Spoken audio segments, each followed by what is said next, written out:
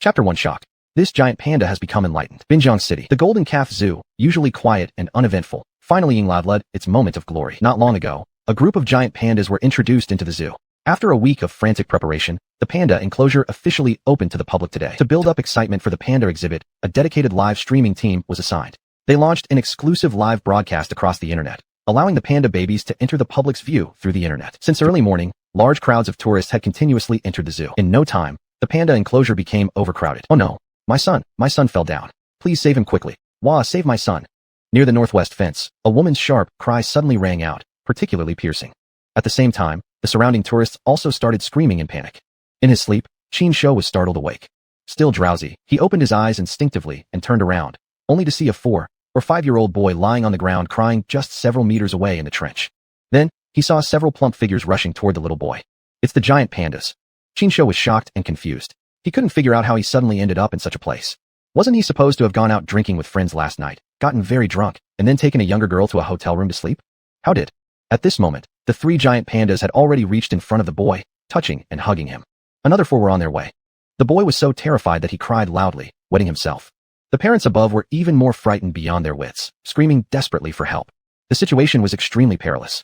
Compared to the little boy, the giant pandas looked overwhelmingly large. Everyone feared the child might be attacked. After all, giant pandas are different from other animals. They were once the mounts of Qiyu, definitely large carnivores. Even if they're usually gentle, there's always a risk of them harming people. How did this kid fall in here? Qin Shou felt his heart pounding with fear, not even thinking much more before rushing over urgently, hands and feet moving simultaneously. Seeing this, everyone was stunned. The most feared situation had happened after all, and the original situation was already extremely critical. Then, another giant panda appeared, even more fierce in appearance. This panda looked particularly fierce, as if it had activated a hunting instinct, buff, savagely lunging toward the little boy. With its powerful bite, the boy wouldn't even withstand a single blow. However, a shocking scene unfolded before everyone's eyes.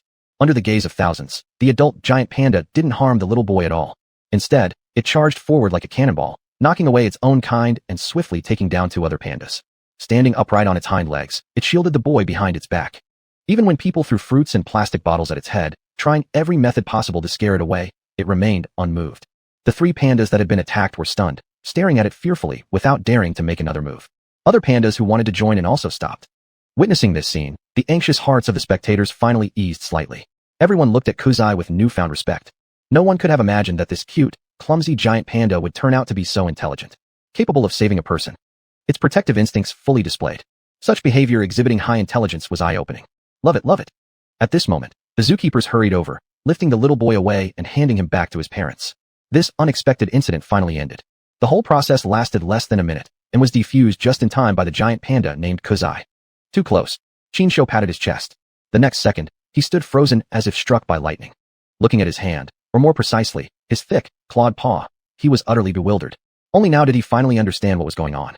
Me? Did I fucking reincarnate as a giant panda? What kind of ridiculous international joke is this? No wonder the tourists kept staring at me. So it's because It took quite a while before Qin Shou managed to recover. He simultaneously gained an understanding of his identity. His name was Kuzai, aged 5.5, originally from the Binjiang Conservation Zone. The most docile among 6 giant pandas. Yet his actions just now were completely unrelated to being docile. Though he looked clumsy and foolish on the outside, deep inside, he housed an extremely intelligent soul. In a way, he could be considered a panda-human hybrid. There are so many cameras set up around. No wonder my previous actions were all live-streamed online.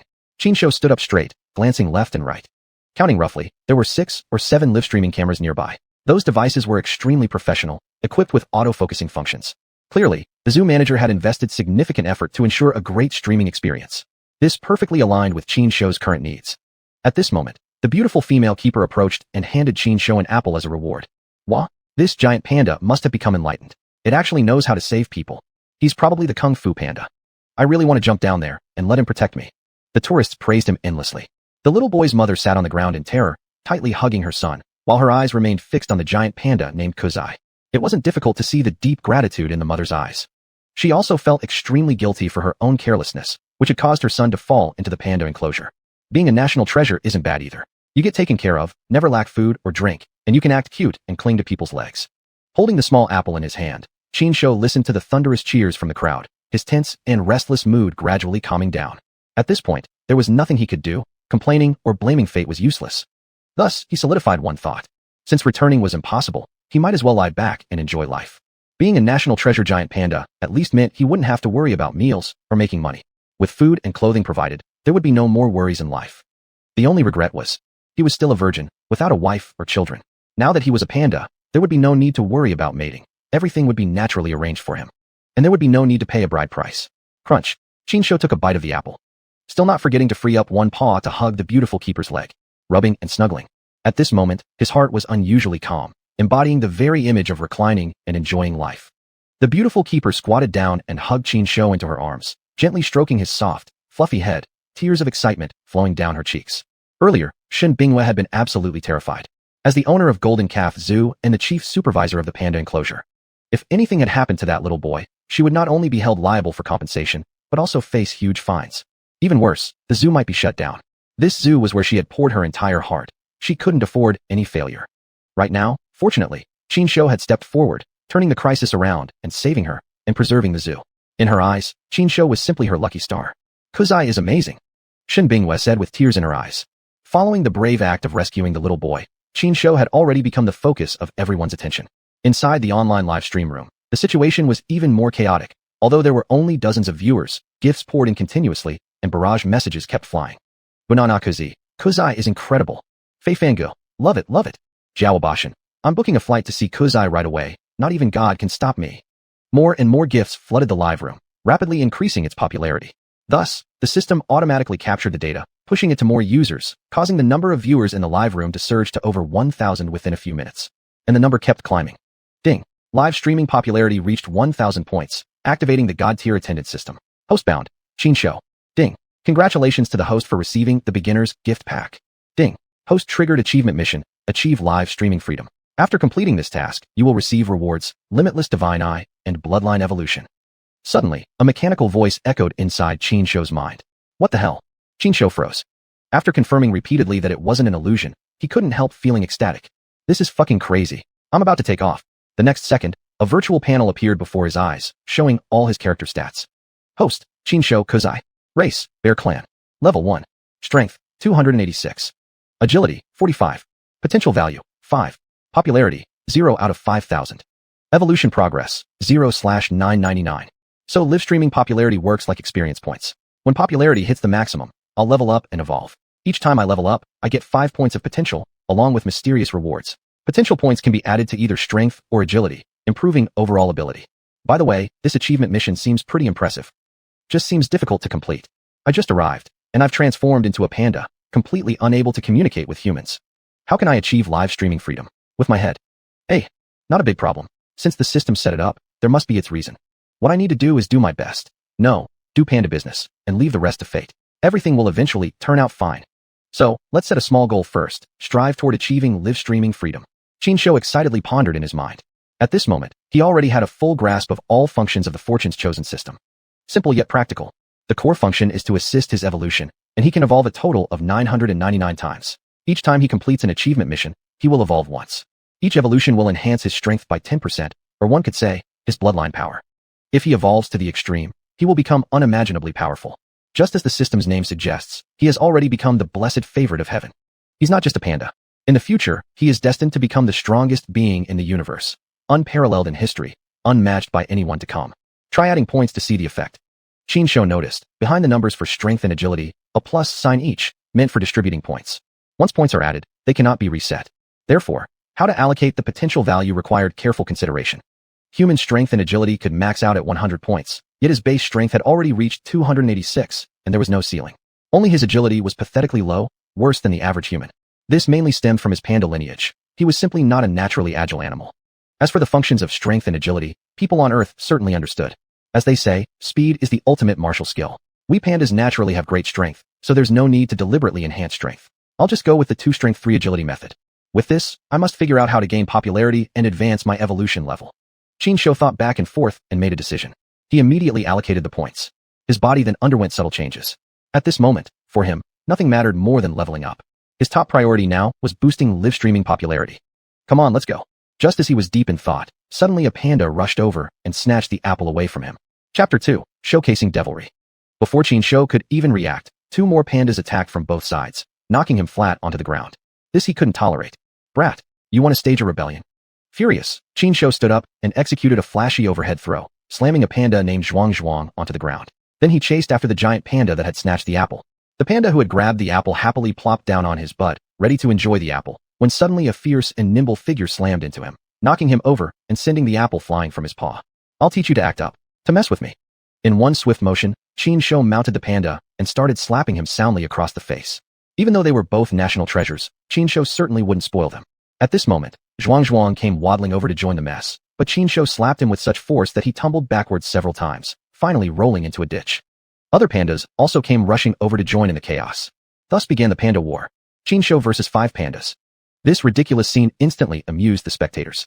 The atmosphere in the live stream was completely electrified by Qin Shou's sudden actions. User 456165 sent a grand fireworks show. Your Pride sent a big rocket. King's Demeanor sent a spaceship. At the same time, the live stream viewership surged past 3,000. Jinny Gui, cool guy is awesome. Papa Popo, Phoenix in Flame. Cool guy is truly the peak of both combat skills and intelligence among pandas. After a fierce struggle, xuanhuan and the others were all defeated. Qin Shou quickly glanced at the popularity number on his interface. Why is there still over 1,000 left? Seems like my earlier performance wasn't thrilling enough. The key question is, how can I achieve streaming freedom? Why doesn't the system give any hints? Could it be, only by evolving and strengthening myself can I find a way to reach this small goal? That must be it. The concept of streaming freedom was clear, to let Qin Shou take control of streaming. Whether to stream, how to stream, and when to stream. At any time, any place. Completely up to him. Yet, as a giant panda, beloved by all as a cute creature, it seemed unrealistic for him to perform tasks humans could. Therefore, achieving this goal, difficult. At this moment, Shun Bingyue came over to try to break up the fight. However, xuanhuan and the rest were not the obedient type. They all swarmed over Shun Bingyue, hugging and clinging onto her. Oh my, you mischievous troublemakers, quickly move aside. Shun Bingyue struggled to deal with them. Suddenly, she lost her balance and fell on her butt. Opportunity. Qin Shou immediately got excited. He grabbed a basket, sneaked behind Shun Bingyue, and placed the basket over her head. Ha ha ha. That's so funny. The spectators around laughed uncontrollably. The viewers of the live stream were also in hysterics. Likes, follows, shares, gifts, massive barrage. The popularity was soaring rapidly past the 5,000 threshold. Ding. Live stream popularity has reached 5,000 viewers. Host level +1. Congratulations on receiving 5 potential points. Ding. Host received a lucky mystery box *1. Suddenly, the system announced the notifications. This looks better. So the mystery reward is the lucky mystery box? Wonder what useful things I can open from it. Upon hearing the prompt, Qin Shou stood proudly with his hands on his waist. Looking at his slightly smug posture, he showed some rebellious charm. In fact, the lucky mystery box was just one kind of mystery reward. There were countless other possible rewards. As long as one's luck was good enough, one could become powerful in a single instant. Let's open it and see. Curious, Qin Shou eagerly opened the lucky mystery box. System prompt, ding. Host has opened the lucky mystery box and obtained the raid shoes. Raid shoes? Qin Shou felt a little disappointed. As a giant panda, how could he even wear shoes? However, after seeing the attributes of the raid shoes, he immediately changed his mind. Name, raid shoes. Level 1. Agility +10. Description, fusionable legendary equipment, upgradable to ultimate raid shoes at max level. Oh wow, so I actually have an equipment slot, just like in video games. Once the equipment is equipped, it doesn't change appearance externally but grants stat boosts. Understanding dawned on Qin Shou. At the same time, a virtual equipment interface appeared within his field of vision. Weapons, shoulders, upper body, waist, legs, and shoes. Total of 6 equipment slots could be worn simultaneously. All equipment attributes mainly enhanced strength and agility. Among them, the most practical, effective, and lasting equipment were fusionable equipment. Take the raid shoes, for example. As long as there were enough pairs, they could be fused indefinitely. With increasing fusion count, the grade of the corresponding equipment would gradually increase, until they eventually became legendary treasures. In addition, certain equipment of advanced tier or higher could also increase bloodline strength and even grant him special abilities. Let me try it out. Qin Shou immediately put on the raid shoes. Agility +10. Although the stat boost seemed minor, the effect was significant. Qin Shou clearly felt his body becoming lighter and his limbs no longer felt as clumsy. Cool guy, behave yourself. Shun Bingyue smiled rather than scolded, holding the basket in one hand and gently patting Qin Shou's big head. Qin Shou stood upright, hugging her long, shapely thigh, then turned toward the tourists and waved his paw with a very human-like smile. This scene once again caused a sensation, with countless people scrambling to capture the moment. After all this during, for quite some time, both Qin Shou and Shun Bingyue were exhausted.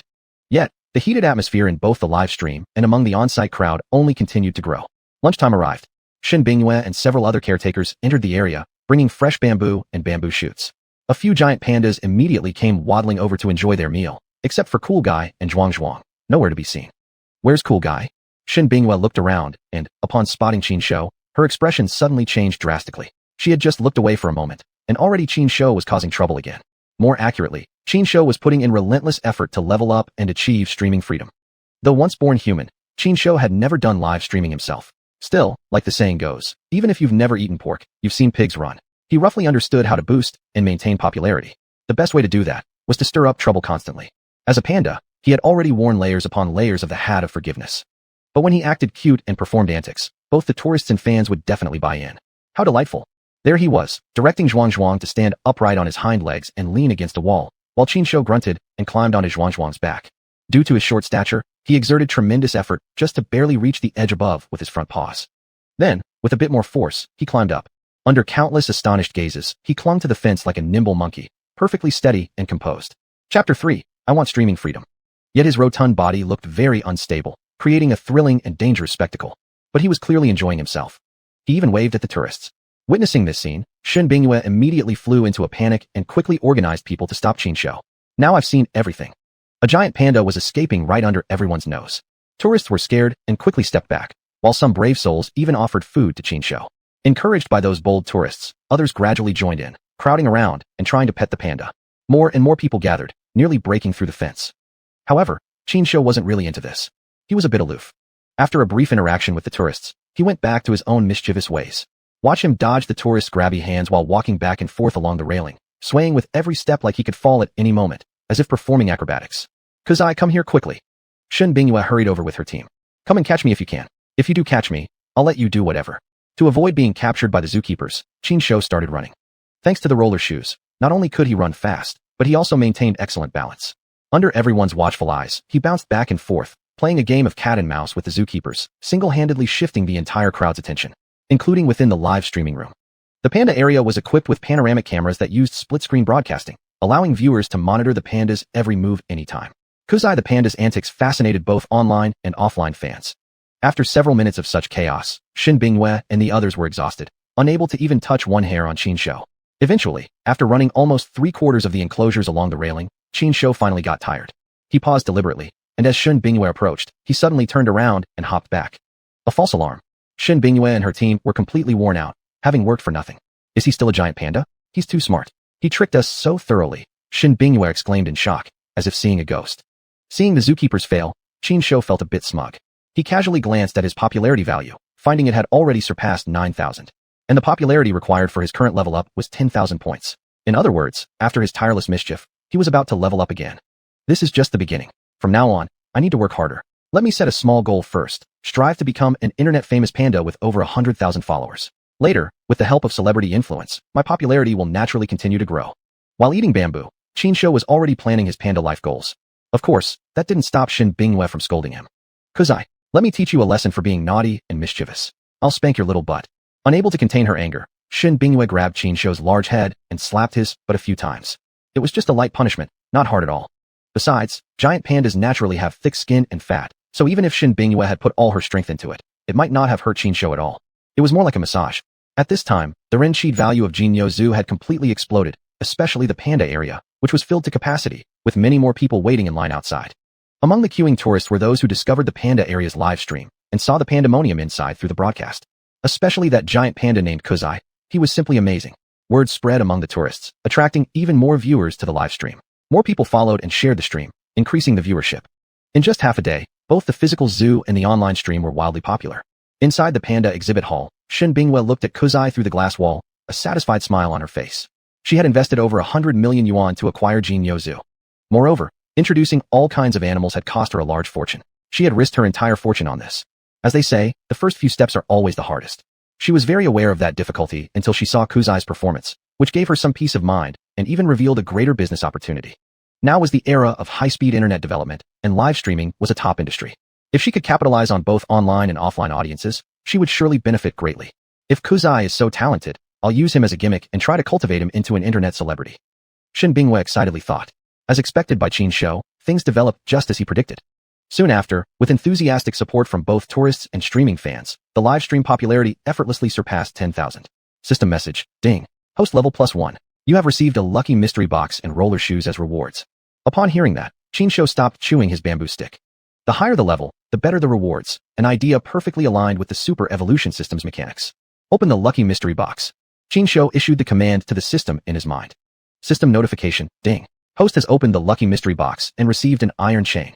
The Divine Check-in System's equipment system covers everything from basic tools to divine weapons. Among them, the most powerful are the special divine artifacts, rare treasures that one can only encounter by luck. As for the iron chain just rewarded, it was purely a basic tool for the early stage, with no other significant value. An iron chain? The name itself sounded plain. Upon closer look, Qinshu found it indeed quite ordinary. Name, Iron Chain. Level 1. Strength +5. Agility +5. Description, a grappling hook made of refined iron, significantly enhancing climbing ability. Qinshu secretly studied it. It feels pretty common, but actually quite practical. The iron chain had a uniquely designed shape, shiny on the surface, equipped with a pair of hooks on the front and a chain on the back, perfectly suited to Qinshu's current level. What pleased him most was the hidden climbing ability boost it granted after being equipped. Combined with his high agility, he was nearly as nimble as a monkey. This would make causing trouble even easier. As for the roller shoes he received as a reward, purely obtained by chance. They were perfect for fusion. Let's try fusing them and see what the result looks like. Excitedly, Qinshu started tinkering. Under his mental control, 2 pairs of roller shoes appeared before him and slowly began to merge. During the fusion, white spiritual light emitted from them. The spiritual light grew increasingly intense, lasting about 10 seconds before abruptly vanishing. System notification, ding. Fusion successful. Congratulations, host has obtained the super roller shoes. The super roller shoes were high-cut, made of silver leather with a silver wing embedded on each side, increasing agility by 25 points, far superior to regular roller shoes. After fusion, the wearing level is now set to level 2. With that thought, Qinshu put on the super roller shoes and equipped the iron chain, dramatically boosting his attributes. Host, Qinshu. Species, Bear Clan. Level, 3. Strength, 311. Agility, 90. Potential points, 10. Popularity, 36, 781/50, 000. Evolution progress, 0/999. Each level up grants an additional 10 base attribute points, and the popularity required for the next level increases exponentially. Worth noting is that the already accumulated popularity will not be reset after leveling up, significantly reducing the difficulty of subsequent upgrades. After assigning the 10 potential points accordingly, Qinshu lay flat on the ground. What lingered constantly in his mind was how to achieve streaming freedom. Once streaming freedom was achieved, it would also mean attaining personal freedom, no longer confined within the cramped zoo. Besides streaming and personal freedom, I also want financial freedom. I will break through racial limits and become a super panda capable of standing equal to humans. The road ahead is long, and the responsibility I carry is immense. He couldn't help but feel a wave of emotion in his heart. Chapter 4 is absolutely amazing. Many tourists who had come specifically to see him were now pointing and chatting among themselves. They didn't realize he was a giant panda with dreams, abilities, and even a few bugs. His inner world was way more fascinating than humans could ever imagine. And they definitely couldn't imagine just how much he could stir up trouble. The live stream's popularity has been increasing more and more slowly. Looks like we're reaching our limit. If we want more traffic, we need to find a way to increase the redo in this live stream. Glancing at the slowly rising popularity score, Qinshu hesitated. Easier said than done. He was overly passive, unable to control the live streaming equipment. The only option left was to act cute, pull off some stunts, and stir up the mood in the live chat. Fortunately, he had a rough idea of how to attract more viewers. Typically, you could pay to go viral, boost your stream in the rankings, increase visibility through gift contributions, or by local popularity. Unfortunately, Qinshu couldn't operate the live stream on his own, so he had to rely on action to draw in popularity. After a short rest, Qinshu got up and prepared to start, causing chaos. By now, the other giant pandas had eaten their fill and gone off to take afternoon naps. Yet the tourists visiting the park were still highly enthusiastic. But only Qinshu marched forward with a proud, arrogant gait, standing on his 2 legs. He strutted over to a tree, hugged its trunk, and wiggled his plump little bottom.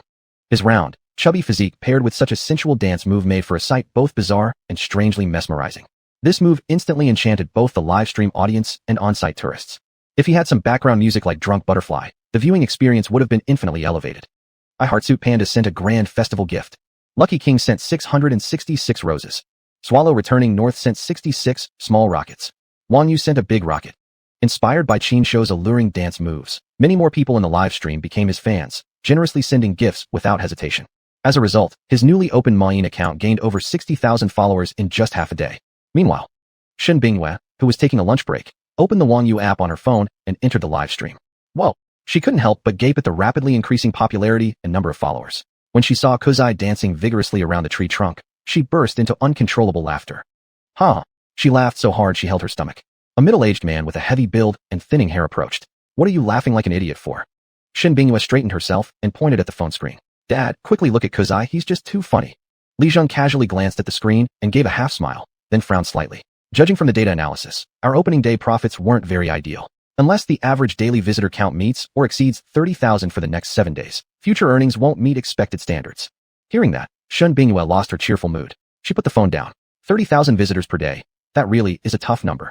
They had already invested every penny she owned to open the zoo.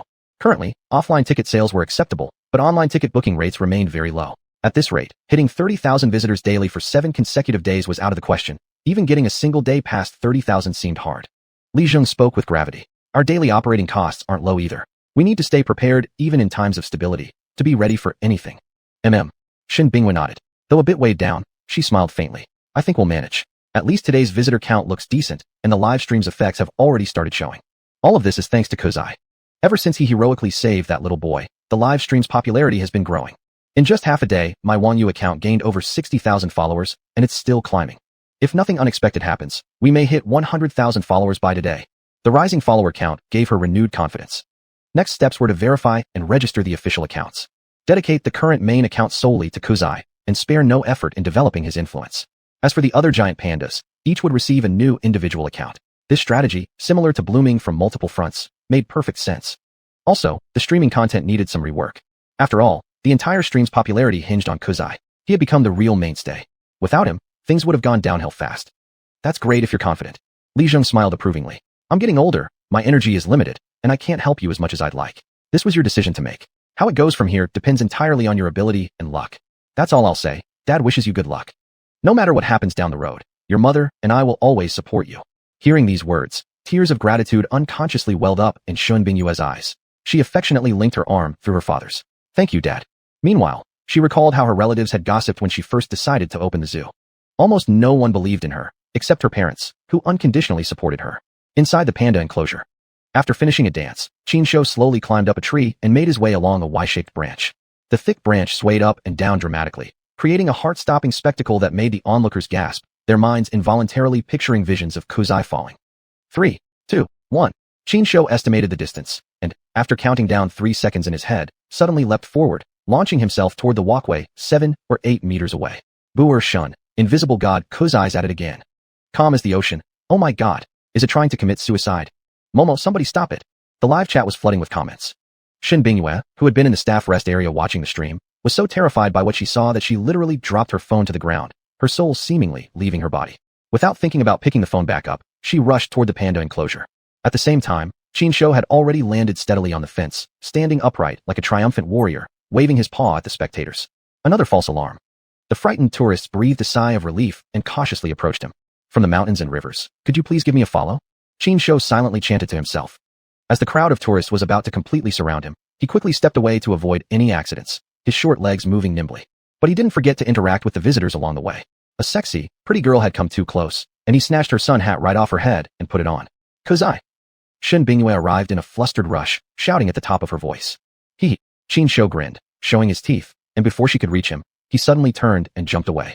To everyone's amazement, he landed precisely back on the same branch. Seeing this, Shun Bingyue felt both angry and amused, her chest rising and falling dramatically. You little troublemaker. Xuanhuan. Kozai is way too awesome. Momo, is it part monkey or something? Forever love my baby. Confirmed. He's the new panda hero. I'm Gongzi. May I ask who the original panda hero was?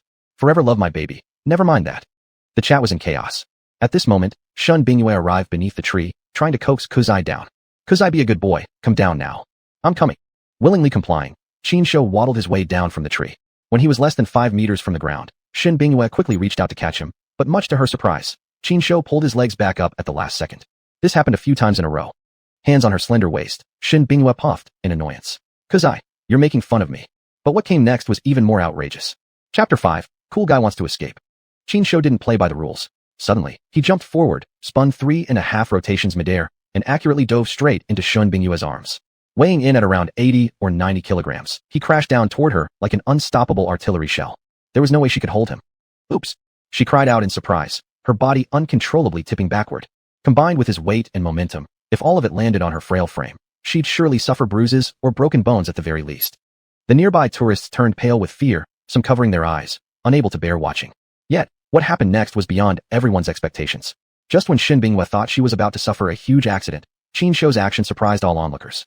In the blink of an eye, At the moment she was about to fall flat on the ground, he suddenly wrapped one arm around her waist, catching her gracefully like a gentleman descending from the sky. He even struck a cool pose, bending forward at a 45-degree angle. Are you kidding me?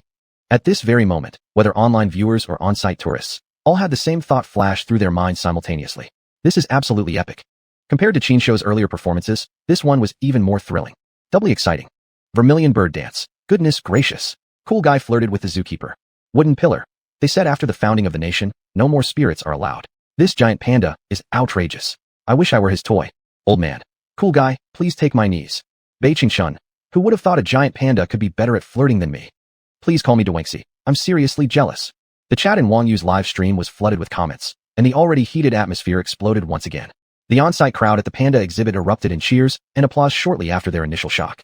After holding that position for about 10 seconds, Qinshuo finally helped Shun Bingyue back to her feet. If there's one thing I'm good at, it's living it up. He felt a little proud of himself. Still shaken, Shun Bingyue took a while to catch her breath. After a moment, she playfully punched Qinshuo's chest and teased, "Cool guy. You naughty panda? How dare you tease me? Don't you have any shame?" While saying that, she was actually more thrilled than anyone else. It felt as though she'd struck gold. Considering that Qinshuo was already a giant panda, a national treasure in its own right, now he truly was a treasure among treasures. Very quickly, the story of a giant panda national treasure teasing a beautiful female keeper shot to the top trending topics on the Wang Yu app. Besides that, several other trending topics related to Cool Guy also reached the upper levels of the trending charts. He practically dominated the top spots on his very first streaming day. Along with the rising topic popularity came increasing traffic to the stream, and the number of live viewers skyrocketed. System notice, ding. Host popularity has reached 50,000 plus. Level +1. Reward. 1 lucky mystery box, exclusive bank account activation, and starting fund of $10,000. Huh? What's this? Hearing the notification, Qinshuo was confused. Why would a panda get cash rewards? I can't even use it right now. Might as well save it for later. He muttered, slightly unamused. With his level up, his abilities had also strengthened. To reach the next level, however, he'd need 200,000 popularity, 4 times more than required before. Gradually, the crowd calmed down. After so much back and forth, Qinshuo was exhausted. He sat down on a plastic crate, a bamboo shoot in one hand, an apple in the other, mulling over his thoughts. Greater strength means greater consumption. My current physical stamina isn't enough. I need to find a way to boost it. However, under the current circumstances, improving his stamina was very difficult. Genetically speaking, giant pandas are carnivores. But now, pandas have all been tamed by humans. None of them ever touch meat, subsisting entirely on plants like bamboo. Even wild pandas seem to have long since abandoned their meat-eating habits. The problem was this. The nutritional content in bamboo was too low. To get the nutrients they needed, pandas had to eat vast quantities of bamboo shoots daily. But for Qinshuo, whose body had already mutated, bamboo alone would no longer suffice. Eating meat was not an option either. It seemed there was only one way to resolve this.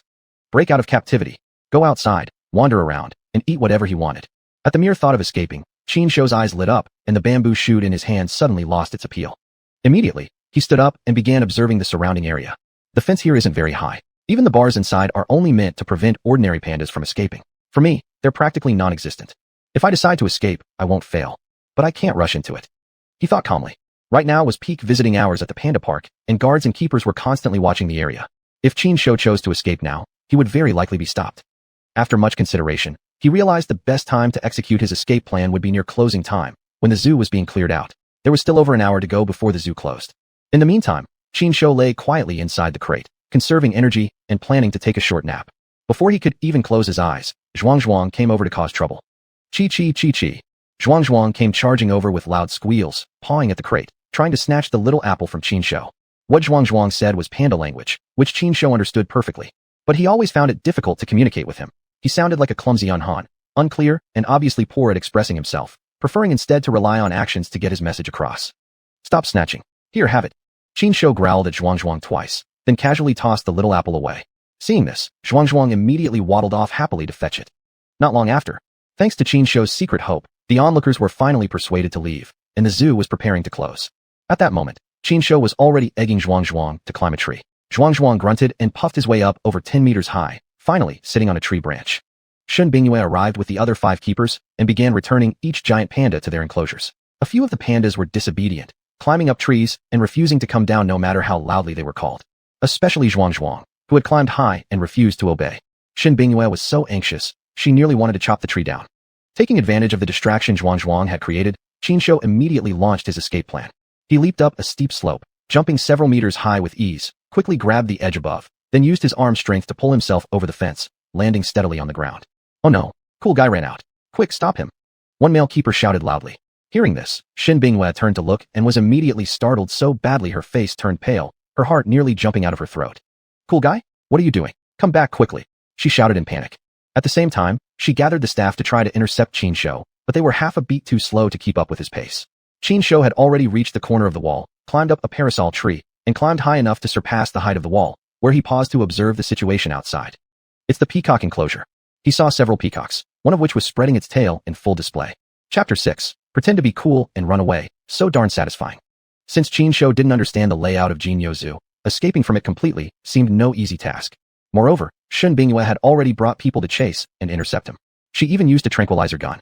It was clear Xin Bingyue's intention was straightforward. If they couldn't capture Cool Guy alive, they'd just shoot him with the tranquilizer gun and bring him down. Screw what kind of enclosure it is, let's just go first.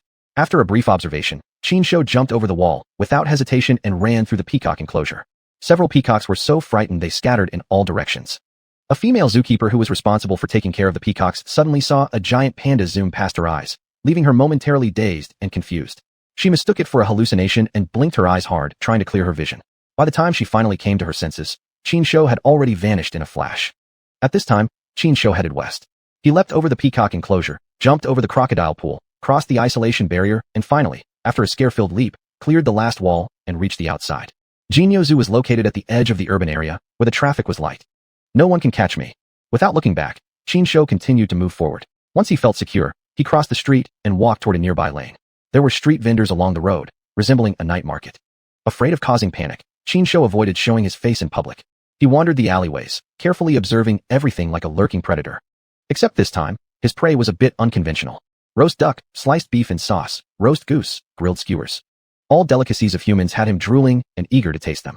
In a small alley, Qin Shou disappeared into the shadows. They must be searching everywhere for me. I can't go out yet. I'll wait until later. Before long, night fell. Time for the hunt. Qin Shou had already targeted a roast goose shop across the street. As the shop owner was arranging goods, he darted out from the darkness. His mouth held one goose, and he clutched two more in his arms before fleeing at top speed. Everything happened too fast. No one around even had time to react. The roast goose shop owner stared at the now empty tray, scratching the back of his head in confusion. What just happened? Where did my roast goose go? It was taken by a giant panda, I think. Look, that's the guy over there. I bet it's someone in costume. Can a real panda run that fast? Come on, let's chase him. People started shouting all at once. They had all witnessed a giant panda rush over and snatch some roast geese before taking off. Although it walked upright, its speed was faster than a rabbit's. The roast goose shop owner led people chasing for hundreds of meters, yet they didn't catch even a glimpse of the creature. On the old Chinese scholar tree at the end of the street, Qin Shou feasted on the roast goose while watching the shop owner run past underneath. A cat-like face displayed a uniquely human expression of smug amusement. Tastes great. I'll definitely visit again when I get the chance. He devoured the goose heartily. Considering his body size and appetite, those 3 geese were barely enough to make him half full. After finishing the roast goose, he had to find another food source again. At this time, Xin Bingyue was frantically searching the entire zoo for Cool Guy, deploying significant manpower, even calling the police to thoroughly inspect the area within a 5-kilometer radius. Only the night market was overlooked. What Xin Bingyue hadn't expected was that Qin Shou hadn't run far. Now, Qin Shou floated like a wandering night spirit through the darkness. He came to a barbecue stall, seized the opportunity, and snatched 2 pieces of sliced beef and sauce, running away immediately afterward. Stop the thief. Quick, catch that fat guy ahead. Hurry up. The barbecue stall owner led a group in pursuit. Qin Shou ran ahead, weaving between residential buildings. Due to his weight, his speed couldn't pick up, and his energy consumed quickly. Worse yet, as he ran, he suddenly found himself at a dead end ahead. If I want to climb the wall, I'll have to leave the beef behind. That won't do it all. Facing a 3-meter-high wall, Qin Shou found himself in a dilemma. Looking at the residential building nearby, he immediately got an idea and turned to rush into the building. He ran inside. The people from the barbecue stall continued to chase relentlessly, locking onto his trail. In the hallway of the first floor, Qin Shou gasped for breath, muttering in his mind, "All I wanted was a taste of beef. It's not worth this level of treatment. Almost ran my butt off." As the pursuers approached quickly, he had no choice but to keep escaping. Actually, with his strength, defeating those few grown men would be effortless. But due to his special identity, he needed to remain low-key. Even improving his daily life required such stealthy measures. Thinking deeply about this filled him with bitterness. He simply wanted to peacefully eat a piece of sliced beef, so he decided to find a place to hide for now. I'll go in and hide first. Passing room 101, he noticed the door was slightly ajar, and there didn't seem to be many people inside. He opened the door and went in, quietly locking it behind him. The living room was simply decorated, slightly old-fashioned, and on the sofa lay a British short-hair cat. From the bedroom came the soft humming of a female voice. Qin Shou didn't have time to think about anything else. He walked into the dining room, sat down, placed the sliced beef and sauce on the table, and began eating as if nothing else mattered. Hearing the sudden commotion outside, Jiang Yuyu walked over in curiosity to check it out.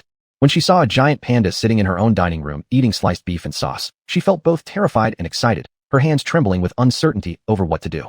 Qin Shou noticed her too. He turned his head and grinned at her, then continued devouring his meal. To him, being able to finish the beef in peace was the top priority. Compared to the people at the barbecue stall, this young girl clearly posed no threat. Qin Shou's idea was simple: eat and leave, no disturbance to each other.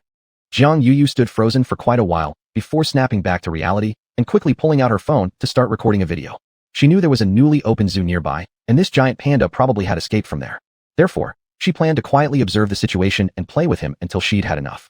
Out of her love for the national treasure, the giant panda, she gradually lowered her guard and tried approaching Qin Shou. Hello there, Big Bun, you're so cute. Can I touch you? You're so fluffy. Hugging you while sleeping must feel amazing.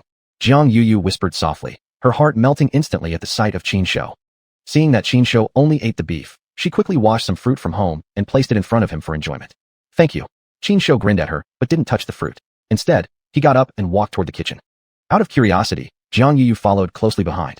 There, she saw Qin Shou open the refrigerator, take out 2 cans of chilled Coca-Cola, skillfully pull open the tabs, and take a long, satisfying sip. Spotting Jiang Yuyu peeking from the doorway, he immediately handed 1 can toward her. Still surprised and uncertain, Jiang Yuyu carefully accepted it. You're offering me a Coke? Wow, you're so smart. From now on, whoever says pandas aren't intelligent, I won't stand for it. Qin Shou smiled, walked back to the dining room, and continued feasting on the beef. About 4 to 5 pounds of beef were quickly eaten up, and even the fruit Jiang Yuyu offered was completely finished. He also drank several more cans of cola afterward. After eating so much food both before and now, despite Qin Shou's unusually large appetite, his stomach was completely full at last. Your ears are so soft. Jiang Yuyu lovingly pinched and rubbed his ears nonstop. Qin Shou tilted his head and leaned against her chest, wearing an expression of apparent enjoyment, though he couldn't hide the restlessness inside his heart. Chapter 7. Teaching a drunken jerk a lesson.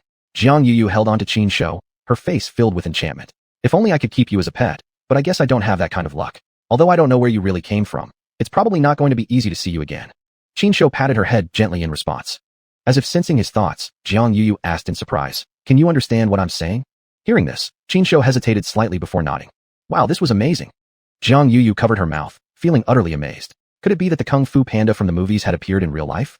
Happy moments are always short-lived. As the clock neared 8, Qin Shou glanced at the time and decided it was time to leave, preparing to say goodbye to Jiang Yuyu. Bam! But just then, the door was suddenly pushed open. Both humans and the cat turned their heads and saw a young man, clearly drunk, walking in with a torn shopping bag swinging in his hand, staggering forward. Yuyu, I came to see you, and even bought you some fruit. The young man slurred loudly. Jiang Yuyu quickly stood up, shielding Qin Shou behind her. Xiaoheng, you're already this drunk. What are you doing coming to my place? I miss you. I just want you to be with me. Xiaoheng grinned foolishly. Saying that, he handed the shopping bag to Jiang Yuyu. Jiang Yuyu, in disgust, smacked it away, clearly wary of Xiaoheng and keeping as much distance as possible. Xiaoheng was a colleague of hers, had pursued her for a long time, and they even lived in the same building. It was hard to avoid each other. Perhaps due to Jiang Yuyu's long-standing rejection, Xiaoheng had been harboring some frustration. Today, taking advantage of being drunk, he decided to confront her. Alcohol emboldened the timid. With his current drunken state, there was no way he was thinking about being a gentleman. He just wanted to get close to Jiang Yuyu. On the other hand, Jiang Yuyu didn't want to reveal Qin Shou's presence and kept protecting him. Unfortunately, Xiaoheng kept pressing closer.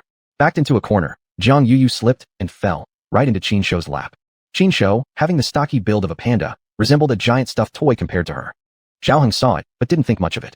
After all, who would imagine that a giant panda would suddenly appear at Jiang Yuyu's place?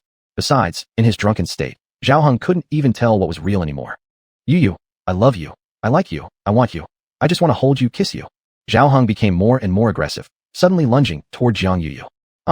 Jiang Yuyu screamed and quickly dodged to the side. Predictably, Xiaoheng lunged at empty space and fell forward into Qin Shou's lap. Let me teach you a lesson for harassing women while drunk. Let me punish you for bullying a girl like that. Qin Shou cursed in his mind. Before Xiaoheng could react, Qin Shou suddenly slapped his back hard. Youch, the F*******. Xiaoheng screamed in pain. That slap alone carried at least hundreds of pounds of force. Xiaoheng nearly lost his breath completely, his internal organs feeling as though they were about to be crushed. Seeing this, Jiang Yuyu's eyes nearly popped out of her head. She never expected the giant panda to actually come to her rescue, but the force was too great. He could have really hurt someone seriously. Cough, cough, cough. Xiaoheng hastily sat up, rubbing his throat, coughing violently. Stimulated by the pain, his head had started to clear slightly. Yet, he still failed to notice that the plush toy on the sofa beside him was in fact a real live giant panda. Yu, your punch is really strong. He looked toward Jiang Yu. Meanwhile, Qin Shou had already stood up. Just stop, okay? Please go, Jiang Yu urgently urged. No, I won't go. Zhao Hing whined, trying to press closer. However, just as he approached Jiang Yu, he was kicked hard in the legs by Qin Shou and fell heavily sideways onto the floor. Crash. His head hit the ground hard, painfully so. This fall nearly cost half of Zhao Hing's life, leaving him disoriented and barely conscious. Jiang Yu hurried forward. Stop hitting him. Don't hit anymore. Someone's gonna die. Qin Shou also had no intention of continuing, grabbing Zhao Heng by the waist and flinging him outside into the hallway like a worn-out sack. Afterwards, he waved at Jiang Yu and left without looking back. Truthfully, he really wanted to stay. Though he possessed the soul of a human, he naturally yearned for human companionship. Unfortunately, he couldn't stay for long. If someone discovered him, it would very likely get Jiang Yu into trouble too. If he didn't want any trouble, it would be wise to stop while he was ahead. After all this back and forth action had lasted over 2 hours, Shen Bingyue was nearly driven mad. She had done everything she could, mobilizing people for a door-to-door search, but hadn't even found a single hair from Cool Guy. Pandas are national treasures, priceless, and of high value. If he were captured by criminals, the consequences would be unimaginable. Shen Bingyue would not only face enormous compensation fees, but also bear legal responsibility for inadequate supervision. Just as Shen Bingyue was nearing despair, a phone call came through. President Shen, Cool Guy is back. Hearing the news, Shen Bingyue couldn't help but feel weak in the knees, letting out a long sigh of relief. Immediately, she opened the Xuanhuan app and entered the live stream to check. Sure enough, Cool Guy's figure reappeared on the screen. Audiences in the live stream were already focused on Cool Guy. Earlier, when Qin Shou had escaped, he hadn't turned off the live broadcast. In front of dozens of thousands of viewers, he openly fled from the zoo. This had sparked a new trending topic. Shocking. Giant panda Cool Guy escapes from the zoo. Now that he had suddenly returned on his own, it naturally caused a huge uproar in the live stream. At this time, all the other giant pandas had already returned indoors to rest, while Qin Shou alone wandered around the enclosure. Sitting on a tire swing, swaying casually, he looked up at the stars scattered across the night sky, pondering alone about panda life and human life. It'd be great if I could go out for a meal every few days. If I can only indulge occasionally, that's just not satisfying enough. Meanwhile, he had already prepared himself mentally for a scolding.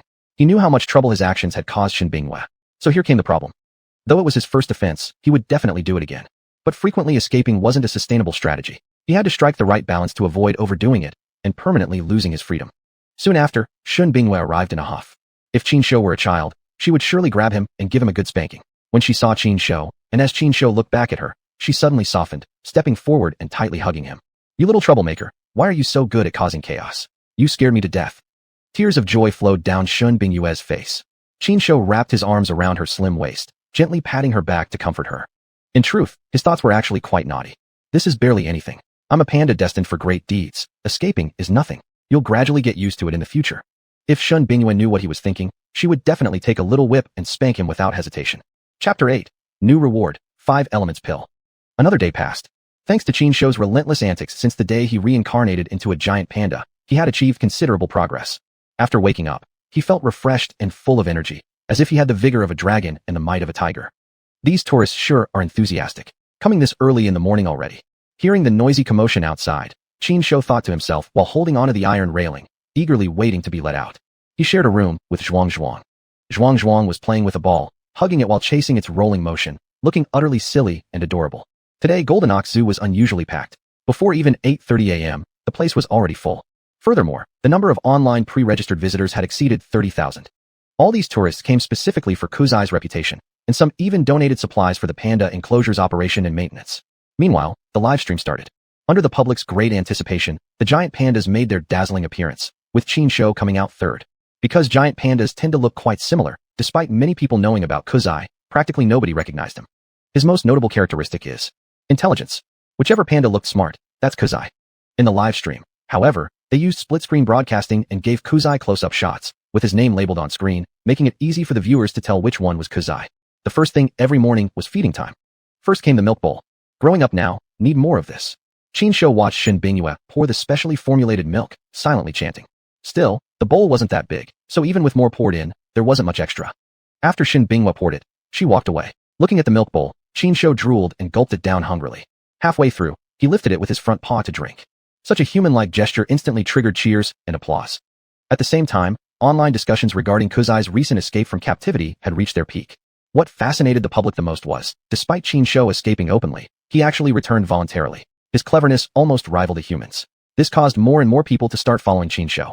In just a few hours, his followers had already surpassed 200,000. The live stream was drawing 180,000 viewers. Host, Qin Shou. Race, Bear Clan. Level 5. Strength, 326. Agility, 112. Potential, 0. Popularity, 186,887/200,000. Evolution progress, 0/999. After glancing at his interface data, Qin Shou thought to himself, just over 10,000 popularity points left until the next level. That'll be easy, just a matter of minutes. Alright, I haven't checked in yet today. System, check in now. System prompt, check in successful. Congratulations, host.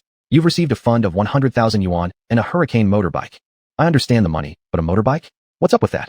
Qin Shou was astonished. He immediately examined the hurricane motorbike's attributes. Item, hurricane motorbike. Level 5.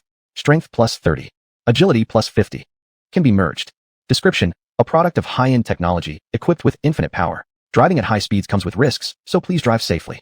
The hurricane motorbike is a 125 cubic centimeters model, completely black in color, with extraordinary performance. More importantly, it doesn't consume fuel, making it environmentally friendly and pollution-free. This motorcycle isn't bad. Finally, a means of transportation. Qin Shou thought happily. If this time they gave me a bike, next time, maybe they'll reward me with a helicopter. Meanwhile, the video of the drunk, out-of-control panda started circulating online after being uploaded to xuanhuan app. Shortly after, the neighborhood security officers visited Jiang Yuyu. It was only then that Jiang Yuyu learned the part of the events from last night when the giant panda beat up Zhao Heng had been recorded by a corridor camera. The security officers from the community uploaded the footage online, drawing significant attention. Some people even recognized the panda in the video as xuanhuan. After learning about this, Jiang Yuyu finally understood Qin Shou's background. Therefore, she bought a ticket for the zoo especially to visit Qin Shou. System prompt, ding. The livestream popularity has surpassed 200,000. Host level increases by 1, and 1 5 elements pill has been rewarded. 5 elements pill. Hearing of a new item, Qin Shou immediately became attentive and quickly looked into it. Item, 5 elements pill. Effect, consuming it enhances the 5 elements power. The description of the 5 elements pill was concise, perhaps even too brief. If it were any shorter, Qin Shou guaranteed he wouldn't understand a thing. Wanting to find out the actual effect, Qin Shou promptly swallowed the pill. Upon careful reflection, it wasn't hard to understand. Combining the pill's description with the sensations after consumption, Qin Shou realized the 5 elements pill was no simple item. Indeed, it enhanced the power of the 5 elements. This referred to the 5 elements: metal, wood, water, fire, and earth. All living beings possessed attributes matching one of these 5 elements. The traditional concept of having a fire life, earth life, metal life, and so forth. For Qin Shou, the 5 elements power was not just a vague concept. It was an extraordinary force that could bring him infinite benefits. How amazing this feels. After swallowing the 5 elements pill, as the effect seeped into his body, Qin Shou felt incredibly comfortable. It seemed like a fiery energy was surging within him. What he didn't know was that, as the fiery energy spread, a small tuft of crimson fur gradually grew between his eyebrows. Only after fully absorbing the pill's power did his body return to calmness. Did I activate fire element energy? Does that mean I was born with a fire element affinity? Qin Shou pondered inwardly. Calling it fire affinity wasn't wrong either. Right now, he was indeed on fire. He had become the breakout star among internet sensations, ranked in the top 10 for popularity in Binjiang City. If his current level of attention continued, within 2 days he would break into the top 3. What followed proceeded in a routine fashion. The giant pandas either played, slept, or acted mischievously, especially xuanhuan, who always bullied the others. Strangely, Qin Shou, who used to cause the most chaos, suddenly seemed very well behaved. In the live stream, more than 200,000 viewers were waiting for him to act cute and put on a show, yet he sat still obediently. It wasn't that he didn't want to act out, but rather, when he did get rowdy, nobody could handle it. Besides, ordinary little antics weren't impressive enough for him. He aimed for the spectacular. Cool Jai fan. Make Cool Kid dance, and I'll send a grand carnival gift. Fisherman 9th. What's up with Cool Kid? Did he get punished after escaping yesterday? Drama. Cool Kid isn't lively today. He's so boring to watch. Tyrannosaurus sent a grand carnival gift. Naughty Gentleman sent 999 roses x3. Naughty Gentleman sent roses x 999. Naughty Gentleman sent roses x 999. Naughty Gentleman. Wage sent 9 big rockets. In no time, the live stream screen was filled with both messages and virtual gifts. Shen Binghua was watching the live stream closely. Seeing the viewers' reactions, she also noticed that xuanhuan wasn't as energetic as yesterday, which clearly affected the channel's popularity. After thinking it over, she went into the enclosure to find Qin Shou. Qin Shou was lying on a rock sunbathing, feeling warm all over, nearly falling asleep. Chapter 9, xuanhuan, you're not some lemong, right? At this moment, Shen Binghua tiptoed over and quietly squatted behind Qin Shou, then suddenly reached out and patted him. Qin Shou didn't even lift his head, taking no notice of it. But just as Shen Binghua was about to repeat the trick and tease him again, she was startled instead by him. Suddenly, Qin Shou rolled over, nearly bumping heads with Shen Binghua. Startled, Shin Bingyue dropped onto the ground with a thud, followed immediately by Qin Shou giving her a tight bear hug. Young lady, trying to tease me. You're just too inexperienced. Lying on top of her, Qin Shou muttered inwardly and playfully licked her face a few times. This sight drew laughter from the onlookers. It also lifted the mood of the live broadcast. A giant panda teasing its zookeeper? Exactly the sort of scene viewers loved. Kuzai, you're not some nomong, are you? Shin Bingyue struggled desperately to resist Qin Shou's overpowering grip, but her strength was too little to counter him. Qin was free to grope as he pleased. After a long struggle, she finally broke free from Qin Shou's clutches. Kuzai, you must be a good boy. Shin Bingyue was Jida Huojihuolak, but could do nothing else but patiently guide him. She wanted Kuzai to dance like yesterday, to liven up the live stream atmosphere. Does she want to play with me? Qin Shou seemed to see through her intention, so he tried his best to cooperate. The human and panda pair moved around awkwardly like in a social dance, forward and backward, left and right, with clumsy and mismatched steps. Not exactly graceful, but highly amusing. Thus, another trending topic quickly emerged, giant panda Kuzai breakdances with zookeeper. The previous trending topics hadn't cooled down yet, and another hot one appeared. Love Kuzai, go Kuzai. Erumph, clearly a human in disguise. How could a giant panda be this smart? Old fox, same thought. There's just no way for a panda to be so clever. Wanzio, if you don't like, don't trash. Lura Huimian, right? Don't trash if you're not into it. Everlasting faith, why do idiots follow you everywhere? If you doubt Kuzai's authenticity, just visit Golden Ox Zoo in person. The appearance of a few trolls had started steering the live chat off course. These keyboard warriors spewing nonsense without thought had long become a plague, popping up wherever something good or bad happened, always barging in to stir chaos and stir up sentiment. Continuing this way long term, such trolls had become the widely despised dark figure in society. I'm so tired. I can't go on. Gasping for breath, Shin Bingyue stopped and sat on a wooden stool nearby. Qin Shou weighed nearly 200 pounds, and holding him while dancing exhausted Shin Bingyue. Within a few minutes, her slim waist nearly broke from fatigue. Here, let me give you a back rub. As Shin Bingyue caught her breath, Qin Shou walked behind her and started pounding her back using his thick bear paw. Shin Bingyue became delighted. Kuzai, you actually know how to give me a back rub. Amazing. No big deal. Qin Shou continued rubbing her back for several minutes. Then, he walked to face her and sat down, resting his head on her chest, signaling it was now his turn to be pampered. You clever little thing. Shin Bingyue instantly understood his intention and started massaging his neck and rubbing his belly. The mighty cat lord is flirting online. Dear audience, please pay more attention, show more support. More exciting shows are coming. While interacting with Shin Bingyue, Qin Shou silently made his wish. The popularity of the live stream correlated directly with his growth, especially the achievement goal of achieving broadcast freedom. He couldn't afford not to take it seriously. The morning passed. To prevent Qin Shou from escaping again, Shin Bingyue added extra personnel temporarily to monitor him. Seeing that Qin had remained obedient, unlike the previous day when he was so naughty, her previously tensed nerves slowly relaxed. Unknown to her, however, Qin Shou's obedience was just a deceptive appearance. He had plenty of cunning plans brewing in his mind, and had already started plotting his next escape plan. The door to the room inside isn't locked. I can sneak out quietly at night. Lying in Shin Bingyue's arms, Qin Shou settled on his decision. Before the escape, though, he needed to keep a low profile to avoid tighter control. Meanwhile, Shin Bingyue was observing him. From yesterday's performance, Shin Bingyue had sensed that this Kuzai was somewhat different from ordinary giant pandas. A normally mature panda's intelligence is roughly equivalent to that of a 3 to 4-year-old human, but Kuzai clearly exceeded this level. He felt more like a human hiding inside a panda's skin. Am I thinking too much? Maybe Kuzai is just one of those particularly intelligent pandas. Not that mysterious. With this thought, Shin Bingyue dismissed the doubts in her heart. Unknowingly, Qin Shou had fallen asleep in Shin Bingyue's arms. At that moment, he looked exactly like Momonosuke from One Piece, just without the annoying personality, and even more beloved by people. Kuzai, time to eat. Shin Bingyue woke Qin Shou up. Qin Shou rolled over, hugging her slim waist, and continued sleeping. Shin Bingyue pretended to threaten him. If you don't get up right now, I'm really going to spank your bottom. Saying that, she forcibly pulled Qin Shou up. Qin Shou yawned, still a bit dazed as he looked around. Already? It's barely been any time. How come it's already mealtime? Perhaps due to his giant panda instincts, Qin Shou always felt sleepy easily. Especially after a full stomach, sleepiness just couldn't be stopped. On average, he slept more than 10 hours a day.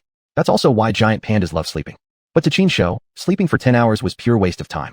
So after finishing a meal of bamboo shoots and drinking his milk from the bowl, he didn't lie down to rest. Instead, he walked around actively, displaying great self-discipline. That excess body fat on him was a clear indicator. Gaining weight had nothing to do with eating meat or vegetables. It all came down to exercise. He didn't want to become a gluttonous, lazy lump like xuanhuan. He was a capable, ambitious giant panda. Tourists visiting the zoo were coming non-stop, including Jiang Yuyu. After waiting in line all day, she finally squeezed her way into the panda enclosure. When she saw Kuzai walking alone, she couldn't quite confirm if it was the same panda who had sneaked into her house last night, eaten braised beef, and beaten up the drunk man. After carefully gathering information from various sources, She finally understood the truth. A giant panda had escaped from the zoo, feasted wildly outside, and then returned on its own. This story sounded utterly ridiculous, but that was exactly what happened. Excuse me, I'd like a close-up photo and interaction with the giant panda. Is that possible? Jiang Yuyu asked a female staff member. We will have that event starting tomorrow, but there's an extra fee. Maybe come back tomorrow. No problem. Jiang Yuyu shot a glance at Qin Shou, her eyes gleaming with obvious delight.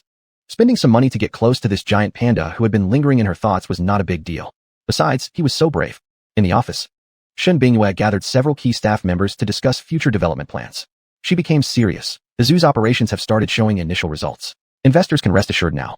Next, I plan to build an ecological IP around Kuzai. If anyone has opinions or suggestions, feel free to speak up. Chapter 10, Rudeness of the Visitors.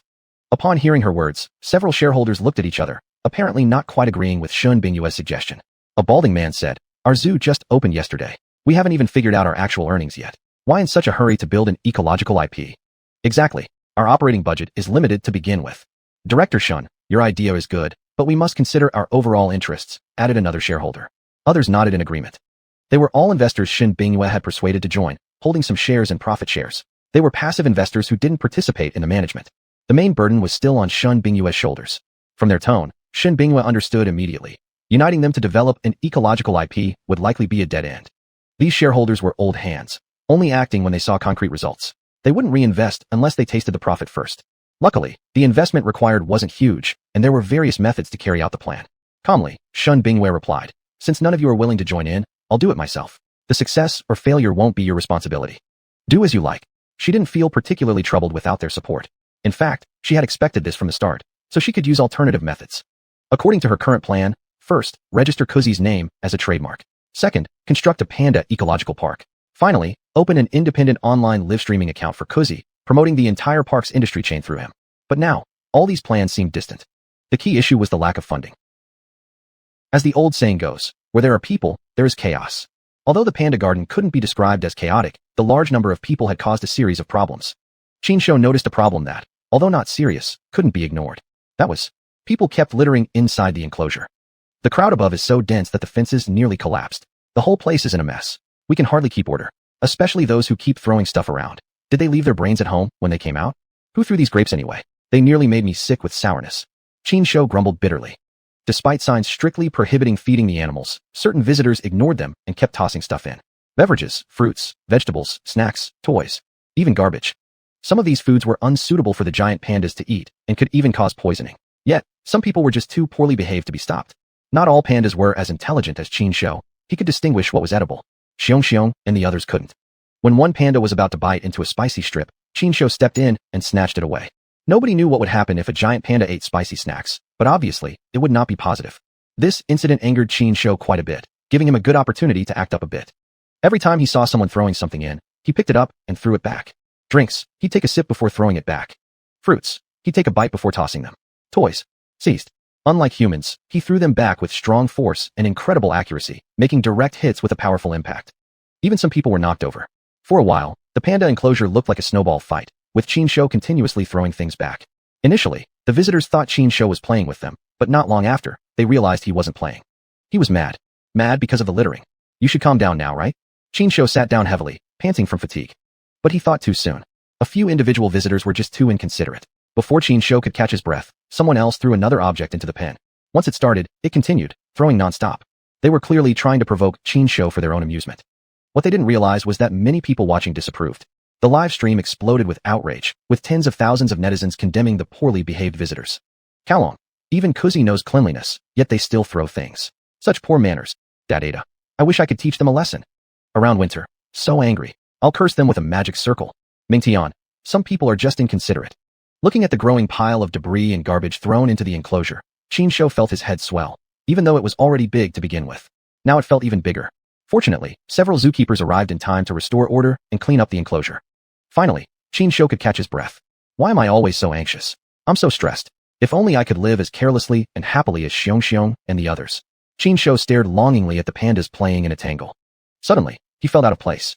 His restless little heart kept pushing him to escape this cage and embrace the freedom that was truly his own. The day passed like this. System notification. Today's live stream has ended. Total viewership, 250,900. Evening. Shen Bingyue arrived with others to install an additional camera in Qin Shou's panda house. In a corner, Qinshu quietly observed from the shadows. Seeing his somewhat clumsy expression, Shen Bingyue stepped forward and patted his big head. Do you still have the nerve to watch? It's all your fault. I had no choice but to install cameras just to keep an eye on you. What good will cameras do? No one can stop me from going out. Qinshu retorted silently. Half an hour later, the camera was installed, and Shen Bingyue left with her group. Taking advantage of the worker on duty not paying attention, Qinshu quietly climbed onto the iron gate, attempting to open it. The panda house door was never locked, as it was nearly impossible for giant pandas to open iron gates with their body structure, but Qinshu was no ordinary giant panda. In a few quick movements, he slid open the latch and escaped. This has nothing to do with you. Xiong, who was preparing to escape together with him, was blocked inside, while Qinshu leisurely wandered around the house. Actually, he hadn't intended to escape entirely, but rather to familiarize himself with the structure and scout ahead. After roughly understanding the layout, he immediately returned to his residence. It won't be hard to escape tonight. Man, I'm so sleepy. I'll take a nap first. Feeling drowsy, Qinshu lay down on the blanket and fell asleep. The medicinal effects of the Wuling pill he had taken in the morning had not yet been fully absorbed, and the absorption was fastest during sleep. Therefore, the strand of crimson fur in the middle of his forehead visibly grew longer as he slept, quickly reaching about 10 centimeters. A single red mark between the brows. It looked quite unique. The sun rose. Ugh.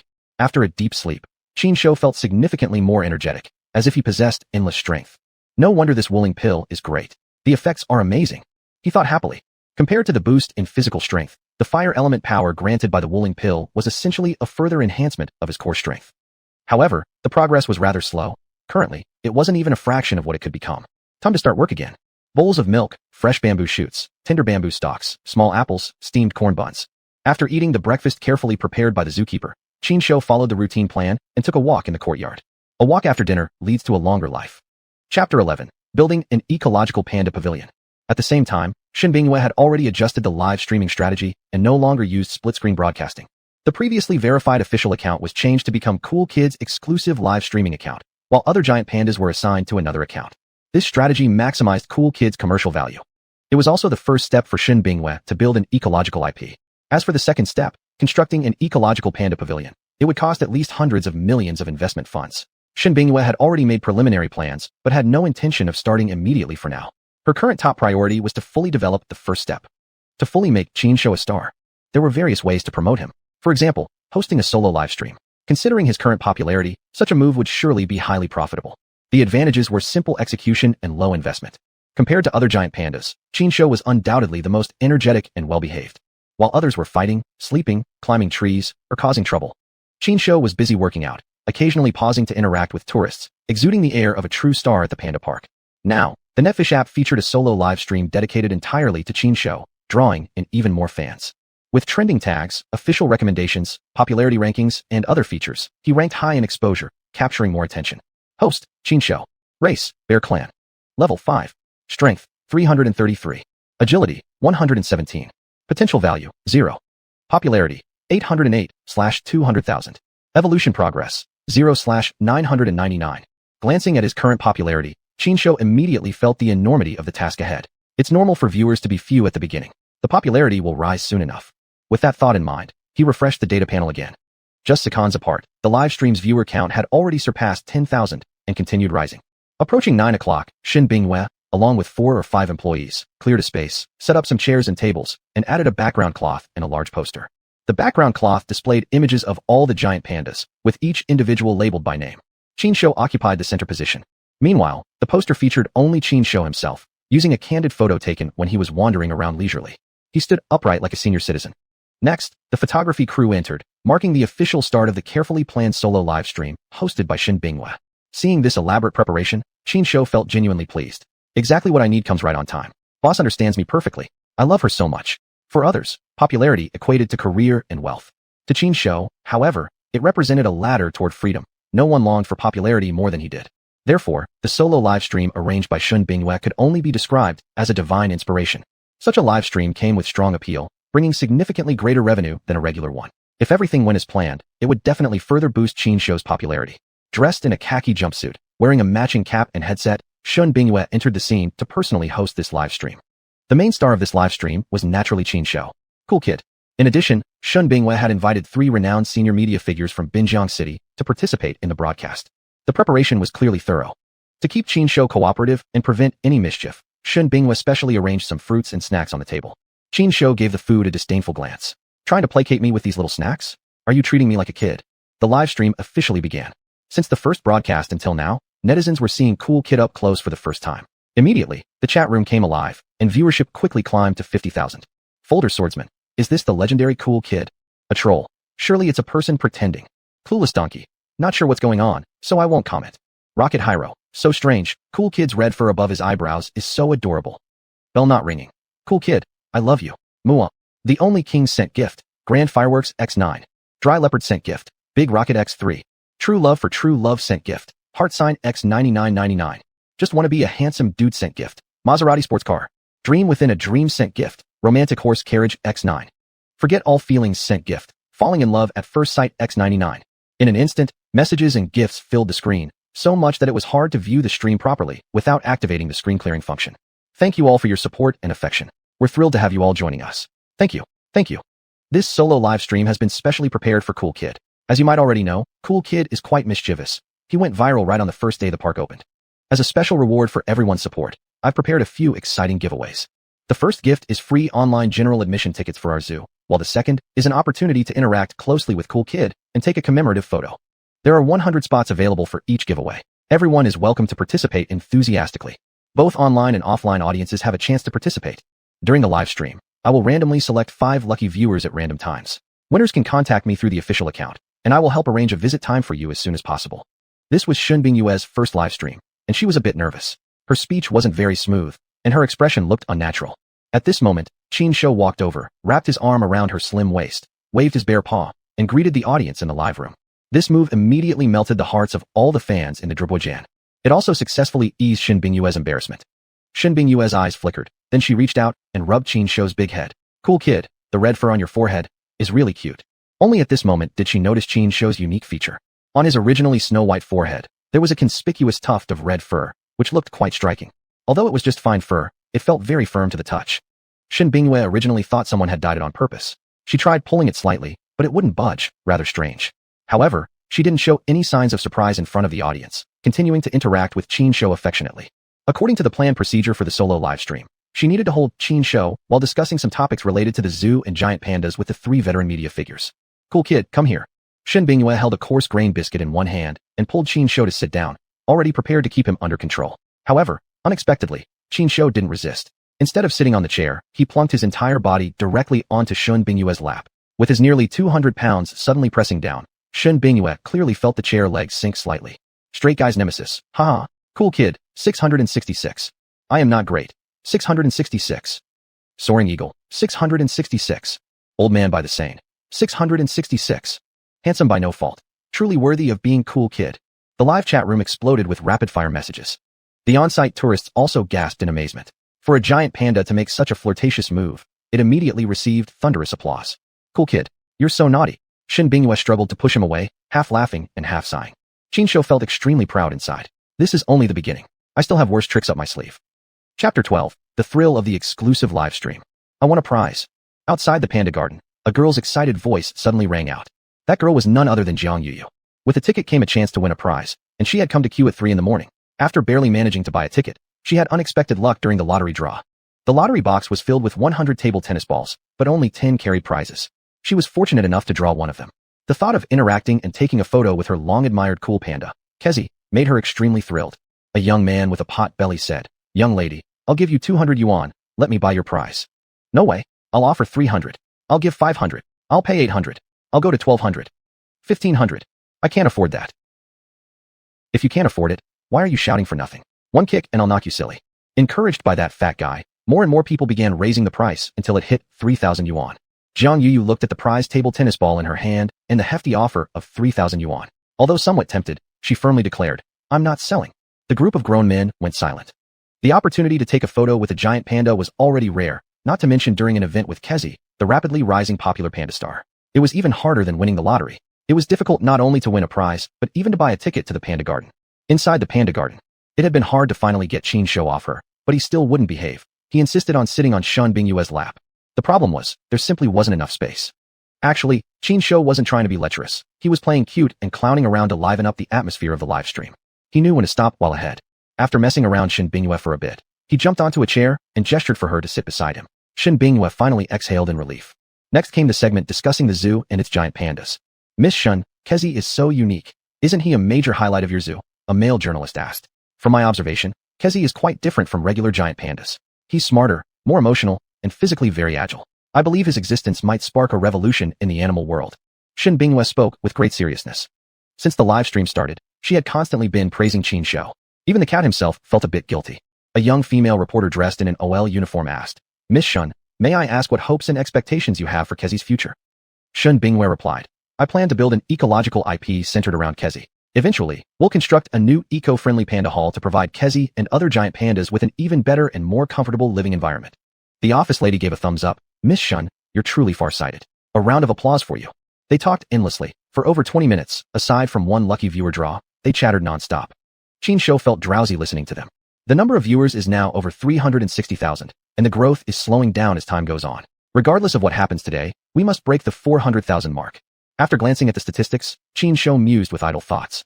Unexpectedly, the number seemed to have truly hit its limit, hovering steadily around 360,000 without increasing. Meanwhile, Kezi's live stream had already topped the local popularity ranking. The second place was a model streamer with over 30 million followers, having occupied the #1 spot for several consecutive days without anyone able to shake her dominance. Yet now, she had been surpassed by a mere panda. As for the platform-wide ranking, they had only reached about the 31st place. It felt stagnant. Qin Shou understood all this.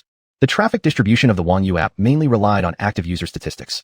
In the morning, when fewer people were online, the traffic allocated was naturally limited. If the live stream were held during peak evening hours after work, the popularity would definitely be much higher than it was now. Viewership. Qin Shou could no longer sit still. He had no appetite either. Deciding not to wait anymore, he got down and approached the phone used for the live stream. He squinted his bare eyes, trying to see clearly. The retinas of giant pandas were vastly different from those of humans. It was as if they were naturally nearsighted. After staring for a while, Qin Shou could barely make out some of the comments scrolling across the screen. To everyone else, he just looked bored and restless, aimlessly moving around, and even possibly intending to harm the streaming phone. Seeing this, Shen Bingyue hurried over to stop him but couldn't budge him an inch. And so, they were locked in a stalemate. My vision, it's bad enough already. He felt both helpless and indignant, thinking, I must have heard right. Someone is trashing me, saying I'm just a human in disguise. Keyboard warriors really are everywhere. They even go as far as attacking a giant panda. Absolutely shameless. Thinking thus, he believed it was necessary to prove himself. Moreover, this was a rare chance to attract popularity, so he was definitely going to make full use of it. After much thinking, he decided to first show off a little and warm up the crowd. Standing upright facing the screen with both feet planted, he began dancing with a sexy, sizzling hip swing. Though sexy and spicy wasn't exactly his style, he was cute enough, adorably fluffy with a wiggly, fat, but that shook along with every movement. This scene instantly ignited the atmosphere both online and offline. Forever love Kezi. Go Kezi go. Never-ending love. Kezi, are you looking for a dance partner? Dalian James. Whoa, holy crap. This panda can dance. Fatty Lee. Kezi is the best. Old Fatty hereby concedes defeat. Only King sent fireworks x10. Mysterious Traveler sent fireworks x3. Starlight Shine sent a sports car x2. Wherever you come from sent a super rocket. Fans in the live stream were fog ly sending gifts, and they even uncovered a hidden wealthy elite. Each large rocket was worth 1,000 yuan. One had to send 100 rockets to earn a single super rocket. Unlike other gifts, super rockets were tradable or convertible to cash and worth no less than 100,000 yuan. I can't take it anymore. After dancing for over a minute, Qin Shou suddenly dropped flat on his butt. Pandas usually moved on all fours, and extended bipedal standing was physically painful. Dancing like this was even harder for his legs. Unknown to him, during that minute of random, amateurish samba dancing, he'd earned Shen Bingyue hundreds of thousands in revenue. Popularity had risen significantly as well. System notification, ding. Livestream viewership has reached 400,000. Host level +1 unlocked. You've received a level up reward, a pair of Punlun golden bracelets, and a lucky mystery box. After a long, hard effort, a new record had finally been set. Level 6, an epic level advancement. Next level requires 600,000 viewership. It gets harder and harder from now on. At the current rate, I still have a long way to go before achieving true streaming freedom.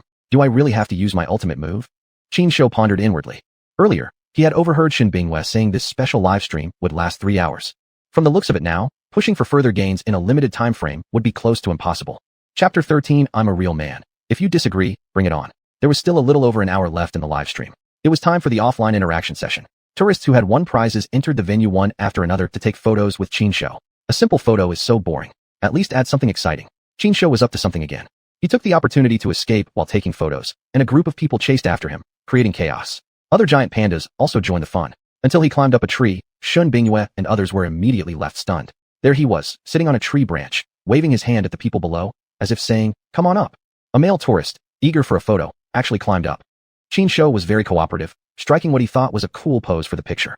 Next up, surprisingly, it was a girl, who clearly couldn't climb a tree. She sighed at the sight, and was about to give up.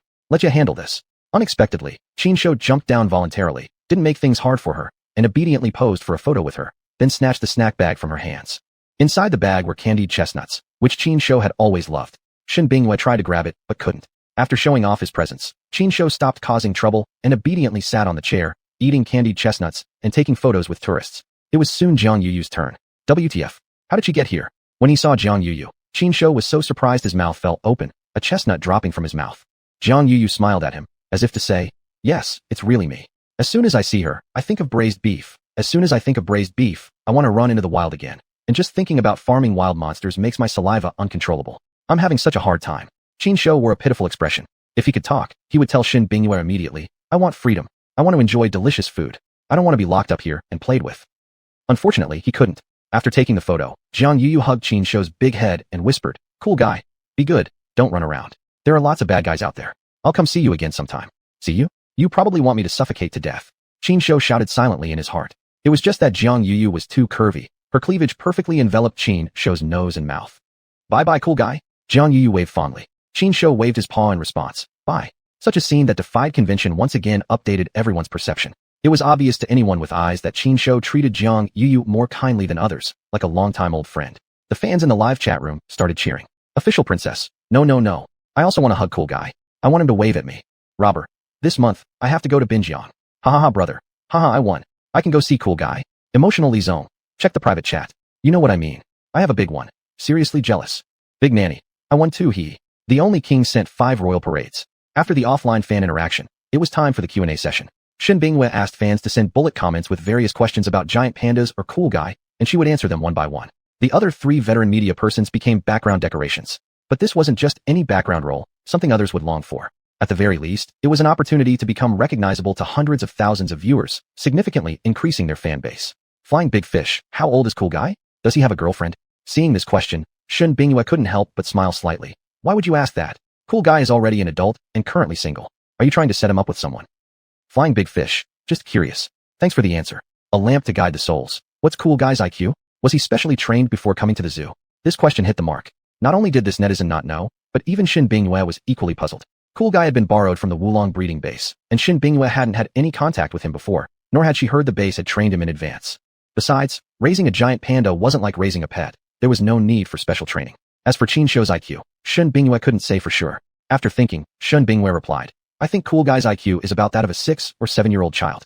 He hasn't received any special training. He's just naturally smart. A lamp to guide the souls. Got it. Cool guy is amazing." The bullet comments flew too fast, almost impossible to read clearly, so Shen Bingyue had to take screenshots to check. Suddenly, she noticed a strange question appearing repeatedly in the comments, continuously flooding the screen.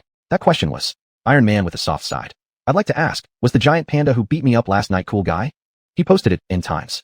Compared to other questions, this one seemed completely off the wall. However, Qin Shou had indeed escaped last night, and Shen Bingyue couldn't completely rule out the possibility of him attacking humans. "Qin Shou, someone is asking if you were the one who beat him up last night. How should I respond?" Shen Bingyue looked at Qin Shou, eager to get to the bottom of it.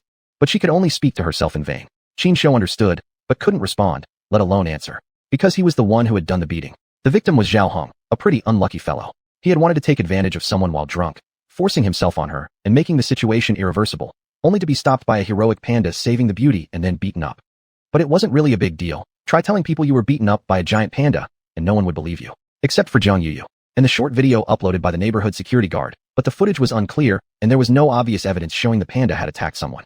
Naturally, no one believed it. Feng Lingling. I'm a bit shy to ask, but is cool guy a boy or a girl? When Shen Bingyue read this question, she couldn't help but laugh silently. She was just about to answer when Qin Shou preempted her. He stood in front of the screen, legs spread wide, the meaning obvious without saying a word. Only, his fur was too thick, covering the key area, making it impossible to see clearly. Many fans were shouting for a close-up. Shen Bingyue smiled bitterly and said, "Guys, you know, such private parts aren't for casual viewing." Qin Shou gestured beside her, meaning, "I'm strong. I'm a real man. Pure manly man. Disagree? Bring it on." The Q&A session lasted more than half an hour, leaving Shen Bingyue exhausted with a dry mouth.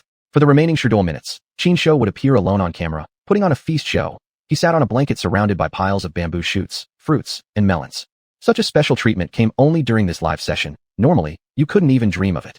Let's eat. Qinshu took a deep breath, picked up a bunch of bananas, and waved it in front of the camera, meaning the fans should eat first, before he himself started devouring the food. The biggest characteristic of a panda's body is its tremendous and excellent appetite, easily tempted by food. Born a massive foodie, though Qinshu disliked fruits like bananas, apples, and honeydews, he still enjoyed them thoroughly. Chapter 14 Shocking. He's escaping again. To enhance the eating broadcast effect, Shen Bingyue specially prepared a microphone and placed it in front of Qinshu. Qinshu's chewing sounds were amplified, making them extremely relaxing to listen to. Under the temptation of various fruits, comments like, "People are living worse than cats," started trending in the live stream, keeping the atmosphere heated. This was a rare opportunity to observe Qinshu up close. How could the fans possibly miss it?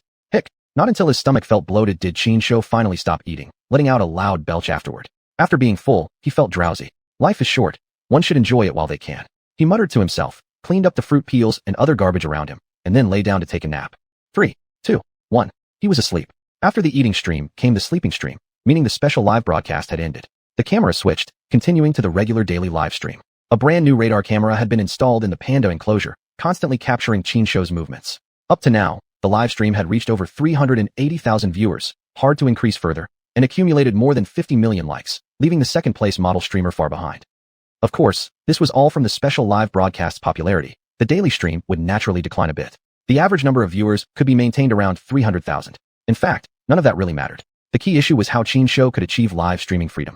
Depending solely on his bare abilities, it was nearly impossible in the short term. Qinshu slept for more than 3 hours. When he woke up, his drool had soaked the ground, and there was even a giant panda riding on his face. The surrounding garbage had already been cleared away, and the other giant pandas were messing around near him. Pandas have such an easygoing constitution. You get full and immediately feel sleepy. I really want to sleep more. No way. Absolutely not. I can't be so lazy. I need to get active. Constantly encouraging himself, Qinshu turned and walked toward a water bucket. Plunk. He dove straight in. The big blue barrel, about 4 foot 3 inches tall, barely fit him, spilling water all over the place. After a few movements, he even toppled the barrel over. It startled several keepers nearby. What they didn't know was that Qinshu had gone too far. He had originally wanted to take a quick splash to refresh himself, but he didn't expect his body to be too fat to get out of the barrel. No matter how much he struggled, he could only remain upright inside the large blue barrel, blindly stumbling all over the place, almost falling into the water channel nearby. This cool guy is such a troublemaker. Laughing so hard. I laughed so hard I peed. Such a ridiculous scene caused the visitors to burst into laughter. What the hell are you laughing at? Can't someone just come and help? Qinshu thought angrily, letting out a clear panda cry. The several keepers hurried over, frantically fumbling around before finally getting Qinshu out of the blue barrel. Although a little embarrassing, the live show effect is great. Qinshu thought to himself. Soaking wet. The keeper quickly brought a towel to wipe off the water from his body. 5 o'clock arrived. The zoo started clearing the area, persuading the visitors to leave. The giant pandas also needed to return to their indoor rooms to rest. Xuanhuan ran into the wrong room happily, but was driven out by his caregiver. Qinshu sat leisurely, without rushing back to his room. Because he knew once he went back inside, the live stream would be cut off. Better keep streaming as long as he could. Get lost. Back in his room, Qinshu kicked away xuanhuan who came looking for a fight, then closed his eyes and focused on the Hurricane motorbike. The Hurricane motorbike was stored in the system space. It was extremely practical, as he could summon it anytime he wanted, although it was a bit too conspicuous. Just imagine, a large cat riding a motorcycle speeding down the road. That image. After thinking it through, Qinshu made his decision. If I'm going to do it, I'll do it big. Escaping at night isn't fun. I should set off in the morning. After thinking this, he lay down and fell asleep.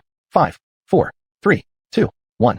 He took 2 seconds longer to fall asleep than he did during the afternoon nap, showing his sleep quality needed improvement.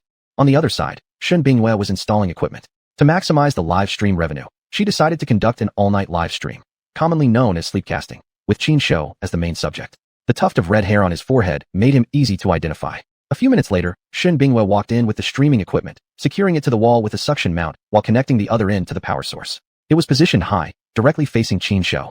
The start of the evening live stream attracted a lot of attention from fans. In his sleep, Qinshu dreamed that his popularity soared, rising higher and higher, growing more and more until it surpassed the total number of humans on Earth. At that moment, he reached level 9,999, evolved 999 times, and transformed into the Supreme God. With the blessing of divine power, his original human bloodline was restored, transforming him into a half-demon hybrid, dominating the world with his might, unstoppable wherever he went. His immense strength caused tremors across all realms. Rustle, rustle. A sound of water suddenly reached his ears. Then came a hot stream soaking his face, emitting a strong stench. What's going on? Qinshu jolted awake, sitting upright quickly. He glanced outside and noticed daylight had already arrived. Xuanhuan was urinating in the corner, with the stream conveniently flowing to his sleeping spot. What annoyed him most was that he had such a ridiculous yet beautiful dream. He had been dreaming the whole night. If not for xuanhuan's mischief, he would have shattered the void and ascended to the divine realm. Too bad, it was only a dream. In fantasy novels, or rather, Xianxia cultivation novels, extraordinary beings attaining godhood only existed there. How far could Qianshou's evolution truly go? What would its peak look like?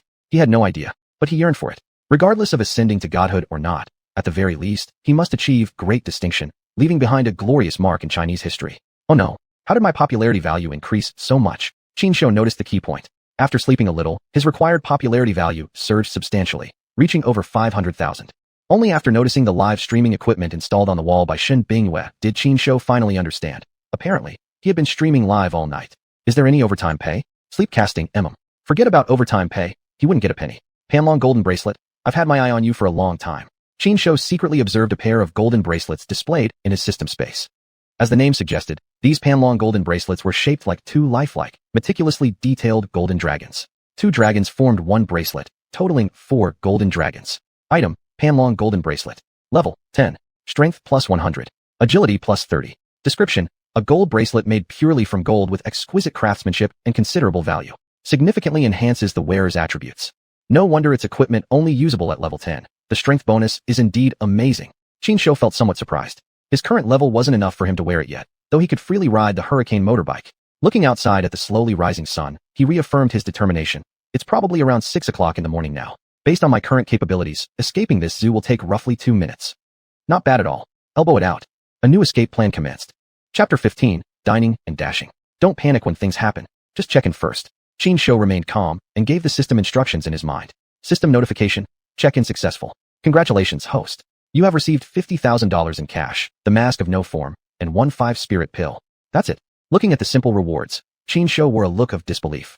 The rewards for daily check-ins were always much more plentiful and better than those received from leveling up, second only to those from completing achievement tasks. He had waited for so long with high expectations, but what he received was seriously underwhelming.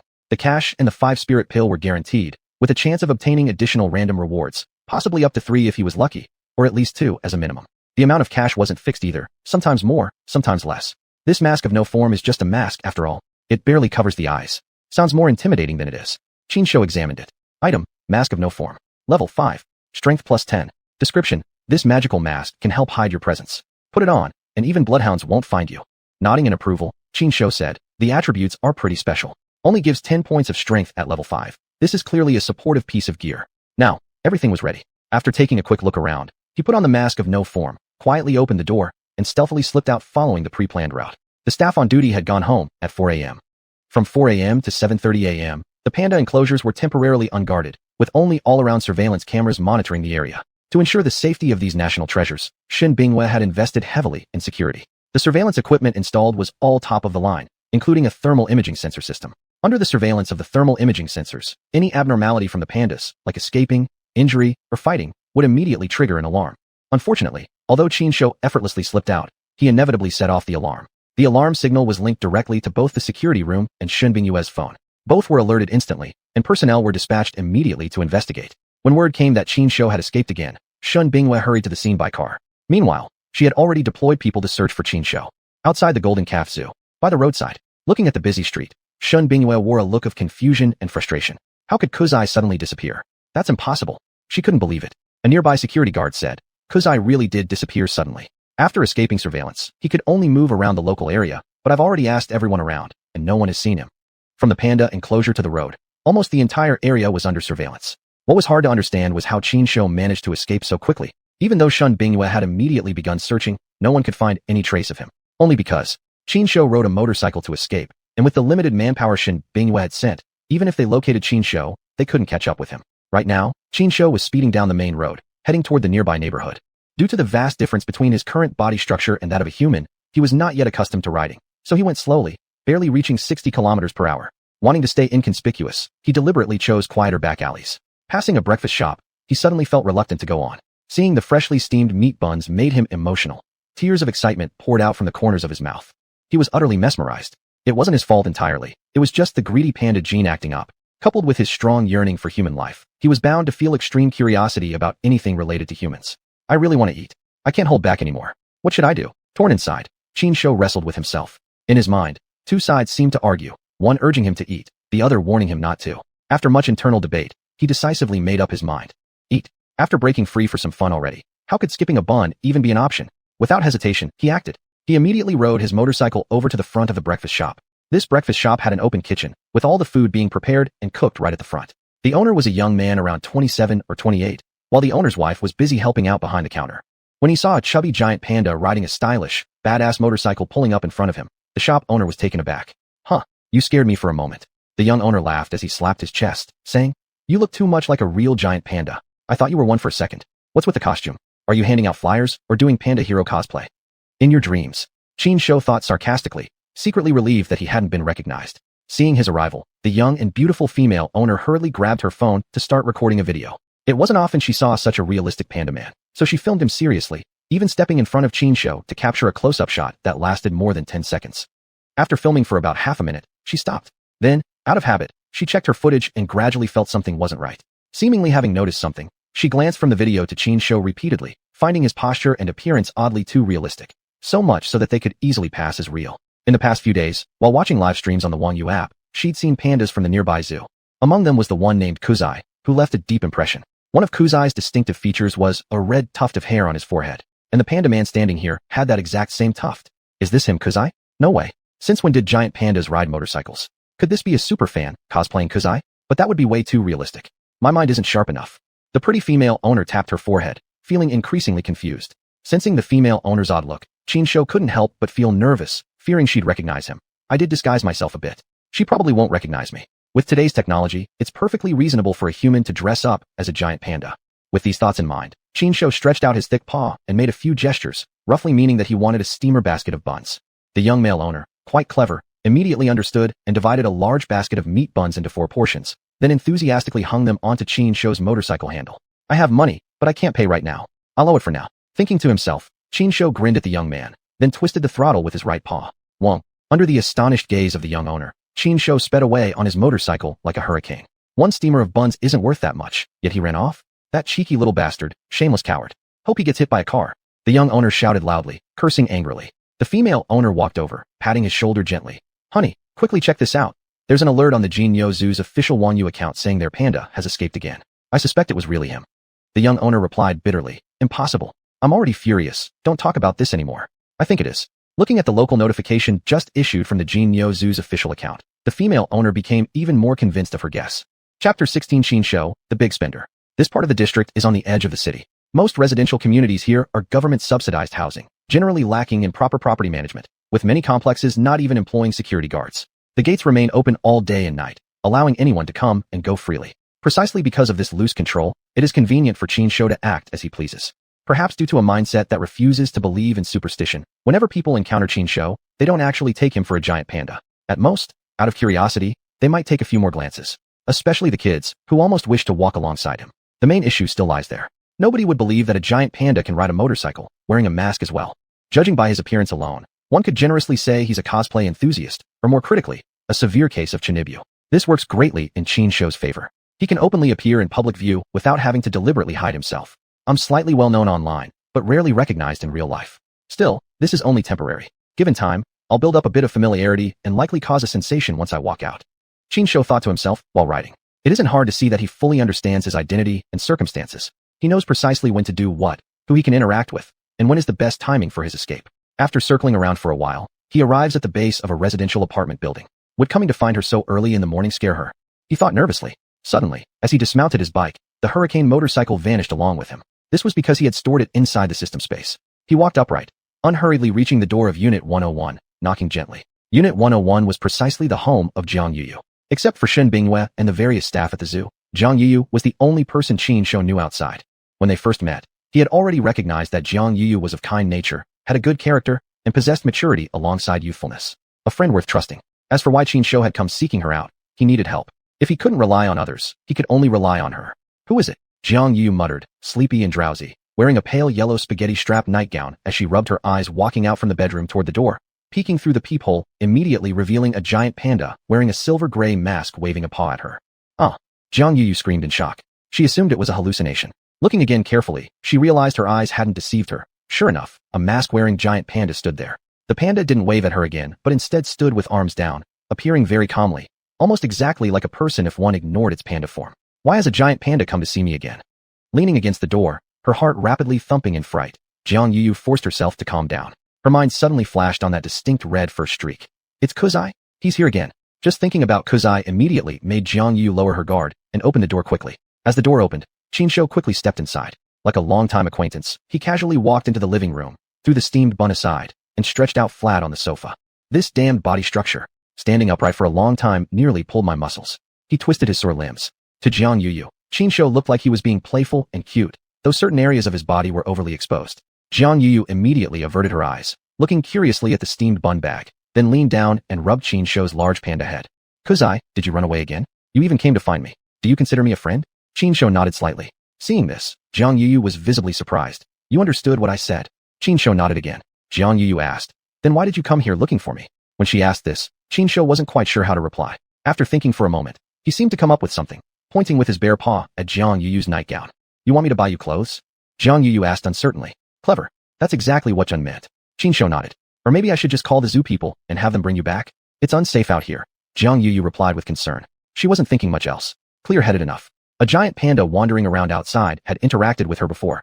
What if something went wrong? She couldn't afford the responsibility. Just as she entered her room to retrieve her phone, preparing to call the office of the Bull Zoo, Qinshou suddenly followed her in and gently held her arm. Then, he gave her a pitiful, sad expression. Instantly, Jiang Yuyu's heart melted. Jiang Yuyu, unable to resist him any further, finally gave in. Fine then, I'll agree. Sigh. I'm already broke by the end of the month, and now I have to buy you clothes too. My hard-earned money. Hearing her mention difficulties, Qinshou immediately had an idea. System, how can I transfer money to her?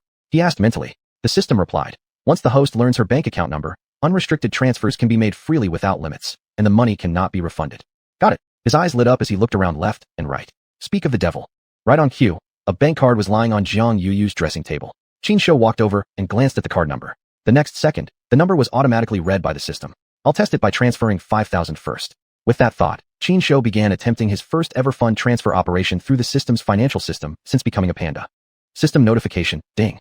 Host has successfully transferred 5,000 yuan to Jiang Yuyu's account ending in 22 ***. At the same time, Jiang Yuyu received a text message notification of a fund deposit. An unknown account just transferred me 5,000 yuan. Jiang Yuyu was stunned. The message was simple, merely stating that a sum of money had been deposited from an unknown account. Guided by her innate kindness, Jiang Yuyu didn't want to keep the unexpected money. What if someone had transferred it by mistake? She immediately called the bank's customer service. After a round of consultation, she reached a shocking conclusion. There was no transfer record. The money was indeed in the account, but the bank showed absolutely no trace of a transaction. Seeing Jiang Yuyu frantically checking everywhere, Qinshou couldn't help but feel a headache. Just use the money already. Why bother with so many questions? To dispel Jiang Yuyu's doubts, he transferred another sum to her. Unknown account has transferred 5,000 yuan. Staring at the second notification, Jiang Yuyu was completely baffled. Qinshou walked beside her and gently patted her shoulder for reassurance. Jiang Yuyu took a deep breath. Kuzai, don't worry. I'll go buy you clothes soon. That's more like it. Qinshou grinned. It was already a bit past 7 o'clock.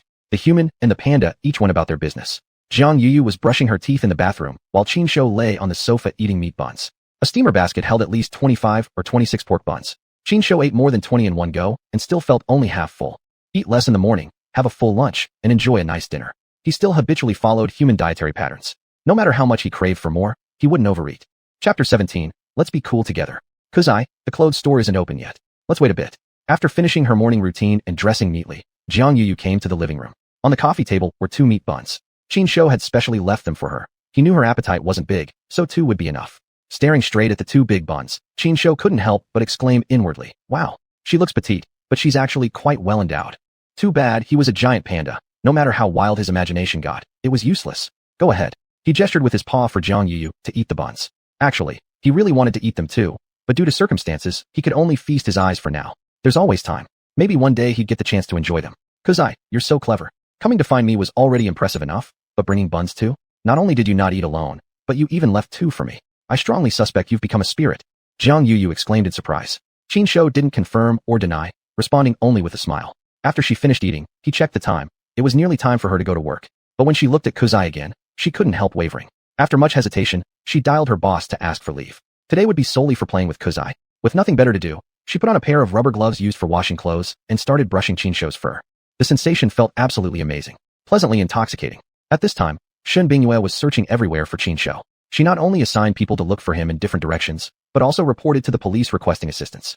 Finally, she contacted a tech company to help, using their drones equipped with thermal imaging devices connected to radar for a full-scale search. With drones, the chances of locating Qin Shou increased greatly. The thermal imaging could detect body heat, identifying the target's shape, outline, and location. With wide coverage and high precision, the efficiency was extremely high. Someone was monitoring the screen at the control center. Once a giant panda appeared on it, they could immediately lock in the location. However, over an hour passed without any news, as if Qin Shou had vanished into thin air. It wasn't until someone on the street mentioned seeing a giant panda riding a motorcycle that they got their first possible clue. Still, the report wasn't reliable. A panda riding a motorcycle and wearing a mask must be someone in costume. It definitely can't be Kuzai. By the roadside, Shun Binghua frowned with worry. Early rising residents on the street had nearly all seen Qin Shou riding by on the motorcycle, but without exception, they all thought it was a person in a panda costume. It just looked too real. The couple running the breakfast shop were especially clear about it. Miss Shun, logically, Kuzai can't have gone far. The drone has already scanned the entire 20-mile radius, and there's still no sign of Kuzai. That's too strange, said a male employee. Shun Binghua's gaze darkened as she glanced at the distant mountains.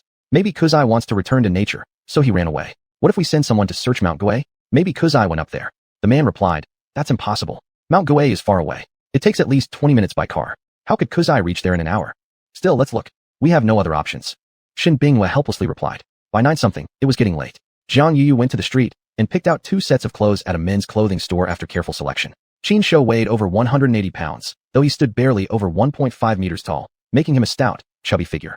Fortunately, his fat was firm with little excess bulk, so size 4XL clothes fit him. For shoes, he needed the largest athletic size. Not long after, when the shopping was done, Jiang Yu returned home. Everything, clothes, shoes, and accessories, was now ready. The total came out to over 500 yuan, paid from that mysterious bank account. Jiang Yu no longer worried about the money since it had been confirmed legitimate, although the source remained unclear. Lazy to dwell further, she had no mental resistance and was fine spending it as it came. Squeak. The door opened, and Jiang Yu entered, carrying a load of shopping bags. So fast. That girl is efficient indeed. Thinking this, Qin Shou walked forward to greet her. Jiang Yu dropped the bags onto the sofa, then pulled out a large black sports t-shirt. Holding it up against Qin Shou's body, she measured it, saying, it looks just right. Try it on. So saying, she helped Qin Shou put it on. After wearing the black t-shirt, Qin Shou looked totally transformed. The tightness was just right, except that it was a little too long. The hem covered his thighs. Then, Jiang Yu dressed him in purple athletic shorts. They reached just above his ankles, matching the top quite well, and finished the look with a white baseball cap. With the outfit on, and his signature dark eye circles and large head, he looked unbearably cute. Ha! Looking at his new look, Jiang Yu laughed so hard, she bent over. Qin Shou looked at himself and muttered, it's acceptable. At least better than walking around as a panda. Next, he was ready to have some fun. After all the preparation, it was finally time to enjoy himself. Quick, let's go. Brother will take you out for some fun. Without further explanation, he pushed Jiang Yu forward. After spending so much time with him, Jiang Yu seemed to develop an unspoken understanding, intuitively grasping his intentions. She didn't resist, simply following him out. The human and the panda arrived at the hallway downstairs. I need to bring out the motorcycle first, or else I might scare her. Qin Shou thought to himself. In the next second, Hurricane motorbike appeared beside the road outside, obeying his unspoken command. When Jiang Yu saw the Hurricane motorbike, her eyes instantly lit up. Wow, that's such a cool motorcycle. I wonder whose it is. Right after her words faded, she saw Kuzai flip onto the motorcycle. Kuzai, is this your motorcycle? Jiang Yu asked, astonished and staring with wide eyes. Shoo. Qin Shou gestured for silence. Upon seeing this, Jiang Yu immediately understood. Kuzai wanted her to keep it a secret. Stay low-key. Don't make a big deal out of it. Jiang Yu climbed on, and, leaning against Qin Shou's shoulder nervously, asked, are you sure you can handle this motorcycle? I mean, are you really good enough to drive it? WRRR. Qin Shou gave no verbal reply, instead demonstrating through action. The Hurricane motorbike steadily moved forward, its engine almost silent, and the suspension performed extremely well. After all, the Hurricane motorbike was a magical product from the legendary check-in system, surpassing ordinary motorcycles by 100% in every aspect. Not only did it have an automatic protection system, but it also would neither overturn nor fall over. Unbreakable. As long as Qin Shou wished, this motorbike could serve him until the end of his life. On the street, heavy traffic flowed like a river. Riding the Hurricane motorbike, Qin Shou carried Jiang Yu toward the city center. Kuzai, where are you taking me? Jiang Yu asked. Truthfully, Qin Shou didn't know either. He had planned to simply go for a drive first, since he was unfamiliar with Binjiang City, and would figure out the destination once reaching the city center. What should I do? Jiang Yu looked troubled. She now felt caught between 2 choices, wanting to interact more with Qin Shou and learn more about this extraordinary giant panda, yet also afraid something would go wrong and anxious about getting into big trouble. After careful consideration, she ultimately chose the rational path. She cast a regretful glance at Kuzai. Then she dialed the office number of Jinyo Zhu. Chapter 18, causing a sensation. Phew. After sending the private message, Jiang Yu let out a long sigh, her expression appearing somewhat downcast. Her current mood was unusually complex. She felt excited about secretly spending time with Qin Shou, the national treasure, yet at the same time, she felt inexplicably nervous and uneasy. Smack. Suddenly, she gently slapped her own face. It hurt. That meant she wasn't dreaming. Now calm. She felt a sense of unreality, or more accurately, she couldn't quite figure out what exactly she was doing. Making friends with a giant panda? The craziest part was, that giant panda could actually ride a motorcycle, taking her for a joyride across the city. Thinking about it now still felt incredible. She glanced at Qin Shou, her left hand tightening slightly around her phone. Is it really okay for me to mess around with him like this? What if someone from the zoo thinks I kidnapped the giant panda and calls the police on me? Jiang Yu worried. That's just how the human mind works. After a brief moment of excitement, what remained was only overwhelming anxiety. Precisely because of her guilty conscience, she hadn't dared to call the zoo's office while Qin Shou was present. She was just too kind-hearted.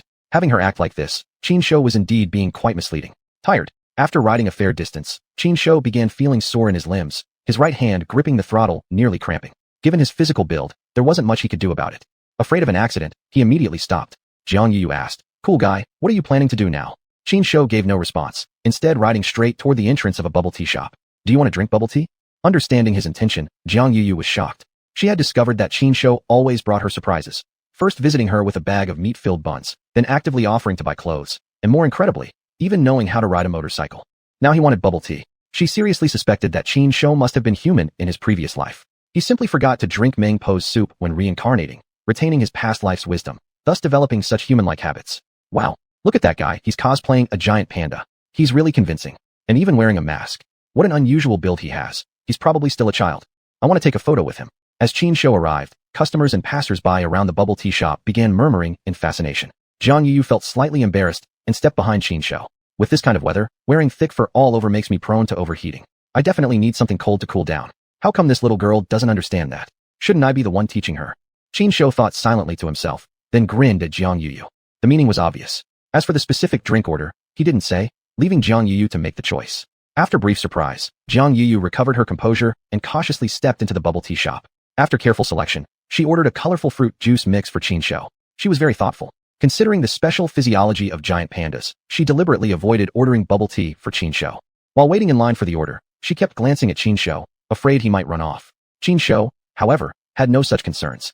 Outside the tea shop, there was a row of sunshades with tables underneath. He strode over and plopped himself down without hesitation. Several curious onlookers approached, pulling out their phones to snap various photos of him. He paid them no mind. After all, he'd already mentally prepared to become an internet sensation. He wasn't bothered by strange looks from others. To put it another way, drawing attention was exactly the purpose of his escape. From the moment he left the zoo, the outcome had already been decided. "May I ask, are you imitating Cool Guy?" A pretty girl politely asked.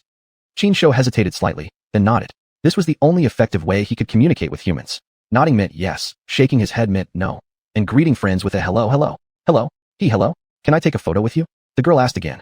Qin Shou nodded once more. Thank you. Overjoyed, the girl half squatted beside Qin Shou, took out her phone, and with one hand resting on his shoulder, posed in various ways as she took over a dozen photos. Encouraged by her enthusiasm, more people came to join in. They all wanted photos. Talking about the biggest sensation in Binjiang City recently, nothing compared to the national treasure giant panda Cool Guy. Although not yet universally recognized, many young people online had already learned about Cool Guy's sudden appearance. Since they couldn't get to see the real Qin Shou, taking photos with someone imitating him felt like a good alternative. Wow, so many people. Qin Shou turned his head and swept his gaze over the surrounding crowd. The power of herd mentality among humans was truly impressive. From that pretty girl onwards, it started a chain reaction, as more and more people crowded around, surrounding Qin Shou 3 layers deep. Some even began live streaming on the spot. Jiang Yu, holding 2 drinks, squeezed through the crowd for quite a while before finally reaching Qin Shou's side. "You're finally here. I'm dying of thirst." Seeing the fruit juice, Qin Shou almost drooled. Jiang Yu opened the lid for him, knowing he couldn't use a straw, and tearing off the seal.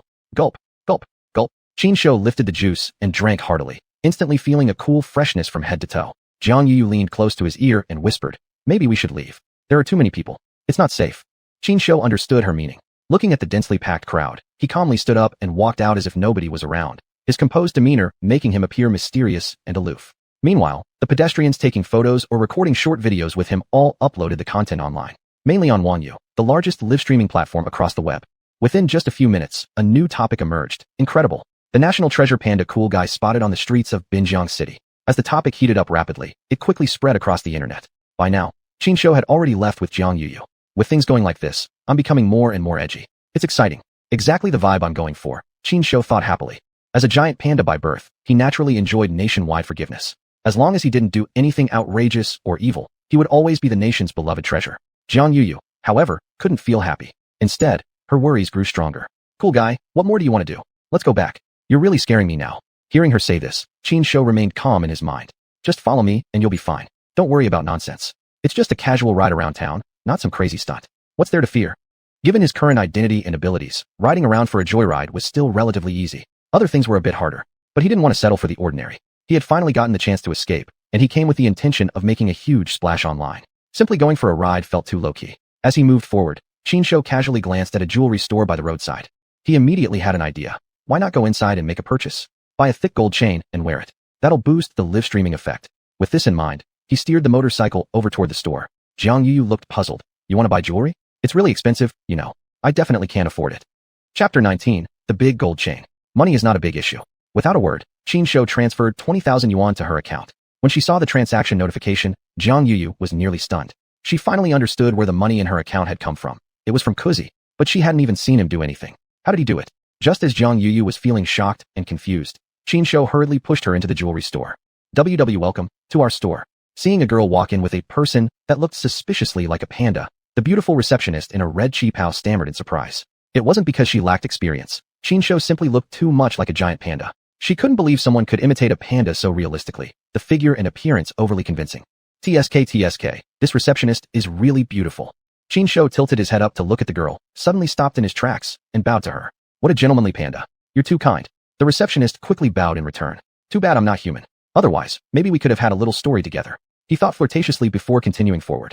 His goal was clear, to buy a big gold chain, the thicker the better, spending around several 10,000 yuan. Under the gazes of many astonished eyes, he led Jiang Yuyu straight to the 999 pure gold counter, scanning the big gold chains displayed inside. Clang, clang. He lightly tapped the glass case, trying to get the salesgirl's attention. Jiang Yu didn't expect Qin Shou to have such a unique taste, and said doubtfully, a gold chain this thick must be really expensive. The salesgirl smiled politely. This gold chain weighs more than 20 grams. It's hollow inside, so it just looks thick. There's currently a promotion at our store. You can buy it for more than 20,000 yuan. Jiang Yuyu couldn't help but whistle. Wow, that expensive. While speaking, the salesgirl took the gold chain out and handed it to Jiang Yuyu. Catching the gold chain, Jiang Yuyu felt somewhat flustered. She turned to Qin Shou and asked, you sure about this? Don't you want to choose something else? Also, you bought it, but it's useless. What kind of big bear? Cough cough. I mean, what walks around wearing a gold chain anyway? Qin Shou looked somewhat speechless. Believe me, I wanted to choose carefully, but this is already the thickest one. We can't exactly get a custom one made right now, and I don't have time to shop around elsewhere. Just get this one for now. However, Jiang Yuyu wasn't a mind reader and couldn't tell what he was thinking, so he just nodded. At the same time, he reached over, took the chain, and held it up in front of Jiang Yuyu, gesturing with it. You're truly being reckless. Jiang Yuyu looked amused yet helpless. Back and forth like this, she was practically dazed by Qin Shou. Her mind had been in turmoil the whole time. Sigh. Anyway, it's not my money. Do whatever you want. I'm just too lazy to care. Besides, I can't control him anyway. Realizing this, Jiang Yu no longer hesitated much and immediately helped Qin Shou put on the big gold chain. Next step. Time to pay. Since we're here, why not get her some jewelry too? Thinking this, Qin Shou patted Jiang Yuyu's little butt and pointed with his claw at the nearby women's accessories section. Jiang Yuyu understood immediately and politely declined. No thanks, I won't buy anything. No purchase, no problem. Qin Shou stopped pressing the issue and headed to check out with her. After adding up the discounts and other offers, they spent over 24,000 yuan for that big gold chain. Then followed the next scene. A panda wearing clothes, a baseball cap, a mask, and a big gold chain, riding a flashy motorcycle, carrying a young and beautiful girl, proudly rolling through the streets. Meanwhile, Shen Bingyue, who had still not found any trace of Qin Shou, was almost driven mad. She had already mobilized all her contacts, conducting a meticulous, door-to-door search, but still found nothing. She herself had even personally driven around searching everywhere. Eventually, someone told her near a downtown commercial street, someone was imitating a giant panda, and the person he was imitating was Cool Boy. Come on. Cool Boy is trending right now. It's normal that someone would try to imitate him. I'm really busy now, so please don't call me about these annoying things again, okay? Inside a white New Energy SUV, Shen Bingyue was on the phone. It wasn't hard to see that her mood was terrible. Her only focus was on finding Cool Boy, and she didn't even notice that the car was running low on power. Not long after, the car suddenly slowed, and at the same time, a low battery warning popped up on the central console screen. Stupid car, even you are against me. Furious, Shen Bingyue hit the armrest and pulled the car to the side of the road, then got out, her face dark with anger. Just at that moment, another staff member messaged her, claiming they had found Cool Boy. As for where Cool Boy was exactly, she'd know the moment she opened the xuanhuan app. Can you really find Cool Boy through xuanhuan? Shen Bingyue was full of question marks, but immediately opened the xuanhuan app. As the page loaded, the system pushed the latest trending short video news to her. This was the content. A woman in Yunzhou became pregnant before marriage and used the child as leverage to demand 5 million yuan as a dowry, plus a fully paid apartment. 3 years after marriage, the man accidentally discovered that the child wasn't his. Seeing such absurd content as soon as she opened Wanyu, Xin Bingyue had absolutely no interest in watching it and immediately swiped it away. The second one turned out to be a short video about Cool Boy. In the video, Cool Boy was sitting under a shaded umbrella, leisurely drinking a beverage. To be fair, the person who shot the video had truly terrible skills. The shooting angle was very poor, only capturing half of Qin Shou's face, and the footage was shaking violently. There was no stabilization applied. The raw audio was uploaded directly, filled with chaotic background voices and car horns. Xin Bingyue took a closer look, her eyes involuntarily widening. It's really Cool Boy. Where did he go to drink a beverage? Because the video was a close-up shot, she couldn't figure out Qin Shou's exact location. She could only try refreshing the content again. After swiping through several posts, another video about Cool Boy appeared. On the screen, Qin Shou was riding a motorcycle, carrying a pretty girl through a crossroads. Seeing this intersection, Xin Bingyue felt it looked familiar. But thinking again, she found it rather bizarre. She could understand Cool Boy drinking a beverage, but riding a motorcycle? What kind of strange move was that? The most amusing part was when she came across a short video showing Qin Shou and Jiang Yu entering and exiting a jewelry store. Xin Bingyue gave a bitter smile. There's no way that's Cool Boy. It must be someone pretending.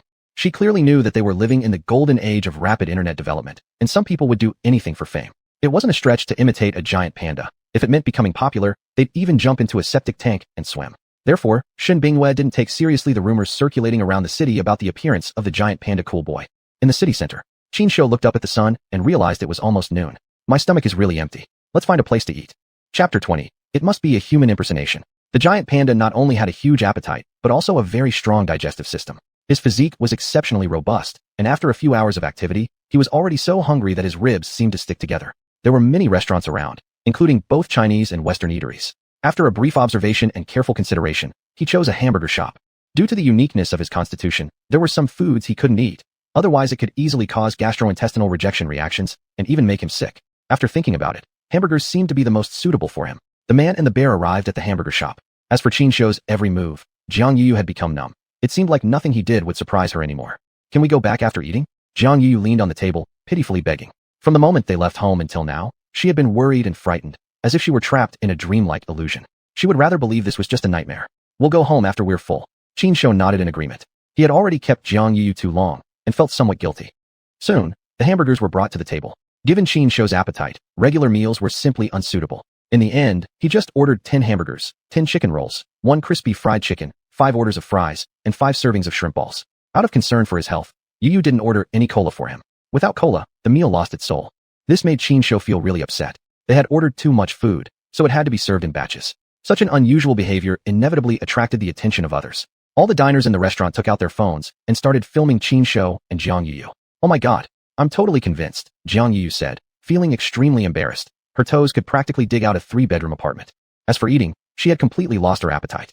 The small dining table was filled with a pile of food. It was too much for her to even look at, let alone eat. Jin Yozu office. Miss Shun, we've searched the entire area thoroughly, but still haven't found Kuzai. The armed police unit deployed 8 police dogs to assist, yet we haven't found even a trace. How strange. A security guard came to report. Xin Bingyue leaned against the desk, feeling at a loss. After thinking for a few seconds, she said, talking about it being strange won't help. Keep searching towards the city center, and I'll be there shortly. The security guard said, there is someone in the city center who looks like Kuzai. Don't mention him again. It's annoying enough as it is. As she spoke, Xin Bingyue stormed off, her cheeks puffed up in anger. In her opinion, someone deliberately doing cosplay at this critical moment was no different than pouring oil on fire. Why wouldn't they just act like normal people, impersonating a panda? Deliberately setting trends and misleading the public's opinion was seriously affecting Xin Bingyue's progress in searching for Kuzai. Just as Xin Bingyue was heading toward the city center, Qin Shou had already finished his meal and was riding back home with Jiang Yu on his motorcycle. Along the way, they drew the attention of countless onlookers. He openly rode his motorcycle into the residential community where Jiang Yu lived to drop her off at her home. Perhaps due to deep-fated connections, just as the man and his cat stepped into the lobby, they happened to bump into Xuanhuan, who froze on the spot. The last time, drunk, he had broken into Jiang Yu's house, attempting to assault her. Thankfully, Qin Shou came to her rescue and chased him away. But back then, he was too drunk to remember anything clearly, thinking the whole incident was just a dream. Because of that incident, his relationship with Jiang Yu completely deteriorated. He used to have a chance to win her heart, but now it was completely hopeless. Yu, just the person I was looking for. Xuanhuan pretended to be calm, greeting her with a smile. But when he saw Qin Shou's face, his composure immediately shattered. His eyes widened as if they might pop out of his head. Jiang Yu snapped at him. What are you staring at? Haven't you seen someone cosplaying as a giant panda before? Excuse me. I'm busy, please move aside. He looks way too much like one. Zhao Heng showed an expression as if seeing a ghost. He couldn't help but recall the scene from that night when he was drunk, when he had been brutally beaten by a giant panda. Combined with Qin Shou's appearance now, he instantly figured it out. Why were you? Why you're the on that D-Day who beat up me? Kid, I've been waiting for you for a long time. If you dare not run away, face me like a man. I'm gonna get my revenge. Realizing the truth, Zhao Heng flew into a rage and shouted furiously. Jiang Yuyu stood protectively in front of Qin Shou and fearlessly said, Zhao Heng, enough is enough. It was your fault in the first place. Do you actually have the nerve to seek revenge? Show me how you'll get revenge. If you dare lay a finger on him, I'll call the police immediately. I'll report you for trespassing and attempted assault. She didn't continue, unable to bring herself to say the words out loud. Still, she was being kind. Even after everything had escalated to this point, she still preserved the most basic dignity for both parties. Hearing this, Zhao Heng realized he was in the wrong, so he quickly backed down, casting an indignant glare at Qin Shou before leaving with a gloomy expression and his tail between his legs. After sending Jiang Yuyu home, Qin Shou quietly returned to Jinyo Zoo. By this time, quite a number of tourists had already arrived, most of them coming specifically to catch a glimpse of the internet-famous giant panda, Kuzai. Too bad, he wasn't there. After he had sneaked out that morning, the entire operation of the panda base had been thrown into chaos. Shin Bingyue hadn't even had time to start her live stream. She had spent the entire morning searching everywhere for Kuzai. With Kuzai continuously absent, rumors inevitably began to spread among the visitors. Fortunately, Qin Shou had returned in time to stabilize the situation.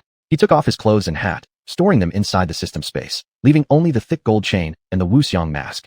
He intentionally avoided the crowd and sneaked into the panda house, creating the illusion that he had just been released. Look, that panda's actually wearing a mask and a gold chain. That's Kuzai. Is that really him?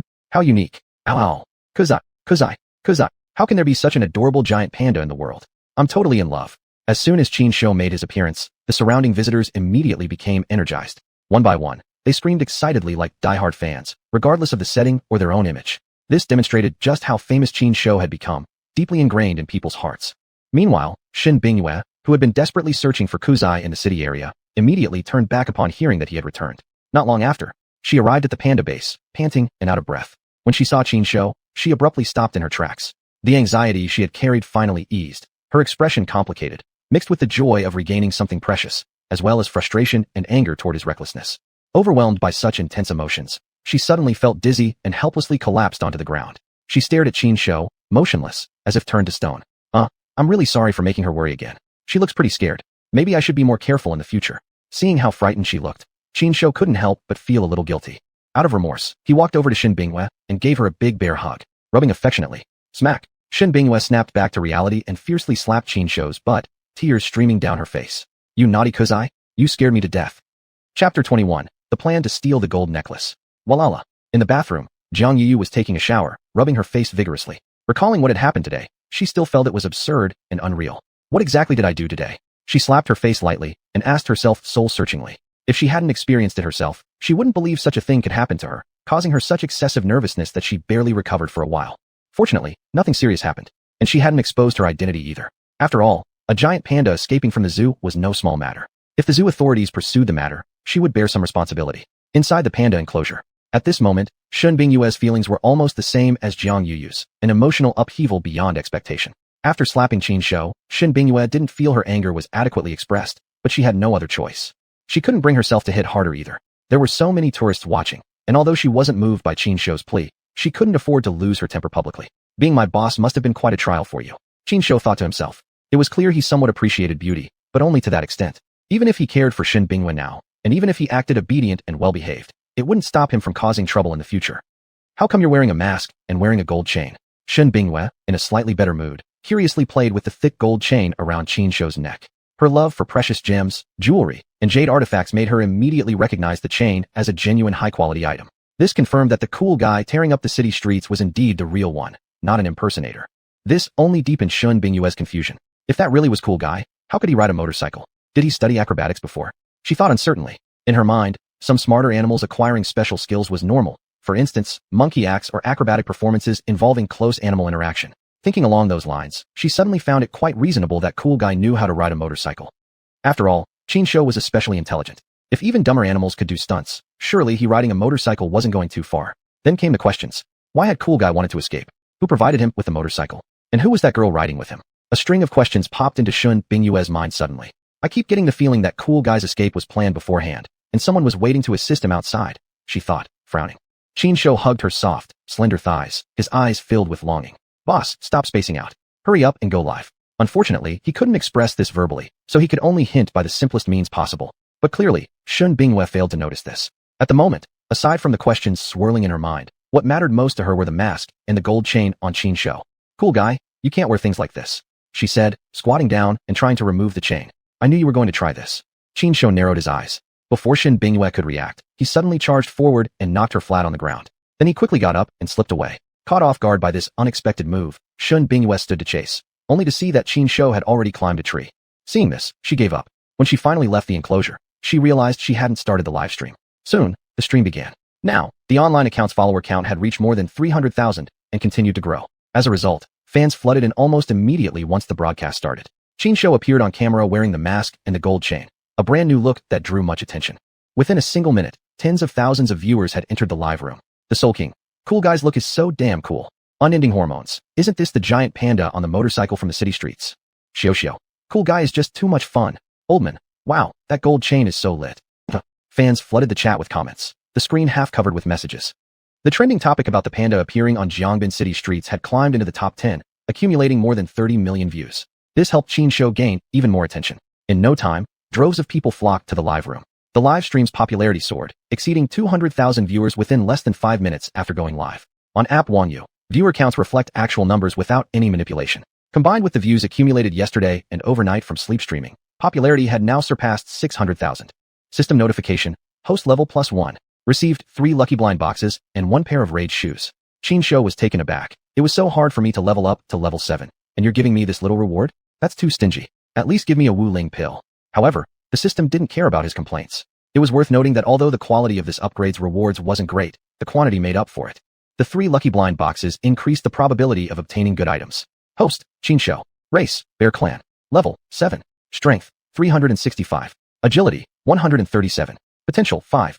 Popularity, 239,104/1 million. Evolution, 0/999. After the upgrade, all his attributes had significantly improved.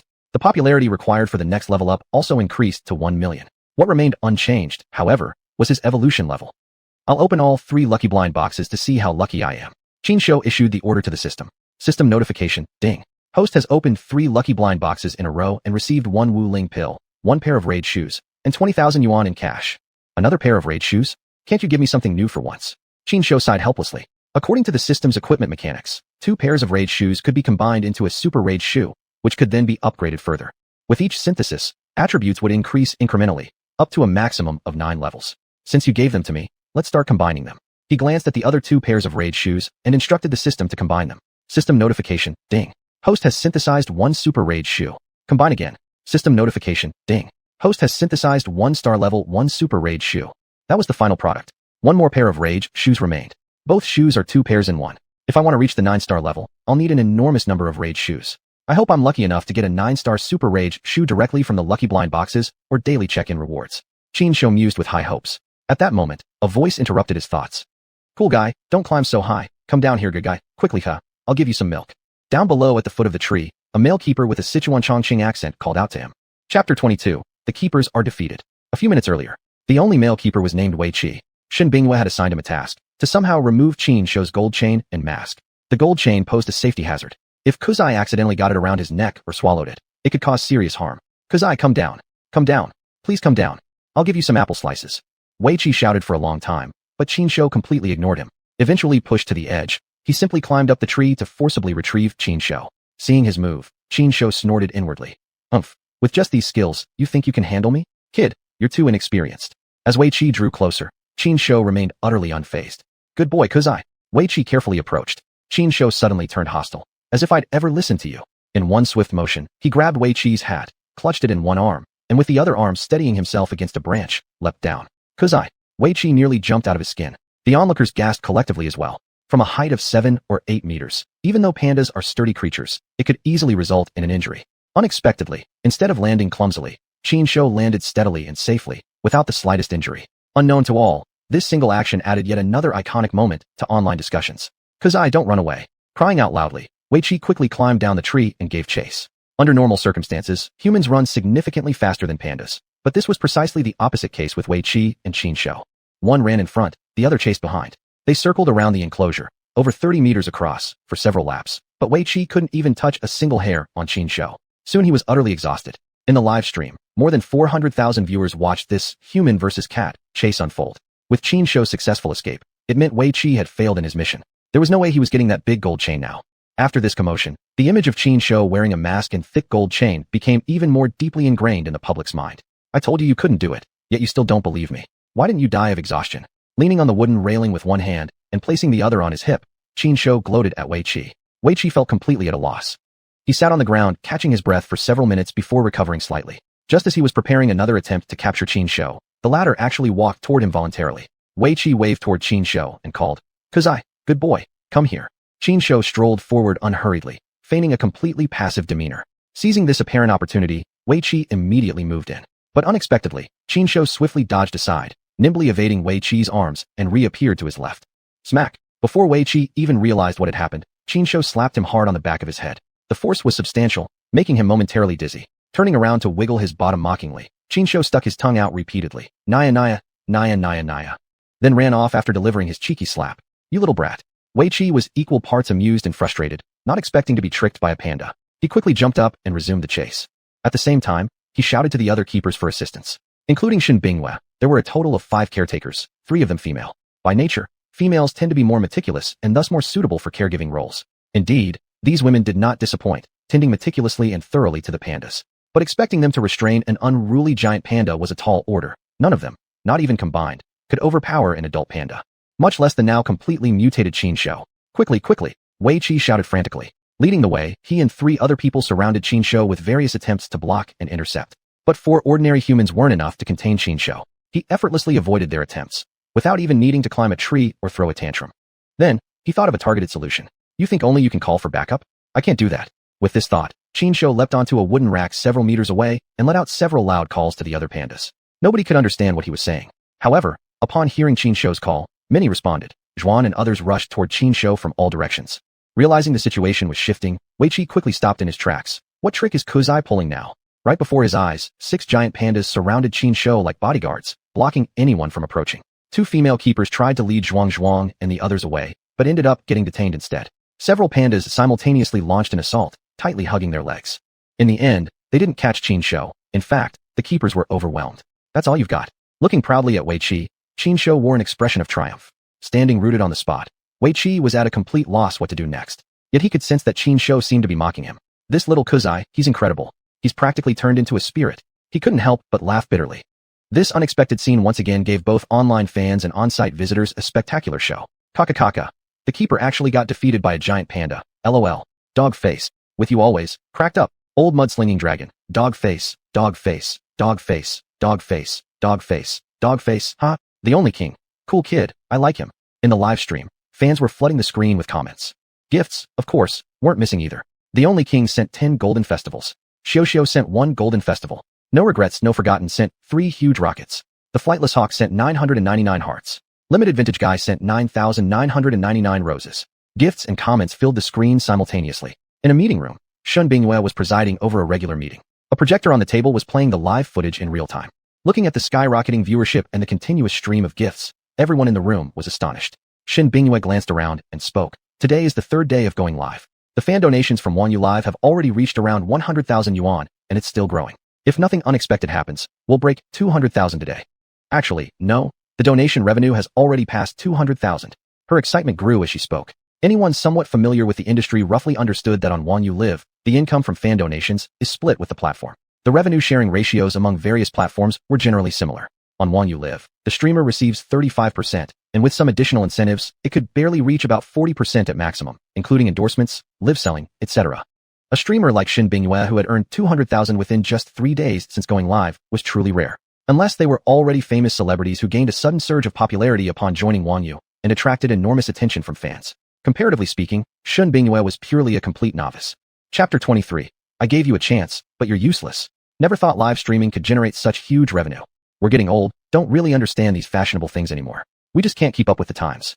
Nowadays belongs to the young generation. Exactly.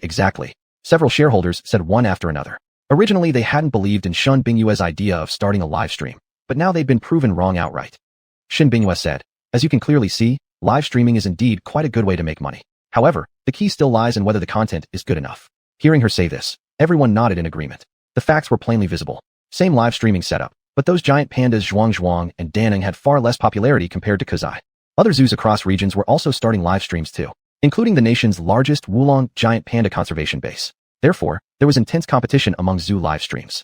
To stand out from the crowd would definitely require some real substance. Coincidentally, Kuzai's performance was perfectly in tune with current market trends. Kuzai truly is a genuine money-attracting cat. You can't help but admire him, said one shareholder. Shin Binghua smiled faintly. If I manage properly, maybe I won't even need to spend much money. Kuzai himself can earn enough to build the ecological panda pavilion. Hearing this, several shareholders simultaneously fell silent. Yesterday, when Shin Binghua had invited them to join, they'd all made various excuses, mocking and belittling her. Now seeing there's profit to be made, although tempted, they could only lament their lost opportunity. Of course, the purpose behind Shin Binghua holding this meeting wasn't just to show off her achievements. Primarily, it was to arrange the upcoming work and plans. The land for constructing the ecological panda pavilion had already been secured, located on the northern hillside of the zoo. Shin assigned specific personnel to take charge of building the ecological panda pavilion, starting with budgeting, followed by design drawings and other procedures. From making the decision to actual implementation, it would take approximately 10 days to half a month. Even with funds in place, total construction period for the ecological panda pavilion was expected to take about a year or so. Host, Qinshou. Species, Bear Clan. Level, 7. Strength, 365. Agility, 137. Potential value, 5. Popularity, 412,038/1 million. Evolution progress, 0/999.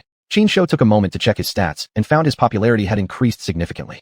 It was around 2 p.m. now, prime working hours, so few people were idle to watch the stream. The critical time would still be at night. At this point, Wei Qi had already returned defeated. He and several keepers were cleaning up the enclosure, no one thinking about approaching Kuzai. Under the protection of a group of giant pandas, Qinshou sat like a high and mighty king, enjoying the fresh bamboo shoots brought by the keeper. The daily life of China's national treasure, the giant panda, was this simple and unadorned.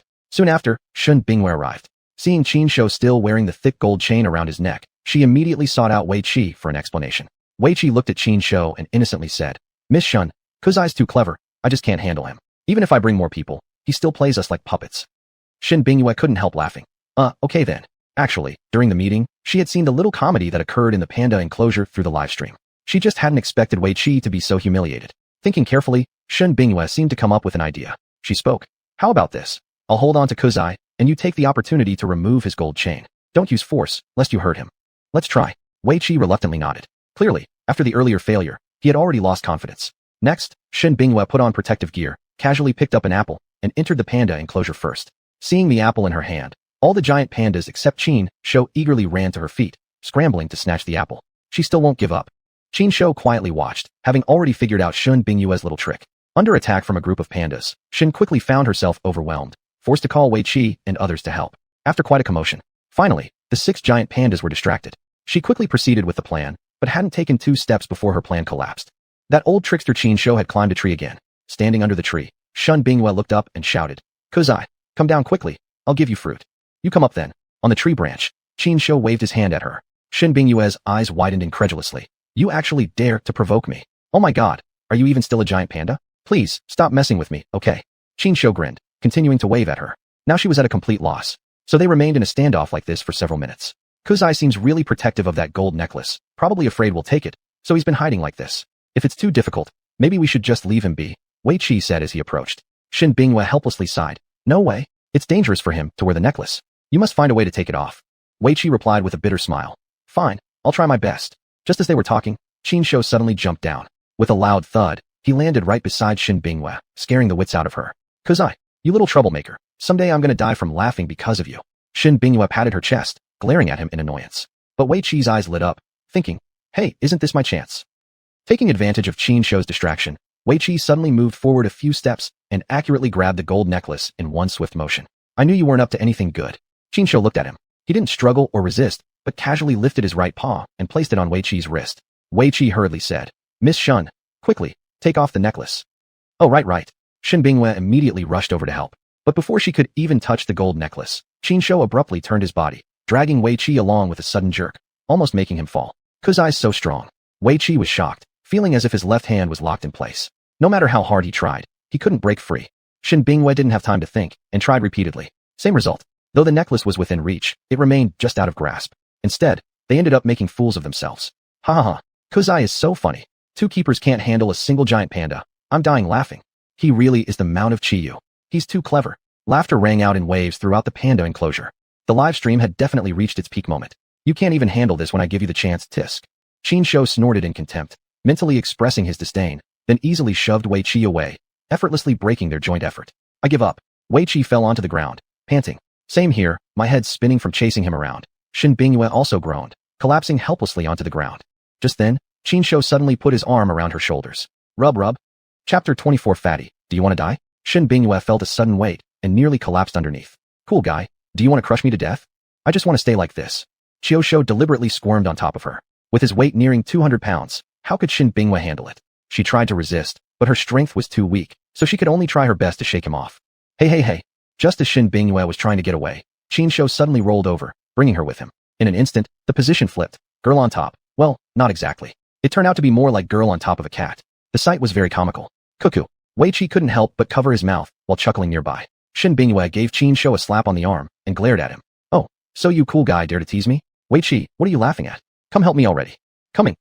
Cuckoo. Wei Qi hurriedly pulled Qinshu off. After this small incident, the two had no intention of trying to take Qinshu's gold necklace anymore. Still, Shen Bingyue refused to give up, thinking that she must find a chance to take Qinshu's necklace. Ultimately, she was just worried about Qinshu's safety, though her concerns were somewhat unnecessary.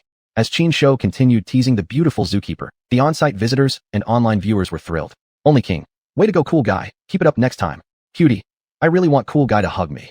Code walk. Step aside, cool guy. Let me deal with that zookeeper. Moo. Don't mess with her. You won't win against that male zookeeper. Sparks. Cool guy is being too rude again. Stop bullying that zookeeper. When I get there, I'll be sure to comfort her properly. The chat room buzzed with comments. To be fair, Shen Bingyue's looks were stunning. She was a typical Eastern beauty, nearly the perfect match for most men's aesthetics. In the past few days, along with Qinshu's rising popularity, Shen Bingyue had also gained countless fans. Previously, her personal account had been registered long ago, but hadn't been updated for quite some time since running the zoo left her with no time. Still, it had garnered over 100,000 followers. Many people urged her for updates. Unfortunately, the account she was logged in with was the zoo's officially certified one, so she had to leave the fans' enthusiasm unreturned. The day's work passed quickly, yet the Panda Pavilion remained as lively as ever. As time passed, the audience in the livestream continued to grow instead of dwindling, having already surpassed 500,000. If it continued until the evening rush after 6 o'clock, the popularity was sure to reach new heights. Regarding the live broadcast arrangements, Shen Bingyue had replanned everything in the regular meeting. After the zoo closed for the day, she would appear on the livestream, interacting with her fans. Additionally, they had night-long live streams every evening, maintaining a 24-hour round-the-clock live cycle. Another account streamed close-ups of xuanhuan, Daneng, and other giant pandas in real time, but it had significantly fewer viewers than Qinshu's. Meanwhile, back at the residential complex, Jiang Yuyu, who was resting at home on a day off, suddenly noticed a piece of sensational news. It seemed as though she had gone viral. Suddenly, without any warning, her phishing app personal account had accumulated a lot of new followers. People were sending her private messages asking whether she was the girl who appeared with Cool Guy on the street. There was no doubt, it was definitely her. Is there such a good thing in the world? Cool Guy truly is my lucky charm. Looking at the sudden surge of new followers, Jiang Yuyu sat upright excitedly, hesitating whether she should respond to the private messages from fans. There were hundreds of messages waiting, so many that even if she wanted to reply them all, she physically couldn't. She had once wanted to build her own fanbase, trying out live streaming to explore new ways of making money through the phishing app. After all, she wasn't lacking in either looks or talent. Well, looks mainly. Although previous live streaming attempts didn't result in any significant income, at least she managed to become familiar to viewers and earn some attention. But now, with this sudden increase in followers, she saw new hope. Going from 10,000 to 60,000 followers, I didn't dare to dream of this before. If I stream now, will a lot of people come to watch? Jiang Yuyu murmured excitedly. With that thought, she became eager, clicking the finger onto the live stream button, preparing to go live. But the next second, she closed it again. Her pretty brows furrowed slightly, looking somewhat worried. Live streaming needs a hook. I can't just talk with the fans awkwardly. My speaking skills aren't great, and I don't know what else to talk about except Cool Guy. If I bring up Cool Guy, will people mistake me for chasing online fame? Ugh, so annoying. What should I do? After a long period of indecision, she still felt hesitant, unable to make a decision. Yet it was just in her nature to be kind-hearted. Even if it meant going against her own benefit, she never wished to take unfair advantage. Moreover, she possessed uncommon maturity and calmness for her age. She could look beyond the surface, distinguish between benefits and harms, and maintained a strong sense of right and wrong. There were too many online trolls and keyboard warriors. She would undoubtedly face criticism if she used Cool Guy as a gimmick to gain followers. Considering this, she felt it was inappropriate to go live at the moment.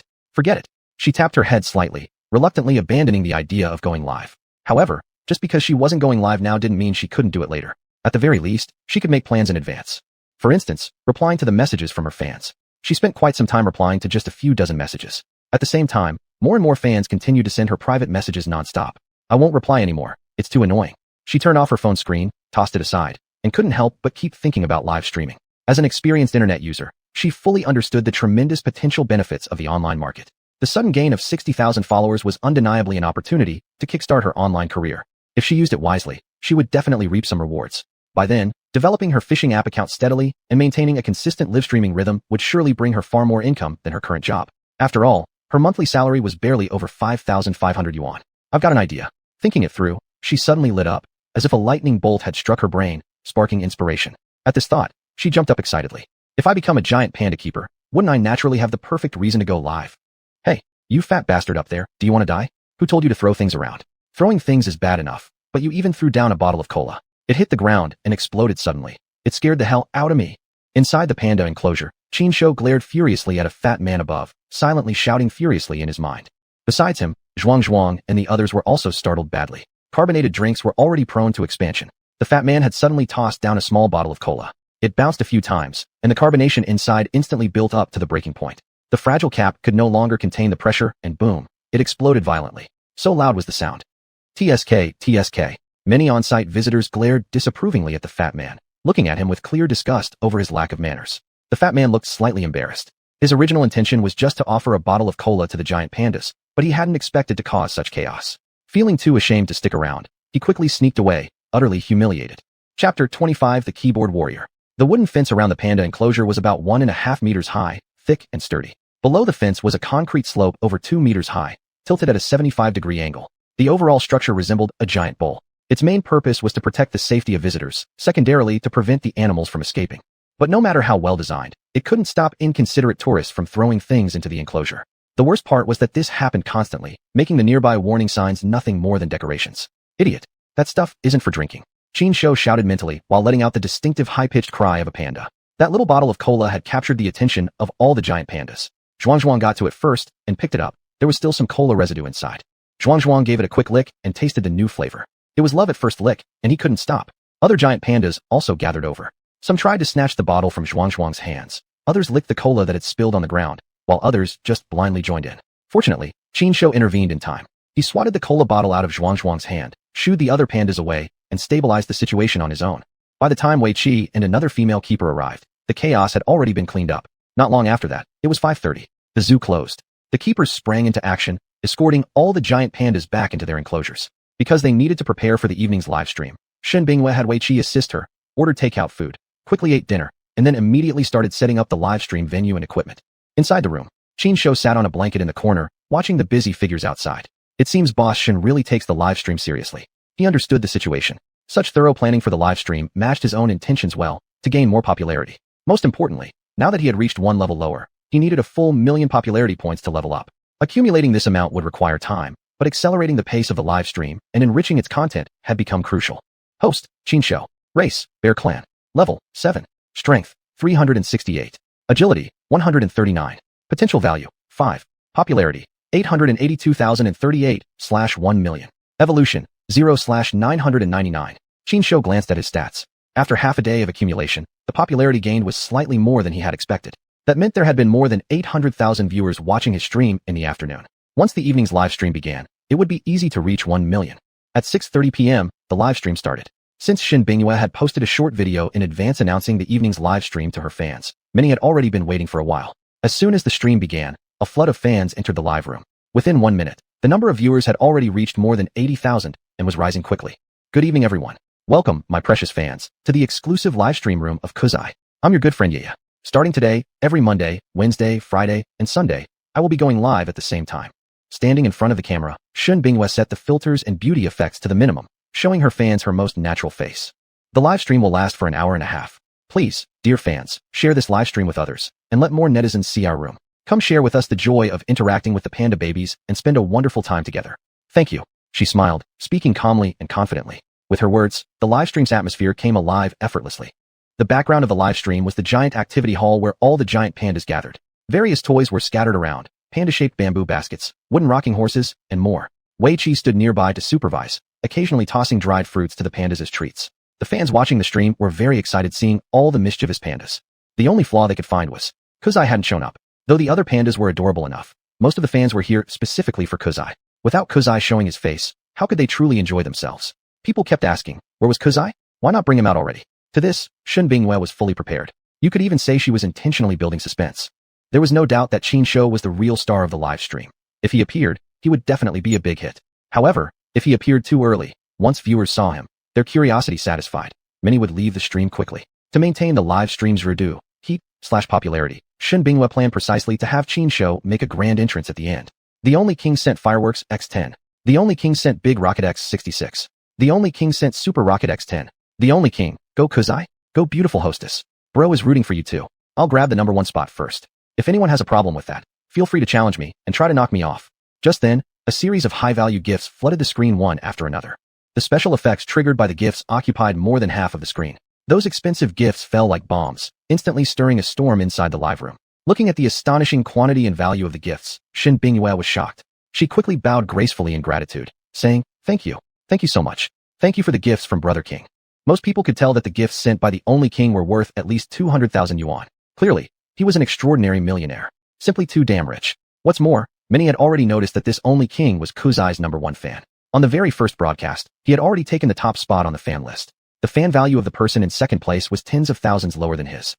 Flying old dog. These gifts look way too fake. The host is really willing to spend big to attract attention. She spent hundreds of thousands in just a few days. I'm not a hero. I think they're fake saw gifts too. That year. Possibly. After all, people foolish enough to send gifts like this don't come around often. Future Expressway, yeah. Having a rich fan showering gifts this early into the stream is just too unreasonable. Shouldn't the host explain herself? Led by several immature keyboard warriors with underdeveloped brains and naturally atrophied cerebellums, the mood in the live room quickly shifted. More and more people began questioning the authenticity of the only king's gift giving. Actually, it wasn't hard to understand.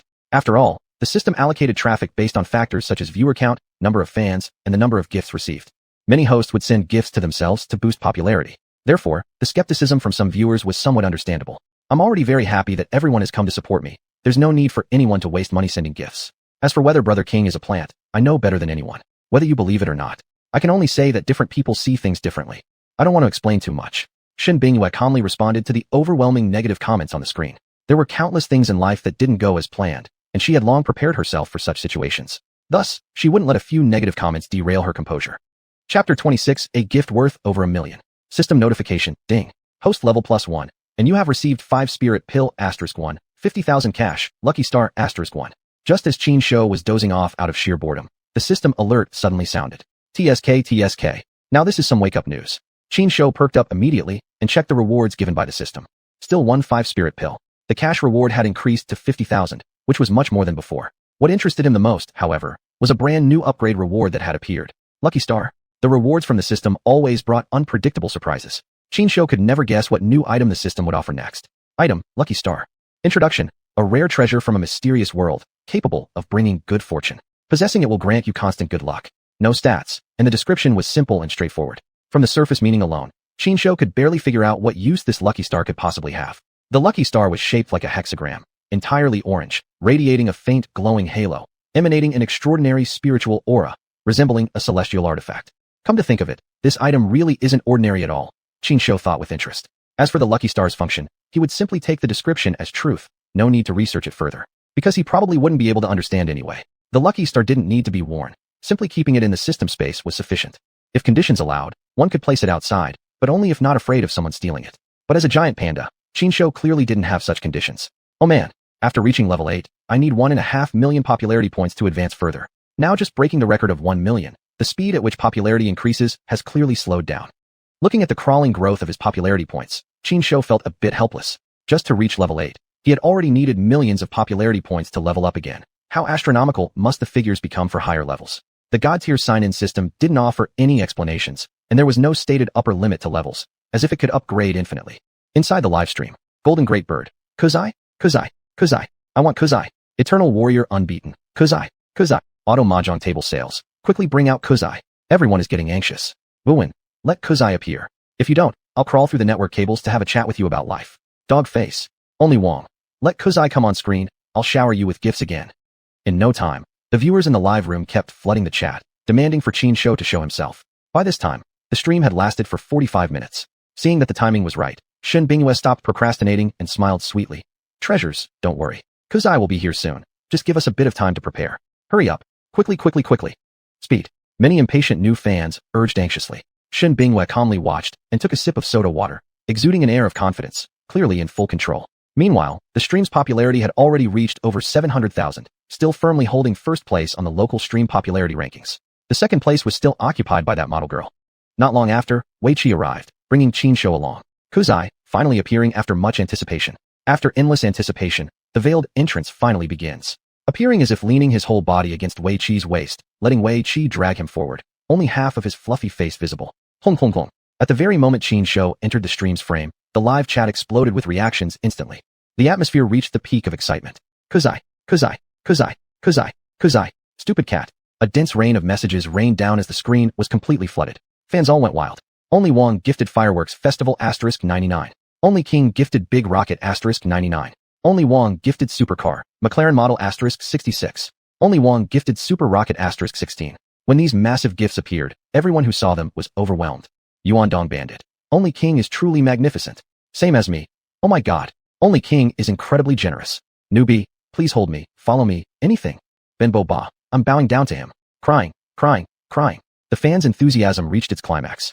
Though there were still some trolls leaving malicious comments and aggressively setting negative agendas, accusing Shen Bingyue of buying attention by self-sponsoring expensive gifts, their comments were completely buried beneath the positive barrage of fan messages.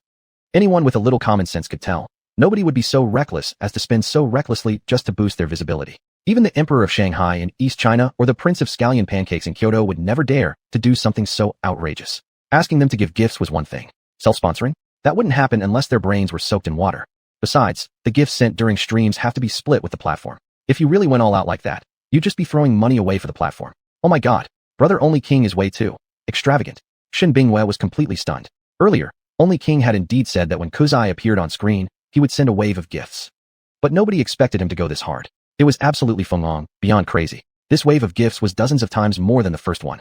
A rough estimate suggested it was worth at least over 1 million yuan. This push shot Only King to the top of the platform's 24-hour fan ranking list, sitting solidly in the first place, more than 600,000 points ahead of the second-place fan. So exciting. What's going on? Seeing Shen Bingyue's shocked reaction, Qin Shou couldn't help but feel curious. He stopped clinging onto Wei Qi and moved closer to the mobile phone screen broadcasting the stream. To others, he was just blindly joining in the excitement. But he knew exactly what was happening. After watching for a while, he finally understood. Looks like some big shot sent a ton of gifts. No wonder Boss Shen is so excited. Seems like the gifts were quite substantial. He roughly understood that Shen Bingyue was worth hundreds of millions, so she wouldn't bat an eye at small amounts of money. The kind of money that could impress her must be absolutely astronomical. Meanwhile, Zhang Yu was also watching the live stream from the zoo. When she saw Qin Shou appear on screen, she became extremely excited too. Other than Qin Shou, she was paying close attention to the top fan who had shocked everyone. Only King. However, it wasn't just because of his wealth that caught her attention. She had noticed something important. If she wasn't mistaken, she seemed to remember that Only King had sent her a few private messages before, even requesting to follow each other. Back then, there were too many private messages from fans, so she hadn't had time to reply. To confirm her memory, she immediately exited the live stream and checked the private messages in the back end. After searching, she really found some messages sent by Only King. The reason he sent me a private message must be the same as others. He's also here for Kuzai. He spent over 1 million just to support Kuzai. What exactly is he after? Is he just an overenthusiastic fan? If that's the case, he's being way too irrational. Zhang Yu thought inwardly. Perhaps poverty had limited her imagination, preventing her from understanding Only King's mindset of throwing away so much money recklessly. Chapter 27 Kuzai, get hyped. Hello, I'm really sorry, but I don't understand the problem you mentioned. That giant panda named Kuzai has nothing to do with me. You must have mistaken me for someone else. And the girl in the video where Kuzai was walking around downtown definitely isn't me. She just looks a bit like me. I'm just a regular intern, you know. Please stop asking me about this. After careful consideration, Zhang Yu gave a vague response. To distance herself, she didn't even add the one and only Wong as a friend. Mainly because it was too much of a hassle. As a girl who had just arrived in Binjiang City not long ago, she barely knew anyone here and only had a few co-workers like Zhao Heng to rely on. And Zhao Heng himself was pretty unreliable. As for strangers she met online, she needed to stay cautious. Even though that person seemed quite wealthy, she wasn't interested. What should I do exactly? If I choose to become a streamer, I'll face tremendous risks. If I mess up, I'll suffer a major setback. But if I want to start my own business, unavoidable risks are inevitable.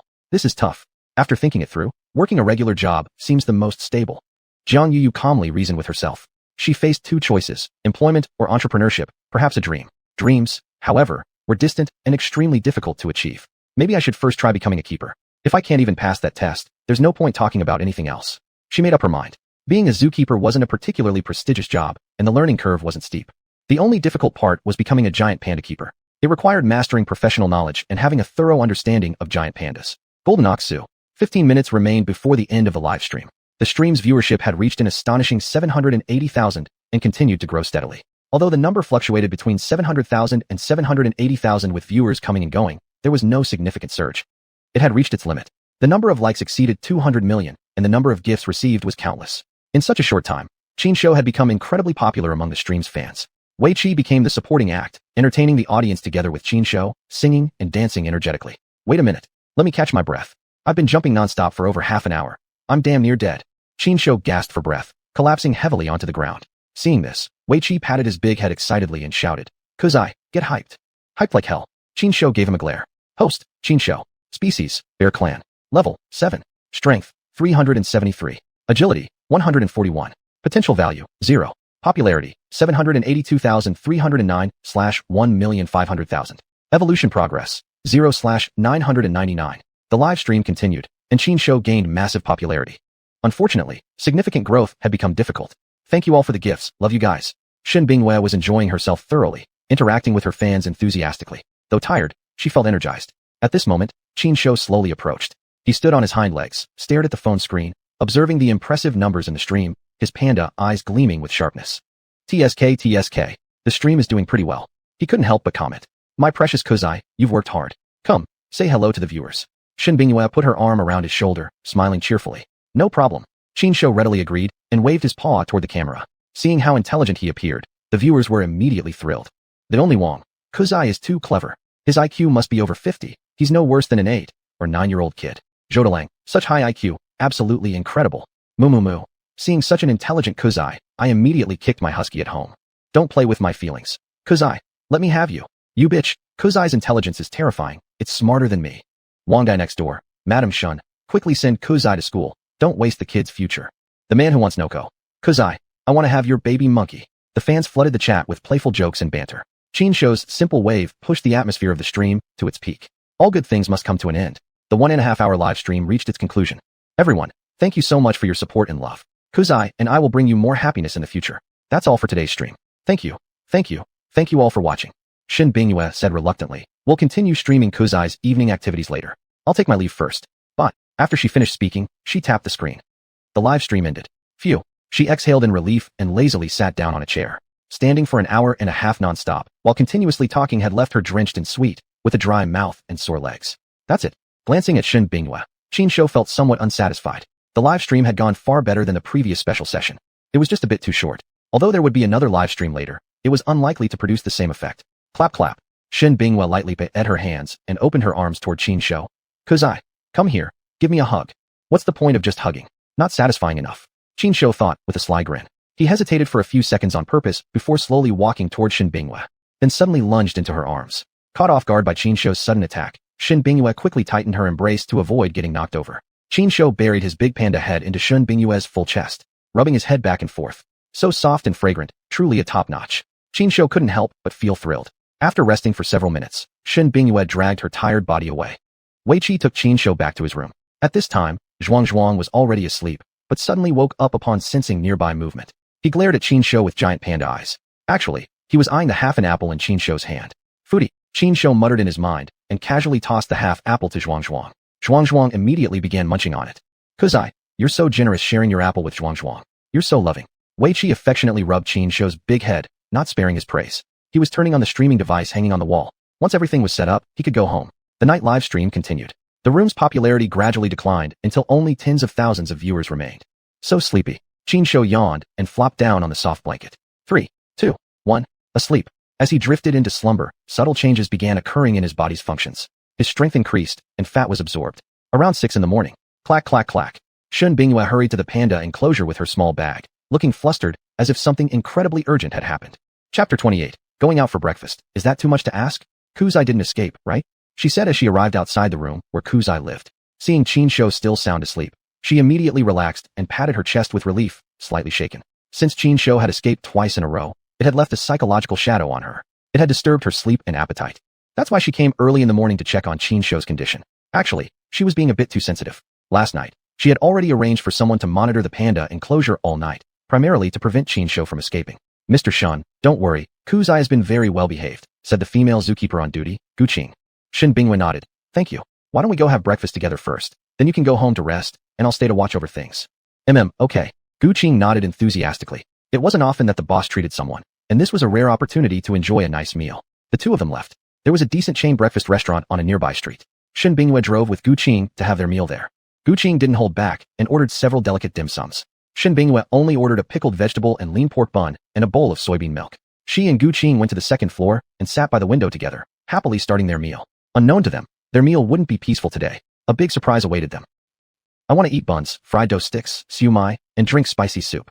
Inside the room, Qinshu murmured inwardly. After all, he was a huge foodie. At the thought of those delicious breakfasts, he couldn't help drooling. Sigh. He sucked in his saliva, stood up, and walked to the door. Then, he put on the faceless mask and extended his thick arm through the gap in the door frame, fiddling with the lock. But he found the door was locked. It hadn't been locked before, but since his escape attempts, Shin Bingwa had ordered it locked. Qinshu, however, remained calm, a human-like smile spreading across his face. Do you really think locking the door can keep me trapped? You're still too young. Thinking that, he turned and walked to the back wall. On the left side of the back wall was a small door leading to the garden outside, locked from the inside with a crossbar. This kind of latch required lifting the upper one before the lower could be opened, which required the use of both hands. With the panda's intelligence and paw structure, it was almost impossible to open. But Qinshu was different. Although it took a bit of effort, the latch was no match for him. Click! He easily popped the latch open, pushed aside the thick little door covered in stainless steel, powered with his back legs, and darted out as nimbly as a monkey. Breathing the fresh air outside, he smiled triumphantly. His stomach rumbled with hunger. I won't go overboard. I'll just have a meal and come back. As he walked, he kept thinking. Setting off. He climbed from the enclosure, jumped over the wall, and soon reached the outside. Like magic, he suddenly wore the same outfit he had worn yesterday on the street. To avoid attracting attention, he removed the gold necklace. At first glance, he looked like a little chubby boy. The zoo was fully covered by cameras, so his figure inevitably became exposed. Not long after, he reached the familiar street. On the second floor, Shin Bingwa and Gu Qing were enjoying their delicious breakfast, chatting and laughing while appreciating the mountain scenery in the distance. Mr. Shun, look quick. Gu Qing suddenly pointed at the street below, saying with surprise. What's the matter? Shin Bingwa followed her finger and soon saw a familiar figure. The person was short and stout, wearing a loose t-shirt and large pants, a baseball cap on his head, walking unhurriedly toward the breakfast shop. Under their gaze, that person walked into the breakfast shop. Gu Qing shifted her eyes and giggled while covering her mouth. I saw someone imitating Kuzai on the internet yesterday. Mei shang dao jin tian jin da le benzun, ta de suns, five tai shang da shamala. Ha, tai, haladon, ho. Zhengdang ta soja, qie yuyan youzhi. Yinwei ta kan dao sun bing yur de lancer, yo xie bu dui jin. Shun bing yur, zhou mai to. Ta dao di shi kuzai, hai shi mo fang jia, wo dou sha sa fun bu qing lut. Rugo shi kuzar de hua, ta yin gai dai jia jin lanzu dut. Gu Qing so dao. Na jiu bu shi lob, ta bu jiu shi shang sung kuza de ruduma. Hua se ran germa so, dan shin bing yur hai shi jue de yo xie qi goth. Naojali bu dan fu shang kuza de sunying. Xinli, gu chung chung. Woman shacher kankamba. Germa soja, sun bing yur qi shun jiu jiao. Zui ho yi ko balzik, ye shru bu shalat. Lai da lo sha. Lang mir zai lo ti ko, to de kanjik huili baojik yi da bal zao din. Zai so yin tai chan, jiezhang de qinshu. Ta dijik to, kan bu qing yang mao. Yet his silhouette felt strangely familiar to Shin Bingwa. Just at that moment, he turned and walked away. Seeing this, Shin Bingwa and Gu Qing couldn't help exchanging glances. They quickly approached the cashier's counter to ask questions. Shin Bingwa asked, "Excuse me, did that person just pay?" A female cashier in her early 20s smiled and replied, "Yes, he paid through facial recognition. Is there any problem?" "No, no problem." Shin Bingwa smiled again and turned to leave. Gu Qing looked puzzled and asked, "Director Shun, if we already know he's just an imitator, why are you asking so thoroughly?" Shin Bingwa exhaled deeply. "Nothing, just my overthinking." The truth was clear enough. If it were really Kuzai, he wouldn't have money to buy breakfast himself, nor would he know how to communicate with people. Unlike yesterday, at least there had been a girl accompanying him. Do ta ta la la la. Suddenly, a mobile phone ringtone rang out. Shin Bingwa took out her phone and saw that it was a call from the security guard at the surveillance room. "Hello, what's the matter?" She answered the call. The security guard on the other end sounded anxious. "Director Shun, something's wrong. Kuzai has escaped again." Upon hearing those words, Shin Bingwa was so frightened she almost dropped her phone. Without further words to the guard, and without telling Gu Qing to return, she hurried toward the car parked roadside. "Director Shun, what happened?" Seeing her frantic demeanor, Gu Qing was completely confused but followed closely behind. A few minutes later, Shin Bingwa drove back to the zoo and hurried into the surveillance room to check the escape footage of Kuzai. On the surveillance monitor, the playback showed the entire process of Qinshu's escape. Same method of climbing over the wall, same escape route, and finally disappearing completely from the camera's view. After watching the surveillance video, Shen Bingyue's brows knitted tightly together. She sighed heavily, rubbed her forehead, and ordered, "Quickly send people to look for him."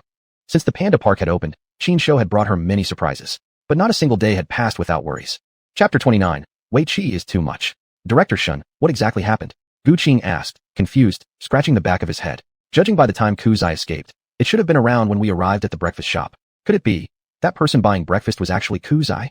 Hearing this, Shen Bingyue immediately shot her a glare. What are you thinking? That's right, Gu Yu chuckled. Kuzai can't use facial recognition payment anyway. In reality, Kuzai didn't use facial recognition payment either, but paid directly with his system account. The cashier's mention of facial recognition payment was nothing more than a show put on by Kuzai. Seeing Shen Bingyue still frowning with concern, the security guard said, "Director Shen, you don't need to worry. Kuzai escaped the first 2 times, but still came back. He will definitely come back this time too." Shen Bingyue felt a headache coming. But what if he doesn't come back this time? A giant panda escaping from the zoo was already the most serious incident possible. How could she not be worried? If any accident occurred, no one could take the responsibility. Even worse, at this moment, Director Su from the Wulong Giant Panda Protection Center's office called to inquire about the condition of the 7 giant pandas. He especially mentioned Kuzai. Kuzai had gone viral online, and his birth family certainly noticed something. Director Su, Kuzai really is great. He's well-behaved and particularly smart. It's just that. Shen Bingyue paused mid-sentence. She had almost blurted things out from sheer anxiety. If the other side found out Kuzai had escaped twice in a row and was currently nowhere to be found, heaven only knows how much blame Shen Bingyue would face. She didn't have the courage to withstand Director Su's anger. After all, she managed to lease 7 giant pandas only through the procedures handled by Director Su. With an accident like this occurring now, Su was inevitably responsible too. On the other end of the phone, Director Su said, "Indeed, Kuzai's performance exceeded our expectations. You need to take good care of him. Oh right, our leadership team plans to go on an inspection tour to zoos across the country as part of the routine checks. Since your zoo is closer, we'll start at your place. Is it convenient for you to host us?" Upon hearing this, Shen Bingyue was startled so badly that her heart almost leapt out of her throat. She quickly calmed herself down. "Convenient. Very convenient. Welcome the leader's visit. I am always ready to receive your gracious arrival." Director Su said. "All right then, it's settled. We should arrive there before 2 p.m. today." Shen Bingyue quickly replied. "Okay, I will get everything ready right away. Then that's all. See you then." "Okay, see you. I'll hang up first." Beep, beep, beep. The line disconnected, and Director Su had already hung up. Ho! Shen Bingyue put down her phone and exhaled heavily, resting her arms on the table and sitting down on the chair. After this series of shocks, her nerves were nearly stretched to the limit. If they didn't find Kuzai before 2 p.m., the consequences would be unimaginable. Gu Yu tried to comfort her. "Director Shen, you don't need to worry. We will definitely find Kuzai. He's so smart and well-behaved. There's no way he wouldn't return." Shen Bingyue massaged her temples. It's not about whether he comes back or not. The key problem is, the real issue was that if Director Su found out that Kuzai had escaped every day, he would definitely call her for a discussion, even if nothing serious happened. And once she faced that interrogation, all the trouble wouldn't stop. After being stressed like this for several days in a row, Shen Bingyue felt utterly exhausted. She sent people out to search for Kuzai while staying behind at the zoo waiting for news. At the same time, she still needed to prepare for welcoming the leaders from the conservation center. The zoo would open to the public in just over an hour. She had the staff let the giant pandas out first and clean the enclosures.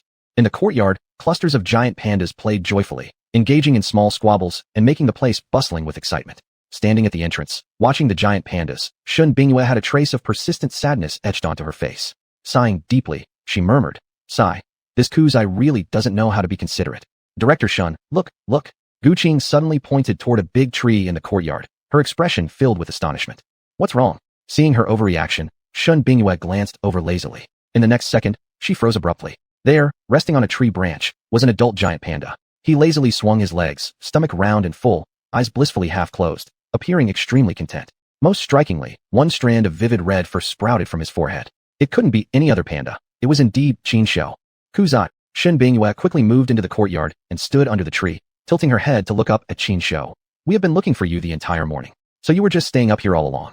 "Well, I'd like to fly up into the sky too, but I just lack the ability to do that." Qin mumbled inwardly, giving Shen Bingyue a human-like smile as he waved his paw at her. Gu Qing was stunned. So all along, Kuzai hadn't actually left the premises. That's strange. If he never left, why did the surveillance footage show him outside? Could it be that he went out and came back? Shen Bingyue was also slightly confused. Except for the possibility of a supernatural event, that seemed to be the only reasonable explanation. Gu Qing found it hard to believe. If that's the case then, Kuzai must really know his limits too well. Looking at Qin deeply, Shen Bingyue didn't speak again. She was genuinely afraid. If Qin could come and go as he pleased, she'd probably die from sheer anxiety. To solve this issue, there seemed to be only one method: tighten control and completely eliminate any possibility of Kuzai escaping. Then she recalled the people she had sent out searching, and at the same time, started thinking about how to prevent Kuzai from escaping in the future. Sigh, I've got it so hard. Qin Shou sighed inwardly. It was obvious. The more he acted out like this, the more Shin Bingyue would try to control him. That meant his chances of escaping again would nearly vanish. Before long, the zoo opened. The live stream continued. As usual, fans came specifically for Kuzai. The number of viewers in the live room kept increasing, finally stopping once it reached more than 20,000. At this time of day, most people were busy working, so naturally, the number of viewers was lower. Whoa! Suddenly, a sharp cry filled with anger echoed from the courtyard. The tourists all looked over, only to see Xuanhuan fighting with two other pandas. Desperate and cornered, he had screamed to vent his frustration. Qin Shou was startled by him. Little brat, what the hell are you screaming for? Play fighting among the pandas was a common occurrence, especially with the most mischievous one, Xuanhuan, who loved causing trouble, second only to Qin Shou, but always seemed to anger the others and get himself beaten up. The battle continued. Wei Qi quickly rushed over to stop them, but ended up surrounded by a group of pandas. Let go of me. You're going to tear my pants off. Ouch. Xuanhuan, you're hurting me. He was in real distress. Qin Shou came down from the tree and strolled slowly toward Wei Qi. How about a little excitement for you? Thinking this, he suddenly leaped forward and snatched Wei Qi's baseball cap. Chapter 30, Society, it's my cool brother. Kuzi, you idiot, give me back my hat. Wei Qi was furious and hurried after Qin Shou. Unfortunately, he got tripped by Xuanhuan, falling flat on his face in a humiliating faceplant. Immediately, the giant pandas pounced on him and started playing around ruthlessly. Ha ha ha. The tourists burst into laughter. Such a comical scene further fueled the atmosphere inside the live stream. Only King, wow. I just joined the stream and got to see such an exciting human-panda battle. This is really something only Cool Guy's live stream can offer. Matcha-flavored girl. I wish I could play with these cute baby pandas too. Towering above the clouds. Confirmed. It's definitely Cool Guy stirring up the trouble. Sky is blue. I'm just being lazy. Top-notch entertainment. Dog face, dog face. My future is now. Help this poor keeper already. I'll gladly kick him a few times myself. You all can do whatever you want. Dog face. Soaring dragons and leaping tigers. Awesome. Just don't play too hard with the keeper. Smirk. The viewers in the live stream were discussing animatedly, sending an unending storm of comments. If your phone's hardware was too weak, it might even freeze. I used to be a normal person but got reincarnated as a giant panda. Already depressing enough. If I don't find some fun around here, I might just die of boredom. Thinking that, Qin Shou put Wei Qi's hat on his own head. At this moment, two female keepers rushed over. Wei Qi, entangled by 6 giant pandas, couldn't escape at all. His brand new protective suit was torn to shreds. Luckily, the pandas were generally very gentle. Despite the chaos, they wouldn't actually hurt him. They could only accidentally pinch him a little painfully. Cut it out, babies. Let go of your milk daddy. Be good now. Come with us. Using both persuasion and physical effort, the two female keepers managed to lead away each panda one by one. It took several minutes before Wei Qi was finally set free. Dusty and disheveled, Wei Qi hastily stood up and immediately took off running. Seeing this, the baby pandas quickly chased after him. Only when he had run out of the enclosure did the whole playful chaos finally end. Next door, at the peacock enclosure, a female peacock suddenly flew into a rage, chasing several male peacocks and scratching at them. There were 5 female peacocks and 3 males inside the enclosure. Just like a bloodline dominance thing, the males were clearly afraid of the females. One was pushed too far and flapped its wings furiously, flying away to hide on a tree. Another male was even more impulsive. He flew so hastily that he dropped into the panda enclosure, coincidentally landing on a tourist's head. The tourists were startled badly and scattered like birds and beasts. Fortunately, the peacock wasn't aggressive. He was also quite frightened and ran around in confusion. Under the astonished gazes, he flew into the panda enclosure. His appearance immediately triggered the panda's excited genes. One by one, they dashed over and surrounded him entirely. No hesitation at all, they started touching him. This sudden incident immediately caught the attention of the keepers. Wei Qi, who had just taken off his protective suit, rushed over urgently trying to drive the pandas away and protect the male peacock. However, the giant pandas wouldn't budge. Scram. Just then, Qin Shou spoke up. Letting out a slightly grumpy-sounding call, he immediately silenced the other pandas. As they backed off, the startled male peacock took off running, zigzagging like a headless fly. Wei Qi spread his arms wide and tried desperately to chase and grab it. Unfortunately, the male peacock was just too nimble. No matter how hard Wei Qi attempted to intercept him, he couldn't even get close. Instead, he was left spinning around like a top, hardly escaping the panda's grasp only to immediately chase peacocks. It left him panting heavily and feeling utterly miserable. Come on, come on, come on. Qin Shou leaned on a rock and watched gleefully.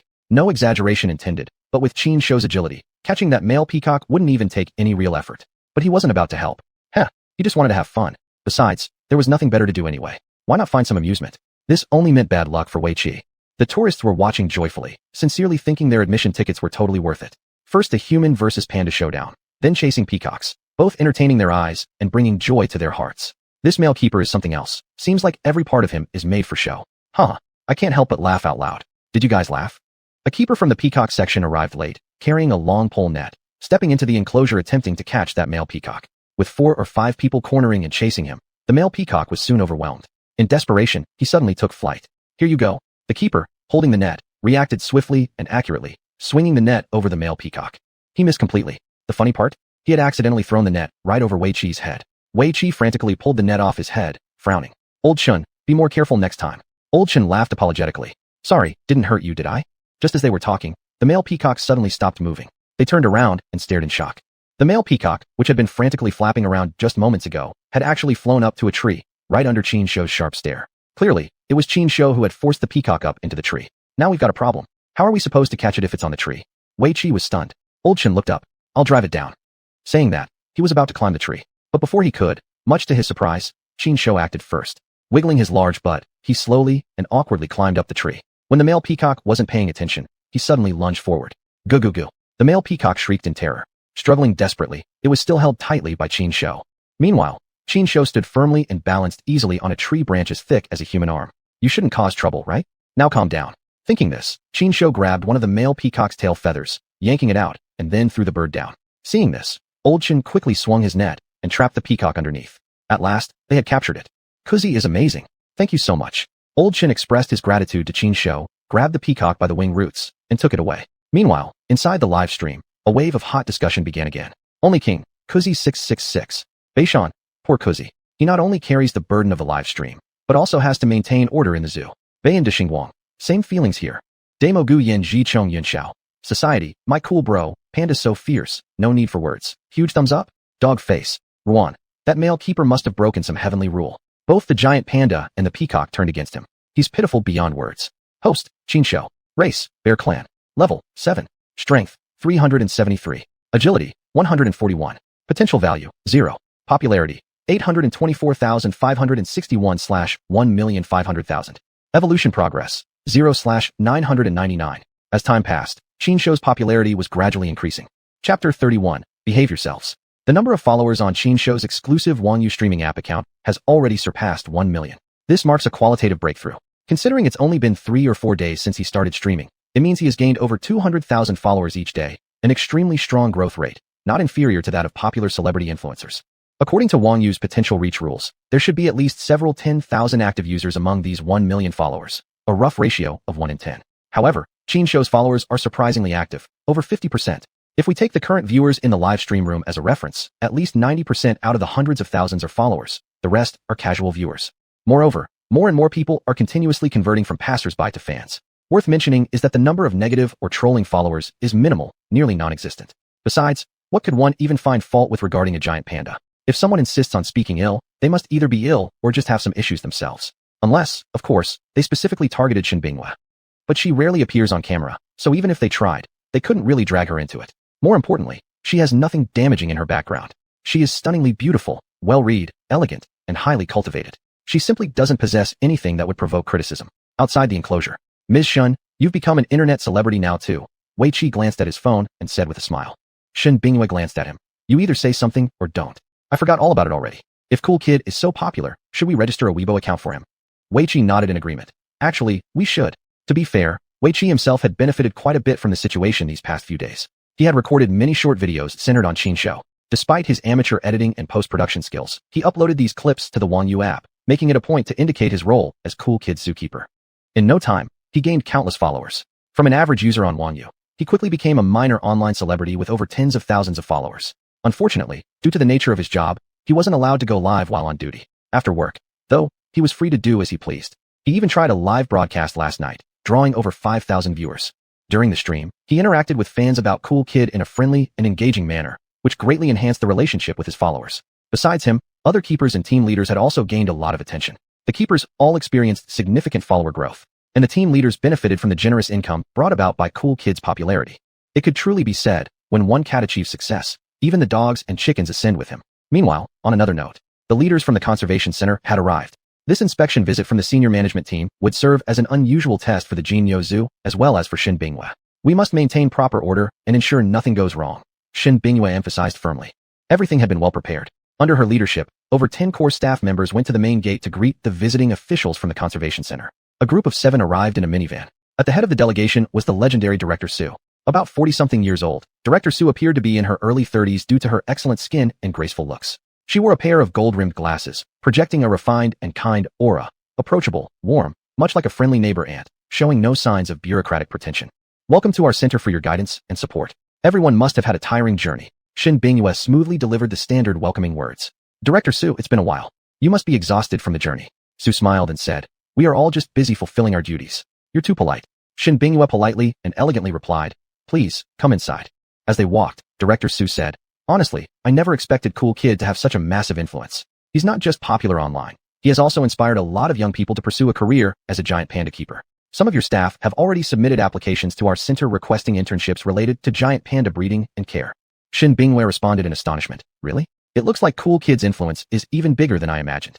To become a giant panda zookeeper was truly a dream for many. This included xuanhuan. Ever since she had developed the desire to become a panda keeper that day, she acted swiftly to turn her wish into reality. According to national regulations regarding this position, one must meet several necessary qualifications. First, an associate degree or higher. Second, age must not exceed 35. Third, a clean record without any stains or criminal background. Most importantly, and this was the key factor, priority would be given to individuals with a background in animal research-related disciplines, such as those from a biology field. Clearly, Jiang Yu did not hold a degree in biology, but she was a university graduate. Having recently begun her internship, her resume was clean and, initially, she met most requirements for becoming a panda keeper. So she applied. Unexpectedly, she passed the preliminary review. Of course, passing so quickly was greatly related to the special remark she had added in her resume, that she personally knew Cool Kid. She calmly revealed that she was the girl who had been by Cool Kid's side when he escaped. Later, Director Su verified that this was indeed true. Just for that alone, Director Su had no reason to refuse and actually had high hopes for Jiang Yu. At this moment, Director Su and her team first conducted a general inspection. Then they headed straight to the panda enclosure. The left side of the panda enclosure is the peacock area, the right side is giraffes, and to the west is the monkey hill. All large carnivores have been completely separated from the panda enclosure. You've made very detailed arrangements. I have to give you credit.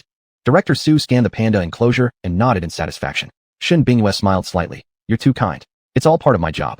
To cooperate with Director Su's inspection team, Shin Bingyue had specially asked Wei Qi and others to gather all the giant pandas together. However, ideals are plump, reality is thin. That was how she thought, and that was also what Wei Qi and others did, but the giant pandas refused to cooperate. Except for Qin Shou, xuanhuan, Danong, Guigui, Xiun, every single one of them was full of energy and vigor. The more they were asked to do something, the more determined they were not to do it. As a result, the panda enclosure became a stage for a delightful performance of pandas and keepers interacting playfully. These little rascals are quite a handful. Qin Shou couldn't watch anymore. Especially seeing Bingyue Shimpijug the leadership team, watching longingly from outside, he felt it was time for him to step in and help out a bit. Hey, he grinned widely, waved his paw at Director Su, and put on an extremely enthusiastic attitude. This action immediately drew Director Su's attention, and she felt surprised too. Cool Kid had grown up under her supervision, so they were quite familiar with each other. But she never expected Cool Kid to greet her first. Look at this. Quick, look cool. Cool Kid is greeting me. Director Su was incredibly excited. We see it. Everyone smiled. The other leaders didn't receive such a favorable treatment. They were all giant panda lovers, watching with envy and jealousy. Brats, behave yourselves. Qin Shou spoke up. Chapter 32. Not much talent, but quite the showman. Xuanhuan and Dana were simply being too unruly. Wei Qi and several caretakers struggled for quite a while, yet not only failed to gather them together, but also ended up thoroughly exhausted. At such a critical moment, only Qin Shou could step in. He stood upright, cast a cold, sharp gaze over xuanhuan and the others, and let out a low growl. In essence, it meant, all of you better behave, come over here and line up nicely. If you keep acting out, I'll beat the crap out of you. Hurry up, all of you, gather around me. What are you looking at? Yes, I'm talking to you. Qin Shou barked his orders. Like a true leader whose words carry authority, his command worked immediately. The giant pandas, who moments ago had been running wild and tormenting the caretakers, obediently came to his side and sat around him in a circle. Witnessing this scene, Director Su was stunned.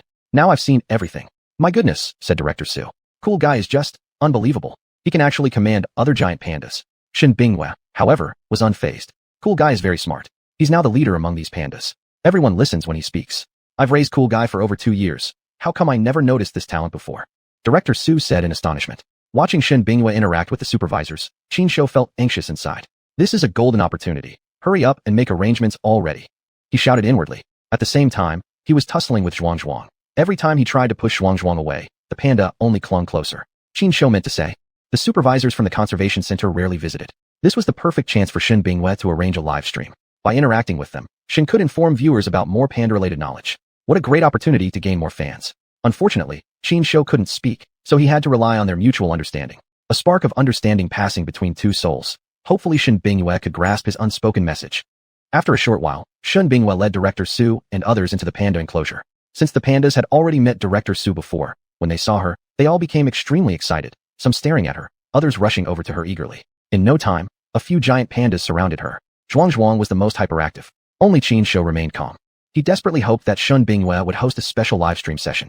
Improving his status wasn't easy. He needed to seize every opportunity to increase his popularity. Perhaps by some psychic connection, Shun Bingyue finally caught on. After gaining Director Su's permission, she quickly summoned Wei Qi to act as the cameraman and impulsively initiated a special live broadcast. Phew, she's teachable after all, finally time to show off. Qin Shou felt a weight lifted off his shoulders. As the live broadcast began, he didn't sit idle. To enhance the program's effect, he deliberately cuddled close to Shun Bingyue. He buried his head beneath her crotch and wrapped his arms tightly around her shapely thighs. The live stream viewers could only watch, green with envy. Legendary. Damn it, cool guy. You dirty panda. Leave that caretaker alone. Seeking you thousands of times. Enviably I. Little white shark.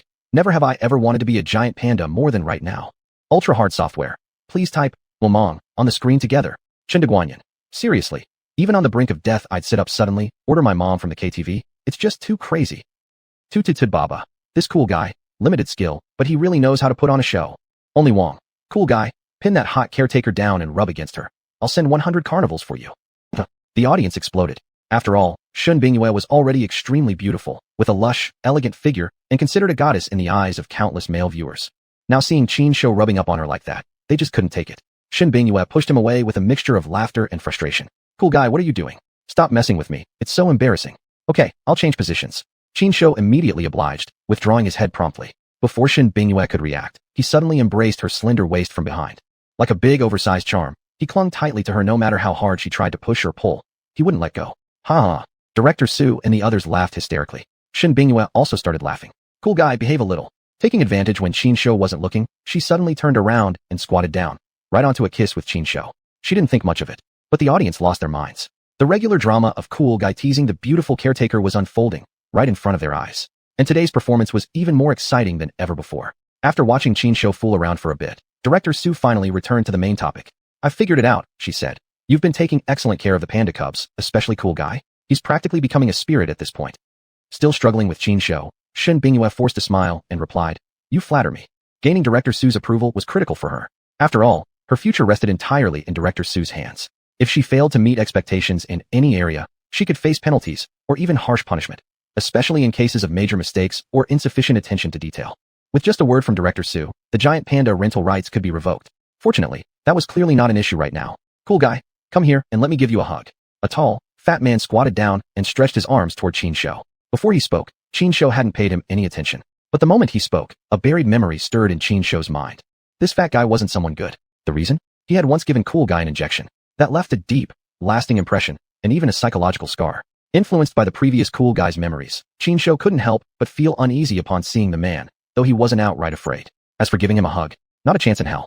This guy got promoted? He used to jab needles into me without care, and now he wants a hug? Dream on. Qin Shou showed no mercy. Instead, he came up with a clever little trick. Motivated by the desire to overcome his fear, he stepped forward toward the fat man. Just as the man's thick arms were about to reach him, Qin Shou suddenly grabbed his shoulders and pushed down hard. In the next second, Qin Shou leaped right over the man's head, doing a real-life human vault. Ha ha ha. I laughed so hard I peed. This panda's got serious game. Ha ha ha, so much. The surrounding tourists burst into laughter, and even Shun Bingyue and Director Su couldn't help but join in. They say after the founding of the nation, animals were forbidden from becoming spirits. But cool guy? He's way past spirit stage. He's entering transformation phase, preparing to take human form. Seriously speaking, except for his appearance, he acts exactly like a human being.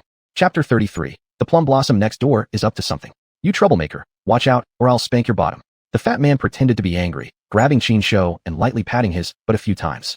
Smack. Who do you think you are? Qin Shou didn't indulge him at all, immediately giving him a slap in return. Due to misjudging the force, he accidentally hit the fat man so hard that he staggered sideways and fell on the ground.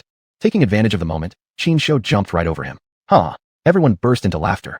Both online and offline, the atmosphere had been completely stirred up by Qin Shou. King only sent 6 royal fireworks. An add-on sent 1 fanlight plate. Rivers sent 9,999 big swords. Casual God sent 666 roses. Afu sent 666 golden roses. In the live stream room, fans were sending gifts like crazy. In just 1 minute, the gift revenue had soared to several 10,000.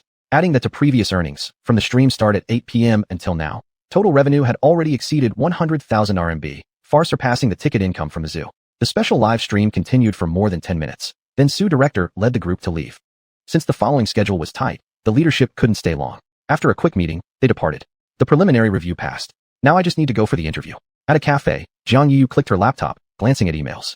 According to procedure, she needed to report to the Protection Center's office. After submitting her resume and registration, she would officially begin the training phase.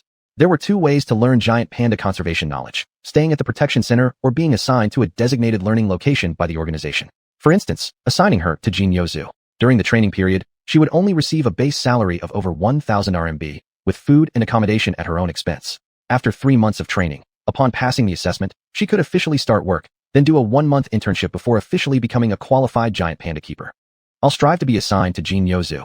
Jiang Yu made up her mind. She felt endless anticipation about becoming a giant panda keeper, not for any other reason, but for Kuzi. After making some preparations, she set off on the high-speed rail to Wulong Protection Center with only light luggage. 4:30 p.m. System prompt. Host level +1. You have received 1 rage sneakers, 2 lucky blind boxes, and 1 lucky star. Just as Qin Shou was feeling bored and listless, the system suddenly gave a prompt. He had leveled up. That morning, he had checked his personal data. Back then, he had about 800,000 popularity points. After most of a day's accumulation, he had finally reached 1.5 million. Now then, the next level up would require 2 million popularity points. Thankfully, the cap for popularity points hadn't increased much. More importantly, leveling up wasn't the main goal. The key was enhancing evolutionary progress. Currently, the initial evolution still seemed distant and unreachable. The evolutionary cap still stood at 999. At the moment, aside from completing achievements for evolution, Qin Shou could only hope to evolve via level ups. Each 100 levels gained would grant 1 evolution. To achieve the final evolution, it would be difficult. Again, rage sneakers and lucky star? Wait, why did I get another lucky star? Can these be fused? Qin Shou was confused. The description of the lucky star function had always been vague, simply stating it enhances luck, without specifying any exact indicators. As for whether they could be fused, it could only be tried and tested.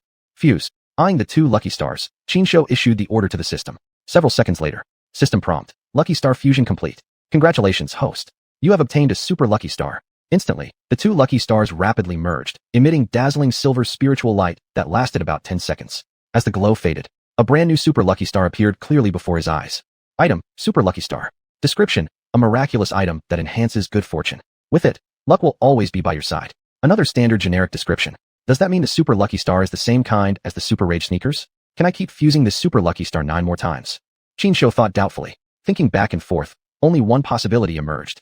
After all, with the super rage sneakers as a reference, it wasn't hard to figure out the fusion mechanism of the super lucky star.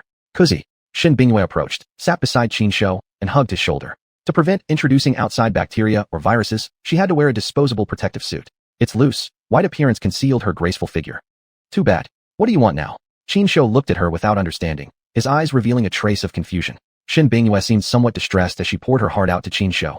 Kuzi, I've invested so much for you. Just now the bank notified me that my loan application was approved, totaling more than 6 million, all for building you an ecological panda pavilion. I already know about this. It was your decision, so why are you telling me this? Qin Shou became increasingly confused. Actually, he was also looking forward to the completion of the ecological panda pavilion. With it, it would mean his value would increase once again, turning him into a walking big IP with significantly increased influence. Another loan of over 6 million. I haven't earned much yet, and I'm already drowning in debt. Shen Bingyue felt troubled. Or rather, despite her ambition, facing the unknown future, she couldn't help feeling anxious and uncertain. Thankfully, she had Qin Shou. Once she successfully operated the big IP of Qin Shou, she would benefit immensely. Of course, there would also be corresponding unknown risks. Qin Shou muttered inwardly, money is nonsense. If we don't have it, we'll just earn more. Shen Bingyue hugged Qin Shou tightly, her brows furrowed tightly together, looking especially delicate and pitiable. Seeing this, Qin Shou gently patted her slender back. Feeling the care from Qin Shou, Shen Bingyue couldn't help but smile softly. Boss Shen, lately the monkey mountain has been extremely unruly, and I can't even manage it anymore. I've even been scratched by Meihua a few times. A young man came over to vent his troubles. Shen Bingyue asked, puzzled, what's wrong with Meihua? Why did she scratch you? All the animals in the zoo had already been domesticated, and it was rare for them to attack someone on their own, unless they were greatly provoked or acting in self-defense. The Meihua she referred to was a female macaque on the monkey mountain. Among the more than 10 monkeys on the mountain, Meihua had always been fairly inconspicuous, but now the situation suddenly changed. She had become unusually aggressive, beating up anyone she met. Even the Monkey King couldn't escape. The zookeeper of the monkey mountain wore a bitter expression and said, Meihua just reached adulthood not long ago, probably going into estrus, which makes her Fiqi, Paiqi, extremely irritable. Now, under her influence, the other monkeys have also become restless. Shen Bingyue stood up and said, if it's just estrus, then it's manageable. But if it isn't, it might become troublesome. After she finished speaking, she turned and walked away, preparing to personally check the monkey mountain. You're leaving already? Won't you even bring me along for a walk? I could help. Qin Shou inwardly grumbled. He felt that it was a good opportunity to boost his presence again, and going to the Monkey Mountain might be good. It could even create a hot topic again. Chapter 34 Pressed to the ground. In order to gain more popularity and attention, Qin Shou had gone all out, trying every possible means, exhausting all his efforts. This was indeed a rare and excellent opportunity to increase his presence. As long as he played it right, there was no doubt he would deliver an impressive performance. Realizing this, Qin Shou could no longer sit still. The moment Shin Bingyue and Old Wang from the Monkey Mountain left, Qin Shou quickly followed behind them with eager steps. As he was about to exit the Panda Garden, he suddenly hugged Shin Bingyue's leg tightly. Shin Bingyue was filled with confusion. Cool guy, what are you trying to do? What else can I do? Qin Shou looked at her longingly, unable to express in words, so he just dragged her outward. The meaning was clear, I want to go out with you. Old Wang was a senior keeper who especially specialized in monkeys and understood their body language well. He said in surprise, cool guy probably wants to go out to play. Shin Bingyue immediately refused. No way, you're always trying to go outside. Be good and stay put, my obedient little guy. Humph. Upon hearing that, Qin Shou expressed his objection. Before Shin Bingyue could react, he suddenly ran out the door and disappeared in a flash. Shin Bingyue and Old Wang exchanged bewildered glances. It was simply unbelievable. How could a giant panda be so agile, nearly as nimble as the monkeys? It was incredible. After staring in shock for a few seconds, Shin Bingyue quickly regained her senses and chased after Qin Shou. Mr. Su, slow down. Don't scare cool guy. If he gets startled and runs around chaotically, we won't be able to handle it. Old Wang shouted while running. Judging by Shin Bingyue's pace, there was no way she could catch up with Qin Shou. The good news was that the park had already closed, and the tourists had mostly left. Therefore, Qin Shou's outing didn't cause much commotion. Not long after, Qin Shou managed on his own to reach outside the Monkey Mountain. Monkey Mountain was fully enclosed, covered with wire mesh on all sides and above, with an area of about 100 meters in diameter, complete with artificial hills and various green plants. Over a dozen macaques lived here. One female monkey was pregnant with twins and had become a special care case. Cool guy? Stop right there. Don't run around. Shin Bingyue chased after him. Qin Shou didn't even glance at her, continuing to scan Monkey Mountain with his gaze. At that moment, chaos erupted in Monkey Mountain, accompanied by constant sharp, aggressive screeches. No guess needed. It was undoubtedly the female monkey called Plum Blossom causing trouble. A group of male monkeys were frightened, scattering in all directions. Some couldn't dodge in time and were caught by Plum Blossom, who scratched them hard and forcefully, clearly dominating them with her fierce temper. Even the oldest monkey king couldn't handle Plum Blossom. Most animals showed deep respect toward females, especially intelligent ones like monkeys. And some humans were no different. The door isn't locked. The monkeys can't open it, but it's no match for me. Looking at the gate of Monkey Mountain, Qin Shou came up with a mischievous idea. Before Shin Bingyue and Old Wang arrived, he quickly opened the door and rushed in without hesitation. Seeing this, Shin Bingyue was shocked. Cool guy? Come out quickly. It's dangerous in there. Be careful, the monkeys will attack you. Shin Bingyue shouted. Afraid of being attacked by monkeys, she hesitated to enter. Old Wang hurried over, sighing with a bitter smile. Miss Shun, don't worry. I'll go get cool guy out. Shin Bingyue inhaled deeply. I'll go with you. Saying that, she gritted her teeth and followed in. Monkey Mountain was extremely chaotic. With Qin Shou's arrival, the atmosphere slowly began to change. Pair after pair of monkey eyes stared at him, eyeing this intruder with deep hostility and caution. The pregnant female monkey, Plum Blossom, also noticed Qin Shou's presence. Already in a bad temper, she instantly shifted her target, screeching wildly as she charged at Qin Shou. Cool guy, run quickly. Shin Bingyue screamed in fear. The aggressive and nimble rhesus macaques could easily overwhelm Qin Shou, or so she thought. Run? Why run? It's just a monkey. Watch me deal with it. Qin Shou complained inwardly. There were also live cameras in Monkey Mountain, managed by Old Wang. However, the streaming channel had mediocre popularity, far inferior to the Panda Garden. That meant, at this moment, Qin Shou appeared on the Monkey Mountain live stream. Chirp, chirp. At this moment, the furious Plum Blossom rushed in front of Qin Shou, baring her teeth with a fierce expression. Other monkeys also gathered around, keeping a distance of more than 10 meters, watching from afar. Only the Monkey King took an aggressive stance forward, none of the others daring to come closer. Unfazed, Qin Shou stood calmly upright, facing off against Plum Blossom. Before her, he stood like a giant beast. His adorable and clumsy appearance made him seem harmless despite his immense size. Moreover, Qin Shou still retained human habits and wouldn't bare his teeth or snarl like a normal giant panda, making Plum Blossom believe he was easy to bully, further fueling her arrogance. GGG. Suddenly, Plum Blossom shrieked, leaped into the air, and lunged onto Qin Shou's body. Qin Shou snorted contemptuously, calmly raising a paw and swatting her. Huh. The furious Plum Blossom was instantly knocked onto the ground. Fortunately, Qin Shou knew how to control his strength, applying only light force to give her a lesson. However, Plum Blossom's temper was simply too explosive and domineering. Even in a disadvantaged position, being pressed to the ground, she remained enraged and charged at Qin Shou again. Plum Blossom, behave yourself. Oh my goodness, really gives no peace of mind. Old Wang shouted while running over. He wanted to step forward to intervene, yet hesitated, fearing he might anger Qin Shou unintentionally, putting him in an awkward dilemma. What's the panic? I've got this. Qin Shou glanced at him casually, swatted again with a single paw, once more pinning Plum Blossom down, where she landed on the ground with a loud slap, sprawled out.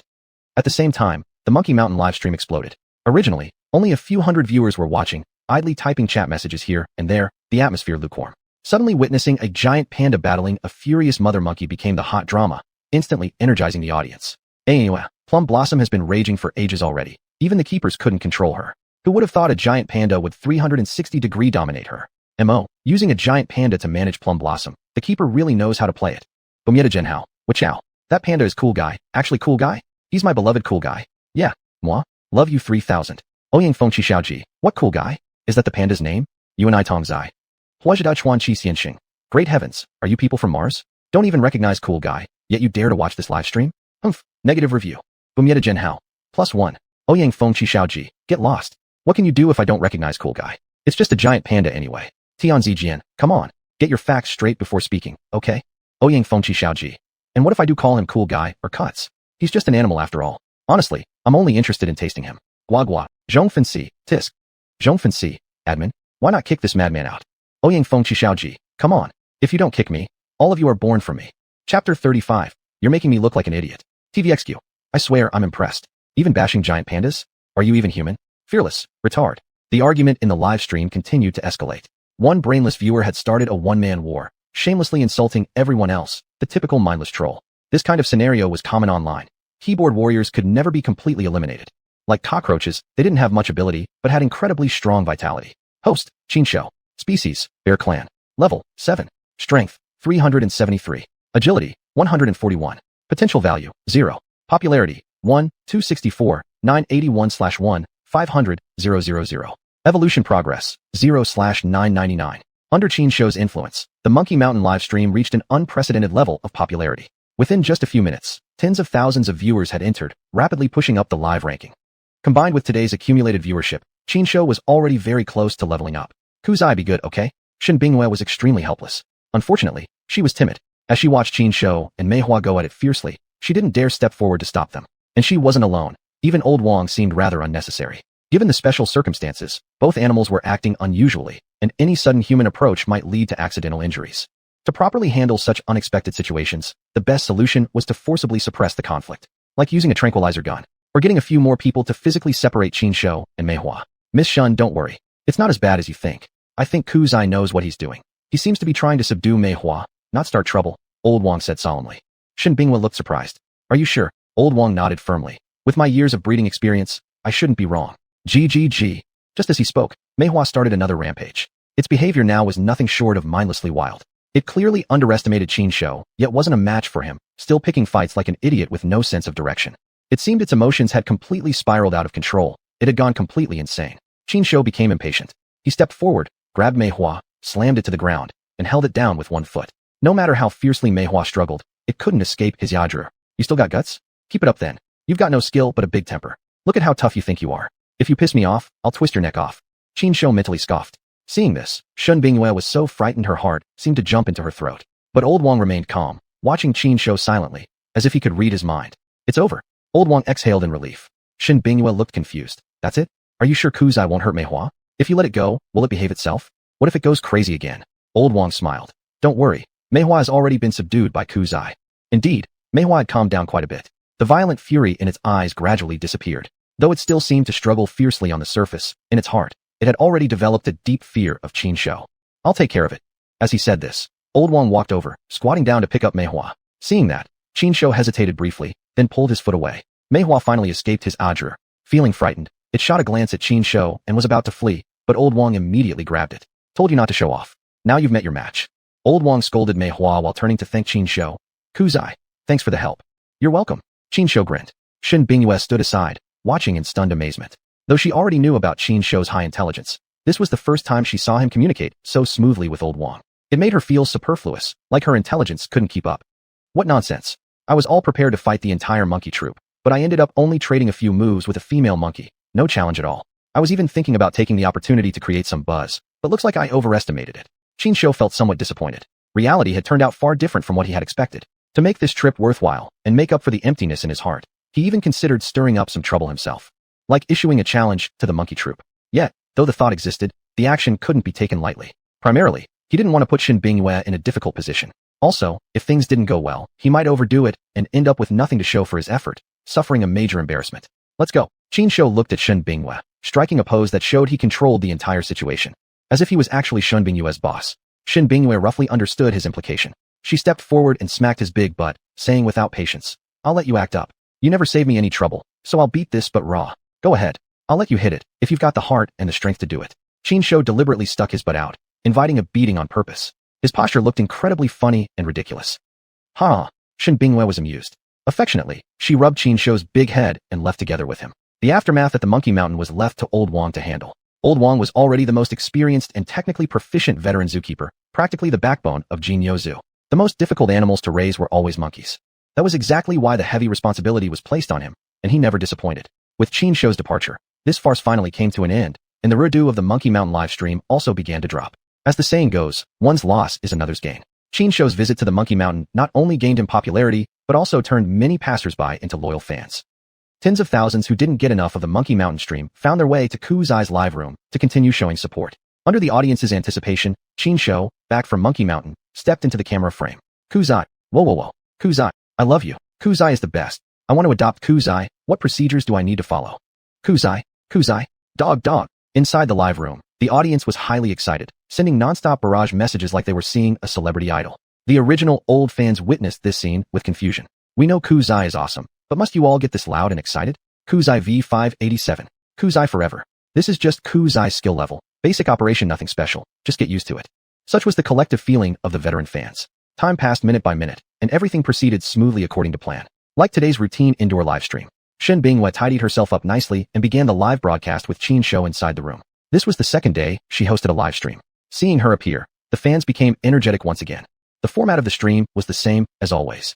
First, Shen Bingyue would appear on camera, interacting with fans and answering their questions.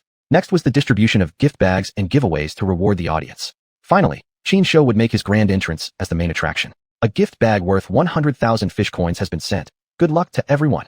Chapter 36. Her figure is really something. After more than an hour of hard work, today's live streaming session was finally declared over. Unlike usual, Shen Bingyue went all out to reward her fans, giving away hundreds of free tickets. And they were full access tickets. The so-called full access ticket allowed viewers to see all the animals in the Golden Bull Zoo. Priced at over 800 yuan, it was generally considered too expensive for the average person. By giving away hundreds of these tickets during her live stream, Shen Bingyue was indeed quite generous. The night passed without incident. Early in the morning, the zoo was filled with a fresh scent, and various animals chirped joyfully. Among them, Qin Shou was the most active. He didn't need any caretaker's attention at all. He was completely self-reliant. He took the initiative to open the small door and walked into the courtyard. Check-in. Qin Shou took a deep breath of fresh air and issued the command in his mind. System prompt. Check-in successful. Congratulations, Master, you've received 1 super speed shoes, 1 5 spirit pill, and 1 hurricane motorcycle. Nanny? Upon hearing the system prompt, Qin Shou was stunned. Compared to yesterday, today's check-in reward included an additional hurricane motorcycle. That was completely unexpected. It turned out the hurricane motorcycle could be obtained again. The problem arose then.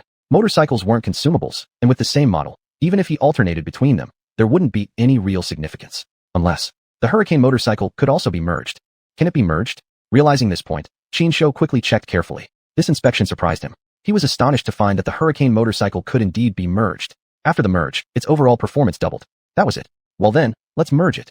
Understanding the details of the hurricane motorcycle, Qin Shou decisively issued the order to the system. System prompt, ding. Hurricane motorcycle merged successful. Once the hurricane motorcycle was successfully merged, its performance significantly improved. Otherwise, there were no other changes. Notably, it could still continue to merge. The system didn't specify the upper limit of the hurricane motorcycle's merge capability. If it's 9 times like the others, how much would the performance improve? Would it even be able to fly? Qin Shou thought doubtfully. But thinking about it, he knew clearly that the hurricane motorcycle was a rare item, hard to obtain. To merge it 9 times would require 18 motorcycles. Too many. His buddy just couldn't handle it. It was now past 7 in the morning, the perfect time for breakfast. Given Qin Shou's usual behavior, how could he possibly stay obediently in the courtyard? He definitely had to go out and enjoy a delicious breakfast. Therefore, under Shen Bingyue's remote surveillance, he casually slipped out. On the 8th floor, apartment 802 of a high-end residential building in the city center. In the bedroom, Shen Bingyue stared at the phone screen, displaying a look of helplessness and confusion. She had tried various ways to prevent Qin Shou from sneaking out. Never had she imagined that the door lock wouldn't stop him. Moreover, Shen Bingyue also wanted to figure out exactly how Cool Guy managed to escape, so she installed a remote monitoring system. Now, the irony was that she did find out, but Qin Shou had already sneaked out. So frustrating. Only this time, Shen Bingyue wasn't panicking. During the previous few escapes by Qin Shou, He returned on his own every time, so it was unlikely this case would be an exception. Strange, cool guy escaped like that, and it seems nothing major has happened yet. What exactly does he want to do outside? Shen Binghua thought about the key issue. That indeed was the crux of the matter. Just imagine, if a giant panda escaped from the zoo, being discovered would definitely cause a huge uproar. Yet, every time Qin Shou left, he moved freely and incredibly discreetly. This cool guy really makes me worry. Shen Binghua rubbed her smooth forehead, pulled off the icy silk blanket, and walked down from the bed wearing only delicate sheer pajamas. She also gave Old Wang a call. The general message was to ask Old Wang to gather people to search for Qin Shou and see what exactly he was up to. Old Wang was quite interested in this. As soon as he hung up, he rushed to the zoo, picked up 2 security guards, and headed out with them to find Qin Shou. It was just the morning rush hour, with cars coming and going, and crowds of people everywhere. Facing this scene, Old Wang was bewildered. Looking for a giant panda in such a sea of people, despite its uniqueness, was certainly no easy task. Especially if it was an intelligent panda who could hide its tracks well. Alright, let's look for him. Old Wang felt powerless but forced himself to start the search. On the other side, Qin Shou went to the breakfast shop and bought a large breakfast, eating as he walked. Because of his excellent disguise, no one could recognize him as a giant panda. At most, they thought he was an ordinary-looking, short, and unimpressive fat guy. Unlike yesterday, he wasn't going back this time. After showing off 20 steamed buns, 10 xiaomai dumplings, and 8 tea eggs, he hopped on his motorcycle and headed to Jiang Yuyu's place. By this time, Jiang Yuyu had just gotten up, finished washing up, and prepared her breakfast. Before she could even take a bite, she heard a knock on the door. Coming this early in the morning, so annoying. What terrible luck having him as a neighbor. Muttering in dissatisfaction, Jiang Yuyu got up and walked toward the door. Out of caution and wariness, she didn't open the door immediately, but instead looked through the peephole. The story began the day before. Yesterday, she had received an official message from the Wulong Conservation Center's office, formally approving her to join the training program for caretakers. Such a rare opportunity was something she definitely wanted to seize. To fully devote herself to learning professional animal caretaking knowledge, she carefully considered the decision and decided to quit her current job. But after Zhao Heng found out, he desperately tried to persuade her not to resign. However, Jiang Yuyu already deeply disliked Zhao Heng. No matter how persuasively he spoke, she simply ignored him. Eventually, they even got into a fight over this matter. That's exactly how Zhao Heng was. He thought he was doing things for Jiang Yuyu's own good, but instead forcefully imposed his own opinions onto her. How could she possibly accept that? Actually, in Jiang Yuyu's heart, their relationship had already completely ended. Yet given Zhao Heng's arrogant personality, he definitely wouldn't give up so easily. He would definitely come again to talk her out of it. They had been neighbors in the first place. So when someone knocked on the door now, Jiang Yuyu naturally assumed it was him. Oh my god, it's actually cool guy. When she saw Qin Shou's big panda face through the peephole, she was so shocked that she nearly jumped up. All the worry instantly vanished from her heart, replaced entirely by immense joy. Squeak. The door swung wide open. Hi. Qin Shou gave a very human-like smile and waved his thick paw at Jiang Yuyu. Jiang Yuyu immediately gave him a hug. Come on, don't be so excited. It makes me feel shy too. Feeling Jiang Yuyu's soft, warm body, Qin Shou thought somewhat mischievously as he gently patted her slender back. Honestly speaking, she didn't look particularly attractive from afar. But after this zero-distance intimate contact, Qin Shou suddenly realized Jiang Yuyu's figure was actually quite something. Chapter 37, Super Popularity Ticket. What a pity he's a panda. Even though he has human thoughts and emotions, he can't do human things. Actually, if we talk about it, Qin Shou's previous life was quite good. A promising young man in the new era, with a wife, child, and a warm Kong. Although not extremely rich, he was enjoying a comfortable, modest life. However, he reincarnated by accident into a giant panda. Whether it's a tragedy or an opportunity remains unclear. Speaking honestly, after becoming a giant panda, his quality of life actually improved significantly compared to before. Everything has its pros and cons. That's just how it works. Kuzai, why did you come looking for me again? Come in, have a seat. Jiang Yuyu said excitedly, affectionately pulling Qin Shou's bare paw as she turned and walked into the living room. Qin Shou sat on the sofa very properly, his panda eyes fixed on Jiang Yuyu with a complex gaze. However, in Jiang Yuyu's eyes, his expression looked simply adorable. Why are you staring at me like that? Do giant pandas also understand how to appreciate beauty? Hara. Actually, Jiang Yuyu was somewhat right about what he was thinking. Of course, it's not about liking her. 1,000 pieces of gold can be easily obtained, but a soulmate is hard to find. In Qin Shou's heart, Jiang Yuyu was an honest and trustworthy good friend. Since reincarnating into a giant panda, my mindset has changed a lot. Deep down, I always consider myself a human, but I'm not. I can't even communicate with anyone else. Only in front of her can I feel relaxed and happy. Qin Shou thought wistfully. In fact, after becoming a giant panda and accepting his fate, he thought everything was still okay. The only downside was the lack of freedom. Trapped in a small zoo every day being watched by people like a clown performing for the crowd. For someone like Qin Shou, who still had a human mind, it really was quite agonizing. Burp. Qin Shou burped heartily. Seeing this, Jiang Yuyu poured him a glass of water with a cheerful smile and said, "What did you eat so early in the morning? Look at your belly, all round and plump. Here, drink some water to settle it down." As she spoke, she personally fed the water to Qin Shou. Gurgle, gurgle. One glass of water was quickly gone. Jiang Yuyu put down the glass, sat down beside Qin Shou, and linked her arm through his thick arm happily, saying, "Kuzai, you know what? Under your influence, I've decided to start studying animal care and become a giant panda keeper. Without any unexpected delays, I'll start my training in the next couple of days." Right at the Jinyo Zoo. Hearing her speak like that, Qinsho couldn't help but be taken aback.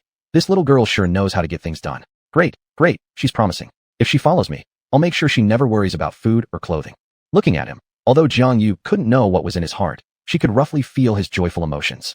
"We can chat all you want, but absolutely no more shopping trips," she said seriously. Last time when she followed Qinsho out shopping, it felt like going through a big dream to her. Thinking about it now still seemed unbelievable. Thankfully nothing went wrong, otherwise, she wouldn't dare to bear the consequences. "No shopping. I just came over to visit. It's really tough staying stuck in the zoo all day long," Qinsho thought to himself. His desire for freedom had never calmed down from the beginning till now.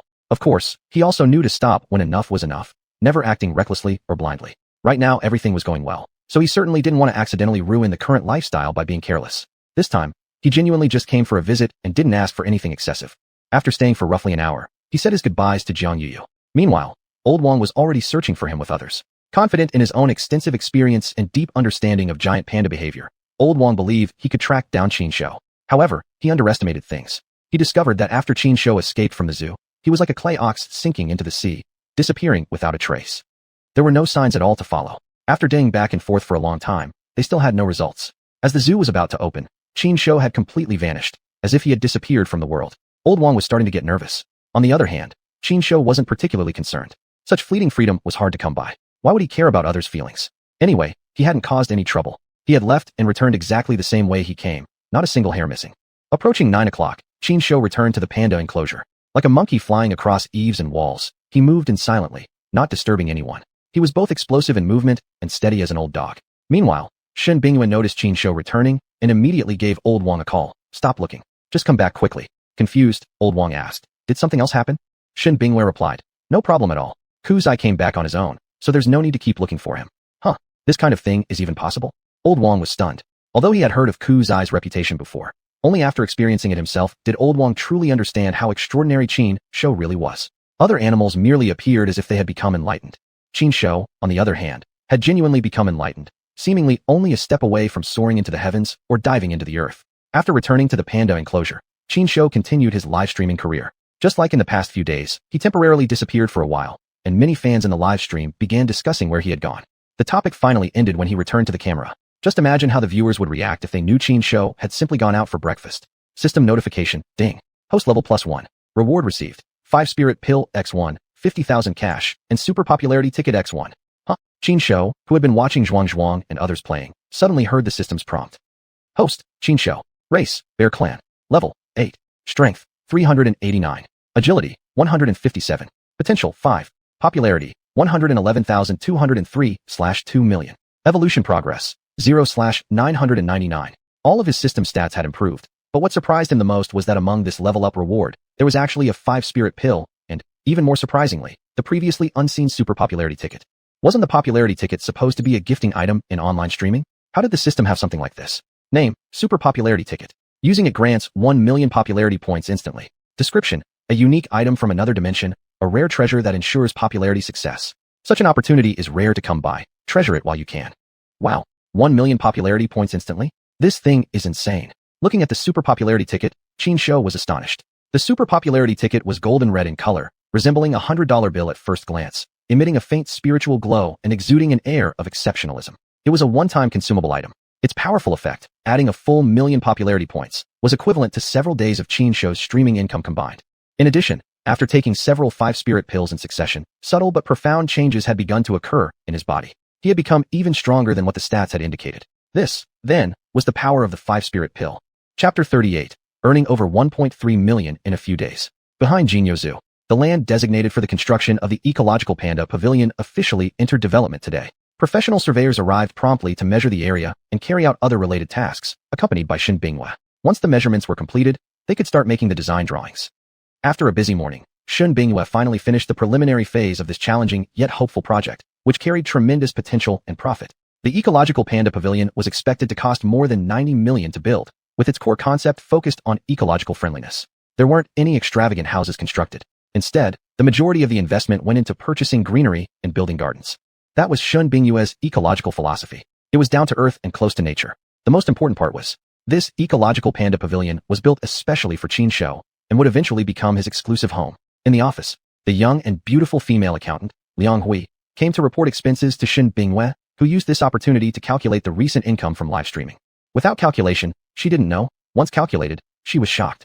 Wow, the gifts from live streaming have already added up to 1.3 million yuan in cash. Looking at her phone screen, Shen Bingyue was so surprised that her eyes widened. Actually, she had long known that live streaming was quite profitable, but she never imagined it could be this good. Liang Hui said, "Wow, live streaming really makes this much money? Only a few days, and we've already earned over 1 million.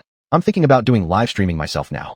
Shen Bingyue said with interest. "It's all thanks to Kuzai. Most of the revenue comes from him. The other pandas' live stream rooms only made a few 10,000 at most." Liang Hui looked stunned. A few 10,000 isn't bad either. Speaking of which, Qin Shou's money-making ability was simply too strong. Just when Shen Bingyue had invested in building him an ecological panda house, he had already started earning back part of the capital on his own. At this rate, the revenue he brought in would be beyond imagination. Most importantly, Shen Bingyue hadn't even fully utilized the fanbase and money-making capabilities of live streaming yet. For example, brand endorsements, live selling products, opening up a shop on xuanhuan. These were all profitable methods. However, if she truly wanted to do all of these, Shen Bingyue alone wouldn't be able to handle it. Without a doubt, there would be even more profit. She had realized this clearly. "Can I post short videos about Kuzai on my Wanyu account?" Liang Hui said, somewhat embarrassed. Nowadays, Qin Shou had become a real internet celebrity, the peak of intelligence in the panda world. His ability to make money was undeniably strong. To ride on his popularity, one must first obtain Shen Bingyue's permission, otherwise it would be considered plagiarism or infringement. Shen Bingyue smiled. "Of course you can. Considering our relationship, would I really care about something like that? You could just post them. And remember to treat me to a meal if you earn money from it." "Absolutely okay." Liang Hui was extremely excited and gave Shen Bingyue a little kiss on the cheek. She clearly knew that even if she could only post some short videos about Qin Shou, with his current popularity, it would definitely bring her a substantial income. For example, massive follower growth, and then monetizing through those followers somehow. If everything went smoothly, the profit she made could surpass her salary from her regular job. There's one more issue. Shen Bingyue's expression turned slightly serious as she flipped through her phone and said, "Now the number of fans is almost reaching 2 million, and most of them are active fans. I post a short video about Kuzai every day, and each gets over 1 million likes. So I'm thinking of expanding further, like accepting advertisements, opening an online store, and so on." Upon hearing this, Liang Hui immediately became interested. "Yeah, now we can do those things. After all, you don't lack popularity. With such a large fan base, even basic operations could generate a lot of income. But the question is, what should we sell?" Shen Bingyue hesitated slightly. With her current resources and the number of followers on her Wanyu account, she naturally wanted to maximize profits and wouldn't go into third-party sales. The best approach was to operate unique and characteristic products. Liang Hui furrowed her brows in thought, then suddenly looked as if she had discovered a new world and said seriously, "How about this?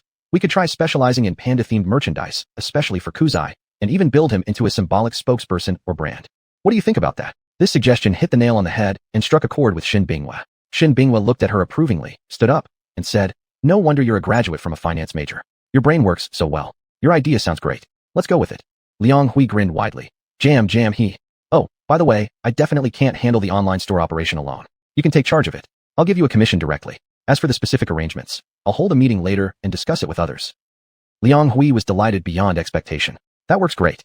She had already witnessed firsthand how strong Qin Shou's money-making ability was. Once the online store opened, the profits would surely be impressive. Even if she only received a small percentage, it would still be a significant amount for her. Life has many obstacles to overcome, and love is always the hardest. Perhaps it's destined for me. Qin Shou sat comfortably on a tree branch, his head resting on xuanhuan, humming a little tune. The vocal cord structure of giant pandas is significantly different from humans. They're practically born tone deaf. He couldn't really sing, so he just hummed. Probably only he himself knew what song he was humming. Those two giant pandas are so funny, squeezing onto the same branch like that. Aren't they afraid the branch will snap and they'll fall down? They're squished together. It's hilarious. They don't even move a bit. Are they even real pandas? Kuzai, give us a little reaction. Some tourists chatted noisily. Hearing this, Qin Shou turned his head and immediately struck a fighting pose. Judging by his expression, he seemed just one phrase away from shouting, "Yongshan Yip Man." He moved. He moved. He actually moved, someone screamed loudly. Other tourists, seeing this, quickly began taking photos and recording videos. This created a peculiar sight inside the panda park. A huge crowd of visitors gathered outside the area where Qin Shou was, cramming in even when there was no more space, all just for a frontal photo of Qin Shou. Poor xuanhuan became nothing more than a background prop. Ever since he witnessed Qin Shou's strength, xuanhuan had become much more obedient, but only towards Qin Shou. He always followed Qin Shou around, step by step, no matter what. Perhaps this was what people called genetic suppression. Strength naturally commands respect. So sleepy. Qin Shou stretched and yawned. Due to the unique physical structure and living habits of giant pandas, they easily become drowsy. Once tired, there was simply no way to resist. so he always ended up napping involuntarily. Over time, he often felt like he was wasting his days, yet his bodily instincts kept pulling him toward rest. Chapter 39, Unbelievable Moves. No way, I can't live according to the habits of a giant panda. It's not only a waste of time, but I'll gradually become lazy. I must correct this. Even if I can't change, I have to force myself to. I must fix this habit. Qin Shou made a firm resolution. These were naturally innate habits of pandas, yet in his eyes, they had become a major flaw.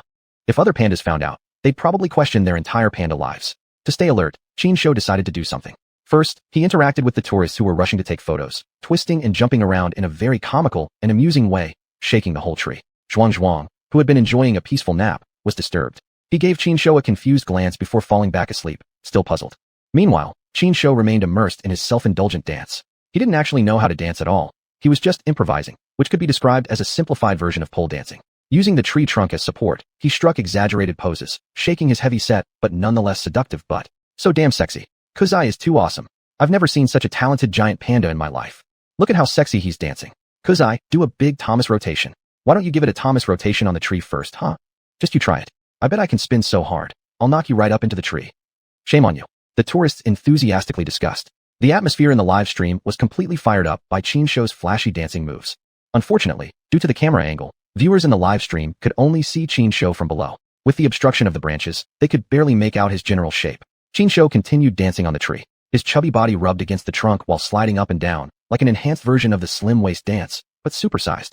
Because of his sheer strength, the entire tree was trembling from his movements, causing leaves to fall, scattering gently like snowflakes. After dancing for about 3 minutes. Wow, dancing is actually exhausting. Although I'm physically strong, my body is just too heavy. Prolonged vigorous exercise does make me feel tired eventually. He thought to himself, then stopped dancing. In reality, this level of activity wasn't really much for him. The reason he stopped wasn't due to fatigue. Rather, he had other plans. To stay active for a long time, he had to manage his energy wisely.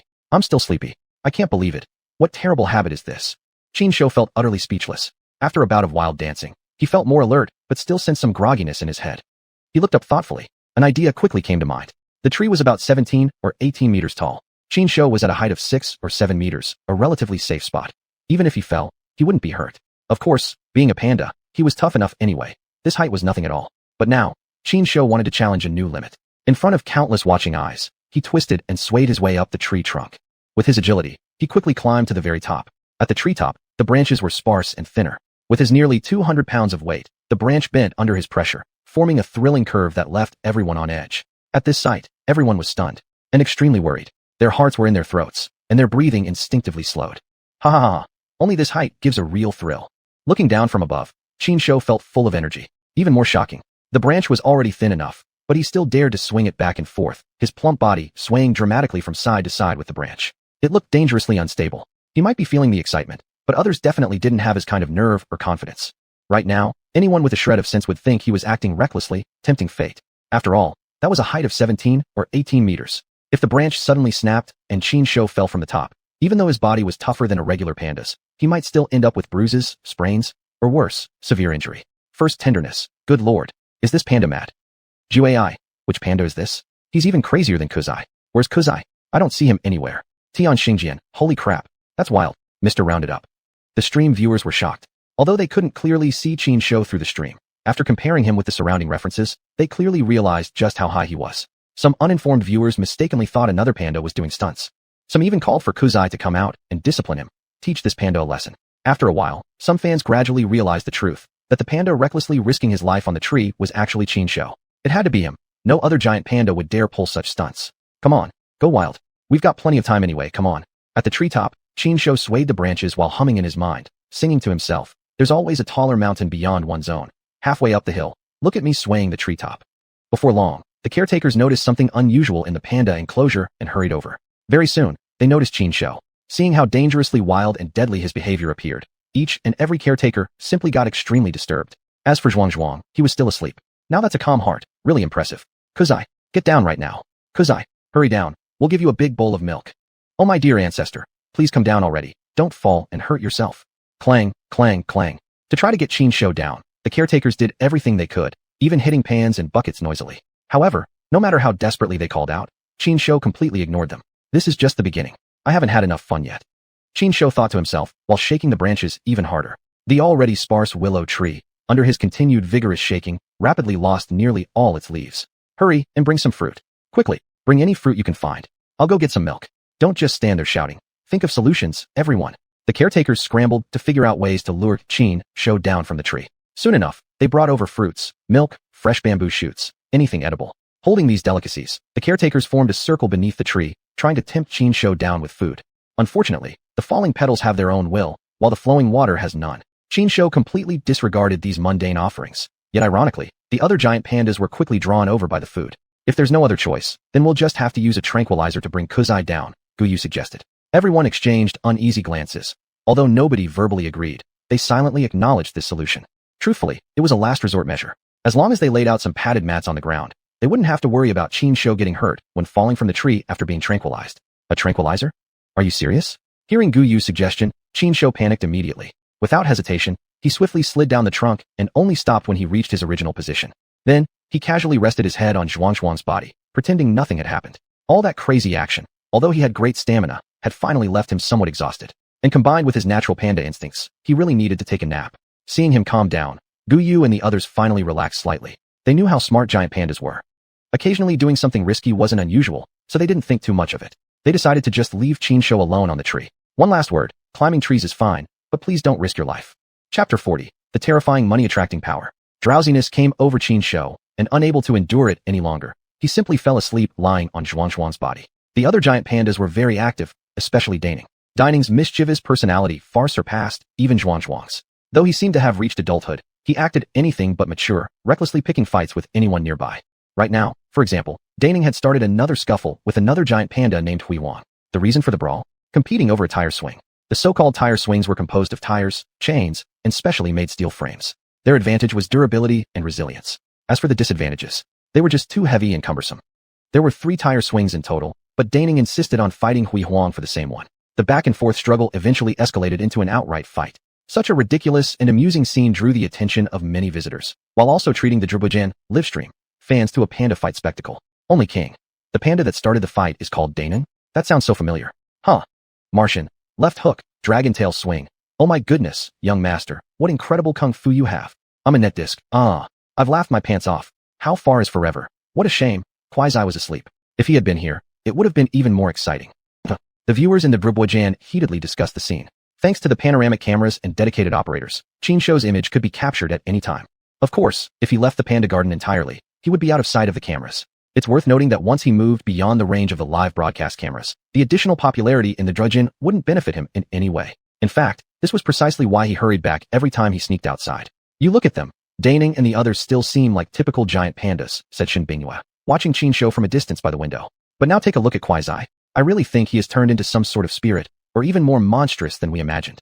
Upon hearing this, old Wang beside her couldn't help but show a bitter smile. Although you're exaggerating slightly, you're basically spot on. I've been in this profession for so many years and have seen plenty of intelligent animals. But a panda like Quasi this smart? It's the first time ever. Shen Bingyue wore a complex expression. I always felt that Quasi was a blessing given to me from heaven. Thanks to him, the zoo now achieves such amazing profits.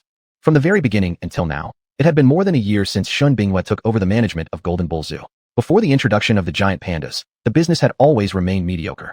There were even times when the daily profits barely covered expenses, and losses were nearly inevitable. Later, just to follow her passion and hoping for a miracle, Shen Bingyue persisted for quite some time until the pressure to quit mounted from the other shareholders as well. At that critical point, she made a crucial decision, going all in, a desperate gamble. That significant decision was introducing giant pandas, attempting to rescue the zoo's business through the tremendous popularity of China's national treasure. After making that decision, she submitted an application to lease pandas from the Wulong Conservation Center and under immense pressure, invested millions to construct the panda garden, along with the required rent and deposit, eventually securing the project. Following a period of training and preparation, the Conservation Center finally approved her application. Back then, the price of leasing pandas domestically was incredibly low compared to overseas, so the financial pressure on Shen Bingyue wasn't too heavy. She maintained things until the panda garden finally opened. Surprisingly, right from the opening day, many people came from far and wide, eager to catch a glimpse of the giant pandas. And the zoo business began showing signs of improvement. Yet, just as nobody could have ever expected, at such a crucial moment, Qin Shou fell from the sky. From rescuing the little boy onward, he almost became an overnight sensation. Afterward, Qin Shou continued his unstoppable rise, winning massive popularity both online and offline. Shen Bingyue benefited alongside him, gaining enormous profits. Director Shen, there's one matter I'd like to ask you to pay special attention to. Old Wang spoke up meaningfully, glancing at Shen Bingyue while deliberately pausing to build suspense. Looking at him being all cryptic, Shen Bingyue couldn't help but furrow her brows. Just spit it out already. I don't feel like guessing. Old Wang smiled slightly and said, I guess you wouldn't be able to guess anyway. Anyway, it's not a major problem. What I want to say is, Quasi is fundamentally different from other ordinary giant pandas. You'd better not try to restrict him in any way. Instead, offer him appropriate freedom. Alternatively, treat him more like a child, rather than sticking rigidly to the traditional panda rearing practices. Do you get my meaning? Shen Bingyue was momentarily stunned, showing a look of half understanding, half confusion. Upon deeper thought, she realized that Old Wang's message wasn't really that profound. It was pretty much exactly as stated. But in practice, it would still prove quite challenging. I understand what you mean, but if I really treated Quasi the way you suggested, it would inevitably cause all sorts of unforeseen trouble. If anything went wrong, I wouldn't be able to take the responsibility, Shen Bingyue replied seriously. Old Wang nodded slightly. As the zoo director, it's normal for you to have such concerns. But don't limit your thinking too much either. Have you seen the video where that chimpanzee in the land of cherry blossoms collaborated with a French bulldog? It was a long time ago, but back then it was really popular. In my opinion, Quasi is even smarter than that gorilla. If you let him participate in some specially made video productions, it would definitely attract lots of attention. Hearing this, Shen Bingyue appeared to understand on the surface, but remained deeply concerned inside. The key issue was, she hadn't actually seen the chimpanzee and French bulldog collaboration video Old Wang mentioned. Without a clear reference, she naturally couldn't just believe everything Old Wang said. However, it wasn't a big issue. She could look up online for this once viral animal video he described. After finding it, she watched several episodes carefully, and she was shocked. Bang, bang, bang. Quasi, come down for dinner. Wei Qi held an empty food bowl and came under the tree, knocking on it while looking up and shouting. At the mention of dinner, Qin Shou didn't move at all. Instead, xuanhuan suddenly woke up, not caring that Qin Shou was still sleeping, quickly got up, nearly pushing Qin Shou off the tree in the process. Ah, damn it. Qin Shou immediately felt himself losing balance and uncontrollably tilting sideways. The next second, with terror all over his face, he inevitably fell from the tree. From 7 or 8 meters high, he practically hit the ground in an instant. Fortunately, he wasn't an ordinary giant panda. Just before impact, he exerted force with his waist, adjusting his posture midair, barely landing in a squatting position rather than crashing face down. If he had landed flat out, even with his thick skin and tough body, he'd have suffered quite a bit. Witnessing this, Wei Qi was so scared he dropped the food bowl, rushing forward to check on Qin Shou. Quasi, are you hurt from the fall? I'm done for. Qin Shou thought to himself, suddenly flopping down onto the ground. Chapter 41. Pulling stunts like this easily gets you spanked. Oh my god. Cool guy, what's wrong with you? When Qin Shou suddenly collapsed to the ground, Wei Qi was so scared he nearly lost his soul. He quickly knelt beside him, trembling as he reached out to check Qin Shou's condition. At the same time, others also noticed something was off with Qin Shou and hurried over. Guyi was the first to arrive. She rushed over as quickly as she could, almost stumbling in her haste. Others immediately went to notify Shen Bingyue. The zookeepers were all terrified by Qin Shou. If anything happened to him, it would be beyond their responsibility to handle, and even Shen Bingyue wouldn't be able to take the blame. After all, whether it was Qin Shou or any other giant panda, they were all Shen Bingyue's most precious treasures. Not one of them could be harmed. The surrounding tourists and online fans were also deeply frightened. Countless people began to worry about his well-being. Many fans were even sending heart emojis in the live stream, praying for Qin Shou's safety. Wei Qi, I told you to call Cool Guy and the others down for dinner. What did you do? How could you let Cool Guy get injured? How do you do your job? Guyi was furious and directly blamed Wei Qi. Other zookeepers also gave him resentful looks. If the giant pandas had an accident, not only the person responsible, but all the zookeepers would share the blame. But Guyi was only concerned about Qin Shou's safety, not thinking about shifting any responsibility. Wei Qi already knew he was deeply guilty. He didn't dare to argue back and could only pray that Qin Shou would be safe and sound. Voila! Just when Wei Qi was nearly scared out of his wits, Qin Shou suddenly regained consciousness. A proud smile appeared on his face, and he stretched out his thick arms wide. Oh my god! Wei Qi was startled once again and plopped his butt down on the ground, his heart pounding wildly. Qin Shou looked at Wei Qi's frightened expression with satisfaction and mocked inwardly. Look how scared you are. Huh? You're cracking me up. We'll play again later. Ga ga ga. However, Wei Qi didn't know what thoughts were swirling inside Qin Shou's mind. All he cared about was that Qin Shou seemed fine. Everything else didn't matter. Huh? At that moment, Wei Qi suddenly gave Qin Shou a slap on the back, glaring at him with resentment. You little brat. You dare to trick me? Want me to beat your ass until it's black and blue? Hearing that, Qin Shou immediately thrust his butt in front of Wei Qi. Come on. Come hit me then. He wore the arrogant and provocative expression of someone just begging to be smacked. If such an audacious pose were performed by a person, they'd probably be beaten black and blue for sure. But this one was performed by the national treasure, Panda Qin Shou, the lovable cool guy. Despite how cocky he looked, the action somehow came off as hilarious and ridiculous. So instead of getting angrier, Wei Qi couldn't help but laugh. Ha ha ha, you little fool.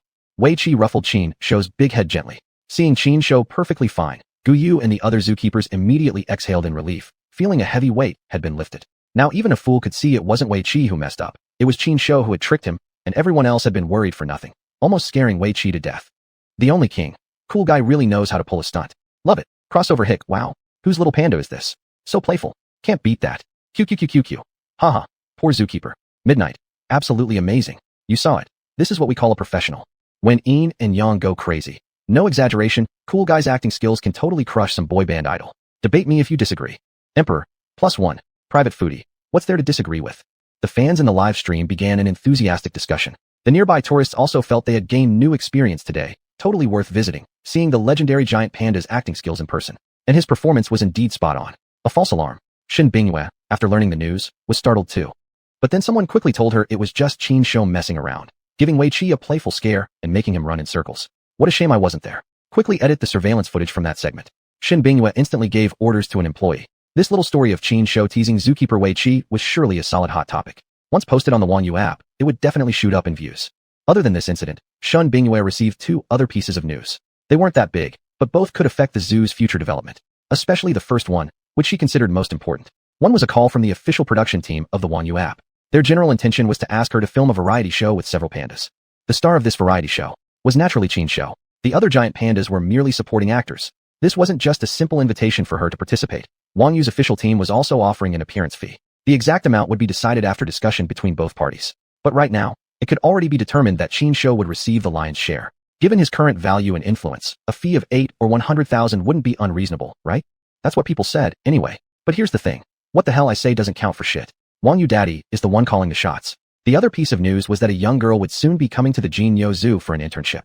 It was arranged by the Wulong Conservation Center. To put it bluntly, they wanted the Jinyo Zoo to train their talent for free.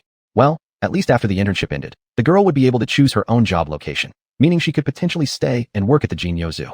In that case, Xin Bingyue wouldn't be at a loss. Actually, Xin Bingyue wouldn't be this petty. Moreover, she couldn't easily refuse the arrangement requested by the leaders of the conservation center. In her eyes, having one more intern wouldn't significantly impact her or the zoo. It was just one more mouth to feed and one more salary to pay. She just didn't expect. This young girl's arrival would completely change her entire life, including Qin Shou's, panda life. There's just so much going on lately. Xin Bingyue stood outside the panda enclosure, her face filled with worries, as she spoke to Liang Hui, who was walking beside her.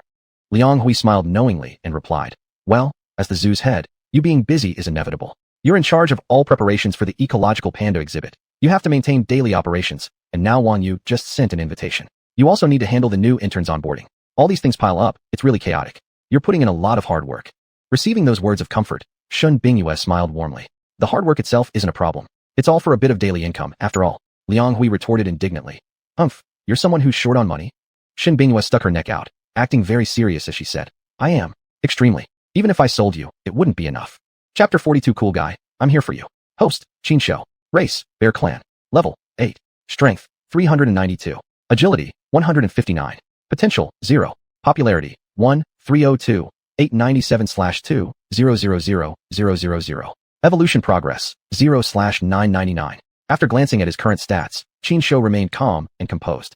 The popularity required to level up now was indeed significant. Despite his accumulation over such a long time, he was still short of more than 600,000 popularity points. At the current growth pace, he wouldn't be able to level up until tomorrow afternoon at the earliest. Leveling up isn't a big deal. The real issue is evolution progress. Right now, it's still ages away from the first evolution, let alone completing 999 evolutions. Qin Shou thought silently to himself. The more he focused on evolution progress, the more he felt the heavy responsibility and long road ahead. Achieving live broadcast freedom. Thinking about it felt luxurious. Yet, it also felt right there, within reach. Ultimately, whether he could achieve it depended on what he did, and then waiting for the right opportunity. Without the proper chance, being anxious wouldn't help at all.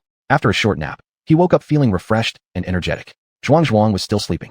The other giant pandas seemed tired out from playing as well, each finding a spot to curl up and nap. The funniest sight was Denang. Denang had actually fallen asleep on the tire swing, curled into a ball like a hedgehog, looking like an oversized basketball. Now he understood why giant pandas were called dumpling balls. The reason was right here. Everything was progressing smoothly. Having already stirred things up once, Qin Shou now didn't have any motivation to cause more commotion. Not because he was lazy. It was just that his attitude had subtly changed. Doing the same routine repeatedly eventually caused numbness. What he hadn't anticipated was an incident that would really refresh his mind was about to happen. Meanwhile, Xin Bingyue and Liang Hui, the two pillars of the Golden Ox Zoo who were also known for their looks and talents, arrived together at the zoo's entrance. They were here to pick someone up. Whoever caused Xin Bingyue to personally come for a reception didn't necessarily have great background credentials, but was definitely quite significant. After waiting briefly, a young and beautiful girl carrying a small backpack walked toward them with light and brisk steps. The person arriving was none other than Jiang Yuyu. Under the arrangement of the leadership at the Conservation Center, she had come to report for duty at the Golden Ox Zoo. No wonder Shin Binghua had come personally to greet her. One reason was to show respect for the leadership at the Conservation Center, and the other was that she genuinely valued this new arrival. Upon seeing Jiang Yuyu at first glance, Shin Binghua couldn't help but feel surprised. Liang Hui asked puzzledly, "What's wrong?" Shin Binghua pointed at Jiang Yuyu. "Don't you remember her? Didn't you see her back when she went shopping with Cool Guy?" The video went viral across the web. Hearing that, Liang Hui looked suddenly enlightened. "Oh, it's her. I just couldn't recall right away." "Recall? You just owed because you recognized her." "Hello, director." Jiang Yuyu bowed to greet Shin Binghua and the other woman. In fact, this was already the second time Jiang Yuyu met Shin Binghua. The first time was during Cool Guy's very first solo live broadcast, when Jiang Yuyu came to the zoo for a visit, and she was fortunate enough to win a chance to take a photo with Qin Shou. At that time, she had already met Shin Binghua up close. As for Shin Binghua, this was her nth time seeing Jiang. Other than the previous close encounter, Shin Binghua most often saw her in the videos of her shopping with Cool Guy. To verify the authenticity of the videos, Shin Binghua had watched those videos repeatedly. Now she was entirely certain. The girl in the videos was exactly this person in front of her. Jiang Yuyu. Shin Binghua looked her up and down curiously, asking, "Jiang Yuyu, if I'm not mistaken, the sudden career switch to becoming a giant panda keeper must have been because of Cool Guy?" Jiang Yuyu answered without hesitation. "That's exactly right. It's all because of Cool Guy." Liang Hui interjected. "Looks like you and Cool Guy really have a strong connection. Welcome aboard. Let's go inside and talk." Saying this, Shin Binghua turned and entered. Soon, the trio arrived at the office. After a brief conversation, Shin Binghua had already obtained a general understanding of Jiang Yuyu's personal information. Her educational background was solid, her looks attractive, she could definitely be considered a top-tier talent. Suddenly choosing to become a giant panda keeper herself, considering her abilities, it was quite a waste of talent. Yet, to each their own. Which direction to pursue in the future boiled down to different choices. Seated on the inner side of the office desk, Shin Binghua fixed her gaze on Jiang Yuyu and asked, "There's been something puzzling me for a long time, and I've always wanted to ask you about it, but I couldn't reach you. Since you're here now, please do me the favor of enlightening me." Jiang Yuyu, sitting nearby, humbly nodded her head and replied, "Please ask. I'll tell you everything I know." After briefly organizing her thoughts, Shin Binghua continued, "That day when you were with a giant panda shopping, the video went viral across the internet and caused quite a stir. But most people suspect that the panda in the video was actually someone in costume. I want to know, is that really the case?" Whether the panda in that video was actually Cool Guy himself had always been a major subject of debate. After all, the panda's movements in the video seemed too human-like. It even rode a motorcycle. Saying it was a real giant panda was simply hard to believe. As if she had anticipated this question, Jiang Yuyu gave a serious reply. The giant panda in that video was indeed Cool Guy. And yes, he was the one riding the motorcycle too. But he insisted on doing those things himself. I was just passively following him. Shin Binghua couldn't help but be taken aback. Liang Hui also grew more and more confused as she listened. It was simply because Cool Guy's actions really seemed too absurd. Before confirming with Jiang Yuyu, they had been skeptical and assumed it was probably just someone cosplaying as Qin Shou trying to ride the wave of his popularity. But Jiang Yuyu's answer completely shattered their previous understanding and conventional impression of giant pandas. Jiang Yuyu explained, "Back then, Cool Guy accidentally came into my house, and I didn't know what to do. I was worried something might happen to him, so I just followed along. To prevent any accidents, I dressed him in some clothes. I never expected it would cause such a big reaction. Even if it wasn't Cool Guy, the sudden appearance of any giant panda among the public would be hard to believe," Liang Hui added. Shin Binghua asked again, "Then how about the motorcycle and buying the gold chain?" Well, caught off guard by the question, Jiang Yuyu wasn't quite sure how to respond at first, but her mind quickly caught up, and she promptly offered an explanation. "The motorcycle is mine, and the gold chain was something Cool Guy kept bugging me to buy for him." Upon hearing that, Shin Binghua thought it sounded somewhat ridiculous. But upon deeper reflection, considering Qin Shou's exceptionally high intelligence, it wasn't entirely unthinkable that he would do something like that. Yet she couldn't help but feel slightly unsettled by the implications. It even seemed to her that Qin Shou could possibly become a spirit and transform into a human at any moment. It was also hard to comprehend how a giant panda could possess such a high level of intelligence and perform a whole series of behaviors so strikingly similar to a human's. "Come on, I'll take you to meet Cool Guy." With that, Shin Binghua stood up. Chapter 43, A Beating for the Creepy Guy. Upon hearing they were going to meet Qin Shou, Jiang Yuyu immediately became excited. Putting aside her genuine affection for Qin Shou, the courage she had displayed by staking her future entirely on him was truly admirable. Becoming Qin Shou's personal zookeeper had already become her ultimate goal. The panda enclosure was right next door, just a short walk away. Several beautiful girls, each with their own unique charm, put on protective suits and headed to the panda garden together. Upon arrival, they witnessed a scene that made them simultaneously amused and frustrated. There was Qin Shou, clearly in the middle of confronting tourists. The issue at hand wasn't something serious per se. It mainly had to do with some visitors carelessly throwing things into the enclosure. Most of the tossed items were fruits or similar foodstuffs, thrown in with the intent of feeding the pandas. But some people threw in bread, drinks, and other snacks. Some of these items were simply not suitable for giant pandas to eat. If any problems arose, those tourists would simply walk away, leaving the baby pandas to suffer, and ultimately leaving Shun Bingyue to take the blame. To solve this issue, Qinshu had been forced to clean up trash thrown into the enclosure almost every day. Even worse, some people had begun throwing stones. The intentions of those throwing stones were obvious enough. They simply wanted to amuse themselves by hitting the pandas. Luckily, no stones had hit their targets yet. Otherwise, things would have turned really unpleasant. Thud! Just as they were talking, a stone came flying through the air, barely missing the top of Qinshu's head as it whizzed past. Whoa, holy hell! They're really getting out of hand. Qinshu got angry and turned his gaze upward. His sharp eyes immediately locked onto the figure of a suspicious-looking man. This man was the one who had thrown the stone. He was dressed sloppily, sporting curly hair like some fashion-obsessed youngster despite being nearly 30 years old.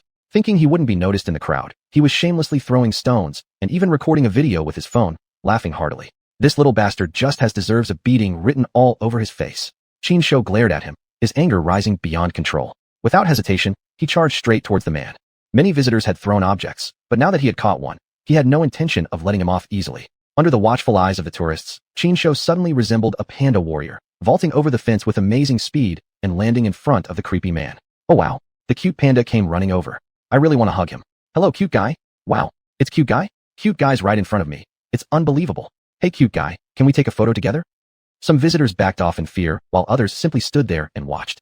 Pandas were naturally cute and adorable. Even though Qinshu was now burning with anger, his expression showed none of it, giving off no indication that he was upset at all. So the tourists thought he was just playing around. The creepy man was particularly bold, walking straight up to Qinshu and looking him up and down while muttering, "This panda is so fat. Must be worth a lot if you sell its meat." Huh?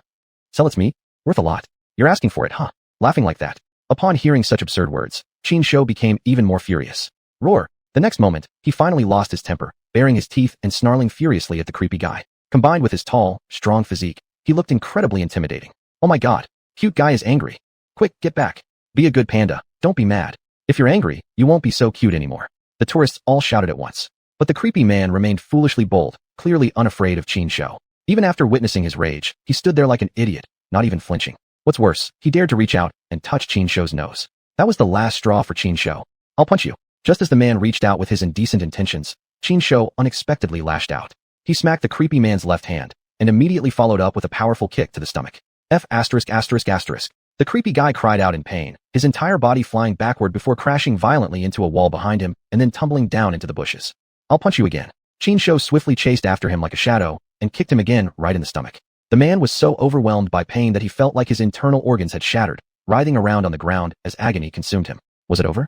No. Under the horrified stares of other visitors, Qinshu grabbed the creepy man and dragged him toward a nearby warning sign, pointing at the text and forcing him to look. Please do not throw objects or feed the animals. Thank you for your cooperation. These signs, all marked with big, clear text, were hung around the panda enclosure. There were 5 or 6 of them. Yet, there were always rude and inconsiderate people who acted as if they couldn't see them at all. Now, what Qinshu wanted to communicate was crystal clear. Don't throw crap into the enclosure. Especially stones. Meanwhile, seeing Qinshu suddenly rush out of the enclosure and attack a tourist, Shun Bingyue was so shocked she immediately stumbled over herself running toward him. You damn bastard, this is your warning. If you dare throw anything again, I'll beat you every time I see you. Qinshu cursed in his mind. He knew when to stop and didn't continue beating the creepy guy. After all, his message to the creepy man and the other tourists had already been clearly delivered, so there was no need to keep going. Kuzai, are you out of your mind? Shun Bingyue looked at Qinshu in disbelief, quickly helping the creepy man back up. Although it seemed like the creepy man had taken a heavy beating, Qinshu had actually been very measured. He had suffered only minor bruises and surface injuries at worst. Kuzai, be good now. Jiang Yu, fearing Qinshu might lash out again, hurried forward to grab his arm and whispered calming words. I want compensation. I'm seriously injured, can't even stand up. I demand a proper explanation. You won't get off without paying at least tens of thousands, the creepy man yelled, screaming at the top of his lungs. He played the role of a shameless troublemaker, refusing to get up from the ground. This left Shun Bingyue in a difficult spot, forcing her to appease him gently. I'm sorry. It was our fault for not managing things properly, which caused your injury. Don't worry, I'll compensate you. I'll call 120 first and get you sent to the hospital for treatment. As she spoke, she pulled out her phone and dialed. He deserved it. If he hadn't thrown stones at Kuzai first, why would Kuzai get angry? Yeah, it's his fault. He hit Kuzai with a stone. That's just rude. What's the use talking about manners with a guy like him? He clearly needs a beating. If it were me, I'd hit him too. Right then, several tourists stepped forward to expose the creepy man's misdeeds. The creepy guy hadn't expected to be caught red-handed. He felt so humiliated he wished he could find a crack in the ground and disappear. This was a total social humiliation disaster. After hearing the accusations from the tourists, Shun Bingyue looked at the creepy man somewhat angrily and said, Still, one thing at a time. We're responsible for your injury, but your act of maliciously attacking the giant panda must also be seriously punished. Liang Hui chimed in, exactly. We'll call the ambulance to take you now, and later a police car will pick you up for a night in jail. What must be done, will be done. Hearing this, the creepy guy's eyes went blank. You're not serious, are you? How could it not be serious? Chapter 44 The Frenzy of Public Opinion. The xuanhuan's deliberate act of throwing stones at Qin had already violated the zoo's regulations. According to the rules, he should be added to the blacklist. Moreover, his intentional attack on a nationally protected Class A animal was already illegal. If Shun Bingyue pressed charges, he would definitely face legal punishment. A few days' detention would be considered lenient. At this moment, after finishing a phone call, Shun Bingyue said, I've already called 120. You wait here and prepare to go to the hospital. I will cover all your medical expenses and other compensations, but you must also take responsibility for your actions. Watch him. I'll go check the surveillance footage. She turned and walked away without waiting for a response. It was obvious that she didn't even need to review the footage. Already the xuanhuan was feeling guilty beyond words. Who's afraid of who? Call the police if you want. Anyway, it was the giant panda that injured me, and everyone saw it, the xuanhuan said shamelessly. Looking at his stubborn, annoying expression, Shun Bingyue felt an urge to strangle him with her bare hands. She understood Qin temperament well. He wouldn't attack someone without cause, unless that person had done something outrageous. And that was exactly what had happened. She could easily imagine how despicable this xuanhuan's behavior had been. When even a gentle giant panda was provoked, what justification could he possibly have left? They could just follow the procedures and handle it accordingly. If nobody had stopped me, I really would have beaten him so badly he'd have to lie in the hospital for months and be unable to walk. Qin glared at the xuanhuan and bitterly thought to himself. Guyu patted his big head gently and whispered, Cool guy, let's go back, okay? Okay. Qin responded in a bad mood in his heart and turned around, jumping back into the courtyard. The sudden movement startled Guyu slightly. She hadn't expected Qin to return so decisively and swiftly. His agility rivaled the macaques in the next mountain enclosure. Not long after, the ambulance arrived. The medical staff lifted the xuanhuan onto a stretcher and loaded him into the ambulance for the hospital. To prevent unexpected complications, Shun Bingyue also followed along. An attending surgeon asked the xuanhuan about the general condition of his injuries before beginning treatment. After a series of checks, aside from some superficial injuries, he was actually fine. What they did find, however, was an issue with his hip bone unrelated to Qin. Since the xuanhuan's injuries were caused by Qin, Shun Bingyue did not hesitate and paid the medical bills decisively. Next, it was Shun Bingyue's turn to deal with the xuanhuan. Surgery department. Inside an examination room. Mister, I've already reported the incident to the police. The officers will arrive shortly to take you into custody. Please wait here patiently, Shun Bingyue said calmly. Upon hearing this, the xuanhuan became somewhat panicked, yet still defiantly said, I'm the only one injured. Your side hasn't suffered any loss. Must we really go all the way to the police station? Besides, I am your customer after all. Isn't it too harsh to treat me this seriously? Shun Bingyue smiled coldly. Due to the seriousness of your actions, our zoo will add you to our blacklist. From now on, you will no longer be one of our customers. The xuanhuan looked stunned and protested. This isn't just bullying innocent people, is it? Even at this critical moment, he still had the nerve to play the victim. Wasn't he aware of the actual situation, that this was entirely self-inflicted? Knowing full well that he was no good, Shun Bingyue simply couldn't be bothered to waste more words arguing with him. The matter itself could easily be handled. Once the police arrived, took the xuanhuan into custody, verified all the evidence, they could handle it legally. Everything would be decided in due course. Fifth equation. What just happened? Need explanation. And Iwan, did someone just get attacked by a giant panda earlier? I love giant pandas. I missed half the action. Can someone explain who did what, please? That blue guy, wow. Cool guy actually lost his temper and hit someone. Golden silkworm. This came out of nowhere. Why would cool guy suddenly lose his temper? That's a bit unexpected. Mysterious from the crane constellation. I saw cool guy attack someone. It seemed like someone hit him with something first. XXXX. I saw it clearly. Someone threw a stone at cool guy, and people were even throwing things at him. It's no wonder he got angry in the end.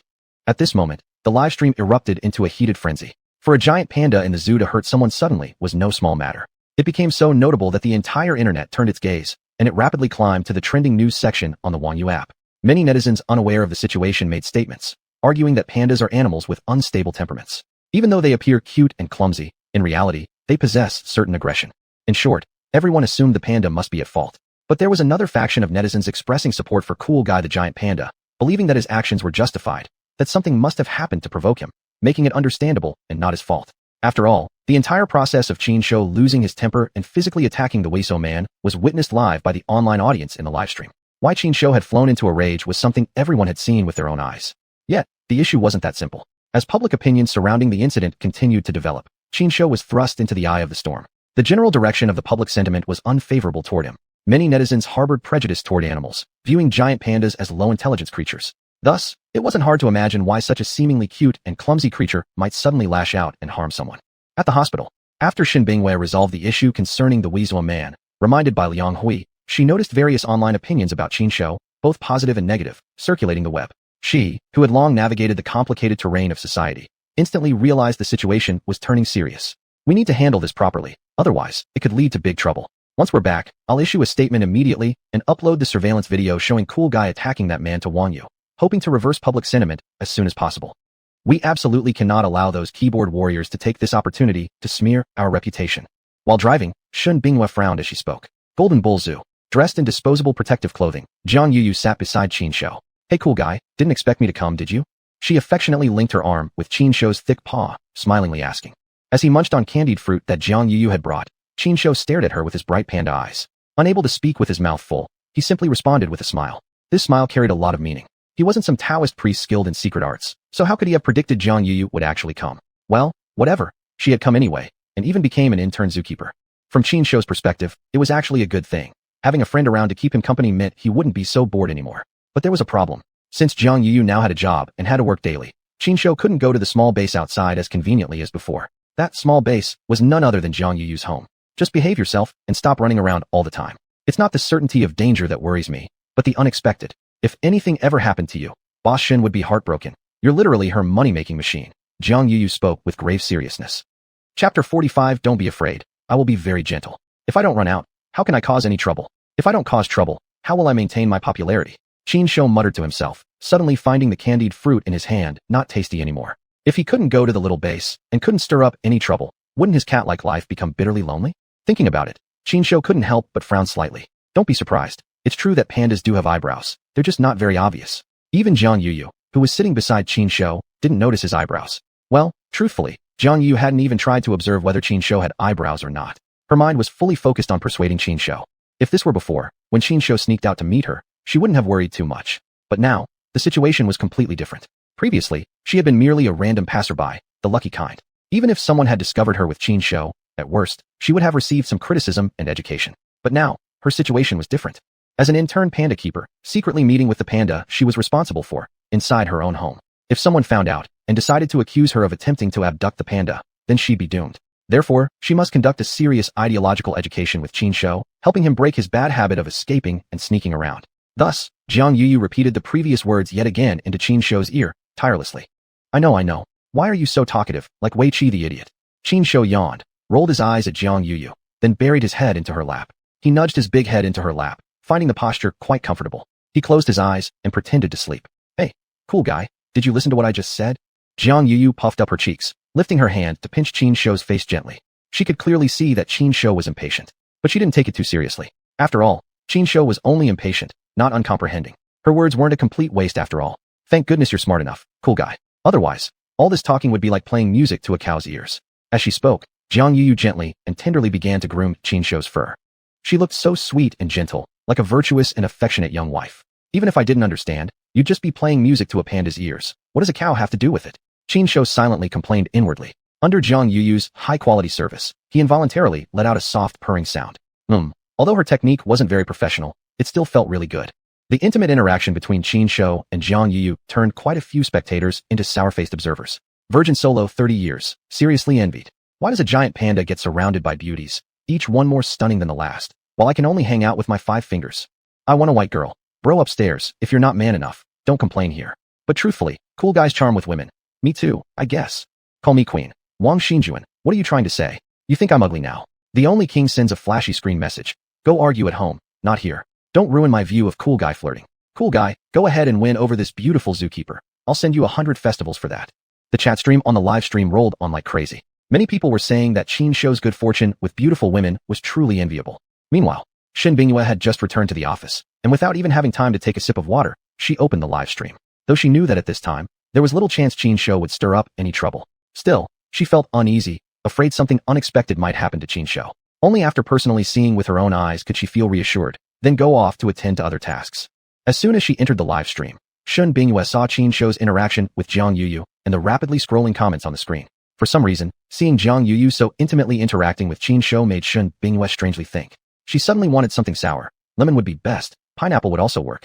Especially watching Qin Shou bury his head in Jiang Yuyu's lap, rubbing back and forth, Shin Bingyue instinctively ground her molars. Oh, how enviable Miss Jiang is. Unfortunately, I can't become a zookeeper. Otherwise, maybe I could. Beside her, her secretary Liang Hui smacked her tongue enviously, murmuring. But halfway through her sentence, she suddenly noticed Shen Bingyue staring at her with an unpleasant expression. Nergishamuk. Wahayodan gongzhuo maizoa, sunjong, meishamashru wa shanzaoluk. Liang Hui swallowed hard, muttered a quick sentence, and hurriedly turned toward the door. Humph. Shen Bingyue gave a slight snort, but didn't respond to her secretary. Instead, she focused once again on her phone screen. Meanwhile, Qin Shou was still lying in Jiang Yuyu's arms, secretly and sneakily continuing his cheeky behavior. But for some reason, suddenly Qin Shou felt an odd, tingling sensation, as if something terrifying was staring at him. This feeling made every single hair on his body stand straight up. Could it be that this panda park is haunted? Wow, if that's the case. Qin Shou shivered slightly, his panda body suddenly wide awake and alert. He thought to himself, if there really were ghosts around here, then the consequences would be. Yikes, don't even want to think about it. If only I had already achieved live streaming freedom and completed the mission, obtaining the infinite xuanhuan eye. If that were the case, no demon or ghost would be able to hide from this bear's eyes. Thinking this, Qin Shou became suddenly energized. He decided to work even harder, seizing every opportunity to cause trouble and achieve live streaming freedom as soon as possible, grabbing the reward, the infinite xuanhuan eye. Now that he was going to stir up trouble. Suddenly, Qin Shou jumped up, his gaze toward Jiang Yuyu gradually turning perverted. Jiang Yuyu felt uneasy under Qin Shou's stare, because at this moment, the look Qin Shou gave her was nearly identical to how that scumbag Zhang Heng used to look at her. Cool guy you. Jiang Yuyu immediately stood up, her eyes filled with caution toward Qin Shou. Don't be afraid, I will be very gentle. Qin Shou rubbed his chubby front paws together, then made a move as if about to pounce on Jiang Yuyu. However, at that exact moment, a familiar voice suddenly rang out. Cool guy, judging from the look of things, you're getting along quite well with the new zookeeper. Of course Qin Shou recognized this voice. Instinctively, he turned his head and immediately saw Shen Bingyue, dressed in a white protective suit, walking toward him with a pleasant smile on her face. Chapter 46. If you don't like it, turn left when you exit. You showing up here is just too convenient. Qin Shou smiled at Shen Bingyue as a greeting. However, his smile looked somewhat unnatural. For some reason, Qin Shou suddenly felt anxious. This feeling was similar to, well, just like getting caught red-handed having a secret rendezvous with a mistress by the rightful wife.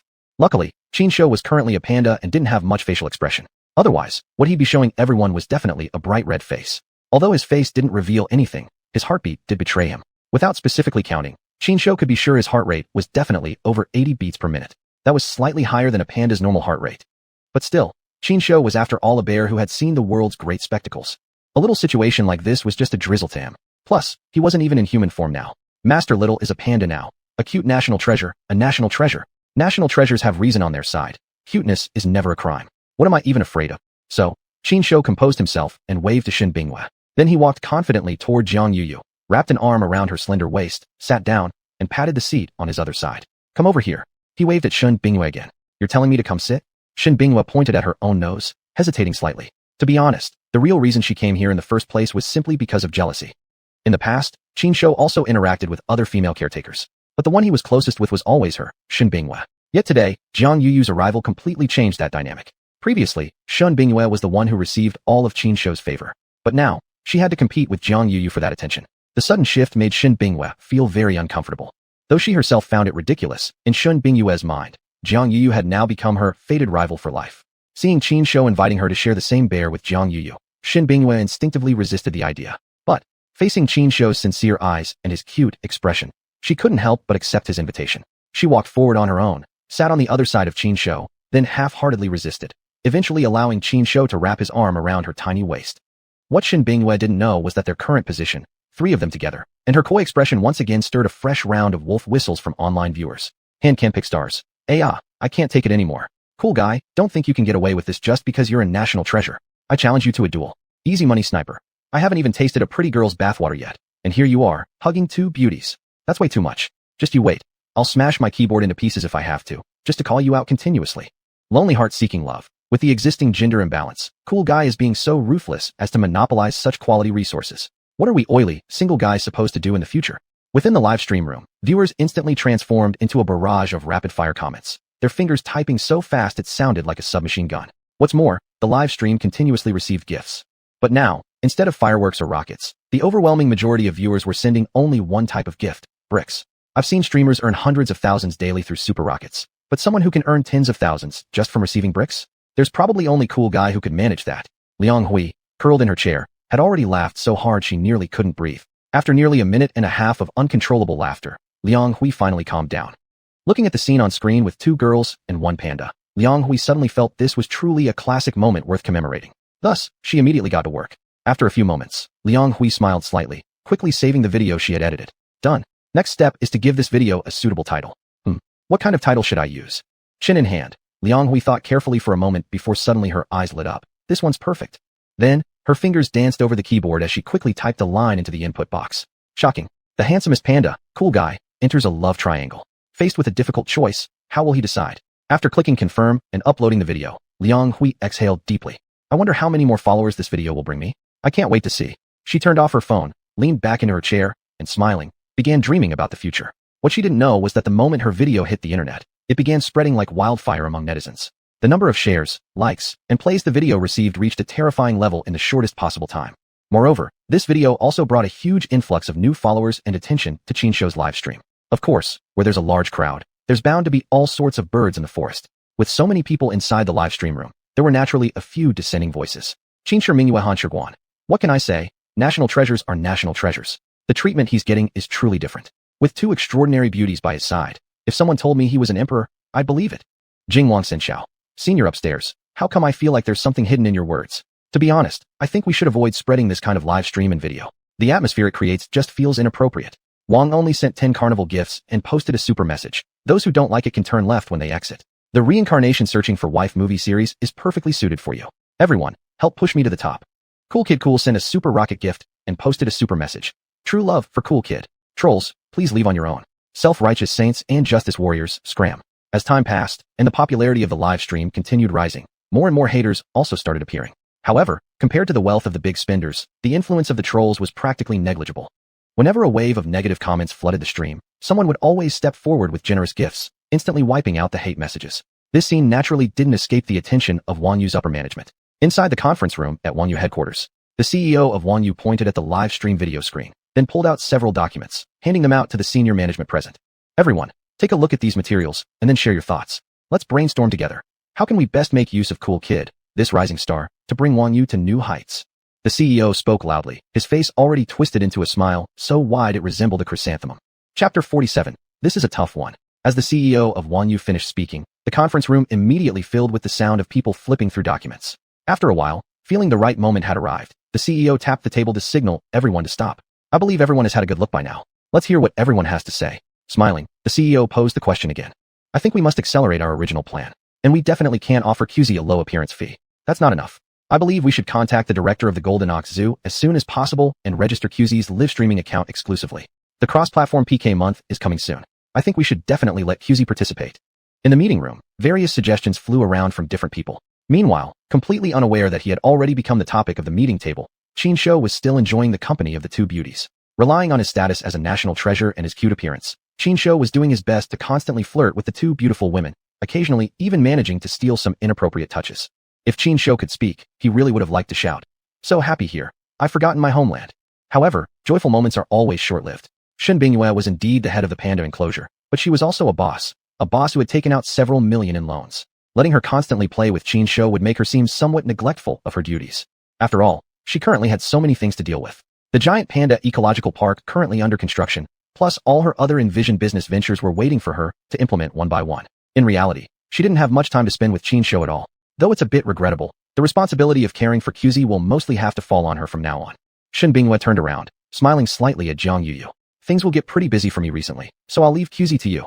You and QZ get along very well. I feel at ease in trusting it to you. Do a good job, and when the time comes, I will give you a permanent position early. Don't worry, boss. I won't disappoint you. Jiang Yuyu immediately stood up, solemnly making promises to Shen Bingyue. Keep it up, kiddo. I believe in you. Qinshu also stood up, lifting his front paw to pat Jiang Yuyu's shoulder as encouragement.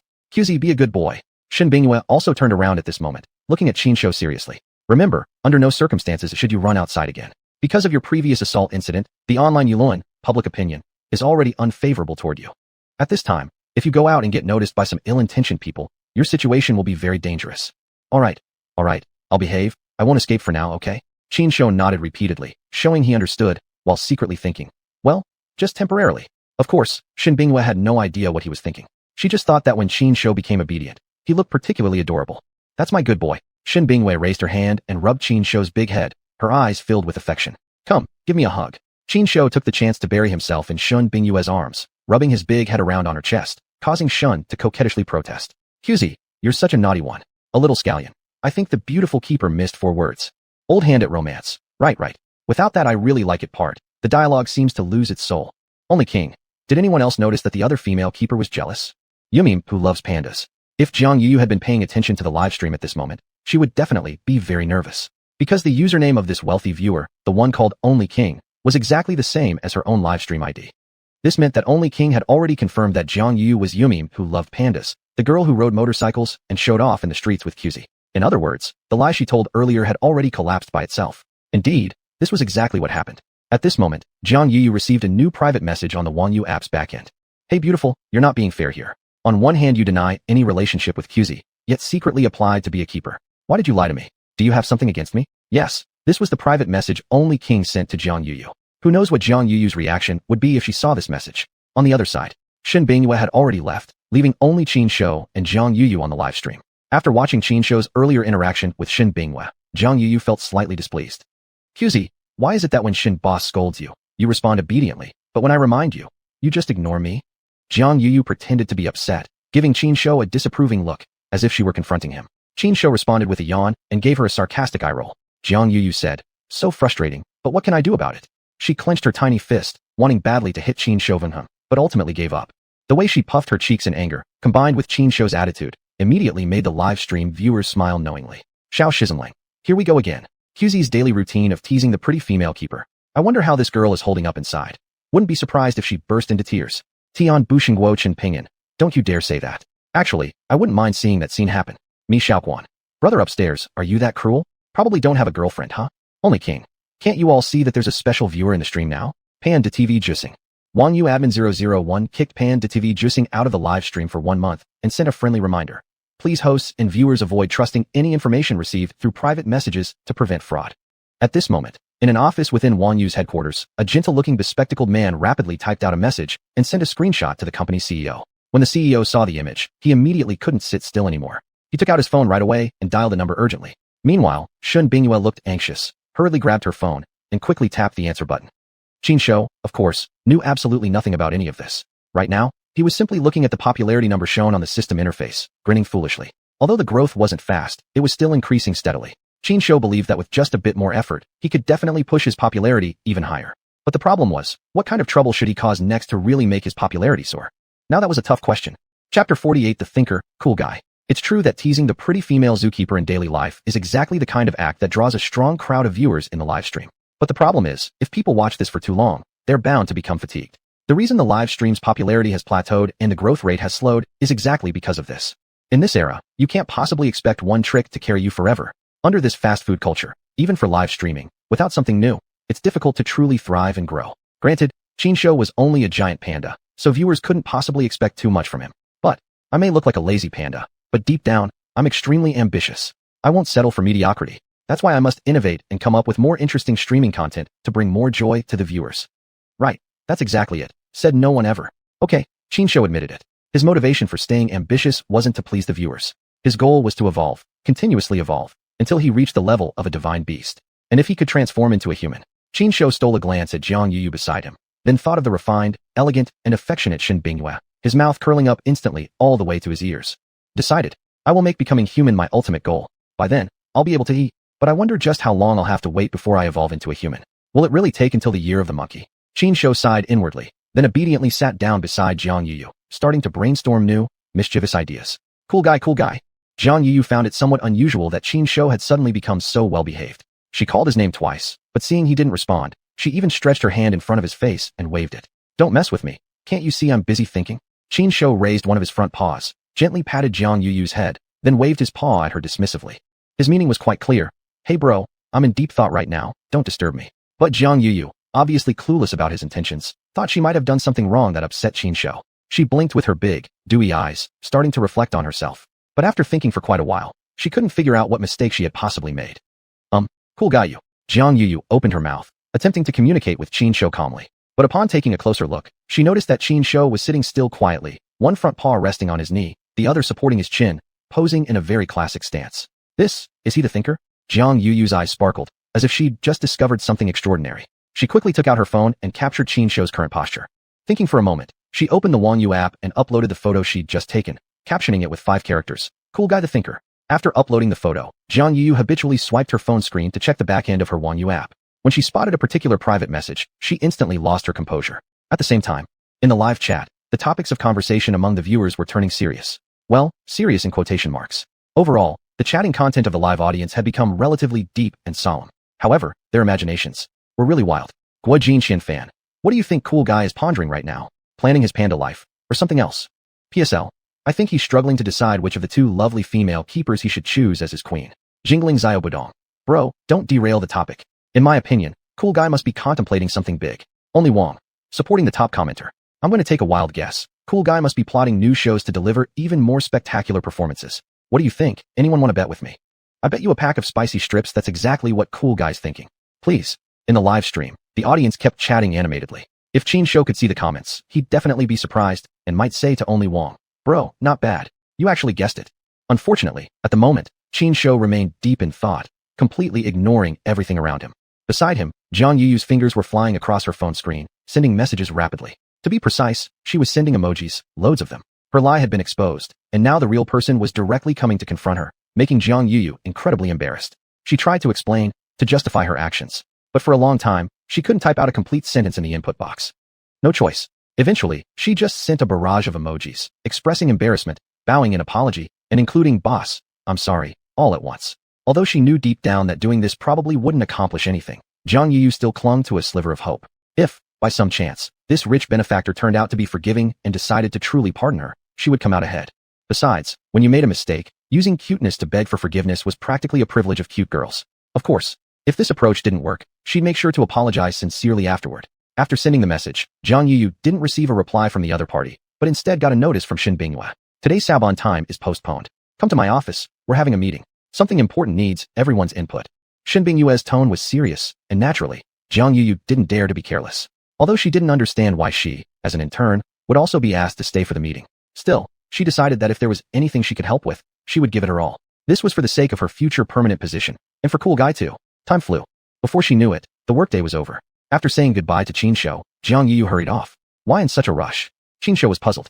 Earlier, he had been too absorbed in thinking to notice Jiang Yuyu's conversation with Shin Bingyue. Now, seeing Jiang Yuyu leave in a rush left him completely confused, but he didn't think too much of it. After all, he was just a cute and adorable panda. What did human affairs have to do with him? But upon a second thought, he immediately rejected that idea. What if she ran into some trouble and needs help? Although I'm just a panda, if someone dares to bully my caregiver, I can't just stand by and watch. My caregiver is mine to tease, only mine. Wait, caregiver and teasing? Those two words together were a bit. Hee. While thinking about some not-so-innocent things, Qin Shou quickly put on his gear and quietly left the panda enclosure. With his keen sense of smell and agility, he soon located Jiang Yuyu and quietly followed her from behind. Chapter 49, Shadowing the Panda. Never thought there would come a day when I'd actually be tailing someone. Too bad I'm just a panda now. There's absolutely nothing I can do. Qin Shou silently complained in his mind. What he didn't know was that his latest escape had stirred the hearts of countless people. Cool guy guardian. Holy crap. Cool guy has escaped again. Is he about to cause trouble again? Does anyone have contact information for the zookeeper? Hurry and remind them. Hoping to meet cool guy. Absolutely not. If cool guy gets caught and taken back right after escaping, won't my dream of meeting him shatter? If any of you dares to ruin my dream, I'll bite you to death. The only king. You're thinking too much. We don't even need to notify the zoo. They should already know. After all those surveillance cameras in the zoo aren't for show. Chaos Demon King. That's right. We don't need to worry about it. I say we place a bet instead to see what kind of trouble cool guy will stir up this time. Big King, why don't you be the bookie? The audience continued discussing heatedly, one after another.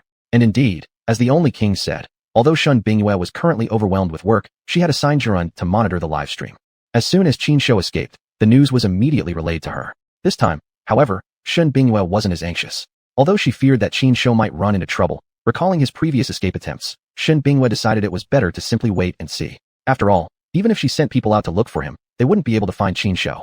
Rather than wasting time and resources, she might as well wait patiently for him to return on his own. However, although Shin Bingyue didn't intend to send anyone to search for Qin Shou, she wouldn't simply do nothing either. Look, she had already contacted the technical staff and ordered a tracking device specifically designed for Qin Shou. Once the device was completed and delivered, she would personally attach it to Qin Shou. And at that time, let's see how you plan to escape from my grasp. Shin Bingyue gave a slight smirk, her lips curling upward with a confident smile. Just at that moment, a knock sounded on the conference room door, followed immediately by Jiang Yuyu's voice from outside. Director Shun, may I come in? Oh, it's you, Xiao Jiang. Come in. Shin Bingyue responded. Jiang Yuyu opened the door and walked in. Upon entering, Jiang Yuyu's first sight was the giant projection screen and the now empty live stream broadcast. Impossible. Jiang Yuyu's heart skipped a beat as she thought anxiously about how Cool Guy was always causing trouble. After she had already warned him and Shun Bingyue had emphasized it repeatedly, why wouldn't he listen? Could it be that we overestimated Cool Guy and that he actually didn't understand what we said? Just as she was thinking, Shun Bingyue's voice broke her thoughts. Xiao Jiang, you're quite familiar with Cool Guy. What do you think? Where do you suppose he'll go this time? Well, Jiang Yuyu opened her mouth instinctively to say, Cool Guy might come looking for me at my place. But as soon as the words began to form, she shut her mouth tightly. After a long hesitation, she finally shook her head timidly. I don't know either. Even though I'm close to Cool Guy, I still don't really understand him. So, alright then. Shun Bingyue slightly shook her head, but didn't press the issue further. Adjusting her mood, she prepared to start the meeting. But just then, heavy footsteps suddenly echoed in the corridor. Immediately after, the conference room door was forcefully pushed open.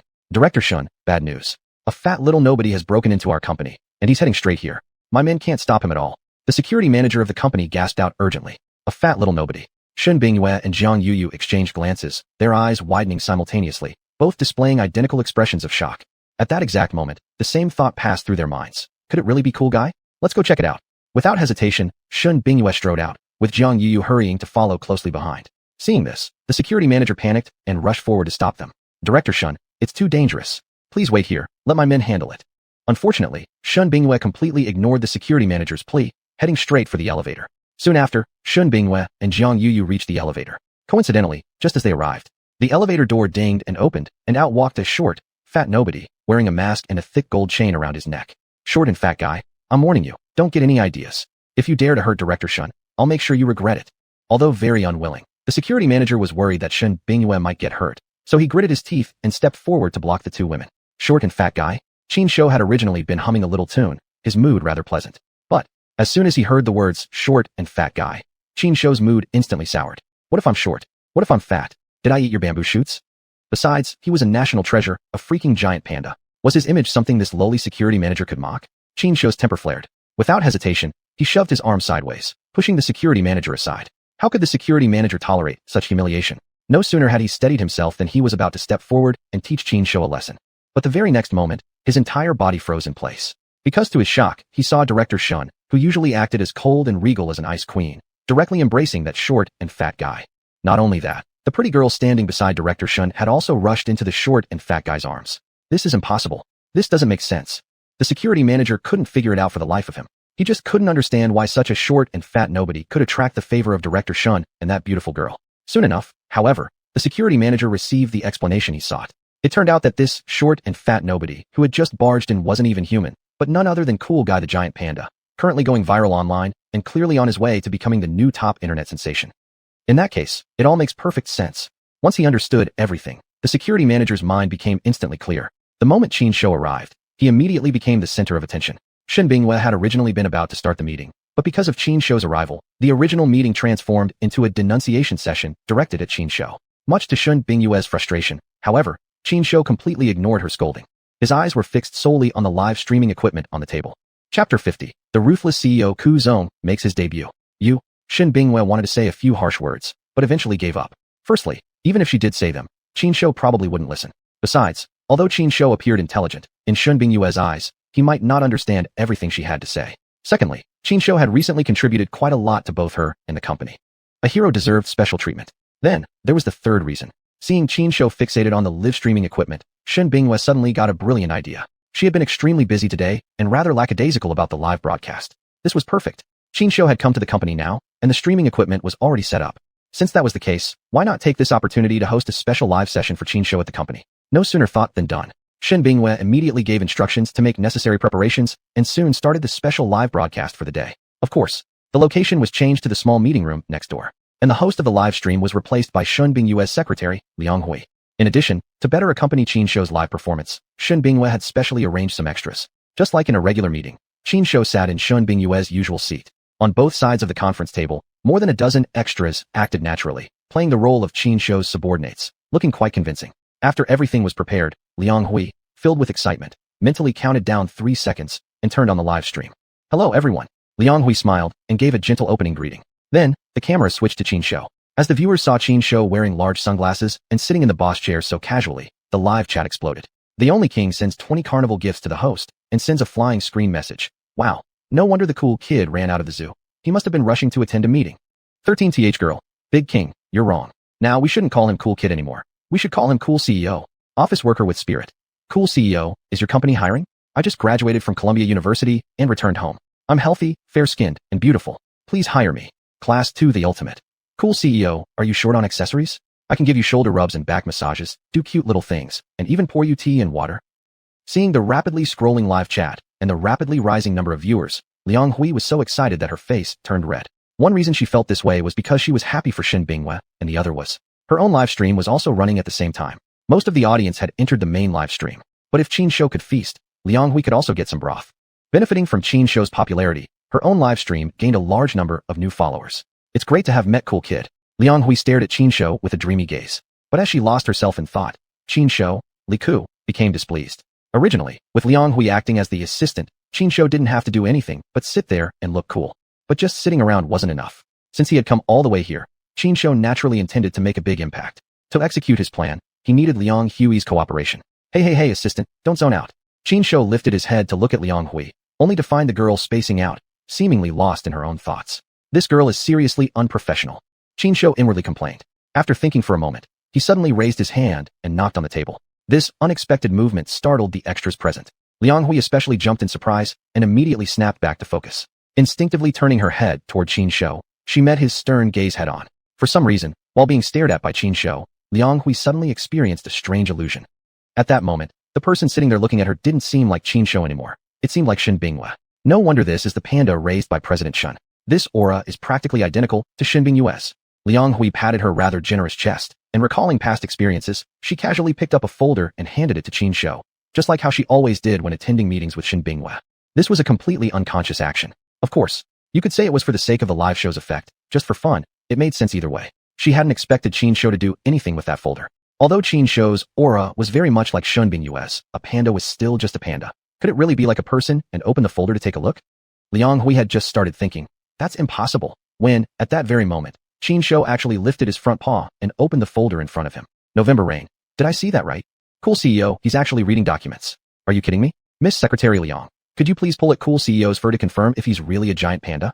Zookeeper Wong, no need to test. Cool Kid is a real giant panda. But honestly, I'm just as surprised. I wonder why Cool Kid is so smart. He can even flip through a folder. The only king. What do you guys think? If someone taught him, could Cool CEO really learn to read and write? Flower Dress Beauty. I wish Cool Kid would take the college entrance exam with me and get into the same university. I want to be his girlfriend. Teacher from class next door, senior 3 students. Go back and review your lessons. Why are you even watching this stream? Inside the live stream, the audience was already exploding from Qin Shou's mind-blowing performance. Meanwhile, everyone in the meeting room had been utterly stunned, jaws dropped. Old Li, pinch me. I think I must be dreaming. A middle-aged, oily-looking man murmured to his companion.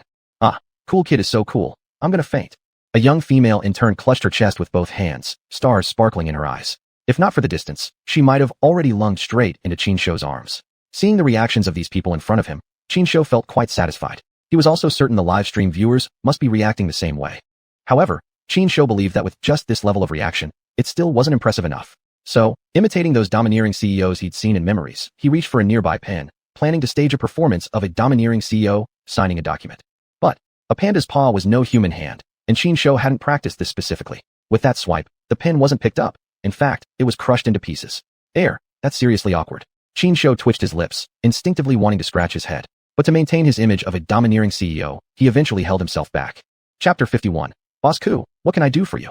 Looking at the broken pen on the table, Qin Shou thought for a moment, then turned his gaze toward Liang Hui. Assistant, what are you waiting for?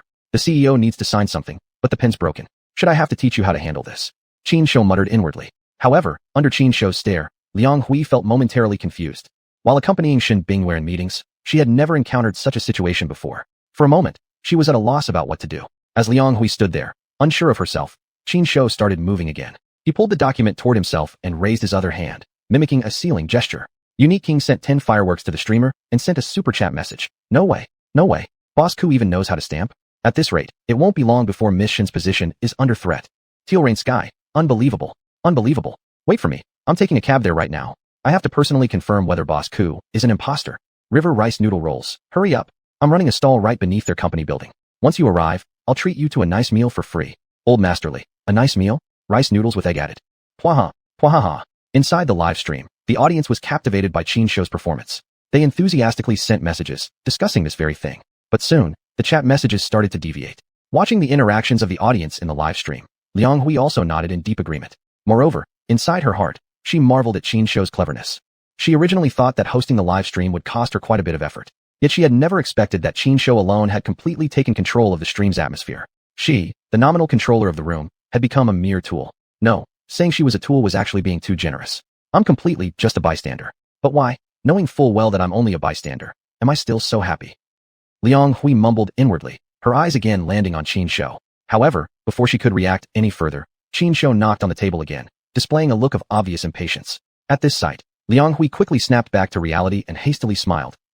Sorry, Boss Ku. Here is your seal, please use it. As she spoke, Liang Hui pulled out the seal and the inkpad box, placing them one by one in front of Qin Shou. Humph. Qin Shou nodded slightly, then gently patted Liang Hui's arm. Now this looks right. This action once again made the other people in the meeting room astonished. However, something even more surprising happened shortly after. They originally thought that even if Liang Hui handed Qin Shou the seal, he wouldn't really know how to use it. At most, he'd just fiddle with it a bit and then give up. But in the next second, under their wide-eyed gaze, Qin Shou actually opened the inkpad box himself, then picked up the seal and pressed it down. Old Wang, let me pinch you to see whether I'm hallucinating again. Get lost. Pinch yourself if you want. Also, don't use the word again, because we've never hallucinated before. The people in the meeting room whispered among themselves once more. As the murmurs spread among the onlookers, Qin Shou swiftly stamped the document. Perfect. Qin Shou looked at his masterpiece with satisfaction, then waved his hand, signaling Liang Hui to collect the document. Liang Hui, though everything happening in front of me is so strange, why do I feel like it's completely natural, just like when Boss Shun was here? Suppressing her inner thoughts, Liang Hui picked up the document, took a look, and then turned around, displaying it in front of the live stream camera. Temporary worker Balian. Hello headquarters, I've discovered a suspected spirit-possessed giant panda here. Requesting permission from the organization to take it home. Loyal Ku fan. Fist warning. Boss Ku is mine. Love for Boss Ku. AK-48 warning. Whoever dares steal the panda bear will be struck by lightning and thunder. Also, Boss Ku is mine. Unique King sent 20 fireworks to the streamer and sent a super floating chat message. Money talks warning. Anyone stealing the panda will face divine retribution. P.S. Boss Ku belongs to all of us. You don't need to be so selfish. Fairy wanting to be a panda. Don't think just because you're rich, you can get away with anything. Dare to steal my Boss Ku. I'll bite you to death. In the live stream, viewers' chat message count reached a new peak. Moreover, the live stream's popularity and number of fan follows were visibly increasing at a rapid pace. Qin Shou took a quick glance at the live stream and discovered that the number of followers in his Zhebian climbed to 1.6 million. Moreover, the growth rate of followers was actually accelerating as time passed. Qin Shou made a rough estimate that at this rate, it was highly likely that his popularity would surpass the 2 million mark tonight. And once that happened, he would level up again. Although he no longer held much expectation for leveling up, still, it was always better if he could level up sooner rather than later. It seems I'll have to work even harder. Let's aim for surpassing 2 million followers tonight, so I can firmly level up. Thinking this, Qin Shou's eyes began to spin with ideas, scanning around the meeting room at the people present. Everyone in the room felt somewhat uneasy under Qin Shou's stare. Some were even sweating cold sweat from nervousness, not knowing what Qin Shou was about to do. Coincidentally, Qin Shou's gaze finally landed precisely on the chubby guy who was sweating nervously but didn't dare to wipe his forehead. Qin Shou stood up and slowly walked to where the chubby guy sat, lightly patted his shoulder. Boss Ku, do you have any orders for me? The chubby guy stuttered involuntarily as he spoke. As soon as he opened his mouth, the entire meeting room instantly fell silent. But in the next second, everyone in the room couldn't help but burst into laughter. Well, there certainly was an element of mockery toward the chubby guy. But more importantly, they were laughing heartily at the humor and warmth in this lighthearted scene. In Qin Shou's eyes, this chubby guy belonged to the category of the type of employee who knows how to read the room. And yes, he also happened to be someone Qin Shou could have a bit of fun with. Qin Shou gave the chubby guy a thorough up-and-down look and noticed that their upper body proportions seemed pretty similar. His eyes sparkled with mischief, and his gaze quickly shifted to the chubby guy's suit jacket. Chapter 52 The Shinku CP. Not bad suit. Let me borrow it for a bit. Qin Shou reached out directly and took the fat man's suit. This? The fat man was quite confused, unable to understand what Qin Shou was trying to do. Qin Shou didn't bother with the fat man's reaction, but simply threw the suit over his body. Under the eyes of everyone present, Qin Shou stepped in front of the live camera and started posing. He went through nearly all the poses he remembered from watching arrogant CEOs strike in the past. Yet no matter how he posed, something just felt missing. Assistant. Assistant. Qin Shou turned his head and gestured to Liang Hui. Me? Liang Hui pointed at her own nose, instinctively asking nervously. Qin Shou, of course, couldn't respond verbally, but he could use hand signals.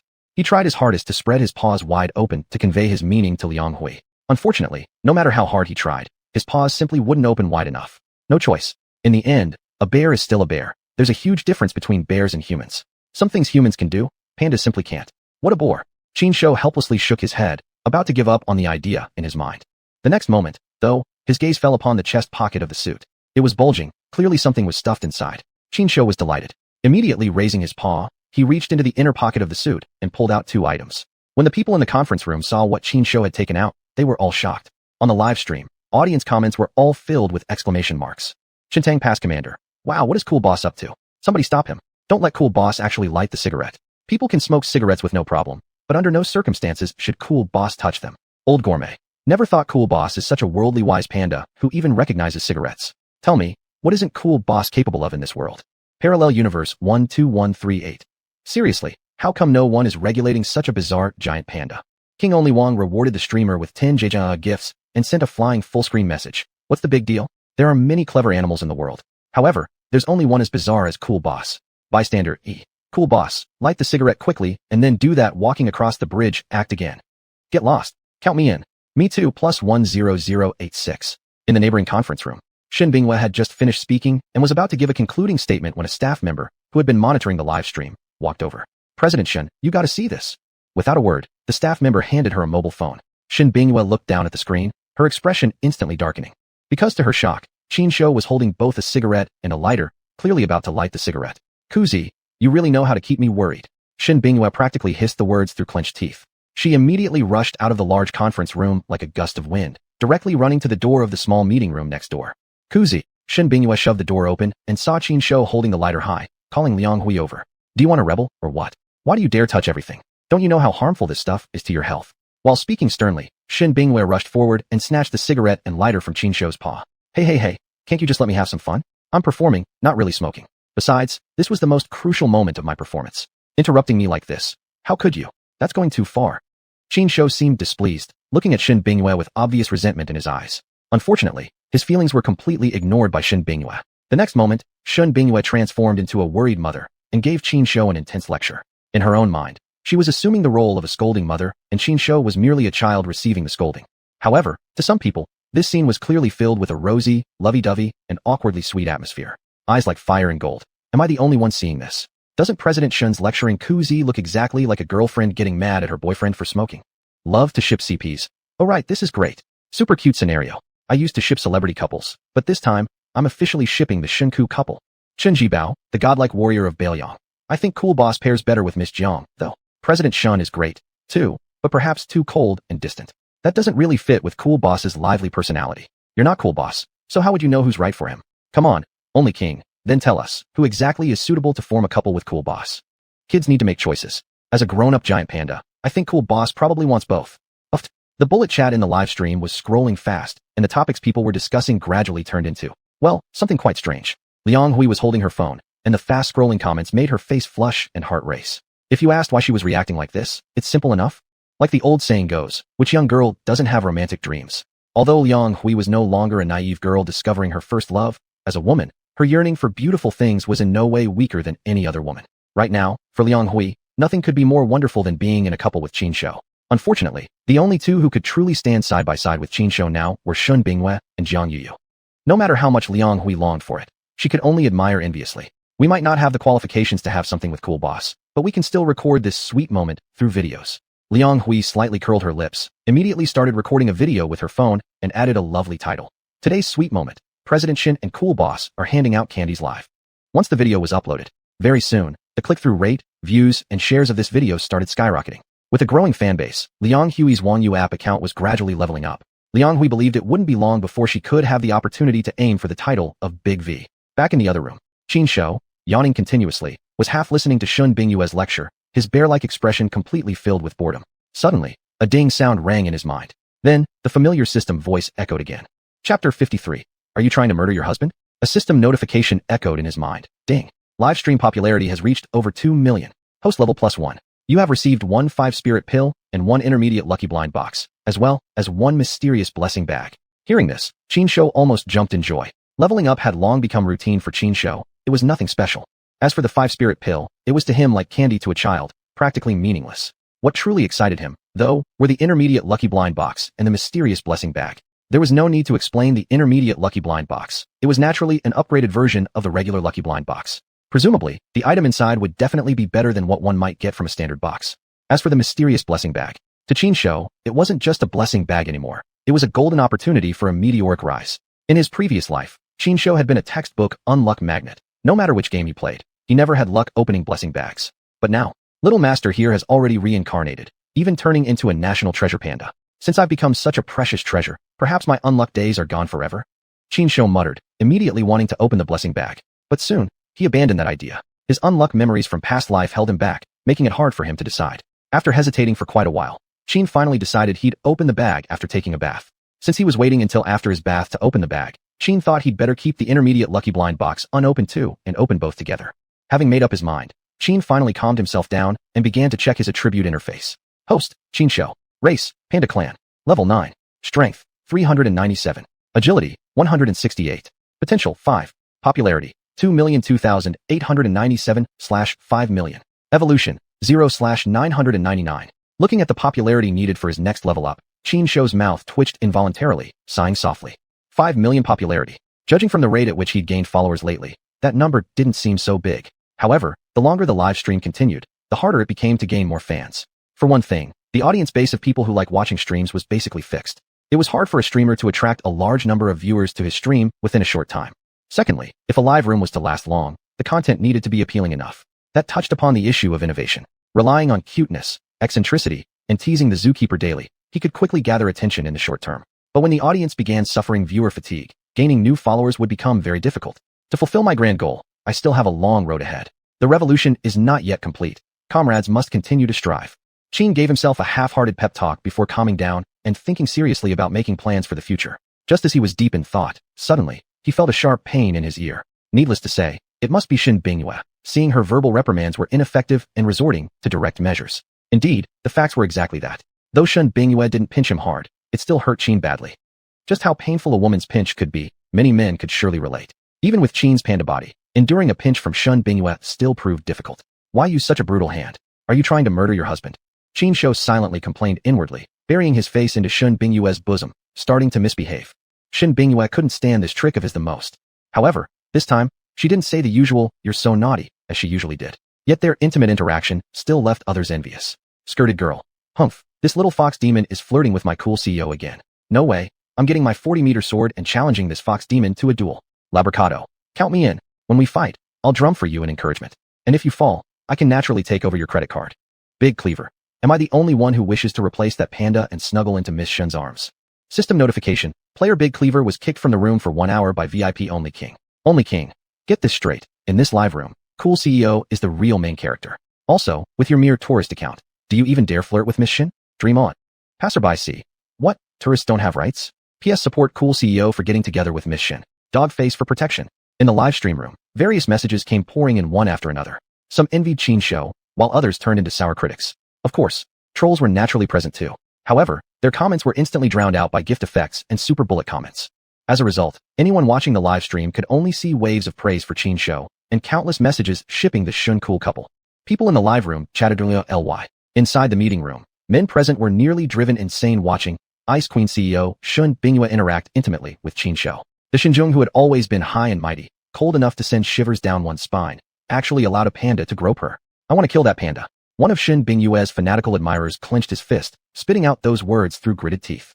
Then, he was instantly surrounded by several female employees. What did you just say? Sorry, I couldn't hear clearly. Could you please repeat that? I thought I heard you say something like kill? Who do you want to kill? Share it with us. The female employees swarmed in one after another, glaring at him with intense eyes, leaving the poor guy who had misspoken himself extremely nervous.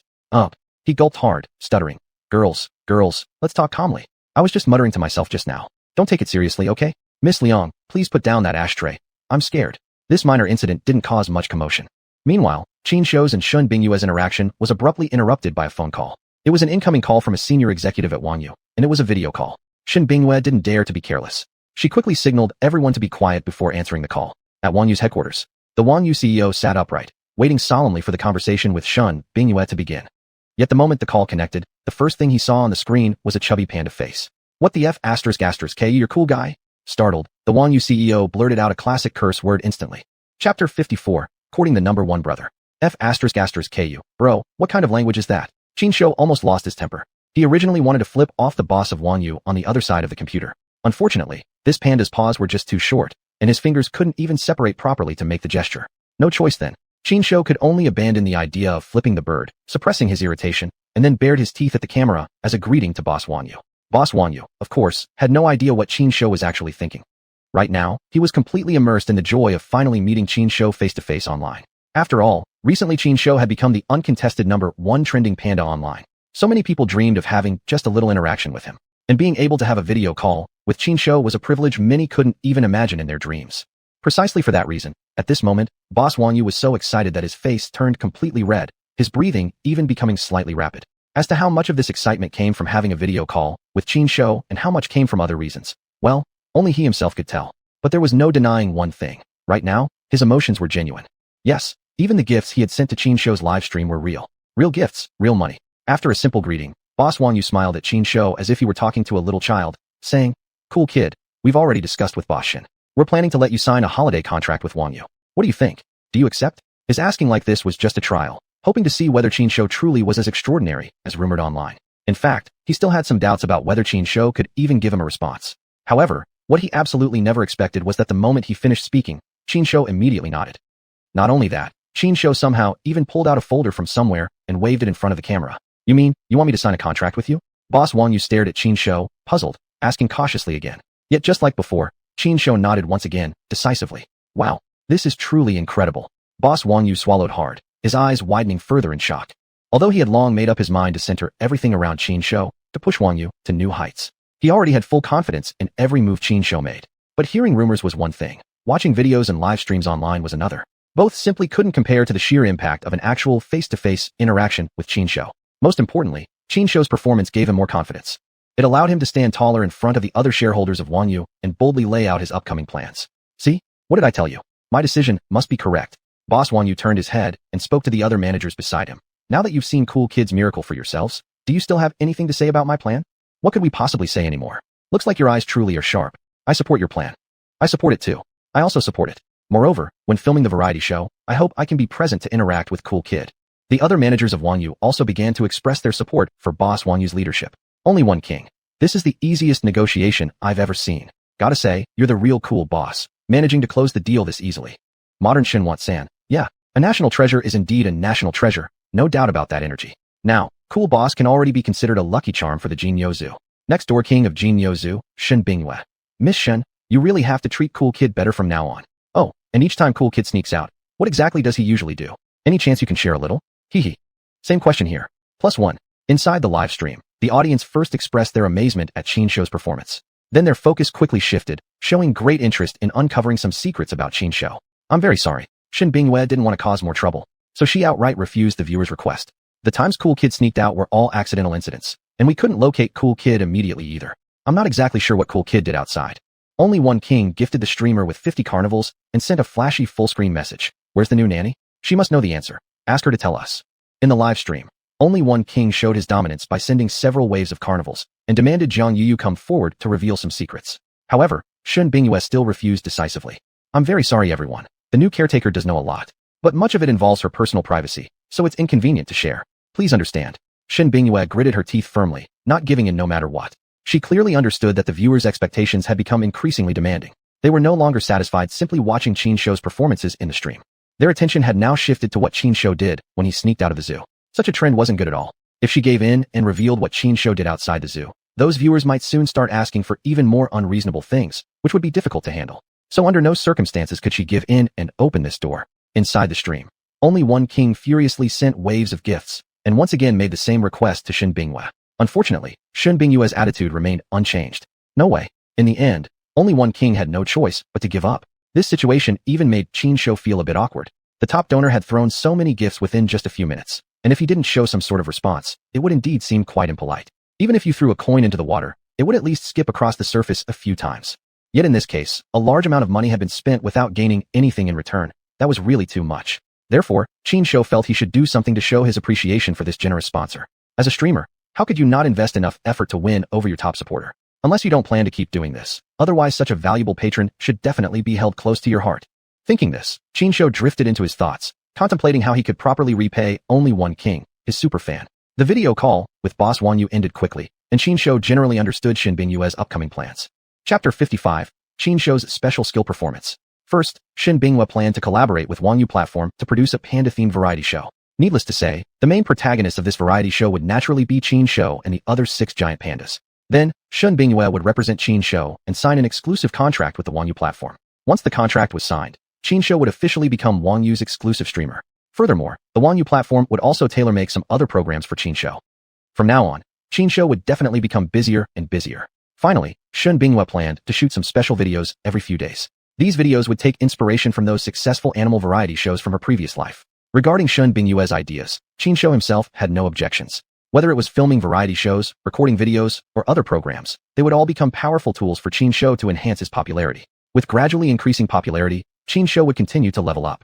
As long as the speed of leveling up was fast enough, Qin Shou would get the chance to evolve even earlier. Therefore, under any circumstances, Qin Shou wouldn't refuse Shun Bingyue's arrangements. The most important point was that Qin Shou was about to become Wangyu platform's exclusive streamer. This point alone would allow Qin Shou to achieve streaming freedom earlier. This was what truly excited Qin Shou the most. It was already quite late. After ending the video call with the CEO of Wangyu, Shun Bingyue announced that everyone could leave for the day. Are you going back by yourself, or do I have to escort you back? Shun Bingyue looked at Qin Shou seriously, her gaze piercing. Well, it was more like bear piercing. Can I just stay here? It's really annoying dealing with those few bear cubs all day long. Qin Shou scratched his head, glanced at Shun Bingyue, then looked at Jiang Yuyu, before finally plunking his butt onto a nearby chair. Hey. Shun Bingyue clenched her delicate fists, puffing with anger. Can't you stop acting difficult? Hurry up, don't force my hand. Otherwise, you know what I'm capable of. You're gonna carry me back or something. Qin Shou tilted his massive head, completely ignoring Shun Bingyue's threat. You. Shun Bingyue waved her fist in the air helplessly, shaking her head in the end. Whatever, I'm not even mad anymore. If you want to stay here, just stay. Don't expect me to come save you if someone bad finds and captures you. After glaring fiercely at Qin Shou, Shun Bingyue directly called Jiang Yuyu and strode toward the door. Miss Shun, is it really okay for us to just leave cool guy here like this? Jiang Yuyu clearly felt uneasy about leaving Qin Shou behind, hesitating to leave. It's fine. Shun Bingyue didn't stop walking, pulling Jiang Yuyu along with her. We don't need to worry about him. Once he's tired of playing around outside, he'll naturally go back by himself. With his intelligence, he can definitely protect himself well. Even though she said this, her heart was still full of concern for Qin Shou. When they reached the lobby, Shun Bingyue drove her car to the entrance of the company building and stopped. Her eyes fixed on the building's entrance, Shun Bingyue involuntarily tightened her grip on the steering wheel. Why hasn't cool guy come out yet? Muttering to herself, she was already wondering whether she should go back and spend some effort dragging cool guy away. Little did she know, at that moment, a certain mischievous panda was just about to stir up some major chaos. Staring at the backup streaming equipment on the table, Qin Shou pondered for a moment before finally extending his own sinful paws. Although his paws were indeed somewhat clumsy, after persistent effort, Qin Shou successfully adjusted the equipment and opened his streaming room. Since he couldn't speak, naturally he couldn't open the stream as Shun Bingyue and Liang Hui did for such a live broadcast. But to Qin Shou, that was hardly an issue at all. Opening the stream didn't necessarily require talking, right? After leaving the meeting room, Qin Shou put on big sunglasses and directly headed for the stairwell. Carefully examining the angle of the handrail and the condition of the turn, Qin Shou kicked off with his legs and plunked his butt onto the staircase's handrail. Super slide, here we go. With one paw firmly holding the equipment and the other grasping the handrail, the entire bear slid down along the handrail. Whoosh, whoosh, whoosh. The wind whistled by his ears as Qin Shou rapidly slid downward along the handrail. Even when reaching the corners, Qin Shou didn't slow down. Relying on his extraordinary strength and agility, at every turn, Qin Shou managed a perfect drift around the bend. Within just a few seconds, Qin Shou had already slid down several floors. Hua Bei Chen Gangshen. Holy crap, am I seeing things? This panda actually dares to do such a stunt? Not even Jackie Chan would dare try this. How come this panda can be so insanely awesome? Sue, director of the animal team, what's going on? How could Ms. Shun allow cool guy to do something so dangerous? No way, this matter must be severely criticized. Kingmaker Wong sent a special gift, Super Ferris Wheel, X100, and sent a flying screen message. Don't worry, Director Sue. Since cool guy dares to do this, he definitely has confidence in himself. Let's just watch quietly. Jinyo Zhu's Shun Bingyue. Who started the live stream for cool guy? Wangquan, Zhong, or the security staff under your command? Inside the live stream, the audience who had already prepared to leave and rest were pulled back instantly by the notification of the stream resuming. As soon as they entered the stream, they witnessed Qin Shou's heart-stopping special skill performance. Ordinary viewers found it extremely thrilling and exciting. However, Director Sue and Shun Bingyue were terrified out of their wits. Shun Bingyue rushed back into the building with her phone in hand the moment she saw it. Director Sue immediately called Shun Bingyue and started scolding her without even saying hello. Shun Bingyue felt deeply wronged inside, listening to Director Sue's scolding while sprinting rapidly toward the stairwell. But by the time she reached the stairs, Qin Shou was already standing there steadily, showing off and acting cute in front of the camera. Cool guy? Do you even realize how dangerous that was just now? Huh? Shun Bingyue, visibly upset, shouted at Qin Shou. If you had fallen and gotten hurt, how could I explain that to Director Sue, to our superiors, to your fans, and to the entire nation? As she kept speaking, tears were already glistening in Shun Bingyue's eyes. Because inside, she felt wronged. And because she had truly been scared by Qin Shou. Looking at Shun Bingyue like this, Qin Shou couldn't help but feel guilty. He had been so focused on entertaining himself that he completely forgot about Shun Bingyue's feelings. And this time, the situation was far more serious than those previous times when he had secretly sneaked out of the zoo. Chapter 56 Following Shun Bingyue home. Don't worry, there won't be a next time. Qin Shou thought to himself as he stepped forward, wrapping his large head around Shun Bingyue's slender waist, then gently nuzzling her arm. Every time before, as long as he used this move, even if Shun Bingyue was upset, she would soon forgive him. But this time, Shun Bingyue was truly angry. She grabbed Qin Shou's ear xuanhuan, twisting it hard, her tone more severe than ever. Kuzai, if you ever do anything dangerous again, I will immediately contact Director Su, send you back to your hometown, and have Director Su lock you up so you'll never be free to move about again. No, I'm wrong. I'll never dare again. As for other threats, Qin Shou naturally wasn't afraid. After all, a panda skipping a meal wouldn't starve. Physical punishment, for someone with such a good physique like him, was nothing at all. But if his freedom were to be taken away, that would be like asking me to die. I still need to achieve live streaming freedom. I still need to evolve. So please, don't send me back home. Qin Shou screamed loudly in his heart, while working even harder to flatter and act cute in front of Shun Bingyue. Shun Bingyue, in the end, had a soft heart. After persistent pleading from Qin Shou, she finally forgave him. However, even though she wasn't going to punish Qin Shou anymore, there were still things that Shun Bingyue needed to figure out. With a cold expression, she directly asked in the company's WeChat group, who was the one who enabled Kuzai's live stream? Admit it yourself, and I won't punish you. But if you don't take the initiative to admit it, and I find out, then you can pack up and leave immediately. This time, Shun Bingyue was genuinely angry. Qin Shou was a national treasure. He could have special exemptions because of his cuteness. But the person who enabled Qin Shou's live stream must be severely punished. Yet how could she have known that the person she was thinking of simply didn't exist? Soon after she posted that question, xuanhuan, the head of security, sent her a video clip. The video was extracted from the surveillance footage. Clearly visible in the video, all the live streaming equipment Qin Shou used was set up entirely by the bear himself. How is that possible? Shun Bingyue couldn't help but gasp in shock, instinctively glancing toward the spot where Qin Shou had been earlier. But by then, where was Qin Shou? Security. Shun Bingyue's face darkened as she shouted loudly. Madam Shun, the pants, it left. The on-duty security guard replied carefully, pointing toward the building entrance. You just watched it walk out like that? Why didn't you stop it? Shun Bingyue roared furiously at the on-duty guard like a raging lioness. We're sorry, Madam Shun. We were wrong. What else could the on-duty guard say? At this point, besides apologizing, anything else would be unnecessary. Shun Bingyue had no time to deal with these guards and rushed out quickly. Soon enough, she saw Qin Shou leaning against her car, posing in front of the camera. Yudra Jiahuok. Shun Bingyue finally breathed a sigh of relief, quickly walking closer. Stop playing around, Kuzai. It's time to go back. Shun Bingyue took the streaming equipment while gently coaxing Qin Shou. No. Qin Shou shook his head, then turned around and patted the passenger door with his paw. You want to come home with me? Shun Bingyue was taken aback for a moment before cautiously asking after a short silence. Yeah. Tonight, I'm going home with you. Qin Shou happily narrowed his eyes, nodding repeatedly. This. Shun Bingyue widened her eyes, momentarily at a loss on what to do. Sun Peiqing, what? What kind of divine plot is this? Is Kuzong going home with Madam Shun? My goodness, does that mean we might witness some restricted content next? Sanitation_3. You want to see restricted stuff? In my opinion, this live stream should be stopped immediately. Otherwise, the image of the national treasure will be completely ruined, and the nation's reputation will be entirely lost. Only Wong. Again with you, you hypocrite. If you like to watch, go to the adult section, no one's stopping you. System notice, Sanitation_3 was kicked out of the live stream by VIP viewer Youthful Playboy for 1 hour. Youthful Playboy, I firmly support the Shinku ship. Anyone who dares to stop me from shipping Shinku, I will go after them. You'd all better watch out. Magnificent and powerful, top viewer. Not messing with you. Retreating silently. Because of Qin Shou's action, the audience in the live stream once again became wildly excited. They originally thought that the evening's live stream would be boring, and might even be cancelled. But they never could have imagined that Qin Shou would put on such an exciting stunt performance. And now, Qin Shou wanted to go home with Shun Bingyue. This move greatly stirred the curiosity of the audience. Although some trolls were attacking the stream, criticizing Qin Shou's behavior endlessly, the true fans completely ignored these negative comments. Their attention was entirely focused on Qin Shou and Shun Bingyue. Zayu, do you think Madam Shun will agree to take Kuzong home? Zuo Shakinjun Maxio, absolutely. Now the real question is whether Madam Shun will spend the night with Kuzai tonight. Manual dog face. Bucheji__era. Bro, something's wrong with you. Zuo Shakinjun Maxio, nonsense. It's you who's dirty-minded, you filthy king. Inside the live stream, the discussion among the viewers gradually went off track. At this moment, Shun Bingyue finally came to her senses. Looking at the comments scrolling across the screen, Shun Bingyue's face immediately turned bright red. All her life, she had never even had a boyfriend, let alone brought a member of the opposite sex home overnight. Therefore, she now felt extremely conflicted about what decision to make. But soon enough, Shun Bingyue made her choice. Fine, I'll take you home. But you must promise me that you'll behave yourself. Otherwise I'll make sure Director Su sends you back to your hometown immediately.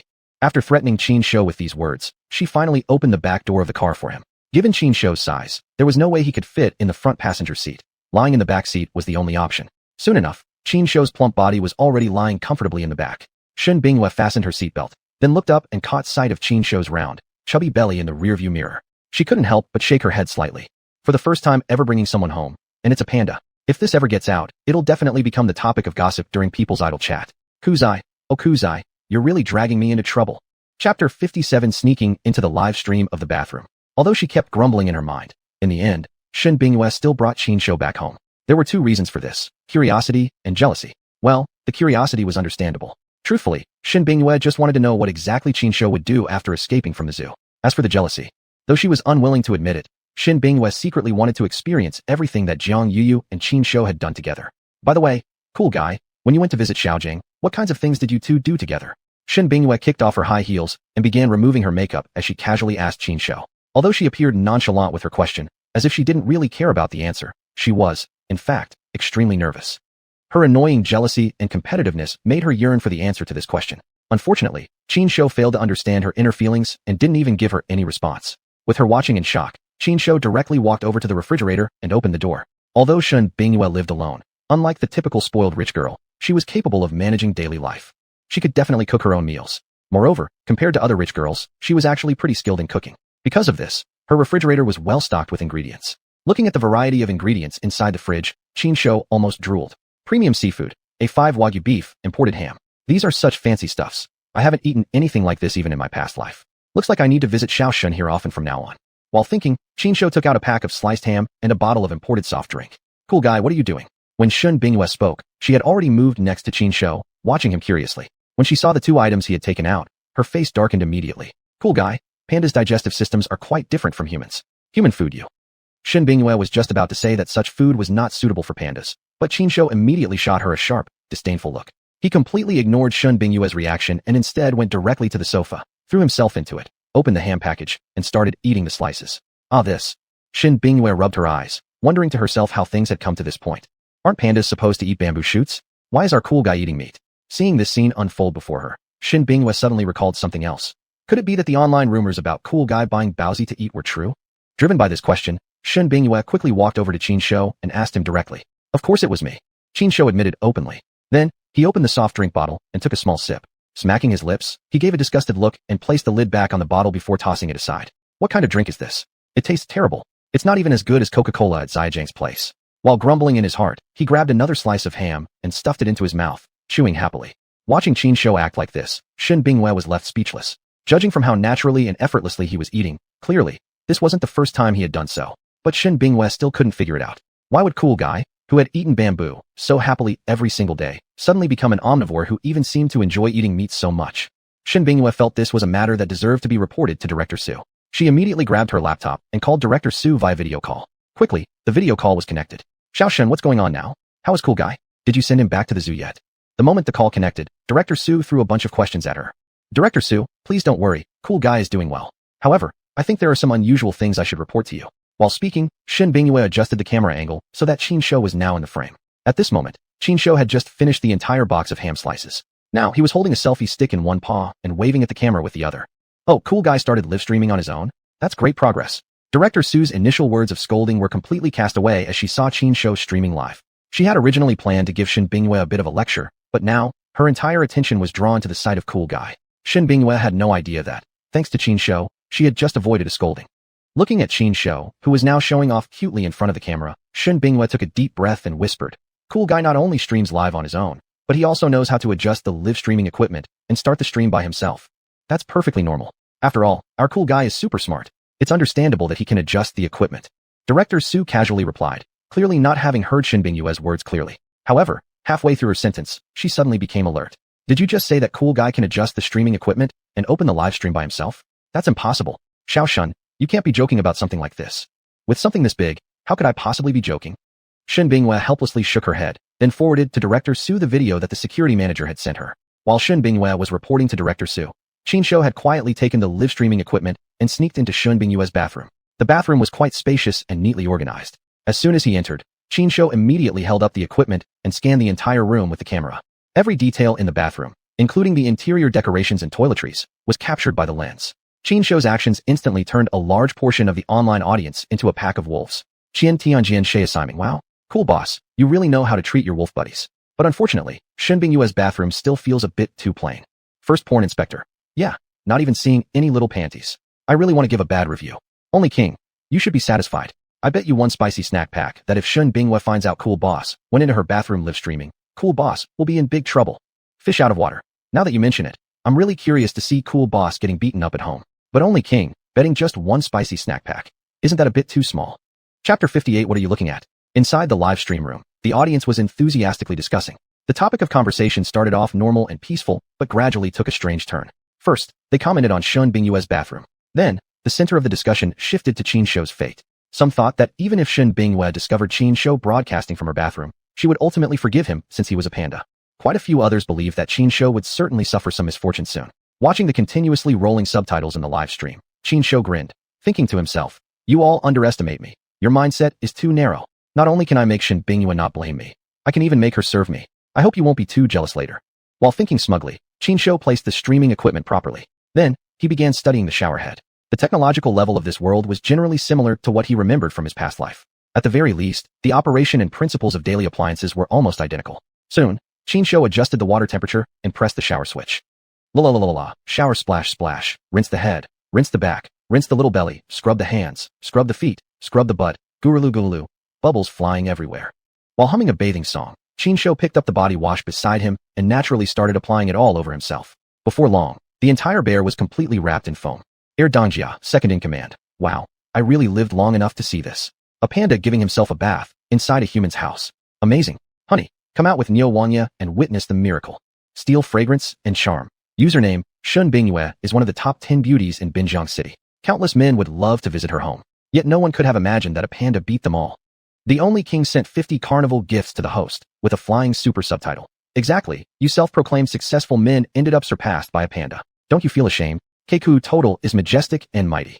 Keku total V587. Everyone line up properly. The viewers were once again electrified. While everyone was expecting a beautiful woman to emerge from her bath, they still couldn't help but be somewhat fascinated by Qin Shou's proficient self-bathing skills. However, shortly afterward, the discussions once again turned back to Qin Shou and Shen Bingyue. Needless to say, people in this era absolutely love pairing characters. Even though this particular couple crossed familial boundaries, the audience still passionately threw themselves into supporting them wholeheartedly. As everyone heatedly discussed, the number of fans in Qin Shou's live room also increased at a notably rapid rate. Meanwhile, Shen Bingyue was busy discussing giant pandas related professional knowledge with Director Su and hadn't noticed anything else. Just then, the sound of the door lock turning echoed from the doorway. Click, the door opened. Li Zheng walked in, holding several shopping bags. He had come especially to bring Shen Bingyue some things and also planned to chat with her.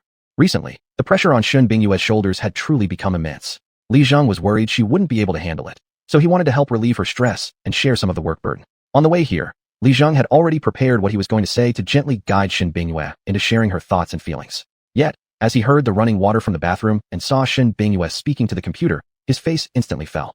All those carefully prepared words vanished from his mind completely. At that moment, only one thought remained in his mind. No matter who the scumbag in the bathroom was, he wouldn't let him off easily. Even if you are dating my daughter, if you intend to harm her or have already taken advantage of her, I won't spare you. Holding this thought, Li Zheng placed his items down, grabbed a decorative piece nearby, and strode directly toward the bathroom.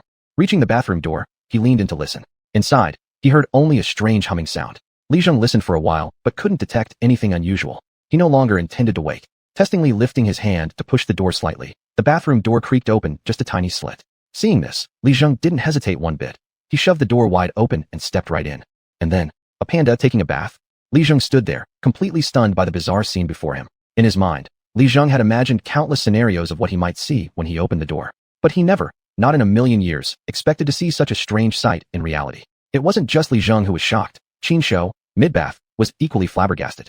He thought to himself, what the hell is going on? Where's my beautiful Shen Bingyue? Why did a man walk into the bathroom? And not just any man, but a balding, middle-aged, chubby, and greasy uncle. Qin Shou felt quite angry, so he immediately gave Li Zheng a classic, what are you looking at expression. Stared at by Qin Shou's two panda eyes, Li Zheng felt extremely uneasy. However, he quickly composed himself. He gave Qin Shou a long stare, then naturally turned around and walked out of the bathroom, gently closing the door behind him. The only king. Oh my god, I can't stop laughing. I have to upload this clip online with a great title. I'm telling you, this video is going to blow up. Don't even think about competing with me for this. Cute Secretary Xiao Liang. Big King. I've already recorded it. Could you possibly let your dear junior have this clip? You're such a big rich guy. Why would you compete with us little guys? Be nice. Neighbor Wong. Supporting. Also, I've already thought of a title for the girl upstairs. Shock. Unmarried female CEO's bathroom shockingly hosts a bather. But the identity turns out to be Playboy who focuses on short news. What an amazing title. Old senior upstairs. But right now, I want to interview Ms. Shun's father. How does it feel to find a giant panda bathing in your daughter's bathroom? Same question. +1. Inside the live stream room, the discussion among the viewers had once again gone completely off topic. And with this twist, the popularity of the stream skyrocketed again. But now, Qin Shou had no time or interest to pay attention to the streaming room at all. Chapter 59, The Ruthless Feather Duster. Although he was just a panda taking a bath in a human woman's house, there really seemed to be nothing inappropriate about the situation. But in his heart, Qin Shou felt extremely uneasy. Just when that greasy middle-aged man had barged into the bathroom, a sudden feeling came over Qin Shou, as if he had been caught in the act of cheating with another man's wife by her husband. This feeling made Qin Shou feel deeply uncomfortable, immediately robbing him of any desire to cause trouble. Therefore, Qin Shou looked somewhat listless, hurriedly rinsing off his body before preparing to dry himself. However, just at that moment, the bathroom door opened again, and two heads peeked inside. Without needing to ask, the owners of these two heads were naturally Shun Bingyue and Li Zheng. What are you two staring at? Qin Shou's mood was already sour, and seeing the two of them open the door and peek in without his permission made him glare at them immediately. Unfortunately, Shun Bingyue and Li Zheng didn't seem to care about his anger at all. Instead, they both looked at Qin Shou with cheerful smiles. Under their watchful eyes, Qin Shou felt even more uncomfortable. Shun Bingyue didn't pay any attention to Qin Shou's reaction. While pulling the door open wider and walking toward him, she introduced, "Cool guy. This is my father, Li Zheng. Dad, this is Cool guy. You've seen him on the live stream." Hello. Li Zheng looked awkward and stiff as he waved his hand at Qin Shou as a greeting.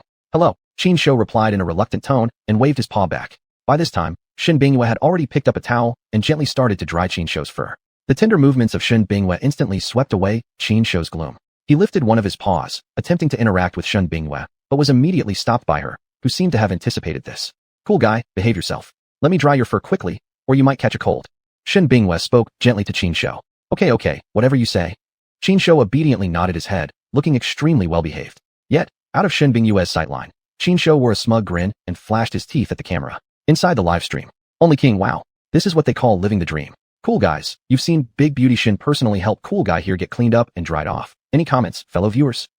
Daikabel, I'm jealous. Her cannon, I'm tearing up. Killer 17, take down Cool Dog and win Bingyue. Sue Director for Pets, what did you just say? You want to kill who? Say that again. Killer 17, sorry, gotta go. One message after another flew across the screen.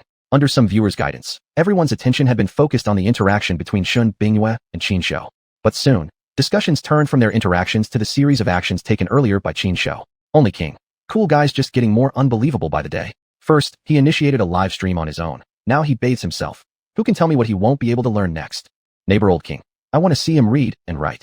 I wonder if the zoo will set that up someday. Sue Director for Pets, we'll take your suggestion into consideration. I believe Cool guy could indeed learn how to read and write. After all, among our cute little panda group, there are a few who can already paint. Compared to those artistic pandas, Cool guy is clearly smarter. I have every reason to believe Cool guy can surpass them. 3 youngsters net purify, waiting to see you proven wrong. Only King, why has this guy shown up again? You want to see us proven wrong? Fine, let's see who exactly ends up being proven wrong. Let's wait and see.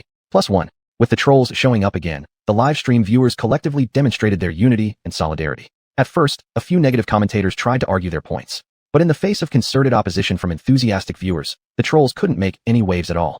Their messages either got buried by an overwhelming flood of messages or were silenced by sharp retorts. Meanwhile, Shun Bingyue had just finished wiping down Qin Shou. Good boy, stand still. As she held Qin Shou steady, Shun Bingyue picked up a hairdryer and began drying his fur. Qin Shou, naturally, was delighted. Closing his eyes with a smile, he comfortably enjoyed Shun Bingyue's service. Watching the well-behaved Qin Shou and the delighted Shun Bingyue, a warm and sincere smile finally appeared on Li Zheng's face. Never thought you and Cool guy could get this close. And judging by your condition, I guess you don't even need your old man to cheer you up anymore.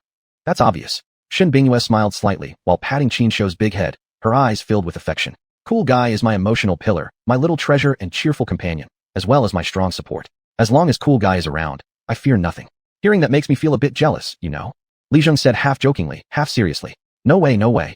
Shun Bingyue exaggeratedly shrugged her shoulders. Dad, you're actually jealous of a panda? That's a bit too petty. Alright, Dad was wrong. Dad should be more open-minded.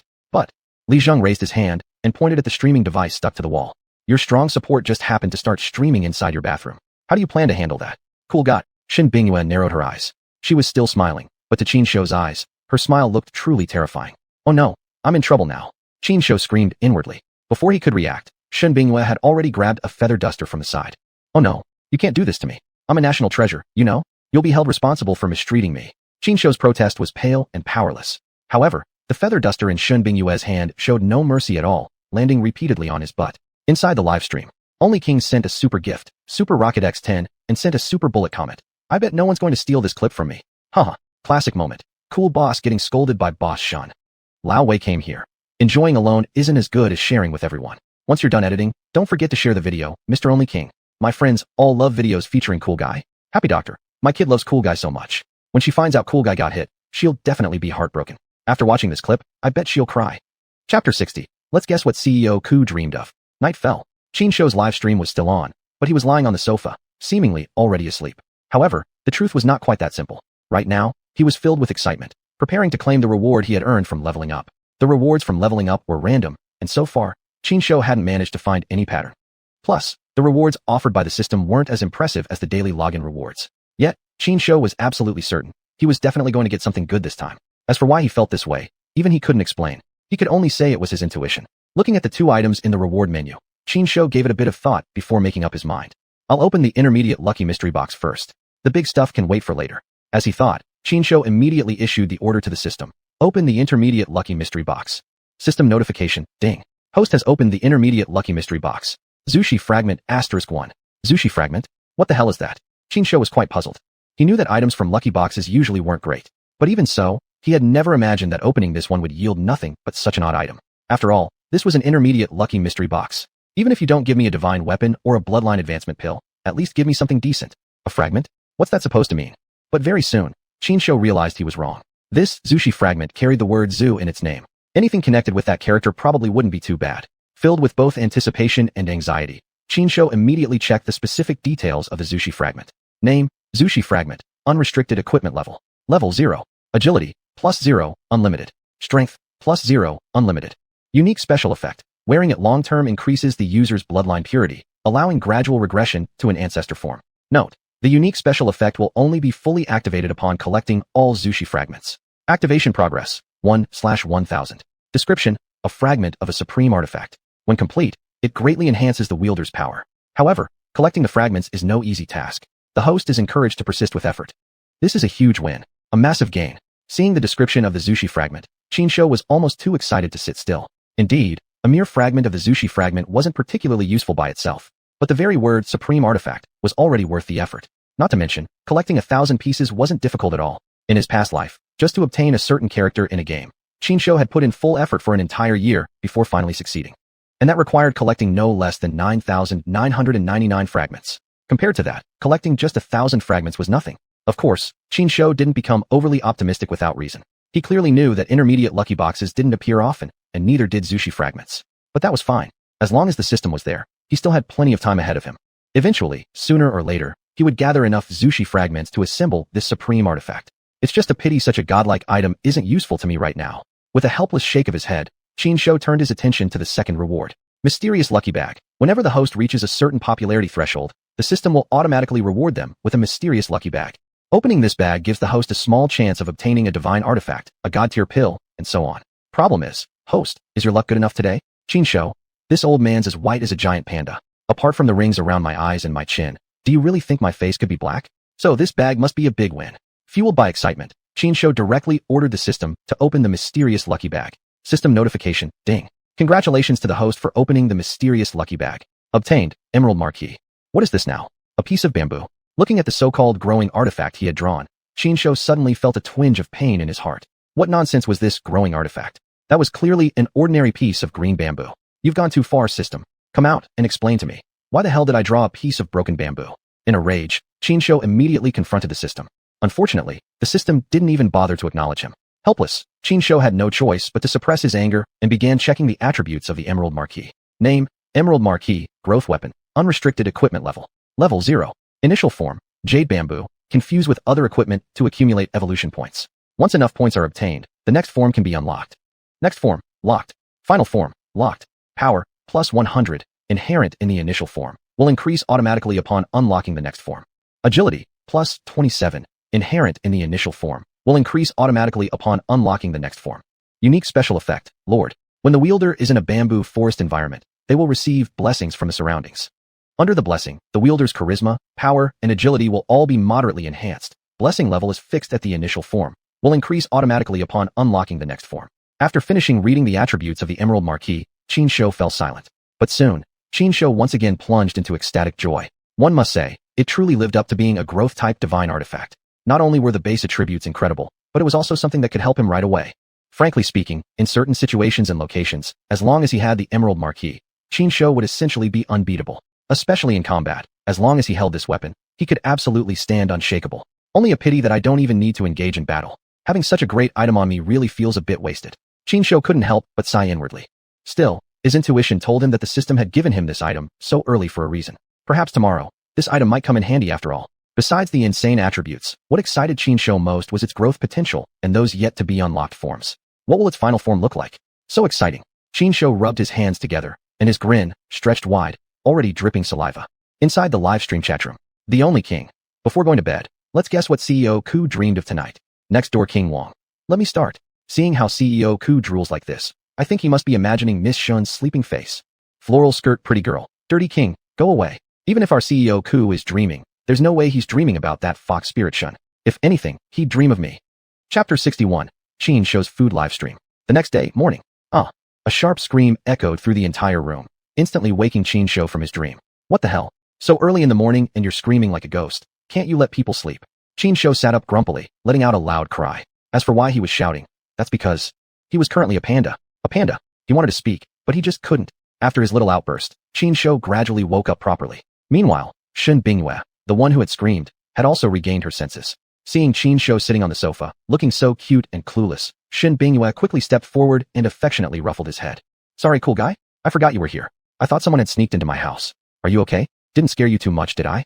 Shen Bingyue spoke softly, then gave a big stretch. Her beautiful curves were completely exposed before Qin Shou's eyes. So big, so white. Qin Shou narrowed his eyes, staring at Shen Bingyue's impressive cleavage. For a moment, Qin Shou really wanted to reach out with his paws. Ahem.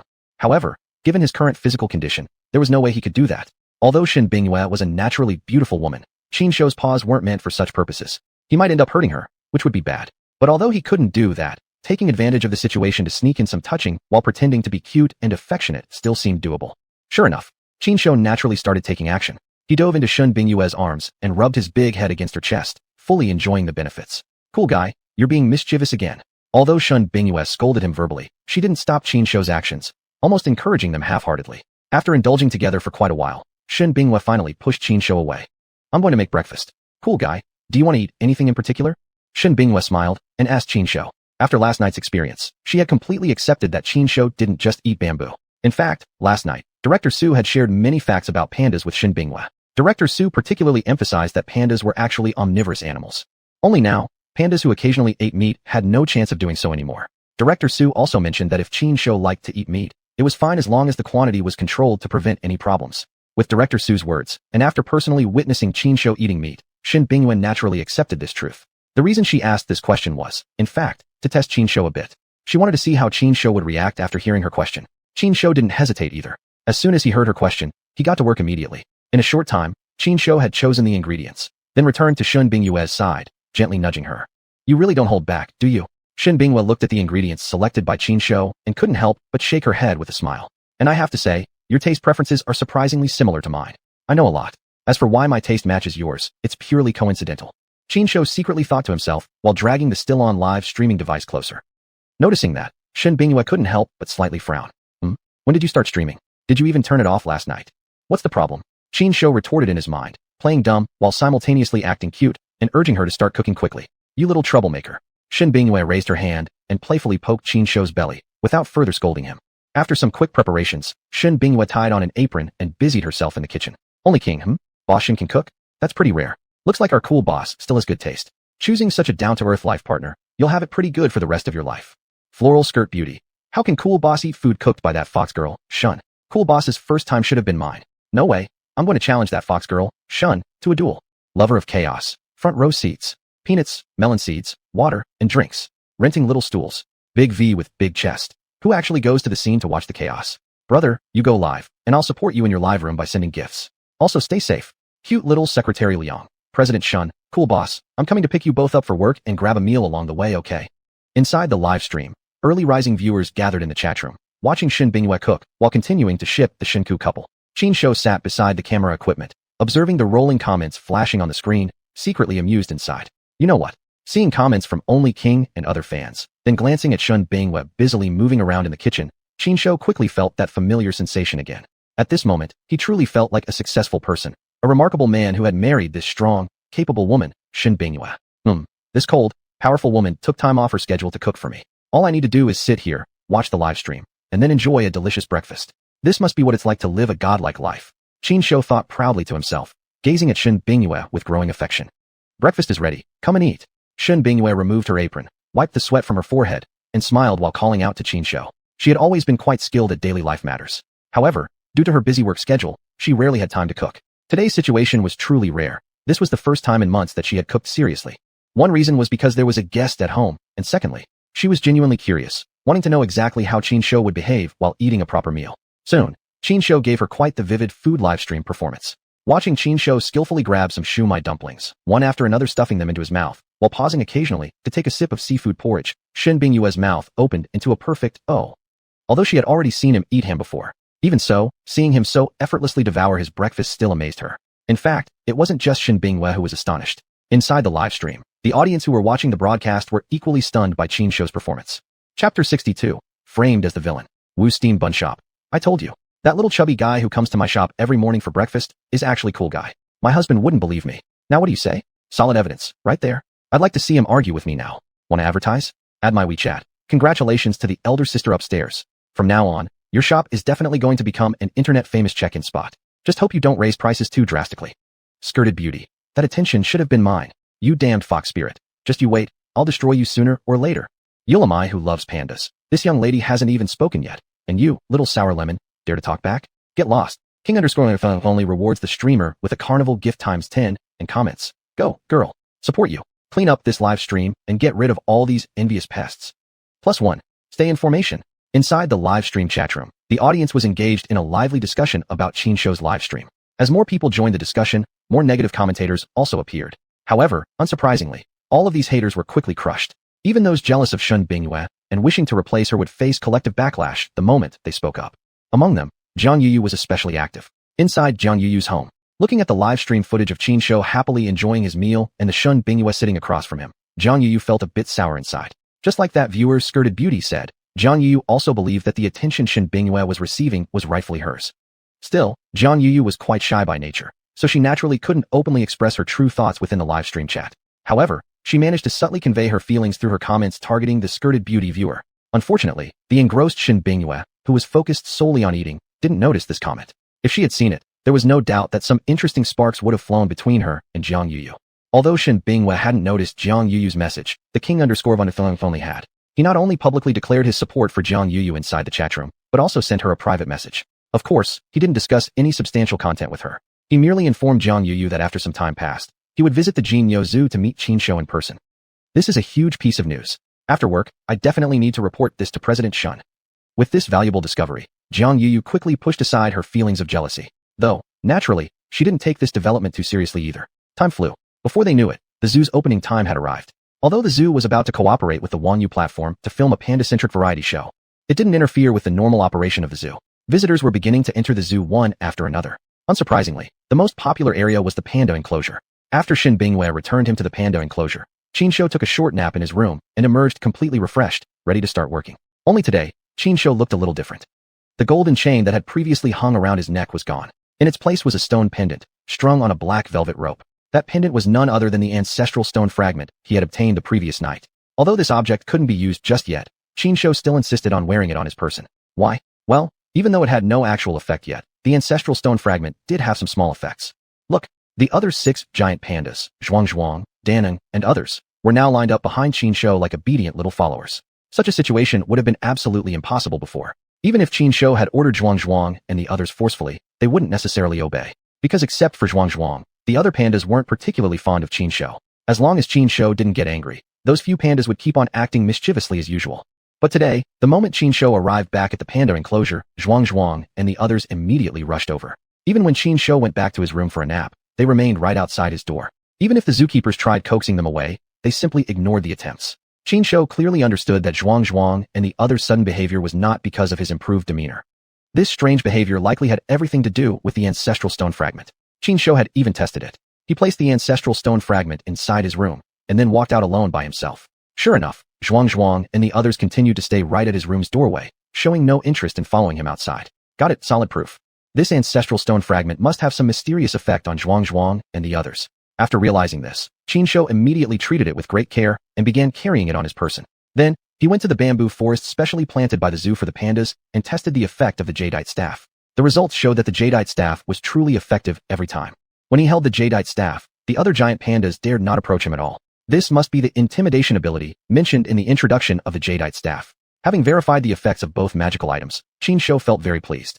He shouldered the jadeite staff, followed by 6 followers behind him, walking proudly and confidently, beginning a parade across the panda enclosure. Watching this unusual scene, Wei Qi, standing nearby, couldn't help but exclaim repeatedly, "This is really strange." Although Cool Guy could give orders to the other cubs, he'd usually have to put in some effort. Since when did Cool Guy train them to be this obedient? If it's Cool Guy, what's so strange about achieving this level?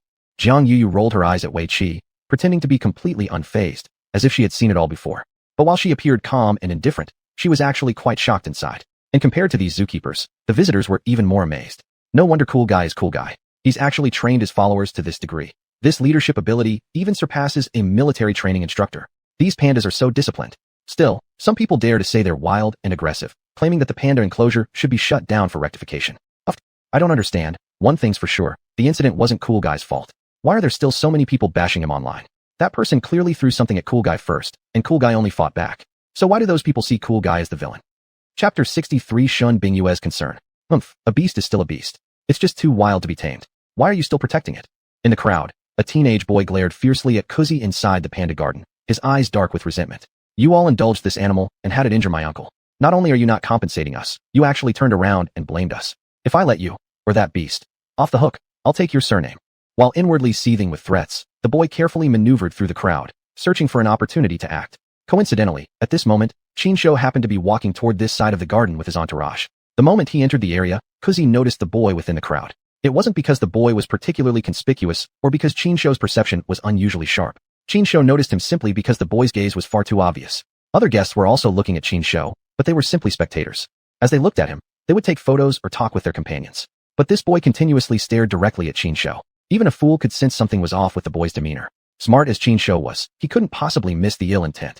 Filled with hatred, looks like this kid's targeted me. He probably wants to take a shot at me. He must be related to that idiot I beat up before.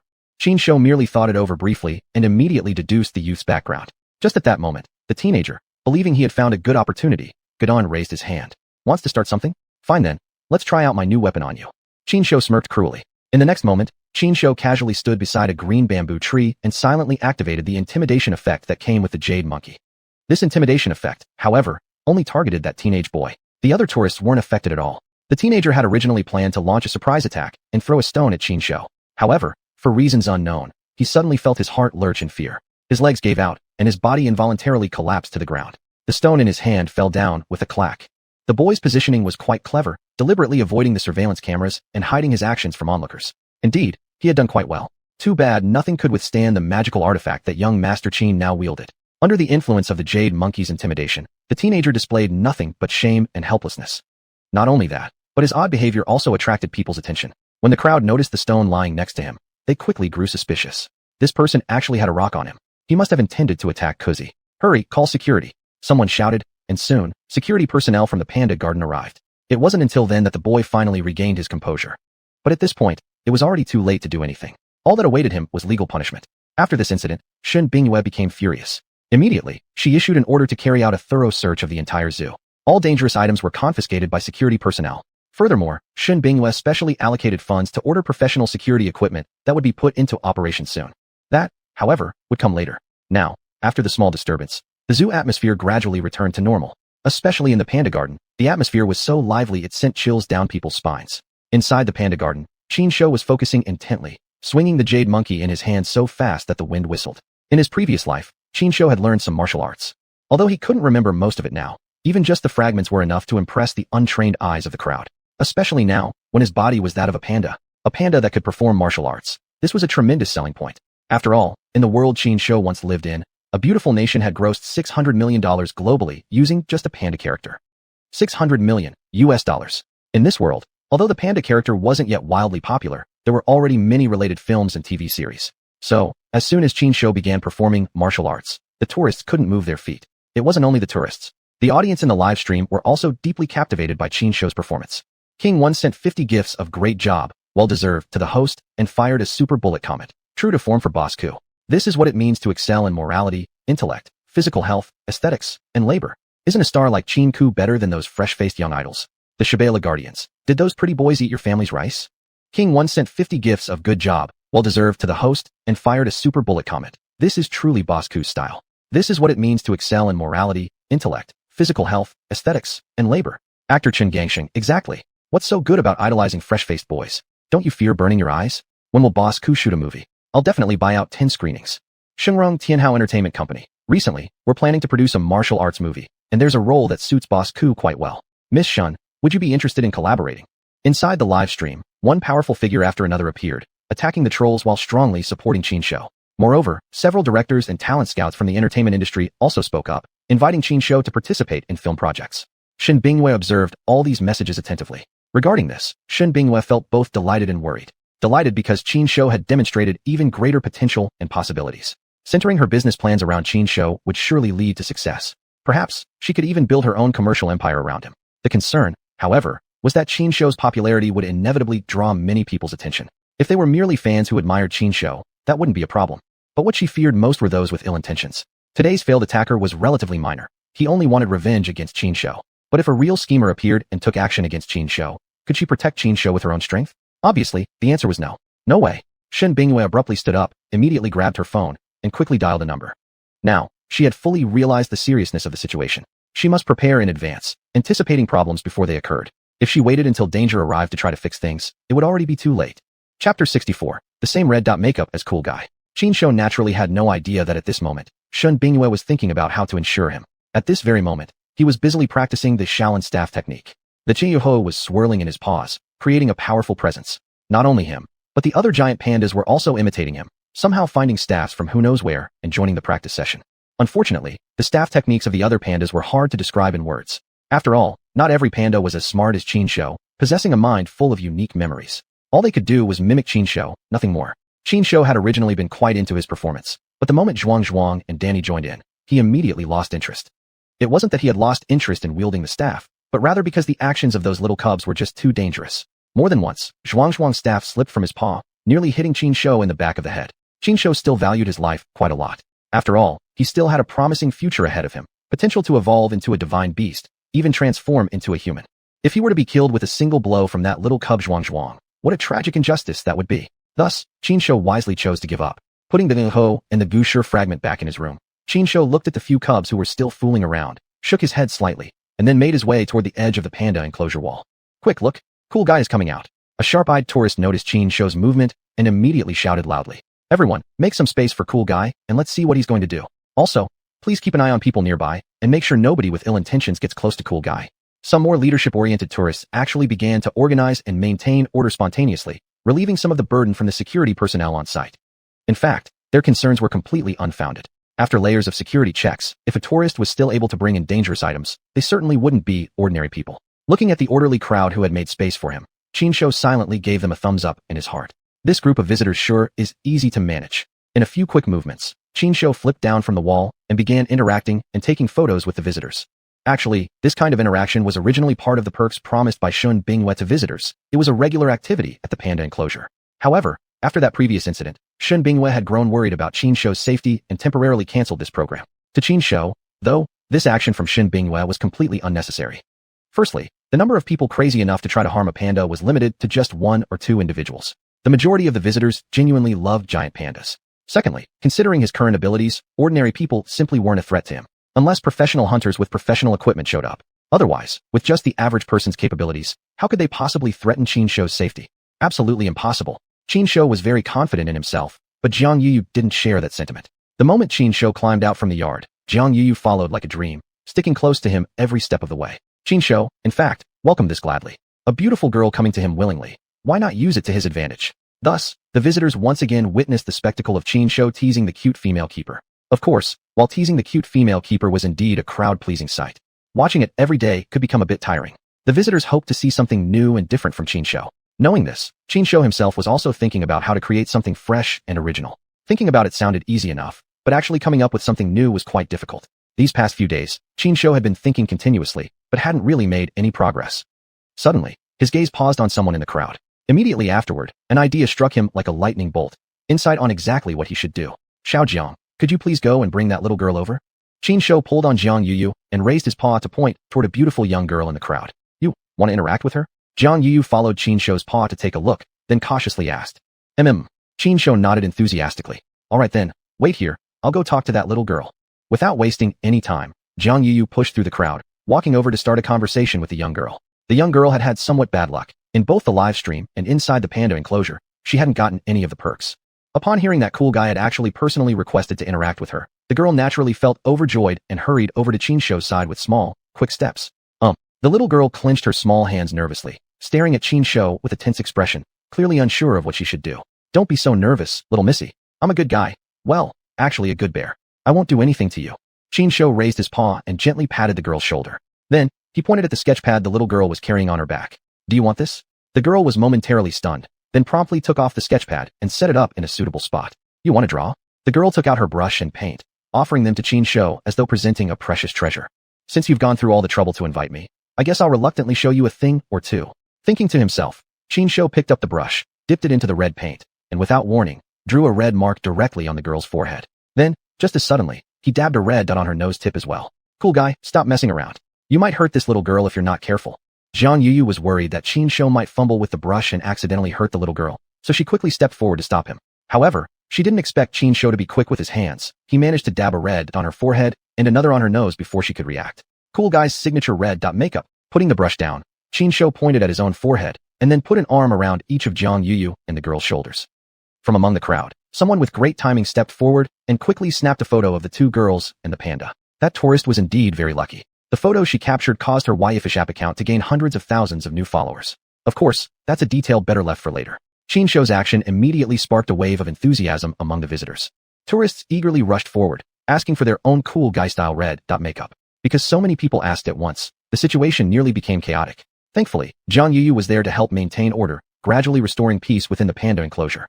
Chapter 65. Qin's first painting. After politely dismissing the many tourists asking for photos and makeup applications, Qin resumed interacting with the young girl. Through the conversation between Jiang Yu and the little girl, Qin learned that she was Miao Suxin, a current student at a fine arts academy. However, this didn't affect Qin in the slightest. He wouldn't abandon his plan to create art just because Miao Suxin was an art student. Yes, that's right. From beginning to end, Qin's only objective was to paint. So what if this girl was a student at an art academy? Nothing and nobody could stop Qin's dream of becoming a painter. Okay, well, maybe the whole painter dream thing was just nonsense. Right now, the only goal for Qin was to keep causing chaos, keep upgrading, and continuously evolve toward a higher level of existence. To accomplish this goal, what harm was there in showing off one's skills in front of a master? With a determined mindset, Qin picked up his brush and began painting. Although Jiang Yu wasn't perfectly in sync with Qin, she clearly understood what needed to be done at this moment. Without hesitation, Jiang Yu started the exclusive livestream account for Qin along with her own. Within just a few minutes, the number of viewers in Qin's livestream reached more than 100,000. Thanks to Qin's popularity, even though Jiang Yu's stream was a brand new account, it had begun gaining a solid base of followers. It wouldn't be long before her stream channel grew and developed steadily. Cool boy, you're not only Boss Shin's lucky charm, but also mine. Jiang Yu gazed at Qin focusing deeply on his painting, her lips curling into a delighted smile. At the same time, within the livestream chatroom, the only king. Wow, I just praised Cool Boss not long ago, saying he's great in every way, and now he starts painting right away. He really knows how to flatter us. King ZG, well, you are the top donor in the stream. Of course Cool Boss needs to show you respect. But seriously, is it really okay for you to brag like this in front of all of us? TSK. Huayang Fan Wujia. Dear only king, I advise you to stay humble and behave, or else our big rich guys might just come and redistribute the wealth. Hubei Art Institute, Guangji. Senior Miao, you have to make sure you get Cool Boy's painting. If you bring it back with you, I will definitely give you a satisfactory price. Chengze Hexiandu. TSK. How good could a painting by a panda possibly be? A satisfactory price? I bet it's so rough I'd only use it as toilet paper. The only king gifted the streamer with 20 festivals and sent a super message. Chengze Hexiandu. I hope you never find toilet paper whenever you go to the bathroom from now on. Supporting only King's wish, same to you. Same to you. The discussion in the live stream chat room was extremely lively. Of course, there were always some negative commentators lurking around. However, since the live stream was filled with influential fans, the general audience was remarkably united. Even when the occasional troll tried to stir things up, their comments would quickly be drowned out by the supportive stream chat. Apart from praising Xuanhuan for his cleverness and multiple talents, some people started to show interest in the painting he had just completed. And just then, Xuanhuan finished his very first painting. As for his artwork, to put it nicely, it was just acceptable. Indeed, just passable. Naturally, that evaluation was made with the consideration that Xuanhuan was a panda. If judged according to the standard of an average human being, Xuanhuan's painting could only be described as difficult to comment on. What Xuanhuan painted was actually a portrait of Miao Suxin. Unfortunately, his artistic skills were too terrible. A pretty young girl had been turned into something of a monster. Cool boy, you are so embarrassing. Looking at Xuanhuan's masterpiece, Jiang Yuyu couldn't help laughing until her stomach hurt. It's my first time, you know, so I lack experience. I'll get better after practicing a few times. Xuanhuan scratched his head and smiled sheepishly. To be honest, I think Cool Boy's painting is actually quite good. It just needs a few minor adjustments. Miao Suxin, surprisingly satisfied with Xuanhuan's painting, took the brush in her hands and made a few quick strokes on the canvas. Then, the only king. Holy crap, a genius. Which school is this little girl from? When is she graduating? Does she have any interest in joining my company? Dang Jibin from Jiangbin Art Institute. Xiao Miao's talent is excellent. She has real potential to become an artist. But she still lacks some depth, so she won't be leaving school anytime soon. Lillian Shangqing. Don't just praise Xiao Miao. I think Cool Boy has potential too. Principal Chang. Would you consider nurturing Cool Boy to become an artist as well? Driving 86 Chasing Mirage. Little Beauty, is the painting for sale? Just name a price and I won't haggle. If both you and Cool Boy sign the painting, I'll pay an even higher price. Of course, in addition to your payment, I'll also donate a sum to the zoo. Inside the live stream, everyone was shocked by the painting created through the collaboration between Xuanhuan and Miao Suxin. Although Xuanhuan's painting was truly an eyesore, under Miao Suxin's clever modifications, it had become a masterpiece of craftsmanship. The painting style was exaggerated, but if you look at it yourself, you would realize that it actually captured a vivid likeness. Beneath the exaggerated brushstrokes, certain small facial details of Miao Suxin's were portrayed perfectly. Even more impressively, this painting captured exactly that most enchanting moment when Miao Suxin smiled. Ordinary viewers who hadn't been watching the entire live stream naturally wouldn't notice this. However, viewers as observant as the only king and a few art-savvy spectators clearly noticed this detail. This, precisely, was the fundamental reason why these influential patrons were willing to pay top dollar for the painting. Seeing this, Jiang Yu naturally conveyed the viewers' requests to Miao Suxin word for word. Thank you everyone for your support, encouragement, and recognition. Miao Suxin bowed toward the live camera, then spoke firmly, expressing her position clearly. This painting was co-created by me and Cool Boy. As for the original piece, I will not be selling it. Of course, anyone wanting a copy or photo may certainly have one. I would never refuse. If anyone desires it, I will happily mail them a copy or photograph at my own expense. I don't ask for anything else, only that everyone continues to love and support Cool Boy, and supports Jin Yozu. Thank you. Upon hearing this, Jiang Yu immediately looked deeply moved and bowed to Miao Suxin. Chapter 66 The Panda Garden's Image Ambassador. Jiang Yuyu's bow represented not just herself, but also Xuanhuan, and indeed the entire Jin Yozu. She had originally thought that Miao Suxin was just a girl with a little crush on Xuanhuan. However, she never could have imagined that Miao Suxin's perspective would be so broad and open-minded. After hearing Miao Suxin's words, Jiang Yu had completely accepted her as one of their own. In fact, it wasn't only Jiang Yu. Visitors present at the scene were also moved by Miao Suxin's outlook. Moreover, within the live streaming room, the audience showered her with universally positive comments. Bin Jibin from Jiangnan Academy of Fine Arts. Did you all see that? This is the kind of student cultivated by our Jiangnan Academy of Fine Arts. I'm proud of her. Hu Guangji from Jiangnan Academy of Fine Arts. Thumbs up for Senior Miao. Shun Bingwe from Jin Yozu. Little Missy. Although I'm not there in person, I still want to thank you deeply. Also, please don't leave in a hurry. I have something I need to discuss with you. The one and only Wang. Looks like Shin Bingwe is planning something big. Since I respect Boss Ku, I won't fight you over this person. Song Hai Yuming Zhu Yulei. Aside from Boss Ku, I have a new idol now, senior sister Miao Suxin. Sister, if we get the chance someday, I want a photo with you. Miao Suxin was standing in front of a live camera. The comments streaming in from the chat room were visible to her as well. Deeply moved by the praise of the viewers, she naturally felt touched. Thank you everyone. Miao Suxin first bowed toward the camera, then turned around, and smiled slightly at Xuanhuan. And thank you too, Boss Ku. Without you, I wouldn't have received this praise. Next, please do me a favor. Let's sign this painting together. As she said this, Miao Suxin picked up a brush and wrote her name on the painting. By doing this, you're really putting me on the spot. While mentally grumbling to himself, Xuanhuan coated his paw with paint and then pressed it onto the painting. Immediately after, with Jiang Yuyu's help, Xuanhuan and Miao Suxin held up the painting together for a commemorative photo. This heartwarming moment earned applause from on-site visitors and live stream viewers alike. Per Shen Bingyue's instructions, Miao Suxin was originally supposed to be escorted to the reception area to await Shen Bingyue's personal meeting. However, upon Miao Suxin's strong insistence, she ultimately remained by Qin Shou's side. Naturally, Qin Shou didn't mind at all. Originally, Jiang Yuyu had felt a bit envious, but the more time she spent with Miao Suxin, the more she suppressed those petty feelings. No choice. Miao Suxin not only possessed a broad perspective, but her intentions were also utterly sincere. She simply liked Qin Shou purely and wanted to be near him, without any ulterior motives. Unlike Jiang Yuyu, who had signed up to be a zookeeper and come to Jinyo Zoo specifically to pursue Qin Shou, her motivation was personal. Compared with the sincere Miao Suxin, Jiang Yuyu couldn't help but feel a slight twinge of, well, shame maybe. With the arrival of Miao Suxin, the Panda Garden's atmosphere remained warm and lively. Ordinary visitors might not have had the chance to interact directly with Qin Shou, yet seeing the affectionate interactions between Qin Shou, Miao Suxin, and Jiang Yuyu, visitors often broke into knowing smiles. Nevertheless, to different eyes, the same scene gave rise to completely different discussions. The one and only Wang. What do you think? Will this Miao sister complicate Boss Ku's social circle even more? Right now, we already have the Shun Ku couple, the Jiang Ku couple. Could it be that in the future, we'll even be shipping the Miao Ku couple? Flower dress pretty girl. Our boss Ku isn't that fickle. Ku is mine, and one day I'll surely win his heart so completely that he won't even glance at another girl again. Down-to-earth gentleman. Girlie, listen to your older brother. Go wash up and go to sleep already. In your dreams, everything is possible. Honest and brave young man. Truly, when an honest man stabs you in the back, it hurts the most. Xuanhuan. Am I the only one who feels like the Miao Ku couple actually works pretty well? Look at them. How perfectly synchronized they are with each other. Isn't the ideal scenario when looking for a partner finding a soulmate? Can there possibly be a better choice than finding a soul connection? Seeing this comment, Qin Shou couldn't help but give a mental thumbs up to this viewer named Xuanhuan. Brother, your words strike right at my heart. Back in my previous life, for just this sentence alone, I'd definitely raise a glass with you. But as things stand now, I'm just a panda, armed with the cuteness, currency, and naturally, I can't act as freely as an ordinary human. So, a kid makes choices.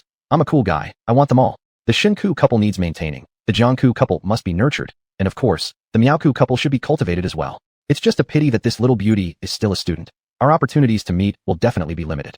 Otherwise, having such a bright, artistic young girl around wouldn't be bad at all. Qin Shou stood there, daydreaming. Meanwhile, Shen Bingyue had already received a printed copy of a contract from Liang Hui. Come on, let's go meet that little girl.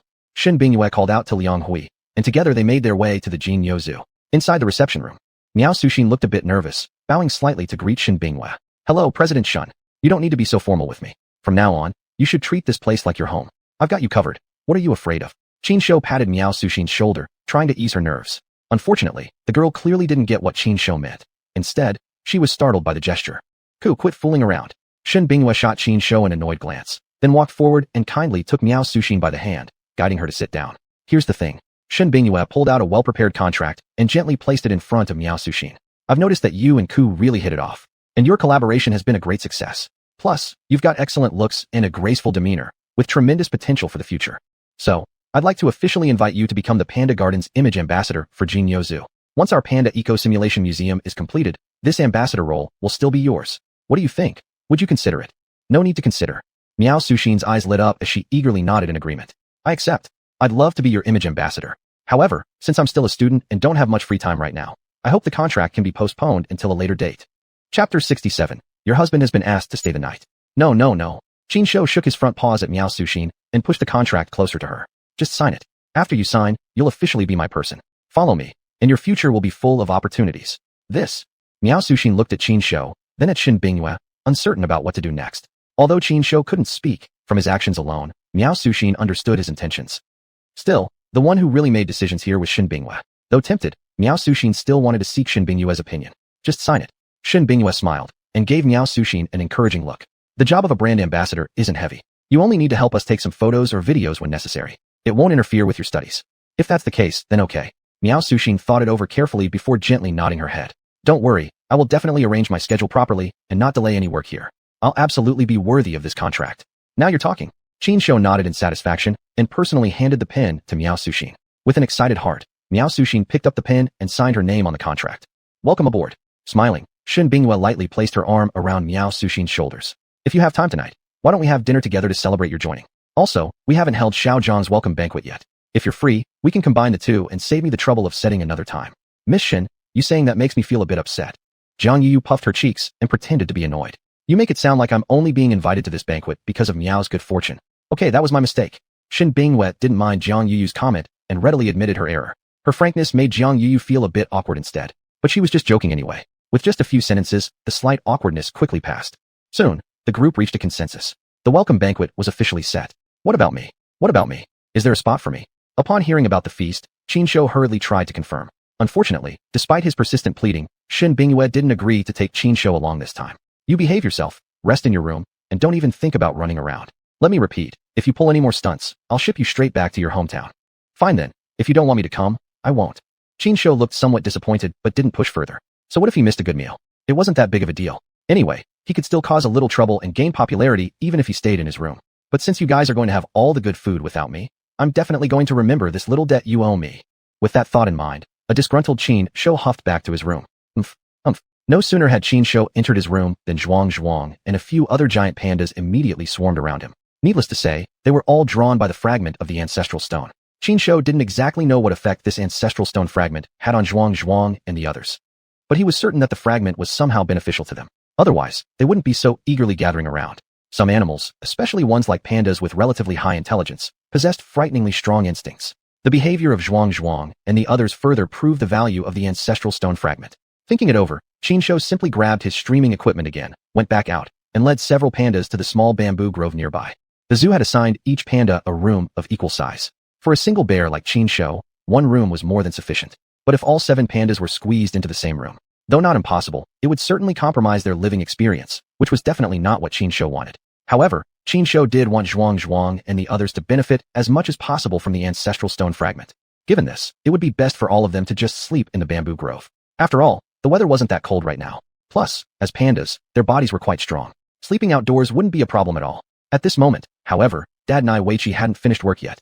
He carried a small bag as usual, preparing for one final check on the pandas' conditions. Once he had properly settled all the pandas, he could then head home to rest. However, when Weiqi arrived at the panda enclosure, he was instantly stunned. Because right now, all the panda rooms had their doors wide open, and where were the pandas? Every day, the pandas would return to their rooms to rest on their own, without Weiqi even needing to manage them. But what exactly was going on today? That Kuzai wasn't in his room could be understandable. But were all the other pandas also trying to stage a rebellion? Without a word, Weiqi quickly put down what he was carrying, changed into his work uniform, and hurriedly rushed into the panda enclosure. Luckily, the panda area wasn't that large. Before long, Weiqi found the pandas in the bamboo grove. Are you trying to stage a rebellion? Hurry up and go back to your rooms. Weiqi put on a stern face, trying to shoo the pandas and urge them back to their respective rooms. Unfortunately, the 7 pandas stood perfectly aligned, not even glancing at him, and remained completely still. Come on, at least give me, your caretaker, a little face. I've always taken good care of you, giving you good food. Don't you dare ruin things for me. Seeing threats didn't work, Weiqi could only switch to a softer tone and began negotiating with these ancestors. However, the pandas still ignored him completely. Well, I've got quite a temper. Rolling up his sleeves, Weiqi posed threateningly at the pandas for a while before ultimately sighing in defeat and shaking his head. Kuzai. He strode over to Qin Shou, tugged at the panda's front paw, and pleaded gently. Be good, okay? Give me a little face, and send everyone back to their rooms. I know you all. Don't pull me. I'm going to fall. Oh no. As Weiqi shouted, he stumbled and fell straight into the pile of pandas. Weiqi. I think I've been kidnapped by pandas. What should I do? Help, I'm desperate. Inside the live stream. Only King Chi-Chi's new bride. Your husband has been asked to stay the night. How's that? Jealous yet? Chapter 68. This land, it's all my empire. Chi-Chi's bride. Seriously envious. The giant pandas are so fluffy and soft, they must feel amazing to touch. Right now, I wish I could rush over and take Chi-Chi's place. Flower dress beauty. This cub belongs to me. As for the other pandas, you can have whoever you want. Love and peace. Why do I keep seeing you? You stalker girl, whenever you speak, you ruin my mood for watching Brother Cool. The Wonder Couple. Am I the only one who noticed that Chi-Chi's nanny was actually being ignored by Cool Guy? Look carefully, it's xuanhuan and Dana who are hugging Chi-Chi's nanny now. Brother Cool isn't even paying attention to him at all. My heart goes out to Chi-Chi's nanny for 1 second. 1 second is too short. I'll give him an extra microsecond. Chi-Chi's bride. Ouch, that cuts deep. As another wave of peak interaction passed, the atmosphere in the live stream gradually grew quiet. Soon, people began to say goodnight and leave the stream one after another. Of course, there were still a few viewers who kept their accounts logged in. As to where these individuals themselves had gone, only they themselves could know. That night, Weiqi ultimately couldn't leave. Not that he didn't want to, but he truly couldn't resist. However, Qin Shou was still very considerate toward our beloved Chi-Chi's nanny. To prevent him from catching a chill, Qin Shou directly signaled xuanhuan and Dana to escort Weiqi back to his room. Then, Qin Shou assigned tasks to the 6 giant pandas besides himself. Xuanhuan and Dana were ordered to stay in his room. The other 4 giant pandas were sent to the adjacent room. Although separated by a wall, the effectiveness of the ancestral stone fragment might be slightly reduced, but not by much. Sleepcast begins now. Qin Shou adjusted the streaming equipment himself, pointing the camera toward himself and Wei Qi before lying down directly. Wei Qi was sandwiched between Qin Shou and xuanhuan, looking somewhat dejected. Who am I? What am I even doing? Why am I going through all this? Wei Qi stared blankly at the ceiling, letting out a silent sigh. The night wind blew gently. Without wearing a jacket outside, one would naturally feel chilly. But inside Qin Shou's room, the temperature was just right. Though not particularly comfortable, Wei Qi didn't feel cold at all. After all, Three Panda's body heat isn't just for show. Yet, as cozy as the panda room and their warm bodies might be, it couldn't replace his own home, his own bed. Three Pandas could never substitute for his own little beloved wife. At midnight, Wei Qi woke up again. Looking up suddenly, he noticed something odd. The indicator lights on the surveillance cameras were off. That can't be right. The zoo has a backup power system. In case of a power failure, the surveillance cameras should still work. Plus, these cameras were just recently replaced. They couldn't have malfunctioned. So why are all the cameras turned off now? Filled with doubt, Wei Qi quickly got up to check the security cameras. However, just looking at the devices, nothing seemed abnormal. Without hesitation, Wei Qi turned on his flashlight and prepared to head to the security office. His instincts told him this wasn't ordinary. What's wrong? Qin Shou opened his eyes groggily, puzzled by Wei Qi. There's a problem with the cameras. I'm going to the security office to check. You stay right here, don't wander off. Also, make sure your companions stay put in the room. They must not step outside. After instructing Qin Shou, Wei Qi hurried out of the room. Everyone, wake up, stay alert. Qin Shou also noticed something unusual, but his judgment wasn't based on the cameras being offline. What led him to this conclusion was his instinct. Sounds hard to believe. Well, after consuming a large amount of 5 spirit pills, Qin Shou's senses had sharpened to a terrifying degree. Alright, maybe terrifying is a bit exaggerated. Nevertheless, he could foresee approaching dangers or unpleasant situations almost immediately. For example, when someone threw something at him secretly, he could detect it instantly and dodge in time. No matter how well hidden the attacker was, Qin Shou would always find them in an instant. Right now, his instincts were kicking in again. They told him clearly, the danger was lurking nearby and might come after him anytime. Now, where is this danger coming from? Qin Shou remained puzzled. He himself was just a panda, with no enemies, and certainly no one eyeing his looks. As for someone targeting him for money, well, that was actually possible. After all, in this era, some people would dare to do absolutely anything for wealth. If someone were to target the pandas for financial gain, that wouldn't be unimaginable either. If that's truly the case, then who would dare come after us? While thinking, Qin Shou carefully sneaked out of the room. With Wei Qi, their Naba, milk daddy, gone, as the leader of this small group and the only one with actual combat abilities, Qin Shou had to take responsibility. Even though those cubs aren't exactly impressive, they are ultimately my people. If someone wants to lay a hand on them, they better ask me first whether I agree or not. Qin Shou declared inwardly with ba cheat, overwhelming dominance, while tightly gripping the Jade Marquee. The next moment, the Jade Marquee's innate blessing effect activated. Qin Shou's condition instantly reached its peak. Although the bamboo forest was a certain distance away from the rooms, it was still considered part of the same range by the system. That detail alone made Qin Shou quite satisfied. This entire area is my empire. I'd really like to see which scum dares to plot against me and my people. Qin Shou tightened the Jade Marquee in his grasp, fully prepared for any sudden incidents. Just then, Qin Shou's ears twitched slightly. He had sharply caught a sound. It was the sound of human footsteps, very soft, yet still failing to escape Qin Shou's ears. It's here.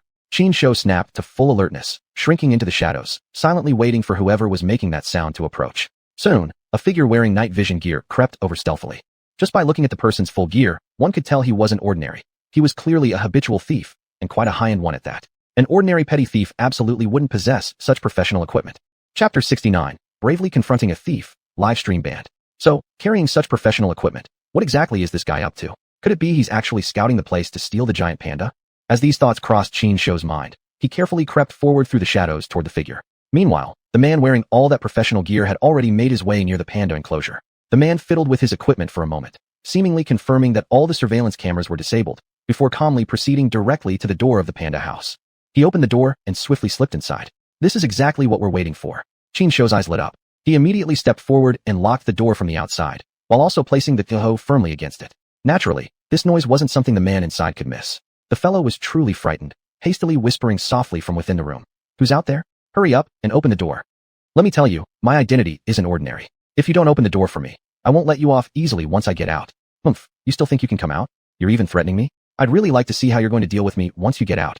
Qin Shou sneered and paid no heed to the man's words. Are you kidding me? Wei Qi had already gone to get the security guards. Once they arrived, would this little thief get off easily? No way. Qin Shou didn't even glance at the room, simply leaning against the wall and preparing to take a short nap. After all, the man inside couldn't escape. Once Wei Qi came back with others, naturally they would deal with him severely. Other matters didn't concern Qin Shou. Instead of wasting time here, it would be better to take a quick rest and catch some sleep. Though Qin Shou appeared calm, the person inside grew anxious. After all, he had now literally been caught in the act. If he didn't break free quickly, once the zoo security came and caught him red-handed, would there be any good result for him? Hey, whoever's outside, who exactly are you? Hurry up and open this door. Listen, if you just unlock it for me, I'll transfer 10,000 yuan right away as a reward. How about that? Are you kidding? Trying to bribe me with 10,000 yuan? Don't make me laugh. Even if I just sign in once, I can get 10,000 yuan too. Letting you escape and then wanting to bribe me? Who do you think you are to bribe me? Qinshu silently mocked in his heart. Thinking about cash made him instinctively recall his own bank account and his livestream room. Now that I think about it, since I have a system, could my livestream be affected by the environment? A question like this suddenly popped into Qinshu's mind. Being a curious panda, Qinshu had a good habit. He'd always resolve questions immediately once they appeared. Therefore, Qinshu directly returned to his room, taking down the livestream equipment attached to the wall. Truth be told, the situation turned out exactly as Qinshu had thought. His livestream room wasn't affected by the environment at all. Both his livestream equipment and the livestream room itself were functioning perfectly. If that's the case, perhaps I can create a spectacular show? Qinshu smiled, so wide his eyes became narrow slits as he rushed out of his room in a hurry. Returning to the room where the thief was still muttering to himself. Without hesitation, Qinshu opened the door, walked in holding his livestream equipment and the Tier hook. Seeing Qinshu enter, the one inside was momentarily stunned. Cool baby. The man stared blankly at the mighty Qinshu standing before him, clearly in shock as though he'd seen a ghost. You look surprised to see me? Qinshu cast a mocking gaze at him, while casually attaching the livestream equipment to the wall. Then, he tightly gripped the Tier hook in his hand. Now talk. Who exactly are you? While speaking in his mind, Qinshu pointed the Tier hook directly at the thief. Cool baby, please don't do anything reckless. Clearly frightened by Qinshu's sudden action, the man immediately took a few steps back until his back pressed against the wall. In a panic, he began to explain frantically. I'm not a bad person. It's just that I lost a bet with my friends and had to take on a dare, so I sneaked in, planning to take a selfie with you in your room. That's all, truly. If I actually believed you, there'd be ghosts for sure. Qinshu couldn't help but sneer in his mind, thinking, couldn't you at least put some effort into lying? Saying that you lost a bet and had to perform a dare? Why don't you just say you're my secret love child? Which player in a dares game could possibly be this professional, carrying such advanced equipment, just to sneak into a zoo and take a selfie with me? That story, you tell it to a ghost. Even the ghost wouldn't believe it. Qinshu didn't want to listen to this guy's nonsense either. He shook the xuanhuan in his hand and attacked directly. And seeing that Qinshu actually launched an attack immediately, the man was clearly forced into desperation. He pulled out a collapsible baton from somewhere, glared viciously at Qinshu, and then surprisingly charged straight at him. Yeah, that's exactly what I was waiting for. Perfect, I can test out my martial skills. Qinshu chuckled with a grin, swung the xuanhuan, and smashed straight down at the man's head. As soon as the fight broke out, it immediately drew the attention of many people. Male viewer, age 40. Wow, I stayed up late and got a nice bonus. Cool boss versus a mysterious figure. What a great show. Sleepy Bow, I just woke up. I don't know what's going on. Any big guy online mind explaining why cool guy is fighting someone? Catgirl12138. I don't know either. At first, the stream suddenly cut off. Then, once it reconnected, what I saw was cool guy fighting someone. Gluttonous midnight snacker. Well, maybe we should just wait until tomorrow to hear what the zoo says. But honestly, cool guy's actually throwing some solid punches. Watching cool guy fight while having a late night snack lit. Inside the live stream room, the audience who were fortunate enough to witness this moment were all heatedly discussing, excited by what had happened. But not long after, every viewer in the live stream room received a system message. The broadcast content in this live stream room is suspected of violating the rules and has been shut down. Please choose other content to watch. What the hell is going on? A middle-aged man slammed his glass heavily on the table, making the cups and plates rattle loudly.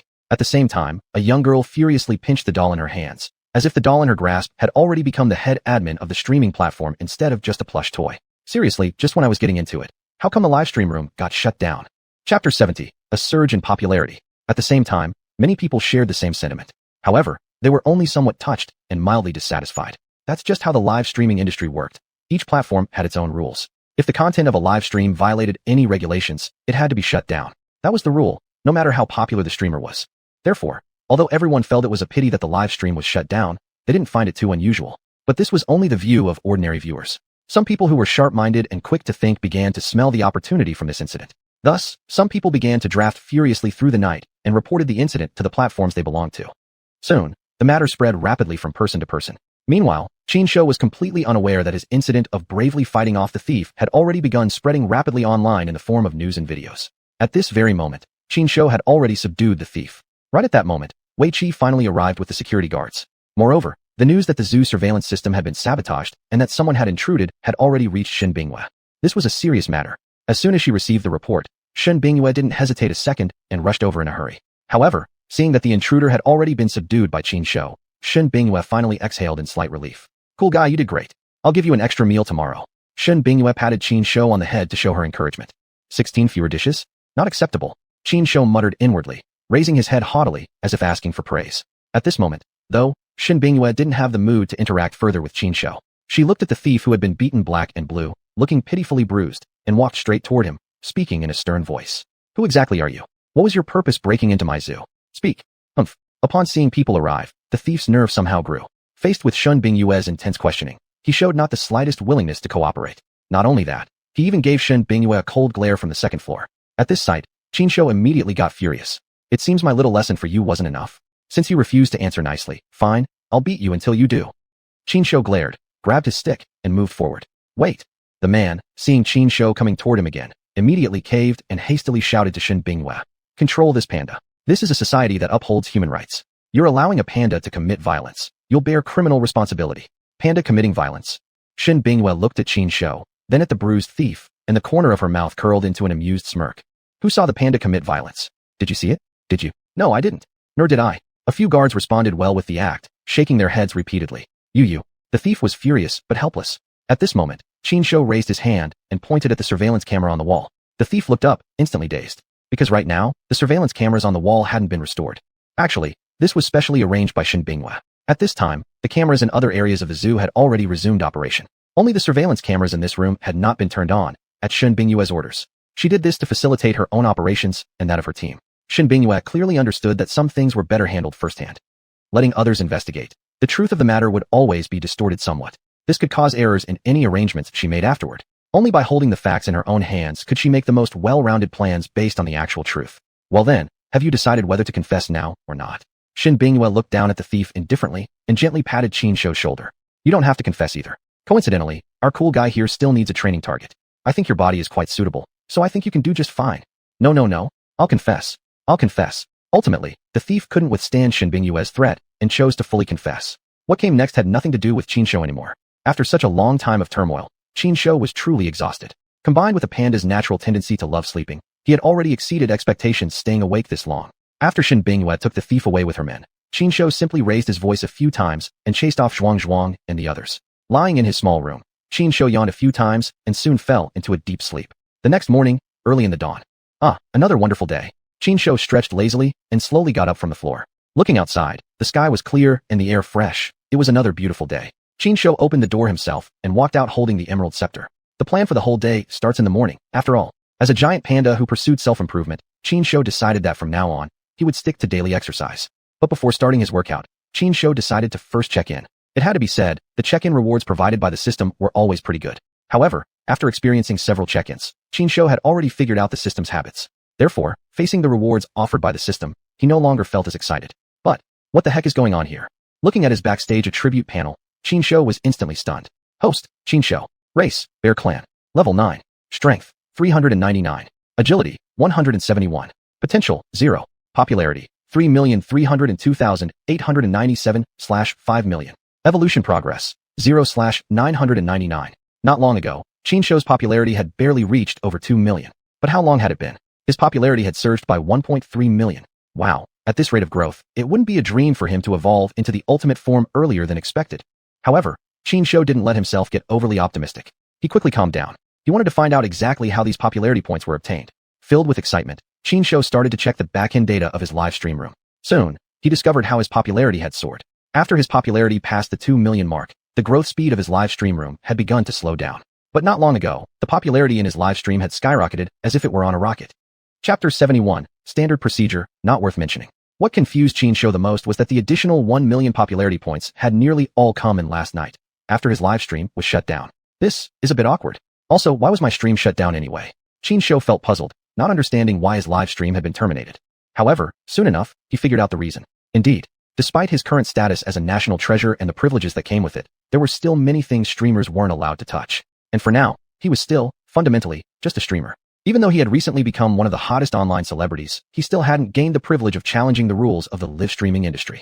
This must be why I haven't yet completed that Achieve Streaming Freedom mission, Qin Shou thought to himself, eyes filled with helplessness. He truly hadn't expected the system's achievement task to be this difficult. At first, he had thought that streaming freedom simply meant having his own personal stream room, one where he could decide the time and location to broadcast on his own. But now, he finally understood, the streaming freedom mentioned in that mission wasn't so narrowly defined. It looks like I'll have to have a talk with the CEO of Xuanhuan in the future, and fight for maximum privileges. If I still can't complete the mission even after reaching that point, then I really should just give up. As he kept thinking, Qin Shou's mood gradually lightened. Anyway, he had plenty of time. There was no need to rush for streaming freedom. Right now, enjoying life was the most important thing. With this mindset, Qin Shou began practicing his exclusive staff technique. Luckily, at this time, Xuanhuan and the other cubs were still asleep, so no one interrupted Qin Shou. Otherwise, once those cubs woke up, the panda enclosure would become chaotic and noisy again. After training for a while, Qin Shou felt he had done enough. At that point, the panda keepers had also arrived for work. Hey, Qin Shou waved his jade cudgel and began greeting Wei Qi. I don't want to talk to you. Wei Qi, with 2 dark circles under his eyes, glared straight at Qin Shou. However, several female keepers like Jiang Yuyu had rested quite well. Clearly, they all already knew what had happened here last night. Especially Jiang Yuyu. Her face now bore an expression of worry, and her delicate hands were unconsciously clenched tightly. Seeing Qin Shou walk over, Jiang Yuyu immediately stepped forward concernedly, pulling Qin Shou toward her and carefully inspecting him head to toe. Are you okay? You didn't get hurt last night, did you? Honestly, when there was a thief at home, why didn't you just lock him inside and wait for the security guards? Why did you have to go yourself? Jiang Yuyu once again became mother hen mode, nagging next to Qin Shou's ear. But this time, Qin Shou didn't seem impatient at all. He comfortably nestled right into Jiang Yuyu's arms. Snore, snore. Qin Shou made a few loud snoring sounds earnestly, expressing his cheerful mood. Seeing Qin Shou's behavior, Jiang Yuyu finally felt relieved. Patting Qin Shou's large head, she smiled and said, wait here. I'll go prepare breakfast for you. Don't worry, it's been upgraded. Consider it a reward for how bravely you acted last night. As she spoke, Jiang Yuyu winked at Qin Shou. Of course, Qin Shou understood immediately. Jiang Yuyu had brought him some delicious food. You really know how to please me. Qin Shou nodded in satisfaction, quickly taking 2 large steps and rushing back to his room. Soon after, Jiang Yuyu entered Qin Shou's room, carrying bowls and a backpack. Here you go, breakfast I made myself. Try it and tell me if you like it. Looking hopeful, Jiang Yuyu placed a breakfast set in front of Qin Shou. Qin Shou looked down, his eyes immediately lighting up. Great, great. This is exactly what I like. Qin Shou gave Jiang Yuyu a thumb up before immediately burying his head into his meal. What Jiang Yuyu brought wasn't anything fancy, just some dumplings she had made herself. She couldn't compare with Shen Bingyue, who could provide Qin Shou with delicacies and imported beverages. But she could guarantee that each dumpling she made was filled with heartfelt intentions. Seeing Qin Shou eat so happily, Jiang Yuyu's smile grew sweeter and sweeter. At this moment, Jiang Yuyu felt that every effort she had made was completely worthwhile. Originally, she had been quite bothered that Qin Shou had eaten food made by Shen Bingyue. But now, her heart was entirely at peace. What Shen Bingyue has done, I, Jiang Yuyu, can do as well. Moreover, Kuzai clearly prefers the food I cook. In this aspect, I'm definitely better than you. Well, at least Jiang Yuyu believed so herself. Just as Qin Shou was enjoying his meal, sudden footsteps approached from the doorway. Then, Qin Shou and Jiang Yuyu heard a series of ying-ying sounds. Qin Shou lifted his head. Wow. Apparently, without him noticing, xuanhuan and the other cubs had been released. Right now, 6 large panda heads lined up neatly by the door crack, all staring at him. Oh no. Jiang Yuyu gasped, instinctively trying to stand up and block Qin Shou, who was happily eating his dumplings. However, Qin Shou reacted before her. You few idiots, what are you staring at? Go find the idiot Wei Qi for your milk, don't bother me. These dumplings are mine. This cola is mine. Everything here is mine. If you keep staring, none of this will be yours. After being scolded by Qin Shou, xuanhuan reacted first.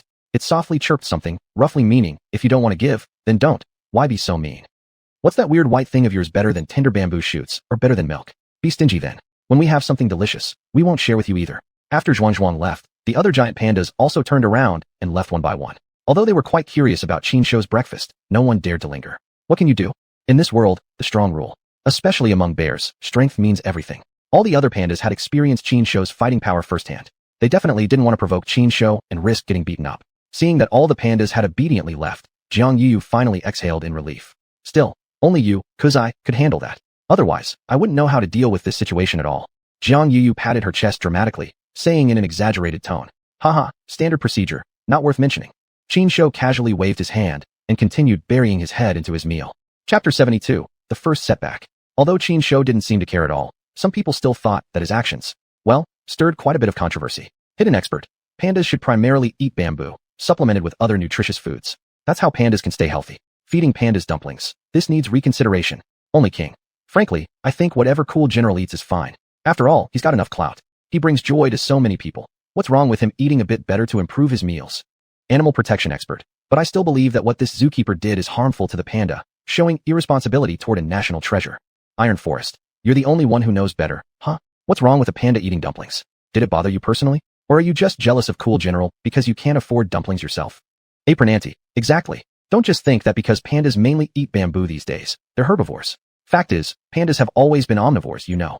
In the live stream room, the audience was split into two camps, arguing back and forth about whether it was okay for Qin Shou to eat dumplings. Some people believed that Jiang Yuyu did wrong. She shouldn't have harmed the panda like that. But more people felt the critics were just making a big deal out of nothing, stirring up trouble and making false accusations. For a time, the two sides debated furiously. However, soon people's attention shifted to another matter entirely. The live stream platform offered playback functionality. Although Qin Shou's live stream had been shut down the previous night, certain footage from that broadcast had still been recorded, and this content had not been deleted. Some attentive viewers quickly discovered these videos, and so, they began to spread rapidly among the audience through word of mouth.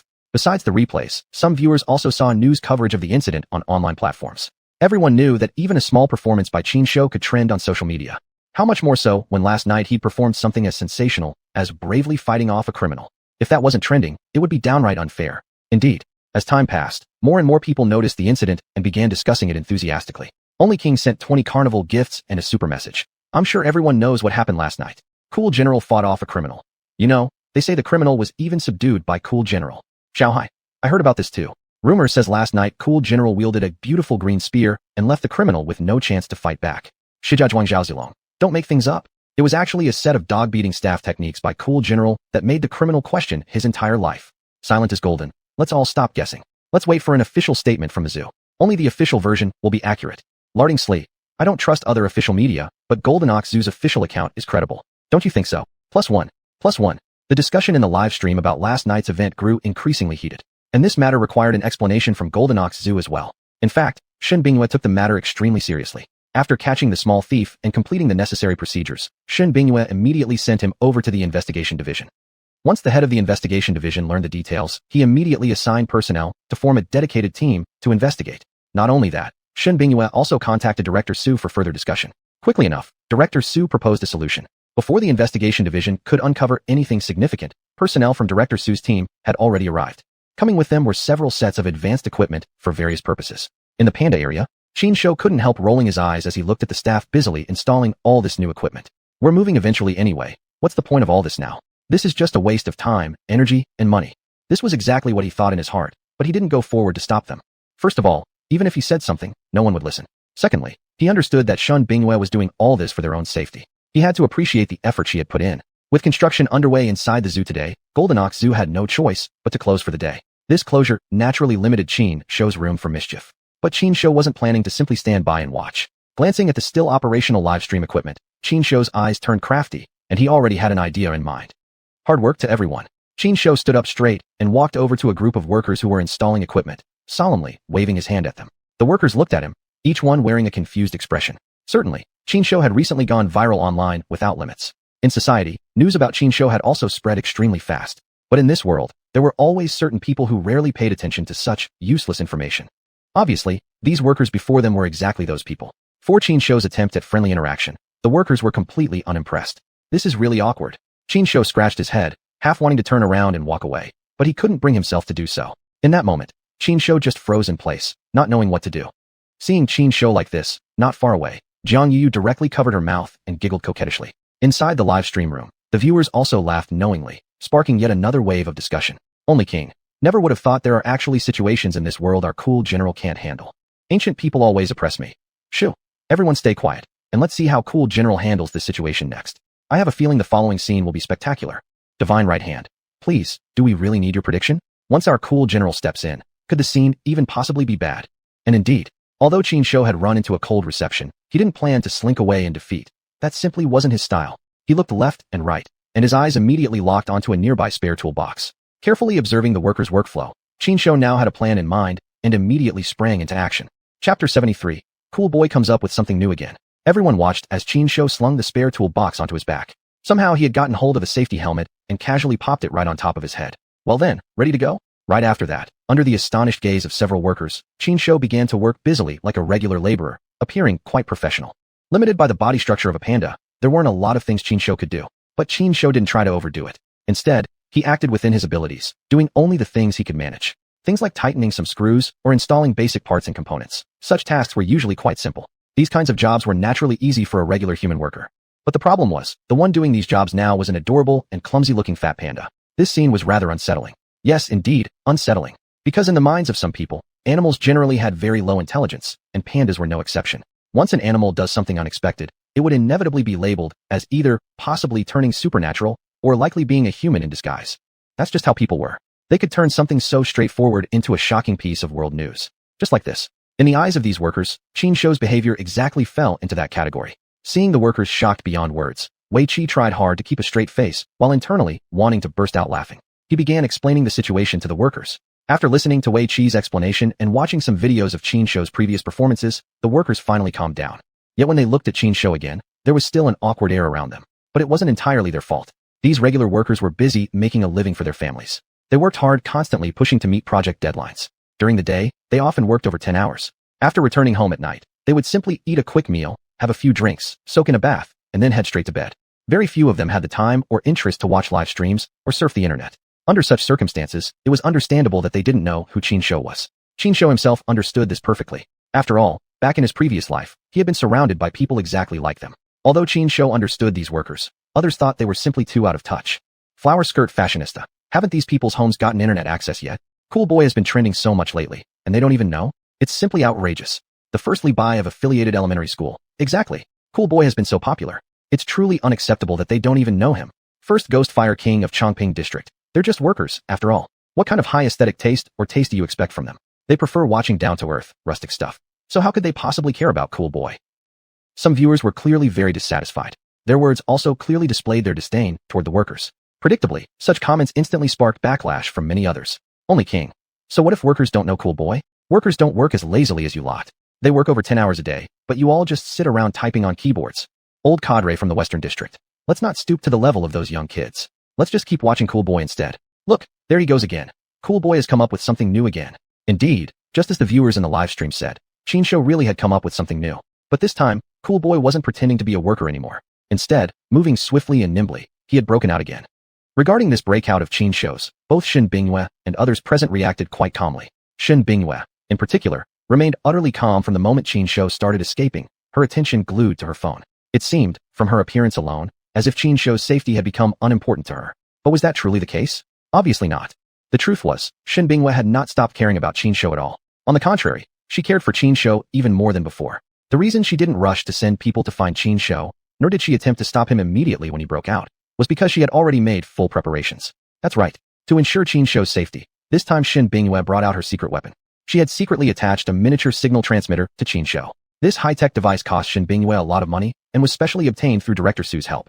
As long as that miniature signal transmitter was on Qin Shou, no matter where in the city he went, Shen Bingyue would be able to locate him immediately. That was the real reason Shen Bingyue allowed Qin Shou to break free this time.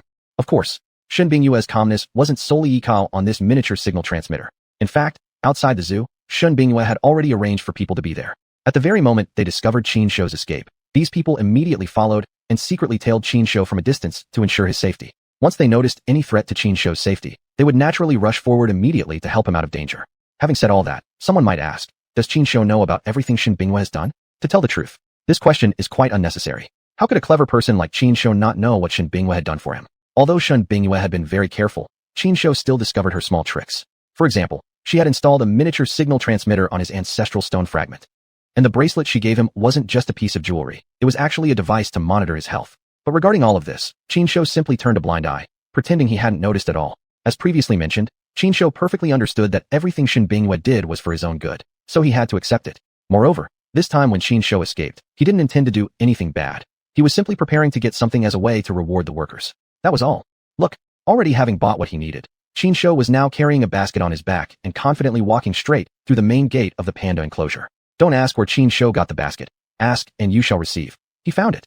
Inside Qin Shou's basket were some chilled beverages and some delicious ready-to-eat dishes. After these items were handed out to the workers, their perception of Qin Shou instantly improved by several levels. Of course, they still couldn't interact with Qin Shou smoothly, but that didn't stop them from getting closer to him. Surrounded by the workers, Qin Shou was eating the ready-made food and drinking beverages. He looked just like a foreman. So imposing was his presence. Chapter 74, the first PK approaching. Watching Qin Shou blending in with the workers, Shen Bingyue finally showed a relieved smile on her face. Kuzai, you finally understand how to share my burden. I hope you can keep it up. Please don't cause any more trouble for me. Shen Bingyue murmured silently in her heart, her smile growing even warmer. The next moment, however, her smile froze. Because at that very instant, Qin Shou's mischievous nature kicked in again, and he suddenly pulled a worker's hat off and shoved it onto the man's face. Kuzai, Shen Bingyue called out lightly, quickly stepping forward to stop him. then immediately turned to apologize to the worker. It's okay. The site's supervisor shook his head, glaring harshly at the worker who had been pranked before hastily explaining. This kid was just mouthing off and bad-mouthing Kuzai behind his back, so Kuzai decided to play a trick on him. I have to say, Kuzai is truly intelligent. He can actually understand what we say. Director Shin, how do you usually train Kuzai? Train? No. This is natural talent. I don't need training at all, and am 100 times better than those little brats. Chinsho waved his arms around dramatically to draw attention to himself. The little brats he mentioned were, of course, xuanhuan and Danning. Unfortunately, no matter how much Chinsho acted up, Shen Bingwei refused to give him a second glance. Chinsho understood too. He was being scolded, punished for not behaving properly, and once again causing mischief among the workers. For that, Chinsho didn't really think it was a big deal. Besides, he had grown tired of playing with the workers by now. You're intentionally ignoring me, huh, Shen Bingwei? Fine. I'll just push my luck and try extra hard to get close to you again. Thus began the familiar routine of the cute panda teasing his favorite zookeeper. Witnessing the intimate interaction between Chinsho and Shen Bingwei, all the workers opened their eyes wide in disbelief, unable to accept that what they saw was actually real. Even several of them couldn't help but swallow hard, watching Chinsho with deep envy in their eyes. Only King, my dear construction brothers, forgive me for laughing so rudely. It's just that the way you guys look so tempted but don't dare to make a move. It's just too hilarious. Railway Gorilla. Though I genuinely respect our workers, let me just say, the way our big brothers act like love-struck pigs is just too realistic. Looks exactly like what's on my face right now. Am I right or not? Chongkong fourth ant. Such genuine humanity. Kuzai President, you're really not being fair. With guests around, can't you act just a little more decently? Haven't you noticed the workers can't even focus on work anymore? In the live stream, the audience launched a new wave of heated discussion. Although everyone was commenting on how unreserved the workers' reactions were, they all knew it was simply good-humored fun. In reality, everyone held deep respect for the workers. However, amid this lively discussion, a comment popped up that filled people with anger. Silence is gold. Brothers, there's a brand new streamer out there who has just gone live and even titled the broadcast targeting Kuzai. This streamer is openly criticizing Kuzai and the zoo's recent actions. Only King, really? Let's go check out that channel. Admin, get in touch with Director Shin and let's figure out how to handle this. 40-meter longsword. Why bother contacting Director Shin? Big boss Only King. We should invade that channel right away and take over their stream. It's just a rookie streamer. Do they really think they can turn the tables and challenge the sky? Inside the live stream, the audience was filled with outrage over this news. And soon, the information was also passed along to Shen Bingwei.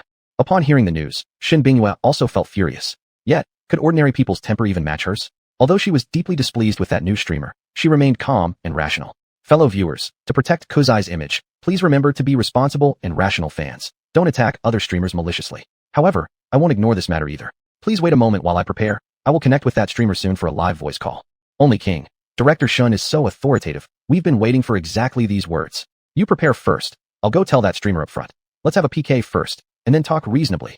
40-meter longsword. Support Big Boss Only King. Although we're not wealthy, we can definitely contribute during the PK.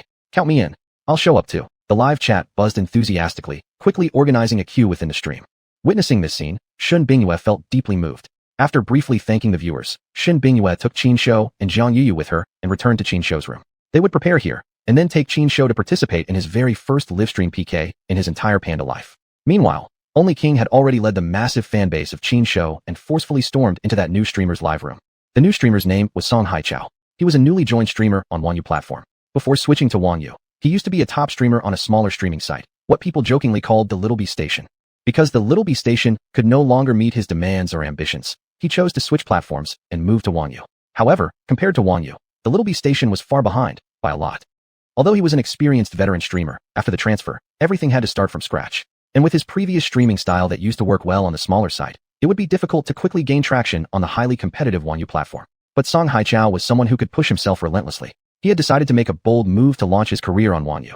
The approach he chose? To boost his exposure and popularity by publicly denigrating another streamer. Unfortunately, Chinsho had become his selected stepping stone, the unfortunate streamer he planned to use for his breakthrough. Of course, Song Haichao had chosen Chinsho after serious consideration. Firstly, Chinsho was extremely popular. By dragging down Chinsho, Song Haichao could quickly gain a huge influx of attention from viewers. Secondly, Chinsho's live stream always maintained a rather laid-back and passive style. Although there had been a few themed broadcasts before, they mostly involved letting Chinsho perform shows and lacked deeper content, clearly belonging to the category of streamers that were easy targets. Lastly, and most importantly, Chinsho's stream indeed had many weak points.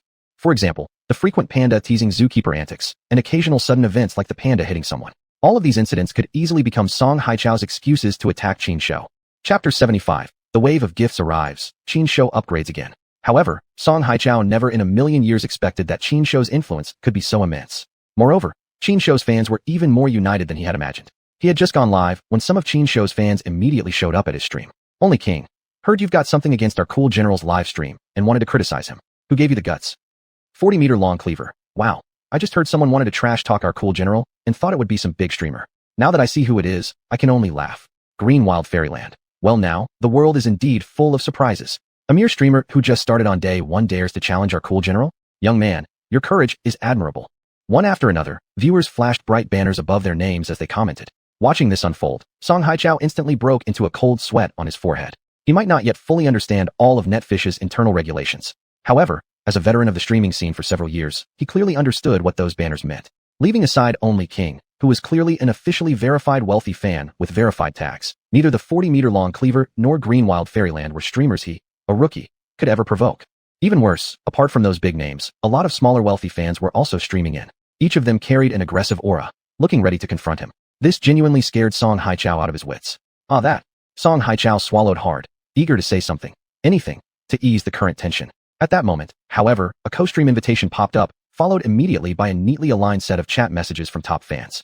Only King, accept the duel. 40-meter long cleaver, accept the duel. Green Wild Fairyland, quickly accept the duel. Fine, I accept. Song Haichao's stubbornness kicked in. He thought to himself, the man without shoes fears the one with shoes. After all, he was just a newcomer transferring from another platform. Even if he upset someone, there wasn't much he stood to lose. If he couldn't handle this, he could just start over from scratch. Unless he went looking for trouble again, surely they wouldn't keep after him forever, would they? Driven by this thinking, Song Haichao immediately clicked the accept co-streaming button. The next moment, the dual interface popped up, and what he saw was a huge panda butt. Kiss my ass. Right from the start, Qin Shou twisted his butt and wildly shook it at the camera. Not only that, he raised one paw and smacked his own behind, exuding pure provocation. Immediately after, only King issued voice chat comments in both streams. Brothers, fix your bayonets. Let this new streamer learn who he can mess with and who he cannot. Let's go. Other viewers eagerly responded, and the gift effects on Qin Shou's live stream instantly flooded the screen. In just a flash, the live stream was showered with so many gifts it was terrifying. As for Song Haichao's stream, both the audience who had followed him and the new viewers joining were shocked speechless. They weren't inexperienced viewers by any means. They had seen streams with intense gifting during duels before, but none as intense as what was happening now in Qin Shou's stream. They had never seen anything like it before. Watching Song Haichao's dual health bar dwindle rapidly to the point of becoming nearly invisible, the audience in his live stream instantly gave up altogether. All of a sudden, every single chat message in the live stream turned into the same white flag emoji. We surrender. We're just on completely different levels. How could we even fight? Bro, the streamer really needs to stop. He's a rising internet sensation. What made you, a newbie, dare challenge him? Overestimating yourself. Wanting to get popular fast so much that you lost your mind. Don't you fear getting burned touching someone else's heat? Besides seeing the white flags, quite a few people in Song Haichao's stream were openly mocking him, calling him presumptuous. Many even unfollowed him directly and switched over to watch Qin Shou's stream. Meanwhile, on Qin Shou's end, the situation was completely the opposite. Besides the overwhelming gift effects across the screen, all the chat messages were nothing but praise for Qin Shou. Admittedly, there were also some negative comments about Song Haichao, but they were very few. The battle was over. It completely shattered Song Haichao's confidence and brought Shun Bingwei a flood of profits. As for Qin Shou, he was naturally quite pleased. And not just because of the massive surge in his popularity index. In the world of live streaming, there is an iron rule. The more expensive gifts a stream receives, the stronger its ability to attract viewers becomes. Many people describe the streaming industry using the phrase, the fat get fatter, the hungry get hungrier, referring exactly to this phenomenon. When a stream continuously receives high-value gifts, it constantly draws in new viewers, helping the streamer gain more followers. Conversely, if a stream runs for hours yet receives few gifts, it naturally struggles to attract new viewers. Most people who watch streams are simply looking for excitement. A stream with no excitement to offer. Why would anyone even want to enter? Right now, Qin Shou's rising popularity vividly proved this rule. At this very moment, looking at his own attribute panel, Qin Shou was already overjoyed. Host, Qin Shou. Race, Bear Clan. Level, 10. Strength, 399. Agility, 171. Potential, 5. Popularity, 5,102,899/7,500,000. Evolution progress, 0/999. Yes, you read that right. In just the short time of this one live duel, Qin Shou's stream had surpassed 5 million in popularity value, and this had caused his level to rise once again. This latest level up also brought Qin Shou many benefits. The most immediate being that he could finally equip the Panlong Golden Bracelet. Once equipped, the Panlong Golden Bracelet would grant him a major boost in both strength and agility. Combined with the enhancements from the Thiurho, Jade Monkey, Qin Shou's strength would soar to a terrifying 599 points. In comparison, his agility was slightly lower at 228 points. But even so, Qin Shou's attributes were still absolutely terrifying. Comparatively speaking, the strength bonus from the Wuxiang Mask Jia and the agility boost from the super running shoes were practically negligible. While Qin Shou secretly rejoiced, Shun Bingyue and Zhang Yuyu were also beaming with uncontrollable smiles. Zhang Yuyu was relatively calmer. After all, the stream's revenue wasn't really her concern. But Shun Bingyue was already finding it hard to contain her excitement. Chapter 76, Boss Qin's Grace.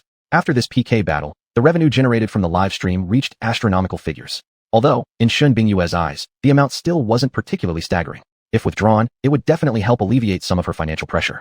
Of course, that wasn't even the main reason Shun Bingyue felt excited. What truly thrilled her were the private messages continuously popping up in the back end, and her work phone that had been practically ringing non-stop. Shun Bingyue didn't even need to check who was calling. She already knew that nearly all these contacts were probably looking to propose cooperation. After all, Qin Shou wasn't someone only a few people paid attention to. Many more than just Xuanhuan platform were hoping to collaborate with him. That Qin Shou was about to sign an exclusive deal with Xuanhuan platform meant he couldn't work with any other live streaming platforms. But this kind of opportunity wasn't something that could only happen through streaming platforms. Shun Bingyue was certain that even if she added a further investment into her ongoing Giant Panda Ecological Park project, she'd recover all her initial investment in a short amount of time. So, under such promising circumstances, how could Shun Bingyue not be thrilled? Yet, despite her excitement, she remained composed and never lost her poise. Quickly after the PK ended, Shun Bingyue began to express her heartfelt thanks to her fans for their support, tears welling up in her eyes. Beside her, Qin Shou unusually cooperated well, bowing deeply together with Shun Bingyue to the live audience. Please rest assured, all the revenue from this live room will be used for building the Panda Ecological Park. I believe before long, everyone will be able to meet Cool Kid in person there. Taking the opportunity, Shun Bingyue announced the joyful news. Looking forward to it. Still, after the Panda Ecological Park is built, wouldn't having only our 7 pandas be too few? While Shun's speech, Qin Shou thought silently like this. But currently, the Panda Ecological Park was still under construction. Thinking about this now was still premature. Therefore, Qin Shou quickly set the idea aside. Thinking for a moment, he pulled at Shun Bingyue's sleeve, gesturing wildly at her. You mean you want the viewers from this live room to go give that other streamer a follow? Shun Bingyue half-guessed, conveying her understanding. Smart. Qin Shou clapped his hands as a sign of approval. The live chat instantly exploded as viewers saw this unfold. Only King, damn. No wonder he's Boss Cool. That guy targeted him so harshly, yet Boss still kindly asked us to follow him. Boss Qin's heart is huge. Leviaxianzong. That's a true top streamer. That's a grand magnanimity. I am an 40-meter chopper. Just for this act of Boss Cool's, I have decided. I will lay down my sword and immediately attain enlightenment. One viewer after another eagerly commented, lavishly praising Qin Shou's gesture. Of course, they wouldn't merely comment without taking action. Responding to Qin Shou's suggestion, the stream audience spontaneously migrated to Song Haichao's stream to give him a follow. Originally, Song Haichao had already been preparing to end his stream out of frustration. However, upon noticing a massive influx of new viewers, he decided to hold off on logging off. Looking closer, wow, the number of followers on his stream was skyrocketing like a rocket. This sudden surge delighted him greatly at first. Very soon, however, Song Haichao was no longer able to smile, because he clearly noticed that most of these followers actually originated from Qin Shou's stream. What the heck does this mean? After beating me, you come here to mock me? Song Haichao, unable to suppress his frustration, simply voiced out his thoughts. This immediately stirred up a hornet's nest. Only King. Talk about being narrow-minded and suspecting others of what you yourself would do. Our boss Cool personally asked us to come follow you. Yet you actually take this as mockery. How stingy-minded you are. Leviaxianzong. Though Boss Cool may not be an ordinary panda, let me tell you kid, you understand human decency less than a panda does. Listen, streaming is not for you. Go back home and tend your fields. 40-meter chopper. If I hadn't already turned myself around, my 40-meter sword would already be down on your head by now. Anyway, after hitting follow, I'm out. Not worth the time to deal with you. In Song Haichao's live stream, one viewer after another grew indignant and kept condemning him. Only King went even further. He directly sent a customized animated gift special from the platform, a basket of rotten eggs. Yes, you heard right. Xuanhuan platform is indeed that thoughtful. They not only customized gifts for streamers, but also offered the same service to rich patrons and big spenders on the platform. And the only King, this rich tycoon, was a super rich patron who owned several custom-designed gifts. This so-called basket of rotten eggs was actually one of the exclusive gifts the only King had possessed for a long time, though he rarely gave it out. Once this gift was sent, the streamer who received it would be in serious trouble. Within the next 12 hours, not only would the live stream struggle to bring in new viewers, but even the existing audience would be diverted elsewhere. In other words, no matter how hard Song Haichao streamed during the next 12 hours, it would be completely in vain. Yet, despite this, Song Haichao did not resent the only King. Quite the contrary, after learning what Qin Shou had done, Song Haichao immediately decided to end his stream and released a public statement formally apologizing to Qin Shou. He also promised that in the future, not only would he stop opposing Qin Shou, but he would even become a devoted fan from a hater. Unfortunately, Qin Shou would never get the chance to see his statement. After a busy day, Qin Shou was lying in his room wondering whether he should open the new level-up rewards he had just received. That's right. Reaching level 10 brought more than just the privilege of equipping the dragon coiling golden bracelet. Though level 10 wasn't an extremely high rank, it symbolized a brand new stage in his journey. Naturally, the rewards from the system wouldn't be lacking either. This time, Qinshu received not only 5 spirit pills, but also 3 intermediate lucky mystery boxes and a mysterious fortune bag. Ever since he had opened the Jade Macaque and obtained fragments of the Zu Stone, Qinshu had been longing for these intermediate lucky mystery boxes and mysterious fortune bags. Initially, he thought he wouldn't get to see these rewards so soon again. But reality proved otherwise. When luck strikes, it's unstoppable. At this moment, looking at the reward notification displayed on the system interface, Qinshu's bear-like face lit up with joy. Just imagining the possibility of unboxing more great items made his blood boil with excitement, making him feel like roaring out a few times. However, soon afterward, Qinshu slowly calmed down. Chapter 77. Qinshu who remains unconscious. He would eventually open that reward, just not now. Right now, Qinshu was nothing more than an ordinary panda, spoiled and loved by thousands every day, with no worries about food or drink. Actually, he didn't have much need for increasing his attributes. And even in the worst-case scenario, if he ever needed to fight, with the buffs from the coiling dragon gold bracelet and the Jade Marquis, his stats were more than sufficient. But he wasn't afraid of preparation. He feared the unexpected. Who could know whether some accident might come looking for him at some point in the future? Therefore, he needed to leave something behind, just in case. Although, chances were high that these precautions would never be used. But being cautious in everything you do was never a mistake. Thus, Qinshu decided to save all these intermediate lucky mystery boxes and the fortune bag. As for those 5 spirit pills, well, 1 bite each, crispy and flavorful, like chicken. Soon, all of those 5 spirit pills had gone straight into Qinshu's stomach. After consuming so many 5 spirit pills, Qinshu, who had already been incredibly drowsy, immediately felt even more sleepy. Glancing at the live streaming device on the wall, Qinshu lazily waved a paw at the camera as a way to say goodbye to the viewers. Then, Qinshu fell into a deep sleep. In the blink of an eye, morning came the next day. The other giant pandas had each slept through the night, waking up full of energy and running wild non-stop in the panda enclosure. Seeing these lively, adorable pandas, the zookeepers were all very happy. But there was something peculiar that everyone found extremely strange. Usually every day, Kuzai is always the first to wake up and the first to go out and play. Why hasn't he come out today? Jiang Yuyu wore a puzzled expression as she hurriedly walked toward Qinshu's room door, opened it, and stepped inside. Seeing Qinshu curled into a ball on the ground, fast asleep, Jiang Yuyu first breathed a sigh of relief, but soon her eyebrows knitted together again. Kuzai isn't the type of panda to oversleep. Could he have sneaked out again last night? Impossible. There's a miniature signal transmitter on Kuzai's body. If he had left the zoo, my receiver should have shown his movement trail. While thinking, Jiang Yuyu walked over to Qinshu and extended her hand, intending to wake him up. Yet, the moment her hand touched Qinshu's fur, she suddenly screamed and immediately jerked her hand back. What happened? Guyue, who had just arrived, rushed inside upon hearing Jiang Yuyu's shriek and anxiously asked, "Touch Kuzai. He's so hot.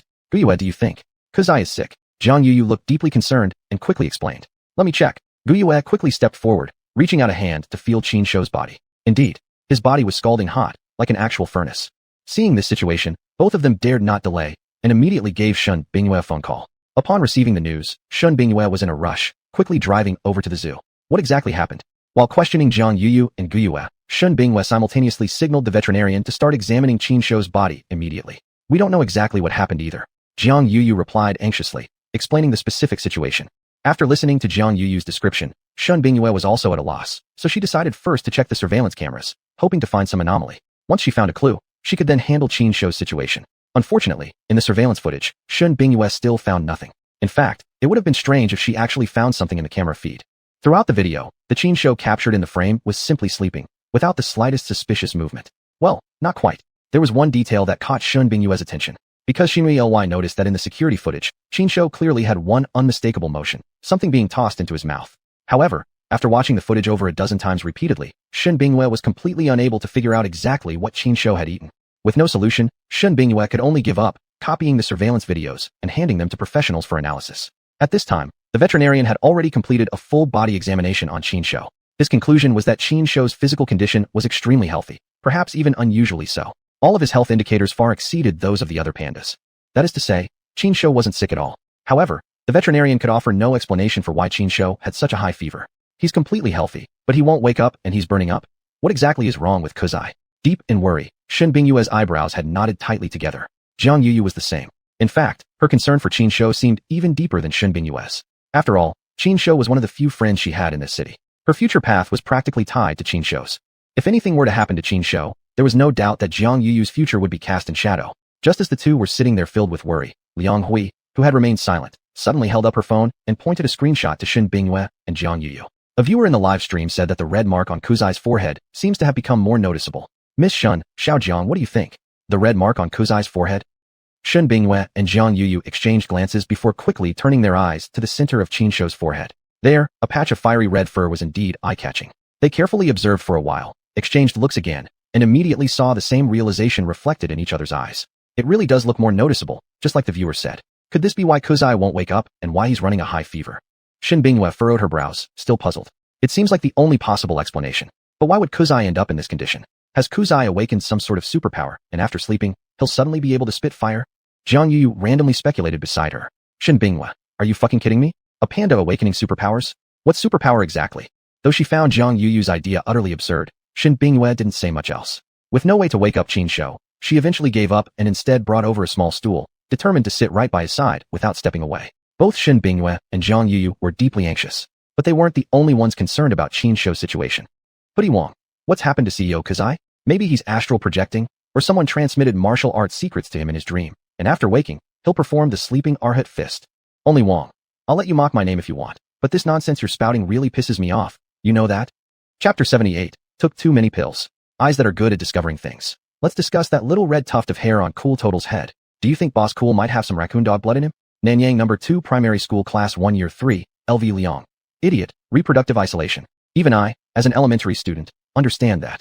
Come taste the head teacher's iron fist, come to my office after class, hand over your phone, and then call your parents over. Hoo-ha, poor kid. After a round of good-natured teasing, the topic of discussion in the live stream returned to Qinshou. This time, though, people were no longer debating what was wrong with Qinshou, but instead discussing when he would wake up. Greenfield Wizard. It's boring without Cool Guy clowning around. I miss him. Flower skirt pretty girl. Cool Guy is mine. None of you can take him, no way. 40 meters big cleaver.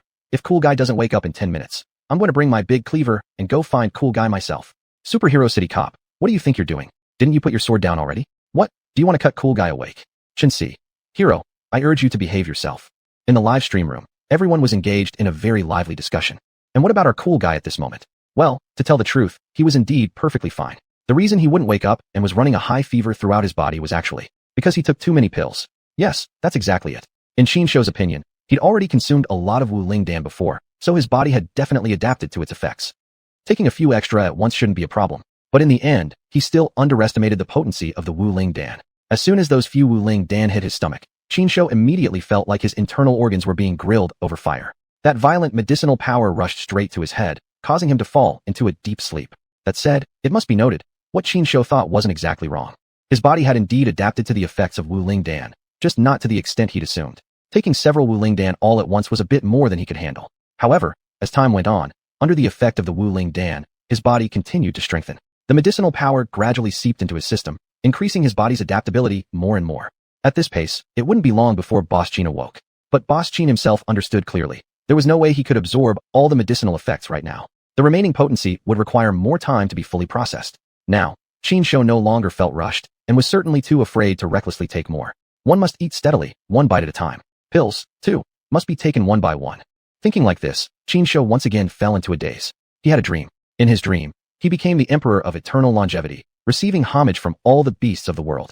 Not only that, but he also married several breathtakingly beautiful concubines, one surnamed Shun and another surnamed Jiang. These two concubines belonged to the Fox and Cat clans respectively. Boss Qin adored these two concubines the most, spending his days indulging shamelessly with them. His life was quite fulfilling. Just like now. Right at this moment, Boss Qin was holding concubine Shun the Fox Maiden, moaning and groaning softly. But suddenly, Boss Qin felt as if someone was tugging his ear. Who dares? Who would dare invade this king's sleeping quarters and even assault me? Have you tired of living? Boss Qin cursed furiously, slapping in the direction of the disturbance. Then, Cool Guy, you idiot.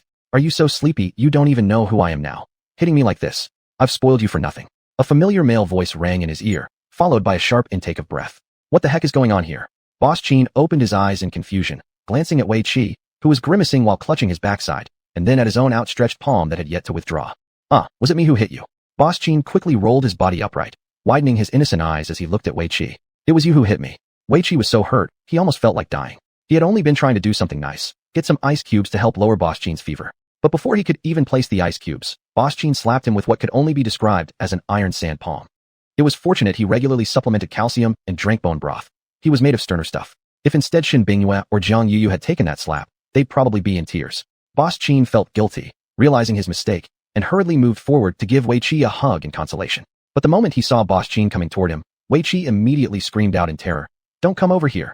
In the live stream room, only the king. Haha, here comes a classic scene. I think I should update the stickers on my phone. This new one with Wei the Nabar fits my taste way better now. 40 meters big cleaver. What do you guys think? Was Cool Guy doing it on purpose, or was it an accident? Shinra Tempio, whether Cool Guy meant it or not, I just want to speak up for our Nabar. Why is it always me who ends up hurt? Time snack shop. Later, I'll send over some food to comfort Wei Naba. And also, let him deliver some snacks to Cool Guy. He'll love the dried fruits my daughter made. Cheerleading captain. Oh no. Wei Naba just got stabbed again, and this time it wasn't even his fault. I feel terrible for him for a whole second. While the audience watched Qin Shou chase Wei Qi back and forth, they kept chatting happily. The atmosphere in the live stream room was incredibly cheerful, but although the mood was great, the number of viewers wasn't increasing much. However, there was nothing that could be done about it. A live stream room's popularity can't keep growing at the same rapid pace all the time. There would naturally be times when growth slowed down, or even paused completely. After all, the total number of viewers on any given platform is limited. After a wave of explosive growth, the platform needs time to catch its breath too. Qin Shou had naturally noticed this situation. He wasn't worried at all, and continued doing things his own way, focused on whatever he needed to do. He definitely had ambition, but doing things was always a step-by-step process.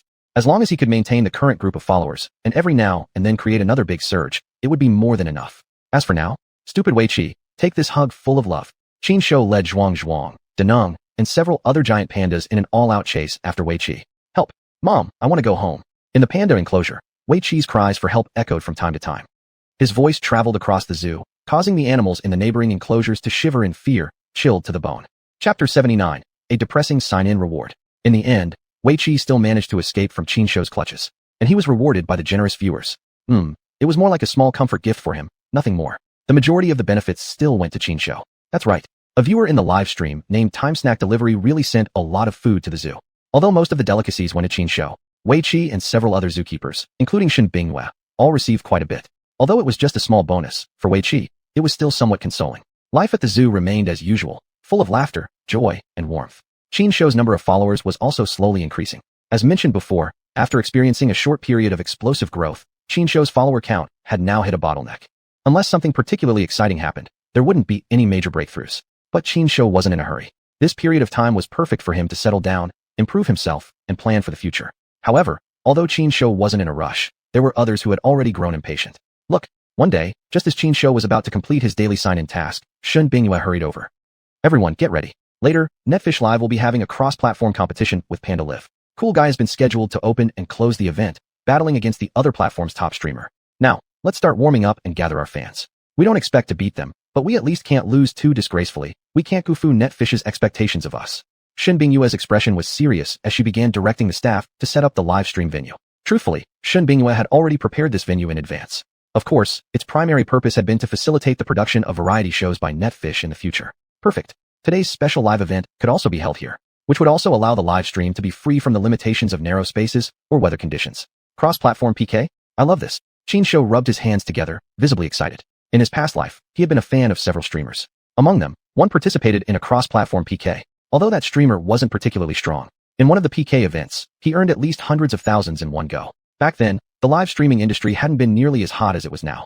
If that same streamer did it now, he'd practically take off overnight. I wonder how much I'll make after this cross-platform PK. Qin Shou was filled with anticipation. Meanwhile, Shen Bingyue had already finished arranging the venue, giving instructions to the staff. Once she adjusted herself and got into the right mindset, Shen Bingyue immediately started the live broadcast to warm up the crowd.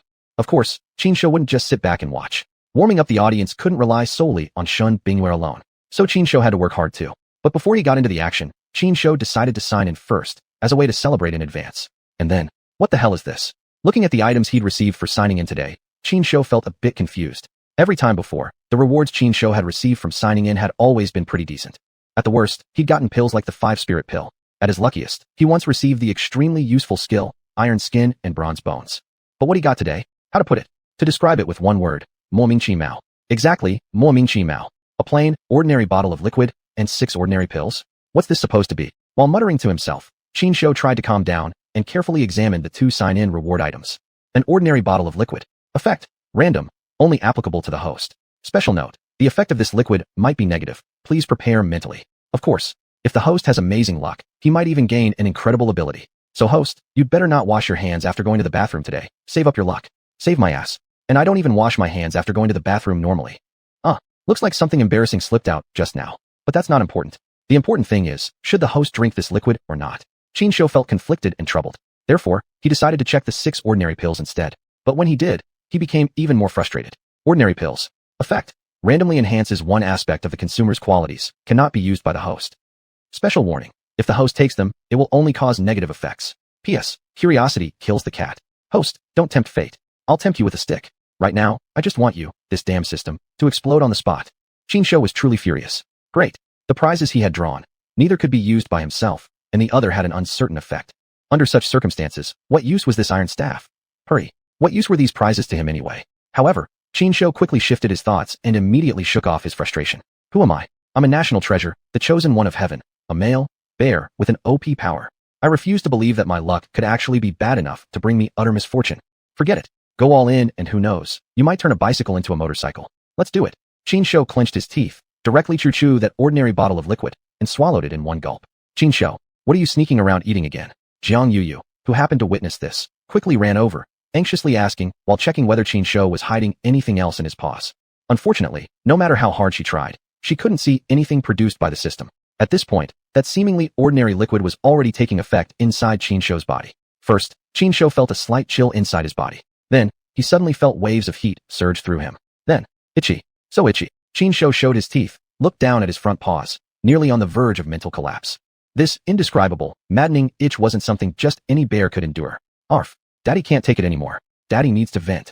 Qinshu roared, then bolted out of the live stream venue like his tail was on fire. Qinshu, what's wrong with you?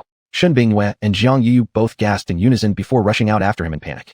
Chapter 80. Soft Tissue Modification Serum. Following Qinshu's footsteps, Shen Bingyue and Xuanhuan soon arrived under a large tree. This tree had been brought from the mountains at great expense by Shen Bingyue when constructing the zoo, all in an effort to provide the best ecological environment for the giant pandas. Back in the day, Qinshu especially loved climbing this tree and lying in the fork of its branches, using other pandas as pillows while he napped. This time, however, it was clearly not his intention to climb up and take a nap. Instead, he raised his 2 front paws and began scratching frantically at the tree trunk. Ka. Qinshu's front claws danced rapidly across the bark, and in just a short time, he had shredded a large patch of the tree's surface into pieces. His unusual behavior left many onlookers puzzled. Only King. This was supposed to be an exciting opening performance? That's it. Brother Cool, you really shouldn't set a bad example. Showing destructive behavior toward trees might influence the kids. Well, Zong. Just guessing here, but I think Brother Cool is probably having some physical problems. Most likely, he's trying to sharpen or maintain his claws. 40-meter big knife, like how kittens scratch their cat trees. Next door, old King. That must be it. Let's watch the situation for now. Poor tree though, wonder what kind of state Brother Cool will leave it in. Inside the live stream chat room, the audience members discussed Qinshu's behavior with great enthusiasm. Beside Qinshu himself, Shen Bingyue and Xuanhuan stood on either side, staring at him intently. Near them, Shen Bingyue's secretary, Liang Hui, handled the streaming equipment and kept a close eye on the comments coming in. It was at this moment that an unusual message appeared in the live stream chat.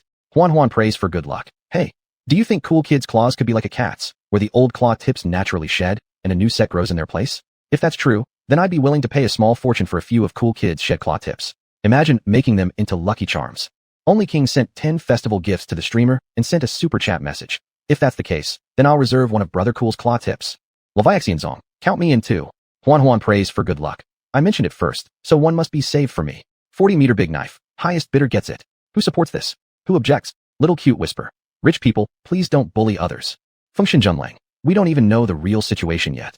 Everyone, calm down first and watch what happens. Inside the live stream, the audience was getting into a huge argument over who would get the privilege of obtaining Qinshu's shed claw tips. Thankfully, thanks to Function Junlang's calming words, everyone refocused their attention back on Qinshu. It turned out that some people really did need a turn in their luck. That was exactly referring to the viewer with the ID, Xuanhuan prays for good luck. In fact, things were turning out exactly as he had guessed. The real reason why Qinshu had come here to torture the tree was indeed because something had gone wrong with his claws. An intense itching plagued both of his front paws, leaving him with no choice but to scratch against the tree desperately, trying to relieve the uncomfortable sensation. After a period of wild scratching, those 10 claw tips on his front paws really did fall off, just as Xuanhuan prays for good luck had guessed. They came off perfectly intact. Those 10 fallen claw tips were like 10 pieces of warm, smooth black jade, crystal clear and glistening oilily under the sunlight. Looking at Qinshu's front paws now, at this very moment, 10 new claw tips were rapidly growing back in place. The quality of these new claws seemed even better than the ones that had fallen off. Honestly, these new ones were light years ahead in terms of appearance compared to the older set. What truly mattered to Qinshu, though, wasn't even the quality of these new claws. What really caught his attention was the overall change to his front paws. Before any of this change happened, his front paws had still been quite bulky.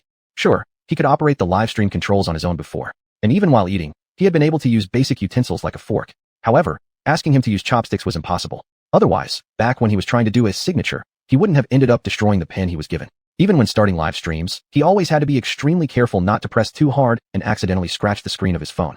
But now, Qinsho suddenly felt something strange. He had a peculiar sense that his front paws might now be practically no different from a human's hands. All of this definitely had to do with that vial of serum. So, what, exactly, is the function of that supposedly ordinary liquid? Filled with curiosity, Qinsho checked his attribute panel again. He quickly noticed that he had gained a new skill.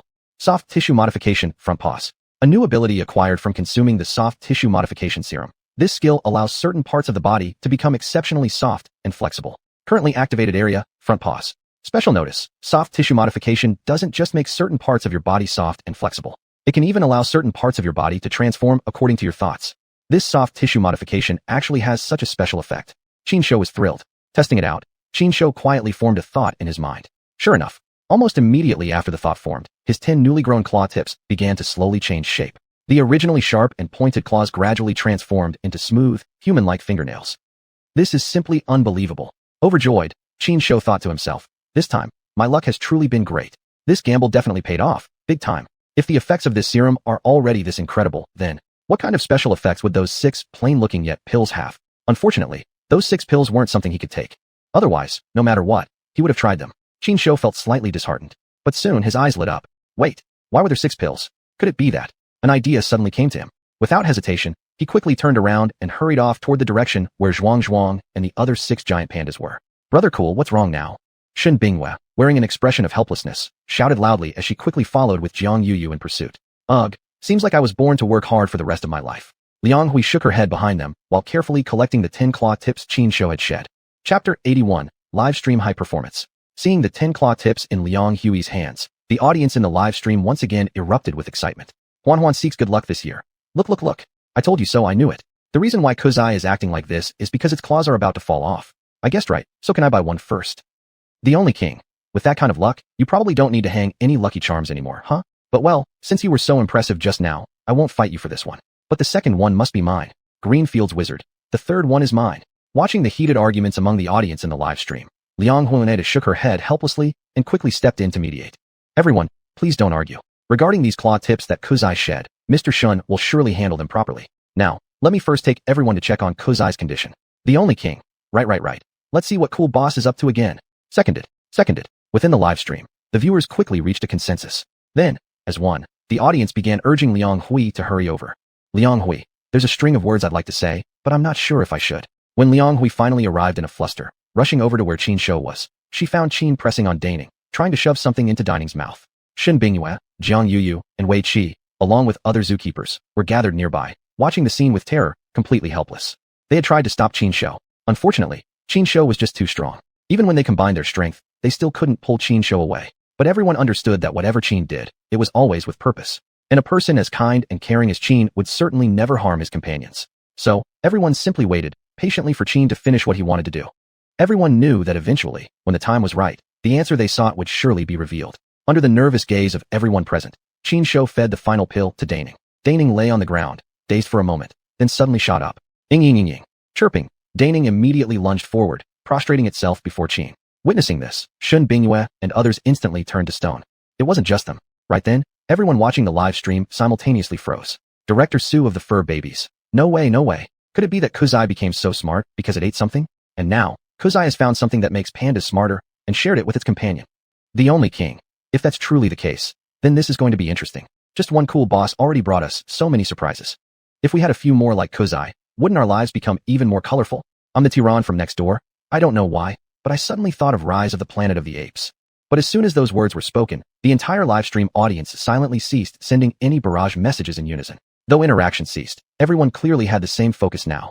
Everyone urgently wanted to know exactly what Qin had fed the other giant pandas. And more importantly, why he had done so. In fact, even Qin himself had just learned what those 6 unremarkable pills truly were and what they did. Unremarkable pills. A failed batch of enlightenment pills.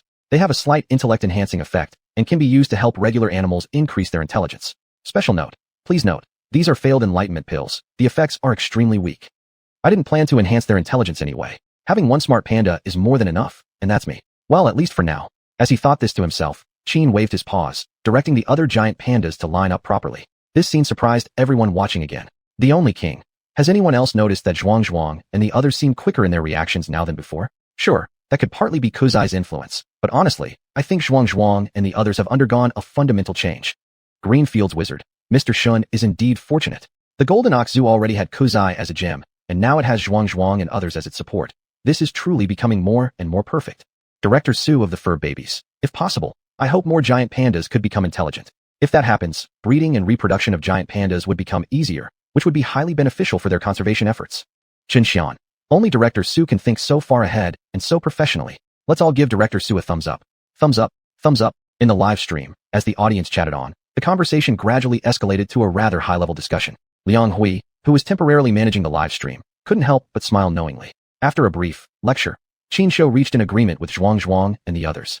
Xuanhuan and the rest agreed to follow Qin's instructions and help him with the live stream performance. In return, they demanded extra snacks. Of course, what they wanted was no longer just bamboo and fresh milk, but something else entirely. Qin didn't even hesitate before agreeing. After all, he never lacked for delicious food. Sharing a bit with these little cubs wasn't a big deal. Once the agreement was reached, Qin immediately began directing xuanhuan and the others into a full-force performance. At first, Shen Bingyue was a bit worried, fearing that an unexpected incident might injure one of the giant pandas. But seeing how well Qin commanded them and how skillfully and harmoniously xuanhuan and the others performed, Shen Bingyue stopped intervening altogether. It was a relief to have these furry children behaving so well. She was genuinely delighted. After all, who wouldn't prefer peace of mind over unnecessary worries and effort? Needless to say, although xuanhuan and the others were doing professional performances for the first time, their performance was actually quite impressive. The only king sent 10 carnival gifts to the streamer and sent a super barrage message. I feel like if Shen doesn't run a zoo anymore and just travels with Cool Boss and the pandas doing acrobatic performances, she'd still earn a fortune. Greenfield's wizard, Shen Bingyue. Who do you think you are looking down on? It's you who would do acrobatics, and your entire family too. Flowers toward the sun. Anyone else feel like Cool Boss right now looks a lot like a tribal chief from ancient times? Rushing toward you. He always was a tribal chief. Director Su, you know that's true, right? Chapter 82, a familiar perky rear end. Su, the director for the little pets. Although Cool Boy isn't the leader, the way he's performing now has already passed my standards. Knowing that he can take care of xuanhuan and the others, I can even retire right now with peace of mind. Inside the live stream, everyone was enthusiastically discussing Qin Shou's performance. Among them, the majority supported and praised Qin Shou. Of course, at any time, there were always critics around. Panda's first VIP. I've seen many people hyping things up during live streams, but using pandas to create buzz and profit off topics. This streamer really gets on my nerves. Guardian of Sweetheart. Just now, didn't you give the pandas something to eat, right? Oh my, you guys are truly reckless. Tell me, could the panda's unusual performance possibly be the result of some underhanded experiments you've conducted? Sweetheart's brother Tian. My little sweetheart is the most beautiful. My sweetheart is me. Cool total manager, Shen Bingyue. Just crawl away. Seeing these comments flashing across the screen inside the live stream, Director Liang couldn't sit still anymore. She hurriedly reported this situation directly to Shen Bingyue. As for Shen Bingyue, she simply smiled it off. We've done nothing wrong. Nothing to fear from rumors and slanders. But although Shen Bingyue didn't care and could tolerate this kind of thing, the viewers watching the live stream couldn't stand it anymore. The one and only king. Someone from Panda dares to provoke here at Wanyu? You truly have never tasted the brutality of the real world. 40-meter-long cleaver. This little sweetheart must be the hostess who's going to battle against Cool Total Manager and Shun Total Manager in a cross-platform PK, right? I'll say this, little sweetheart. If you allow your people to come here and provoke us, is that really appropriate? Land of Oz. Just closed a new project, and now we're flush with funds. With your bunch's attitude like this, just wait. Your hostess won't be getting off easily later. The heavy hitters in the live stream all made their stances clear. The overwhelming momentum instantly scared those few of Little Sweetheart's fans into silence. But although these people acted cowardly out there in the open, as soon as they returned to their own hostess live stream, they quickly reverted to their fearless warrior states, boasting to their hostess about how brave they were. But their hostess paid no attention to them. In fact, most of these people were merely low-level viewers, practically invisible on the viewer rankings. As for Qin Shou, of course, he didn't know anything about all this. At this very moment, he was directing xuanhuan and the others, diligently performing the horse vaulting act. Horse vaulting needs little explanation to most people. This activity is basically a simplified version of the pommel horse event from gymnastics. In actual pommel horse sports, you include many flashy and elegant movements. Vaulting, on the other hand, is simply jumping over it, nothing more. However, for these adorable giant pandas, even this was already quite challenging. One could see Qin Shou pressing down on big ability with one paw, making him squat down like a vaulting horse. With another paw, he waved about continuously, organizing the other pandas into formation and repeatedly jumping over big ability. Although the pandas' movements were somewhat clumsy, precisely because of that awkwardness, they appeared even cuter. and Qin Shou and the others' performance gave the live audience a feast for the eyes. This warm-up stream had more than achieved its goal of drawing in viewers. Looking at the live stream's current popularity rating, Shen Bingyue's smile grew increasingly noticeable, and her heart gradually settled into calm. The ever-growing popularity numbers gave Shen Bingyue abundant confidence, filling her with absolute faith in winning the upcoming PK. Shen Bingyue was brimming with confidence, but on the other side, her opponent wasn't as calm. That's right. I'm referring exactly to that female Panda TV streamer whose ID is Little Sweetheart. And the reason why this particular streamer felt uneasy wasn't because she thought she would lose. Her uneasiness was entirely caused by those certain viewers who, although they hadn't contributed much at all, were overly active in stirring things up. Yes, there will always be some people who never get tired of watching chaos unfold. Even worse, to make things even more dramatic, they will actively instigate, transforming simple matters into complicated ones. Originally, this streamer called Little Sweetheart wasn't someone to be trifled with.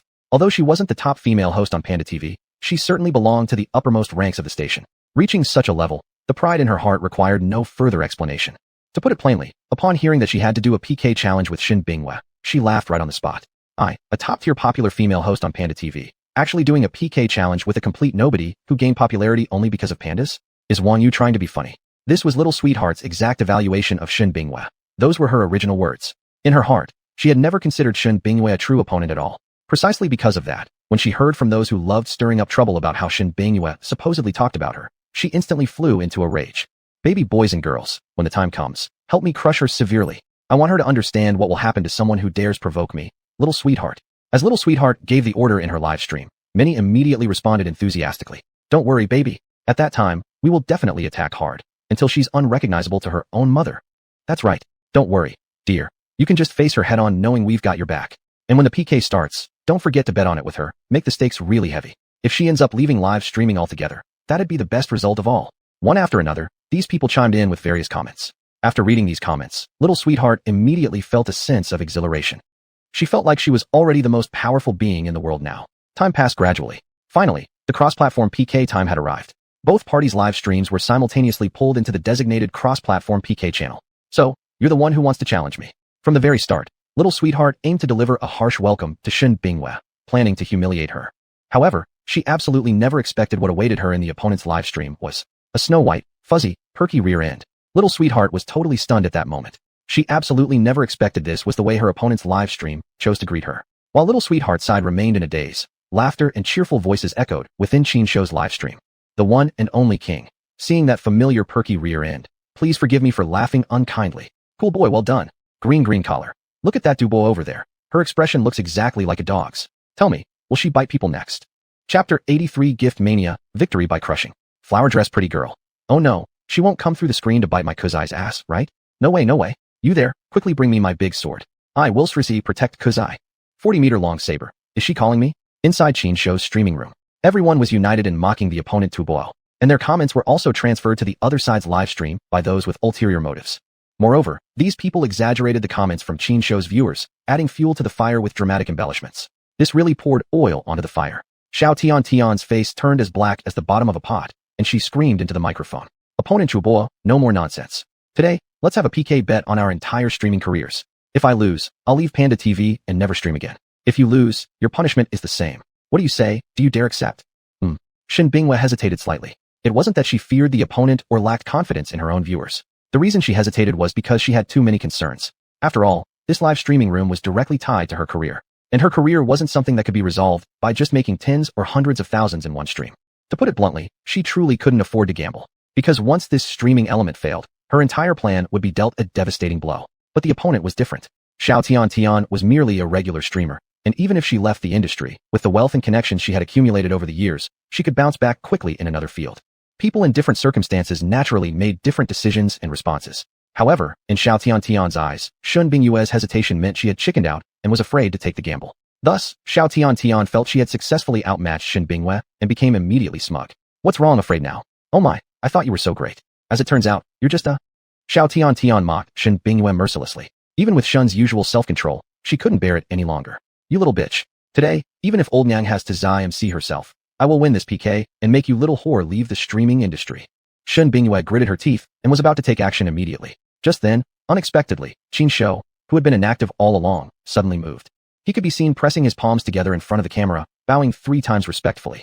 Then, he pulled out a basin from who knows where, waved it in front of the camera, and made a very iconic hand gesture. Seeing Qin Shou's gesture, everyone immediately sprang into action. The only king. Everyone, unleash everything you've got. Cool boss has sincerely begged us so much. How could we not save face for him? Moreover, the opposing side has been bullying and mocking Boss Shin so much. It's only fair and right that we don't stand idly by. What are we waiting for? Charge forward, everyone. 40-meter-long saber. Boss Shun, accept her bet. Don't worry, with us around, after this PK ends, this little slut will definitely be driven out of the streaming industry. With the public support from top viewers in the live chat, Shun Bingyue immediately felt all her hesitations vanish and immediately told Xiao Tian that she accepted the challenge. Did you hear that? Xiao Tian said with a sneer, addressing her own live viewers. They've already accepted the bet, so what are we waiting for? Let's go. Push and make them change careers. As both streamers finished their rallying declarations, the cross-platform PK instantly reached a boiling point. The PK progress bar suddenly surged to a terrifying level like a high-pressure water gun. Well, perhaps length is a better term. It must be admitted that Xiao Tian indeed had some power behind her. Inside her live room, there truly were a few loyal, wealthy viewers who genuinely liked her. Isn't there an old saying?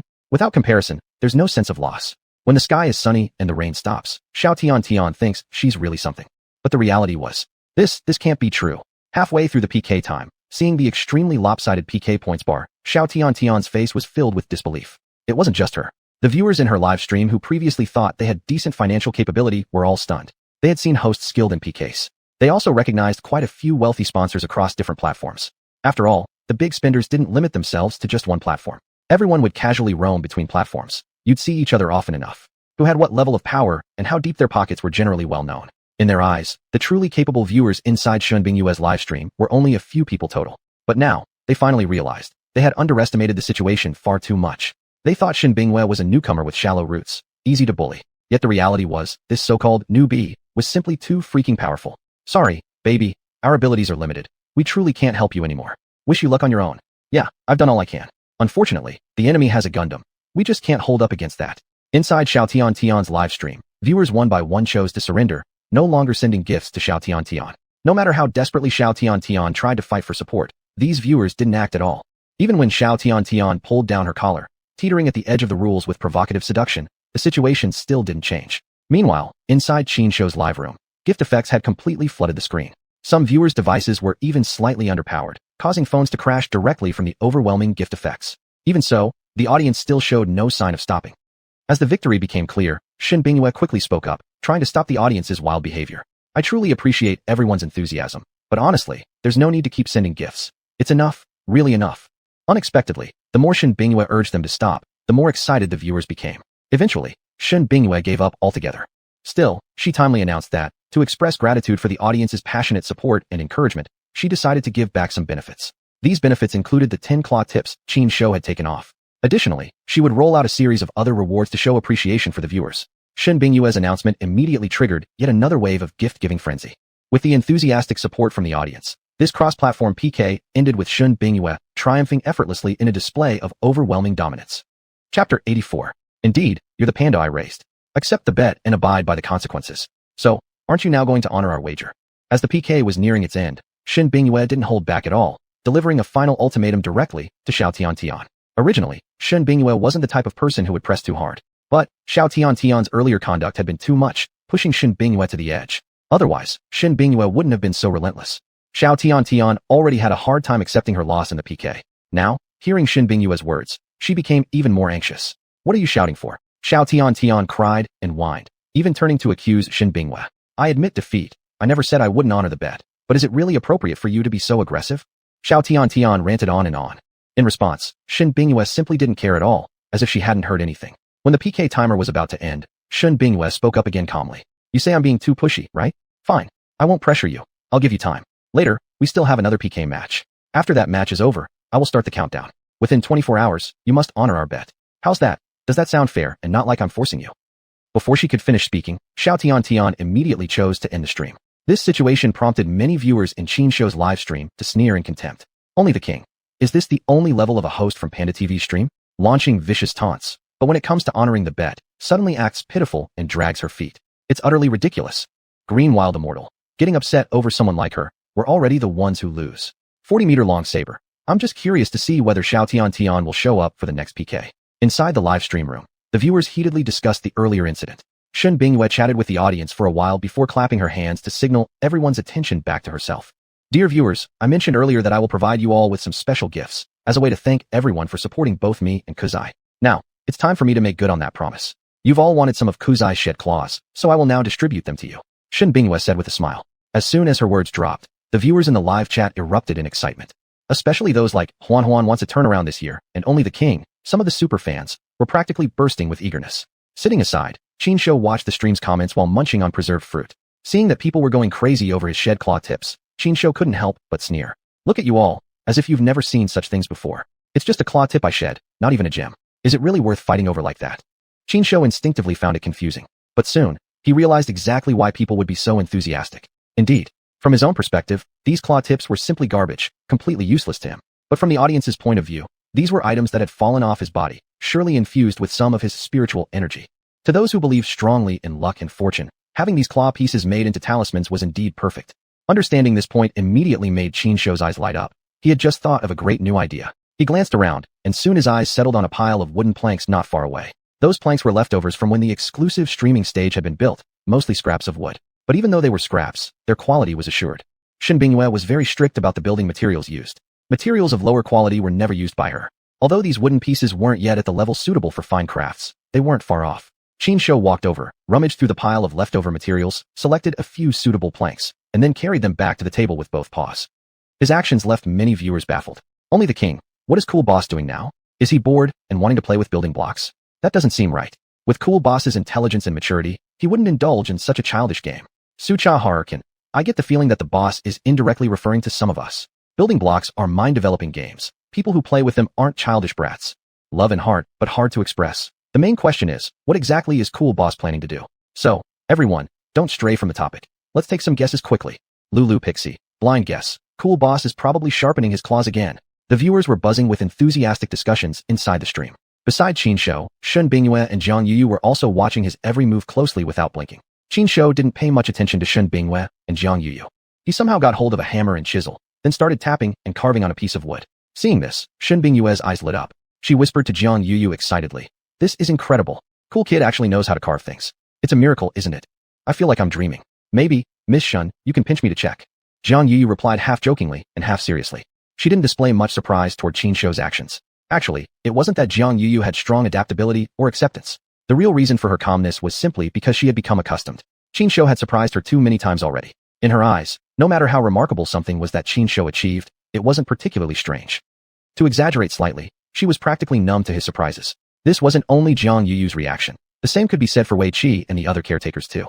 Under everyone's gaze, Qinsho quickly completed his first creation. Its appearance. How should one describe it? If forced to give an opinion, it would be pretty okay. Although Qinsho had undergone a soft body transformation and his paws were now quite dexterous, he still remained a panda at the end of the day. Plus, he hadn't studied carving in his previous life, and the tools in hand were not professional. That he had made it this far was already a remarkable achievement. In truth, Qinsho himself didn't hold very high expectations in his heart. If he could roughly carve something that resembled what he envisioned, that would already be a success for him. Qinsho had low self-expectations and didn't think his work was particularly good. Yet, in Shin Bingyue and Zhang Yuyu's eyes, Qinsho might as well be a little genius. Awesome, cool kid. Who would have thought you could actually carve? Very good indeed. You're truly the panda I raised. So versatile, so outstanding. Shin Bingyue admired Qinsho's work while smiling and continuously praising him. Chapter 85. Betrayed, the live stream gets banned. Zhang Yu didn't say anything, but from the rosy flush on her face, one could easily tell just how surprised she was by Qinsho's performance. Shin Bingyue and Zhang Yuyu were both visibly flustered. Inside the live stream, the audience was going completely wild. Unique King sent Yubo a gift of 20 JIS and posted a super comment. Shinzong, I want this wooden carving from Queasy. Name your price. Godlike blade. Bro, don't be like that. You're rich. You need to act like it, man. Talking about money so casually really hurts our feelings, you know. Halua, 9,494. Big bro, give your little brothers a chance too. Little bro wants Queasy's debut work too. Skirt girl, you all move aside. Queasy's first time belongs to me. System announcement. User Skirt Girl has been muted for 30 minutes by VIP user Unique King. Other viewers. Can't handle this guy. Gotta hide and watch silently. The viewers were in total chaos, all trying to snatch up Qinsho's debut piece. Naturally, Qinsho was somewhat taken aback as well. As for that, Qinsho had no real objections. He picked up the wooden pieces on the table and shook them lightly in front of the camera. Hey everyone, don't rush, don't fight over it. There's enough for all of you. Qinsho was clearly enjoying himself. On the other side, Sweetie wasn't idle either. However, while Qinsho was busy carving and giving gifts to the viewers, Sweetie had gone straight to the office of a high-level executive at Panda TV. Brother, I've been treated so unfairly. It's so bad I was even forced to leave the live streaming industry. That Shin Bingwe is simply too much. Brother, you have to stand up for me. Sweetie used her sickeningly sweet falsetto voice as she spoke to the greasy fat man in front of her. Sweetie baby, don't worry. You call me brother, so of course I've got a cover for you. What's the big deal? Just some rookie online celebrity. I can take her down in a heartbeat. Even though she doesn't stream on Panda, the live streaming circle isn't that big. My influence over at xuanhuan is super strong too. The fat man patted his chest while giving Sweetie his promise. At the same time, he was slapping one hand after another on Sweetie's, leaving handprint after handprint behind. Sweetie softly bit her lip and moaned softly, displaying a peak of feminine charm, responding seductively to every move of the man's. Soon enough, the air inside the office became filled with a sultry, vulgar atmosphere. This was exactly what most of the viewers had guessed. In this second cross-platform PK, Sweetie did not participate, nor did she issue any statements regarding the bet. Shin Bingwe didn't really mind this. If Sweetie wanted to be dishonest and dodge her responsibilities, that was on her. But Shin Bingwe wouldn't stoop to such behavior herself. People differ greatly in their vision and capacity of heart. If you act like someone with a narrow mindset, then clearly, you aren't that great yourself either. Shin Bingwe didn't want to be on the same level as Sweetie, lest others might think that she, Shin Bingwe, was just as graceless. This view of hers received unanimous praise from the majority of the viewers. With no more cross-platform PK to focus on, Shin Bingwe decided to use this opportunity to concentrate on delivering fan gifts and rewards. In this busy state, the day quickly passed. After taking a break and having dinner, Shin Bingwe left the zoo. Of course, before leaving, she didn't forget to help Qinsho set up the live stream so he could handle the evening special session on his own. Originally, this evening live stream session was supposed to be done by Shin Bingwe herself. However, now, Qinsho had already proven capable of holding his own. Shin Bingwe was only too happy to step back and fully delegate all authority to him. As for that, Qinsho naturally had no objections. Looking into the camera, Qinsho was just about to do something new to entertain the audience. But at that very moment, he suddenly noticed that the number of online viewers had dropped by half in an instant. Immediately afterward, the stream was flooded by a bunch of mysterious, unknown users. As soon as these users entered, they began to post all kinds of confusing and strange messages. Then, a system notice popped up on Qinsho's phone screen. Your live stream room has been suspected of violating platform policies and is currently banned. The specific time of this ban will be notified in a later system announcement. What the F? Seeing this notice, Qinsho exploded with shock. In his previous life, Qinsho had participated in many live streams. He had gone through various types of live stream emergencies before, but even so, this situation felt completely unfamiliar. Yet after thinking carefully, he quickly realized what was happening. First, limit my reach, then stuff my stream with bots, have them post rule-breaking content to provoke trouble, and finally have a senior admin shut my live room down. This is clearly someone plotting against me. Qinsho mentally cursed. WTF, UF asterisk asterisk asterisk NG B asterisk asterisk asterisk asterisk. Do you have any idea how hard it is for me to run a live stream?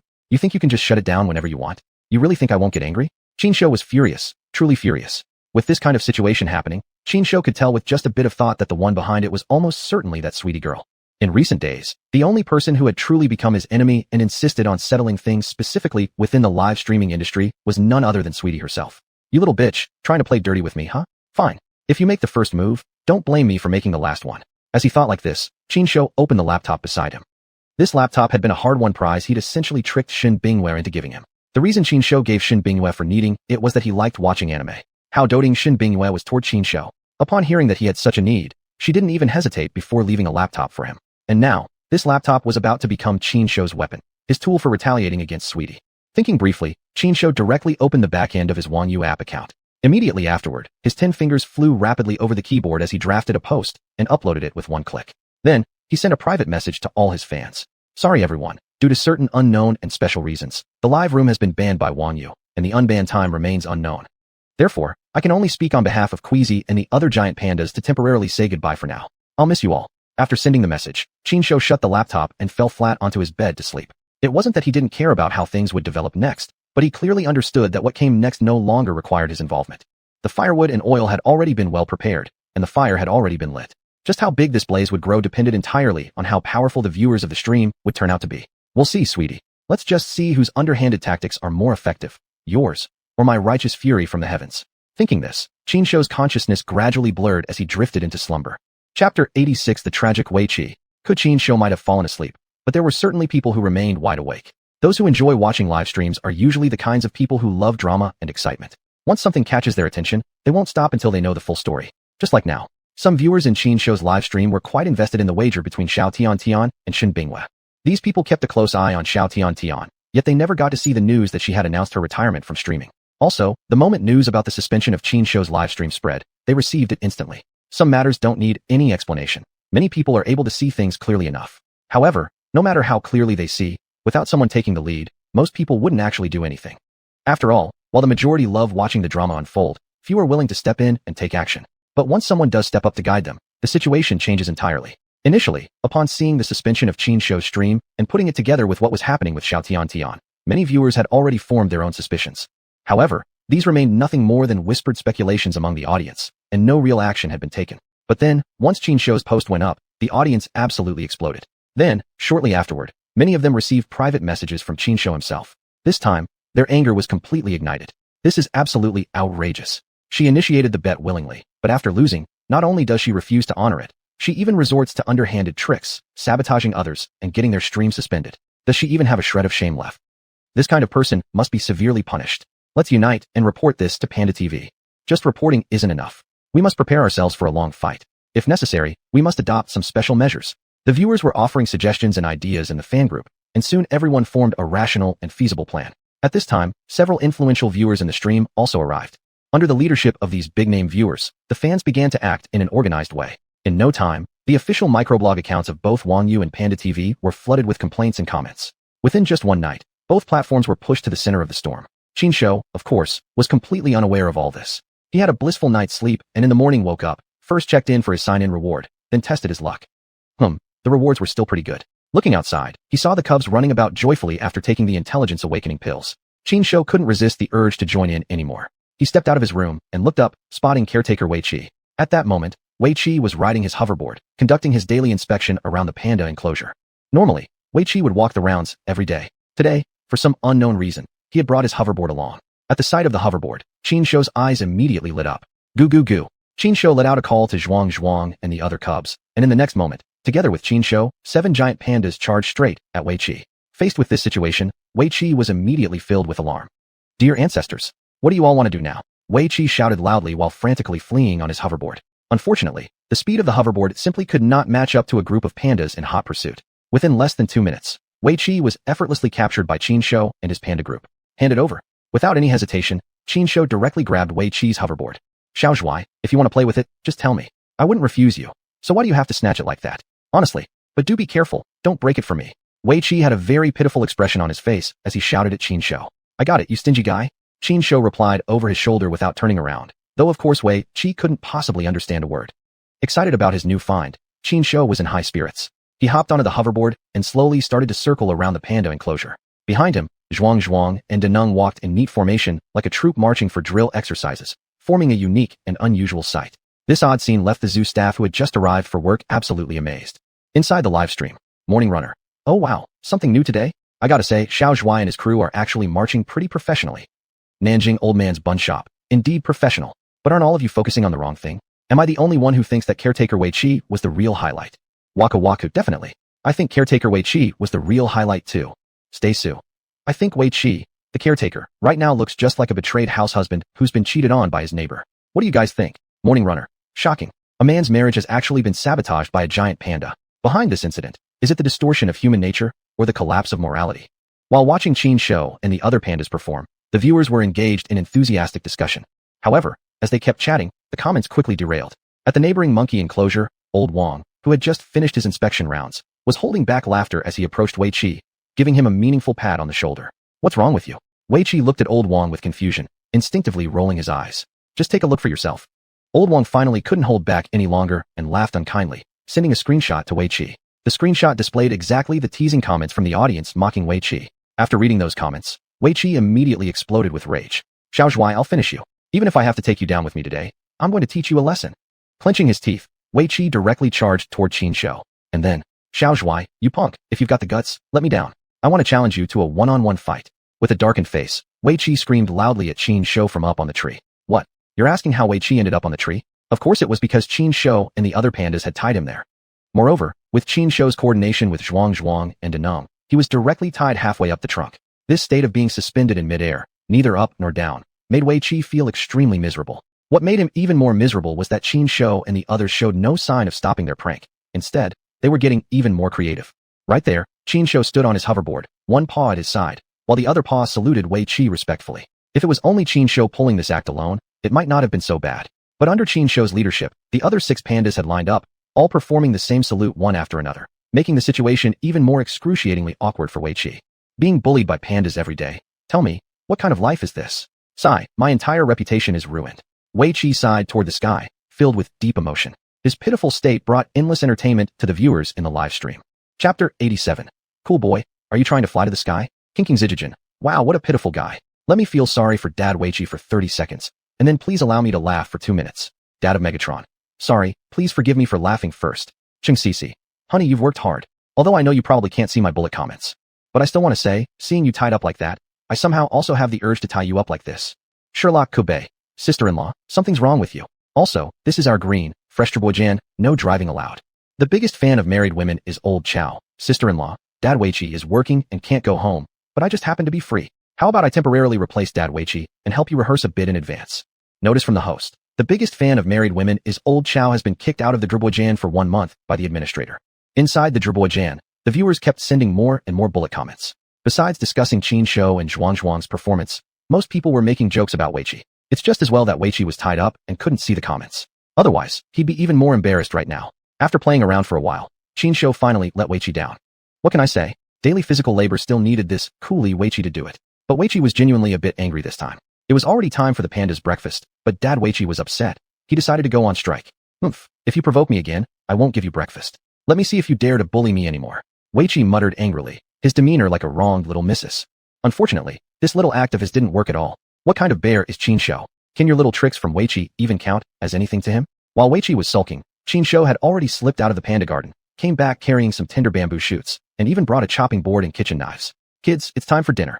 Shouting loudly at xuanhuan and the others, the 6 giant pandas immediately rushed over and gathered around Qin Shou. Seeing this scene, Wei Qi's whole world instantly turned gray. I feel so unnecessary and so pathetic. Wei Qi flopped flat, looking completely lifeless. What Wei Qi didn't know was that his current image had already been captured and made into memes. After having breakfast with her father, Shen Bingyue was just about to go to the zoo when her phone kept ringing continuously. Curious, she opened her phone and immediately burst into laughter. What she saw was a whole set of memes. Everything from lying flat dad style, wrong dad style, to pathetically hopeless dad style. Especially the gif showing him being tied to a tree, glaring at Qin Shou with wronged eyes, made Shen Bingyue nearly gasp for air from laughing. The netizens really had talent. They named this particular gif, "Behold my powerless threat." I have to say, that's actually quite fitting. While softly muttering to herself, Shen Bingyue quickly operated her phone, saving all the memes set to her collection. Just as she was about to put down the phone and prepare to head to the zoo, a casual glance revealed a news update on her phone screen. Shock. Cool Boys Jan gets banned. A conspiracy or violation. Seeing this news, Shen Bingyue's face immediately turned gloomy. Because she had been thinking about upcoming plans, Shen Bingyue hadn't paid attention to today's news. Naturally, she didn't know that last night, Qin Shou's room had been shut down. Combined with the live broadcast now operating normally, she had thought everything was business as usual and hadn't thought much of it. Yet seeing this news item now, she suddenly realized that something serious must have happened last night. Angry, Shen Bingyue quickly checked the status of Qin Shou's live streaming account, then skimmed through the news from last night and today. Soon, Shen Bingyue managed to piece together what had happened. Wang Tian, this is really going too far. Clenching her teeth and pounding the table fiercely with her palm. Wang Tian was actually the real name of Xiao Tian, the Panda TV live streamer. Of course, this was no secret. Besides, it was normal enough for Shen Bingyue to know about Xiao Tian, since the two had made a bet before. Shen Bingyue was never known for having a good temper. Besides, the bet Xiao Tian had proposed had been aimed directly at ruining Shen Bingyue. No way in hell would she let Xiao Tian off the hook. But she never expected that before she had even done anything, Xiao Tian had actually struck first. I didn't want to be too pushy or ruthless, yet you dare to strike back on my head. If I don't show you some real power, are you going to forget that the Horse King God has 3 eyes? Fueled with rage, Shen Bingyue immediately dialed the CEO of Wanyu. However, before Shen Bingyue could even ask anything, the CEO beat her to it, offering an explanation unprovoked. Director Shun, rest assured, the staff who colluded with Panda internally has already been fired. We will be filing a lawsuit against Panda and that traitor soon. Additionally, as a sign of our apology, we've decided to revise the exclusive contract terms, and we'll also offer Director Shen more favorable resources in other areas. Needless to say, to appease Shen Bingyue, the Wanyu CEO was really going all out. As for the CEO's attitude, Shen Bingyue had nothing more to say. They had already shown enough sincerity. If Shen Bingyue still kept giving them a hard time, she would be the unreasonable one. Most importantly, they had taken action the very moment the problem was discovered. Just for that alone, Shen Bingyue had no choice but to forgive them. In that case, I'll leave the matter in your hands. I'm going to the zoo to visit Cool Boy now. I'll also hold a special live stream to address this entire incident. After a few more words with the CEO, Shen Bingyue hung up. Opening the live streaming app, she entered Qin Shou's live room to check on his condition. But just that quick glance nearly gave her a heart attack. At that moment, Qin Shou was standing with one hand on his hip and the other holding a knife pointing at Wei Qi, doing who knows what. Cool boy, are you trying to fly to the sky now? Gritting her teeth, Shen Bingyue hurriedly packed her things and sped toward the zoo without delay. Chapter 88. You have to be a civilized panda. Meanwhile, at the Jinyo Zoo, inside the panda enclosure, Qin Shou was riding his hoverboard, one paw gripping a knife, while the other waved provocatively at Wei Qi. Come and get me. Like a seasoned hoverboard pro who had been riding for years, Qin Shou maneuvered the board skillfully, performing one difficult move after another. At the same time, he never stopped teasing Wei Qi. Well, perhaps it couldn't entirely be called teasing. From most people's perspective, Qin Shou was merely clowning around, interacting with Wei Qi. Looking at how visibly furious Wei Qi was, yet simultaneously filled with worry that Qin Shou might hurt himself, it was clear that he felt mostly helpless. It wasn't only Wei Qi. Zhang Yuyu, Gu Yue, and other caretakers felt the same way too. They all wanted to stop Qin Shou, to tell him to quit fooling around. But still, they were girls after all, and faced with a giant panda armed with a knife, seemingly ferocious and wild. They were eager to intervene, but too afraid to approach. Compared to the tense and anxious atmosphere within the panda enclosure, the mood in the live stream was extremely cheerful. Chun Lu Wang Mao Kai. Brothers, our cool master truly is multi-talented. Never thought our cool boy could handle a hoverboard this well. Why a ku shang wu di. Is it just me who thinks cool master is getting funnier by the day? Look at the way he shakes his belly and wiggles his butt. Ha ha ha. I can't take it anymore. Shinjin Banguan too. My sense of humor's different. I think what's funny is Wei Qi's reaction as the milk papa panda. It's already made me laugh nonstop. 10 seconds of sympathy for Wei Papa, and then an hour of nonstop laughter. Xuanhuan's Mao Mao Mao. Although pandas are national treasures, they are still wild animals. If they're beasts, how can we let them near weapons? What are the zookeepers doing? Among the cheerful comments flowing in the stream, there were, however, some that made for very unpleasant reading. Take, for example, this viewer with the ID Xuanhuan's Mao Mao. He was clearly among the commenters trying to stir up controversy. Under the leadership of people like him, others who already had complaints against the live stream immediately began speaking up one by one, voicing their opinions in droves. They took this chance to air their accumulated grievances. Most viewers in the live stream simply ignored them. The influential viewers, well, they each went on with their own business. They didn't want to waste even a single extra word on such people. At most, if things someone said got too far out of line, the big sponsors would just send a flashy gift, covering the trolling comments with special effects. Of course, the big sponsors didn't feel like dealing with them, but others weren't about to tolerate such behavior. As ordinary viewers put it, although we may not have the economic power to support Cool Boy, we've still got two hands. If anyone dares to badmouth Cool Boy, they'd better ask if we approve first. So, these regular viewers began a verbal battle of wits and wills with the trolls. At this point, Liang Hui, who was in charge of managing the live stream, noticed this disturbance as well. Since Shen Bingyue was away, she naturally had to take responsibility. Seeing the number of viewers criticizing Cool Boy and the zoo rising rapidly, Liang Hui became restless. Holding her phone tightly, she walked forward and said to Qin Shou, "Cool Boy, come here, show everyone what you're holding. This so-called weapon." Huh? What's going on? Qin Shou was a little confused, and instinctively looked into the screen of Liang Hui's phone, only to catch sight of people accusing the zoo of irresponsible conduct for allowing a wild beast to have access to a weapon. "I bought a bag last year. Ultra durable. You're the wild beast. You're the entire family of wild beasts. I'm a panda. I'm a bear king, the king of the bear clan." Qin Shou was angry. However, he didn't explode. Instead, as Liang Hui had asked, he displayed what was supposedly his weapon. In reality, the object in Qin Shou's paw wasn't a weapon at all. It was simply a shovel used for cleaning the enclosure. Although Qin Shou was acting crazy and playing around, he still didn't want an accident to occur. Even though he himself had tough skin and iron bones, and didn't fear injuries, Wei Qi and the several delicate girls didn't have his abilities. So while showing off on the hoverboard and provoking Wei Qi, he had already switched the knife he used to cut bamboo with something safer. "Do you really think I, Qin Shou, am a careless bear who ignores safety? Are you joking? I know a hell of a lot more than you people do." He waved it a couple times in front of the camera, then squatted down and used the shovel to scribble a few random marks on the ground. "Cool Boy, what exactly are you?" Liang Hui, curious, leaned down to take a closer look. The camera of the live stream followed, focusing on the marks Qin Shou had scratched into the ground. "Ching Ching Zijin. Oh wow, looks like I arrived just in time for the show. Everyone take a good look. Don't those marks Cool Master scratched into the ground look just like the characters, Hey Z? Soft currency player. You know, now that you mention it, I really think the pattern Cool Master made does look exactly like Hey Z. Torpon Wolf God. Look, Cool Master is at it again. He just drew a cross through the two characters, Hey Z. Could he be trying to say Hey Z must die? Linmei Megdev Yu Yi Long Jin. Waka Waku. You haters, are you scared yet? Are you trembling? Even Cool Boy knows that black-hearted critics must die. Don't you guys have even a shred of self-awareness?" In the live stream, viewers began to launch a coordinated, ruthless attack on the Hey Z critics, inspired by Qin Shou's performance. Just then, the live stream camera suddenly shifted its focus to the other giant pandas. At the same time, Zhang Yuyu's voice rang out through the stream. "Cool Boy, you must be a civilized panda, no doing that kind of thing here in public. Wei Qi, come quickly and clean this up. Wei Qi, can I just say I really don't want to do this? Honestly, I think it's kinda great that cool boy used that sort of gesture to insult the haters. Guyue exactly. No method is too extreme for humiliating those who slander cool boy. But wait, you really should hurry up and clean this up. If you wait any longer, I'll be throwing up my breakfast. After that, the live stream fell silent. A short while later, the first barrage of comments appeared. One R-shot sends Hey Z to heaven. Well done, cool boy. Hey Z, go ahead and eat that. Get into line below. Cool boy did well. Hey Z, go eat that. Line up below. One after another, identical comments flooded the screen. In an instant, not a single critical comment from the Hey Z crowd could be seen in the stream. However, a few sharp-eyed viewers noticed something fishy. The one and only king sent the host 10 carnival gifts and sent a super comment. Hey everyone, even when keeping formation, you've got to put in a bit more effort. Comments should be typed by hand. Don't just copy and paste everything. And to certain Hey Z out there, don't think you can slip through unnoticed. Just because you pretend to follow the formation, do you really think you can whitewash yourselves? Way too presumptuous. Chapter 89. Being cute is an excuse, adorable with no guilt. That's right. The eyes of the public are sharp. Don't even think about slipping through unnoticed. The audience shouted out, pointing fingers and calling out one troll after another. The trolls, exposed for what they were, muttered curses and left the live stream one by one. But their departures didn't affect the atmosphere of the live stream in the slightest. At this time, Liang Hui had already refocused the camera back on Qin Shou. After resolving his physiological issue, Qin Shou felt refreshed, and his whole bare demeanor seemed completely changed. Glancing at Wei Qi who was cleaning up, Qin Shou considered it for a moment before ultimately giving up the idea of pranking Wei Qi again. As a father who never complained, Wei Qi had already gone through quite a lot.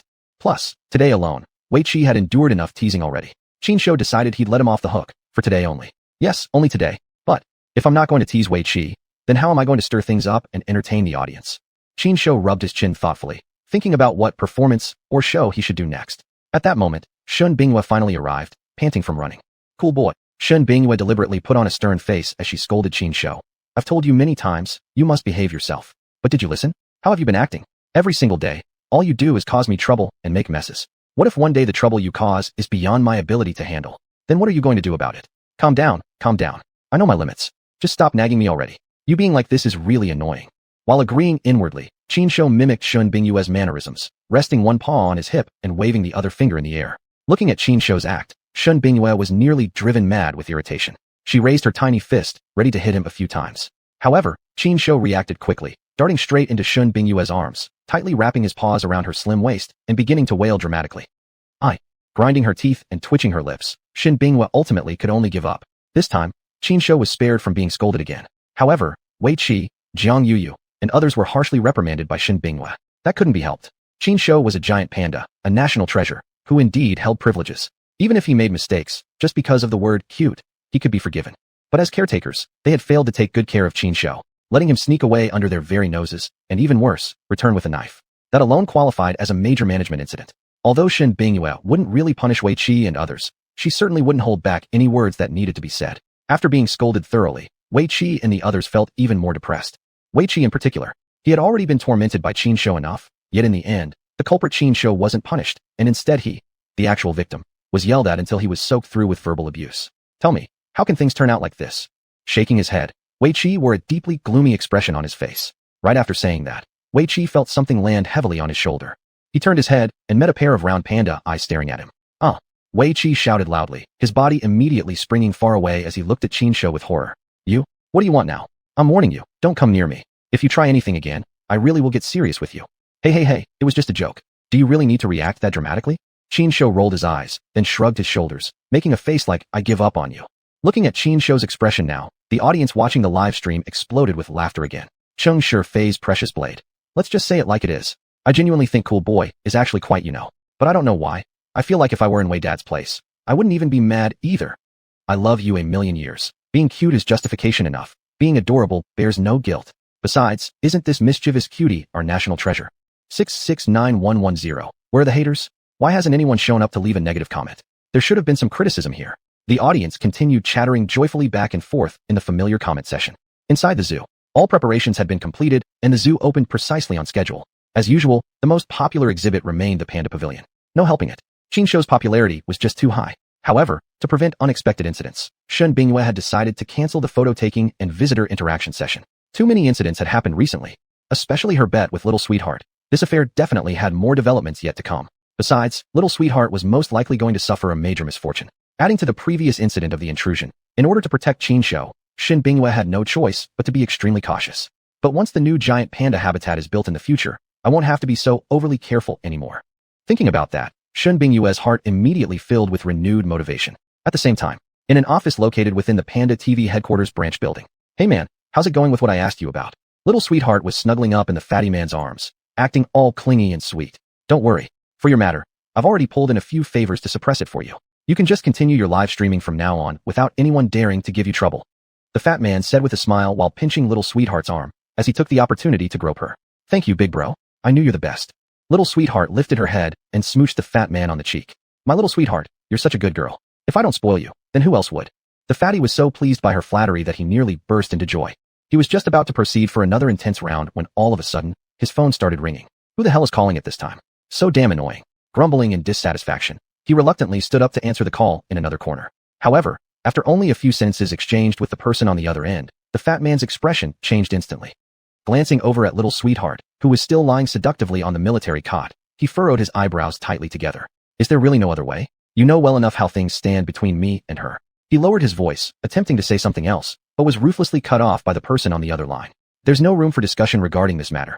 The person on the other end spoke with firm determination, leaving absolutely no room for negotiation. Handle this matter as soon as possible. Also, in the future, watch your step. Don't think you're invincible just because you've got some influence. There are plenty of people in this world who are stronger than you.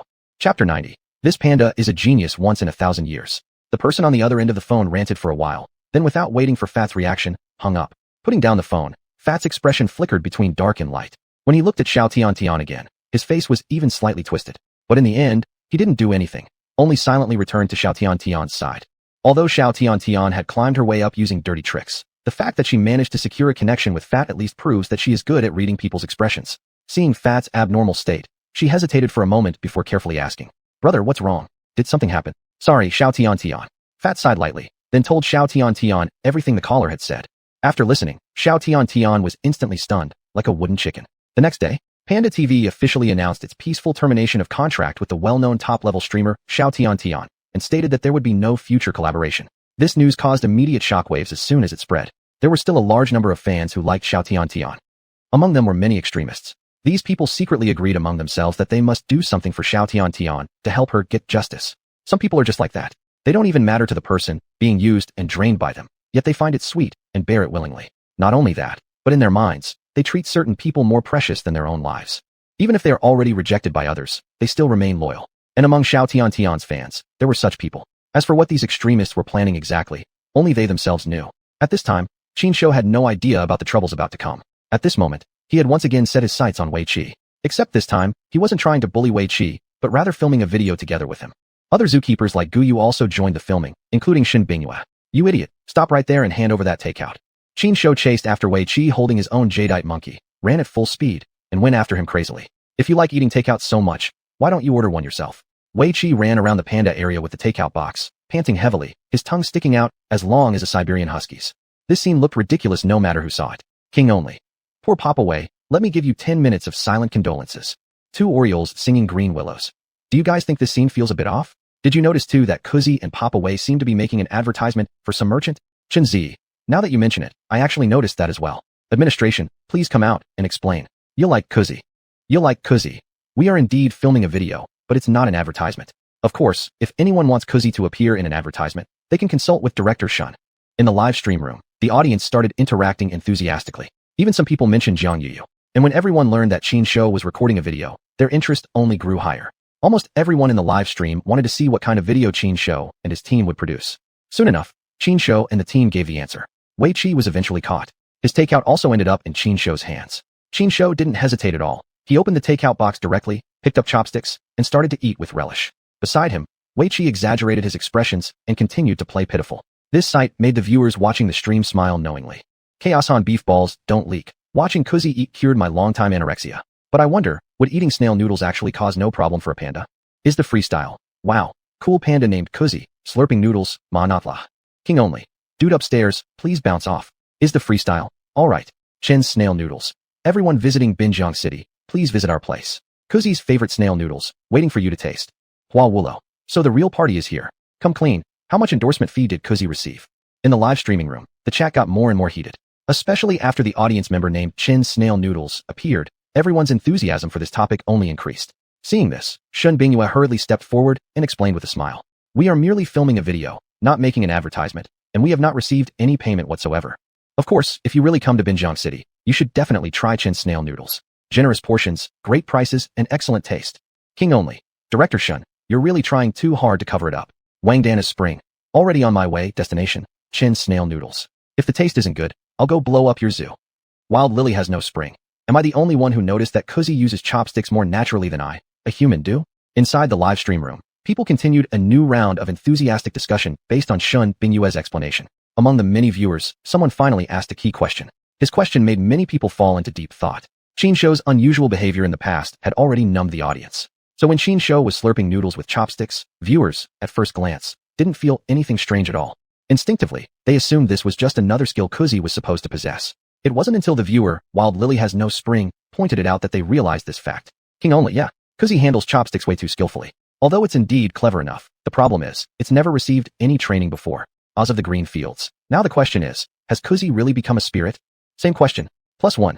Inside the live stream room, the viewers' discussion once again centered around whether or not Qin Shou had become a supernatural being. Just at this moment, after finishing his noodles and burping contentedly, Qin Shou reached out and grabbed a sign. The live camera quickly adjusted and zoomed in on that sign. The viewers clearly saw a line of pompous words written on it. Mortals, this panda hasn't become a spirit. It's just more talented than usual. That's right. This panda, am a once-in-a-thousand-years genius. So, why aren't you rushing to follow this panda already? What are you waiting for? Chapter 91. Jiang Yu gets furious and starts crying. When they saw this sign, the audience watching the live stream were all stunned into silence. But soon enough, the viewers began reacting with the most enthusiastic responses. Only Wang gifted the host Thunderbolt Donkey X100 and sent a super chat message. Cool kid, you're such a show-off. Does your family know about this? King Kingzi Jean posted.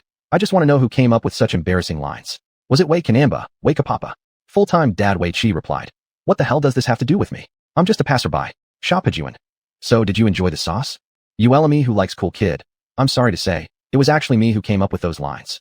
Jiang Yuyu's single sentence sent the entire live stream into silence. With this ID, nearly everyone in the live stream recognized her immediately. Most viewers also knew what kind of person she was. Precisely because of this, the response from the viewers was so intense when Jiang Yuyu made that comment. But it wasn't surprising either. A beautiful woman, who appeared elegant and calm yet remained adorable, writing something so cringingly cheesy. This contrast wasn't just slightly jarring, it was absolutely enormous. But the audience's ability to accept differences was quite strong. Soon enough, they accepted this new side of Jiang Yuyu. The video shooting went very smoothly. Once finished, Jiang Yuyu quickly uploaded the video online. This time, not only was the video posted on Qin Shou's Wangyu app account, other staff members at the zoo also shared it. Of course, the actual creator was still Jiang Yuyu. Only Jiang Yuyu's account had the original content label. Everyone else added a repost tag when they published it. As soon as the video was released, it instantly went viral online. With the massive fan support from Qin Shou, it was nearly impossible for Jiang Yuyu's video not to gain traction. But as they say, the more famous you are, the more troubles you attract. There's always a group of people in this world who, despite having zero accomplishments in real life, enjoy showing off their existence online. Indeed, Jiang Yuyu's video blew up, but what followed were swarms of internet trolls, making pandas bully zookeepers and then turning it into a video to upload online. Isn't that an insult to human rights? Training pandas to do things like this, even trying to get pandas to be spokes animals? This is too greedy and disgraceful. Feeding pandas with snail rice noodles? Those noodles are full of science and cruelty. This zookeeper and the entire zoo are simply heartless. We demand the authorities to immediately investigate this zookeeper and this zoo. We also hope these cruel and heartless zookeepers can be jailed and this zoo shut down permanently. Each of these internet trolls eagerly commented, with all sorts of accusations. The comments listed above were actually some of the milder ones. There were plenty of other trolls who spoke in even harsher ways or outright began hurling verbal abuse. Jiang Yuyu, who had just begun her dream career with these videos, was originally in a very cheerful mood. However, the moment she read those remarks, she became furious and immediately burst into tears. They went way too far. What did I do wrong? I was just playing with cool kid like I always did. I just wanted him to enjoy himself. If I'm getting attacked like this even before doing anything substantial, what will happen when I actually start selling merchandise or trying something else? Jiang Yuyu was deeply hurt and spent the next few hours in a gloomy mood, her face downcast. Watching her current state, Qin Shou couldn't help but shake his head in frustration. The girl was still too young, lacking resilience under pressure. Seeing her like this also made Qin Shou feel sympathy for her. Unfortunately, at this moment, he was nothing more than a panda. Besides giving her a warm hug, Qin Shou couldn't provide her with more emotional support. Thankfully, there were also a few girls like Shin Bingyue and Guyue around who could accompany Jiang Yuyu and offer some advice. Eventually, Jiang Yuyu's mood gradually improved. Before they knew it, the day had already passed. At night, Qin Shou opened the laptop Shin Bingyue had left behind and transformed into a furious keyboard warrior ready to go head-to-head with the online trolls. With his legendary typing speed of 5 posts per second from his past life, naturally, these trolls stood no chance against him. But some people are just stubborn. Even when clearly wrong, they refuse to admit it. Even if they were utterly defeated in an argument, they would always find excuses to counter their opponent's points. And if they really couldn't refute the arguments, they'd resort to phrases like hee or you're just a brainwashed fanboy, a troll. As for people like this, Qinshu actually didn't have any effective solution either. After all, there's a saying, once someone loses their sense of shame, they become undefeatable. If they've already thrown away their dignity, then who can do anything to them? Still, in order to help Jiang Yuyu regain her confidence and gradually strengthen her resilience, Qinshu felt that he really needed to do something. After thinking for a while, Qinshu's eyes lit up. He quickly opened the Piaoyangji platform and placed an order. The next day, Jiang Yuyu arrived at the zoo for work, just like she normally did. Although her outward appearance seemed fine, anyone with a keen eye could tell that this girl hadn't slept well the previous night, and her mood was still terrible. Seeing Jiang Yuyu like this, Qinshu thought to himself, exactly as expected. I knew it would be like this.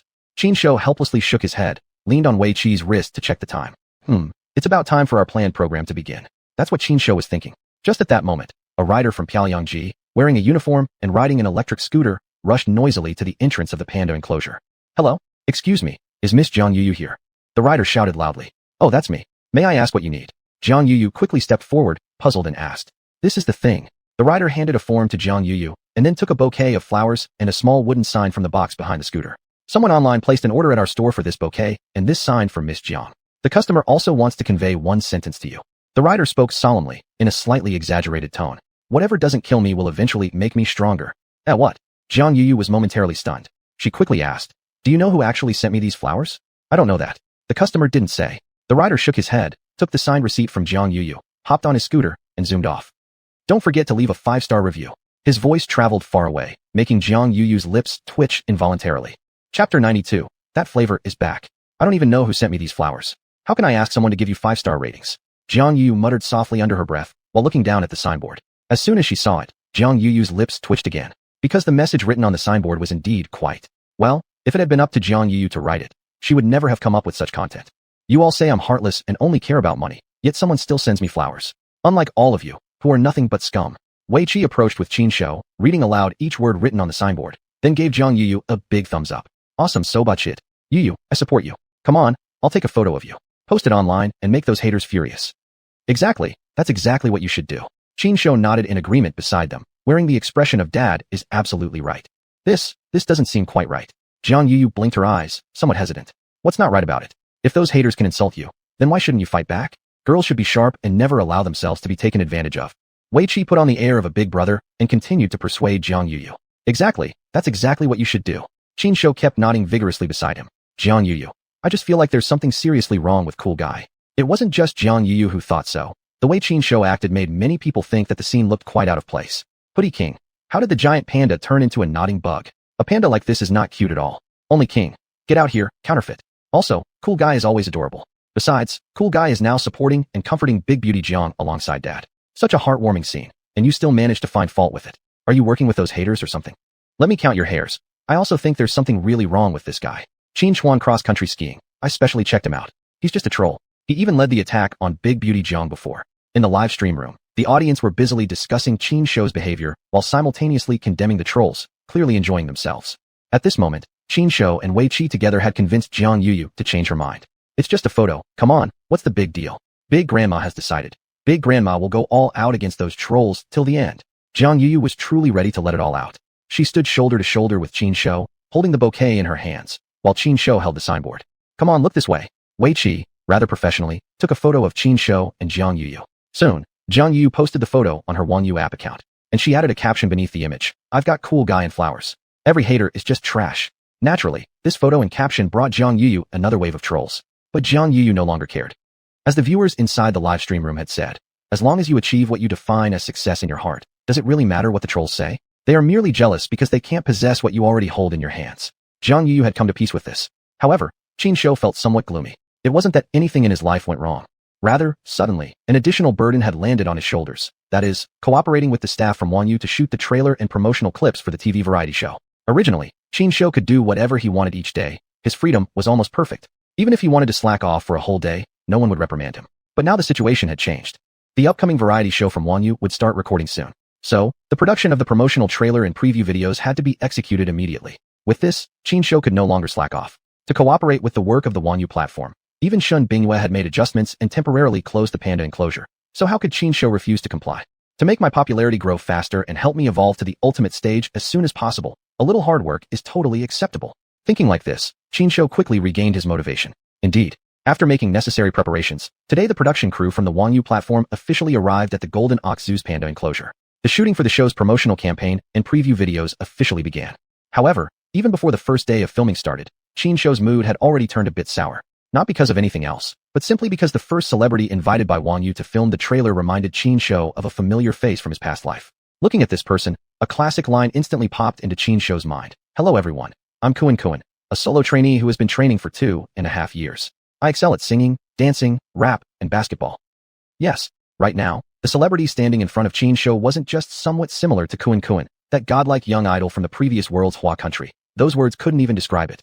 They were practically identical down to the last hair. Of course, in his previous life, although Qinshu hadn't been especially fond of Xuanhuan, he hadn't disliked him either. But now, the reason Qinshu felt unhappy wasn't really because of the resemblance to Xuanhuan. It was simply that, looking at this guy, Qinshu kept getting the feeling that he was no longer the only time traveler around. His sense of superiority was completely gone. But that wasn't even what bothered Qinshu the most.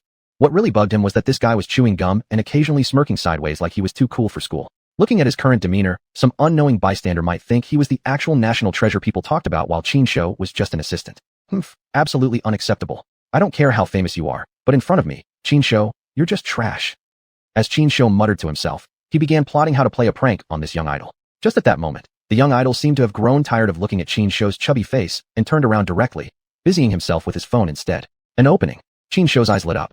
He immediately took a quick step forward, darting out a paw to grab the strap of the idol's overalls before swiftly pulling and giving a push. Smack! After the sharp sound, the young idol first looked shocked, then quickly turned around to glare at Qinshu with teary eyes, stamping his foot. Ow, what was that for? Qinshu was speechless for a moment, but soon afterward, he felt an overwhelming sense of familiarity and amusement. Like this, it definitely has that flavor back. Chapter 93, Getting into Character. Qinshu was secretly chuckling to himself while tugging the corner of his mouth into a smirk, making faces at the young pretty boy.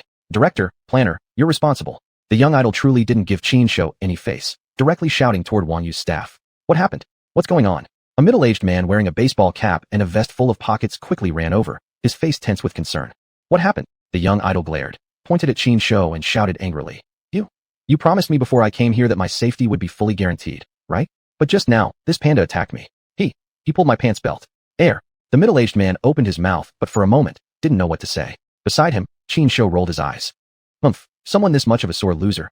I wouldn't even want to work with you anyway. Qinshu sneered silently in his mind, recalling certain moves from his memories while beginning to energetically dance around this pretty boy. His performance instantly transformed the originally awkward atmosphere into one of intense excitement. Well, this intensity came entirely from the audience in the live stream.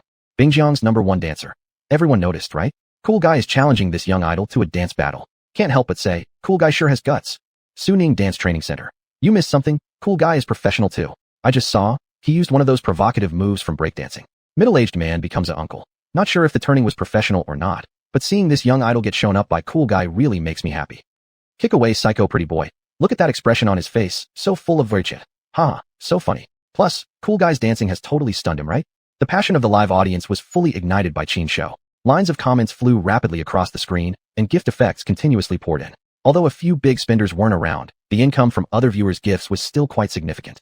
However, at this moment, Shun Bingyue, Jiang Yuyu, and others weren't paying attention to the live stream. Their attention was all focused on the dance battle between Qinshu and the young idol. After all, this young idol was a top 20 finalist in the National Breaking Championship. Although he was somewhat feminine looking, he certainly wasn't just a pretty face, he had real talent. Do you think Cool Guy challenging him like this is really appropriate? Shin Bingyue asked with obvious concern to Jiang Yuyu beside her. If it's Cool Guy, it should be fine. Jiang Yuyu had absolute confidence in Qinshu. It wasn't because she had complete faith in his abilities, it was because he was the national treasure, the panda. The adorable national treasure was always on the side of justice. What? An idol's dignity must not be offended? If someone really insisted on saying that, then he was just plain asking for trouble for his own idol. You're a chart-topping celebrity, and you're stooping to quarrel with a panda? Insisting on holding a panda accountable, your mind must be really narrow. Jiang Yuyu believed just one sentence like this could easily throw the young idol and his fans into chaos. As it turned out, even among young idols, there were exceptions with both IQ and EQ still intact, those who handled things well. Exactly so. This young idol in front of them was precisely one of that type. After being provoked by Qinshu, he indeed threw a tantrum and complained a bit to Wang Yu's staff. But soon enough, he adjusted his mindset. If it were other young idols in his place, they certainly would have made a much bigger fuss. Some even, after being criticized, might say something like, "Who cares what you think?" and storm off. But this young idol had chosen a far more rational approach. Upon seeing Qinshu actually begin to dance in front of him, his previously annoyed expression quickly shifted to one of interest. "You're called cool guy, right? You want to challenge me to a dance battle? Fine, I accept." The idol turned serious, solemnly declaring, "My name is xuanhuan. I heard you're smart and can understand human speech. If that's true, let me tell you the rules of a battle." Next, xuanhuan earnestly explained the rules to Qinshu. Qinshu, too, played along, keeping his expression one of sincere attentiveness the entire time. But this instantly turned the somewhat comical atmosphere into a rather solemn one. Inside the livestream, only Wang gifted the host 10 carnival gifts and sent a super Danmu. "I arrived late, but judging by the looks of things, I didn't miss any of the Jingtan moments, did I? Flower dress pretty girl, you didn't come late. Right now, cool guy is agreeing to the Vase's battle rules. What's coming next is cool guy completely dominating this fresh-faced pretty boy. Big sis from floor 18. Watch your words. Our Hanwen's strength is no joke. How could he get dominated? Cool guy is definitely great, very smart, but there's still a gap between him and a professional dancer. Xuanhuan. Comparing a professional dancer with a panda and you actually feel superior? You really are something. 40-meter long saber, exactly. If a professional dancer actually took cool guy seriously, they've already lost. And personally, I think cool guy won't really lose either." Inside the live stream room, the audience filled with expectation began discussing the upcoming dance battle. Naturally, this caused some NC fans to feel dissatisfied. In no time, the two sides were locked in heated argument, even to the point where some had started swearing. The live stream was noisy and chaotic, but at the Panda base, the atmosphere remained extremely harmonious.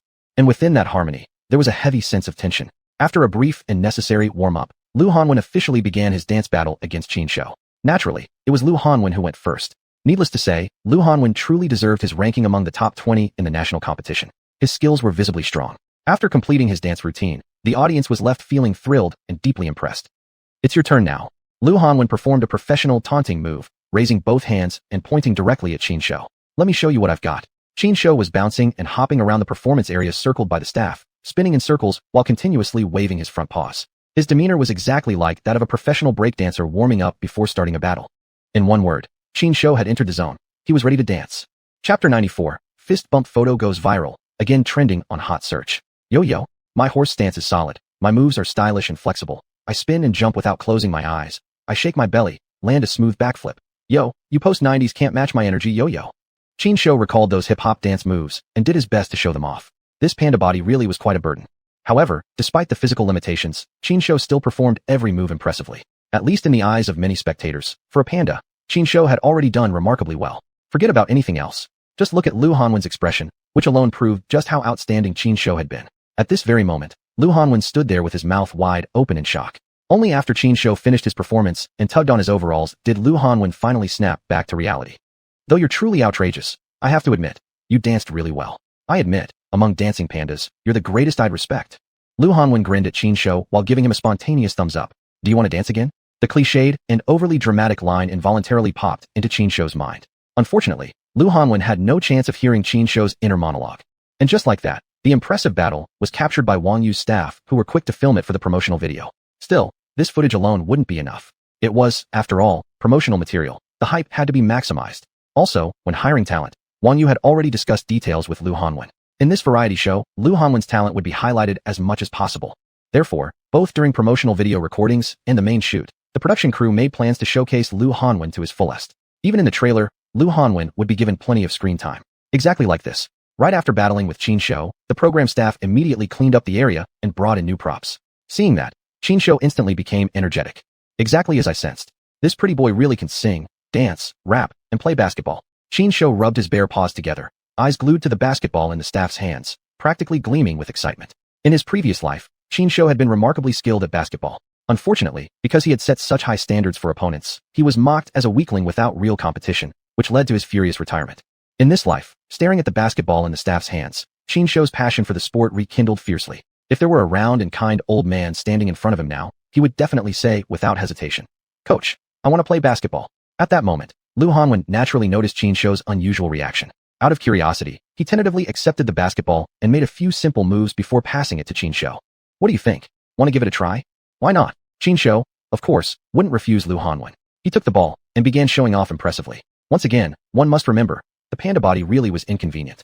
Yet even so, Qinshu's performance remained quite remarkable. At least among pandas, Qinshu could definitely be called the basketball king.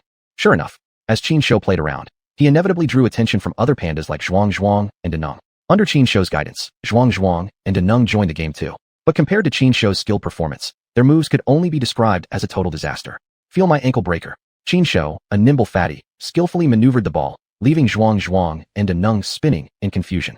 Occasionally, he even managed to make xuanhuan or Deneng stumble. In no time, the panda habitat turned chaotic, with pandemonium ensuing as the pandas played wildly. Yet both the Wang Yu staff and Lu Hanwen's team enjoyed the scene thoroughly, especially Lu Hanwen. He even completely dropped the image of being a popular idol star and joined the giant pandas, playing around together with Qin Shou and the others. His behavior even changed many people's opinions about him. Wang, a stream viewer, sent 10 carnival gifts and sent a super message. Previously, I thought all the fresh faces were the same, phony and pretentious. But now I understand. Among celebrity influencers, there are still people like Lu Hanwen with real talent, a relatively normal celebrity. At least he proved that celebrities are not saints who don't share our earthly concerns. Ups and downs are what life is all about. Well said. Very few idol stars are truly willing to lower their egos. Still, I think Cool Guy surprised me even more. Flower dress cutie. Cool Guy is so handsome. All the other pandas are so clumsy. And that Lu Hanwen guy too. He could totally have dodged, but he insisted on bumping into the pandas anyway. Haha. 1 + 1 does not equal 2. That move by Cool Guy just now was definitely today's top 10 place. He faked out the same panda twice at the exact same spot. How freaking cool is that? Sue, director of Furry Friends, xuanhuan. I feel so wronged. I want to cry so bad. Cool Guy, why are you picking on only me? Have you forgotten the sweet moments I gave you when I was your pillow? Old son's little son. Ha. So Director Sue, you can be this adorable too. Inside the live stream, viewers praised Qin Shou's and Lu Hanwen's performance unanimously. They even forgot that what they were watching was just the promotional trailer, not a live performance. Not only the viewers, Wang Yu's staff forgot that too. Fortunately, Shun Bingwei reacted quickly. Noticing the staff members were too captivated, completely forgetting to film the footage, she quickly stepped forward and whispered a reminder. Oh, I'm so sorry. They performed so well that we completely forgot to film. But it's okay. We still have the footage from the backup camera. The staff immediately sprang into action. The missing shots were quickly res-hot, and editing began right away. After a hectic period of work, Qin Shou and Lu Hanwen finally had a chance to sit down and rest together. Come on, let's fist bump. Lu Hanwen said excitedly, stretching out his fist toward Qin Shou. Qin Shou naturally responded by powerfully bumping fists with Lu Hanwen. Balalalala. This scene was also captured on camera by the crew and later released online as a promotional photo. As soon as the image was uploaded, it immediately went viral.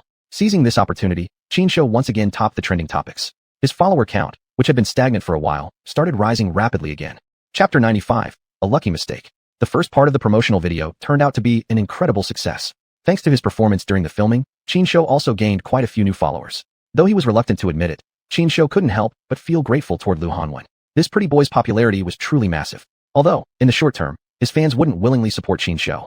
Don't forget, Lu Hanwen and Qin Shou got along really well. With Lu Hanwen constantly singing his praises, Qin Shou's follower count would certainly continue to rise steadily for a while. After such a long and busy day, Qin Shou was genuinely exhausted. Shen Bingyue, feeling Xin Tung for him, didn't schedule an evening live stream for him that night. Besides, the zoo was still scheduled to operate normally the next day.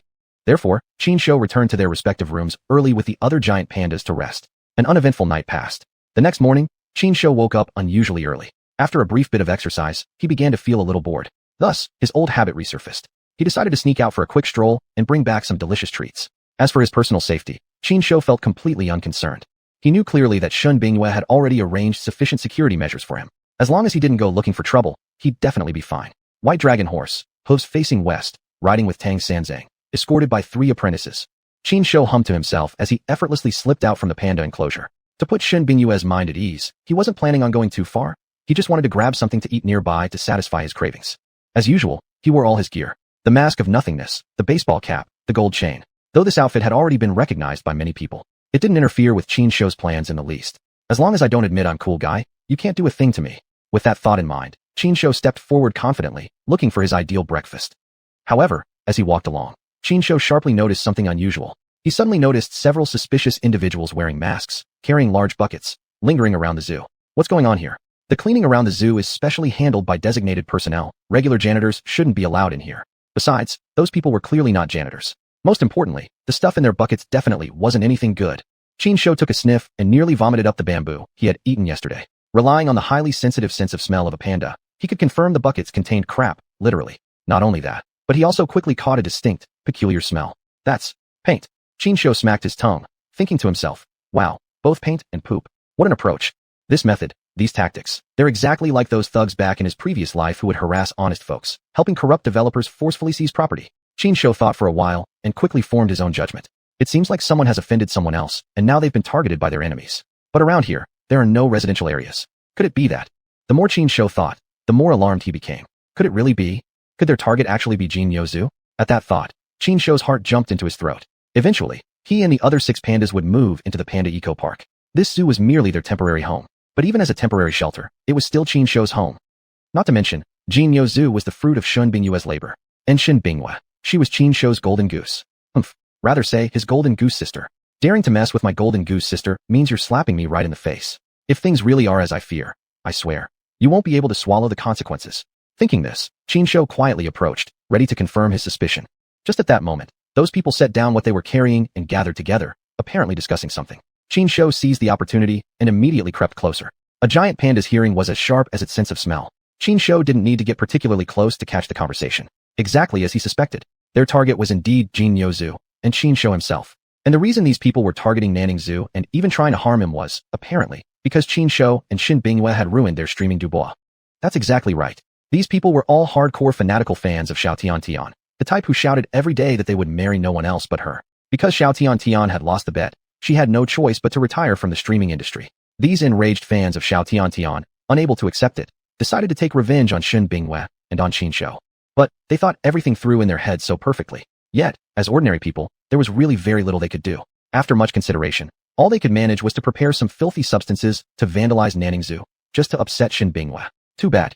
If it weren't for me sneaking out today, you might have actually gotten away with this. But now that I've run into you, looks like it's just your bad luck. Qin Shou cracked his jaw, flexing his claws as he rushed forward, grabbing several buckets from the ground and running off. The moment the men heard the noise, they didn't react immediately. They simply stood there, stunned. Bro, are we getting robbed? A skinny guy innocently asked the tall guy next to him. Are you out of your mind? The tall one suddenly exploded, slapping the back of his buddy's head. Have you ever heard of a criminal who chooses to rob iron buckets when they're robbing someone? But we really were robbed. Another member of the group meekly reminded them. I swear. The tall guy rolled his eyes, desperate to give all his subordinates a proper scolding. But the next moment, as if he suddenly recalled something, he abruptly slapped his own thigh. Bro, what's up? The skinny guy asked, puzzled. The panda. It's that panda. The tall guy raised his hand and pointed in the direction Qin Shou had vanished. It's that panda named Cool Guy. It stole our stuff.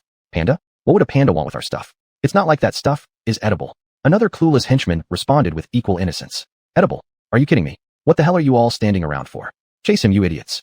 The big guy roared in fury, taking the lead as he charged after Qin Shou.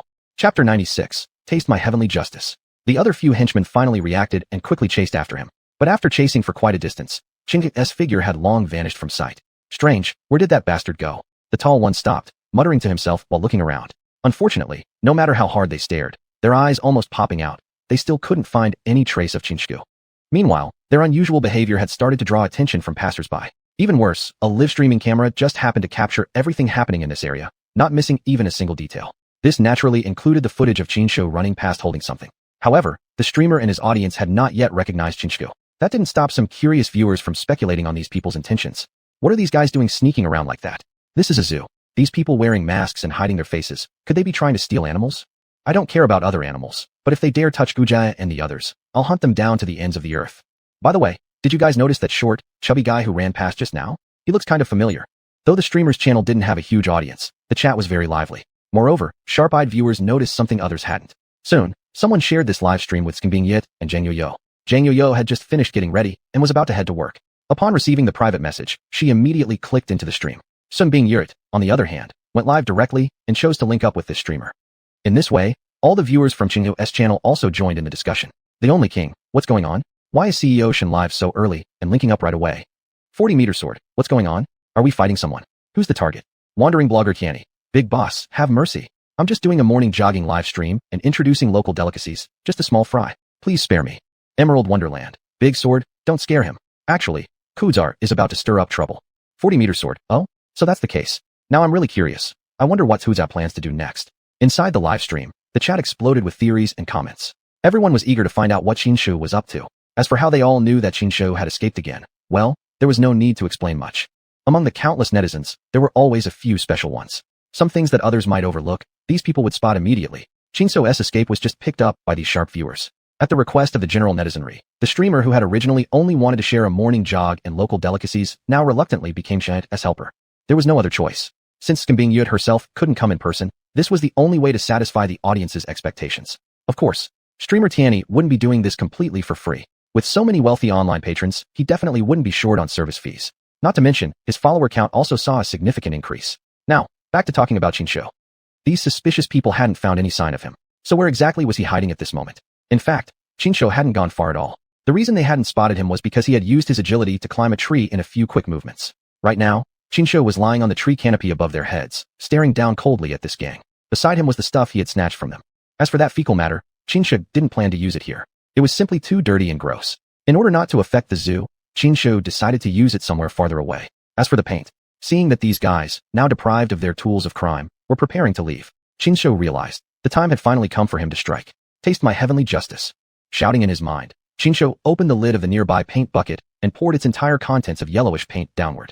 Caught completely off guard, the men were showered from above in the sticky yellow liquid. These perfectly fine people were now transformed into crispy golden fried chicken. Literally, the sudden event completely froze the group on the ground. Meanwhile, this entire scene was perfectly captured by streamer Tianyi's camera. Instantly, both linked live streams erupted in chaos, the entire audience going wild. The Only King sent 20 carnival gifts to the streamer with a super chat message. Good job, Kuzai. Although I don't know why Kuzai did this, I believe he must be right. Emerald Wonderland. Supporting Kuzai? Kuzai did a great job. 40-meter sword. Haha, look at those little golden men. These guys really look pitiful. But why do I feel like laughing so hard? Huh. On Shun Bingyue's stream, the audience were laughing uncontrollably. Meanwhile, on Tianyi's stream, viewers also burst into laughter, even though they didn't quite understand what was going on. The viewers were enjoying themselves thoroughly, but the men below were utterly frustrated. They had arrived full of excitement, meticulously planning to give Shun Bingyue some trouble, to really mess with her. That way, they could also take revenge for Sweetie. However, they had never imagined that someone like Cheng Yaojin would pop out of nowhere, completely ruining their plan. That damned panda. The tall man wiped paint off his face and angrily said, "Come on, let's leave this place first. This isn't over yet. Once we're fully prepared, we will definitely take our revenge. We must take revenge." His underlings echoed him in unison. The group, cursing and grumbling, marched off into the distance. Follow them. With one voice, both Reborn audiences gave the same instruction to streamer Tianyi. You're the sponsors, so whatever you say goes. Tianyi was reluctant to get involved in trouble, but under pressure from the audience, he had no choice but to grit his teeth and follow. Just as Tianyi decided to pursue, a familiar figure appeared in the live camera shot. It's Kuzai, really Kuzai. The audience sent in a flurry of Damaku expressing their excitement. Additionally, many sharp-eyed viewers noticed the big bucket Qinshu was carrying. They all started speculating what could possibly be inside the large container in Qinshu's hands. Chapter 97. I'm cool, and I want to bathe with the pretty lady. Only King. I hope it's not another barrel of paint. 40-meter long saber. I think it's not. If it were paint, knowing how smart Cool Boy is, he would have poured it all down together.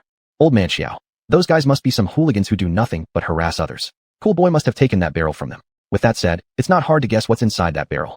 Life is like that. After all that discussion, you're still just talking nonsense. Why don't you actually tell us what's inside that barrel? Green Wilderness. I'm eating my meal here. If you all keep talking about this, I'm really gonna get mad. Also, just a reminder to everyone. If you haven't eaten yet, better skip it. If you've already eaten, then better don't look later. The upcoming scenes might be really disgusting. The live stream audience was buzzing with discussions. On the other side, Qinshu had already followed those small golden men to a makeshift parking lot. Hurry up and clean yourselves, then we'll go back home, sort things out, and figure out how to deal with that annoying panda. The tall man shouted to his underlings while taking out his car keys and pressing a button on it toward a car parked inside the lot.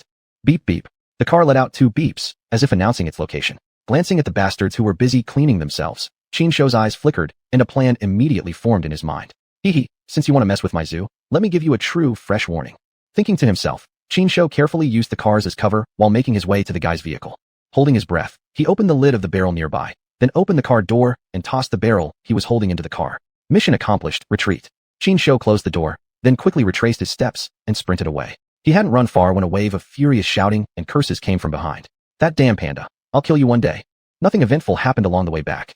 Soon enough, Qinshu returned to the zoo. As soon as he stepped into the panda enclosure, he ran into Jiang Yuyu. By habit, he moved forward to give her a hug. Who knew this time? Jiang Yuyu covered her nose and dodged away with a disgusted expression. You disgusting cool boy. You just touched something icky, and now you want to hug me? Don't you know how dirty that is? Jiang Yuyu showed no mercy and immediately scolded him out loud. Qinshu scratched his head, laughed awkwardly, and thought to himself, oops, I forgot about this part. He raised his nose and sniffed. Sure enough, despite being very careful, there was still a smell clinging to him. This is really awkward, man. Helplessly, Qinshu could only uncomfortably move away from Jiang Yuyu. pulling a pitifully disgruntled face. Seeing Qin Shou like this, Jiang Yuyu finally couldn't hold back and giggled, covering her mouth. I'm already this embarrassed, and you're still laughing. Qin Shou grumbled in discontent, but he was powerless to do anything about Jiang Yuyu. After all, he couldn't just charge over and subject her to a we share happiness and hardship together moment. Could he? She was a girl after all. Getting her all smelly would just be inappropriate. Luckily, Jiang Yuyu had limits too, and she didn't go too far in mocking Qin Shou. I've already prepared the bathwater for you. Go clean yourself up. Jiang Yuyu waved her hand disdainfully at Qin Shou, signaling him to go take a shower himself. Got it. Qin Shou cheerfully agreed and quickly ran back to his room. Needless to say, Shen Bingyue and Jiang Yuyu were very considerate. They had already gathered all kinds of bathing supplies for him. And shockingly, all of these bathing products were top-tier brands. No wonder these are the women Qin Shou chose. They really know how to take care of things. While mumbling in his mind, Qin Shou stepped into his little bathtub, humming as he began his bath. Although he had reincarnated as a panda, some of his past habits still remained. For instance, every time he took a bath, he always had the habit of scrubbing around a certain area first. This action didn't carry any particular meaning. It just made him feel more refreshed while washing. But he had overlooked one key point. At this very moment, his live stream was still on. Every movement of his during the bath was visible to the viewers in the live chat room. Only King, wow. This is truly a rare scene to see. A panda taking a bath. I hope the site monitor doesn't flag this. Streaming moderator 12138. Cool Boy is not who he used to be. Not only the moderators like us, but even the management won't easily provoke him now. No choice. Who else but Cool Boy has become our top streamer now? Green Wilderness. Have you guys noticed? Cool Boy does some rather unique moves while bathing. Moves that only males would do. Flower dress beauty. That's perfectly normal. After all, Cool Boy is also a male. Isn't every male like that when taking a bath? 40-meter long saber. Is that so? Seems like the two beautiful ladies here have had quite some experience with men. Flower dress beauty. I'm not interested in any other males. My heart only belongs to Cool Boy. Other audience. Pooh. The chatroom audience was buzzing ly inside the live stream. Yet inside his room, Qin Shou was feeling rather down. In the past, whenever he took a bath, there were always people offering service beside him. Even if it wasn't Gyue and the others personally attending to him, at the very least there was a support role, like Wei Qi around. But now he actually had no choice but to do it himself. Baby is unhappy. Baby is feeling a little moody. Qin Shou puffed his cheeks, starting to absent-mindedly play with the water, making bigger and bigger splashes. This immediately stirred speculations among the viewers. Only King. The female viewers who understand males so well. Come on and guess what's wrong with Cool Boy now. Please analyze. Green Wilderness. How else? He probably wants to take a lover's bath together. Flower dress beauty. Let me do it. Let me. 40-meter long saber. Forget it. You're like distant water that can't put out nearby fire. He won't be taking a lover's bath with you. Neighboring Old King. I suddenly have a bold idea. I also have a bold idea. Inside the live stream room, the audience's discussion gradually went off topic. And right at this moment, Qin Shou's bedroom door opened, and someone carefully walked in. Hearing someone enter, Qin Shou instantly felt delighted. But when he recognized who the person was, his panda face immediately dropped. You clumsy fool, Wei Qi. Get the hell out of here. I'm not waiting for you. Me, Cool Boy, wants to bathe together with a pretty lady. Chapter 98. Cool guy, leave your bathwater for me. Of course, Wei Qi had no idea what Qin Shou was thinking. If he had known, he would surely feel deeply hurt. Completely unaware that he was being disliked, Wei Qi smiled brightly and quickly walked up to Qin Shou's side, splashing a wave of water toward him playfully. What's the matter, cool guy? Are you done washing already? Need some help? With those little short arms of yours, no matter how hard you struggle, you still can't reach your back. You better believe I can drown you right now. Qin Shou glared viciously at Wei Qi. Unfortunately, even though Wei Qi was already at the edge of danger, he remained completely oblivious. Not only that, Wei Qi kept provoking Qin Shou without stopping. As a result, Qin Shou could only look helpless. Wei Qi, you really have short memory after the wounds heal. Have you forgotten how I used to punish you? In his heart, Qin Shou was also muttering complaints. His gaze casually swept sideways and inadvertently caught sight of the operating indicator light blinking on the camera. His eyes flickered, and the look he cast toward Wei Qi instantly became mischievous. Well then, since I've got nothing better to do, and since you, Wei Qi, have voluntarily shown up, let's have some fun with you. Qin Shou snickered. His evil little hand swiftly reached out and grabbed Wei Qi, yanking him straight into his bathtub. What the hell, cool guy? What are you doing? Gurgle, gurgle, gurgle. Wei Qi was shocked beyond measure. He shouted loudly while desperately struggling to escape Qin Shou's devilish grasp. Unfortunately, what little strength Wei Qi had was no match for Qin Shou's supernatural power. Soon enough, he looked like a sorrowful little wife, left entirely at Qin Shou's mercy. Of course, Qin Shou wouldn't really do anything serious. He simply slapped some foam onto Wei Qi's face and made him swallow a few gulps of the bathwater. This entire interaction between the two immediately drew the attention of several other zookeepers. Guyu looked at Wei Qi with a smirk, mercilessly teasing. So, bro Qi, how does cool guy's bathwater taste? Why don't you come and try it yourself then? Wei Qi's face turned pitch black as he loudly roared. We'd love to drink it, but cool guy won't give it to us. Jiang Yuyu unrelentingly delivered another verbal jab. Wei Qi couldn't even be bothered to respond to her. He merely rolled his eyes in reply. Upon hearing Jiang Yuyu's words, Qin Shou felt a bit annoyed. If you want to drink my bathwater, of course I'd be willing to share. The problem is, none of you ever come to shower with me. If you girls replaced Wei Qi, then, well, the other way around. I mean, no way. I would never, like some construction foreman, publicly say I'd want to drink someone else's bathwater. As Qin Shou muttered to himself inwardly, the topic of bathwater soon caught fire among everyone else. Only King. Big Knife, you seem to have quite a preference for bathwater. What do you think? Want to try Cool Guy's 40-meter cleaver? No thanks, no thanks. Not that I look down on Cool Guy. I just prefer the bathwater of females. Green Valley Wizard. Isn't there also female pandas at the Panda Park? Talk to Director Shun. Maybe she can get you some Panda Girl bathwater. Dress-wearing cutie. I don't mind it if you guys don't want it. Cool Guy, leave your bathwater for me. Old King next door. Such a courageous female warrior. We all bow before you. Inside the live stream, viewers chatted back and forth, their conversations becoming incredibly lively. However, due to the presence of certain individuals, these discussions inevitably took unexpected detours. Ironically, precisely because of this, the popularity of the live stream surged again. Moreover, someone particularly dedicated made a compilation video, and even wrote a short post, which they posted sneakily onto an overseas website. A certain construction foreman who had just finished a game happened to take out his phone, and by chance, stumbled upon this post. At first, this construction foreman didn't think much of the post. After all, the number of comments and posts making fun of him for liking to drink other people's bathwater could practically fill an ocean. But the problem was, the post included several additional videos as well. Among them was a video of Qin Shou playing basketball, clearly visible. Seeing Cool Guy's agile moves and those surprisingly professional techniques, the construction foreman's eyes lit up immediately.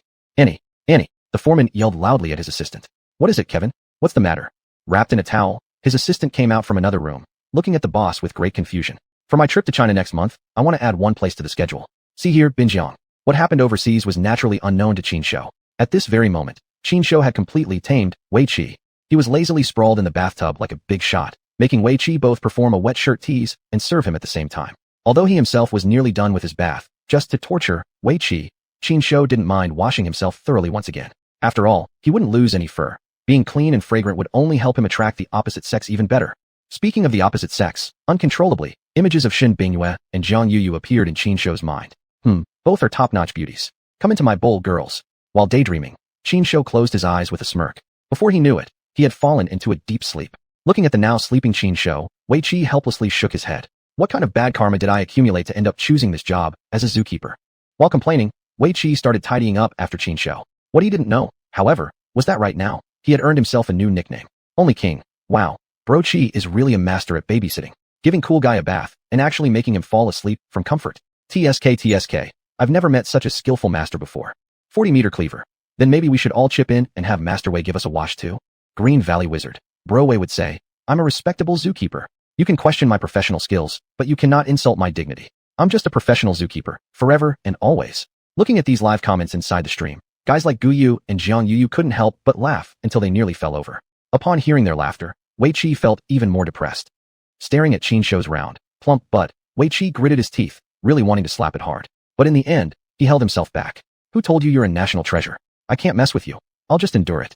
Wei Qi ground his molars, but eventually chose to remain rational. After all, he still had to follow Cool Guy to strike it rich in the future. His job and future prospects were the most important things, right? Feelings and emotions? Not really relevant. Chapter 99. I want to learn Kung Fu from Cool Boss. In a gentle breeze, Qin Shou slowly awoke.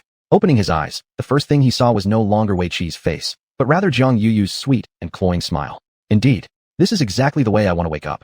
Qin Shou stretched his arms wide with a big yawn, and naturally pulled Zhang Yuyu into a big hug. Cool Guy, don't mess around. Zhang Yuyu protested verbally, but in reality, she silently accepted Qin Shou's actions. After a bit of playful tussling, Zhang Yuyu had already dried off all of Qin Shou's fur. Hand in hand, the human and the panda slowly walked out of the room. Today, the Panda Park was open as usual, and the number of tourists was, as always, abundant. Qin Shou, of course, had long become accustomed to it. Everyone else was also carrying out their duties diligently. The Panda Park, and even the entire zoo, were operating in an orderly fashion. Everything seemed as normal as ever, with no apparent issues. But Qin Shou could not shake the feeling that something was about to happen. The sensation was quite mystical. As for why he had this feeling, even Qin Shou himself couldn't explain it. Yet he was certain, if he had this feeling, then something definitely was going to happen. In his previous life, his intuition had always been very sharp. And in this life, he had become a panda after a soul transmigration. His sense of danger was now even keener. One must remember, he hadn't taken those Wuling pills for nothing. Under the transformation brought by the Wuling pills, not only had his body become particularly sensitive to fire-based energy, but it had also developed an almost instinctive awareness toward danger. But what exactly could be giving me this feeling? Qin Shou couldn't figure it out or guess the answer. However, this didn't prevent him from staying alert. Thinking it over, Qin Shou immediately grabbed his jade scepter and ran to a big tree nearby. This was the same tree he had previously used to sharpen his claws. Now, there were still marks on the trunk, albeit already treated. Other than a sort of band-aid, patch, and some antifungal lime, there was nothing else visible. Qin Shou didn't have time to pay attention to these details. Wiggling his plump body, he quickly climbed to the top of the tree. Finding a suitable spot, he placed his front paws over his eyes and began scanning the surroundings carefully. The vision of giant pandas, strictly speaking, wasn't actually very developed. When feeding normally, pandas mostly relied on their sense of smell to determine whether bamboo was harvestable and edible. But who was Qin Shou? Was he an ordinary panda? With the system at his disposal, all the shortcomings inherent to giant pandas, aside from their naturally lazy and sleepy habits, had been improved vision included. Right now, his eyesight was even better than in his previous life. Despite that, from his elevated vantage point, Qin Shou couldn't see anything unusual. So where exactly is the problem? My instincts can't possibly be wrong. Qin Shou felt extremely anxious. He thought about it again, deciding first to climb down from the tree and then wander around to see if he could locate the issue. Then, along with a chorus of startled screams from the tourists, Qin Shou tumbled straight down from the tree. This scene frightened nearly everyone present. Zookeepers like xuanhuan were so scared their souls nearly left their bodies, quickly dropping what they were doing and rushing over to Qin Shou in a panic. Yet, just as everyone's hearts were pounding with worry, Qin Shou remained calm, tightening his grip on the jade scepter. Timing it just right, he drove the scepter downward with both paws. His descending body used the leverage to momentarily halt midair. In the next instant, Qin Shou landed steadily on the ground, finally allowing everyone present to relax. Yet a moment later, playfulness struck Qin Shou like lightning. He sprang up again with a sudden leap, soaring back into the air. In the next second, one of his feet caught the jade scepter while the other planted firmly on its center. One paw held one end of the scepter tightly, while the other raised above his eyes like a visor. Holding the pose like this midair, his body froze momentarily in that exact posture. Witnessing this, many tourists first froze in shock, before hurriedly pulling out their phones to snap photos.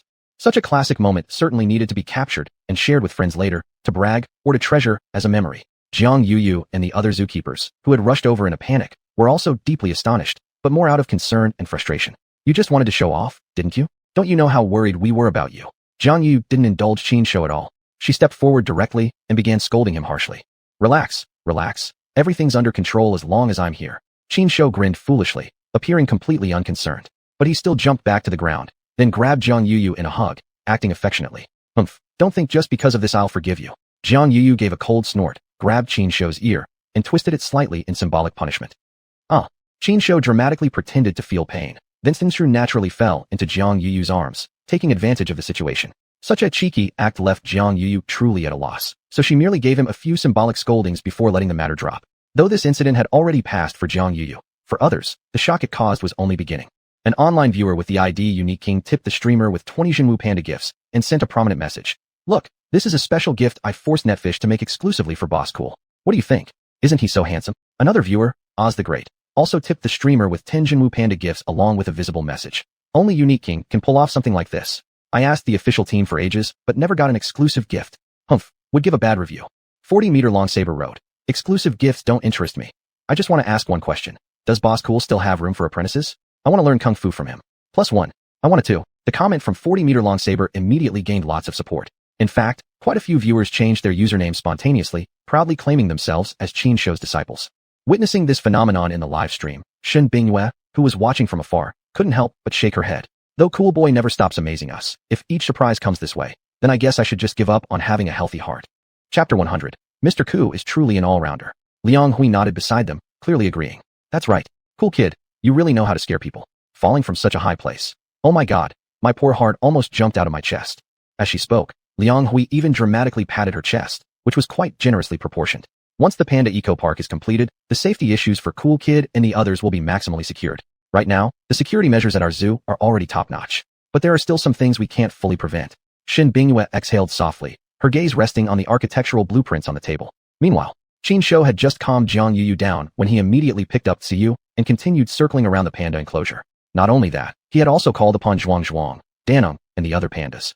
7 pandas lined up in formation and began a thorough, carpet-style search of the panda enclosure, inspecting anything suspicious. The panda's unusual behavior naturally drew the attention of tourists, but uninformed visitors simply assumed Qin Shou was playing a prank or performing an act with the pandas. But then again, it's always true that among the countless netizens, there are always some particularly sharp-eyed individuals. Certain issues may escape ordinary tourists' notice, but certain special individuals can spot them right away. Silence is golden. Has anyone else noticed? It seems like there's an animal in the panda enclosure that doesn't belong here. Era destroys the world. Really? How come I didn't see it? Which animal are you talking about? Erdeo street cat lover. I saw it too. It looks like a snake. Wow, how did a snake end up in the panda area? Jean Yozu's management must be really poor. Next door old Wong. Jean Yozu doesn't even have a snake exhibit. That snake almost certainly came in from outside. In fact, someone might have deliberately thrown it in. Aya, so scary. And Cool Kid and the others seem to be heading straight toward where that snake is. Management, hurry up and notify the keepers so they can deal with this. Within the live stream, sharp-eyed viewers quickly identified the problem. Soon after, a massive wave of viewers banded together, sending out barrage messages to try to alert the zoo staff monitoring the stream. Unfortunately, information dissemination always involves time delays. By the time management noticed the issue and attempted to warn Wei Qi and the other keepers, it was already too late. At this point, Qin Shou had already arrived with the other pandas near the location of the snake. And right at this moment, Qin Shou suddenly felt a chill run down his spine. This sensation told Qin Shou one thing clearly. Danger was near. You few step back. Without hesitation, Qin Shou shouted loudly at xuanhuan and the others. Naturally, xuanhuan and the others followed Qin Shou's orders without question. Since Qin Shou told them to retreat, of course they wouldn't disobey. However, judging by the way they turned around and fled immediately, the word cooperate seemed a bit too generous to describe their behavior. Strictly speaking, what they were doing was clearly just running away. But at this moment, Qin Shou had no time to pay attention to xuanhuan and the others. Right now, all he wanted to do was eliminate the danger that was about to come. Taking a deep breath, Qin Shou heightened all his senses to maximum sensitivity and continued his careful search. At this time, the viewers inside the live stream all had their hearts in their mouths. Flower dress pretty girl. Cool kid, that snake is just nearby. You should turn around and take a look. Zoo director of the fur babies. Cool kid, get out of there quickly. That place is dangerous. Also, this zoo's security needs improvement. How could someone sneak a snake in here like this? Alizatsa. Now isn't the time to point fingers. It's better to contact the staff immediately and remove the danger. Inside the live stream, every viewer was frantically sending barrage messages, desperately trying to warn Qin Shou and praying for his safety. Unfortunately, these prayers and alerts from the audience did not influence Qin Shou's actions at all. Not only did he not go to check the snake's location, he even turned around and started searching in the opposite direction. This moment instantly made the viewers even more anxious. Moreover, Wei Qi, Jiang Yuyu, and others who had received notification were already fully equipped and preparing to support Qin Shou. However, it was already too late. Just as Qin Shou turned around and took a few steps forward, the snake behind him had already coiled its body. Whoosh! The snake moved extremely fast, its entire body like a gray lightning bolt, aiming to bite into Qin Shou's back. Cool kid, be careful. Inside the live stream, practically every viewer shared the same thought at that moment. Some of the more timid viewers even shut their eyes tightly. Yet the very next moment, everyone was stunned by what unfolded before them. Just as the snake lunged to bite Qin Shou, he, as if already anticipating it, suddenly performed a flawless backflip. The next second, Qin Shou landed firmly on his back legs. In the blink of an eye, the roles of hunter and prey had instantly switched. Before the eyes of the astonished crowd, Qin Shou swiftly bent forward and reached out his hand directly toward the snake. Amid the gasps of the tourists and the shocked gazes of the live stream viewers, Qin Shou firmly clamped his hand onto the snake's vital spot. So cool. Brilliant move. After a brief moment of shock, the tourists quickly erupted into applause and cheers. Inside the live stream, the audience finally exhaled in relief. 40-meter-long saber. I've always said it. I want to learn martial arts from Cool Kid. Now you all see how amazing my judgment is, right? The land of Oz. Backflip, staff techniques, and now snake catching? Cool Kid really is an all-rounder. I just wonder what he's going to do with that snake now. Flower dress pretty girl. Of course he should throw it away. Such a dangerous thing. Why keep it around? A flicker of cold light. I bet you a pack of spicy snacks that Cool Kid won't just toss that snake aside so easily. He probably has more plans in store. The one and only king. I think so too. Cool Kid definitely has something else up his sleeve. Let's just wait and see. Following this, a cascade of gift effects began floating across the screen. At the same time, inside the panda enclosure, Qin Shou had already made his next move. Under the astonished gazes of the onlookers, Qin Shou actually coiled the snake around his arm and locked eyes with it. Cool Kid, what on earth are you doing? Can you not make me worry for once? Seeing this, Shen Bingyue, who had just arrived, completely forgot all decorum and immediately shouted, rushing forward in alarm. Chapter 101 Cuteness is Justice. However, Shen Bingyue soon gave up on that plan. Because at this moment, she witnessed a scene that would almost certainly remain in her memory for the rest of her life.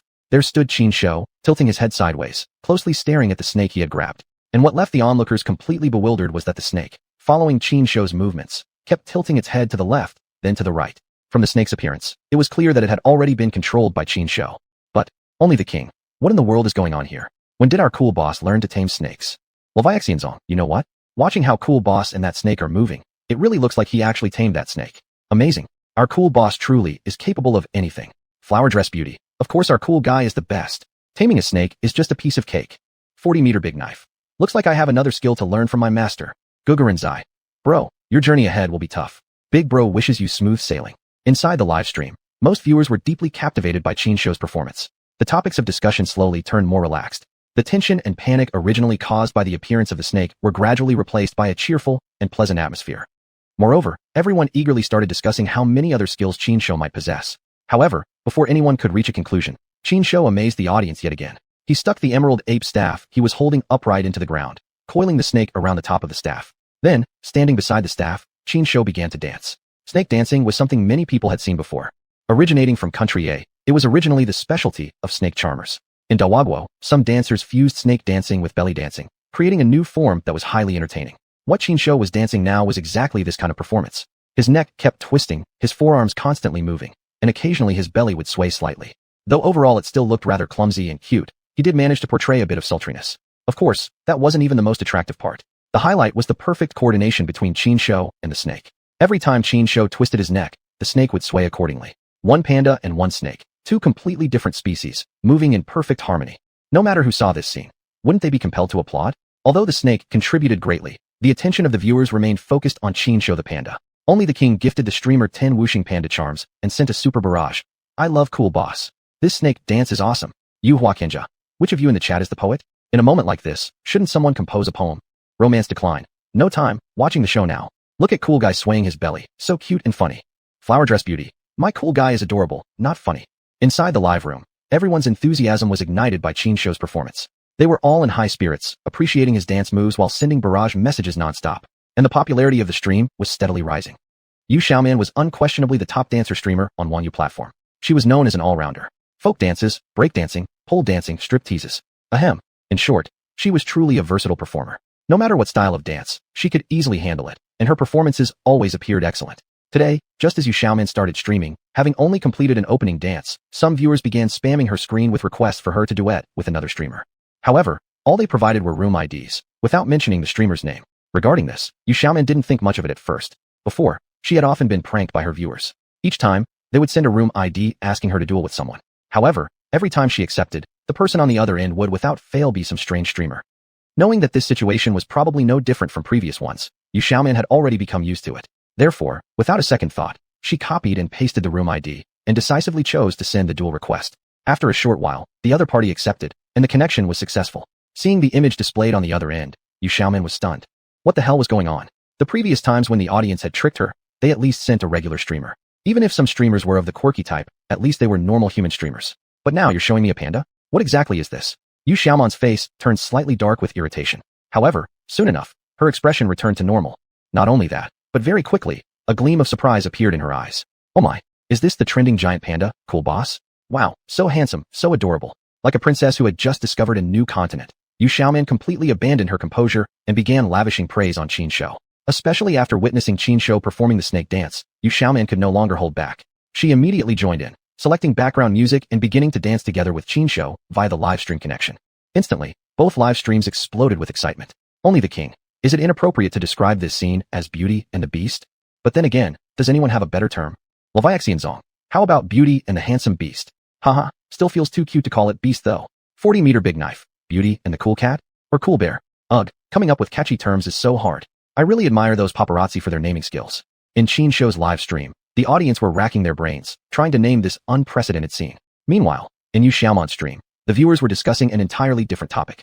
Isn't Wanyu planning to produce a panda-themed variety show? Rumor has it that they'll invite many celebrities. Could it be possible that our beloved Xuanhuan will be invited too? I think it's totally doable. Look, isn't it absolutely amazing how well our Xuanhuan and cool boss dance together?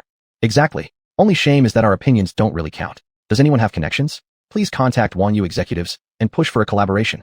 Both live streams buzzed with their respective discussions. Meanwhile, on screen, the two dancers seemed to be spurring each other on, dancing even harder.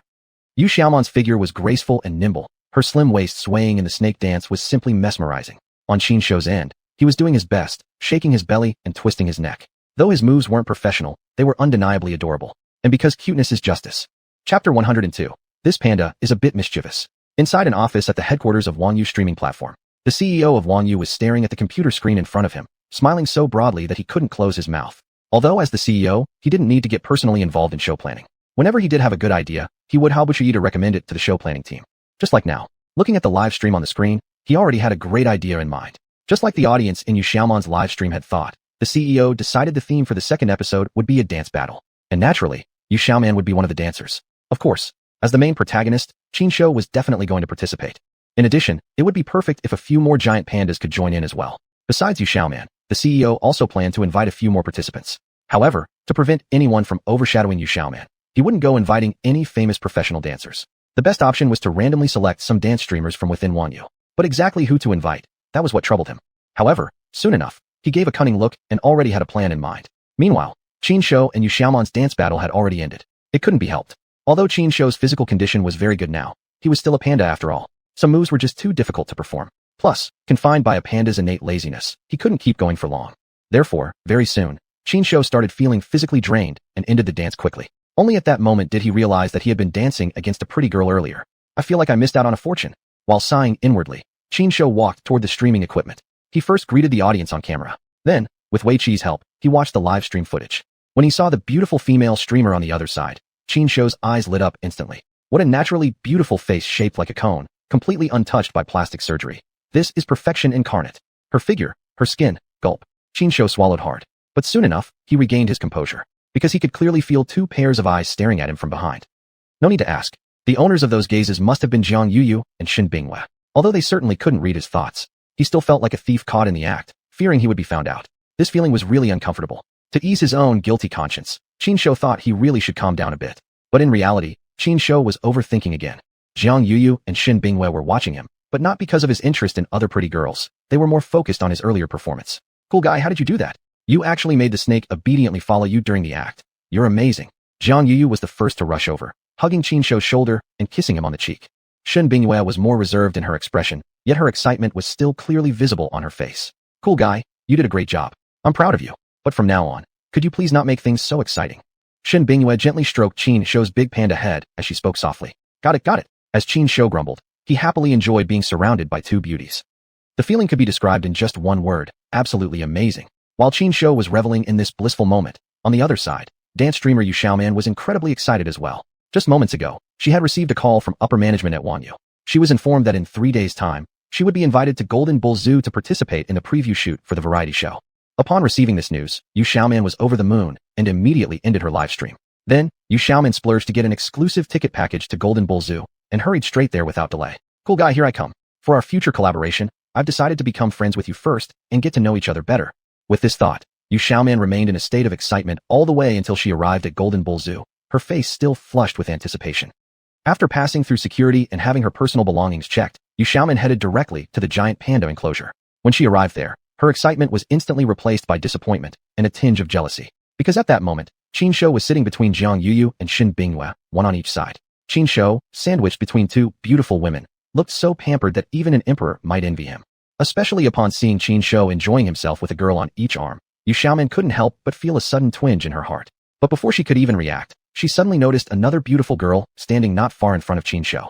Although this girl appeared slightly youthful and a bit immature, judging by how Qinshu treated her, this young beauty clearly shared a close relationship with him as well. Wow, not even officially started yet, and already 3 rivals appeared. The days ahead will surely be a long and difficult journey. This thought arose spontaneously in xuanhuan's mind. However, quickly shaking it off, xuanhuan couldn't help but silently scold herself for being absurd. She was only here to say hello and make friends, not to act out a palace drama. What was she even thinking? What did it matter if those girls were around Qinshu? He's just a panda, not someone she had feelings for. A panda having a bit of romantic luck had nothing to do with her. With this realization, xuanhuan instantly cleared her mind. After adjusting her mood, xuanhuan confidently walked forward and waved at the group. Hi, everyone, do you still remember me? You're that female streamer who duet streamed with Cool Guy before, xuanhuan? Jiang Yuyu, quick to recognize her, was the first to jump up and welcome xuanhuan into the panda enclosure. Hello, Shin Bingwei also stepped forward to greet xuanhuan cheerfully. Wanyu already notified me. I'm here to wish all of us a smooth and pleasant collaboration ahead. Happy cooperation.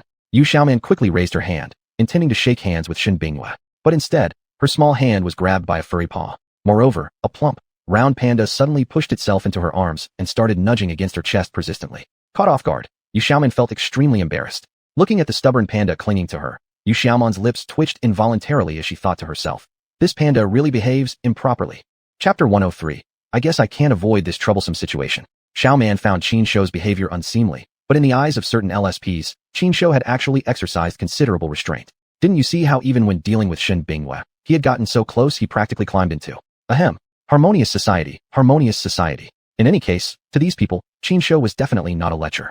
Quite the opposite, in fact. They were secretly hoping he'd make even more sensational moves. Otherwise, those who couldn't get what they wanted had already turned into grape haters full of sour grapes. One couldn't be too much like Qin Baoan. Man, I'm so jealous of the cool guy. A panda who can reach this level. Seems like he's opening up a harem. Crayon Xiaojiu. It's infuriating comparing people to people, but comparing a panda to people makes me feel even worse. Whatever. I ordered a 598 combo. If my uncle catches me, don't forget to bail me out, everyone. Qianhai Yulong. Jirrrr. Xiaoman is a goddess not even I dared to desecrate. Yet, he actually chose a panda over me. No way. Don't stop me. I'm going to duel that panda. It's time to settle scores and decide life and death. 40-meter long saber. Bro, want a sword? I'll give you a discount. Also, I'll throw in some tickets to the zoo. Inside the live stream, the viewers' comments scrolled like a swarm of snakes, too fast to fully read. Most of the comments were sour out of jealousy. Some of Xiaoman's fanatics didn't hold back at all and verbally attacked Qin Shou with venomous words. In contrast, the viewers in Qin Shou's live stream appeared much more supportive. Although some LSP envied Qin Shou for his female admirers, generally speaking, they were fairly reserved. At this moment, the atmosphere between the four beauties surrounding Qin Shou was rather tense. Miao Suxin was fine. The girl was focused on art and more absorbed in her painting. Xiaoman had a clear understanding of her role. As a newcomer, she naturally wouldn't try to overshadow others overtly. But Jiang Yuyu and Shun Bingwei were different. Particularly Jiang Yuyu. Watching three women fawn over Qin Shou non-stop, Jiang was visibly unhappy. When Yuyu wasn't happy, Qin Shou really suffered. Publicly, Jiang Yuyu couldn't really do anything. But in more hidden places, who knows how many pinches Qin had endured from her sharp fingers. Lucky for Qin Shou, he had ironclad skin and bone. His defense was top-notch, so he didn't feel actual pain. Still, out of instinct alone, the pinches made him eager to get away from Jiang Yuyu's devilish grasp. No choice. This woman wasn't a nice one. She really pinched hard without hesitation. Sigh. Originally thought I was entering a paradise of affection. But now, this damn clearly is a battlefield of hell. Qin Shou sighed. His eyes turned, and a scheme quickly formed in his mind. Question. When one is overly popular with the ladies and constantly stuck with them, what should he do? Answer. Release a snake. That's right. The way Qin Shou dealt with this tricky situation was simply by bringing out a snake. Of course, he definitely couldn't scare the four girls for real. That'd be classless. To escape this battlefield situation, Qin used the strategy of pretending to build roads while secretly transporting troops. Since Xiaoman had arrived, why not carry on with the dance battle from before? So, standing up suddenly, Qin made several provocative gestures at Xiaoman. Then, shaking his belly and twisting his hips, he began dancing. While dancing backward, Qin quickly reached the spot where he had kept the snake. He had decided to keep this snake as a pet.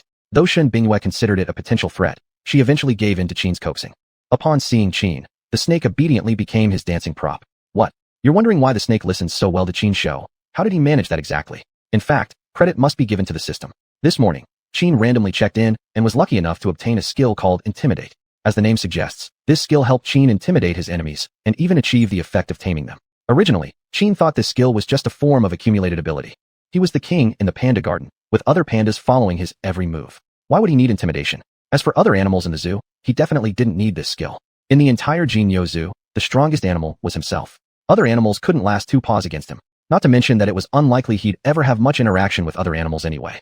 Even if there were creatures strong enough to oppose him, with his divine strength, he could easily crush them into submission. Therefore, this skill seemed genuinely useless. Yet, the moment Qin Shou grabbed the snake, he suddenly had an idea and decided to test the power and effect of this skill. To his surprise, the result turned out surprisingly good. He not only tamed the snake completely, but also made it obey every one of his commands and cooperate with all his actions. Only at this moment did he finally believe anything the system produced must be of top quality. Now, he looked forward even more to the future rewards the system might offer. Back to the story. Seeing that Qin Shou clearly wanted to dance battle with her, how could Xiaoman possibly show weakness? In other situations, she might hold back a little. But when it came to dancing, she always gave her all. Here I come. Xiaoman shouted excitedly, then stepped forward, facing Qin Shou directly and matching his dance moves beat for beat. Seeing Qin Shou and Xiaoman start their dance battle again, Jiang Yuyu pouted slightly, clearly eager to join in. Yet, not having a background in the arts and lacking formal dance training, she naturally couldn't compare to Xiaoman. So, for the moment, she hesitated to step forward. Shen Bingyue was in a similar situation. If you asked her to dance a social dance like a waltz, there wouldn't be any problem at all. But asking her to fully let go and dance something wild like a snake dance or belly dance, well, she just couldn't bring herself to do it. But Miao Suxin, this little girl, wasn't shy at all. Although she hadn't formally learned any dance either, being an art student meant her artistic talent was undeniable. Not knowing how to dance wasn't a problem. At least she could learn. Seeing Qin Shou and Xiaoman dancing so enthusiastically, she immediately put down her brush and joined in the fun. Nearby, several female keepers like Gue couldn't help but come over as well. Witnessing the scene, Jiang Yuyu and Shun Bingwei finally let go. After all, The more the merrier. Since everyone was dancing anyway, who would notice two more? The two exchanged a glance and immediately began swaying their hips, joining the group. Seeing this, Qinshu couldn't help but twitch the corner of his mouth. Sigh. Originally thought I was entering a paradise of affection. But now, this damn clearly is a battlefield of hell. Chapter 104, A New Mission. In a hotel room in Binjiang City, a tall man stared at the live broadcast on his phone screen, almost grinding his molars to pieces. If Qinshu were here, he would surely recognize this tall man as the leader of that group he once warned with his golden shower. And right now, the rest of that group were all around the tall man. They were also watching the live stream, reacting exactly the same way as the tall man. Brother, are we just going to let it go like this? Are we really just going to watch that bastard have his way without trying to take revenge? A gang member asked the tall man. Of course I won't just let this go, the tall man growled through gritted teeth. But in the next moment, his chi shirt suddenly dropped. The problem is, how else can we get back at that panda and that bitch Shin Binghua? Yeah, it seems like we don't have any good ideas either. Another gang member nodded in agreement. Do I even need to hear that from you? Do I need to hear that from you? The tall man flew into a rage, immediately raising his hand and smacking his subordinate several times across the head, leaving the latter utterly confused and dazed. Why are you hitting me, brother? I'll kill you. The tall man almost exploded on the spot. But soon, he managed to suppress his temper.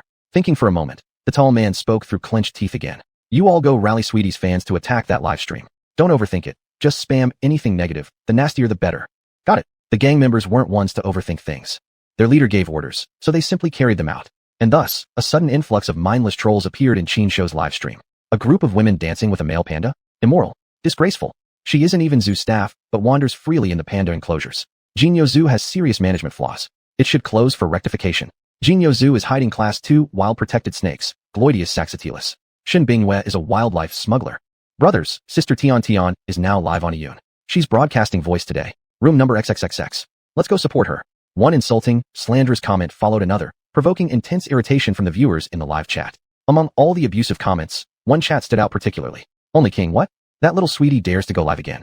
Who gave her the guts? Who's backing her up behind the scenes? 40-meter saber, that won't do. If someone can't even keep a bet, clearly there's a problem with their character. Stop letting her corrupt the live streaming industry. She must be punished.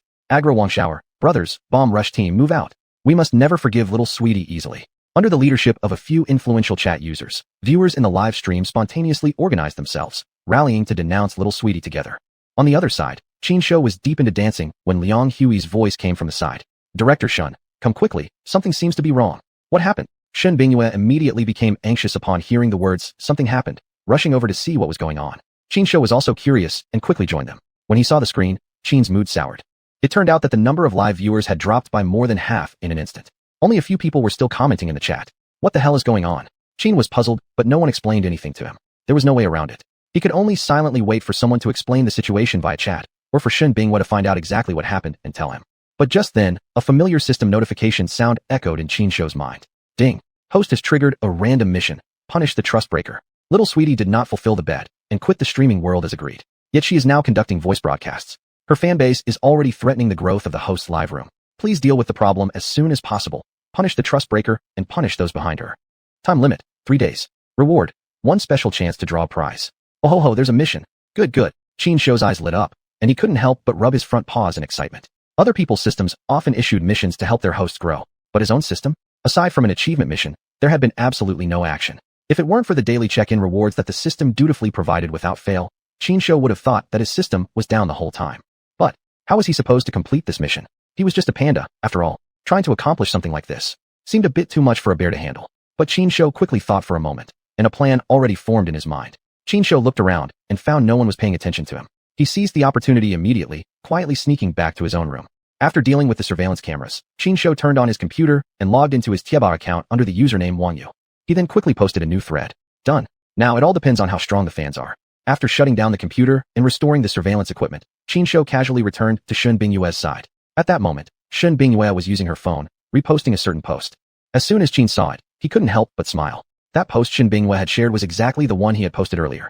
Oof, that little sweetie really has no shame. It's bad enough she didn't quit streaming as agreed, but now she's even sending her fans to mess with our live stream. She really needs to be taught a lesson. Jiang Yu, acting like a little angry activist, muttered angrily. Though Shin Binghua appeared more rational, judging from the dark look on her face, her mood was anything but calm at the moment. It wasn't just them either. Audience members who understood what was happening were all filled with rage. They had not only stormed little sweetie's new live room, but had also taken down the official microblog of the Yin platform. Unfortunately, whether it was out of ignorance or something else, the higher-ups at Yun simply chose to ignore the entire matter. This time, Qin Shou's fans and viewers were truly enraged. And just then, Qin Shou's post emerged and was quickly shared widely. If only ordinary people had reposted it. Even if among them was someone like Shen Bingyue, a businesswoman, this post probably wouldn't have been seen by many people. But here's the thing. Among those sharing the post was a rising young celebrity with massive online influence. Yes, exactly. That person was xuanhuan. Chapter 105. New Mission and a Lucky Draw.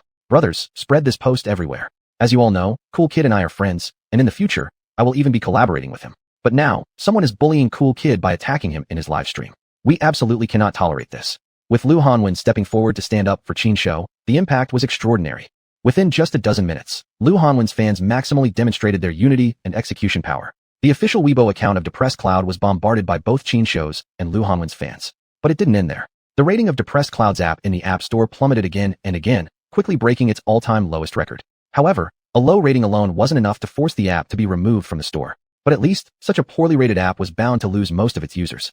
Among the countless netizens, there were always a few especially capable and clever individuals with creative ideas. If they wanted to do something bad, it would be far too easy. Moreover, a celebrity like xuanhuan surely had connections to certain special individuals. And these individuals, in turn, possessed some damaging information, blackmail material. Leaking this information could easily ruin a person. Destroying an app, well, wasn't that difficult either. Look, under the leadership of a few influential figures from both xuanhuan's and Qin Shou's live streams, the previously useless Depressed Cloud platform was finally reported to the point of being removed from the App Store. As for that so-called little sweetheart, she was just an insignificant small-time streamer. Without anyone standing up for her, how could she possibly cause any ripples? Besides, this time, she and her fans had caused a great deal of trouble. Exactly. At this very moment, little sweetheart, who had already been forced offline, had been summoned to the office by Depressed Cloud's executives. And this executive, it was none other than the greasy fat man who had strongly supported little sweetheart before. Only this time, the fat man's attitude toward her had completely flipped 180 degrees. To use a famous movie line for description, before, she really had been the executive's little sweetheart. But now, little sweetheart had already reverted to being a cowhead wife. No, not even that. Even a cowhead wife still holds the status of a legal spouse. Right now, in the fat man's eyes, little sweetheart was nothing more than a worn-out shoe that must be discarded. ing, which, you ruined me. The fat man slapped her hunkin ly, knocking her to the floor, and pointed his finger at her, cursing. I told you to keep low-key, not to contact your old fans anymore, and to start over, but you just wouldn't listen. Now it's done. Now that others have discovered your tricks, you can't even stream anymore, and you drag me down with you. Do you have any idea how much effort I've poured into Depressed Cloud? The more he talked, the angrier he became, and finally couldn't help himself. He attacked little sweetheart violently again. Of course, Qin Shou knew nothing about the tragic fate of little sweetheart, nor did he have any idea just how much distress the fat man was currently experiencing. Anyway, at the moment, Qin Shou was extremely happy. This random mission was completed by him. Simply too easy. This special drawing opportunity that came as a reward was almost like free money to him. Fueled by excitement, he wasted no time and immediately used the drawing opportunity. And the moment Qin Shou issued the command, a giant spinning wheel appeared in front of him. This wheel was divided into 32 sections in total, 16 white sections, 8 green sections, 4 red sections. Within the remaining 4 sections, 2 were labeled as, "Thank you for participating." The other 2 sections respectively had a question mark and a large circle drawn on them. Under the wheel was a brief description. The white sections represent random common items, the green sections are mid-grade items, and the red sections are high-grade items. The sections with question marks indicate legendary items. The sections with a circle mean you get to spin again. Good luck, master. Drawing lots really brings back memories. I wonder what I will draw this time. If I can get a legendary item, that would be perfect. I would be okay with anything else.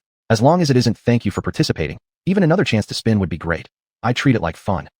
Qin Shou rubbed his hands together and quietly prayed for a short while before issuing the command to the system. Begin the draw. Upon Qin Shou's order, the wheel began spinning wildly. His heart raced as well. As the spinning gradually slowed down, his heart leaped into his throat. Yes, that's it. Keep going forward, a little more. Stop now, stop now. Qin Shou kept shouting internally, wishing he could draw the item he desired. However, in this world, not everything goes the way one wishes. Perhaps because Qin Shou had completed his mission too easily, his luck during the draw was truly terrible. The spinning wheel's pointer passed through the white and green sections, finally slowing down only when entering the red zone. As the pointer approached the edge of the red section, the wheel nearly came to a stop. At that moment, the pointer was about to land on one of the 2, "Thank you for participating" sections. No. Qin Shou covered his face and cried out mentally in despair. At this point, the spinning pointer slowly passed over the 2, "Thank you for participating" sections. Eventually, after a few feeble swings, the pointer came to rest inside the section marked with a large circle. Just a hair's breadth away, and Qin Shou would have drawn a legendary grade item. Seeing this, Qin Shou immediately felt deflated. However, he quickly recovered his composure. One more try? I still have a chance. This time, Qin Shou must draw something good. While mentally encouraging himself, Qin Shou issued the drawing command again. This time, he didn't bother praying anymore. He clearly knew that no amount of praying would help if one's luck was simply bad. Everything shall be left to fate. As he thought this, Qin Shou was adjusting his posture to make himself more comfortable. But just at that moment, Qin Shou suddenly felt someone tap him on the shoulder. He instinctively turned around, only to meet the clear, bright eyes of Miao Suxin. Is there something wrong? That's what Qin Shou had originally wanted to ask. However, right then, the system voice once again echoed inside his mind. Ding! Congratulations, Master. You have drawn a random legendary grade item chest. Would you like to open it immediately? What the heck? Qin Shou couldn't help but curse out loud in shock. However, the sounds emitted by his physical body were just meaningless grunts and mumbling. Chapter 106 Expert Consultation for Qin Shou. But at this moment, Qin Shou couldn't care less whether others would notice his abnormality. Right now, he just wanted to open this divine-level item mystery box as soon as possible. Although he already had 2 divine-level items in his possession, one was the Jade Ho, and the other was a fragment of the Ancestor Stone. However, one of these items was a weapon, and the other was a growth-type treasure, neither of which would help him for now. If this divine-level item mystery box could grant him something useful, he didn't hope for something outrageously powerful, just something immediately beneficial once obtained. That would be perfect. Heaven, please bless me and let me draw something good. While silently praying in his heart, Qin Shou issued the command to the system to open the box. Ding! Host successfully opened the mystery box of divine-level items and obtained xuanhuan pill, incomplete. Xuanhuan pill? Incomplete? What the hell is this? Qin Shou muttered in his mind, feeling a bit bitter. Oh, so all my excitement led to this, just a defective item? Moreover, what exactly was this xuanhuan pill? From the name alone, it clearly didn't live up to the labeled divine level. While grumbling in his mind, Qin Shou opened the detailed introduction of the xuanhuan pill. Xuanhuan pill. Incomplete, a pill that has been stored for too long. Its original effect remains less than 10%. Primary effect. Helps animals refine their throat bone, granting them the ability to speak human language. Seeing the system's description of the xuanhuan pill, Qin Shou involuntarily fell silent. Judging purely from its effect, could this xuanhuan pill even qualify as a divine-level item? To be fair, Qin Shou thought it did deserve the title divine level. The problem was, it was a pill whose effect was less than 10% of the original. No need to ask. At 10% potency, even if he consumed this xuanhuan pill, there was no way it would enable speech. Moreover, Qin Shou currently neither needed nor could afford to speak. Animals aren't allowed to cultivate after the founding of the nation. Although it was a joke, this phrase alone was enough to make Qin Shou vigilant. For an animal to be able to talk was essentially the same as common people witnessing a deity's descent. If people discovered that he could speak, there would be no need to guess what his fate would be. Even if he wasn't dissected for research, there was absolutely no chance he could peacefully stay in the zoo. More importantly, Qin Shou would certainly keep evolving in the future. Eventually, he would regain his human form. At that time, wouldn't he naturally have the ability to speak anyway? In summary, this xuanhuan pill was just useless. Bloody useless. Sigh, what a waste of a draw. What use is this pill? Qin Shou felt a surge of anger, immediately tossing the pill aside. But the next moment, he regretted his action. After all, it was a divine-level item. Simply throwing it away was a pity. However, when Qin Shou wanted to pick it back up, it was already too late. The swallowed it. Motherf *****. Cursing loudly, Qin Shou quickly rushed over, grabbed the snake, and swung it around fiercely. Unfortunately, the snake was a living creature, not some rubber tube. Once inside the snake's belly, the pill wouldn't just come out with a simple shake. If he wanted the pill back, the only option was to cut open the snake's belly. No, even cutting open the snake's belly might be too late. A divine-level pill would naturally dissolve immediately upon entering the mouth. Oh no, I'm ruined. I lost big time. Qin Shou's heart sank into despair. He casually tossed the snake aside, slammed his whole body onto the ground, and lay there looking utterly defeated. His reaction immediately attracted many curious gazes. Only Wong. Just got back. Wow, what's with our cool boss? He seems so lifeless. Anyone here want to explain? Flower dress girl. Do I even need to ask? It's obviously those annoying fox spirits getting to him. That's why he's lost interest in everything. Nope, I gotta go rescue cool guy. I'm gonna help him get back on track. Greenfield wizard. Forget it. If you go over, you'll probably make cool guy vomit up the bamboo he ate last night. Inside the live stream, the audience once again launched into a heated discussion. Meanwhile, inside the Panda enclosure, Jiang Yuyu and others had already gathered around Qin Shou, each wearing confused expressions. Tell me, said Jiang Yuyu hesitantly, turning to Shun Bingyue beside her. What's wrong with cool guy? He was playing with snakes weirdly just before and now has turned into this. Could it be? I don't know either. Shun Bingyue was also frowning, completely unable to figure out the reason. If Qin Shou had simply acted a bit mischievous, even sneaking out a few times, Shun Bingyue could have accepted that. At least in that case, it would prove that Qin Shou was still healthy. But now, Qin Shou just lay there on the ground, eyes dull and lifeless, looking like a complete couch potato panda. That was a serious problem. At this moment, Shun Bingyue was thinking of many possible issues. For example, was cool guy sick? Did he have something troubling his mind? And so on. The most ridiculous thought was that Shun Bingyue even wondered whether Qin Shou wanted a girlfriend. Yet among all these countless questions, everything came to a halt at one key problem. How exactly can we know what's wrong with cool guy? It was Jiang Yuyu who first voiced this question. Immediately, everyone around her fell silent. The The several full-time zookeepers in the panda enclosure were all quite young. The oldest among them, Wei Qi, hadn't even turned 40 yet. You could say they lacked experience, yet they were barely qualified. On the other hand, if you said they were experienced, there were just some things they couldn't explain. Maybe we should ask Director Su? After all, Cool Guy and the others grew up under Director Su's care. Also, we can ask the live stream audience if they have any good suggestions. Liang Hui suggested from the side. Then that's decided. Shen Bingyue immediately approved of Liang Hui's idea. She first called in a professional veterinarian to perform an examination on Qin Shou. Then, she contacted Director Su and explained the situation to the live stream viewers. Under Shen Bingyue's coordination, an expert consultation for Qin Shou began. In no time, both professionals and amateurs, experts and newcomers, all started getting involved. Yet, as the center of all the attention, Qin Shou remained on the ground, lying there indifferently while the vet handled him. Soon, the vet walked away shaking his head. Qin Shou's physiological indicators were completely normal. There was no abnormality detected, nor could they explain why Qin Shou had become this way. Chapter 107. She started it. The vet found nothing useful, and Su Director also had no clue. From birth until now, Qin Shou had always behaved well. Although it couldn't be said he was immune to all illnesses, at the very least, he hadn't given Director Su much to worry about. A situation like this one, Director Su had truly never encountered before. Queasy, exactly what's wrong with you? Don't tell me it's like Xiao Jiang guessed. You're missing a girlfriend? Impossible. Queasy doesn't seem to have shown any signs of that. Director Su looked worriedly at Qin Shou on the monitor and murmured softly. Should I call Gue over and give it a try? Shen Bingyue hesitated briefly before cautiously asking. Might as well try. If it still doesn't work, then I'll transfer another female panda to the base. Director Su decisively made the call. I'll go get Gue. Jiang Yuyu quickly volunteered and practically floated off to find Gue. Among the 7 giant pandas at Golden Bull Zoo, there were only 2 females, Gue and Xuanhuan. The other 5 pandas were all single males. Except for Qin Shou and xuanhuan. The remaining 3 were still quite young. Since arriving at the Golden Bull Zoo, none of the pandas had shown any interest in mating. Precisely because of this, Shen Bingyue and others couldn't tell whether Qin Shou's behavior truly indicated he had developed such desires. There was no way around it. After all, Qin Shou was simply too unique. No one knew for certain whether his behavior would be exactly like other pandas when he had such a need. Jiang Yuyu came back quickly, but accompanying her weren't just Gue, she had also dragged Xuanhuan along. Shen Bingyue looked helplessly at Jiang Yuyu. We weren't sure which type of girl Queasy prefers, so I brought both Gue and Xuanhuan over. Jiang Yuyu awkwardly smiled, quickly changing the subject. Anyway, everyone stopped standing around. Hurry up and give Queasy some space. Once Jiang Yuyu finished speaking, others nodded quickly in agreement. Under Shen Bingyue's direction, Qin Shou and the 2 female giant pandas were soon sent into the bridal chamber. What the heck is going on here? Qin Shou snapped out of his daze and regretful thoughts and suddenly realized he was lying in his own room. Beside him, the 2 female giant pandas stared at him with expressions of confusion and innocent cuteness. Gugu. Upon seeing Qin Shou looking toward her, Gue immediately shuffled closer and made a couple of chirping sounds toward him, most likely meaning something like, "Boss, why do you look so listless? What's wrong? Did someone boil you? You were boiled. Your whole family was boiled." Qin Shou snapped back without enthusiasm before he started recalling what had happened during the time he had zoned out. During the time I was spacing out, a vet came to check me over. Also, Shen Bingyue and the others mentioned something about setting me up with a girlfriend. Qin Shou narrowed his eyes, glanced at Gue, then looked at Xuanhuan. His panda face dropped even further. You expect these 2 to become my girlfriend? Are you kidding? Gugu. As if sensing the negativity from Qin Shou, Xuanhuan angrily let out a loud call and immediately gave Qin Shou a slap. What the heck? You dare hit me? Anger surged through Qin Shou, who immediately wrestled Xuanhuan to the ground and slapped her rear end hard. Gugu. Xuanhuan protested loudly, trying to struggle free, but received an even more fierce punishment in return.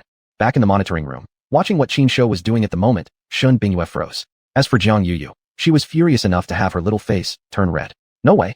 I'm going to go teach this perverted panda a lesson. Clenching her teeth, Jiang Yuyu rolled up her sleeves and stormed out heavily. Soon, Jiang Yuyu stood with hands on hips directly in front of Qin Shou. Queasy, you went too far. I worked so hard persuading Gue and Xuanhuan to give it a shot with you. They're both beautiful pandas, and they agreed to this match. But you abused them. Do you have any conscience left? Do you even feel ashamed in front of me, Gue and Xuanhuan? Jiang Yuyu pointed straight at Qin Shou's nose and launched into a verbal tirade. Her words caused many people to chuckle unavoidably. Of course, many also felt that Qin Shou truly was a pervert deserving of scolding. A sensitive woman commented, "Humph, men are always pigs at heart." No, actually all male creatures are pigs. They're ungrateful perverts. Flower sandgrasses must not be left behind replied. Exactly. Look at this stupid panda. Those girls approached him on their own, tried their best to cozy up and build a relationship with him, yet he dared to hit them. How could he be so heartless? What the sister up there said is right. All male creatures are trash. Only the king. You 2 big sisters in front. How deeply were you hurt to judge all male animals like that? Besides, Queasy and Xuanhuan were clearly just playing around. How come you're making such a big deal out of it? One flower, one world. Yeah, after all, he's just a panda. You can't apply human moral standards to him. And besides, pandas have a hard time reproducing. If it were me, If I had a magical panda like Queasy, I'd bring all the prettiest female pandas for him. New Sunfox, you're really something. Still, what Queasy did was indeed a bit too much. If he doesn't love, he shouldn't hurt. In the livestream room, the audience was discussing intensely. A portion of people thought that Xuanhuan being such a special giant panda deserved special treatment. His occasional caprice could be understood. But more people believed what Xuanhuan did was excessive, and he truly was a rogue panda. Moreover, the majority held exactly this second view. Inside Xuanhuan's room, Jiang Yuyu first separated Xuanhuan, then gave Xuanhuan a severe scolding. Not only that, she also took out her phone and pointed out one live comment after another to Xuanhuan. Look at this. Everyone says you went too far, calling you a rogue panda. Don't you want to reflect on yourself? But the problem is, when did I ever say I wanted a beautiful female panda? This arrangement was clearly your idea all along. Besides, was Xuanhuan flirting with me? She slapped me directly in the face first. Xuanhuan thought to himself, baby feels wronged, but baby can't express it. He clearly knew that today, unless he made some kind of gesture, Jiang Yuyu absolutely wouldn't let it go. Therefore, Xuanhuan returned to his usual sleeping spot, walked to a corner, dug around a bit, and pulled out a small pouch. Here, some candied fruits as compensation. I'm sorry, I shouldn't have hit you. While handing the candied fruits to Xuanhuan, Xuanhuan apologized to her. Chapter 108 Selecting a Mate for Cool Guy. Xuanhuan snorted coldly, turned his head to the side, and assumed a posture of, I won't reconcile with you. Hey, Xuanhuan's eyes widened, thinking to himself, that's going too far. I've been giving you face like this, and you still act so temperamental? This short temper of mine Xuanhuan originally wanted to tease Xuanhuan a bit more. But noticing Jiang Yuyu standing nearby, glaring at him, he ultimately gave up on the idea. There, have another bag. That should be enough now, right? Looking rather pitiful, Xuanhuan handed over one more of his precious bags to Xuanhuan. Only then did Xuanhuan seem satisfied, grunting twice, and then pulling Gue along as the two female pandas left together. Xuanhuan, didn't realize you two little brats have actually learned how to extort. Just you wait. When no one's around, see what I do to you. What? Are you planning revenge? Jiang Yuyu seemed to have seen right through his thoughts. She folded her arms across her chest and pointed her chin at the surveillance camera on the wall. If I catch you bullying Xuanhuan and Gue, I will not forgive you at all. Just wait. I'll make sure to spank your little butt raw.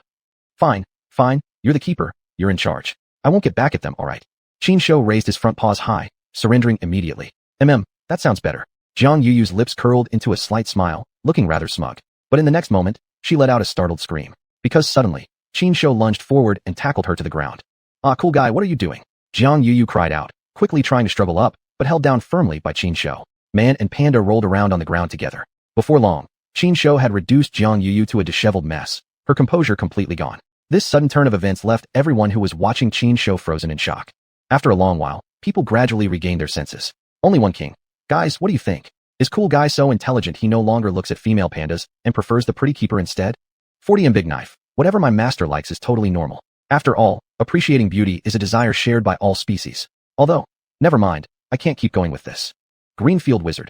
Haha, even Big Knife sometimes runs out of words. Truthfully, I also think cool guy is acting a bit off. Haven't you noticed he spends more time cuddling with the cute female keeper than with anyone else? At other times, he either sleeps on xuanhuan or plays by himself. It's true that he has completely ignored Gue and Xuanhuan all along. Sherlock AI Sha. Case solved. It turns out this was why cool guy was so listless before. He hadn't had any close contact with the beautiful keeper for too long. Primary school monk, you're dirty. Let me go. This isn't the vehicle heading to elementary school. Inside the live stream room, the viewers were excitedly teasing Xuanhuan and Jiang Yuyu's intimate behavior. Of course, everyone was just having fun and cracking jokes. Xuanhuan was indeed amazing, but according to general perception, he was still just a giant panda.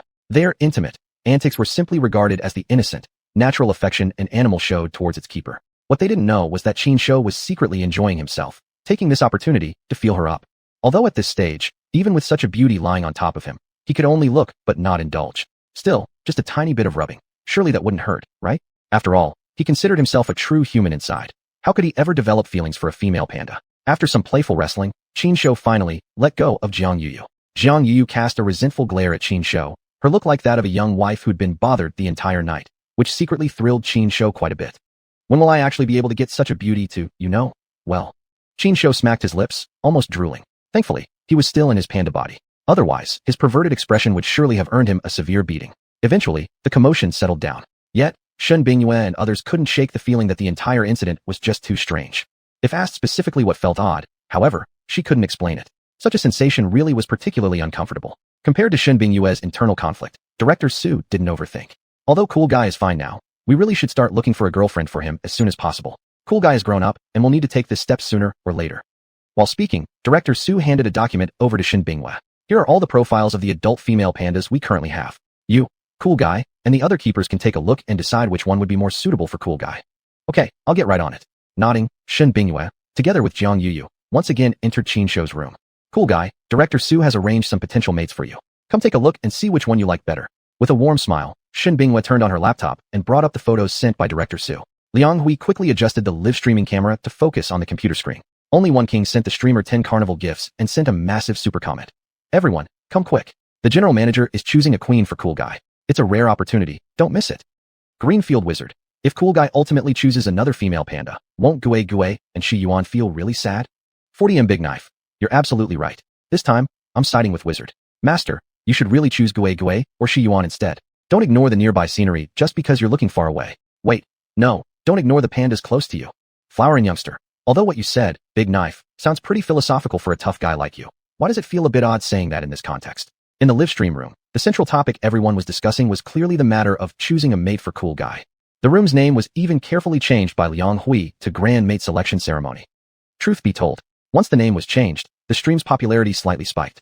Although new viewers felt confused at first, not understanding what the live stream was about, they quickly got the gist after explanations from the veteran viewers and soon blended into the overall atmosphere. Everyone focused intently, eagerly waiting to see which choice Qin Shou would make. Yet at that moment, deep inside, Qin Shou remained completely indifferent. The entire panda looked sluggish and unenthusiastic, even yawning lazily to one side. Chapter 109. Shen Bingyue is about to commit marital murder. You guys keep having fun. I'm gonna take a little nap, okay? Qin Shou thought to himself, then looked around for a place to rest briefly. But before he could even move, Yuyu grabbed his ear. Kuzat, Jiang Yuyu gave him a serious look and said firmly, so many of us are helping you pick a girlfriend, and you yourself aren't even taking this seriously. Is that appropriate? Hurry up, come over here and choose properly for me. Okay, I will, happy now? Qin Shou raised his hands in surrender. What could he do? He knew Jiang Yuyu's personality well. He fully understood that if he didn't follow her plans today, there would be no peaceful days for him afterward. Therefore, Qin Shou stepped forward directly, replacing Shen Bingyue's spot, and sat in front of the computer. At the same time, he also snatched the mouse from Shen Bingyue's hand. Since they were going to play this game, they might as well go big. A panda playing computer? What a great gimmick. It turned out that Qin Shou's idea was absolutely correct. The popularity of the live stream shot up rapidly only moments after he started manipulating the computer. 7-star client. Wow, is this real? I've heard rumors for a long time about a rather special panda who seems to be able to do everything. Looks like the rumors are true after all. Still, this live stream feels kind of surreal. Deserted Island Survivor Qin Aid. I agree. This live stream looks fabricated. Even if this panda is unusual, the idea of a panda playing computer seems ridiculous. Wang the one sent 10 super rockets and a super comet. Those who don't believe can go check out the Jin Yozu in person. After that, you'll know if this stream is real or not. If you don't have the money, I personally can sponsor you guys. 10 or 8 sets of combo tickets to the zoo. I can handle that. Greenfield Fairy Tale. If I weren't a longtime fan, seeing Kuzai sitting in front of the computer like this would make me question the stream too. But after experiencing all the magical things Kuzong has done, I think whatever Kuzong does feels completely normal. Inside the live chat room, comments continued to be split into 2 camps. New viewers believed the stream was obviously fake, that the video footage had been fabricated. Even some of the veteran viewers raised doubts. Only the most loyal veteran fans firmly believed that the stream was absolutely genuine, completely and utterly real. They had even developed an almost blind devotion to Qin Shou. The 2 factions continued arguing, each sticking to their own views. During this back-and-forth quarrel, the popularity of Qin Shou's live stream kept rising steadily. Originally, Qin Shou's live stream had already gained 3 million followers. After his collaboration with xuanhuan, its popularity had seen a slight boost. Right now, the number of followers was nearing the 4 million mark. At this rate, it wouldn't be long before the stream broke through the 4 million threshold, entering the next stage. Qin Shou naturally was well aware of all this. Although the current growth rate was already pretty good, if it could increase even faster, then of course Qin Shou would be even happier. Yet, accelerating the growth wasn't at all easy. Without any eye-catching events, the current rate of growth was already the limit. How can I create a highlight? While thinking, Qin Shou clicked the mouse randomly. Of course, he had no intention of seriously clicking the mouse like a human and browsing images properly. Otherwise, he wouldn't be far from being captured and dissected by scientists. Under Qin Shou's control, countless images flickered across the screen so fast that Shen Bingyue and the others were practically seeing stars in their eyes. No, you all watch carefully. I need to rest my eyes for a while. Shen Bingyue tilted her head up, holding some eye drops, and started applying them.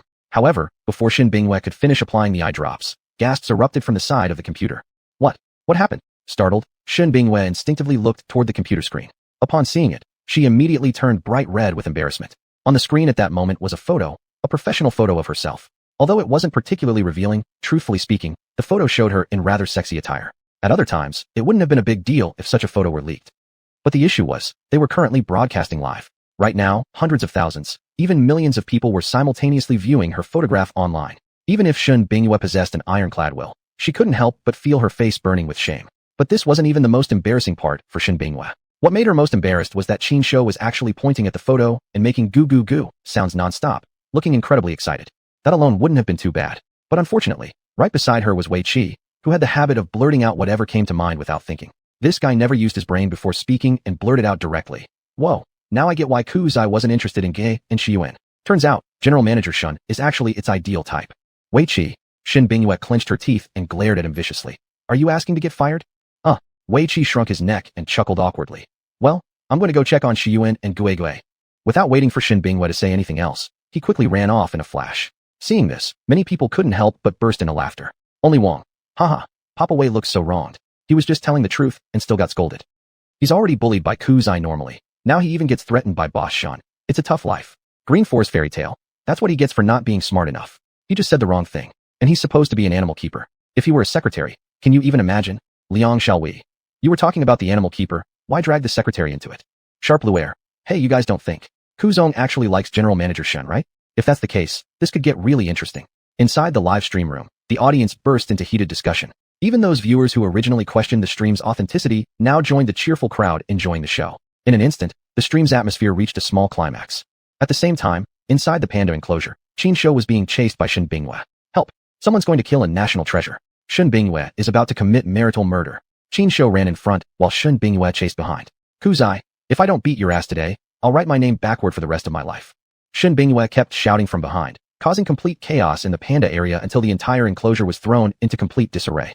Chapter 110, that's not scientific. In the end, Qin Shou still couldn't escape Shin Bingyue's clutches and was severely punished by her. As punishment, Shin Bingyue took back Qin Shou's laptop. However, Qin Shou wasn't particularly bothered by this. Anyway, unless there was a special need, he wouldn't need the computer. Things seemed to settle down. But Qin Shou had still underestimated the netizens' ability to stir things up. On that very night, Shin Bingyue's WeChat was nearly overwhelmed with messages. And the messages everyone sent to her were surprisingly consistent, all containing the same emoji. The protagonist in this emoji was none other than Qin Shou. In the image, Qin Shou wore an emperor's crown and pointed at a photo of Shin Bingyue. Beneath the image was a caption that read, "Tonight, I will choose her." Of course, the image had been anime stylized. Qin Shou's appearance was quite distinct. Even after being stylized, he remained easily recognizable. Shin Bingyue's image, on the other hand, had been altered significantly, making it hard for most people to identify her. But the issue was, quite a few people had seen that live stream. Among them, many recognized Shin Bingyue and could identify her in the photo on the emoji. If not for that, Shin Bingyue's WeChat wouldn't have received so many messages. Looking at the emoji on her phone, Shin Bingyue felt both annoyed and amused, but also somewhat helpless. Moreover, she inexplicably felt a hint of sweetness in her heart. That's right, sweetness. As to why she felt this way, even Shin Bingyue herself couldn't quite explain. Or perhaps she knew the reason all along, but simply didn't want to admit it. Qin Shou, what should I say about you? Shin Bingyue shook her head, gently tapping the cartoon image of Qin Shou on her screen, sighing once again. After spacing out for a while, she finally put her phone down, turned over, closed her eyes, and gradually fell asleep. But while Shin Bingyue was asleep, Qin Shou on the other side couldn't sleep well. Not because he was suffering from lovesickness or physical discomfort. Rather, it was because his already fragile heart had been hit. Again. Not long after the zoo closed, the snake had crawled back to him. Initially, Qin Shou didn't think there was anything wrong with that. A pet he had tamed naturally returning to his side was perfectly normal. But soon, Qin Shou's calm cracked. Because this snake could actually talk. When Qin Shou heard the snake speak in human language, his entire bare body turned to stone on the spot. After regaining his senses, he leaned close to the snake and observed for a solid 2 minutes, just to confirm he hadn't heard wrong. Eventually, Qin Shou reached a conclusion. The snake truly could speak. Thus, he also knew for sure the soft-tongue pill was genuine, top-grade stuff. A divine-level pill like that ended up benefiting nothing but a snake. Can you imagine how frustrating that was for Qin Shou? Fortunately, after careful observation, Qin Shou confirmed that although the snake could talk, it was just mimicking speech. But that was normal. A snake's intelligence was roughly equivalent to a 3-year-old child's. Being able to imitate simple speech was already great. But was that really the key problem? No. The key problem was, Qin Shou had wasted a divine pill. My heart. It's freezing cold. How could your mouth be so reckless? Qin Shou rolled the snake into a ball, then tied it to a tree, tormenting it in different ways, yet he still felt no satisfaction. He spent dozens of frustrating minutes in torment and growing gloom. Therefore, he decided to go out and find some fun to distract himself. Putting on his professional gear, Qin Shou slipped out of the Panda exhibit with practiced ease. Upon stepping outside the zoo's perimeter, Qin Shou summoned his hurricane motorcycle, hopped on, and sped off into the distance. Soon, his figure disappeared into the night. Only then did the professionals in charge of monitoring Qin Shou arrive, completely bewildered. The tracker shows that Qin Shou was just here. How come he disappeared so quickly? That's not scientific. One of the agents scratched his head, muttering under his breath. Has anything about Qinshu ever made sense scientifically? Never mind that. Get in the car and chase. The oldest among them gave the order, and the rest immediately got into the vehicle, chasing according to the tracking device's signal. After a period of rapid riding, Qinshu had already arrived at a night market. It was now midnight, the favorite time for night owls. This night market was quite lively. Qinshu put away his motorcycle and, just like an ordinary person, entered the market with the flow of the crowd. The dazzling variety of goods and all sorts of snacks made Qinshu unable to resist rubbing his front paws together in excitement. All of this before his eyes reminded Qinshu of his past life as a human. In his previous life, whether happy or upset, he would always choose to wander around a night market. As the saying goes, 1 cup for happiness, a few skewers for a drunken spree. That's simply how an ordinary person should live. Unfortunately, in this life, he was a panda and couldn't act freely. That joyful feeling from his past life, Qinshu hadn't experienced in a long time. But today, he decided to be reckless just once. After strolling around the night market for a while, Qinshu finally stopped in front of a roadside food stall. This place was relatively secluded. Although there were many customers, as long as he hid well, he wouldn't be discovered. Qinshu ordered some dishes, then picked a suitable spot and began comfortably enjoying skewers and juice. I wonder what would happen if people found out a giant panda was sitting at a food stall, drinking juice and eating skewers. While eating, Qinshu indulged in wild thoughts inside his mind. And just at that moment, with a casual glance, Qinshu spotted a familiar face. This person was none other than the tall man from earlier, who had led people with feces-filled bags, intending to mess with Golden Bull Zoo. Seeing this person, Qinshu's eyes immediately lit up. Perfect. Since Junior's mood isn't great, I'll pick on you for fun. Let me think. How exactly should I play a prank on you? Qinshu lowered his head, falling into deep thought. At that moment, the tall man seemed to sense something and glanced toward Qinshu's direction. However, Qinshu had disguised himself well. The tall man only gave a casual glance and naturally failed to recognize him. Chapter 111, Uploading the video. In the end, Qinshu finished his skewers peacefully. After paying the bill, Qinshu quietly left. However, he didn't leave the night market, but instead found the only nearby parking lot. Last time, he had used the xuanhuan warning on that tall guy. This time, Qinshu decided to pull the same trick again, this time on the tall guy's car. Of course, Qinshu wouldn't stoop as low as the tall guy did, using dirty methods to annoy others. In fact, he had already thought of a better way to prank someone. He naturally recognized the tall guy's car. Luckily, this guy was somewhat careless, not fully closing his windows, which gave Qinshu a big advantage. Following his plan, Qinshu quickly set things up. What he needed to do next was just quietly wait for the tall guy to come back. The tall guy didn't make Qinshu wait long before staggering over to his car with a strong smell of alcohol on him. Opening the car door, the tall guy got into the driver's seat without suspicion. Just as he was about to shut the door and start the car to leave, a voice suddenly came from the back seat. Do you think I am more like a human or a god? The voice wasn't loud and sounded somewhat robotic. This sudden voice immediately made the tall guy shiver. Who's speaking? Too scared to turn around, the tall guy asked loudly while cautiously glancing at the rearview mirror. At this point, the outside lighting was dim, and he hadn't turned on the car lights yet. From the mirror, he couldn't see anything at all. Precisely because of this, he became even more nervous. Do you think I am more like a human or a god? The somewhat robotic voice spoke again from the back seat. This time, the tall guy finally couldn't take it anymore. His face instantly crumpled as he spoke with a sobbing tone. Brother, don't scare me like this. I didn't seek you out or provoke you. Why are you haunting me? Unfortunately, no matter what the tall guy said, the voice from the back seat kept repeating the same sentence. Eventually, the tall guy cracked. You look like a god. You look like a god, okay? Please stop messing with me. He shouted desperately while frantically pushing the car door open and fleeing in panic. A cowardly mortal. The mechanical voice rang out again. Right after that, a snake crawled out from the back seat. Indeed, a cowardly mortal. Qinshu walked out from behind the car, reached out, retrieved the hidden phone from inside the vehicle, and saved the video he had just recorded. After tucking the phone away, Qinshu coiled the snake on his arm while glancing in the direction the tall guy had fled. At this point, the man was long gone.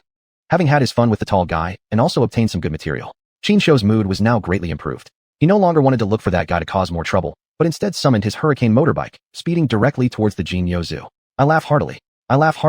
Qinshu hummed as he sped along on his motorcycle. Little did he know that at this very moment, several professionals responsible for his protection were in complete disarray. Not that they hadn't found Qinshu.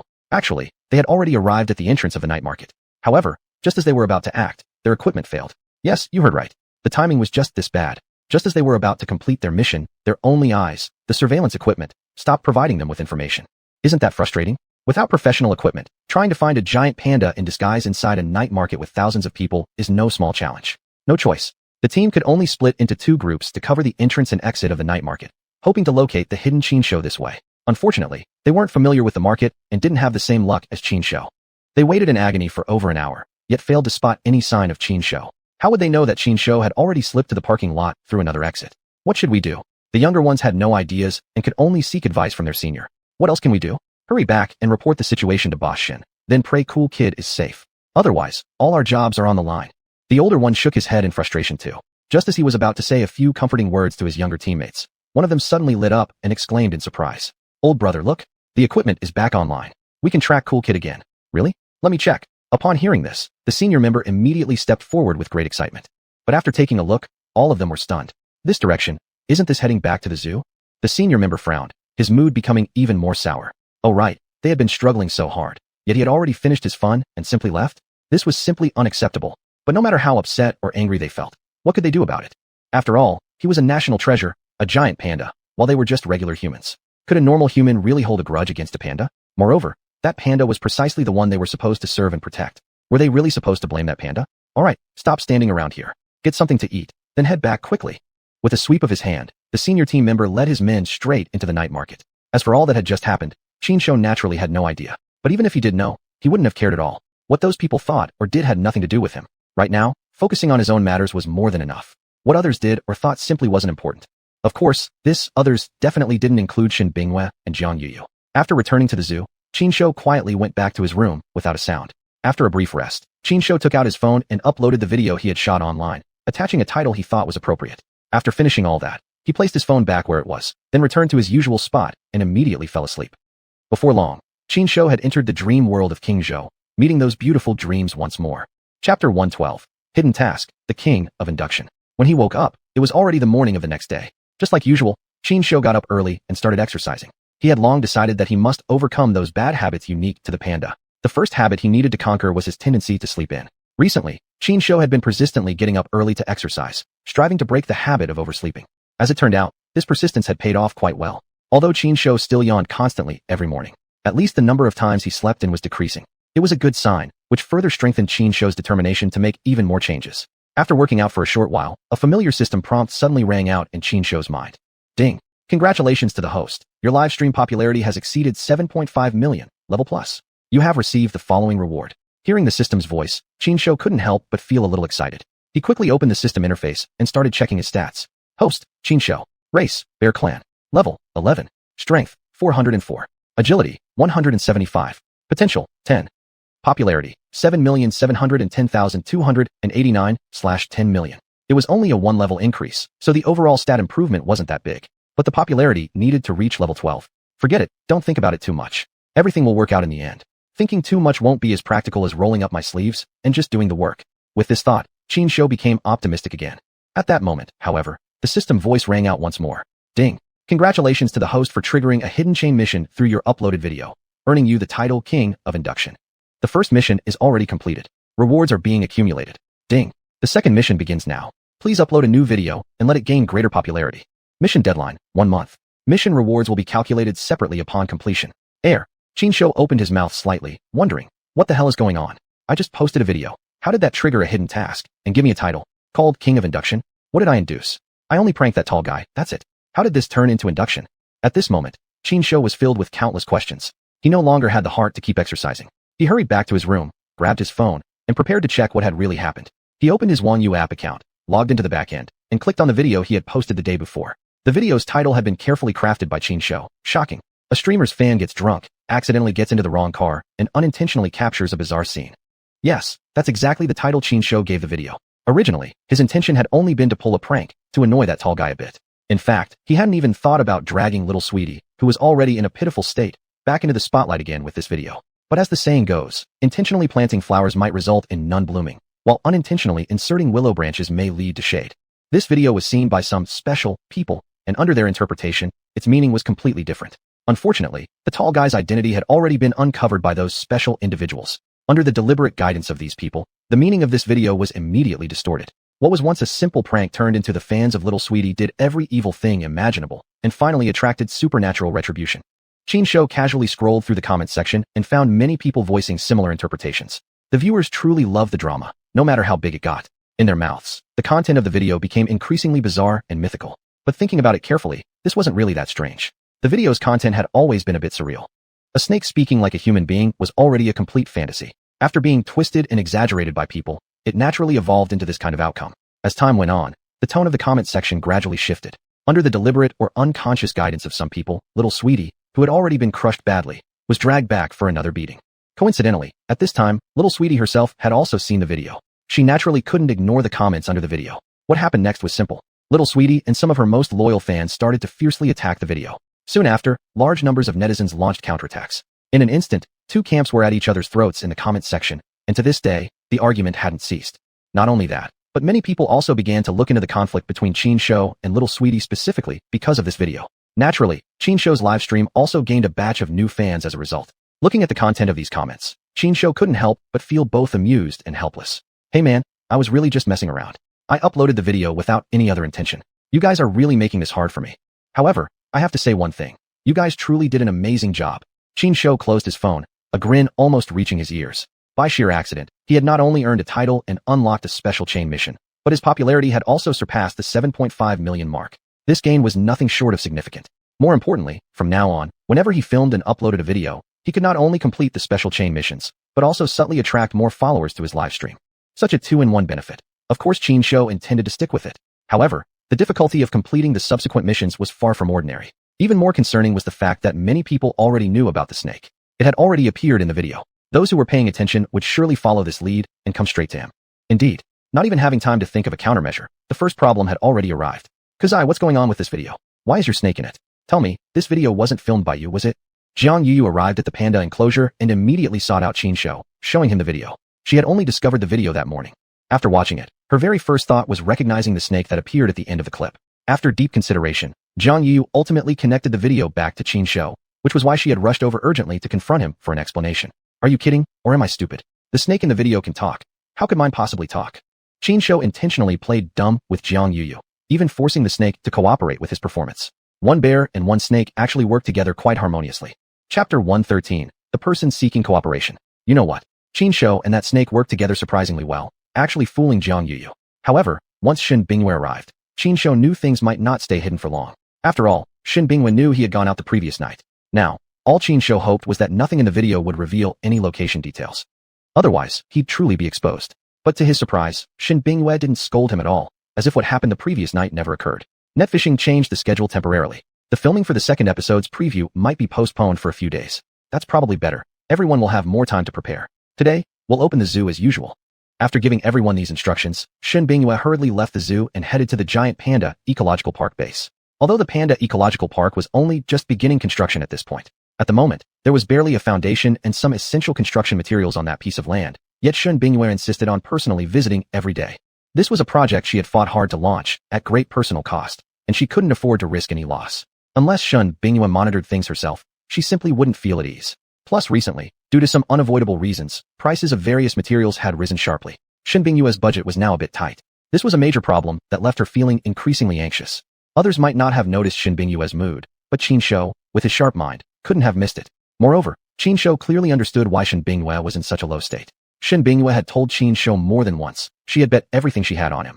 Therefore, now that she was troubled, it could only be about money. Although Qin Shou had noticed Shen Bingwei's unusual behavior and knew exactly why she was worried, there wasn't much he could do.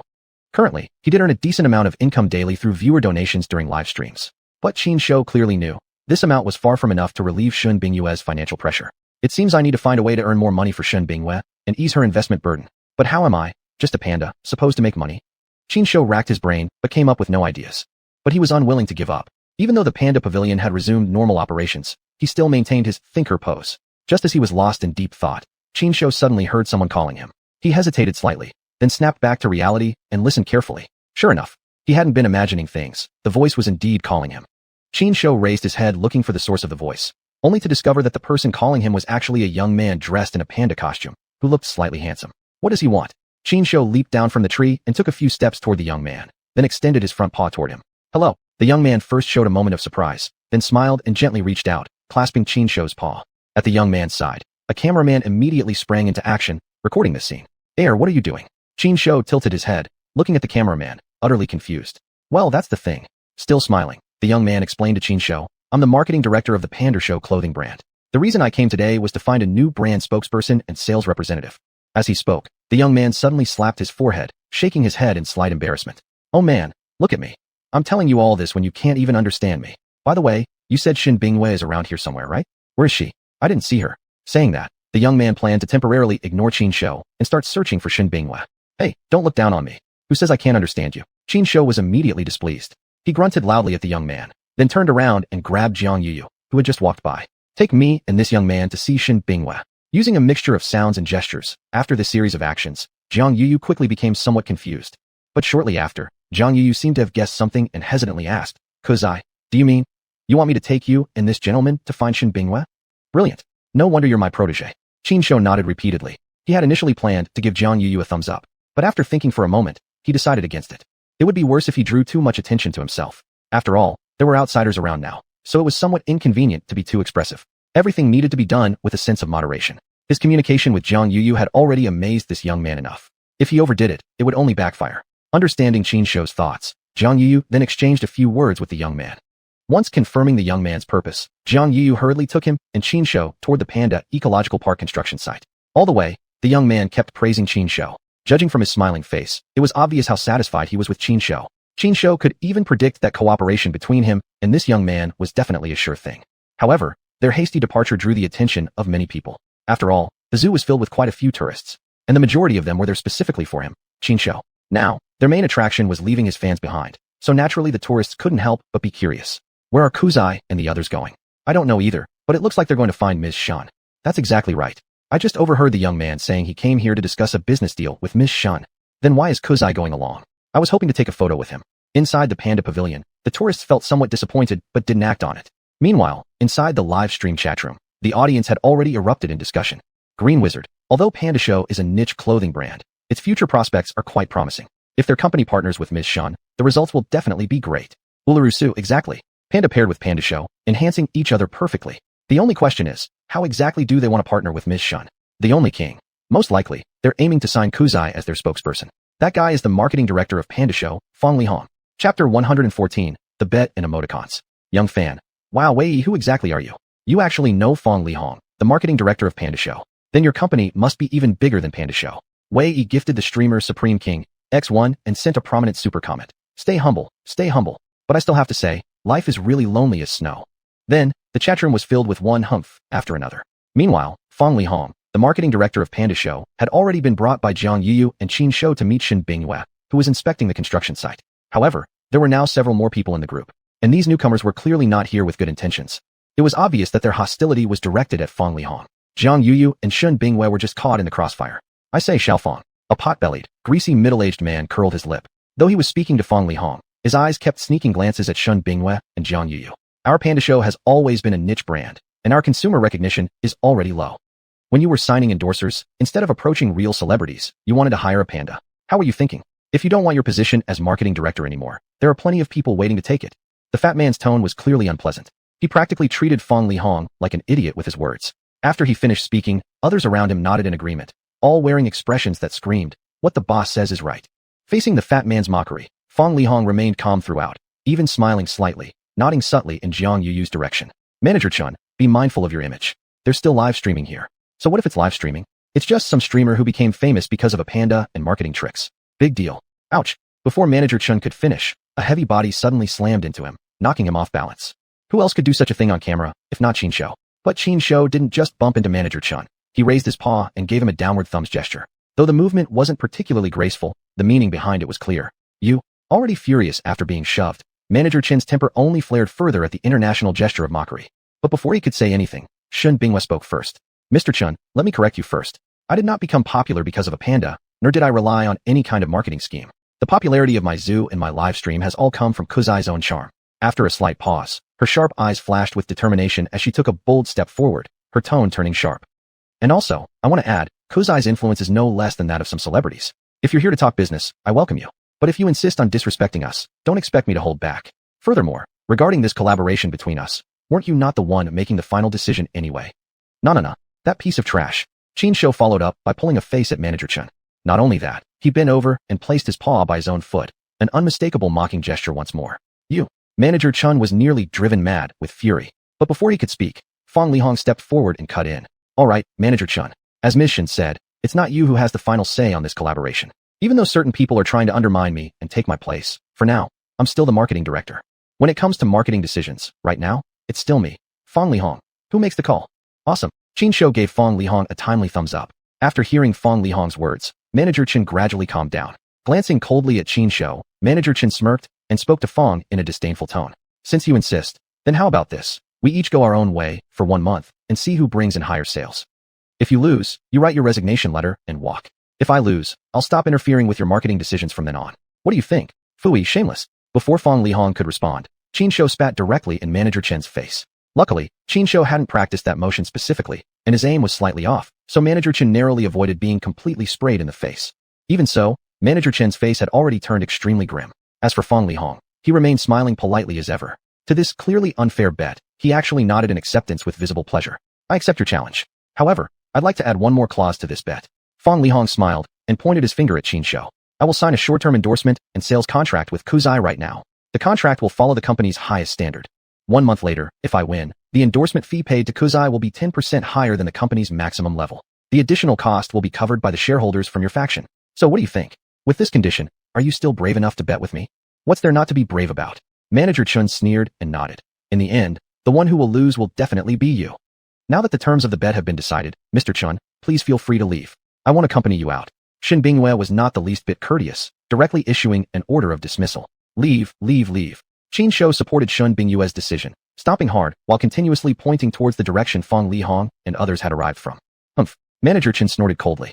Ultimately, he didn't erupt, but instead stormed off with a gloomy expression. Everything that had occurred here was completely captured and shown to the Zhibojian audience by Jiang Yuyu without missing anything. At this moment, the audience was already laughing themselves silly. Recha swing, Recha photography. Haha. Today's live stream is full of excellent material. Brothers, anyone want some new emoticons? PM me. Wei Yi Wang sends a super carnival to Hongshab Suring and sends a prominent super comment. Don't be stingy. If you're making emoticons, just post them in the group chat for everyone to share. Hongshab Suring, Recha photography. You're truly amazing and generous. Rest assured, I'll get right into making emoticons. Once finished, I'll upload them to the fan group first. I promise to make everyone satisfied. Chapter 115, 2 events. Soon, someone uploaded a set of emojis to the fan group. Inside the set were 4 expressions. The first 3 were pictures of Qin Shou giving a thumbs up, placing his front paw beside his foot, and spitting. Each of these 3 expressions had also been given quite appropriate names. As for exactly what those names were, there was no need to mention them. Anyway, after the fans in the group saw these, they felt very satisfied. However, although the fans were quite satisfied with the first 3 expressions, their favorite was still the 4th one. Well, actually, this 4th expression wasn't a regular static emoji, it was a GIF. In the animated image, Qin Shou pointed forward while stepping forward boldly and shouted, "Retreat! Retreat! Retreat!" As soon as this GIF was posted, it was immediately shared wildly by the fans. Very soon, these 4 expressions became classic ones widely used by everyone. Of course, only ordinary fans and viewers were indulging themselves in using emojis. Some influential figures and a few people with strong business instincts, however, focused on the bet between Fong Lihong and Manager Chen. Well, actually, to say like this isn't very accurate. The truth was that everyone was still more concerned about how Qin Shou would represent the Panda Show brand, and how he could help Fong Lihong win the bet. Shin Bingyue didn't keep everyone waiting for long. Soon after, she posted an update on the live streaming account. Dear fans and all friends who support Kuzai, starting tomorrow, Kuzai will become the spokesperson for the famous clothing brand, Panda Show. Besides that, Kuzai is also involved in a bet. If possible, we hope all of you will continue to support Kuzai and help him fulfill this bet. Of course, we also remind everyone to consume rationally and within your means. Please don't indulge in blind consumption, which might cause unnecessary waste. Thank you. That was the general content of the post. Attached to the post were some upcoming events Qin Shou would participate in. Immediately after this post was published, it caused an enormous response. Qin Shou's loyal fans sprang into action right away. Not only did they comment on the post publicly supporting Qin Shou, but they also directly went to Panda Show's official website to start ordering clothes. Each fan purchasing Panda Show clothing would add the 6 words, "I am a fan of Kuzai," in the notes section of their order. Moreover, some fans even petitioned directly on Panda Show's official website, hoping that Panda Show could collaborate with Jinyo Zhu to produce some specially customized clothing for Qin Shou. Inside Panda Show's company headquarters, the large meeting room, several company executives gathered here to discuss the matter. However, the atmosphere of discussion was far from harmonious. The leaders were divided into 2 factions. One faction supported Manager Chun, insisting on sticking to the original strategy of hiring celebrities as spokespersons to boost consumer interest. The other faction supported Fong Lihong, advocating for innovation by choosing Qin Shou as the spokesperson. The 2 sides argued fiercely, and neither could convince the other. There was no way around it. Unable to reach any consensus, everyone reluctantly paused the arguing and took a short break. At that very moment, an employee from the marketing department knocked on the door of the meeting room. Respectable leaders, here are the latest sales figures. Besides that, I've also collected some online messages that you might find useful. The employees didn't care about what the executives were thinking. They were just the messengers, only responsible for submitting the market data and other relevant information. What the executives thought or how they decided, those were none of their business. Originally, the executives paid no attention to the information these so-called tools provided. However, after reading the reports, the expressions on all their faces immediately changed. It wasn't that they lacked composure.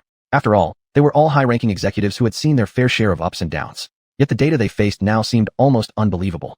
According to the data, in just a few hours after the company officially announced that Qinshu would become its spokesperson, the company's daily sales record had already been broken. Moreover, this record continued to rise. What stunned the executives even further was that many people had begun requesting Panda Show to collaborate with Jinyo Zhu to produce limited, custom-made clothing. Even more surprising was that two individuals publicly came forward, openly supporting Qinshu as Panda Show's spokesperson. The first one wasn't too shocking. She was merely a streamer, albeit quite influential on the xuanhuan platform. But the second person, now that was someone impressive. Never would have thought it. This Kuzai actually worked with xuanhuan before. In that case, what are we hesitating for? We should definitely bring Kuzai into a long-term partnership. Exactly. Someone like xuanhuan, a celebrity with such a massive following, we wouldn't be able to afford him even at a high price. But if we establish a relationship with Kuzai first, who knows what good things could happen in the future? That manager Chen must have the brain of a pig, offending such a high-quality partner. I guess he just doesn't want his job anymore. The executives all started voicing their opinions, one after another. Many of those who had originally supported manager Chen now switched sides to support Qinshu. This was simply how businessmen were. No relationship could ever be absolutely solid. Only profit remained the eternal driving force for these people. And so, Qinshu effortlessly defeated manager Chen. As for that bet between them, no one really cared about it anymore. Not really. In fact, there were still people who cared deeply about this bet. Like Qinshu, and like Shen Bingyue. Qinshu cared because he wanted to help Shen Bingyue. And Shen Bingyue cared partly because manager Chen had angered her, and partly because she also hoped to relieve her financial pressure. See, to ensure that Qinshu would definitely win the bet, Shen Bingyue had prepared two events for him. One event was a fan meeting featuring Qinshu. The second event involved Qinshu personally stepping forward to promote the Panda Show brand. To organize these two events, Shen Bingyue had specially communicated with the xuanhuan platform. The platform also offered Shen Bingyue maximum convenience, adjusting their schedule to make room for her. After thorough preparation, the first event officially began at the upcoming Panda Eco Park. Chapter 116. Raising signs with righteous anger, standing up against unscrupulous reporters. To prevent any unexpected incidents, this event only invited a small number of selected fans. These fans were lucky viewers who had been chosen through lottery activities held in the live stream. Although doing so might disappoint the fans who were not selected, Shen Bingyue could only do it this way to avoid unnecessary trouble. However, Shen Bingyue was naturally not willing to show favoritism. To comfort the disappointed viewers, she promised that daily giveaways would be held in the live stream. Thanks to Shen Bingyue's thoughtful reassurance, most viewers did not have major complaints. Yet, despite her effort to strictly control the number of on-site fans, when the event began, the number of fans who showed up on-site still exceeded Shen Bingyue's expectations. No choice. To maintain order, Shen Bingyue had to put in extra work. After finally managing to restore order, Shen Bingyue quickly announced that the event officially began. Then, as the guest of honor, Qinshu made a dazzling appearance on the stage. Appearing together with Qinshu were Jiang Yuyu and Gu Yue, the two beautiful female keepers. The act they were about to present was naturally a dance performance. Moreover, this dance was choreographed by Qinshu himself. Okay, actually speaking, the dance was a direct copy from a dance that Qinshu had remembered from his past life. Fortunately, in this world, no similar dance had ever existed. Otherwise, there surely would be someone accusing Qinshu of plagiarism. On stage, Qinshu struggled to arch his plump body backward, stacking his two front paws over his chest, and spinning in circles repeatedly. Yes, exactly. The official name of this dance is Kangaroo Rock. Down below in the audience, the spectators looked on as Qinshu strained to arch backward, rocking his clumsy front paws in a funny and endearing manner.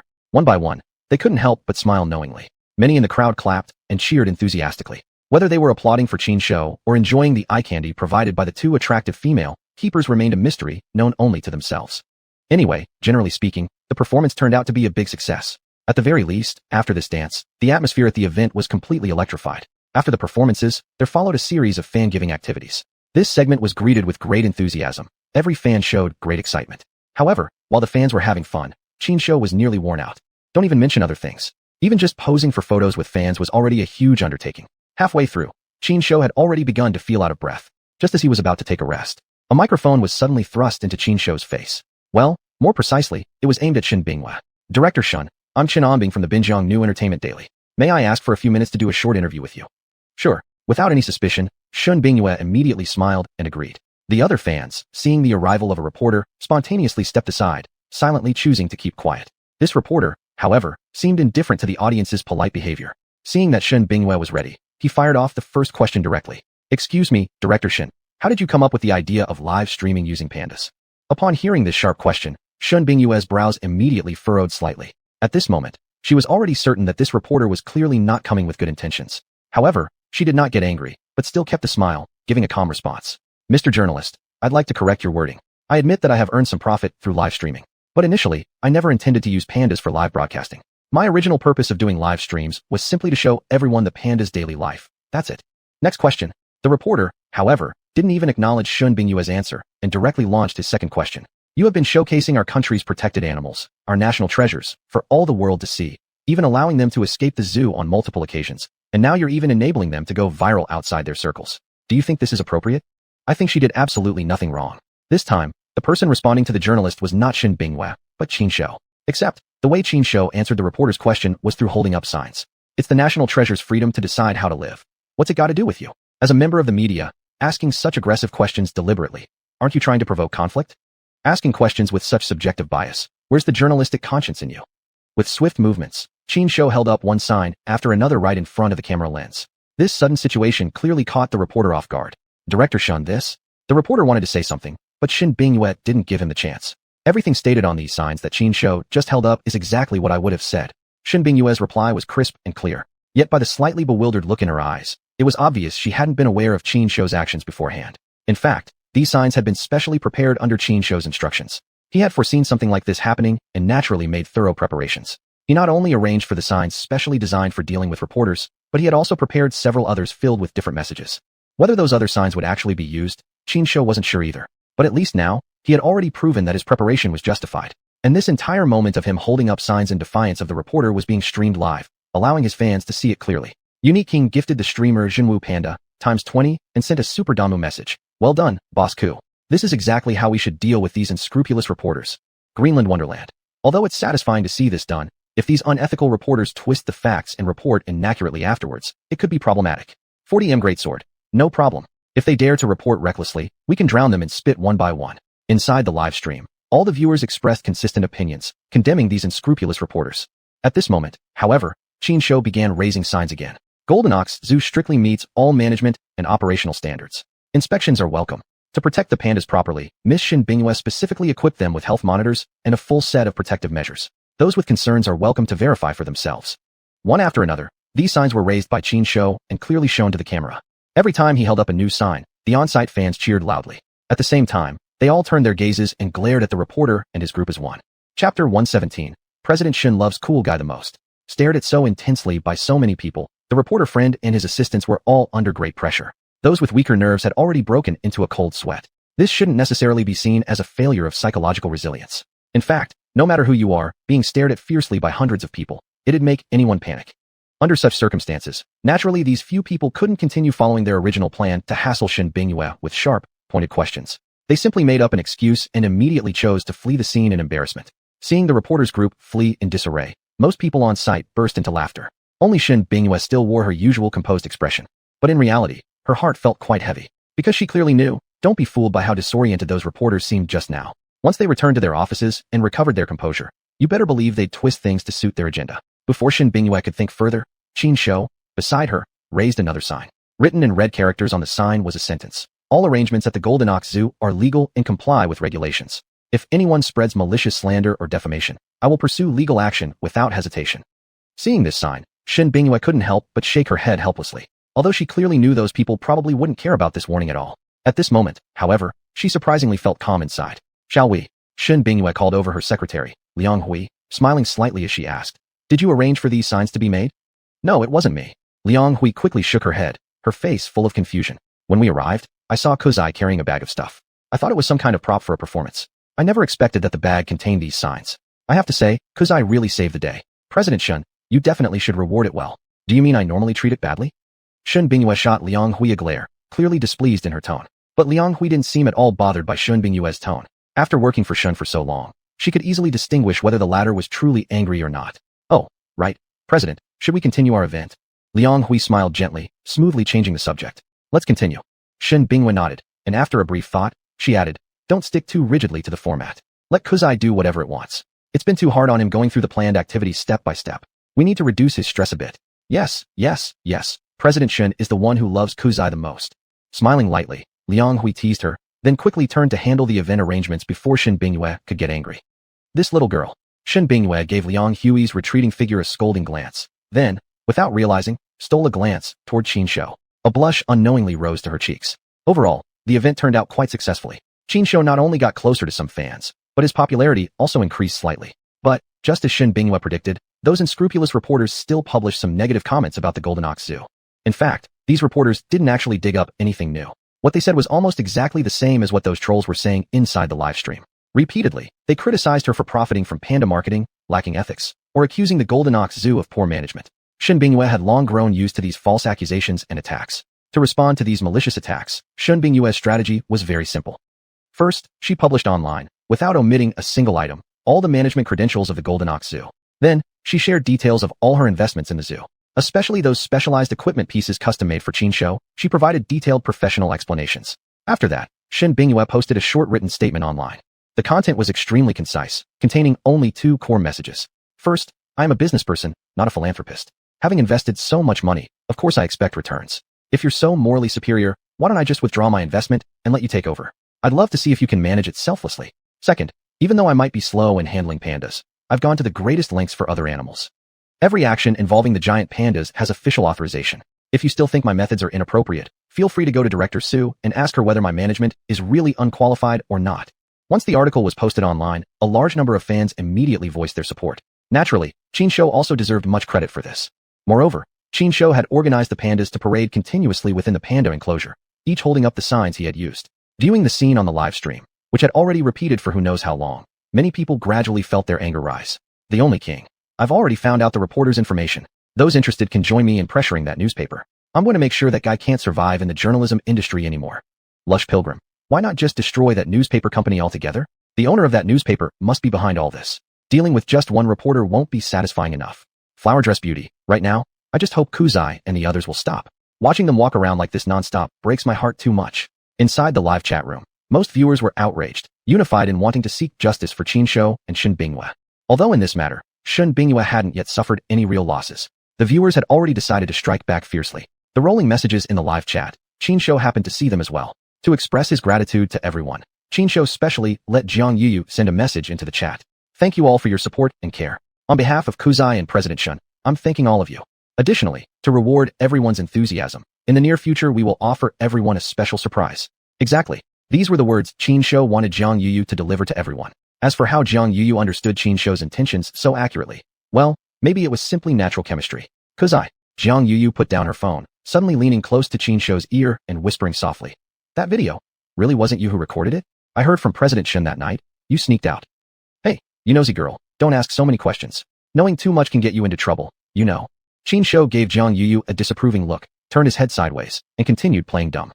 Chapter 118 Another bed is made. Seeing Qin Shou in this state, Jiang Yuyu knew there was no way she could get any answers from him. But she didn't really care anyway. After all, there was still plenty of time in the future. One way or another, I will dig out all of your secrets. Thinking this, Jiang Yuyu's gaze gradually turned perverted. Beside her, Qin Shou seemed to sense something and instinctively turned to look at Jiang Yuyu, but noticed nothing unusual. Yet his intuition told him that at some point in the future, something bad would definitely happen between him and Jiang Yuyu. But this time, he didn't trust his own intuition. After all, nobody is perfect. Feelings can be wrong sometimes too. Qin Shou could only comfort himself with such thoughts. After a successful event, the next part was the rest period. Having worked hard the entire morning, Qin Shou was genuinely exhausted. He needed a good rest to recover his energy and prepare for the next event. Enough idle talk. After resting for 2 days, Qin Shou came early to Panda Show's headquarters in Binjiang City together with Shen Bingyue and Jiang Yuyu. Today, they were going to hold the Panda Show brand sales and promotion event here.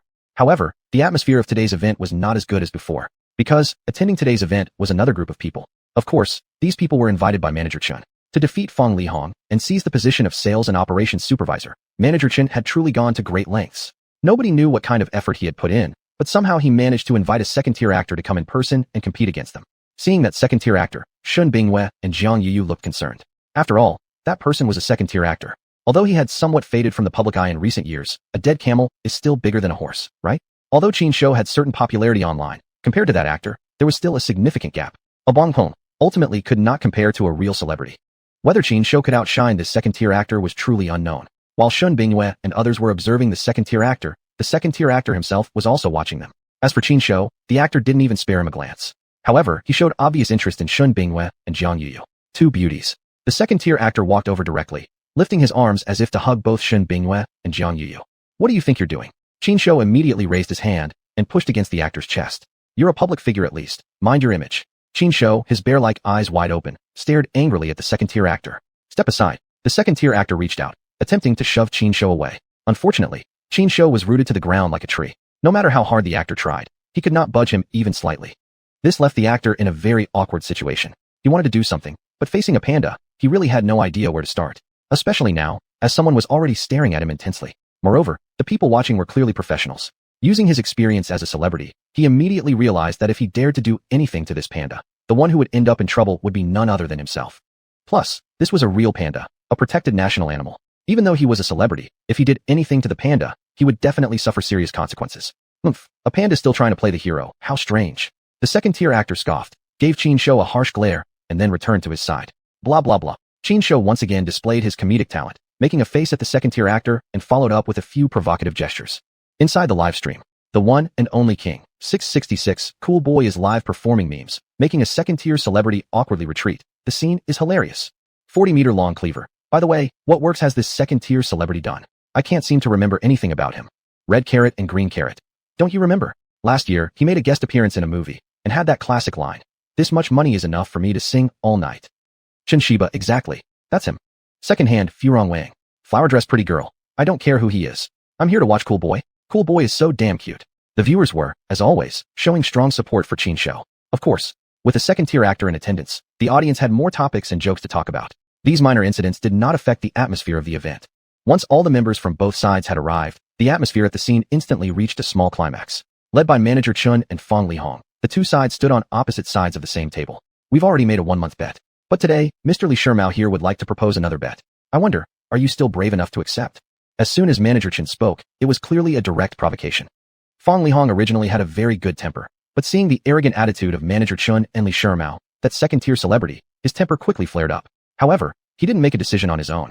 Instead, he turned to look at Shen Bingyue, intending to seek her opinion. But before Shen Bingyue could say anything, Qin Shou suddenly appeared from somewhere, holding up a sign and shoved it right in front of manager Chun. Written clearly on the sign were 4 bold characters. Bring it on. That settles it. Shen Bingyue shrugged helplessly. Since Qin Shou himself wanted to play along, naturally she had no objections. Besides, whether or not to accept the bet wasn't something decided by her or Qin Shou. Ultimately, the decision still rested in Fong Lihong's hands. Fong Lihong was indeed decisive. Seeing that Shen Bingyue and Qin Shou had no objections, he simply gave a light nod. All right, tell me how you want to bet. As soon as they began discussing the terms of the bet, some people grew extremely excited. The one and only king. Attention everyone. This battle determines whether our cool boy can successfully secure the position of brand ambassador. Everyone, stay sharp. We absolutely cannot let cool boy lose. 40-meter long cleaver. Don't worry, big brother. After all, it's just a fading second-tier celebrity.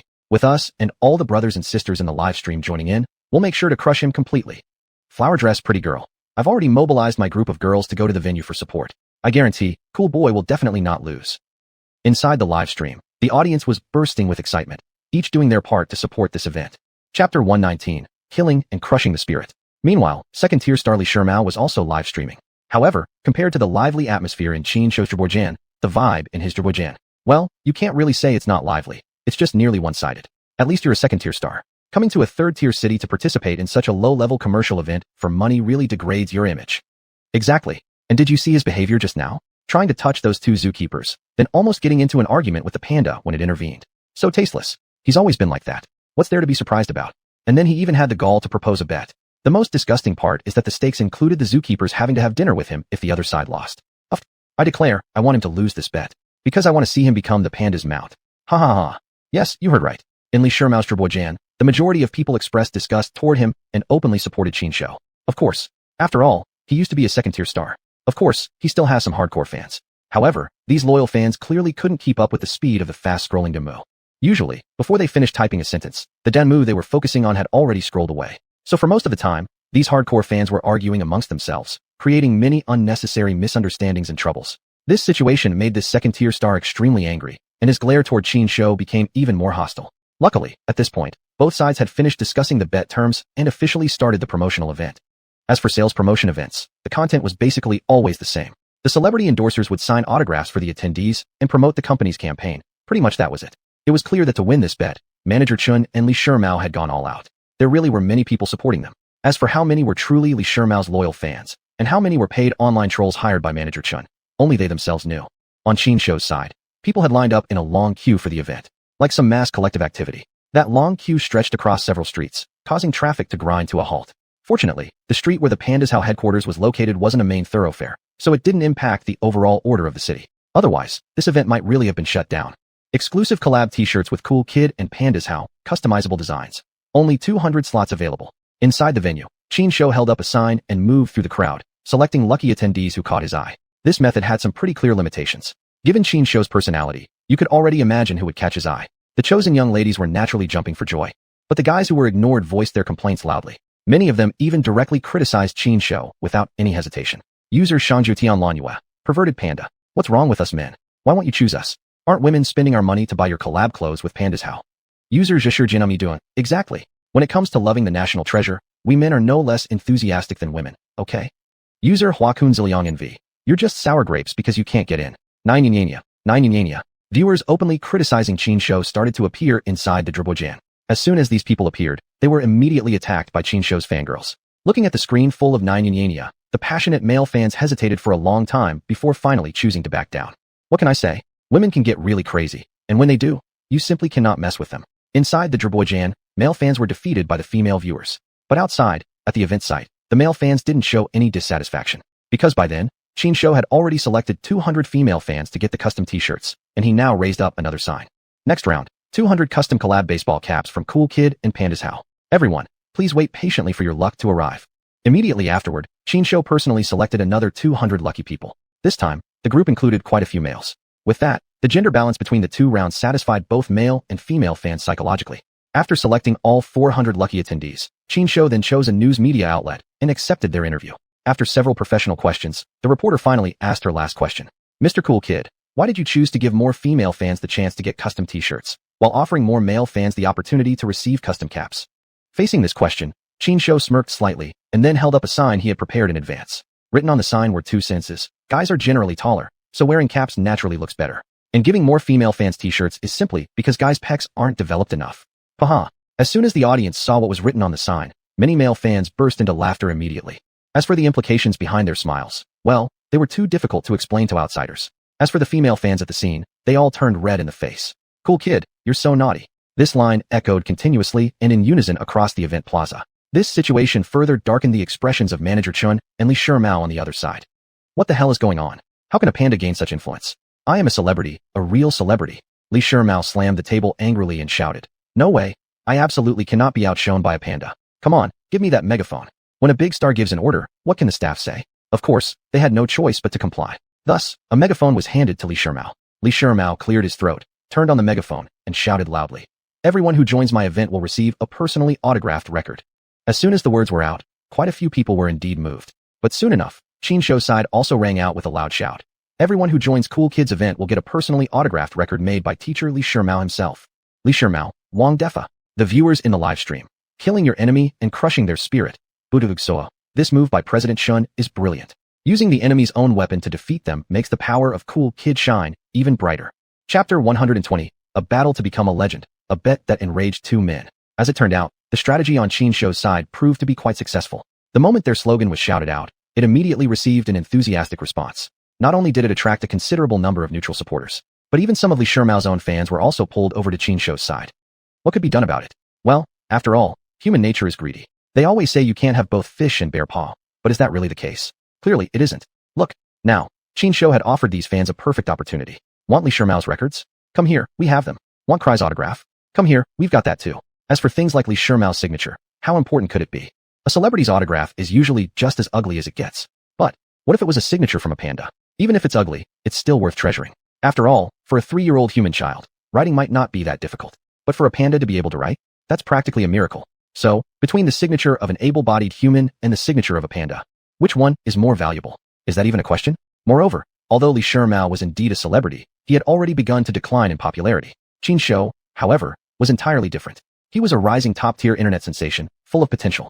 Even those unfamiliar with Chin Shou were able to recognize his potential after watching the video clips rolling on the big screen. Why hesitate? Which choice was better? What is the most painful thing in the world? Undoubtedly, it's killing someone's spirit. But what's even more painful than killing someone's spirit? Exactly. It's when you not only kill someone's spirit, but also achieve huge success doing it. Seeing more and more people flocking toward Chin Shou's side, Li Shimao's face kept getting darker and darker. Adding to his fury was the fact that the bait used by his opponent to entice people had originally been his own records. He was eager to fight back, but couldn't think of any effective countermeasures. When he looked again at the on-site sales figures and the pre-order statistics on the website, Li Shimao suddenly felt too ashamed to show his face anywhere. His influence couldn't match his opponent's, and he also fell behind in terms of strategic planning. More importantly, he was already a second-tier celebrity, while his rival was nothing more than a panda. Even though pandas were national treasures, this overwhelming sense of defeat left Li Shimao deeply upset. All these factors combined caused a tightness to rise in Li Shimao's chest. Then, pung-tong, Li Shimao tumbled head over heels and collapsed beneath the table. Mr. Li, Manager Chun was genuinely frightened. Li Shimao was a celebrity, after all. Even though he was only a second-tier star, he was still a public figure with a talent agency behind him. If something like this happened at their event venue, they would certainly be held accountable. Chun didn't dare to delay. He quickly had someone take Li Shimao to the emergency room. Turning back, he shot an even more resentful glare toward Qin Shou's side. Just at this moment, however, Qin Shou held up a sign again. The writing on the board was clearly freshly written. On the board were only two hastily written lines. Manager Qin's brilliant strategy secures the world, yet loses the bet and loses the celebrity. You. Manager Qin glared with both eyes wide open, nearly beside himself with rage. Unfortunately, his receding hairline, clearly showing signs of male pattern baldness, prevented him from truly achieving that dramatic effect. Worse still, his poor heart couldn't handle such a shock. The next moment, Manager Qin's obese body also slammed heavily under the table, just like Li Shimao. This scene caused a brief silence throughout the venue. But after a few seconds, a deafening wave of laughter broke out. Manager Qin's brilliant strategy secures the world, yet loses the bet and loses the celebrity. This slogan was loudly shouted by many people. Originally on the verge of regaining consciousness, Manager Qin immediately fainted again after hearing these words. That night, the top trending news on Binjiang City's Rousseau hot search read, "A once-renowned star suffers a heart attack from excitement. Reason behind it shockingly terrifying." Small tabloids and news apps also rushed to cover the incident. As expected, all the headlines were exaggerated and sensationalized to the extreme. The content of these reports was even more varied and chaotic. At least the tabloid papers were a little better behaved. Though their readership was niche, they were still mainstream media and had to take responsibility for their published content. Therefore, their news content was relatively close to the truth. But the news apps? They didn't care about any of that. For the sake of traffic, the editors at these apps could twist the news into something completely absurd. Stories like how a former pop star held a grudge against someone named Emu used this event intentionally to provoke the former singer. Stories about a former pop star being involved in romantic entanglements with the owner and caretaker of a certain zoo, with love turning to hatred between them. The most outrageous one, however, was an article published by the Binjiang Gossip News app, a so-called report. In this report, it claimed that a certain former pop star suffered from misogyny and bestiality. He didn't like women, only animals. And recently, this ex-singer had his eyes on the panda. What a pity.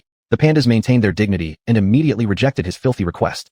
It was precisely this reason that caused the former pop star's emotions to spiral out of control, ultimately leading to a heart attack. Regarding these online rumors, Shen Bingyue was so angry that she burst into laughter. Jiang Yuyu and others didn't mind the chaos and were more than happy to watch the drama unfold. After all, these were just rumors. Just treat them as jokes. In fact, they even joined the heated discussions. Wei Qi was even more enthusiastic, starting a new thread and publicly commenting. Qin Shou really became a legend in one battle. One event, one bet, knocked two people down. I'd like to see who dares mess with our Qin Shou from now on. How crazy panda fans could get was none of Qin Shou's concern. At this moment, Qin Shou was happily staring at his back-end data, checking exactly what he had gained from this event. First and foremost was the increase in popularity and viewership in his live stream.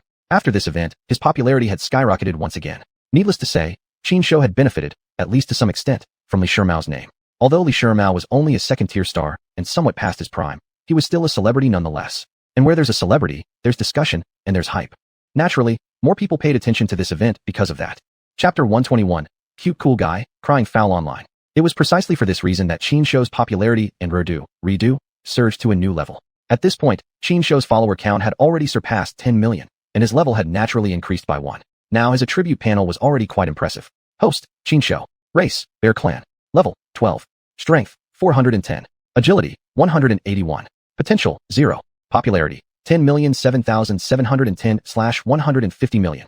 After viewing his own stats panel, Qin Shou smiled satisfactorily, then started checking his other gains. That event had not only brought him an increase of nearly 3 million in popularity, but also a mission. Ding. Congratulations to the host for triggering an ordinary side mission. Teach a lesson to an arrogant fated celebrity and create a kill the body and destroy the soul effect.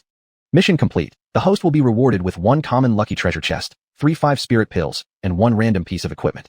Special reminder, mission rewards will be distributed according to the host's mission completion rate. The minimum guaranteed reward is 1 piece of random equipment. Completion rated perfect will allow you to obtain all rewards. That was the task Qin Shou received. When he first accepted the mission, Qin Shou was somewhat worried. But soon, he came up with a plan. In the time that followed, Qin Shou made thorough preparations. In his opinion, while his preparations couldn't 100% guarantee perfect completion, they would at least guarantee the minimum reward. And those signs? They were specially prepared by Qin Shou. Of course, once again, this aroused the suspicions of Zhang Yuyu and Xin Bingyue.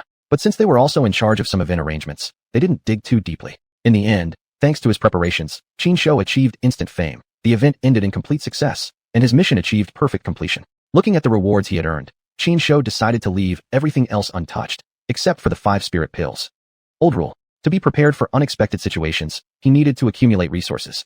Even if nothing good came out when he opened them, they could still serve as support. Opening the rewards now and getting good items was fine. But if he opened some useless junk, it would just be a complete waste. La la la. We ordinary folks, today are truly happy. I am really happy. I am so excited. I've tucked all the rewards into my waist. Qin Shou closed the system interface, changed into a more comfortable posture, and happily started to fall asleep. After being busy all day with preparations, Qin Shou was truly exhausted. Now, heaven and earth were vast. Nothing was more important than Qin Shou recuperating. Qin Shou slept soundly, and Xin Bingyue and Zhang Yuyu were also very happy. The success of this event might bring a lot of benefits to the tourist zoo, and Xin Bingyue and Zhang Yuyu would naturally share in the fortune. They simply couldn't not be happy. But while they were happy, there were others who felt as if their parents had died. These two people were Li Shimao, and naturally, Manager Chen. Li Shimao wasn't too bad off. After all, he was older now, and on the decline. He could accept the reality of changing times and cold-hearted people. But losing to a panda in terms of popularity and influence, that wasn't something easily accepted. Also, Li Shimao's health was indeed poor. He had originally planned to do this one event, then retire, and return to an ordinary life. Yet he never expected that just before retirement, he would suffer a major setback and ruin his reputation. Luckily, in the contract signed with Panda's How earlier, there had been some special clauses added. If unexpected situations occurred due to the event itself, Panda's How would cover all related expenses and pay an additional compensation. The facts prove that Li Shimao's calculation and foresight had been deep and wise. At least regarding the contract terms, that was indeed the case. Now, Li Shimao had lost face and was greatly demoralized. This was the perfect opportunity for him to directly announce his retirement from the entertainment industry. However, while Li Shimao could simply pack up and leave, Manager Chen had been dealt a fatal blow. Not only did he lose his position, but he also had to bear a portion of the fines. Compared to Li Shimao's calculated strategies in the contract, Manager Chen was much more passive. He was just a pawn. Even if he plotted exhaustively, in the end, he was still just doing errands for the upper management, and when things went wrong, he had to take the blame. Thus, right now, he truly hated Qin Shou and Xin Bingyue with every fiber of his being. In addition, both Manager Chen and Li Shimao were worrying about one particular thing. They had made a bet with Qin Shou. At the beginning of the event, they had already reached an agreement with Xin Bingyue and Fang Lihong. They had made a bet based on the sales figures of the event day costumes to decide a final winner. If Qin Shou lost, Xin Bingyue and Zhang Yuyu would have to accompany Li Shimao for dinner. On the flip side, if Li Shimao lost, he would have to become Qin Shou's mount. At the very beginning, Manager Chen and Li Shimao were extremely confident, both believing firmly that they would never lose to Qin Shou. In their eyes, with the hype of Li Shimao's last dance, his fans would surely give him extra support, guaranteeing an easy win for the bet. Unfortunately, they had encountered someone who didn't play by the rules and also knew how to crush others emotionally. In the end, they could only accept their defeat. However, they absolutely refused to honor the terms of the bet. Of course not. To get out of fulfilling the bet and prevent Li Shimao from losing even more face, to stop his reputation from further collapsing, Manager Chen started stirring up trouble again. After all, he was about to leave Panda's How anyway. No matter what chaos he caused, the next day he could simply say, "I've already resigned," and shift all the blame away. Therefore, Manager Chen went live directly, publicly accusing Qin Shou and Xin Bingyue of deliberately targeting Li Shimao and even driving him to be hospitalized from anger. Very soon, the news reached Xin Bingyue's ears. Xin Bingyue was certainly not someone who would just let others take advantage of her. As soon as she learned that Manager Chen had begun throwing sand, Xin Bingyue instantly went live too. After explaining the entire situation in detail, she immediately dragged Qin Shou onto the stream. After participating in 2 events, Xin Bingyue had truly picked up some skills. She imitated Qin Shou's method, writing out what she wanted to say on a board and having Qin Shou hold it up for the audience to see. Another day of forced performance. While complaining in a bored tone, Qin Shou acted out a pitiful expression and kept holding the sign up in front of the camera. "Come and take a look, everyone. Cute cool guy is going live to clear his name online. Fellow countrymen, dear friends and relatives, uncles and aunts, big brothers and big sisters, everybody please lend me a hand and help me out." Chapter 122. My cool boy doesn't sweat the small stuff. His loyalty reaches heaven. Seeing the tearfully wronged look on Qin Shou's face and reading the signs he held, the audience instantly became furious. Floral dress pretty girl. Cool boy is so pitiful, so wronged. I watched that event, and it was clearly that useless celebrity's fault. He was the one with no tolerance. Got so mad he ended up in the hospital. What does that have to do with our cool boy? The only king. I'll contact someone I know and see if we can hit this Manager Chen. Humph, scum like him. I'll make sure he can't survive in the business world anymore. 40-meter long sword. Let me handle it. I know a shareholder of Panda's How. I'll ask them first and see how Panda's How plans to deal with this. The Emerald Path. I'll say something in the group chat. From now on, HR departments across companies better watch out. If this guy leaves Panda's How, I'll show him what it means to be hunted everywhere with no place to turn. Other viewers, you guys are scary. Can't handle this level. Can't handle this level. Respect, respect. Inside the live stream, the audience was boiling with anger. Several influential viewers even directly declared they would use their connections to punish Manager Chen. In fact, some even suggested they wanted to get back at Li Shimao as well. However, after seeing that comment, Shun Bingyue quickly instructed Qin Shou to raise another sign. Written on the sign in simple words were, "My cool boy doesn't sweat the small stuff. My righteousness pierces the heavens. I won't pressure anyone or act aggressively. The bet is off the table. But Li Shimao must apologize for his initial rudeness, preferably by drinking 3 bottles himself." Upon seeing the sign in Qin Shou's hands, viewers in the live chat burst into smiles. The Only King gifted the host with True Martial Panda X10 and sent a super bullet comment. "Respect to my cool boss. My cool boss speaks few words but gets things done. Rest assured, I'll make sure this message gets through. Also, once I finish up with my current business, I will personally visit you at the zoo." The Emerald Path, meeting up in real life? Of course, count me in. But I'm traveling abroad in a few days. If possible, the Only King, wait for me so we can all go together. It'll be more fun with everyone. 40-meter long blade. Count me in too. I'm coming as well. Officially becoming your disciple. In the live stream, the powerful viewers began discussing plans for an offline meetup. Other viewers expressed interest as well. Unfortunately, not everyone had the same privileges as those powerful few. They could only dream for now. Or maybe, after some time and preparation, they could reach such a status, but that would be much later. The live stream continued. The serious, crying out for justice session was over. Now came the time for Qin Shou's performance. Watching Qin Shou, wearing the custom suit from Panda's How and a cap stamped with his own image, start to dance energetically, the audience cheered. Meanwhile, in Manager Chen's live stream, things had already gone to chaos. "You bastard. You lost your temper and ended up in hospital, and now you're even blaming others. Where's your shame? Mr. Chun, you just wait. You're in trouble now, mark my words. Let me see if you dare to be this underhanded again." One angry comment after another made Manager Chen's heart pound, beads of cold sweat breaking out on his forehead. But he quickly calmed himself down, thinking, just a bunch of online trolls. What can you really do to me? After tomorrow, when I leave Panda's How, I'll rise again anyway. Manager Chun sneered coldly, closed the live stream, and carelessly went on with his own affairs. Meanwhile, Li Shimao also received a message from a powerful figure. "They're saying this bet is off the table. They don't want to humiliate you further, but you owe them an apology. Something like downing 3 bottles of alcohol. Prepare yourself, and once you're recovered, better fulfill it quickly, or else." Though the influential person didn't finish the sentence, Li Shimao already broke into a sweat. Only now did he realize just how powerful the person he had offended truly was. Ignoring his physical discomfort, Li Shimao quickly opened a live stream and connected with Qin Shou immediately. At first glance, he saw Qin Shou dancing energetically. It must be said, with clothes on, Li Shimao almost didn't recognize him. Still, he admitted, Qin Shou danced quite well. At least he captured that uniquely graceful flair that only a chubby person could pull off. Not to mention, Li Shimao could also hear the sound of guitar playing. Clearly, someone was accompanying Qin Shou's performance. The melody of the guitar was simple, and the playing technique quite clumsy, but the singing itself was rather pleasant to listen to.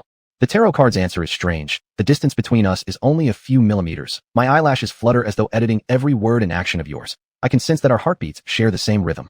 Such a pure vocal tone and pleasant voice. Even someone as experienced in the music industry as Li Shimao couldn't help but nod repeatedly in approval. Although the person playing and singing wasn't visible in the Vamen lead, Li Shimao could confidently say this performer must be a pretty girl. "You're singing great. Little girl, can you come out and chat with me for a bit?" Zhang Yuyu had been deeply immersed in her playing and singing, completely unaware that someone had initiated a live connection. The sudden voice in her headphones startled her. However, as soon as she realized who the speaker was, her face immediately darkened. "It's you. I don't really have anything to say to you." Zhang Yuyu gave Li Shimao no face, and instead asked bluntly, "What do you need with a connection? If it's nothing important, I'll end the call. I'm helping Cool Boy with his performance, so I really don't have time for anything else." When had Li Shimao ever been treated this way? For a moment, he actually didn't know what to say. However, he quickly remembered the words of the powerful figure earlier. He shivered slightly and hurriedly said, "I'm here to apologize to you and Ms. Shun. Look, I've even prepared the alcohol." As he spoke, he took 3 small bottles of Melanchan grain alcohol from his assistant. "Where's Ms. Shun? Miss, could you call her for me? I'll publicly apologize as soon as she arrives." "There's no need." Zhang Yuyu shook her head, still wearing her icy expression. "Ms. Shun is very busy and doesn't have time for such trivial matters.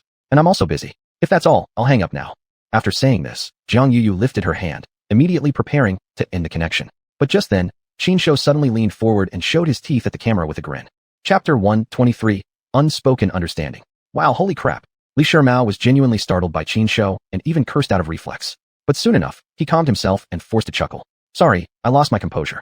Cool guy. Hello, nice to see you again." "Same here. Qin Shou pulled out a sign from behind and waved it in front of the camera. Li Shimao, Wang de Fa. This panda can actually understand human speech and communicate with people? This is practically divine level stuff. Look at you, acting like you've never seen anything before. Another sign appeared from behind, waved in front of the camera. Li Shimao, can't I even compliment you? With that sharp tongue, do other pandas even know about this side of you? Looking at the new sign in Qin Shou's hand, Li Shimao felt like he might spit blood. He thought to himself, is this creature even a real panda? With this level of intelligence and sarcasm, it's like he's a mutated internet troll. At this moment, Li Shimao truly regretted his decision to do a live stream with Qin Shou. But now that it had come to this, what else could he do? No matter how unbearable it was, he had to endure it. The words of the powerful figure still echoed in his ears, and Li Shimao dared not show any negligence. Li Shimao's expression swung wildly between gloom and composure, which made the entire live audience burst into laughter. Floral dress girl, ha, I'm dying. Although this guy really had it coming, I somehow feel a little sympathy for him too. 40-meter big saber. I don't care what happens to Li Shimao, but I know one thing for sure. We've got some brand new meme materials after today. ACHA. Haha, way to go, cool guy. This is exactly the kind of person who deserves to be roasted like this. In the live chat room, people continued mocking Li Shimao while praising Qin Shou's witty comebacks. Meanwhile, Qin Shou's hand produced yet another new sign. What are you waiting for? Get on with your performance already. That was what was written on the sign. Li Shimao suddenly felt like he couldn't breathe. No choice. Qin Shou's attacks came too fast for Li Shimao to keep up. However, soon Li Shimao just gave up and let loose. He directly grabbed a bottle of baijiu, opened it, tilted his head back, and chugged it all. Continue. Qin Shou showed no expression, swiftly replacing his sign. If ****ing. Li Shimao was so weighted that he was almost about to cry. Even though you're not technically human, how could you be so heartless? That was real alcohol, grain-based, over 60% proof. We just chugged an entire bottle. You don't even let me catch my breath and want me to continue right away? Are you trying to kill me? But even if he felt indignant deep down, he could do absolutely nothing about it. If you want me to continue, I will. Li Shimao gritted his teeth, opened another bottle, tilted his head back and drank. After 2 bottles, Li Shimao's face turned red and his head felt dizzy and foggy. But Qin Shou maintained his high standards and strict requirements, raising yet another sign. Hey, hurry up, you idiot. Li Shimao. What else could he possibly say when faced with such a sly and merciless panda? Fine, whatever you say. Just pretend I drank it all, and you do your thing? With a face like someone constipated for half a month, Li Shimao opened the 3rd bottle of baijiu. But this time, he couldn't chug it in one go. This was high-grade grain baijiu at over 60 degrees proof. Definitely no joking matter. Halfway through, he was choked by the strong alcohol and began coughing violently. Yet, Qin Shou showed absolutely no mercy, once again holding up another sign. What are you doing, raising fish? Finish it up. This is honestly trying to kill me. Li Shimao truly wanted to cry, but he clenched his teeth and prepared to finish off what was left. Just then, however, Qin Shou held up yet another sign. This one contained just 14 simple words. Just kidding. Haha, surprised? Happy. Upon seeing the sign, Li Shimao rolled his eyes, then decided to shut the live stream down. This scene once again caused laughter from all the live viewers. Kiss your tear mark. Haha, Li Shimao looked so pathetic. Seems like, when it comes to being sarcastic, nobody beats cool guy. This depth of slyness is truly unmatched. Waiting for the moon to rise. Right now, I really want to interview Li Shimao and ask him how he feels. Detective Kabe. I don't care about other things. What I really want to know now is where cool guy got all those signs. They were custom made. Seeing this comment, Zhang Yu immediately answered on behalf of Qin Shou. How miraculous Qin Shou truly was. Zhang Yu knew, more or less. She was aware that Qin Shou actually had his own bank account. Moreover, he could somehow use his account to make payments through unknown means. Now, Zhang Yu no longer saw Qin Shou as just a panda. To her, Qin Shou was a real, flesh and blood person, one of the few friends she had. Although she was curious about all the things Qin Shou had done, she no longer felt the need to investigate. After all, nothing about Qin Shou seemed surprising anymore. Zhang Yu had long accepted this reality. More than that, she even took the initiative to handle a lot of things for Qin Shou. Take those signs, for example. No matter who asked, Zhang Yu would say she had them custom made for Qin Shou. And take the song she had performed earlier that night. The night before, an online netizen had sent her the song's simple musical notation. She was really curious about who this netizen was. Or maybe it was Qin Shou himself. But she didn't ask anything. Everything just remained as it appeared on the surface. Whatever he didn't say, she didn't inquire about, and thus no issues arose. This had already become their unspoken understanding.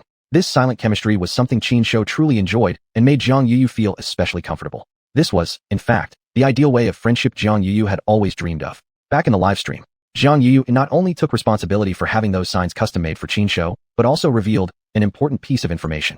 The song I just performed earlier was specially prepared for Cool Guy and Yu Xiaoman's upcoming collaboration. Just imagine, everyone, Cool Guy and Yu Xiaoman dancing together using this background music. What a scene that would be. Only the King 9527. You know what? Now that you, Miss Jiang, have said it, I can actually visualize it in my mind. Can't wait to see it. Music Academy of Binjiang City. The lyrics and melody are both pretty good. Who composed this? Has it been copyrighted yet? Don't let someone with ill intentions steal it. That'd be such a waste of a great work. Wang Yu dance xuanhuan. Everyone can rest assured. This song has already been copyrighted. The copyright belongs to Cool Guy, and all proceeds from this song will be used for the construction of the Panda Eco Park. Chapter 124. My heart just got reinforced with iron. Li Shimiao's live interaction was merely a small interlude. Although it brought plenty of laughs and topics for discussion, people didn't really take it to heart. What everyone cared about more was Qin Shou's upcoming collaboration with xuanhuan.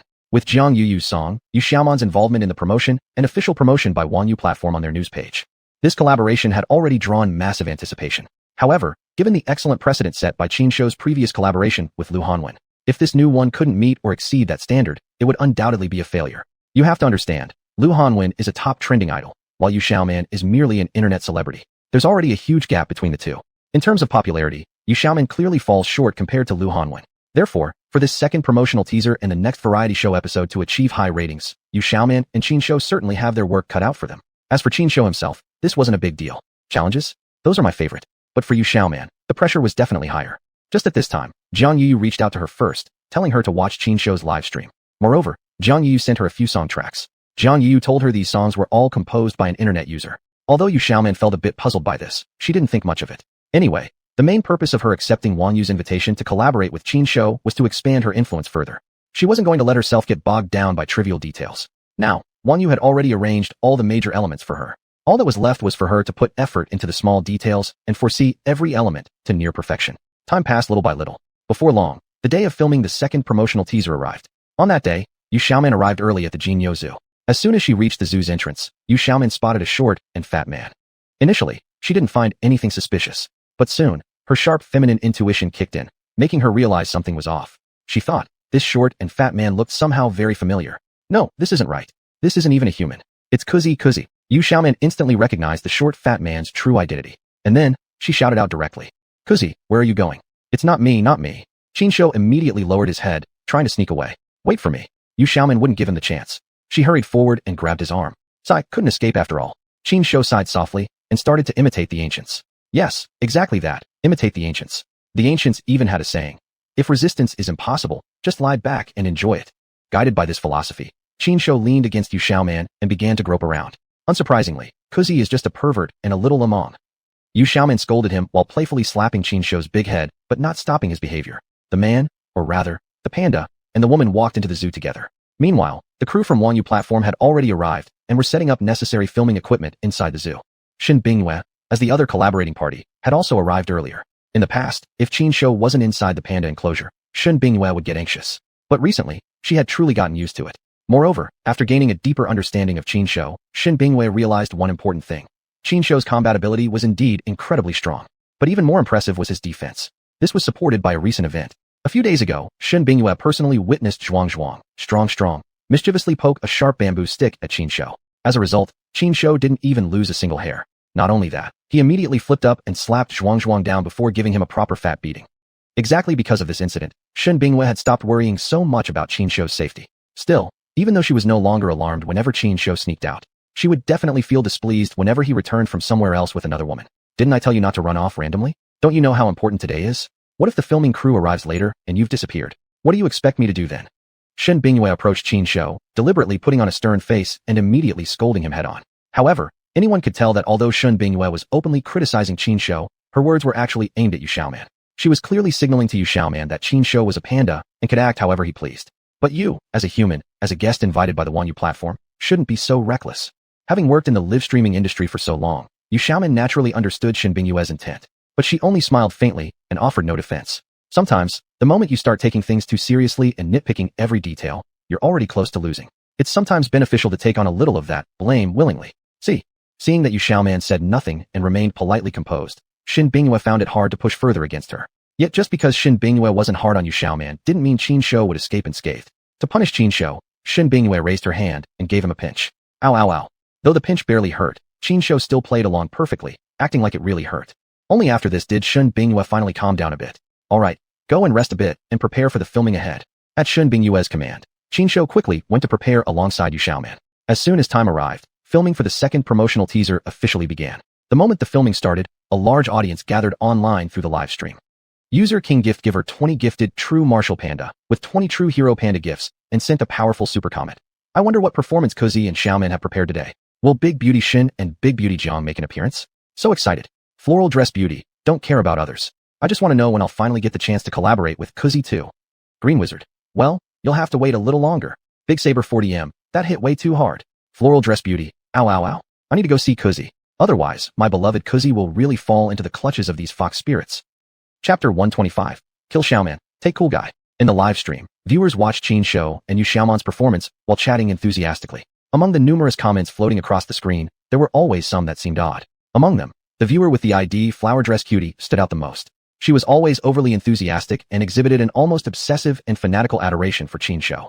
To accurately describe her feelings toward Qin Shou, the term would be extremely possessive. Most people didn't pay much attention to fans like her. Regular viewers treated her comments merely as jokes, and the big spenders in the chat certainly didn't take her comments seriously.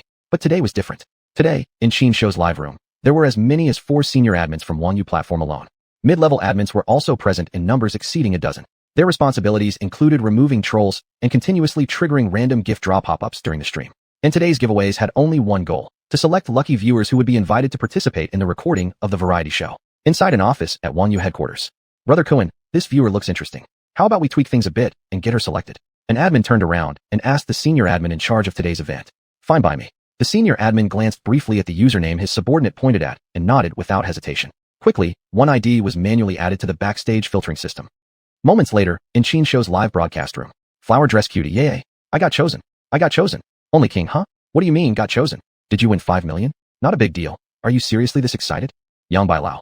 Bro, don't judge ordinary people by your standards. 5 million is what I couldn't earn in 3 lifetimes. Flower Dress Cutie, I didn't win any prize. I was selected to participate in the recording of the 2nd season of the variety show. Other viewers. Look at you, acting like such a nobody. 40-meter longsword. Hey, want to sell the slot? Name your price. 5 million. No way, but we could offer you 10 or 20,000. Flower Dress Cutie. Go play somewhere else. 40-meter longsword. You broke my heart, then walked away laughing. Inside the live stream, the audience heatedly discussed the opportunity to participate in the variety show, while in the zoo enclosure, Yu Xiaoman and Qin Shou's performance had reached the most critical moment. Once again, they performed the popular belly snake dance, just like before. But this time was different. This time, Zhang Yuyu accompanied them live with her vocal and guitar performance. Although Wang Yu had also brought better guitarists and singers, Qin Shou insisted on using Zhang Yuyu. No choice. The staff members from Wang Yu had to compromise. Who else could they blame? After all, Qin Shou was now a star. It must be said though, Yu Xiaoman and Qin Shou's coordination was better than ever, and Zhang Yuyu's singing and guitar playing were also reaching a peak.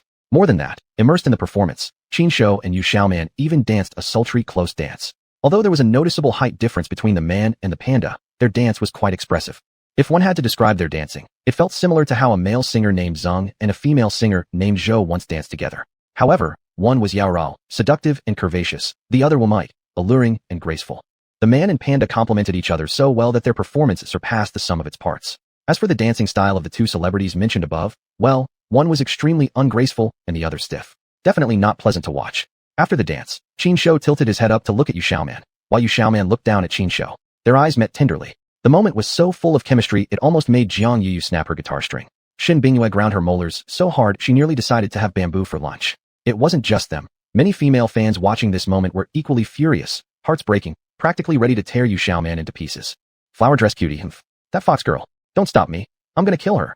40-meter longsword. Here's the knife. Go. We'll cheer you on. Greenland Wanderer. Should I join in too? But not for cool guy. See, both Shin Boss and Jiang Beauty are about to die from anger. I just want to comfort them. Spicy Flower Slapper. Move aside if you're just here to watch. Cool guys harem sisters, assemble. Today we must unite and take down that vixen for good. Count me in. Me too. Kill Xiaoman. Take cool guy. Kill Xiaoman. Take cool guy. In an instant, Qin Shou's live stream chat was completely flooded with identical messages. The same thing was happening in Yu Xiaoman's live stream. Kill Xiaoman. Take cool guy.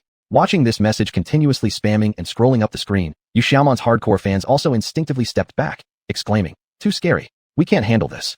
Neutral viewers, on the other hand, were just sighing and commenting, "Wow, women really are not to be messed with." There were some people whose reactions were a bit different. They weren't worried about the potential danger Yu Xiaoman might face. Quite the opposite, what they truly cared about was these female fans' obsession with Qin Shou. This is outrageous. What do we good-looking guys lack compared to that panda? But in the end, these women ignore us completely and only have eyes for that panda. Disgusting. Exactly. Look at how far they've gone for the sake of a panda. We, on the other hand, seriously, this hurts. Male fans were venting non-stop in their fan groups. But soon enough, these sour-faced male fans were drowned out by the Fenglong female fans. Meanwhile, The admins managing the live stream were already in shock. The flood of messages was so intense that they couldn't even proceed with the lucky viewer draw normally. Elsewhere, Liang Hui, witnessing the situation, couldn't help but whistle in disbelief, then secretly sent one to kill Xiaoman, take cool guy. Of course, the staff in Xiaoman's team were already aware of this. Her assistant wore a strange expression and briefly updated Xiaoman on what had happened. After listening, Xiaoman was genuinely startled. Glancing secretly at Qin Shou, she thought to herself, this is beyond crazy. I already knew cool guy was popular, but I never expected his influence to be so much stronger than I anticipated. I definitely made the right move riding this wave of popularity. Xiaoman felt joy inside, but on the surface, she dared not show it. She had no choice. She wanted the spotlight. But her life was still important too. Chapter 126 with Cool Boy, everything is possible. Although this is a society ruled by law, there are still some shady corners. Do you realize there might be extremists ready to strike from the shadows? It wouldn't be great to get ambushed and lose your life, but if someone were to throw a cup of H2SO4 on her, Xiaoman's life would basically be ruined. No choice. After all, the most important thing for a person is to know when to yield. Those who refuse to read the situation usually end up in trouble sooner or later. However, recognizing reality is one thing, but Xiaoman would never really voice that she was scared or that she had given in. Even toward Jiang Yuyu and Shun Bingyue, she remained the same as always. In fact, Xiaoman had underestimated Jiang Yuyu and Shun Bingyue's magnanimity. And no matter how popular Qin Shou was, at the end of the day, he was only a panda. Even if Shun Bingyue and Jiang Yuyu felt some jealousy, there was a limit to it. Especially Shun Bingyue, as a company CEO, needed to show the proper demeanor. Your collaboration with Cool Boy was very successful, and you two have great chemistry. I'm really looking forward to seeing you and Cool Boy in the official variety show. Shun Bingyue smiled and congratulated Xiaoman as soon as possible. Thank you. Xiaoman didn't pretend to refuse the compliment, but thanked Shun Bingyue openly. In comparison, Jiang Yuyu wasn't as reserved. She grabbed her phone and pointed a group chat screenshot of the fan club at Xiaoman. On the screenshot, the same phrase was repeated several times. Kill Xiaoman, take Cool Boy. Sister Xiaoman, looks like you've become the public enemy of all female fans. How do you feel about that? The fans of Cool Boy are really enthusiastic. Thank them for remembering me. I'm honored. Xiaoman maintained a smile on her face, but deep inside, she felt uneasy. However, she couldn't be blamed for that. After all, who could stay calm after seeing a group of people shouting slogans saying they want to kill them? Considering the situation, Xiaoman's reaction was already quite admirable. After finishing the second teaser recording, the preparation work for the variety show's promotion was almost complete. Although Xuanhuan was also a big platform, compared to real television stations, it was still a bit inferior. So the scale of this variety show wasn't really that big. With these two teasers done, that would be sufficient. The rest could just be recorded elsewhere, so there was no longer a need to ask for assistance from the Jinyo Zoo. Qin Shou had originally thought that after this, he would probably have a period of peaceful days. However, he never expected that the arrival of one person would completely disrupt his life. Not only that, this person was attempting to dig under his feet, and was even trying to steal someone from his own harem. What do you want? Qin Shou, dragging a pile of signboards, glared at Li Shimao, who stood before him with a constipated look, clearly ready to fight at any moment. I wanted to find Miss Jiang. Li Shimao gave an awkward smile, raising his hand to point at Jiang Yuyu behind Qin Shou. Find her for what? She's busy, Qin Shou thought to himself, then raised a signboard. On the board was only two bold red words. Ugly declined. F******. Seeing those words on the signboard in front of him, Li Shimao immediately felt a surge of anger. He almost couldn't catch his breath and nearly fainted. But eventually, he managed to hold back his rage. Cool boy, don't fool around. I have something serious to discuss with Miss Jiang. Li Shimao switched to a serious expression, using a solemn tone to speak. Play a game with me. Qin Shou raised another signboard again and shoved it right in front of Li Shimao's nose. Play a game with you? Li Shimao paused, hesitated, and finally gritted his teeth and nodded. Fine, what game? Be my mount. Qin Shou raised another signboard that looked quite worn out. Li Shimao, I have a word to say. Should I say it or not? Just when Li Shimao was about to explode from anger, Jiang Yuyu, who hadn't spoken for a while, finally spoke. All right, cool boy, stop messing around. Pulling Qin Shou aside, Jiang Yuyu asked Li Shimao coolly, Mr. Li, please tell me, what exactly did you come here for? It's like this. Finally having a chance to speak calmly, Li Shimao seized the opportunity and quickly explained his purpose.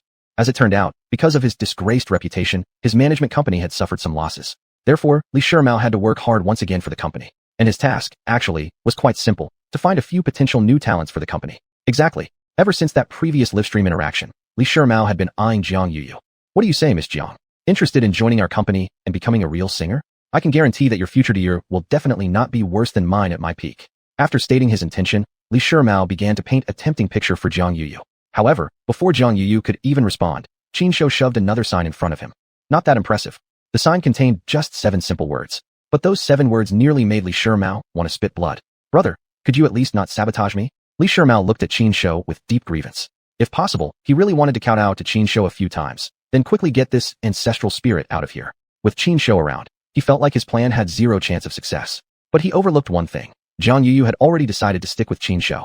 Even if Qin Shou wasn't messing around beside him, Li Shimiao's persuasion would absolutely not succeed either. Sure enough, after hearing Li Shimiao finish speaking, Jiang Yu didn't even think for a moment before directly shaking her head. Sorry, Mr. Li, I've already switched careers once. I don't plan on making another change anytime soon. Besides, I actually think working at Jinyo Zoo is quite good. Taking care of Cool Boy every day and appearing on camera with him is basically no different from being a celebrity. So, Mr. Li, I suggest you not waste your time on me. Seeing how directly Jiang Yuyu refused, Li Shimiao naturally felt some disappointment, as well as impatience. But with your talent and qualifications, after proper grooming, you would surely have a promising future. Are you absolutely not willing to reconsider? Li Shimiao got excited, even raising his voice a few notches. As for Xiaozhang's future, that's none of your concern. Answering on behalf of Jiang Yuyu again was Qin Shou. This time, the sign Qin Shou held up once more contained only one simple sentence. With Cool Boy, everything is possible. Chapter 127 Cool Kid wants to learn to play guitar. As soon as this sign was put up, it immediately triggered a strong reaction. As for Jiang Yuyu, naturally she was extremely excited. As for Xin Binghua, well, she wasn't around. As people were watching the live stream, one after another expressed that they were envious. 40-meter cleaver, why isn't anyone jealous of Big Beauty Jiang? Could it be that Xuanhuan and Big Beauty Jiang are really that different? Land of Oz, being warm like spring when treating friends, being cold like winter when facing enemies. Obviously, Big Beauty Jiang is on our side, while Xuanhuan is the enemy. Floral dress pretty girl, exactly right. Chinpi Dangue Luronkeo, am I the only one who thinks Li Shimiao is really funny? Also, he looks like XXX, Momo's Momo. Just say it out loud. He's just a washed-up celebrity. What's there to be afraid of?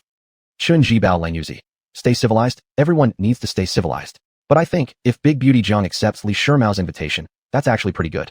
Becoming a celebrity has a bright future. Inside the live stream room, people were discussing ly, saying all sorts of things. At this point, Li Shimiao had already adjusted his mindset, chatting calmly with Jiang Yuyu.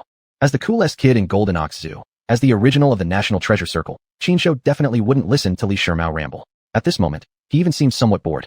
He looked around here and there. Soon, his eyes locked onto the package Li Shimiao had brought. More specifically, it was a guitar case. Seeing that Li Shimiao wasn't paying attention, Qin Shou directly walked over and opened Li Shimiao's guitar case. Seeing the guitar inside, even Qin Shou, who hadn't really touched musical instruments much, couldn't help but nod approvingly. This guitar had reached the highest level in craftsmanship, material quality, and maintenance. Added to that its very old manufacturing year. Even if taken to an auction as an antique, it would definitely fetch a good price. But in Qin Shou's eyes, value or condition wasn't important. No matter what you brought here, it was always the same thing. It was our toy. Qin Shou didn't care whether Li Shimiao saw what he was doing. He directly sat down on the floor and casually pulled out a piece of sheet music from the guitar case, starting to read it carefully. Don't underestimate these simple actions from Qin Shou. In the eyes of observant viewers, this caused a sensation. The one and only king sent 10 virtual gifts to streamer, True Martial Panda, and sent a super bullet comment. No way. No way. Could it be that cool kid knows how to read music and play the guitar? 40-meter cleaver. I bet a pack of spicy strips, my master definitely can play guitar and read sheet music. Sky Gate Demon King Li Qing. Trying to impress people. This panda is smart, but there should be limits. If he really can play guitar, even if just a few simple chords, I'll eat poop on live stream. Land of Oz. Already took a screenshot, waiting for you to eat poop on stream. Southern Medicine King Bodhisattva. Make it sound like the panda must have made a mistake? If that panda can't play the guitar, what will you say then? Land of Oz. Land of Oz. Low-level provocation. However, I'm someone who can't take provocation. I'll say this. If Cool Kid can't play the guitar, I will hand out 10 sets of Golden Ox Zoo tickets outside. First come, first served. Inside the live stream room, viewers were divided into two camps. One group was naturally Qin Shou's hardcore fans. In the eyes of his fans, Qin Shou was simply all-powerful, knowing everything, without any weaknesses. But to critics, Qin Shou was simply messing around. Qin Shou's fans were merely blindly idolizing him, following Xin Binghua to attract attention with cheap stunts. The argument between the two sides never ended, eventually escalating to a wager. The streaming platform's administrators had obviously noticed this situation early on.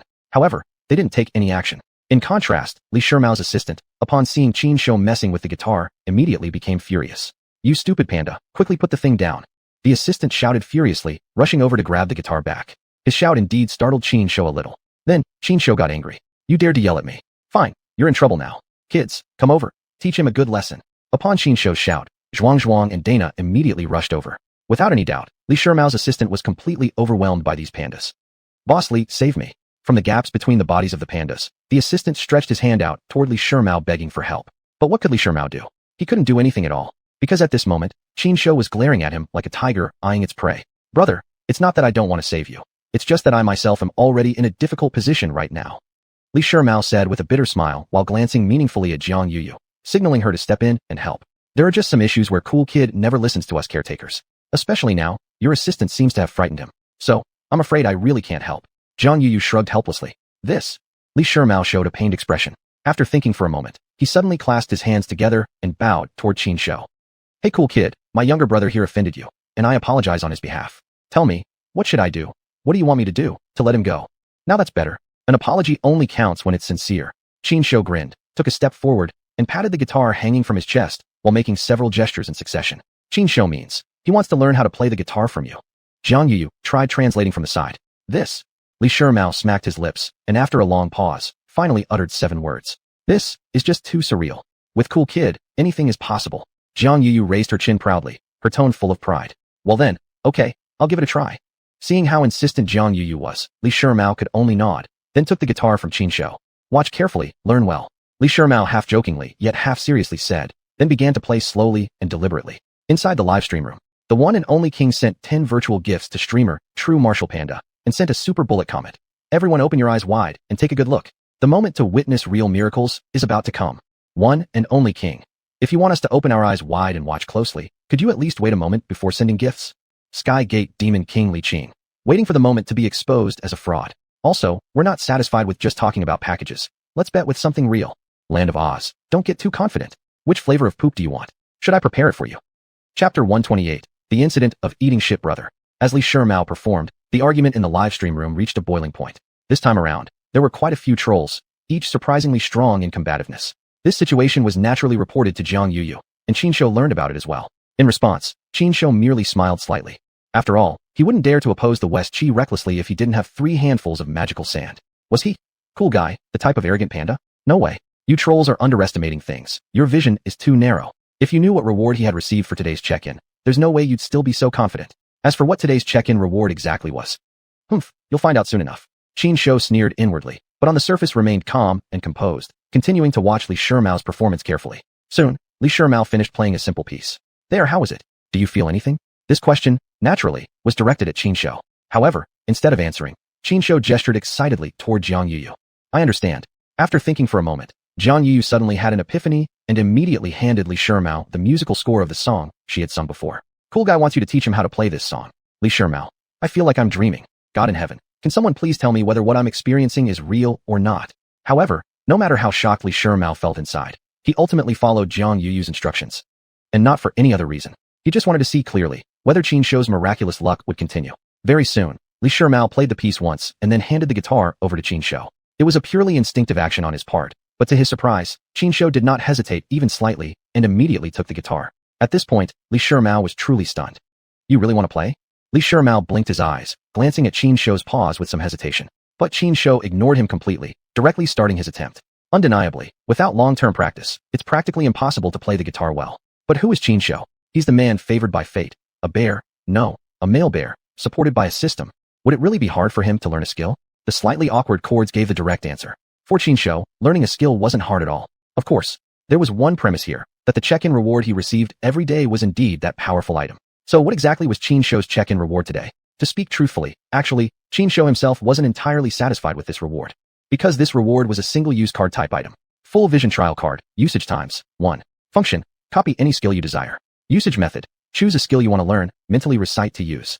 Special note, don't think just because it's a trial card that it's not valuable. In fact, the effect of this trial card might shock you greatly. Judging purely from its description, this reward was indeed not particularly impressive. At least, that's how it appeared on the surface. In reality, though, the effect of this trial card truly shocked Qin Shou. Because right after he used this trial card, he actually gained the skill of classical guitar, playing from Li Shimao. However, the level of this skill that Li Shimao had, honestly speaking, it was pretty low. In Qin Shou's words, you're a second-tier singer, and your classical guitar skill is only level 5. Doesn't that feel embarrassing? Originally, Qin Shou thought he had wasted this trial card. But soon, he realized he was wrong.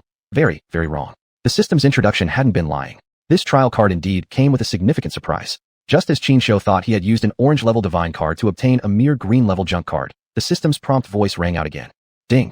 Since the host used a divine-level card, this card itself possesses special effects, which have now been triggered. Congratulations, host. Your skill classical guitar playing, level 5, has automatically upgraded to string instrument mastery, level 10. How to put it? You could hardly say that Qin Shou benefited directly from this card. After all, the skill he gained was basically just a useless one. What use was a string instrument mastery for a giant panda? But at the same time, saying that he hadn't gained anything from the card didn't seem right either. After all, the card had transformed his gains, turning a mere green-level classical guitar playing, level 5, into an orange-level string instrument mastery, level 10. Viewed this way, using this card wasn't really a loss. Li Shimao. I just feel like I've been slightly insulted somehow. In the live stream room. At this moment, there were no more comments appearing on the screen. Everyone seemed to be holding their breath, quietly listening to Qinshuo's performance. So, how was Qinshuo's playing? To describe it in one word, just barely decent. That's right, just barely decent. No choice for it. Qinshuo wasn't a fool, so naturally he wouldn't go overboard. After all, he was a panda, not a human. There were some things he could learn, but absolutely could not learn too quickly. You must understand, he had learned the guitar from someone whose skill level was merely 5. If he started playing at a level 10 standard, how would Li Shimao feel about himself? Besides, even a music prodigy might not necessarily learn a new song instantly after only seeing it once. Not to mention, Qinshuo was a panda. If he performed too impressively, it wouldn't be long before someone caught him and started cutting him open for research. But despite Qinshuo clearly not performing at a particularly high level, Li Shimao was still left in shock. Incredible, truly incredible. Li Shimao kept repeating this phrase, looking as if he had lost his soul. He never imagined that a panda could actually have more musical talent than he had had back in his prime. And these words from Li Shimao snapped the rest of the people watching Qinshuo out of their trance. Greenfield, where's that Malakeeking? Hurry up and come out. It's time for your shit-eating performance live on stream. 40-meter-long sword. Dude, don't worry. Even if you lost the bet, we'll give you a ticket package. Just consider it us celebrating our win. Flower dress girl. Why still call him Malakeeking? Just rename him Shit-Eating Brother. Shit-Eating Brother, you there? Come out and begin your performance already. Detective Knorth, stop shouting. That guy ran off the moment things looked bad. I hate people like that the most. Do something but won't take responsibility. Pathetic. Chapter 129 Li Shimao. Should I just leave? Inside the live stream. No matter how the audience insulted and criticized, the viewer with the ID, Zishiman Muliking, simply didn't show up. Nobody knew whether he was truly gone or pretending not to see. But none of this affected everyone's enjoyment of Qinshuo's performance. Kingoff World sent a gift to the streamer Xuanhuan Panda X10 and sent a super chat message. No wonder Cool Boy is so clever. He can even learn to play guitar. I really don't know what it is that Cool Boy can't learn. Floral skirt pretty girl. My Cool Boy is Wu D under the heaven. You guys just wait and see. In the future, Cool Boy will definitely bring us even more surprises. Director Sue of the Cat Lovers. In a few days, the xuanhuan platform will officially begin filming a variety show with the Jinmyo Zoo. At that time, all the pandas in the zoo will participate. We hope everyone will give us plenty of support. Lovers of my dumplings. Director Sue, why are you personally coming down here to promote it? It looks like this variety show is very important for our dumplings. Don't worry, Director Sue, once the show is filmed, we'll definitely support it fully. Deputy Director xuanhuan of the Cat Lovers. A portion of the variety show's revenue will be donated to the China Conservation and Research Center for the Giant Panda. On behalf of everyone, I'd like to thank the xuanhuan platform in advance, thank Mr. Shun, and thank all of you. With the appearance of people like Director Sue, the previously quite humorous live stream instantly became serious. But Qinshuo was completely unaware of all this. He was clearly having a great time, and had even asked Jiang Yuyu to bring over a guitar. Come on, let's have a jam session. Qinshuo looked at Li Shimao with a provoking gaze. Even if Li Shimao didn't understand panda language and wasn't familiar with Qinshuo, just seeing Qinshuo's obviously provocative look told him. Qinshuo wanted to challenge him to a guitar duel. Is that really okay? Li Shimao, clearly hesitant, turned to ask Jiang Yuyu. You decide. Jiang Yuyu shrugged her shoulders, appearing completely indifferent. Li Shimao wore an expression of helplessness. Faced with a challenge from a giant panda, what could he do? He could accept Qinshuo's guitar duel challenge. But then the question came, should he win or lose? If he won, people would say he was bullying a panda. Winning wouldn't be particularly honorable. But if he lost, wouldn't that be even more embarrassing? But soon, Li Shimao made up his mind. Where was he now? In the zoo. What was he here for? Of course, to have fun. Since it's just for fun, what did he have to worry about? I'll just pretend to amuse a child. Thinking this, Li Shimao let go completely. He grabbed Jiang Yuyu's guitar and effortlessly plucked the strings. What he played was exactly the same piece he had just taught Qinshuo. Needless to say, it was precisely when he let go that Li Shimao performed even better. Originally, his level was only around grade 5 of classical guitar performance. But now, he broke through his bottleneck and entered the realm of grade 6. This was completely unexpected for Li Shimao. This sudden broadening of mindset actually elevated my professional skills. That's certainly an unexpected joy. Li Shimao actually felt quite pleased in his heart. However, as soon as he heard Qinshuo's playing, his mouth twitched immediately. Even though his own level had only just reached grade 6, by his ear, he could clearly tell that Qinshuo's level was definitely higher than his own. Goodness gracious. A panda. Moreover, a panda who just learned to play guitar. Its guitar performance is actually better than mine. A professional singer. Sigh, how much of a failure I am as a professional singer. Should I just leave now? The more Li Shimao thought about it, the more frustrated he felt. He couldn't even continue playing. He simply gave up the performance and settled his heart, watching Qinshuo play with a visibly gloomy expression. This move immediately sparked a lot of imagination and speculation among the audience. Hujia 18mo, look. Teacher Li doesn't look too good. Tell me, is Cool Boy's performance better than Teacher Li's? Ascending to the heavens to pluck the moon. It sure seems like it. Of course, there's also the possibility that Teacher Li simply didn't want to compete with Cool Boy and intentionally gave up. Shun Jibao Rotten Rice. Can anyone explain who played better between Cool Boy and Teacher Li? Wang Li, a singer from the Binjiang Conservatory of Music. Based on both of their current performances, Cool Boy indeed performed better than Teacher Li. However, as the previous comment pointed out, if Teacher Li deliberately held back for Cool Boy, then the case is different. Binjiang Folk Songs Association, just based on Cool Boy's playing, he indeed reached a professional level. Of course, it's very likely that Cool Boy simply got lucky. Whether it could still reach this level of performance if asked to play again after some time, that would be hard to say. NTM_2_mulehai. It's just a panda. How could it possibly really know how to play the guitar? I think it was just randomly faking it. Don't believe me? Let it play again tomorrow and see. If tomorrow it can still play at this level, I'll eat my own feces live on stream. Oz the Great. Didn't that other guy, Zishaman Muliking, say something similar before? Are you following in his footsteps now? Or perhaps, you two actually know each other? Could it be that you're actually the same person? System notice. Tourist NTM_2_mulehai has left the live stream. Other viewers, solid proof. Those two must definitely be the same person. Inside the live stream, while the audience engaged in their professional discussions, they were also fighting against the trolls. See, a viewer with the ID NTM_2_mulehai had once again been captured by the righteous fans. But the fans didn't really care much about it. After so many years of the live streaming industry's development, had anyone here not encountered a few trolls by now? Especially in Qin Shou's live stream, trolls were really nothing unusual. As for Qin Shou himself, he certainly didn't care the least bit. Right now, he was already feeling slightly bored. And at this point, it was time to wrap up this show. Denlong Denlong. A terrible-sounding chord came from his fingertips, although you could barely detect traces of the original melody. In Li Shirmao's opinion, this was exactly the normal level of performance. So Cool Boy's previous performance was almost certainly a lucky accident. See, I told you, a panda. How could its guitar skills surpass those of a professional singer like me?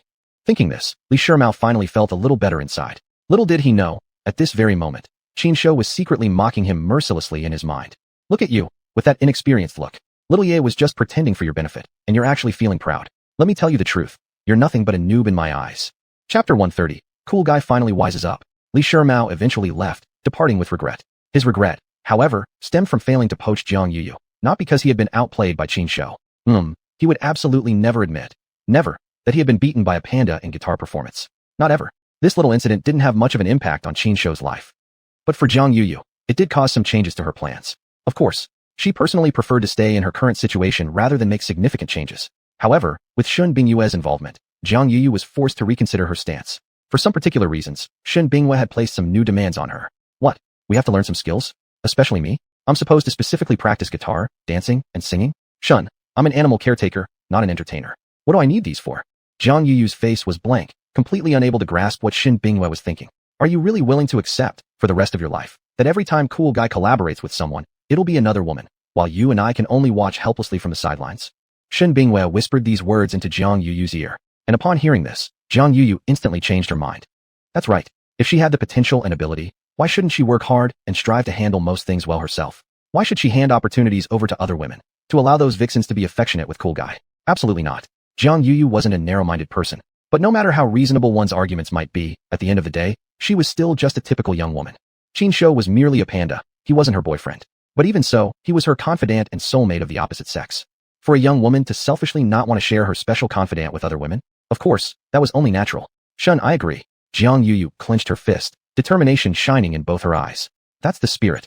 Shin Bingyue nodded in satisfaction and solemnly patted Jiang Yuyu's shoulder. I'm not worried about the other pandas since Guyue and Wei Qi are already watching them. But as for Cool Guy, I need someone who's completely trustworthy to take care of him. And that someone is you, the most suitable person. I'm going to become busier and busier in the future, so Cool Guy will be in your hands. Mission will be completed, guaranteed. Jiang Yuyu gripped her little fist tightly, her expression now even more serious. Qin Shou, naturally, didn't know at that moment that Shin Bingyue was already holding a meeting with several caretakers to discuss ways of keeping an eye on him. At this very moment, he was playing with a 5-spirit pill while simultaneously pondering some matters regarding his future. Qin Shou hadn't noticed that one of the giant pandas was carefully, stealthily approaching him.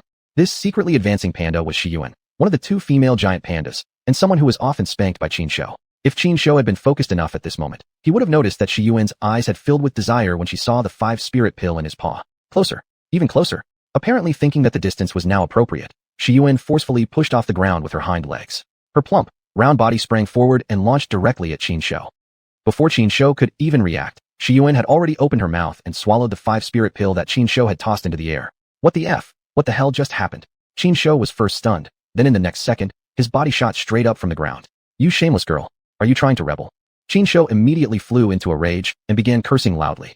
A 5-spirit pill. That was a freaking 5-spirit pill. Although currently, he still had a decent stock remaining. He always felt like it wasn't quite enough even when he was taking it himself. Now look at this. This shameless girl opens her mouth and just swallows a whole pill. Gone. Completely gone. You could say that eating it was eating it, but the problem was that it wasn't effective on her. It was purely a waste. Qin Shou ground his teeth and was about to grab xuanhuan for a proper spanking. But the next moment, Qin Shou's eyes suddenly went wide, because he clearly noticed faint green light flickering on xuanhuan's forehead. Holy, no way. Can it be that the 5-spirit pill also works on other pandas? Qin Shou was shocked for a moment, but quickly slapped his own thigh. Didn't the system clearly state that the 5-spirit pill wasn't exclusive to him, to Qin Shou alone? Of course, it would naturally work on xuanhuan too. But the problem was, having one strange panda in this world was more than enough. If there were another one, then our value would plummet. Looking at xuanhuan, who had become drowsy due to the effects of the pill and was about to fall asleep, Qin Shou's gaze gradually became dangerous. Should I kill the panda to silence her? Suddenly, this thought popped into Qin Shou's mind. But soon, he dismissed that thought. The 5-spirit pill was not the intelligence-enhancing pill. It couldn't awaken spiritual awareness in xuanhuan. At most, this pill could only help xuanhuan awaken one of the 5 elemental attributes. There's no way the 5-spirit pill could allow xuanhuan to threaten my status. Besides, I'm the future king of bears. I can't bring myself to harm a member of my own clan. Shaking his head, Qin Shou slowly stepped forward, picked up the unconscious xuanhuan, and gently placed her on his sleeping spot. Just this simple action immediately triggered a heated discussion. Su, director of the fuzzy little ones. Thank goodness, cool guy finally understands. Actually, xuanhuan is already quite pretty, and her personality is so nice. It's totally suitable for her to be with cool guy. Seeing how gentle cool guy is with xuanhuan, I'm reassured now. If cool guy still didn't hit it off with xuanhuan and Gue, I would have had to find another mate for him. That would have been a real hassle. Sherlock Holmes North. Has anyone noticed that xuanhuan actually took something to eat from cool guy, ate it, and then passed out? Don't ask what Xuanhuan thinks. Now that you mention it, I just remembered too. The situation does seem exactly like that. But the problem is, what did xuanhuan eat? Why did she pass out? And what was cool guy trying to do? The Wizard of Oz. You two really have nothing better to do all day. Seriously, do you actually think you're detectives now? Get a life. 40-meter cleaver, exactly. Isn't watching the live stream fun enough? Why insist on digging so deep? Honestly, wouldn't you all rather guess what would happen if xuanhuan ends up with cool guy? Would Gue get jealous? Flower dress girl. Ugh, gross. You've watched too much palace intrigue drama. Compared to the other 2 nutcases, you're not much better. Loves to jump in. You're so bold to challenge this big shot like that.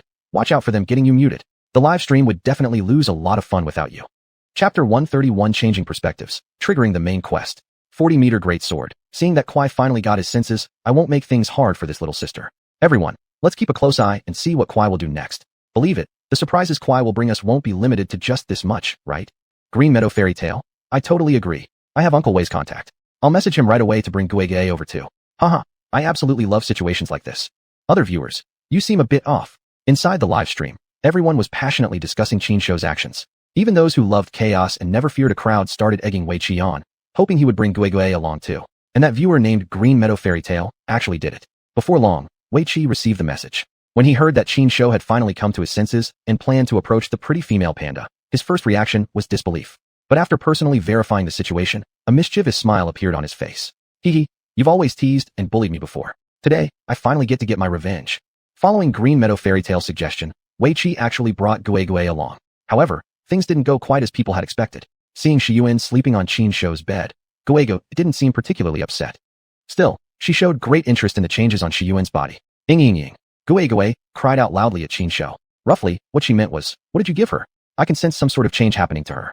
This change has also happened to you. We are all of the bear clan. You gave her something good. How could you forget about me?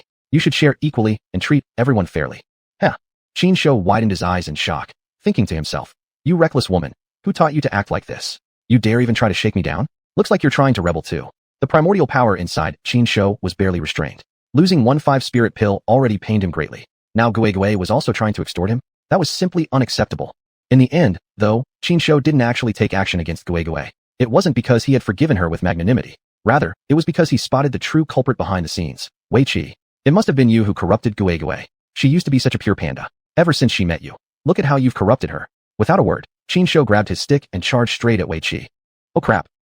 Why aren't you following the rules?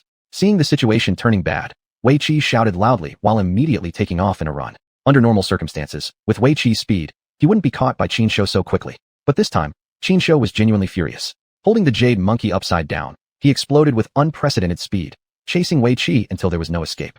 Bro, good bro, big bro. Unable to run any further, Wei Qi stopped in his tracks, hoping to negotiate with Qin Shou. Unfortunately for him, Qin Shou was burning with rage and had no intention of forgiving Wei Qi. Thus, for the first time in a long while, cries and howls once again echoed throughout the Golden Ox Zoo. Inside the live stream, Green Meadow Fairy Tale. I think I've dragged Uncle Wei into trouble. But why does watching him suffer feel so exciting? Ha ha ha. 40-meter great sword. Cruel, too cruel. The only king. Well done. Hope to see it again.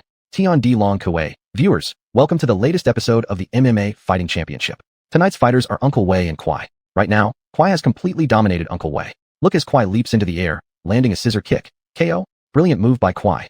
As viewers watched Qin Shou brutalize Wei Qi, not one among them felt sympathy for Wei Qi. Instead, they were excited beyond measure. Cheering, laughing wildly, even professional commentary started pouring in. That's probably why Wei Qi wasn't watching the live feed. If he had seen the barrage of comments, he'd likely be in tears. Yet, no one noticed that, among all the joyous comments, one rather timid message floated by. This zookeeper job is too dangerous. I think I'll make my husband quit. After venting his anger on Wei Qi for a while, Qin Shou calmed down. At this point, he also began to realize something. For his current stage, the 5-spirit pill was really not that precious after all. Even if he gave some to Xuanhuan and the others, it wouldn't matter. After all, Xuanhuan and the rest were still his own clan's people. As the old saying goes, when one attains enlightenment, even the chickens and dogs ascend to heaven. If I'm prosperous now, then giving my clan's people some benefits should be perfectly natural, right? I'm definitely going to get stronger and stronger in the future. If I'm still a lonely ruler then, my value will drop. Starting now to cultivate my own team isn't a bad idea either. Thinking like this, Qin Shou's mind became firm. At present, he had more than enough 5-spirit pills in hand. Giving one to each of Gui, and the others would still leave him with plenty. However, he had to carefully grasp the timing for administering the pills to the other pandas. Just as these thoughts arose in Qin Shou's mind, his familiar system voice immediately rang inside his head. Ding. Master, you have triggered a long-term main quest, building a power base. Please cultivate a sufficient number of subordinates within the time limit. Time limit, 10 years. Master can develop your own forces according to your needs. Special reminder, the beings you can develop as subordinates are not limited to your own clan. Members of other races can also become your subordinates. Can humans also be included? Qin Shou hurriedly asked. Yes. This time, the system didn't give Qin Shou any cold treatment, but directly provided an answer. This answer instantly stirred many thoughts in Qin Shou's mind. If I can recruit humans as my subordinates, then wouldn't I be able to? As he thought further, Qin Shou's smile gradually turned devious. At that moment, Gui actually approached Qin Shou again, starting to ing at him persistently. Stop crying, stop crying. Qin Shou rolled his eyes and spoke impatiently. Can't you understand the order of things? Today we give it to Xuanhuan first. Once Xuanhuan has it done, it'll be your turn tomorrow. Ing. After receiving Qin Shou's promise, Gui became immediately delighted and pounced directly, pinning Qin Shou beneath her. Chapter 132. This is what we call professional. Only king. Attention, attention. The romantic scene is coming. Renting small stools, peanuts, popcorn, beer, beverages, mineral water. 40-meter saber. Oh great king. What status do you have now? Why are you still competing with us for these small businesses? Green Wilderness Wizard. You don't know, this is actually the only king's original profession. In fact, many great figures started from humble beginnings. Those so-called entrepreneurs, the ones who started with nothing, are actually all hypocritical bastards. I despise them the most. Asian fell for A Chong. I just feel like you're implying something, big sis. Flower dress beauty. Guys, you're going off topic. Quick, look at cool guy. Whoa, he actually pushed Gui away. Seriously, this damn guy is a real, ironclad straight bear.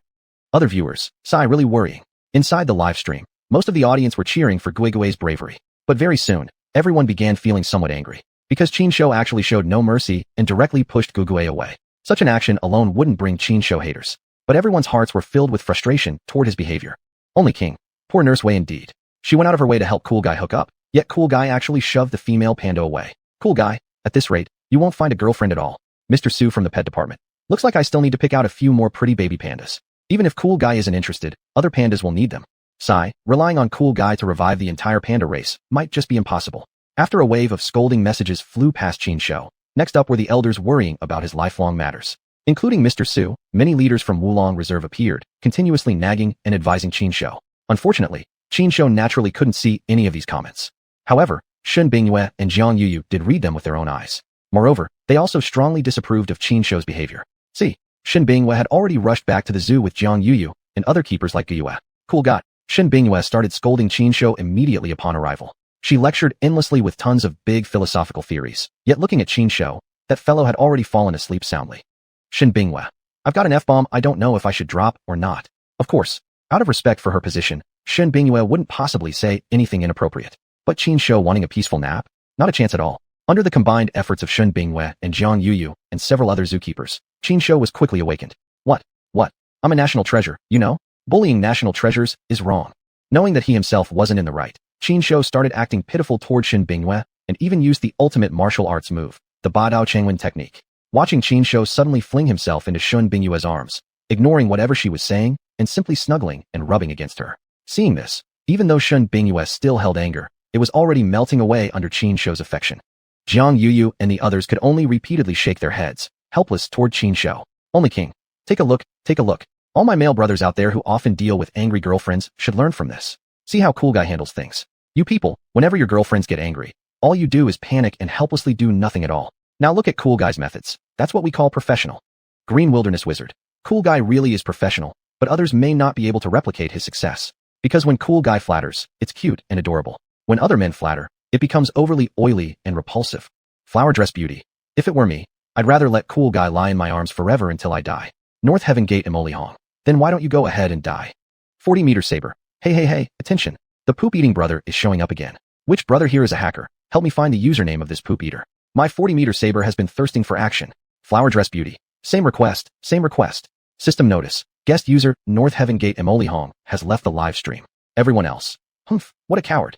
Back inside the live streaming room, everyone began making jokes about Qin Shou's cheeky behavior. Naturally, at this point, some critics were absolutely inevitable. However, under the strong attacks from Qin Shou's hardcore fans, these haters quickly became hidden turtles, only making brief appearances. What was happening inside the streaming room didn't concern Shen Bingyue at all. What truly mattered to her was the safety of her precious animals. She wasn't worried about Qin Shou anymore. Although this rascal was mischievous, he had strong self-preservation skills and was quite clever. As long as he didn't run into professional poachers, there was absolutely no way he would get into trouble. Moreover, she had even equipped him with a professional security team. However, Xiyuan's strange condition was what made Shen Bingyue anxious. Exactly what's going on? Shen Bingyue frowned, turning to Wei Qi, the only caregiver present, for answers. I don't know either. Wei Qi shrugged his shoulders helplessly. I was cleaning the dormitory when I got the message that Cool Guy and Xiyuan were together, so I came over right away. By the time I got here, Xiyuan was already like this. As for the specific situation, Wei Qi glanced at Qin Shou, clearly implying that asking him about such strange things was pointless. You should ask Cool Guy instead. Shen Bingyue had already caught on by now. Her gaze naturally fell on Qin Shou as well. You explain it then. Shen Bingyue stood with her hands on her hips, staring at Qin Shou intently, waiting for an explanation. She's fine. Once the medicine fully takes effect, she'll be all better. Qin Shou replied with a series of high-pitched squeals toward Shen Bingyue. Unfortunately, Shen Bingyue couldn't understand a word of what Qin Shou was saying. However, through Qin Shou's gestures, Shen Bingyue felt slightly reassured. When it came to understanding Qin Shou, Shen Bingyue might not have been as good as Jiang Yuyu, but she was nearly just as capable. Although she couldn't fully grasp everything Qin Shou meant, she could still understand about 70 to 80% of it. Seeing that Qin Shou wasn't the least bit worried, Shen Bingyue finally relaxed as well. Still, just to be safe, Shen Bingyue didn't leave the zoo but instead chose to stay behind. Not just her. Wei Qi, Guiyue, Jiang Yuyu, and the other caretakers all stayed as well. They decided to take turns watching over Xiyuan. When night fell, it was Jiang Yuyu's turn for the night shift. Cool Guy, wake up. It's time for midnight snack. Jiang Yuyu called out to Qin Shou while sitting down beside him. Chapter 133, An Unconventional Breakthrough. Jiang Yuyu. Eat late night snacks so often, don't you ever worry about gaining weight. Qin Shou muttered while leaning closer to Jiang Yuyu and began to enjoy the midnight feast alongside her, eating quite happily. Jiang Yuyu had indeed come prepared. Although she didn't bring anything exotic or luxurious, even the simple pan-fried buns were a great delight to Qin Shou. I'm really curious. Jiang Yuyu whispered as she gently stroked Qin Shou's fur. You've always lived in the zoo, right? Then who taught you how to eat meat and drink soda? Could it be that you're truly gifted and were just born knowing how? You know why, so why ask? Qin Shou bit into another pan-fried bun and chewed noisily. Jiang Yuyu didn't mind Qin Shou's blunt reply, but continued chatting on. She shared all kinds of things with Qin Shou, her feelings, the meeting details from Shen Bingyue, and events from her daily life. She was completely open and told Qin Shou everything. Qin Shou was happy to be a good listener, calmly hearing her out. At one moment, a strange sense of dizziness suddenly came over Qin Shou. It felt as if he had returned to his past life.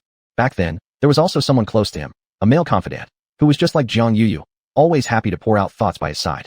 At the time, Qin Shou had indeed held a certain affection toward that girl. Unfortunately, their relationship remained always something more than friends, yet never lovers. Qin Shou had understood that once he had crossed that invisible line, the consequences could be disastrous. They might not even be able to remain friends. Therefore, Qin Shou chose inaction instead of risking loss. Perhaps, most regrets in life are born exactly from such hesitations. In a dreamlike state, Qin Shou instinctively raised his arm and gently put it around Jiang Yuyu's shoulders. Surprisingly, Jiang Yuyu showed no resistance and leaned naturally against Qin Shou's shoulder, treating him like a large plush doll, closing her eyes in a feigned nap. This tender moment was captured by the live broadcast camera. Surprisingly, the usually nosy audience watching the spectacle did not leave many comments this time.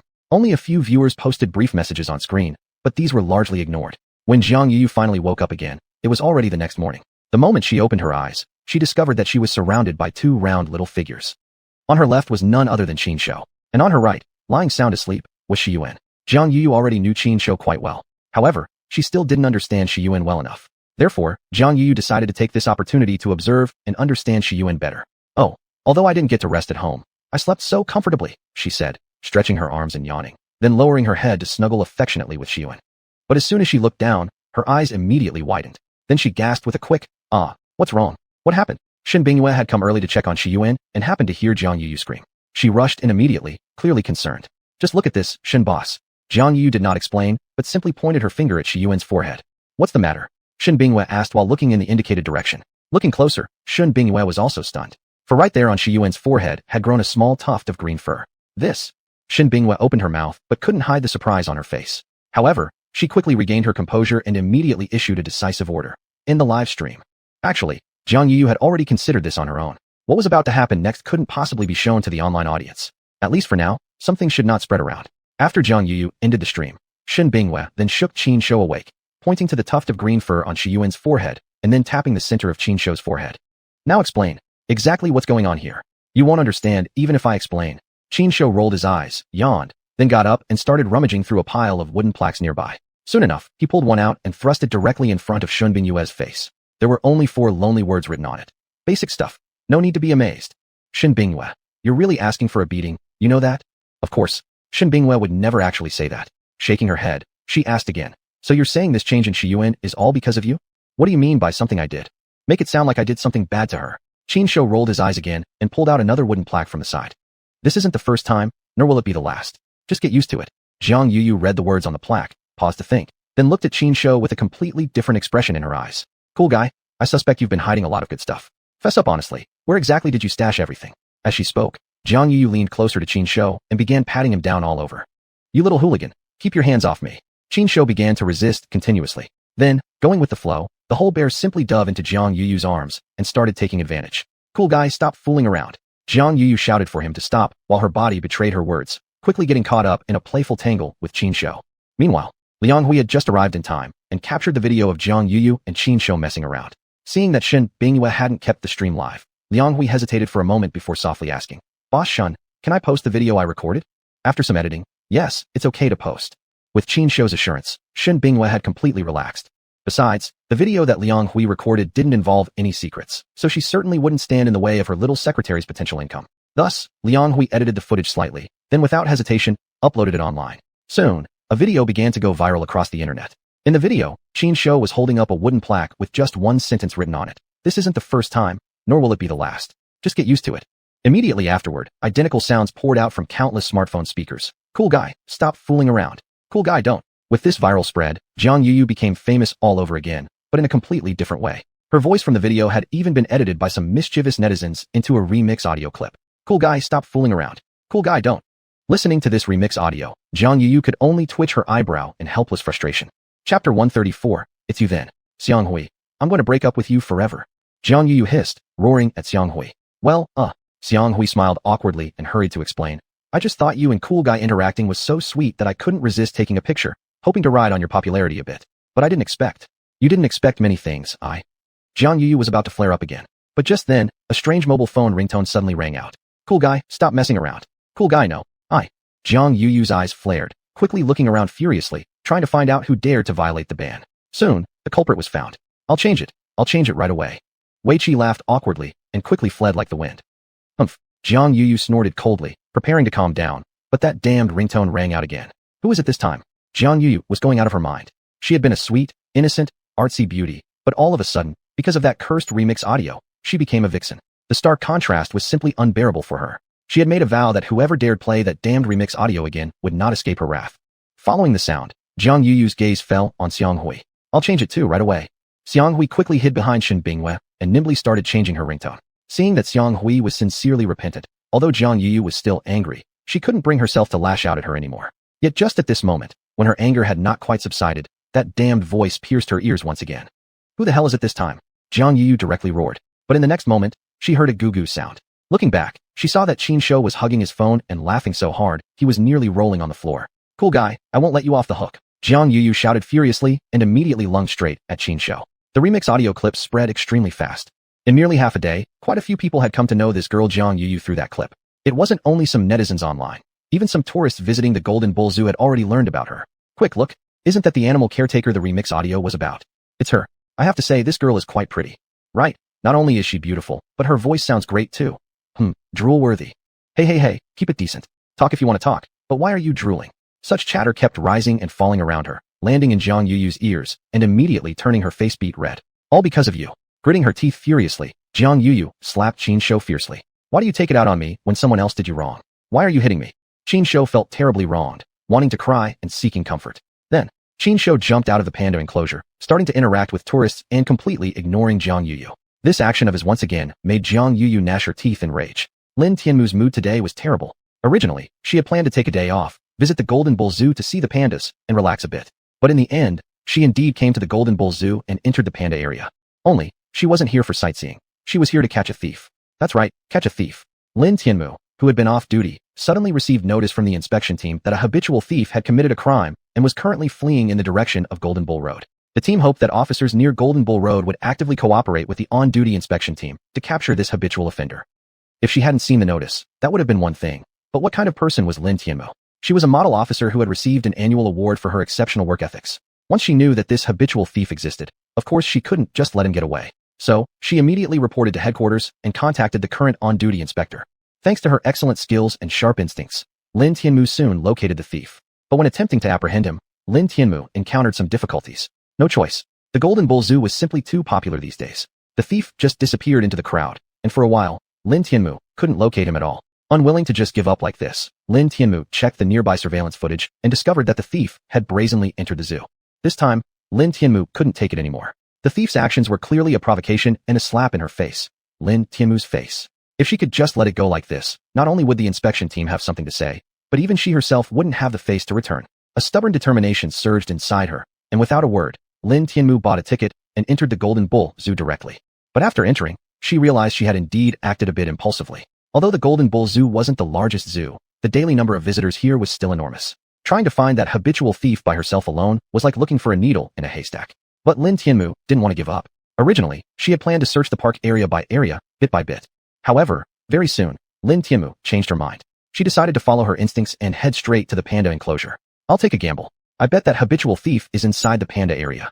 Making up her mind, Lin Tianmu immediately headed for the panda enclosure. Currently, the panda enclosure had gathered the majority of visitors in the entire Golden Bull Zoo. Standing at the entrance of the panda enclosure, Lin Tianmu was overwhelmed again. No choice. There were just too many people here. She didn't even know where to start. As Lin Tianmu stood there, puzzled, Qin Shou on the other side of the crowd immediately spotted her. After all, the higher you stand, the farther you can see. From where Qin Shou currently stood, he could clearly see Lin Tianmu's serious expression mixed with visible worry. Moreover, the upright aura unique to an inspector immediately gave away her identity to Qin Shou in an instant. A female inspector came to the panda enclosure, but her expression is so serious. Obviously she's not here for leisure. If she's not here for leisure, then she must be on a mission. So among all these tourists, who exactly is this inspector's target? Qin Shou narrowed his eyes, beginning to scan the crowd. Just at this moment, within the crowd, someone was wearing a calm expression on the surface, yet performing shady actions beneath. It's you, Qin Shou grinned, his eyes flashing, and with a single leap, he shot straight into the crowd. Chapter 135 Cool Guy Catches a Thief. Only King. Quick, look, Cool Guy has rushed out again. What did he find? Could it be that he has his eyes on another little fox girl again and wants to get close to her? 40-meter broadsword. I must say, every time my master chooses someone to interact with, I feel a sense of unease. But in the end, my worries prove unnecessary. My master, being such a kind soul, would certainly never do anything inappropriate. Floral dress beauty. Humph. Cool guy, if you dare flirt with another fox spirit again, I'll never be done with you. I'll cry, throw a tantrum, and threaten to hang myself. As Qin Shou suddenly rushed forward, the viewers in the live stream immediately erupted into a lively discussion. At the same time, inside the panda enclosure, seeing Qin Shou charging toward them suddenly, the crowd immediately parted to both sides with a wah sound. This wasn't the first time Qin Shou had done something like this. Visitors who often came around had basically gotten used to Qin Shou's tricks, so they naturally didn't show any panic. But while the regulars dodged aside calmly, this scene was still quite shocking for some first-time visitors. Take Lin Tianmu, for instance. Her heart immediately tightened. Her immediate thought was that the panda might hurt someone. Besides Lin Tianmu, there were also other people showing signs of panic.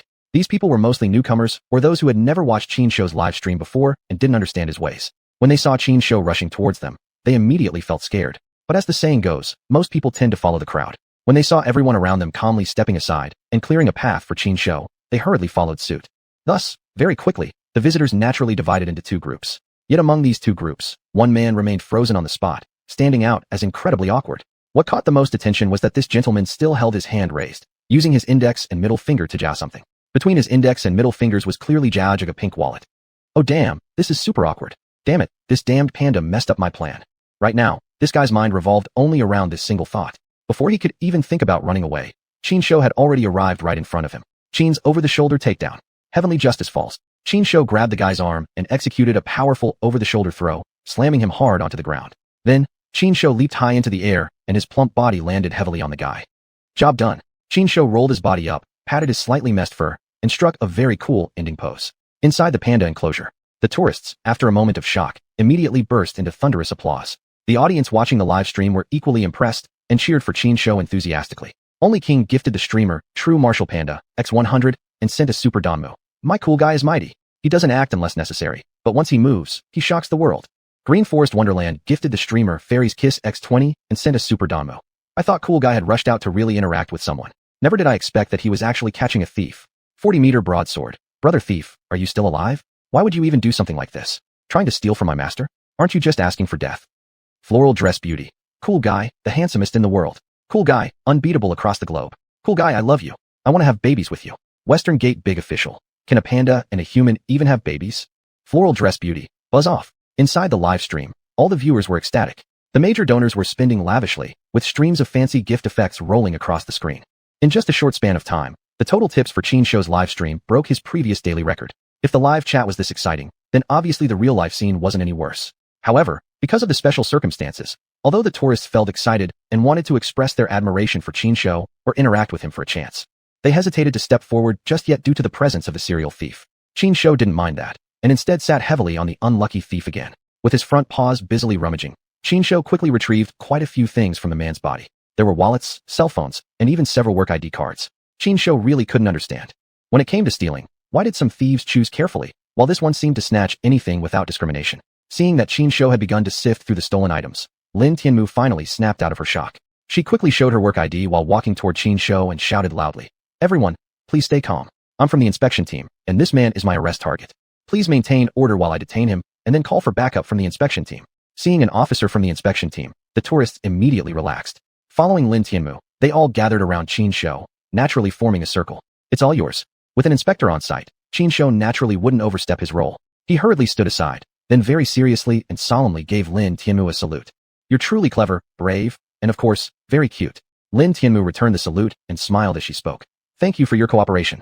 I'll report your heroic act to the team and try to get you some kind of reward." "That's really not necessary. We did this because of the call for police and people as one family." Grinning happily, Qin Shou didn't take Lin Tianmu's words seriously at all. After all, he was just a panda. Would the inspection team really give him an outstanding citizen for bravery in the face of crime award? Please, don't be ridiculous. Just as Lin Tianmu started handling the stolen items, Qin Shou planned to return to Shun Bingyue's side, snuggle up to her, and demand a reward for himself. But right at that moment, a small figure shot forward like a baby swallow diving straight into his arms. What the heck is going on now? Qin Shou was a bit stunned. Before he could react, the person in his arms spoke emotionally. "Thank you for catching the thief. He stole my wallet, which contained all the money I had. If I hadn't gotten my wallet back, I would've. As she spoke, the girl in his arms trembled her shoulders slightly and began to sob softly. Poor little thing. There, don't cry anymore. If you ever run into trouble, come find me, okay? Brother will help you." While thinking to himself, Qin Shou lifted his front paws and gently patted the girl's back as a comfort. Chapter 136, Annoying Brainwashed Fanatics. User Wei sent a reward of True Martial Panda, ×10, and sent a super bullet comment. "This scene is so loving. The same old story again. If you don't know how to court a girl, learn from Kuzi, look at him. This is called being professional." While Xianzong sent a reward of Fairy's Kiss ×10 and sent a super bullet comment. If someone could really be as warm and capable as Kuzi, then there'd be no problem claiming the highest priority for marriage. Flower Dress Beauty, Fox Spirit, trying to gain sympathy with tears, deceiving Kuzi. Bite her dead. Other viewers, women are scary. Can't afford to mess with them. Inside the live stream, viewers began discussing Qin Shou's performance. But this time, opinions in the live chat were divided into two extremes. The more reasonable viewers were mostly praising Qin Shou, thinking his actions were really warm-hearted. However, people like Flower Dress Beauty were jealous of that beautiful girl. They wished they could immediately fly to the panda garden and replace that girl, clinging to Qin Shou's arms and never leaving. Unfortunately, since they couldn't actually do that, They could only sit there and feel envious. Meanwhile, Lin Tianmu had already returned the lost items to their owners. As for that unlucky habitual thief, she had taken him away. Taken with her was also Liang Hui. Since the incident had occurred at Golden Ox Zoo, the zoo needed someone to accompany them to the investigation team and help file the official report. After all, everything must follow protocol. This entire matter was merely a minor incident and was quickly forgotten by the Panda Garden. However, the video of Kuzi capturing the thief had already been uploaded online, and it was spreading at an alarmingly rapid pace. Just a few seconds long, the view count on the video quickly soared past 1 million. Under the video, users flocked to comment enthusiastically. "So handsome. I hereby announce, from now on, I'm officially a fan of Kuzi." Right, really handsome. But I'm curious, why was Kuzi able to identify that thief from the crowd so easily? That doesn't matter. For me, what truly matters are those few moves Kuzi made. Did you guys notice? His moves are much more precise and professional than those wushu actors in big films. Exactly. Even professional martial arts actors might not be any better. Compared to Kuzi, those young heartthrobs are like being from two different worlds. Extremely inferior. What did those young heartthrobs ever do to you? Did they eat your rice? The comments kept pouring in, one after another, completely filling the comment section. The platform moderators didn't dare to slack off, working constantly to manage the site. Among these comments, some people said not so nice things. Most of those negative comments came from fans of young pop idols. As a rising idol with a large fan base, Chen Yufei was ambitious and highly confident in himself. Ever since childhood, he had been a martial arts fanatic. His biggest dream was to star in a kung fu TV drama. Recently, he finally got his opportunity to participate in one such martial arts drama. However, the director of this martial arts drama had extremely high expectations for the actors, strictly telling Chen Yufei, "You can join the cast, sure, but you must spend 6 months practicing basic martial arts techniques first. And if after 6 months your performance still doesn't meet standards, then you'll have to gracefully exit." Since joining the entertainment industry, Chen Yufei had never been rejected like this before. So proud was he immediately argued with the director. Finally, the frustrated director snapped back, "Your martial arts moves aren't even better than a panda's. You want to act in this martial arts drama? Dream on." When things reached that point, what else could Chen Yufei do? The opportunity for that drama was gone forever. Chen Yufei's frustration had reached its peak. Once a person becomes extremely upset, they tend to lash out at anything and everything. Look what happened now. Chen Yufei had redirected all his anger toward the very panda that had brought him shame. That's right. The panda in question here was none other than Qin Shou. Chen Yufei didn't know where exactly this panda, Qin Shou, was from, or what kind of celebrity status he might hold. But given Qin's usual approach, whoever ended up irritating him deserved what was coming. Lock the doors, unleash the fans. So, the one who upset me this time is just a stupid panda? So what? Even if it's a panda, I won't hold back. Not only am I going to lash out, I'm also going to bring my fans along to swarm and attack the comment section of that panda's video. Under Chen Yufei's deliberate incitement, the comment section of Qin Shou's thief-catching video was overwhelmed by Qin's fanatical supporters.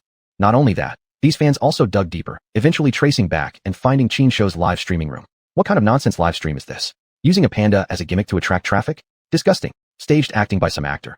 And they actually claim a panda caught a thief? For money, this streamer will really do anything. Trash panda. Trash streamer. Streamer SB. All sorts of vicious and revolting comments kept flooding the bullet chat. This situation quickly drew Shun Bingyue's attention. I don't care who you're a fan of or what your intentions are. I've already said it clearly. If anyone dares to slander me again, I will definitely hold you legally accountable. The internet is not beyond the law. Don't think just because you're hiding behind a computer screen, I can't do anything to you. If you continue like this, not only will you be held responsible, but your beloved idol will suffer too. I've made myself clear. If you really want to cause trouble for your idol, go ahead and continue. Shun Bingyue's words were incredibly bold and confident, completely unbothered by the insults and threats from these brainwashed fans. They're nothing but keyboard warriors, right? What else are they good for besides insulting others online? Although Shun Bingyue wasn't super rich or a big shot in Beijing's high society, she was definitely not someone anyone could mess with. However, brainwashed fans like these are people without brains. Shun Bingyue had already made her point clearly and sternly. Yet, these idiot fans still persisted with their nonsense. Finally, someone couldn't hold back any longer. System alert. VIP user, the Only King, has activated a special privilege. The stream is now in pure mode, and only the user himself is allowed to send messages. The Only King rewarded the streamer with Supreme Panda times 200 and sent a super bullet comment. I don't care who you're fans of, but since you've dared to attack Kuzi, this matter won't end easily. I'm making myself clear here. If Shun Bingyue decides not to pursue this matter, I still won't let your idol off the hook. Remember my words. From this moment on, your idol is finished. Chapter 137. Grudge PK, Arrogant Chen Yufei. When Only King made his move, it genuinely startled quite a few people. In the live stream, most of the audience knew that Only King had a special status. But none of them had expected that when he got angry, Only King would display such boldness. To publicly make such a declaration in front of so many viewers, what did that mean? It meant that he truly had the confidence and certainty to follow through. Although Qin Shou wasn't a top-tier streamer yet, and the number of viewers was limited, making such an absolute statement in front of so many people without being able to back it up would mean Only King wouldn't be able to show his face in the live stream community anymore. For this very reason, the viewers had every reason to believe that the idol behind those NC fans was completely finished. However, while the audience in Qin Shou's live stream accepted this, some people sneered at the idea. What? A nouveau riche live streamer dares to say that Qin Yufei is finished? Who does he think he is? Qin Yufei, also live streaming, sneered with a disdainful expression on his face. Exactly. My brother has talent and background. How dare a nouveau riche challenge him? He's really asking to die. Brother is mighty and bachit. Sister will love you forever. Brother, it's fine if that drama didn't accept you. We can get even better scripts. Sisters are waiting for you to shine and win Best Actor. After Qin Yufei's voice faded, a large number of blind NC fans immediately chimed in, voicing their support. Seeing the comments from his fans, Qin Yufei became even more complacent. With a cocky smirk, he loudly continued, I'm also on Xuanhuan Live, and that Panda live streamer is on Xuanhuan too. If their fans are really capable, why don't they come find me? Talking so tough, but it's all bluffing. Hilarious. Before he could finish, Qin Yufei suddenly froze. Because on the computer screen in front of him, a pop-up window suddenly appeared. This pop-up window was a sign of a co-streaming request. However, this pop-up was different from ordinary co-streaming prompts. Because inside this window, for bright red words clearly displayed, Grudge PK, the live streaming circle may seem simple on the surface. But in reality, the waters run deep. The number of streamers is limited, and the resources on each platform are also fixed. Under such circumstances, it's quite normal for conflicts and disagreements to occur between streamers. From the platform manager's perspective, they're actually quite happy to see the streamers compete. Because only in this way will the streamers be more motivated to work hard, thereby generating more profit for the platform. However, once the conflict between two streamers on the same platform becomes irreconcilable, the platform must intervene. Especially when two top streamers clash. To retain both, the platform would approve a grudge PK between them. The loser, naturally, has nothing to say. According to the pre-arranged agreement between both sides, the loser simply has to fulfill the bet. Later, the platform would naturally step in with various benefits to console the defeated streamer, avoiding the loss of quality talent. Only in this way could the platform's interests be maximized. Since the establishment of Xuanhuan platform, this type of grudge PK activity had only occurred 3 times. And what was happening now was the 4th. Although Qin Yufei's main profession was acting, and he wasn't familiar with the live stream circle, he had still heard of the grudge PK. At the moment he saw the prompt for the grudge PK pop up, a sense of unease surged in his heart. But his confidence and the arrogance cultivated over the years instantly led him to make a decision. Accept. Without hesitation, Qin Yufei directly clicked the Accept PK button. Soon, Qin Yufei saw the other party who initiated the grudge PK, a panda. I didn't expect you to actually dare to come. Qin Yufei was first stunned, then sneered. Where's the host of that live room? What? Dare not face me? Hiding behind a panda? What kind of nonsense is that? I'm the host of that live room. Little Lara, at your service. Qin Shou reacted quickly, immediately holding up a signboard. Before Qin Yufei could react, a second sign appeared in front of the camera. You asked me to come find you, right? Fine, I'm here now. Let's talk. Let's go straight into the father and son PK. Loser kneels down, kowtows, and calls the other dad. You? Seeing this sign, Qin Yufei's face darkened immediately as he was about to say something. However, Qin Shou didn't give him a chance to respond, quickly holding up another sign. What's wrong? You dare not. If you don't dare, then politely apologize to Mr. Shun, apologize to me, and apologize to the fans in my live room. And remember to keep your dog under control from now on. After these signs were shown, the audience in Qin Shou's live stream clapped their hands in delight. Only King. Cool leader is so bachip. This is exactly how it should be said. Don't worry, cool leader. You just keep confronting him. I will cover everything in this PK. No matter how much the other side spends, I'll double it. The Wizard of Oz. I won't steal the spotlight from only King. Whatever the other side spends, I will match it. 40-meter big saber. Same here. Rap Star Festival, xuanhuan. Wow, so it's really this faggot Qin Yufei. Cool guy, I'll speak up too. To fight against this faggot, I will match whatever the other side spends. Inside Qin Shou's live stream room, many top-tier fans voiced their support, all pledging full backing for Qin Shou. Meanwhile, the ordinary viewers were also continuously saying they would do their best to contribute. At the same time, in the opposing live stream room, how impolite can that opposing streamer be? Our Gugu, big brother, would never be this rude and make such a bet with you people. Exactly. Our big brother isn't afraid of you, which is why he's not accepting the bet. He declined simply because no matter where or when, our big brother always maintains his elegance. Big brother, tell them to change the betting terms. We will bet with them, and we aren't afraid of them at all. Looking at these barrage comments, Qin Yufei felt disgust in his heart, but outwardly, he remained expressionless. Thank you all for your support. Qin Yufei slowly began speaking, wearing a serious expression on his face. I, personally, don't stoop to the level of impolite people. Since they've made this bet, of course I will accept. After all, I won't lose. So what am I afraid of? From now on, it's everyone's time to shine. Let them see the real power of the Yujia army. Chapter 138, The Furious Qin Yufei. At Qin Yufei's command, the viewers in his live stream immediately sprang into action. They were like a pack of rabid dogs, sending gifts to Qin Yufei while continuously cursing and attacking Qin Shou. Undeniably, the appeal of a young, popular idol really wasn't too bad. It was barely 2 minutes before the total gifts in Qin Yufei's live stream reached an impressive 1 million. As for Qin Shou's live stream, Things were eerily quiet at this moment. Seeing this, Chen Yufei's fans immediately became more aggressive. This is the level you're at? You dare to challenge in a rivalry PK and talk about banning my brother? How utterly presumptuous. Everyone, push a little harder. Let's wipe them out completely. Not only were the fans hyped, but seeing no response from Qin Shou's side, Chen Yufei himself grew even more arrogant. He lifted his chin at the camera, speaking in a taunting tone. What's wrong, opponent? Where's your guy? Come hit me. Where's the one who wanted to ban me? Come out. Even if you don't send gifts, come into my live stream and let's talk. After Chen Yufei's voice faded, Qin Shou calmly held up a placard without any panic. On the board, clearly written, was a sentence. Don't worry, let the bullets fly for a while. Humph, acting all pretentious. Chen Yufei snorted coldly, without bothering to talk more to Qin Shou, instead turning back to interact more with his own fans. Even though this live stream's earnings wouldn't be as much as a single endorsement deal he took, still, a fly was meat, even if small. Every bit earned was a gain. The scale of tonight's feast at the Tianshang Renjian would depend entirely on the proceeds of this PK. As Chen Yufei indulged in pleasant thoughts, on the other side, in Qin Shou's live room, several power users were discussing who should act first. Only King. I will have everyone's back eventually, so the rest of you can just discuss among yourselves. Emerald Fantasy. If that's the case, let this small girl lead the way. Rapstar Conference, xuanhuan. Let me open instead. I have a personal vendetta with that kid on the other side. Today, grievances shall be aired and grudges settled. 40-meter Big Cleaver. Then let him start. I'll follow next, then da-da-da, Big Sister. And finally only King covers everything else. The rest can jump in whenever. That's settled. Soon, the bigwigs had agreed on the order of actions. Then, xuanhuan moved first.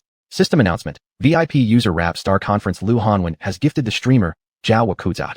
Call me cool guy. 500 Starlight War God gifts, and has used the all-war recommendation. An official notice is issued. System announcement. VIP user Rapstar Conference xuanhuan has used VIP privileges and issued a site-wide broadcast. The content of the broadcast, Chen Yufei, kneel, and call me daddy. The two system alerts shocked Chen Yufei and his live stream viewers instantly. What in the world was happening? Wasn't the other side extremely timid, afraid to even act? So why did their actions startle like this once they finally moved? What was this Starlight War God gift? The ordinary viewers didn't know. However, the opposing side's sharply rising PK bar had already explained everything. They had struggled for nearly 3 minutes, but the opponent had erased the deficit in a second and quickly reversed the balance, even taking the lead soon after. This was simply too insane. Of course, that wasn't even the main issue. The main point was that VIP user on the opposing side had publicly provoked their own big brother, and even said for their big brother to kneel and call him daddy. It was outrageous, unbearable for one's uncle, and even more intolerable for Annie. Sisters, show some momentum. Let's take them on. I'm going to call my husband and make him help too. Count me in. One NC fan after another voiced their support, seeming quite eager. Unfortunately, though these people were quite loud in words, the growth speed of Chen Yufei's PK bar had essentially hit a constant rate. Clearly, unless some heavyweight stepped in, Chen Yufei's side wouldn't be able to surge forward. Just then, another system alert came unexpectedly. System announcement. VIP user Yufei Snow Sister has gifted Chen Yufei from Shenyang Entertainment, War God Yufei *100 gifts, and has used site-wide recommendation. An official announcement is made. It's Snow Sister. She has stepped in. Long live Snow Sister. Snow Sister, you're my idol and the guardian angel of our big brother. We love our brother, and we love you too.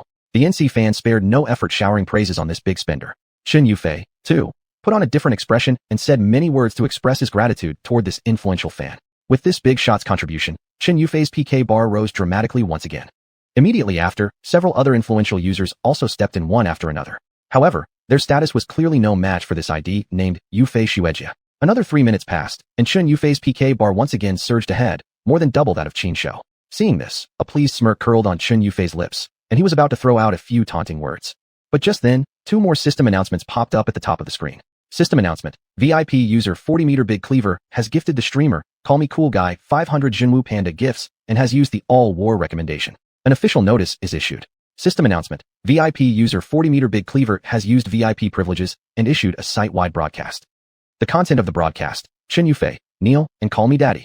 The moment these 2 alerts appeared, Chen Yufei exploded. He turned off the microphone and immediately called a high-level executive from Wanyu. As soon as the call connected, Chen Yufei launched straight into an angry interrogation. What the hell is going on? Why can the person from the opposing live stream send a site-wide broadcast while none of my people have this privilege? Also, why don't I even qualify for this? Sorry, Mr. Chun. The customer service staff on the phone was very polite.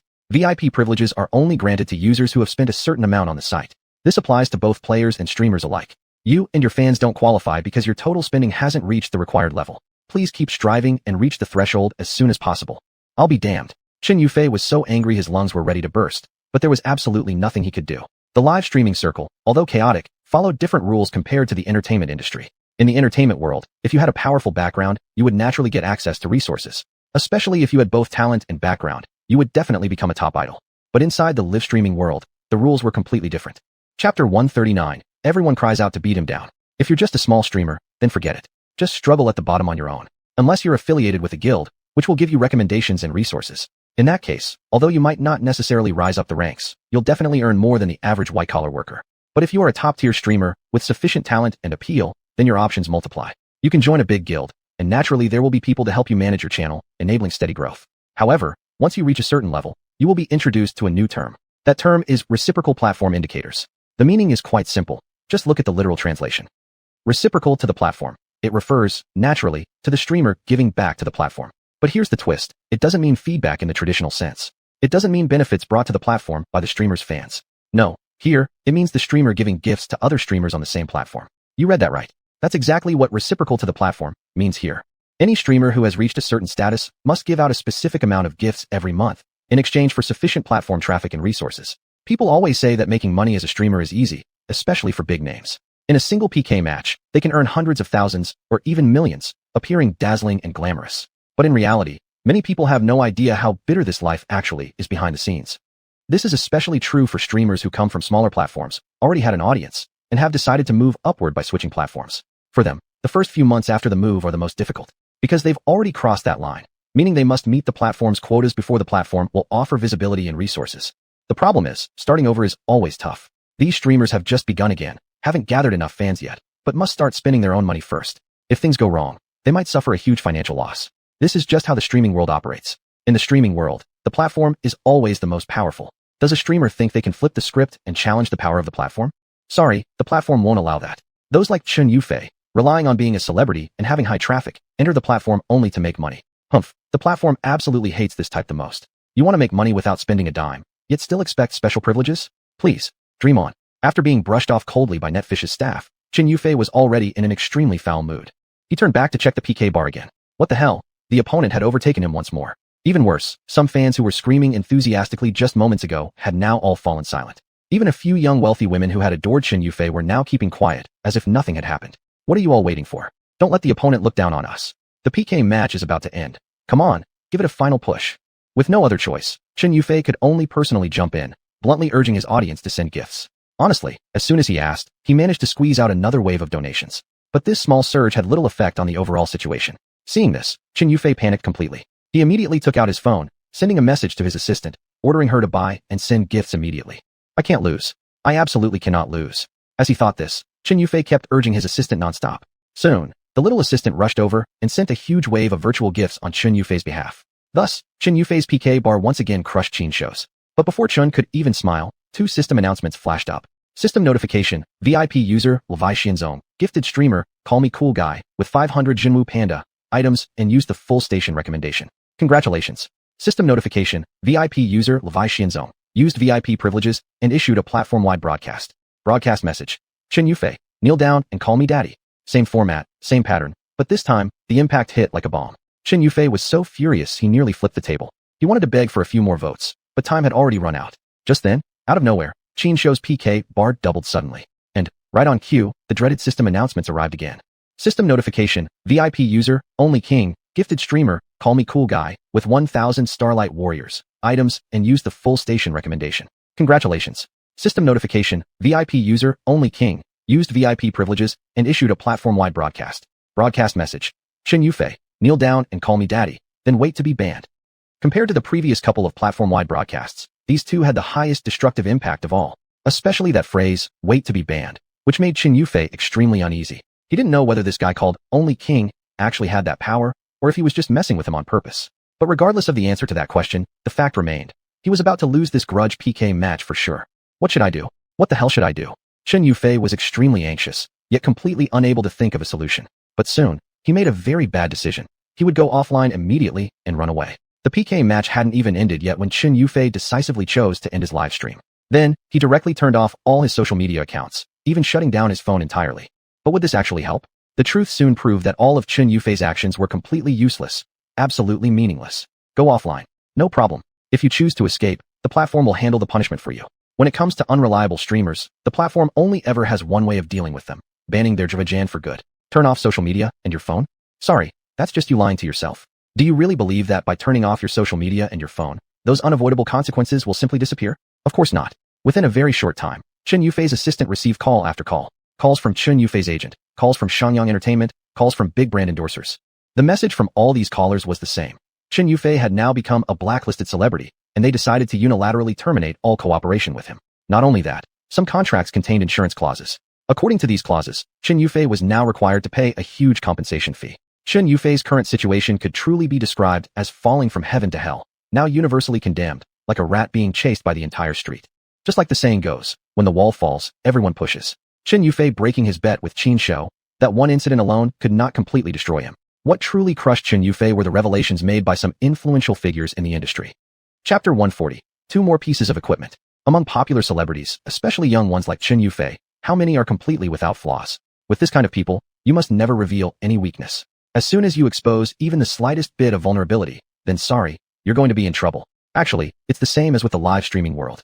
The resources in the entertainment industry are limited. When one person takes more, someone else has to take less. Therefore, those at the bottom constantly watch those at the top.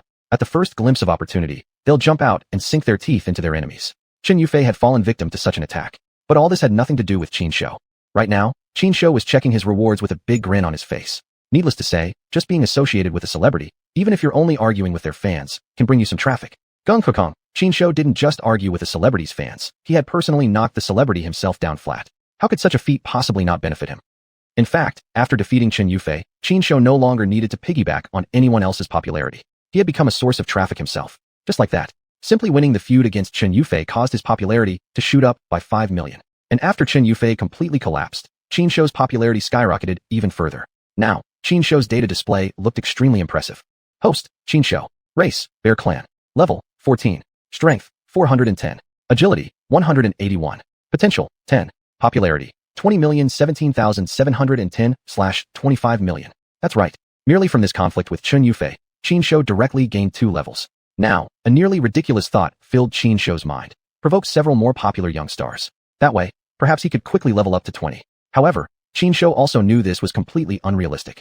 After all, those popular young stars aren't stupid. How many would be like Chen Yufei, thinking they're so powerful, actually challenging Qin Shou, only to end up overestimating themselves and getting defeated? In this world, there are still more clever people. For example, xuanhuan, and also, well, currently, the only person related to Qin Shou was just xuanhuan. He also used this incident to raise his own popularity a bit. Back to the main story. Qin Shou's gains weren't limited to just leveling up twice. These 2 level-up rewards were both quite good. Apparently, the system believed Qin Shou had been sufficiently impressive and worked hard recently. So, for both level-up rewards, the system gave him equipment. Now, Qin Shou already had fairly complete equipment. According to system regulations, the primary equipment Qin Shou could equip consisted of 6 types: weapon, shoulders, upper body armor, belt, leg guards, and shoes. Of these 6 main pieces, he already had Jade Monkey, Seer Ho, as his weapon, along with the synthesized Hyper Dash shoes. As for accessories, he already possessed the faceless mask, Wushang Manjiu, the coiled dragon gold bracelet, Panlong Jinzhou, and the relic fragment necklace, Jushui Soipang Shanglan. The main pieces still missing from his current equipment were shoulders, upper body armor, belt, and leg guards. The 2 pieces of equipment awarded for these 2 recent level-ups were precisely 1 upper body armor and 1 belt. Equipment name: Yinyang Immortal Robe, shape-shifting with 2 forms, robe and armor. Level, 14. Attributes: Strength plus 350, Agility plus 170, Defense plus 12%. Special ability: Spirit Veil, can hide the presence and aura of the wearer, allowing for perfect concealment. Overall, this was a decent piece of equipment. Both the attributes and the special ability were the types Qin Shou liked. Wearing this equipment, one could literally go anywhere, do anything without restraint. But for Qin Shou currently, this equipment would only make it more convenient for him to sneak out. In other aspects, it couldn't really help much. In comparison, the belt was quite satisfying to Qin Shou. Equipment name: Azure Bridge Under Moonlight, spatial item, no attribute bonus. Special ability: contains the universe within a speck of dust. The wearer can store items inside for easy carrying. Initial capacity is 3 cubic meters. Special notice: this is an upgradable item. If you wanted to carry more, then work hard to upgrade it. Spatial equipment was a rare treasure indeed. Even more so, this was upgradable spatial equipment. Although now, Qin Shou didn't really have valuable things that needed to be stored. Also, there was the system space, which made accessing items very convenient, so temporarily, spatial equipment wasn't really necessary. But even though he didn't need spatial equipment right now, it didn't mean he'd never need it in the future. Spatial equipment was the kind of thing that, even if you kept it purely for appreciation, was guaranteed to increase in value. After obtaining these 2 pieces of equipment, Qin Shou's mood was extremely pleasant. He couldn't help humming a tune, fully immersed in his own world, completely lost in bliss. Just as Qin Shou was basking in his own self-satisfaction, Gui came to find him again. Ying. Gui cried loudly at Qin Shou. Her general meaning was, Xuanhuan had already awakened and obtained a new ability. You promised me, after Xuanhuan, it would be my turn to awaken a special ability. When are you going to keep your promise? Qin Shou, one Ying from a bear clan can actually contain so much meaning. This is seriously mind-blowing. While thinking this in his heart, he took out a 5-spirit pill and directly tossed it to Gui. Ying. Gui cried loudly, swallowed the pill in one bite, and then collapsed straight into Qin Shou's arms. AI, you spoiled woman. What do you think you're doing? Don't try to frame me. Qin Shou shouted while trying to push Gui away. Unfortunately, Gui was clearly prepared, hugging his waist tightly and refusing to let go no matter what. At this moment, the posture of these two pandas was truly enough to provoke the imagination of others. 40-meter cleaver. Master is master. He not only navigates smoothly among beautiful women, but also makes an adorable panda completely devoted to him. Truly admirable, truly admirable.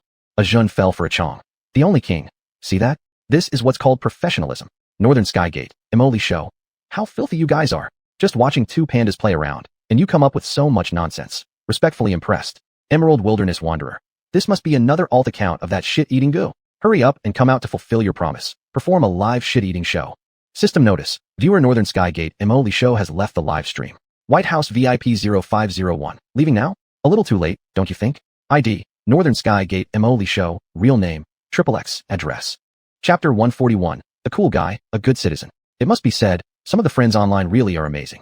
This, brother eat shit, had barely shown his face before hackers already obtained his basic personal information and home address. Such a swift action left the live stream audience in continuous astonishment. The only king. Brother, which group are you with? Would you be interested in working under me? Salary negotiable, benefits top-notch. VIP guest 0501 from White House. Thanks for the offer, but I already have my own website. Plus recently, I've built another website dedicated to Cool Guy, which includes live recordings and more. If everyone is interested, you can go take a look. And in the future, if needed, I'd be happy to contribute this website to the cause. Shin Bingwe from Golden Bull Zoo. I'll send you a private message later. Once the Panda Eco Park is set up, I'm considering acquiring your website to become the official site of Panda Eco Park. VIP guest 0501. Delighted to cooperate. Greenland. Wow, that was fast. I was just thinking about having my studio make a website for Cool Guy, but someone beat me to it. Shin Bingwe. We'll have plenty of opportunities for collaboration ahead. Anyone willing to support me, I welcome with open arms. Inside the live stream room, everyone continued the heated chat sparked by the short interruption regarding Brother Eat Shit. At that very moment, however, several special individuals appeared outside Golden Bull Zoo. They were all dressed in enforcement team uniforms. Leading the group was none other than Lin Tianmu, the officer who once apprehended a thief at Golden Bull Zoo. Hello. Lin Tianmu stepped forward, saluted the security guard, and said with a smile, "We have some business that requires Ms. Shun's cooperation. Please let her know. We'd like to meet with her." "All right, I'll take you there right away." The guard responded, reported the situation while personally leading Lin Tianmu and the other officers directly toward the reception room. Soon enough, Shin Bingwe met with Lin Tianmu and the other officers in the reception room. "Officer Lin, nice to see you." Shin Bingwe shook his hand confidently, and then asked with a smile, "What can we do for you today, Officer Lin?" Well, Lin Tianmu explained everything in detail. It turned out that the General Enforcement Bureau had learned of the malicious slander against Qin Shou. To clear his name, and to promote the idea of police and people as one family, strengthening police-civilian relations, and encouraging citizens to take action for justice, the Bureau had decided to present an award to Qin Shou, and to have him take part in a news promotional event. That's the general situation. If possible, I hope Ms. Shun could cooperate with us in completing this task assigned from above. After finishing, Lin Tianmu added politely, "Of course we'll cooperate." This was clearly a good thing, and Shin Bingwe naturally had no intention of declining. After confirming the specific schedule, Shin Bingwe immediately assigned Jiang Yuyu to begin preparations. The press event organized by the General Enforcement Bureau was set for the day after tomorrow. Though the schedule was tight, the tasks required of Qin Shou were minimal, so preparation was minimal as well. Therefore, Golden Bull Zoo remained open as usual the next day. On the appointed day, Shin Bingwe and Jiang Yuyu brought Qin Shou along to the General Enforcement Bureau. To match the serious tone of the event, they specially visited a mall to prepare new clothes for him. A neat little suit, a military-style cap, and a bow tie completed the ensemble. Now, dressed like this, the whole bear looked, well, how should one put it? While Shun and Jiang intended for him to look serious, the actual effect was somewhat the opposite. Right now, looking at Qin Shou, he looked more like a gangster in a suit rather than a good citizen who stood up for justice. Still, Shun and Jiang had no intention of changing his outfit. After all, they came precisely to create buzz. Too much emphasis on seriousness and perfection would make it uninteresting, wouldn't it? In no time, Shin Bingwe and Jiang Yuyu brought Qin Shou to the press conference held by the Enforcement Bureau. Following a routine speech by a bureau leader, the awarding ceremony began. A banner of appreciation and a large, honorable citizen certificate made up Qin Shou's entire reward package for today. Of course, The 3,000 yuan bonus was also already deposited into the Golden Bull Zoo's account. With official channels handling things, everything was taken care of meticulously. Thank you. Thank you all for coming. Qin Shou raised his banner in one hand and his award certificate in the other, like a victorious general returning to cheers and applause from the citizens in attendance. At this moment, Qin Shou was undeniably the coolest guy here. Nothing else mattered at all. As for the upcoming interview session, that was Shun Bingyue and Jiang Yuyu's responsibility. As a newly awarded good citizen, Qin Shou had to maintain his image. Being silly or playful could wait until after they returned to the zoo. In a setting like this, he had to stay serious. Finally, that grueling interview time was over. At last, Qin Shou could let go of the pressure and truly be himself again. Let's go. Shun Bingyue smiled and opened the car door for Qin Shou. To celebrate that you, cool guy, won the good citizen certificate today, let's come to my place for a good meal. Should I also thank cool guy, since I got to improve my meal because of you? Jiang Yuyu said with a smile on the side. Her eyes already narrowed into crescent moons. Mew mew mew. Qin Shou acted clueless and put on a silly look, deliberately ignoring the subtle rivalry between the two women. An hour later, Qin Shou was already sitting on Shun Bingyue's sofa. Beside him sat Jiang Yuyu, wearing a gentle smile. Right now, the beautiful Jiang was attentively peeling an orange for him with great care. The livestream camera was pointed straight at Jiang Yuyu and Qin Shou. Meanwhile, in the kitchen, Shun Bingyue was busily cooking away. In a split screen of the livestream, viewers could see Shun, wearing an apron like a goddess from the fairy tales, moving with both elegance and efficiency. These two scenes together were truly a pleasure to watch. However, there were some people who couldn't stand watching this scene. Flower dress beauty, me grinding my teeth manually. From now on, not only will I take down Xiao Man, but I'll also get those two fox spirits on screen too. Greenfield wonder. If you kill off the investor and caretaker, then who will take care of cool guy? Who will build the Panda Eco Park? 40-meter big sword. I'm waiting for just those two words. I will. Flower dress sis, if you can say them out loud. Even if you can't do it yourself, bro will support you all the way. Chapter 142. Kuzi is acting up again. Only king. That's true. Kuzi's current treatment has even made me jealous. His queen. Do you also want to find another one? Come on. Tell me, what kind of person are you looking for? Other viewers. Gossip. Gossip. Who is this? Who is this? Inside the live stream, viewers had originally been joking about the current situation with Qin Shou. But as the conversation progressed, the topic suddenly veered off track with the appearance of the king and queen. This unexpected development was, of course, noticed by both Qin Shou and Jiang Yuyu. Qin Shou pointed at the stream's barrage chat, then gestured toward the paper and pen on the coffee table, nodding toward Jiang Yuyu. Jiang Yuyu understood immediately. She quickly picked up the pen and scribbled something on the stiff paper. After finishing, she handed the paper to Qin Shou. Excitedly, Qin Shou moved the paper close to the live stream camera. The viewers could see it clearly. The paper had a short message written on it. Only king, we're going to have some drinks later. Do you have a story for us? Upon seeing the words, Only king quickly responded. No stories. Also, pandas can't drink alcohol, or they might get poisoned. Seeing that message, Qin Shou immediately responded with the next question. Then does that mean your queen is just a troublemaker trying to stir things up? His queen. I'm not stirring things up. Don't worry. I dare to call myself queen, and I dare to take responsibility for my actions. Right now, I'm not his queen yet, but I will be. The throne for queen is mine, sooner or later. Only king. What about that hacker guy? 100W. I want someone to track down this person's location. I have a strong feeling he's probably just a smelly, foot-picking guy trying to annoy me. As soon as that barrage appeared, Jiang Yuyu and Qin Shou burst into laughter, hugging each other tightly. One person and one panda, rolling in fits of giggles. After they were done laughing, Qin Shou seriously lifted up his paw and pretended to scratch a few times. That move immediately triggered another flood of barrage comments. 40-meter long saber. Haha, master's at it again, stabbing with words and stabbing hearts. Only king. How does it feel being subtly insulted by master? Only king. How is this even an insult? Even if Kuzi wants to insult me, I don't mind. As long as that foot-picking guy really is Kuzi, I'd accept that. Unfortunately, he's not. Soon, Qin Shou raised another placard. Only king. I admit defeat. What are you two laughing about so happily? Shun Bingyue had just finished preparing a small dish and brought it directly to Qin Shou. Seeing how cheerful both Jiang Yuyu and Qin Shou were, she couldn't help but quietly ask. Oh, it's like this. Jiang Yuyu briefly and concisely explained the situation. Oh, so that's it. Shun Bingyue couldn't help but shake her head and laugh. I really didn't expect that the always dominant Only King would ever find himself in this kind of situation. Only King. I'm not being defeated. I'm being annoyed. I've already figured out who that person is. Although she's not a smelly foot scratcher, she certainly thinks highly of herself. Just wait for me, everyone. I'll go see if a cup of hot coffee can teach her a lesson. 40-meter long saber. The sun, moon, mountains, and rivers will always exist. Don't cry, Only King. Travel safely. Only King. Your grandpa. I'm going to attend a blind date, not head to war. Stop cursing me. Inside the live stream, Only King and the 40-meter saber continued their back-and-forth verbal battle. At this moment, Qin Shou raised another sign. The message on the sign read only 6 words. I want to go watch the fun. Only King. Kuzi, you're going too far. In this lively and warm atmosphere, the live stream soon came to an end. Meanwhile, Shun Bingyue had already finished preparing a full table of delicious dishes. So the panda and the two girls sat together, quietly enjoying their meal. Everything appeared so harmonious. Jiang Yu didn't stay long at Shen Bingyue's house after dinner. After helping clean up, she excused herself and left. But before leaving, the look she cast toward Qin Shou was filled with reluctance. However, in front of Shen Bingyue, Jiang Yu couldn't say much. She could only leave, dissatisfied and unwilling. I can either send you back or keep you here. Which do you prefer? Shen Bingyue naturally noticed Jiang Yu's thoughts, but she didn't mention it outright. Only after Jiang Yu left did she smile and turn her gaze toward Qin Shou. Of course I want to stay. Moreover, I also want to live stream my bath.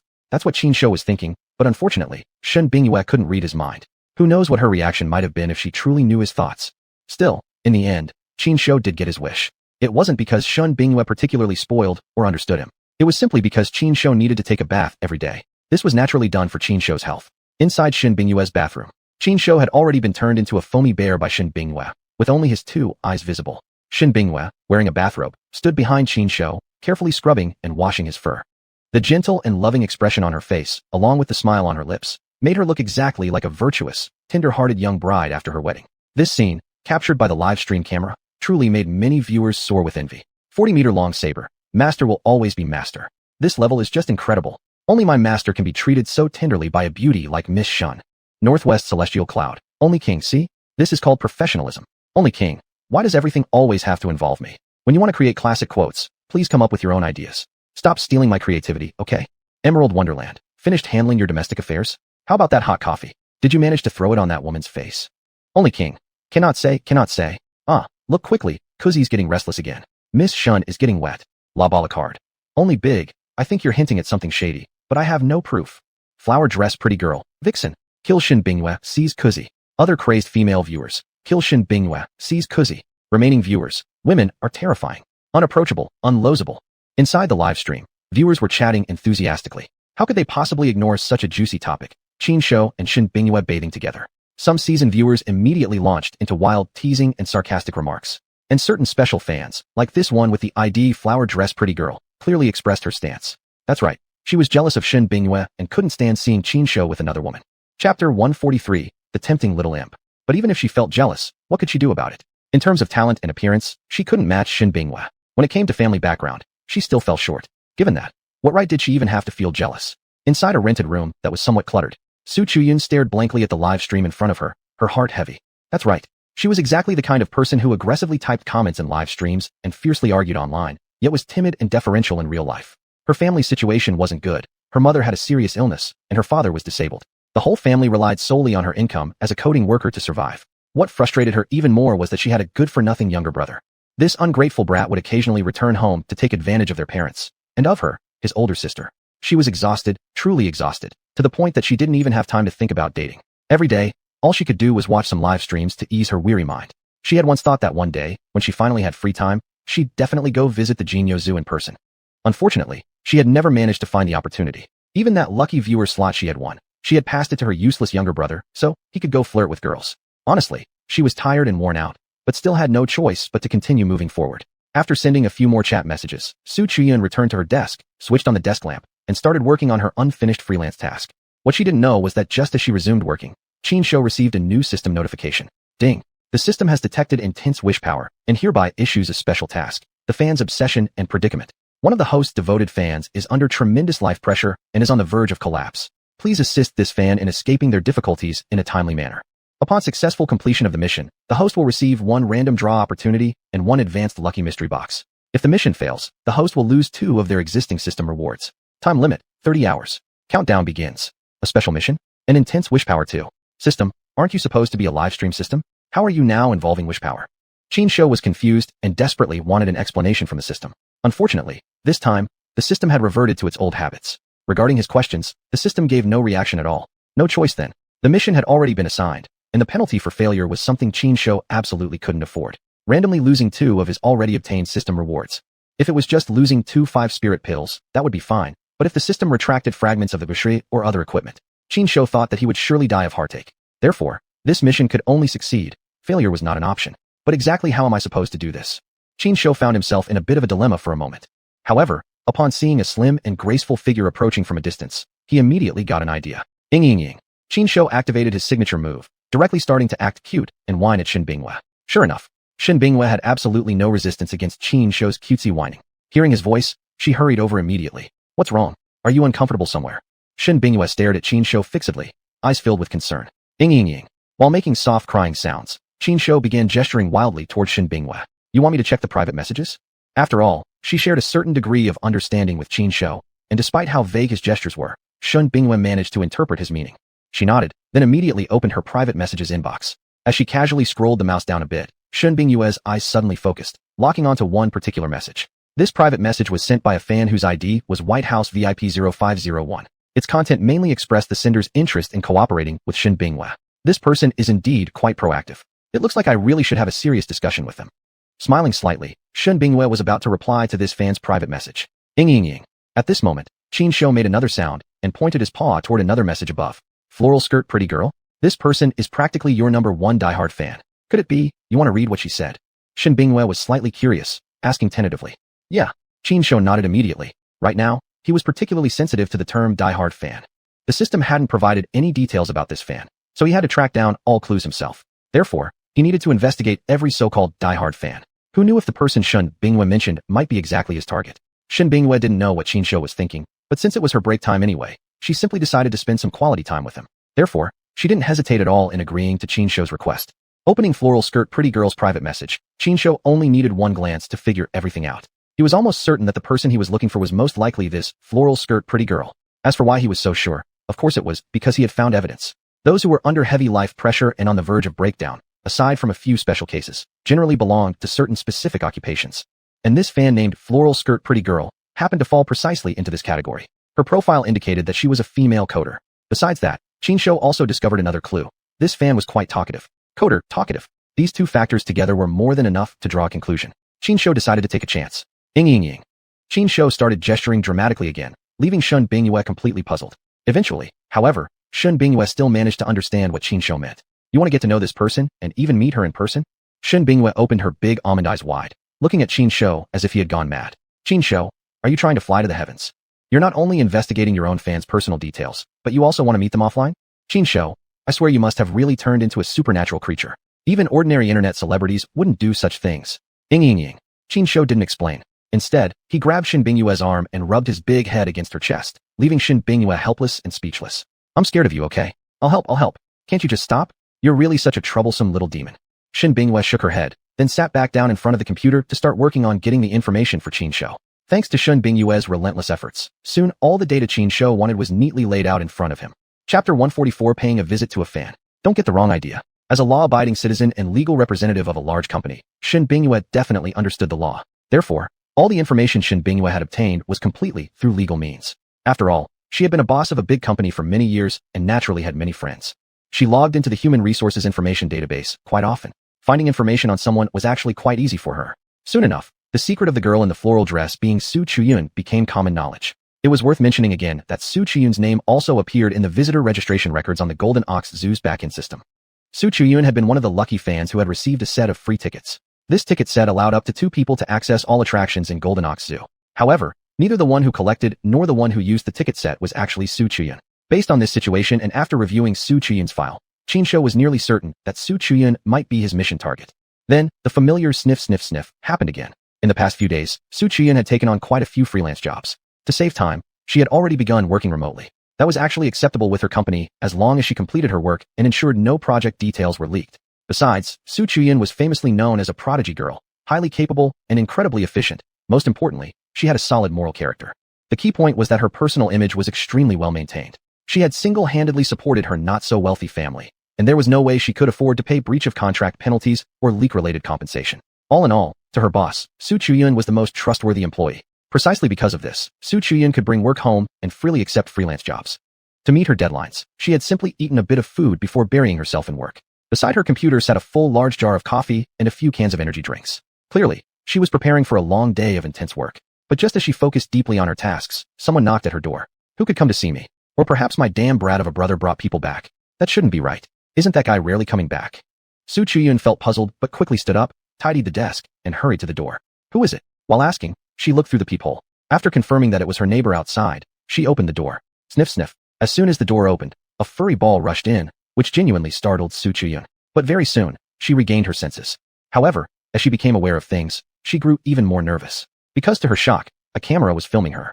What is this? Su Chuyun looked visibly uneasy, her hands lifted and lowered, unsure where to put them. Hello, I'm Shin Binghua. Shin Binghua stepped forward confidently and proactively extended her hand towards Su Chuyun. Oh, President Shin Yu, hello. Slightly taken aback by the honor, Su Chuyun hastily extended her hand to shake Shin Binghua's. The thing is like this. Following the pre-prepared explanation, Shin Binghua explained the purpose of their visit. You came especially to see me? And you even figured out my identity? This, looking flustered, Su Chuyun lowered her head, fidgeting with her hands, clearly very nervous. As if she were the guest in the house, while Qin Shou and the others were the hosts. Don't be nervous. Aren't you a big fan of this great man? Now I'm here to see you. So why don't you look a bit happier? Qin Shou was well prepared and quickly held up a board in front of Su Chuyun. Seeing the words on the board, Su Chuyun gradually relaxed. Thank you. Thank you so much, cool guy. Thank you, President Shin, and thank you, Miss Jiang. She thanked each of them one by one before seating them. At this point, Su Chuyun's parents appeared. The two elderly people were very hospitable and, surprisingly, very adaptable.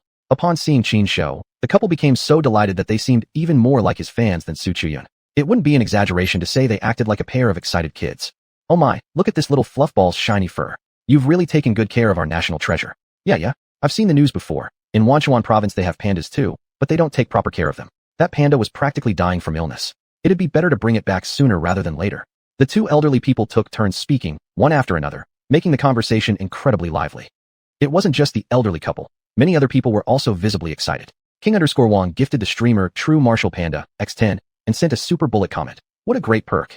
Cool guy brings people personally to visit his fan. My goodness, girl, I'm genuinely jealous of you. Greenfield Dreamer. Why didn't I get any prior news about this? Otherwise, I'd definitely have tried harder to grab a chance. What a pity. I missed out on such a great opportunity. 40-meter chopper. Girl, weren't you saying you'd kill President Shen, win cool guy over, eliminate Miss Jiang, and steal cool guy for yourself? Now the real deal is right in front of you. Why haven't you acted yet? Greenfield Dreamer. Get lost. Always trying to provoke people. Want me to have my brother dig out your info, and then come over and beat you up? 40-meter chopper. Alright. I surrender. I apologize. Within the live stream, the viewers were now discussing intensely. Many people expressed jealousy over Su Chuyun's treatment. Of course, there were also many who sincerely offered their blessings. However, as always, there were some sour grapes individuals who started sending in malicious attacks. Southern Celestial Monarch. Humph, it's all just hype making to grab attention. This fan is definitely a paid actor. All of this is just publicity nonsense, fooling idiots. White House VIP 0501. Senior, you're still that feces-eating dude. Your real name is XXX, you live at XXX, and your studio is at XXX. President Shun, if you're willing, you can always send this guy a lawyer's notice and sue him for defamation. Shin Binghua, rest assured, I absolutely won't let this matter slide. We've even brought down a celebrity with high online popularity before. How could we let some nobody punk bully us now? You, just wait for that court summons. Chapter 145 Becoming What She Hated. Inside the live stream room, viewers joined forces with Shin Binghua to confront the streamer known as Qixiang Brother. But this time, Qixiang Brother actually behaved himself. He didn't run away or say any threatening words. Instead, he chose to back down. Everyone, I was wrong. I shouldn't have said such rude things. I'm begging for forgiveness, and I apologize to Ms. Shun. I'm truly sorry. Seeing this sudden change in his attitude, the audience didn't hold back their mockery. Of course, Shin Binghua herself had no intention of paying attention to a minor figure like him. After all, she was now a business owner. Actually getting into a quarrel with an ordinary person would be beneath her status. That said, if this bastard still didn't know how to behave himself and dared to cause trouble, then Shin Binghua wouldn't hesitate to take action. This little incident was quickly brushed aside. The focus of the conversation then shifted to Su Chuyun. After all, the reason Shin Binghua and others had come here in the first place was to accompany Qin Shou and help him complete his mission of interacting with his fans. It's just that Shin Binghua and the others were completely unaware of that.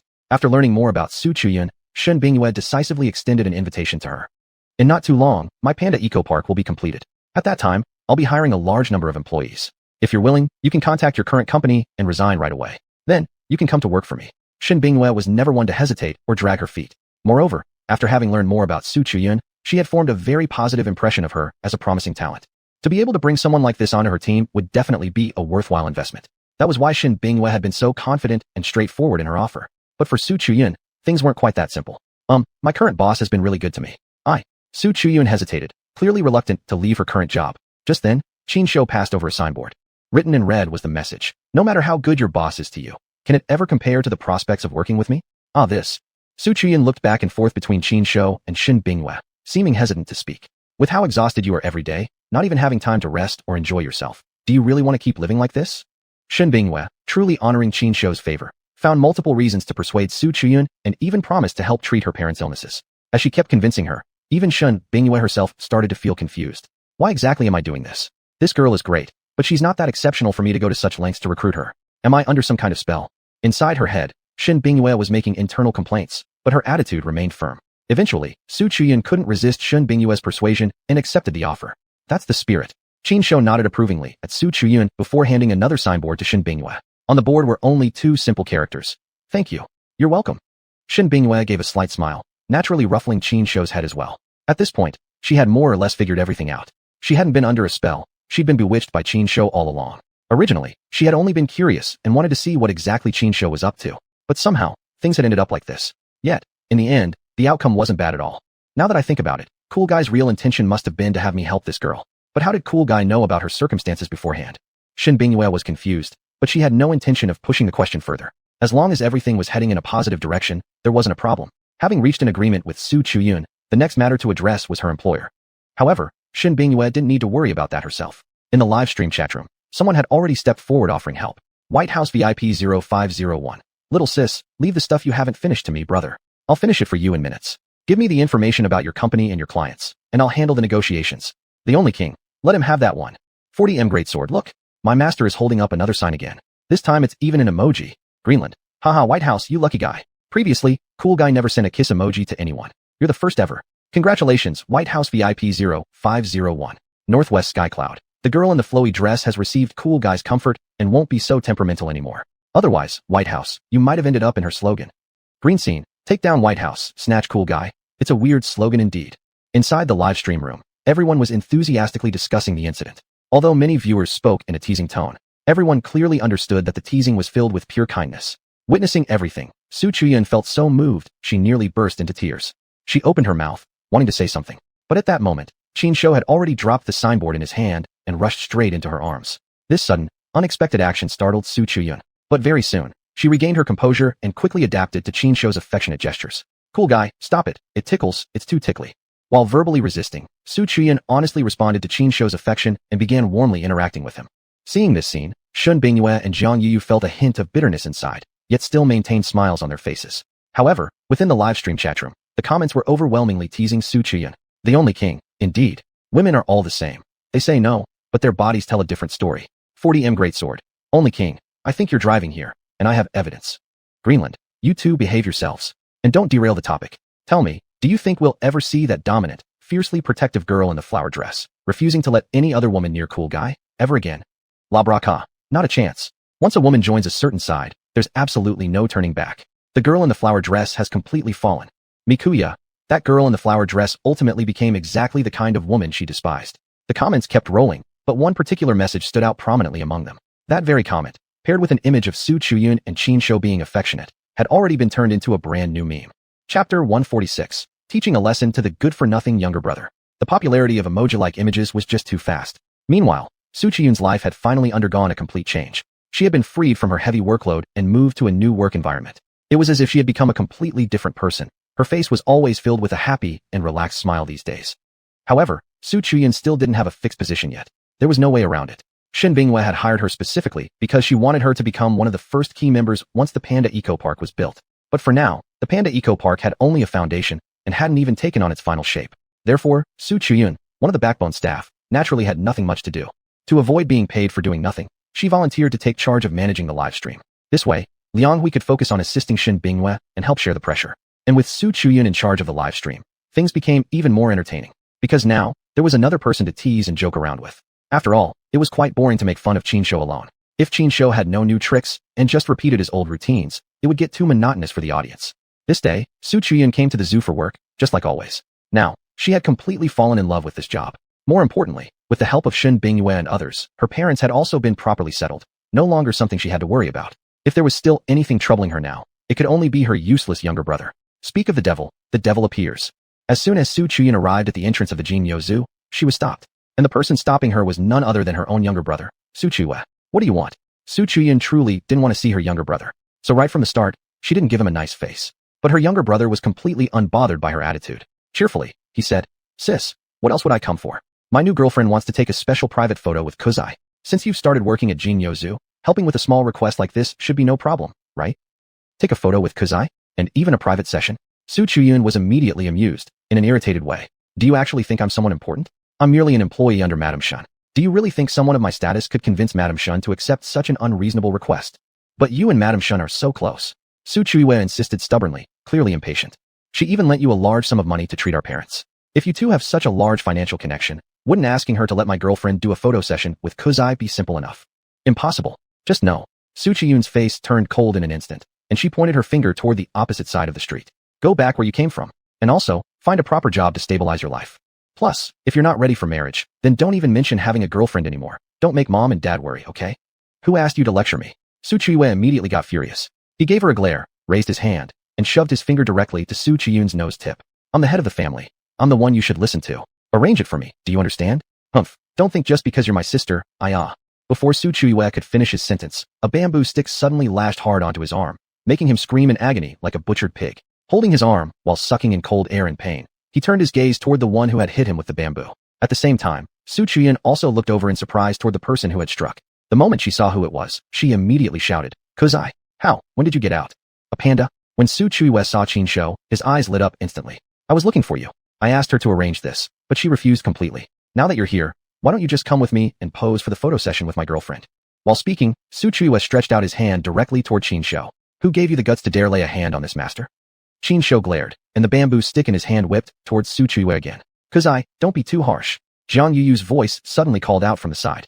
This person might be a bastard, but he's still Qiyun's younger brother. Teach him a lesson and make him realize his mistake. That's enough. Don't worry, I know what I'm doing. Qin Shou answered in his mind, but his hands showed absolutely no mercy. Swinging the bamboo stick without holding back, he gave Su Chuiwei quite a beating. Ow. Ow. I'm sorry, I won't grab you anymore, okay? Stop, please stop.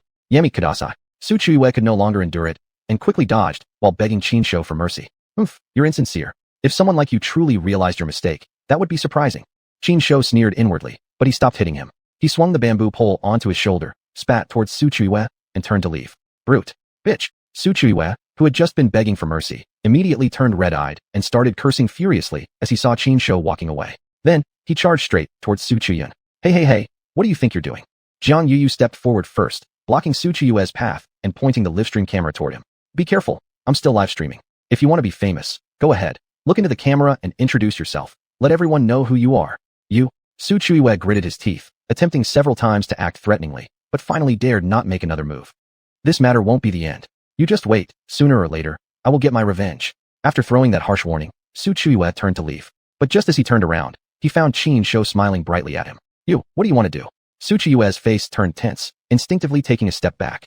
This time, however, Qin Shou didn't strike him. Instead, he reached from behind and pulled out a walkie-talkie.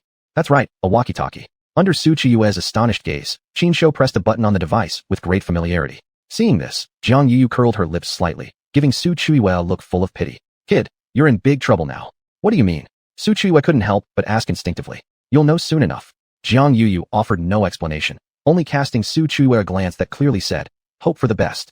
If I were you, I'd stay exactly where I am. Otherwise, you'll only suffer again, you know? Chapter 147 Cool Guy, you hit the jackpot.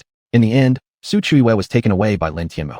This female inspector was known for her hatred of evil and injustice, and was also famous for being filial. She cared for her own family with the utmost attention. As for those who were unfilial and mistreated their loved ones, she truly detested them deeply. After receiving Qin Shou's call, Lin Tianmu arrived immediately. After hearing the details of the situation, Lin Tianmu didn't hesitate and directly took Su Chuiwei back to the police station. Although Lin Tianmu couldn't do much to Su Chuiwei other than scold and educate her.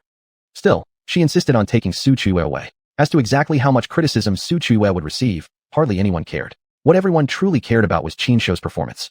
Zhang Yuyu and others had already become accustomed to such things, and Su Chiyun was barely able to adapt. However, for some people, no matter how many times they saw Qin Shou's amazing performance, they would still express great astonishment.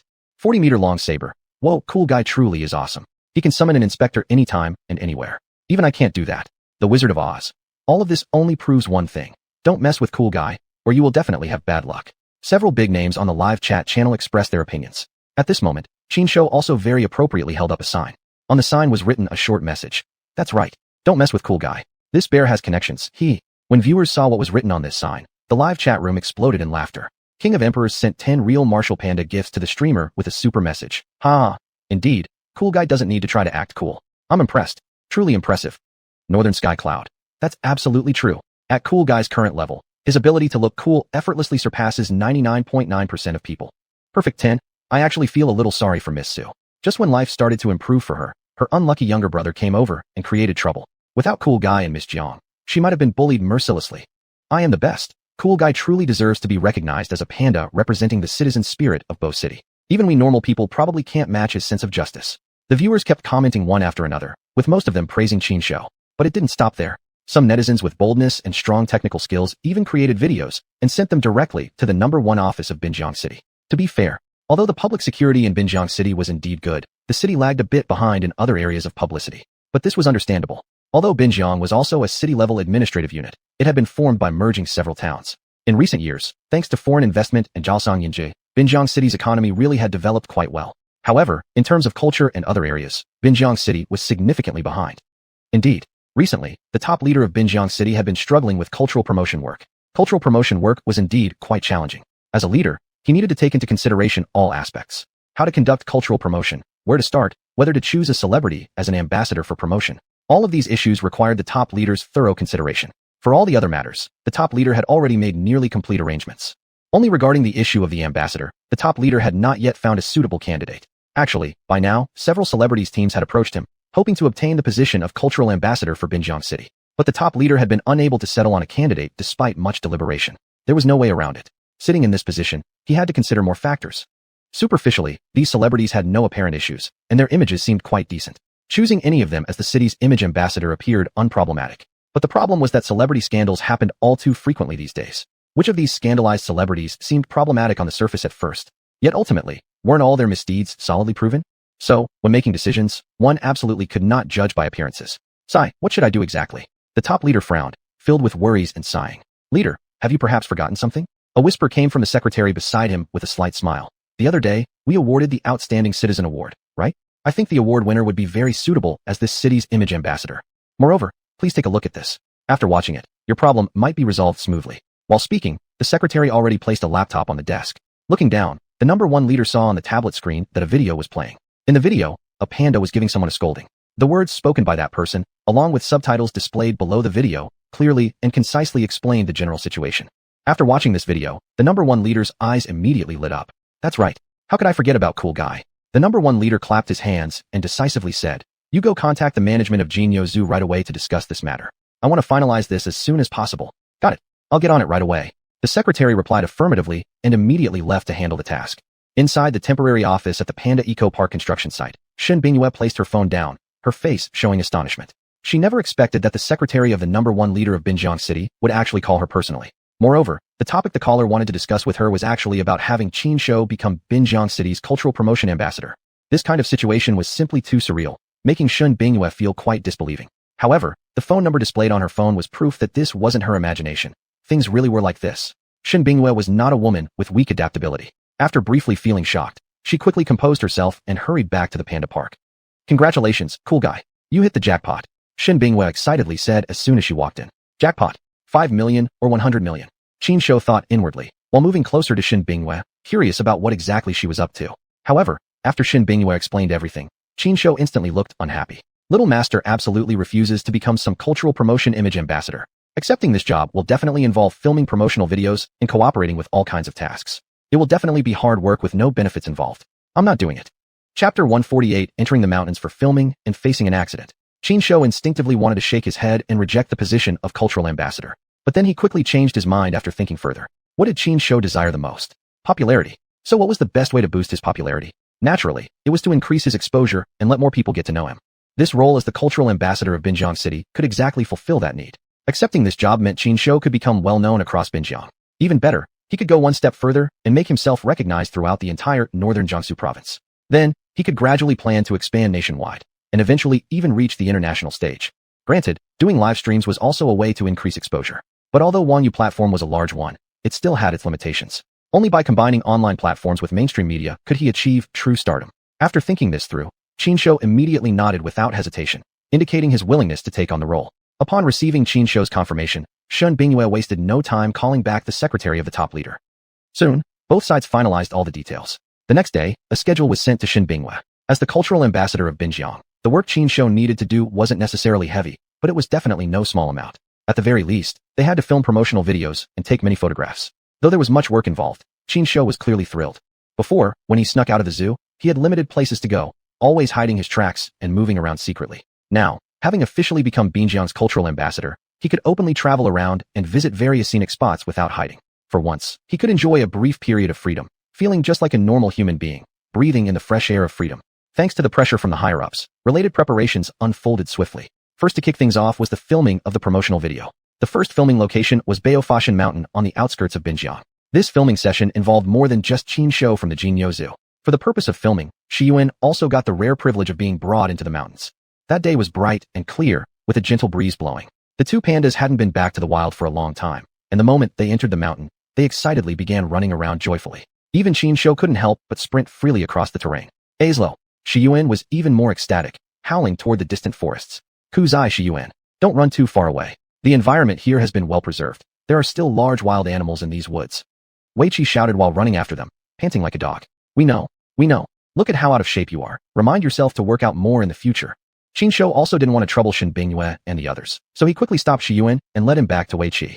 Seeing how exhausted Weiqi looked, Qin Shou shook his head and told Xuanhuan to carry Wei on his back. Ying. As Xuanhuan trudged forward with Wei on his back, he cried out in loud protest toward Qin Shou. You consumed one of my 5 spirit pills. Now doing a bit of work makes you unhappy? Do I even still have to explain things to you? Remember who you're talking to. I am the rightful future king of the bears. Qin Shou glared and showed off his royal bearing, scaring Xuanhuan into immediately pulling his neck in, afraid to cause any further fuss. Very soon, the two pandas and their one human companion made their way back to the filming crew's temporary camp. When they returned, Su Chuiwe quickly pointed her livestream camera at them. Now, everyone can rest assured. I told you all earlier that Kuzai is sensible and has leadership qualities. He can control Xuanhuan well. But, looking at Xuanhuan's resentful eyes, Su Chuiwe shot a glare at Qin Shou before adding one last sentence. It is a bit unfair of Kuzai to make Xuanhuan, a female, carry such heavy work. Only king. Yes. What Kuzai did really wasn't decent enough. Su, the big beauty. Remember, tonight's all donations are going to Xuanhuan. Kuzai gets not a single penny. Green Valley Fairy. What a coincidence. I feel the same. Being so powerful but still making a girl do all the physical labor. Kuzai, you really aren't being fair. 40 meters big blade. Am I the only one who thinks this is actually Wei Naiba's fault? If Wei weren't so weak, none of this would have happened, right? Wei Qi, who had just caught his breath, just so happened to see this very comment. He rolled his eyes and muttered angrily. Call me weak? Why don't you try it yourself? Have you even seen how fast these two monsters run? I ran my hardest and couldn't catch up. And still, you say I'm weak? If you think you can do better, then come up here and try. Oh come on, look how upset the kid is.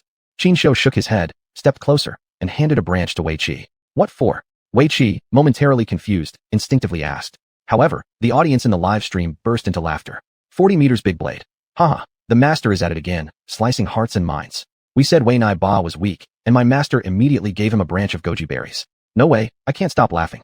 Only king. Indeed, Wei Naiba is just too weak. It's so bad even Kuzai looks down on him, huh? Come on, let's go to Wei Naiba's live stream and send him some gifts, basically sponsoring him to buy tonics. Other viewers, let's go help Wei Naiba buy tonics. Wei Qi.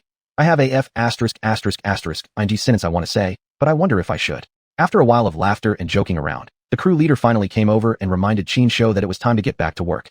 Naturally, Qin Shou didn't hesitate. He hurriedly joined the rest of the staff and seriously began filming. After half a day of busy work, roughly 1/3 of the first part of the promotional video had been completed. The rest of the job naturally had to be left for the next day. Surrounded by a crowd, Qin Shou and Xuanhuan, the two pandas strutted proudly, practically swaggering with an air of arrogance. However, the filming crew hadn't walked far along the mountain path when suddenly, in the distance, a wild beast let out a roar. Right after, a series of rustling sounds echoed from the forest. Obviously, some animal was running through the woods. It's a wild boar, although it shouldn't be too large. Everyone, stay alert and try to hide yourselves. An experienced ranger immediately called out loudly, warning everyone to protect themselves. And just then, 2 small black dots suddenly appeared in the sky. Moments later, people heard 2 piercing cries capable of splitting metal and stone. Upon hearing these cries, the ranger's expressions instantly changed. Chapter 149 Cool Guy versus the Golden Eagles. It's a golden eagle, and it's hunting. Everyone, be careful. You must find something to protect yourselves from attack. If you get grabbed by the eagle, you need to find a way to escape as soon as possible. If it takes you up into the sky, then you're done for. An experienced forest ranger shouted loudly while pulling out his weapon and watching the sky cautiously. In the sky, 2 small black dots were growing larger and larger. Everyone could now see clearly. Flying in the sky were 2 massive golden eagles with wingspans close to 3 meters and golden brown feathers all over their bodies. It appeared these eagles were obviously chasing prey. Their target had escaped into the jungle. They wanted to continue the chase, but it was already impossible. With their body size, flying low in the forest was absolutely not feasible. Therefore, now they most likely would change their hunting target. According to general rules, golden eagles are fierce, but under normal circumstances, they rarely attack humans. But these two eagles before them were different.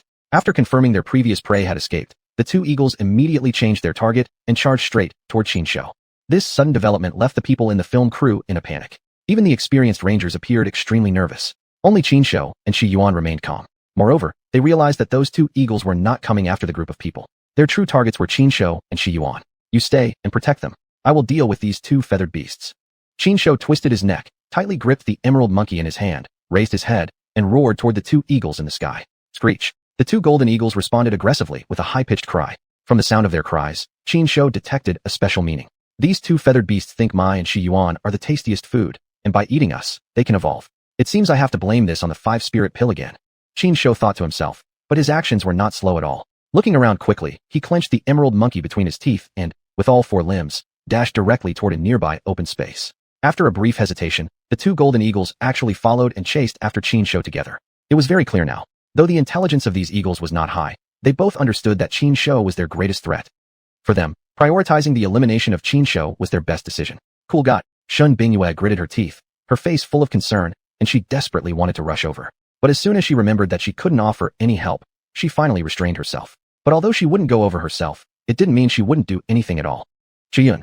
Shin Bingyue turned her head and ordered Su Chuyun, follow him with the drone. I need to keep track of Cool Guy's situation at all times. Also, she then looked at Liang Hui beside her. Before Shin Bingyue could remind her, Liang Hui had already taken out her phone and started dialing. Setting this side aside for now, let's focus on Qinshu. At this moment, Qinshu had already reached the open area. Well then, it's showtime now. Qinshu smirked, stood upright directly on his 2 feet, and tightened his grip on the emerald monkey. This would be the true maiden battle for Qinshu. This was different from when Qinshu bullied monkeys in a zoo. Those monkeys, at worst, were simply hot-tempered. But these two golden eagles were truly wild breeds. They were ferocious. Qinshu needed to stay alert and give it his all. Though, with his current defense level, even taking a few attacks from a golden eagle probably wouldn't do him much harm. But when it came to pain, he'd rather avoid it if possible. After all, nobody likes unnecessary suffering. As he saw the two golden eagles diving straight at him from above, Qinshu remained calm. He immediately raised the emerald monkey sideways and blocked the attack from one of the eagles.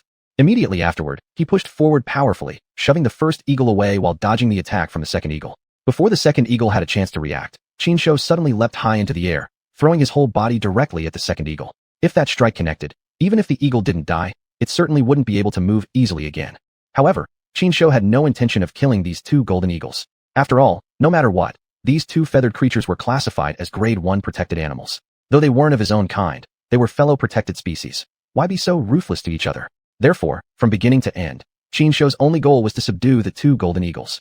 Of course, if these two feathered beasts weren't well behaved and didn't know their place, a beating would definitely not be avoidable. They truly lived up to being golden eagles. Their reaction speed was genuinely unmatched. Qinshu's movements were already fast enough, but his powerful justice from the heavens strike still ended up hitting nothing. Golden Eagle number 2 took off just in time and returned to the air. Golden Eagle number 2 had managed to fly away, but Golden Eagle number 1 had been unlucky. Birds of prey like golden eagles have a bad habit. Once they lock onto prey, they always like to use their wings to slap the target down before snatching it up into the air and dropping it. Exactly. Golden Eagle number 1 grabbed the emerald monkey and immediately refused to let go. Not only that, but it also swung one of its wings directly toward Qinshu's face. But it had clearly forgotten that its current opponent was a panda, not the sure-footed Suro it usually hunted. Trying to use a tactic meant for Suro against a panda? Of course it wouldn't work. You get down. Qinshu twisted his front paw, and with a spin of the emerald monkey, he flipped Golden Eagle number 1 a full 360 degrees. Thud. Golden Eagle number 1 felt a wave of dizziness as its whole body slammed hard onto the ground. Before it could even recover, Qinshu had already stepped firmly on its back with one of his large feet. Don't move. And also, Qinshu looked up and pointed the emerald monkey in his hand at Golden Eagle number 2 flying in the sky. You come down yourself. Otherwise, I'll kill your wife. Yes, that's right. The captured Golden Eagle number 1 was actually the female of the pair. Golden Eagle number 2 couldn't understand what Qinshu was saying, of course. It only knew that someone was bullying its mate. Anyone who dared to bully its mate, no matter who or what it was, must die. Screech. Golden Eagle number 2 let out a sharp cry before diving straight down with lethal intent. Its razor-sharp claws were directly aimed at Qinshu's head. It wanted to crush Qinshu's skull with those talons, to retaliate for the humiliation Qin had brought upon the eagle couple. However, ideals are always beautiful, while reality tends to be harsh. Golden Eagle number 1 thought it could succeed, but it had forgotten to ask Qinshu whether he was willing to let it happen. Chapter 150, A Bright Future Ahead. As Golden Eagle number 1 flew closer and closer, Qinshu simply abandoned the jade staff in his hand, seized the perfect timing, and swiftly extended his front claws. Without a doubt, Golden Eagle number 1 was also struck. Caught by its talons, it was swung around in the air several times before landing with a light but noticeable thud onto the ground. Just like its wife, it also ended up with swirls in its eyes. All in just over a minute. The pair of golden eagles, which had been chasing the wild boar frantically and keeping the forest rangers on high alert, were both completely defeated. Inside the live stream room, an eerie silence had fallen at that moment. However, very soon, a tide of comments burst forth like a wave. The Soul King donated 100 real Marshall Panda items to the streamer, along with a supersized comment. Cool guy is amazing. This definitely deserves a reward just for how he performed just now. Truly worthy of being the real Marshall Panda. His dashing figure capturing the golden eagles is really exciting. 40-meter cleaver. Master, I've decided, right after wrapping up my current work, I'm coming to learn martial arts from you. The tuition fee is already ready. Northern Sky Cloud. Wow, even golden eagles have been tamed. Is there any wild animal cool guy can't beat? Labo Lake. According to the reports, there are actually grizzly bears in Foshan, right? Why don't we let cool guy look for a grizzly and have a go? Director Sue of the Furry Friends. Don't stir up trouble without fear of consequences. If something happens, can you take responsibility? Professionals are already on the way. Everyone rest assured. The safety of Cool Guy and the crew can definitely be guaranteed. Viewers inside the live stream room began an enthusiastic discussion. Many people marveled at how Chin Shou had just performed. Some even wished to witness something even more thrilling, but the presence of director Sue quickly made people abandon such ideas. Of course, Chin Shou himself was unaware of all of this. But even if he had known, he wouldn't have cared anyway. Looking up at the drone flying overhead, Chin Shou knew the live broadcast must be on. He struck a very cool pose, showing off under the drone for a bit. When he felt it was enough, he picked up some long grass leaves nearby and tied up the two golden eagles. Like a traveling merchant, Chin Shou lifted one eagle on each end of the jade staff, and with a swaying posture, headed towards Shun Bingyue and others. At the sight of this, everyone immediately exhaled in relief. Jiang Yuyu and the others were especially ecstatic, starting to scream loudly. Cool guy is awesome. Go cool guy. Sure enough, where cool guy is the safest place. The girls were extremely excited, almost overwhelmed. Persuaded by the forest rangers, they finally stopped their uproar. After all, this was a mountainous area with many wild beasts. If these young ladies kept shouting and attracted other fierce animals, it would become a real problem. Still, their concern turned out to be unnecessary. Because after taming the golden eagles, Chin Shou intentionally roared a few times to warn nearby wild animals, to prevent them from coming here and causing trouble. Wild animals always had sharp instincts. For enemies they couldn't deal with, they naturally wouldn't provoke them. And Chin Shou was just such an opponent. Most of the local wildlife already sensed this. With Chin Shou present, everyone's safety was assured. The following filming also went on smoothly. Yet nobody knew what they had just witnessed. The video of Chin Shou subduing the golden eagles had already sparked a sensation online. Not only were Chinese netizens frantically sharing the related videos, some international users were also paying attention. Indeed, a foreigner with deep forehead wrinkles and a funny-looking appearance, accompanied by his crew, had already made contact with Golden Bull Zoo. After some discussion, the staff in charge finally understood the foreigner's purpose. Apparently, this foreign visitor came to propose a collaboration. His request was straightforward. He wanted to shoot some movie scenes together with Chin Shou.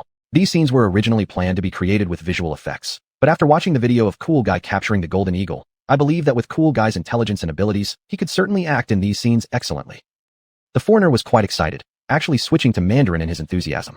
The on-site personnel had a favorable impression of the visitor. They immediately reported the matter to Shin Bingyue. Naturally, Shin Bingyue could not possibly refuse. After discussing with the top leader, she finally gave the foreign guest a reply.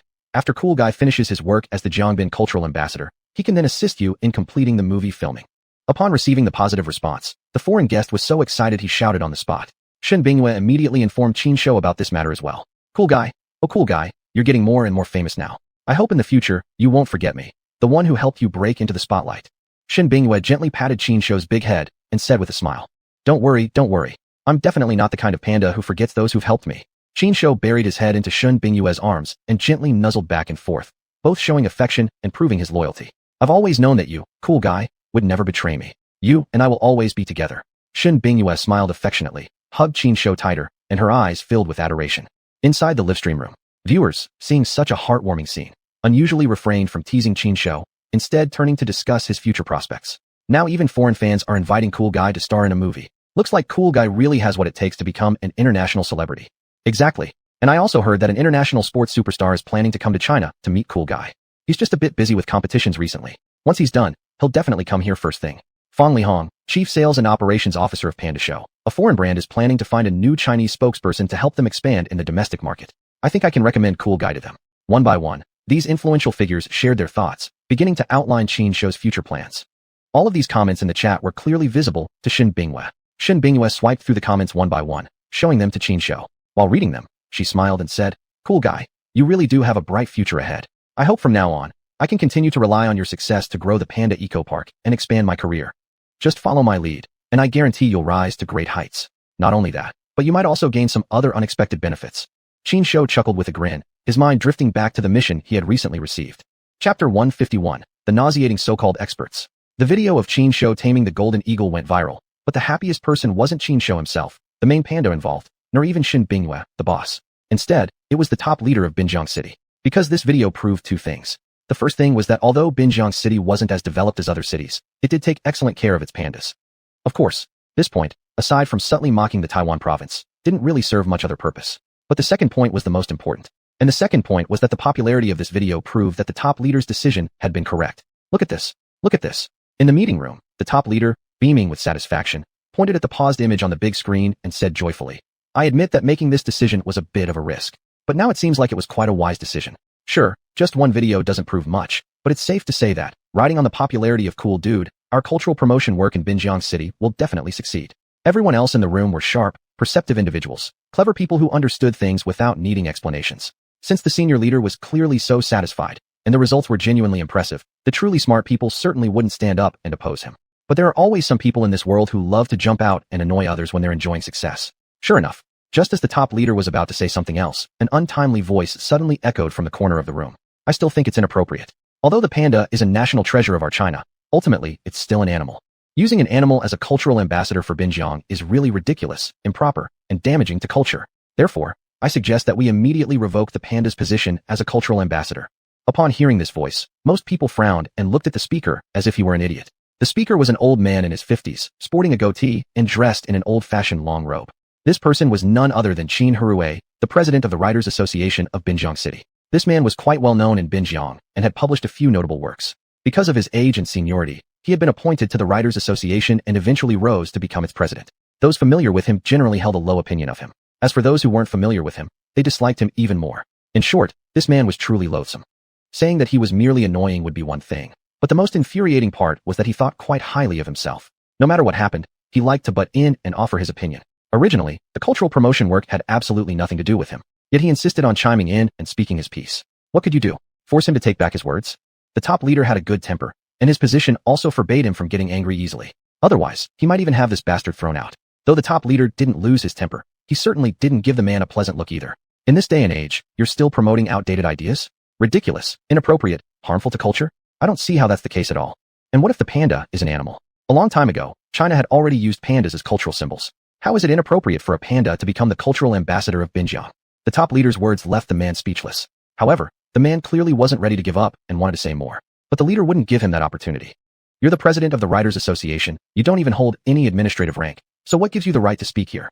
Allowing you into this meeting room was already showing you enough courtesy. And now you're here, spouting nonsense like this. Do you even know how lucky you are? Frankly speaking, good writers don't join the Writers Association.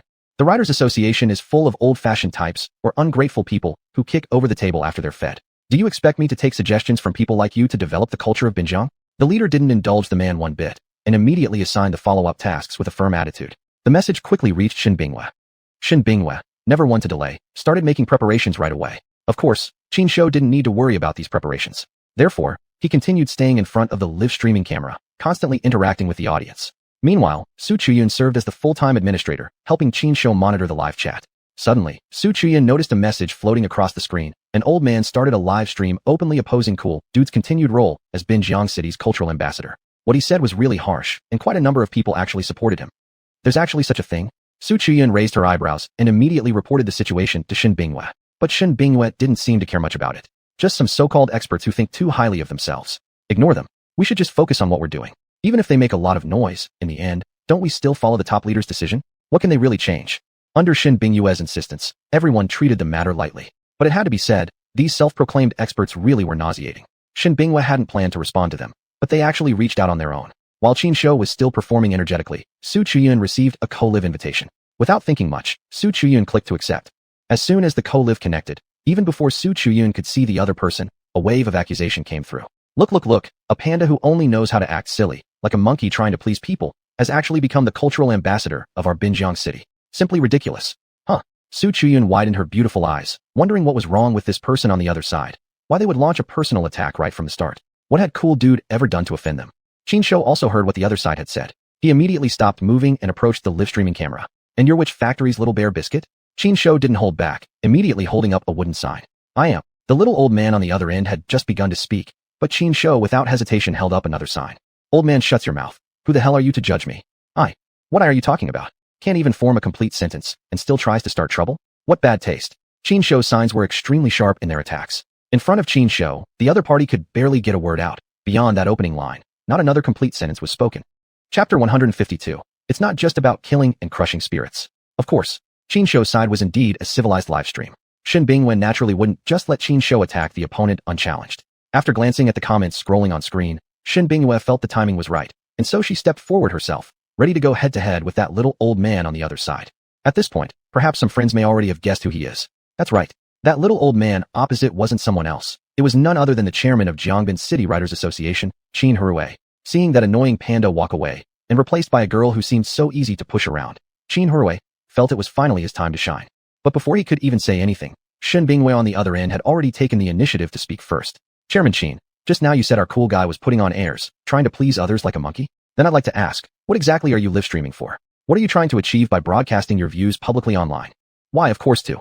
Xuanhuan was about to explain when, suddenly, Qin Shou lifted up another sign from the side. Written on the sign in big characters were 7 words. Isn't it all for fame and profit? You? Xuanhuan's eyes rolled with anger. He immediately prepared to retort. But just at that moment, a system notification popped up on the livestream screen. System notice. VIP user Only Wong has gifted 10,000 bricks to Chairman xuanhuan of the Writers Association and issued a platform-wide broadcast. Broadcast content. Sorry, can you please shut up? Brilliant move. Qin Shou raised up another sign at the perfect moment. Only Wong quickly responded on Qin Shou's side.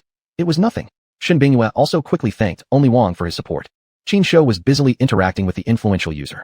On the opposite end, however, the little old man Xuanhuan nearly fainted from rage. Rude, unreasonable. This is sheer bullying. The old man flushed red in the face, clearly eager to curse a bit, but still determined to maintain his image. He strained to find elegant, literary phrases to vent his anger. This act of his immediately drew a flood of mocking comments. The language may sound refined, but isn't he just swearing like everyone else? An old man past his youth still obsessed with fame and fortune, pretending to be lofty like this? A true great writer doesn't join the Writers Association. These kinds of twisted characters only come online to seek attention. If you take a serious look, he's nothing in the literary world. Comment after comment attacked the old man. Qin Shou, meanwhile, spared no effort, constantly holding up more and more signs, hypocrite, utterly insignificant, a disgrace to old age, and more. Sign after sign, with different messages flashed before the camera. The rate he swapped signs could rival Guanyin with 1,000 hands. But the most brilliant of all was the one sign he was currently holding up now. Written on it was a classic line. I've never seen anyone so shamelessly impudent. You, how dare you? The little old man stuttered helplessly, his face turning purple, yet he could find no words to fight back. Finally, clearly overwhelmed with rage, the old man rolled his eyes and collapsed on the spot. Can't you even handle this, you skinny little dog? Qin Shou mercilessly added another insult. This sight immediately had the live audience in stitches. Only Wong. You truly live up to being cool guy. Your skill at giving as good as you get is truly masterful. Just now, that little old man probably won't survive the day without heading straight to the hospital. Greenfield. When cool guy steps in, how could anything go wrong? Still, I think cool guy went a little easy on that man. Daring to speak about our cool guy like that. He should be wiped off the map. 40-meter-long big knife. I don't really care if that old man lives or dies. What really intrigues me is the source of my master's numerous signs. Shen Bingyue, who was watching the live comments, saw this message and pointed it out to Qin Shou. Qin Shou immediately grabbed a huge pile of signs and started showing them off in front of the camera. Seeing the mountain of signs, the audience could only whistle in disbelief. Though naturally curious about what was written on them, no one asked outright. As for how the signs were made, Shen Bingyue's explanation was simple. For the sake of live streaming effect, these were all specially custom-made. What?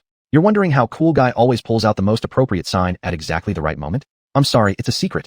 Viewers are watching a stream, and they're here for entertainment. It's not proper for audiences to ask too many probing questions. Moreover, everyone had passively come to fully accept Qin Shou's mysterious abilities. To the audience, whatever Qin Shou did was perfectly natural. Therefore, the issue of the signs was quickly covered up by Shen Bingyue. Yet, the crowd's verbal attacks on Xuanhuan showed no sign of stopping. Greenfield. What annoys me most are these so-called experts, especially those from the Writers Association. They're outdated, feudal, and throw tantrums whenever they're full. Truly disgusting. Northwest sky with a cloud. How they treat others is none of our business. But if they dare to criticize cool guy, that's unacceptable. My suggestion is, we should all organize and go attack that little old man together. Stream flows forever. What a pity for Only Wong's generous gift. Even if he used bricks to hit that old man, I'd still think it was a waste. Ever heard of the gift recall function? Upon seeing this comment, Qin Shou immediately lifted up another sign. The moment the audience saw what was written on the sign, the Zhibuojian fell into complete silence. After a full 2 minutes, the viewers gradually resumed sending comments. Damascus steel blade. Looks like we've all underestimated Cool Guy. Cool Guy doesn't just want to kill and crush spirits. He's clearly digging out their bones, burning them, then scattering the ashes. Only the king. I can only say one word: respect. And I also want to say, Cool Guy did an amazing job. Well then, no more words. I'm off to exercise my privilege and reclaim the gifts I sent. Inside the Zhibojian, bullet comments flew one after another. Though most of them were teasing Qin Shou, no one thought what he said was wrong. Some people simply deserve hatred. For such a person, no matter how extreme the actions against him, few would feel pity. Unfortunately, xuanhuan was precisely this kind of person. At least in the eyes of Qin Shou's Zhibojian viewers, he deserved every bit of what he got. Chapter 153. Reversing the pipa, blasting out a group of big shots. Thanks to xuanhuan's antics, the verdure surrounding Qin Shou naturally cooled down a bit. However, this in no way shook the resolve of the top leader, nor did it make him reconsider his decision. After a series of preparations, the shooting of the second part of the promotional video started right on schedule. This round of filming, however, would be far more demanding than the first. The first round had mainly focused on natural landscapes and tourism culture. This second round, however, was primarily centered on cultural and human elements. Though the workload was heavy, Qin Shou was genuinely enjoying himself. And why was that? Simply because it gave him the chance to be around a large group of pretty girls. Look, no sooner had he finished a filming session than he was surrounded by several young women. Little Tuanzi, come here and have some candied fruit from sister. No, come here, drink my milk, little Tuanzi. Little Tuanzi. A chorus of chirping voices swirled around him like a flock of singing swallows, making Qin Shou momentarily a bit uneasy, even a little nervous, in fact. Not that he had suddenly become shy or self-conscious. Rather, he couldn't help suspecting that these women clearly had ulterior motives. They were plotting something against him. You girls can stop trying. There's no way I'm a bear you'll ever get to keep. Though thinking this to himself, his body betrayed no such resistance and happily accepted their fawning attention. Beside the scene, Jiang Yuyu and Shun Bingyue watched silently, clenching their teeth unconsciously. As for Su Chuyun, she returned to her old habits, muttering repeatedly under her breath. Kill the fox spirits, claim the Cool Guy. After all, Qin Shou was a man of principle. He wasn't the type to forget his old loves for new ones. So he didn't lose himself in this land of soft whispers and sweet voices. Once he'd had his fill of pleasure, he made his way back to the side of Shun Bingyue and the other two girls.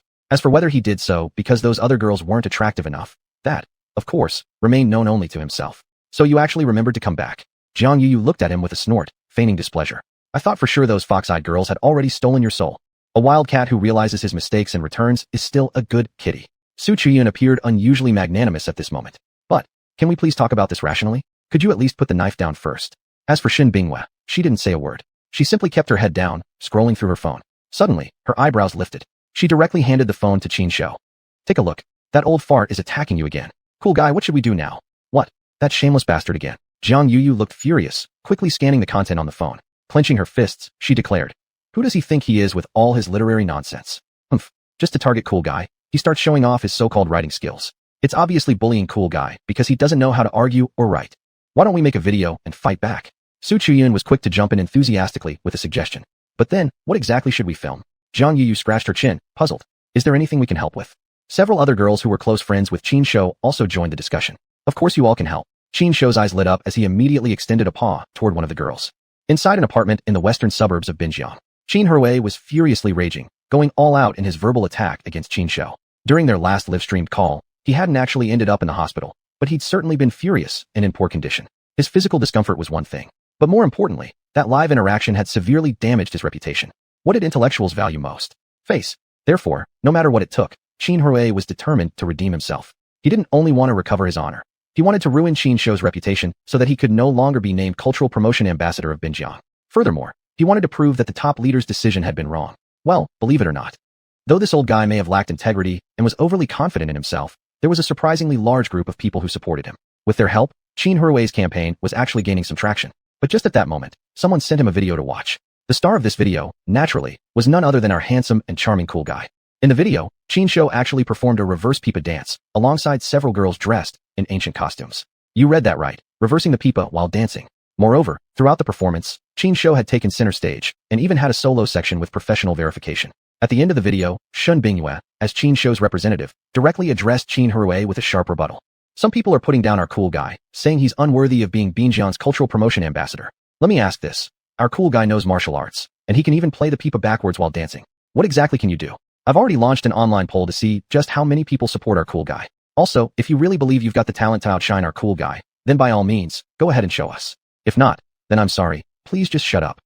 Watching this video, xuanhuan was furious all over again. This time, however, xuanhuan didn't lose his mind and launch an irrational attack.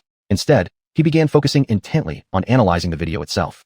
He wanted to find flaws in it, and then strike with a fatal blow that would bring Qin Shou and Shen Bingyue down for good. But before he could even make sense of anything, many people had already stepped forward publicly to support Qin Shou, mercilessly tearing into Qin Huihui. Song Yang from the Tsui Association. Some people may hold the title of association president, but in reality, they're not impressive at all. Writing a few overly sentimental novels makes you think you're cultured? Let me be honest, comparing pandas with some people is nothing short of an insult to our adorable national treasure. Zhu Shunjing, the literary scholar. I was personally on site when Cool Guy performed. I know certain people are desperately looking for flaws. My advice: don't waste your energy. Cool Guy's performance was absolutely real. I can guarantee it with my reputation. As for the talent level of certain individuals, let's just say it's truly unimpressive. One after another, genuine heavyweights in the literary and artistic world came forward to speak up for Qin Shou. Meanwhile, the video of Qin Shou playing the pipa backwards quickly dominated the trending topics once more.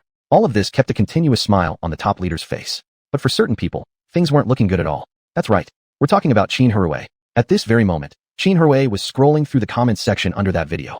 The more he read, the worse he felt, his chest tight, his breath heavy, as if he were suffocating from inner frustration. Chapter 154. The first fan of the great lord appears. No choice. The words these netizens used were simply too harsh. I've read Qin Huihui's books. He's just a low-tier writer. He's lived more than 50 years, but has achieved nothing. Yet he dares to criticize others shamelessly. How disgusting. Does he actually think he can interfere with the decision-making of the top leader? Why doesn't he take a piss and look at himself in the mirror to see what kind of person he really is? He really overestimates himself, thinking he's somebody. At least Cool Guy can play the lute in reverse, and his skill is solid.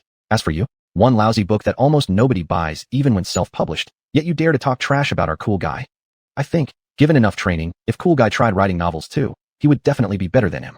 You, a low-tier writer, should think about how to improve yourself instead. The netizens' words were sharp and gave Qin Huihui absolutely no face. Seeing these almost venomous comments, Qin Huihui was truly infuriated. He wanted to fight back, but unfortunately, there were just too many attackers. What's worse, some of those attacking him were simply untouchable. When it comes to people you can't afford to offend but who are attacking you, what can you do? You can do nothing but endure it. However, although Qin Huihui could tolerate the anger from those big shots, he couldn't stomach the attacks from Qin Shou and his fans. I admit my skills aren't that great, but I will stick to some of my opinions. Wrong is wrong. Even if some people refuse to admit it, it's still wrong. That was Qin Huihui's latest statement. After seeing this post, the internet blew up again. Stick to some of your opinions? Seems like you really have no sense of decency. And the way you're speaking so ambiguously, doesn't that just prove that you're scared? Exactly. People like you are truly disgusting. Your existence disgraces the word writer itself. Everyone, let's just ignore this guy. He's no different from those clickbait accounts, only here for the attention. None of us should pay him any mind. Yeah, ignore him. Let him put on his monkey show by himself. After venting their anger on Qin Huihui for a while, the netizens came to a consensus to completely ignore him. As for Qin Shou, he hadn't taken Qin Huihui seriously from the very beginning. Besides, now he's the cultural ambassador of Binjiang City. Would he stoop to squabble with a mere low-tier writer? Sorry, he doesn't have time for such nonsense. Indeed, at this very moment, Qin Shou was taping a show at Binjiang Television with several pretty girls. With special permission from Binjiang Television, Qin Shou's live stream was ongoing. After all, since it's a program meant for promotion, it's fine to leak a little info ahead of time. Isn't that exactly the original intention of the top leader, to use Qin Shou's popularity to boost Binjiang City's fame?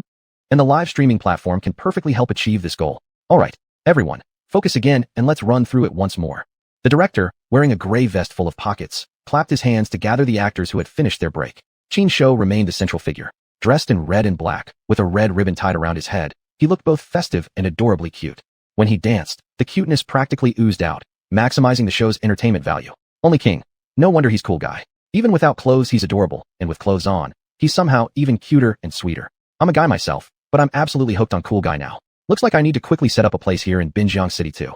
Greenfield Wizard. Sorry everyone, I'm already on my way. 10 more minutes, and I'll arrive at the TV station.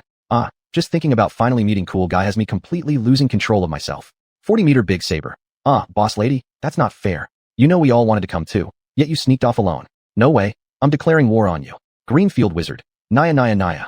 Inside the live chat, influential netizens took turns commenting, and the atmosphere grew incredibly lively. Especially after Greenfield Wizard revealed her plans, other influential figures got even more worked up. They all announced that they would soon make their way to Binjiang City too. Among them, only King was the most enthusiastic. In fact, among all the big names, he was also the one most closely connected with Shen Bingyue. Originally, he'd long intended to come to Binjiang City. It was just that his schedule had been too packed to make it happen, allowing Greenfield Wizard to get there first. Back to the main story. Just as Qin Shou finished rehearsing the program, Shen Bingyue approached him. There's a super fan here to see you. Cool Guy, come with me and meet this biggest fan of yours. Shen Bingyue said to Qin Shou with a smile. A super fan? Where? Qin Shou was also very excited. Although this wasn't his first time meeting fans offline, he still felt thrilled. Strictly speaking, his meeting with Su Chuyun couldn't really be counted as a fan meetup. In fact, back then he was only completing a mission. This time, however, was truly the first time he had ever met a fan in that sense. Without waiting for Shin Bingyue to lead the way, Qinshu trotted happily out of the TV station rehearsal hall. Soon, he spotted a luxury car and a few beautiful girls. Among them, one girl in particular immediately caught his eye. She was wearing a long green dress, and her demeanor was elegant and graceful. This gorgeous girl must be Greenfield Wizard. Qinshu thought to himself, but he didn't rush over right away. He tidied his clothes and waited for Shin Bingyue to catch up, then held her hand and walked together toward the girl in green. Shin Bingyue stepped forward with confidence and extended her hand toward the girl in green. You must be Greenfield Wizard, right? With such a poetic username, I already knew you must be a beauty. President Shin flatters me. Compared to you, I still have a long way to go. Greenfield Wizard smiled lightly and shook Shin Bingyue's hand. Watching the two exchange polite compliments, Qinshu couldn't help but purse his lips. He inwardly thought, don't you two have something mixed up? I'm the main character here. Okay, what are you two ladies complimenting each other for? Finding this rather boring, Qinshu simply pulled open the car door and climbed straight into Greenfield Wizard's car. Seeing this scene, Greenfield Wizard was slightly taken aback at first, but quickly regained her composure. I've watched Cool Guy live many times, so I thought his charm was natural. But seeing him in person today, I was still astonished. Greenfield Wizard smiled and spoke. I'm already numb to it. Shin Bingyue shrugged helplessly, making a slightly exasperated comment. Chapter 155. Cuteness and Mo are the capital of being picky. The atmosphere was somewhat calm when meeting with the first big fan. Of course, the atmosphere seemed calm simply because both Shin Bingyue and Lui Xianzong were at the top tier. They naturally couldn't behave like ordinary fans, rushing forward to hug Qinshu tightly to express their love and admiration. In fact, Lui Xianzong had prepared thoroughly before meeting Qinshu. She had not only brought gifts for Qinshu, but also offered some suggestions to Shin Bingyue. One of them was to register Qinshu's trending online personality as a trademark as soon as possible. Shin Bingyue accepted the suggestion without hesitation. She had already planned to build some industries centering around Qinshu. However, she had been too busy recently, and many of her ideas had yet to be implemented. Now that Lui Xianzong had brought it up again, Shin Bingyue could use this opportunity to turn her vision into reality. Plus, right now, all the conditions were in her favor. Forget anything else. Just having the support of Leader 1 was enough to grant Shin Bingyue immense convenience. Exactly. Benefiting from the privileges granted by Leader 1, Shin Bingyue smoothly obtained all the approval she wanted. What came next was much simpler. She just needed to design a logo, then submit it to the higher-ups for approval. Once the results were out, she would officially own a brand trademark built around Qinshu. However, a disagreement emerged between Shin Bingyue and Qinshu while designing the logo. Kuzai, why are you being so picky? If you're not satisfied with this design or that, then tell me, what kind of logo actually meets your standards? Shin Bingyue was at a loss. Normally, Qinshu had always been very obedient. Whenever she suggested something, he would usually cooperate without hesitation. But today, he seemed determined to challenge her every suggestion, which gave her quite a headache. If Kuzai isn't satisfied, then why not let him draw one himself? Lui Xianzong was perceptive and cut straight to the point. Let Kuzai draw it himself. Shin Bingyue blinked, glancing at Qinshu's front paws. But, is Kuzai really capable? Who are you underestimating? I might not excel at other things, but when it comes to drawing pandas, I'm extremely skilled. Qinshu immediately perked up, emitting a series of ing sounds toward Shin Bingyue. Shin Bingyue clearly understood. This was Qinshu volunteering, confidently claiming he could handle it. All right, Shin Bingyue shook her head helplessly, then added seriously, but I have to warn you ahead of time. If your drawing turns out bad, then I'll have to do it myself. Ing. Qinshu responded with more cute and pleading noises, then raised his front paw and pointed toward a painting hanging on the wall. That's right. Shin Bingyue looked at the painting, clapped her hands, and said excitedly, how could I forget our image ambassador? She's a professional. Let her help Kuzai design the logo. That would be perfect. You should have invited the beautiful Miaoxin from the start. Lui Xianzong interjected opportunely with a teasing tone. I guess I was just too involved to see it clearly. Shin Bingyue wasn't bothered by Lui Xianzong's jibe. She immediately dialed Miao Suxin. As a current university student, although Miao Suxin served as the image ambassador of the Golden Bull Zoo, she couldn't come to the zoo very often. After all, a student must prioritize their studies. But the moment she received Shin Bingyue's call, she packed up and rushed over immediately. Regardless of anything else, this image ambassador position had earned her several WS each month. Even without Qinshu, Miao Suxin needed to live up to the compensation. Moreover, this young artistic beauty truly liked Qinshu. Upon hearing it was a logo specially based on Qinshu, she naturally felt very enthusiastic. However, when she arrived, she found that apparently, she wasn't needed here anymore. Because by then, Qinshu had already finished designing the logo. The art-loving young beauty smiled awkwardly. When she turned her eyes back to Qinshu, her gaze was filled with grievance. That subtle dynamic between her and Qinshu was clearly perceptible, even to viewers watching from behind their screens.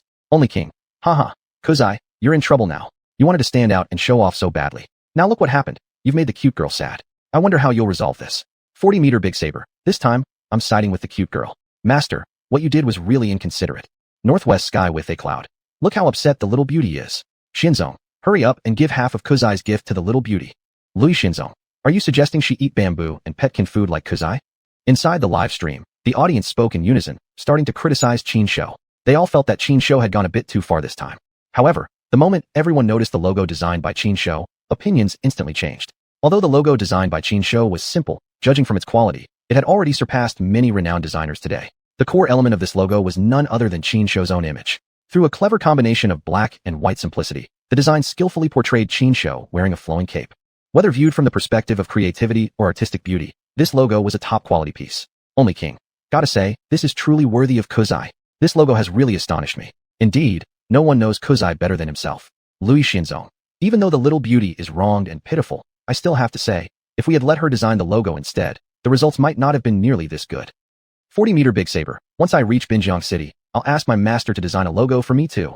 La Blacka. Let's not talk about logos for now. Look quickly. Kuzai is already trying to comfort the little beauty. Do you think he'll manage to cheer her up? As the live stream viewers had commented, Qin Shou was indeed attempting to console Miao Suxin at that very moment. Though he also knew Miao Suxin wouldn't truly be angry with him. After some time passed, Miao Suxin would naturally adjust her mood by herself. But would her recovering on her own be the same as Qin Shou personally soothing her?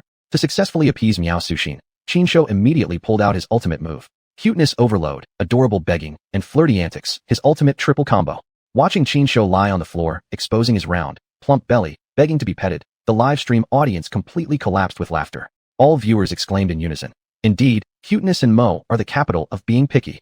Chapter 156. No depth deeper than cool guy. A reconciliation quickly took place between Qin Shou and Miao Suxin. The logo designed by Qin Shou was then handed over to Miao Suxin, who took responsibility for making revisions and final touches. But to be honest, the logo designed by Qin Shou had practically no flaws. Miao Suxin made only a few minor adjustments before finalizing it. Everyone, whether it was Shen Bingyue or members of Greenwild, was highly satisfied with Qin Shou's design. However, just as Shen Bingyue was about to give Qin Shou some praise, Director Su suddenly sent a message. Well, Director Su didn't send the message solely to Shen Bingyue. In fact, this was a group message sent out to everyone involved in work related to pandas. Those who could receive the message were all individuals engaged in panda-related jobs. For instance, the zoo director Shen Bingyue, panda caregivers like Wei Qi, and other relevant professionals such as veterinarians. The message itself caused unease and sorrow in the hearts of everyone who received it. Just received news that the panda xuanhuan, living at the first zoo in Taiwan province, has left us forever. Let us observe a moment of silence for xuanhuan. This message from Director Su caused Shen Bingyue's eyes to instantly become red-rimmed. When Qin Shou heard these words from Shen Bingyue, his heart sank immediately. Qin Shou originally thought that after being reincarnated as a panda, he would never have to experience the pain of losing a loved one again. Yet he had overlooked one thing. The panda species also have familial bonds. And the panda xuanhuan who had just passed away from illness was actually Qin Shou's older sister. However, Sister xuanhuan was 6 whole years older than Qin Shou and had been sent to Taiwan province at a very young age. In this lifetime, Qin Shou had never even met his sister. The fact that xuanhuan was his older sister had only been revealed to him not long ago by Shen Bingyue. Upon hearing the news, Qin Shou couldn't help but wonder when he would ever get the chance to meet his older sister. Unfortunately, while dreams were beautiful, reality remained harsh and cruel. He and his sister were destined for a permanent farewell. May you always be happy and well cared for in heaven, Qin Shou silently said in his heart. His eyes had already filled with tears. That's right. Yes, pandas have tear glands, but they don't cry tears out of emotional distress. Only external stimuli can cause them to shed tears. But don't forget, Qin Shou, at his core, was still human. Even if he was unwilling to admit it or consider himself part of the bear species. Could blood relations simply be erased because he refused to acknowledge them? When Shen Bingyue and others saw Qin Shou's tears, they quickly pushed their own sadness aside and surrounded him. Good cool guy, don't cry. Your sister had already suffered greatly from her illness. Her passing is also a kind of liberation. I believe you wouldn't want her to suffer from illness any longer, right? Yeah, cool guy? You should feel happy for your sister. She's finally free. The dead are gone. The living must move forward. If you get sick because of this, your sister will also feel uneasy in heaven. Shen Bingyue, Jiang Yuyu, and others spoke one after another, continually trying to comfort and guide Qin Shou. In the live stream room, the audience also showed unusual seriousness. Many viewers even spontaneously began to plead, saying they wanted the authorities to approve the return of xuanhuan from Taiwan province. Only the king. If she couldn't return while alive, her soul should at least return home. If approved, all related expenses, I will bear alone. 40-meter long cleaver, exactly. If possible, I am willing to personally handle this matter. Additionally, the zoo in Taiwan must also bear responsibility for xuanhuan's death. Northwest Xiantian Cloud. Please avoid bringing up sensitive topics. These are not things we can easily comment on. What we must do is take good care of cool guy and prevent past regrets from happening again. Inside the live stream, viewers showed the appropriate sorrow. Of course, No one forgot to comfort Qin Shou. As for Qin Shou himself, even though he couldn't overcome his grief quickly, his heart remained strong enough. At least on the surface, he was already able to control his emotions very well. Thank you all for your concern. I will live well, on behalf of both of us. Qin Shou bowed in front of the camera to show his gratitude. Then, Qin Shou took steps forward, heading outside. Seeing this, Shen Bingyue and others quietly followed behind. Su Chuyan understood the special circumstances, apologized to the viewers, and then ended the live stream. But even though the stream was now closed, everyone's connection with Qin Shou had not been cut off. Soon after, a viewer posted a photo and an obituary online. In the photo, Qin Shou was dressed in heavy mourning attire, holding a picture of Xuanhuan in his arms, tears in his eyes. The content of the obituary was naturally written for Xuanhuan as well. As soon as these two posts appeared online, a massive number of netizens began sharing them. This time, not a single troll showed up to stir up trouble. Within less than an hour, the photo and obituary had spread across the entire country. News of Xuanhuan's passing also climbed to the top of the news headlines. Some news media even opened special columns to mourn her. Because of Qin Shou, the xuanhu platform urgently adjusted the entire website to a grayscale theme. Several entertainment-focused live stream rooms were even notified to change their streaming content. Under normal circumstances, such actions might provoke many streamers' dissatisfaction. After all, for some hosts, a single disrupted live stream could mean massive losses.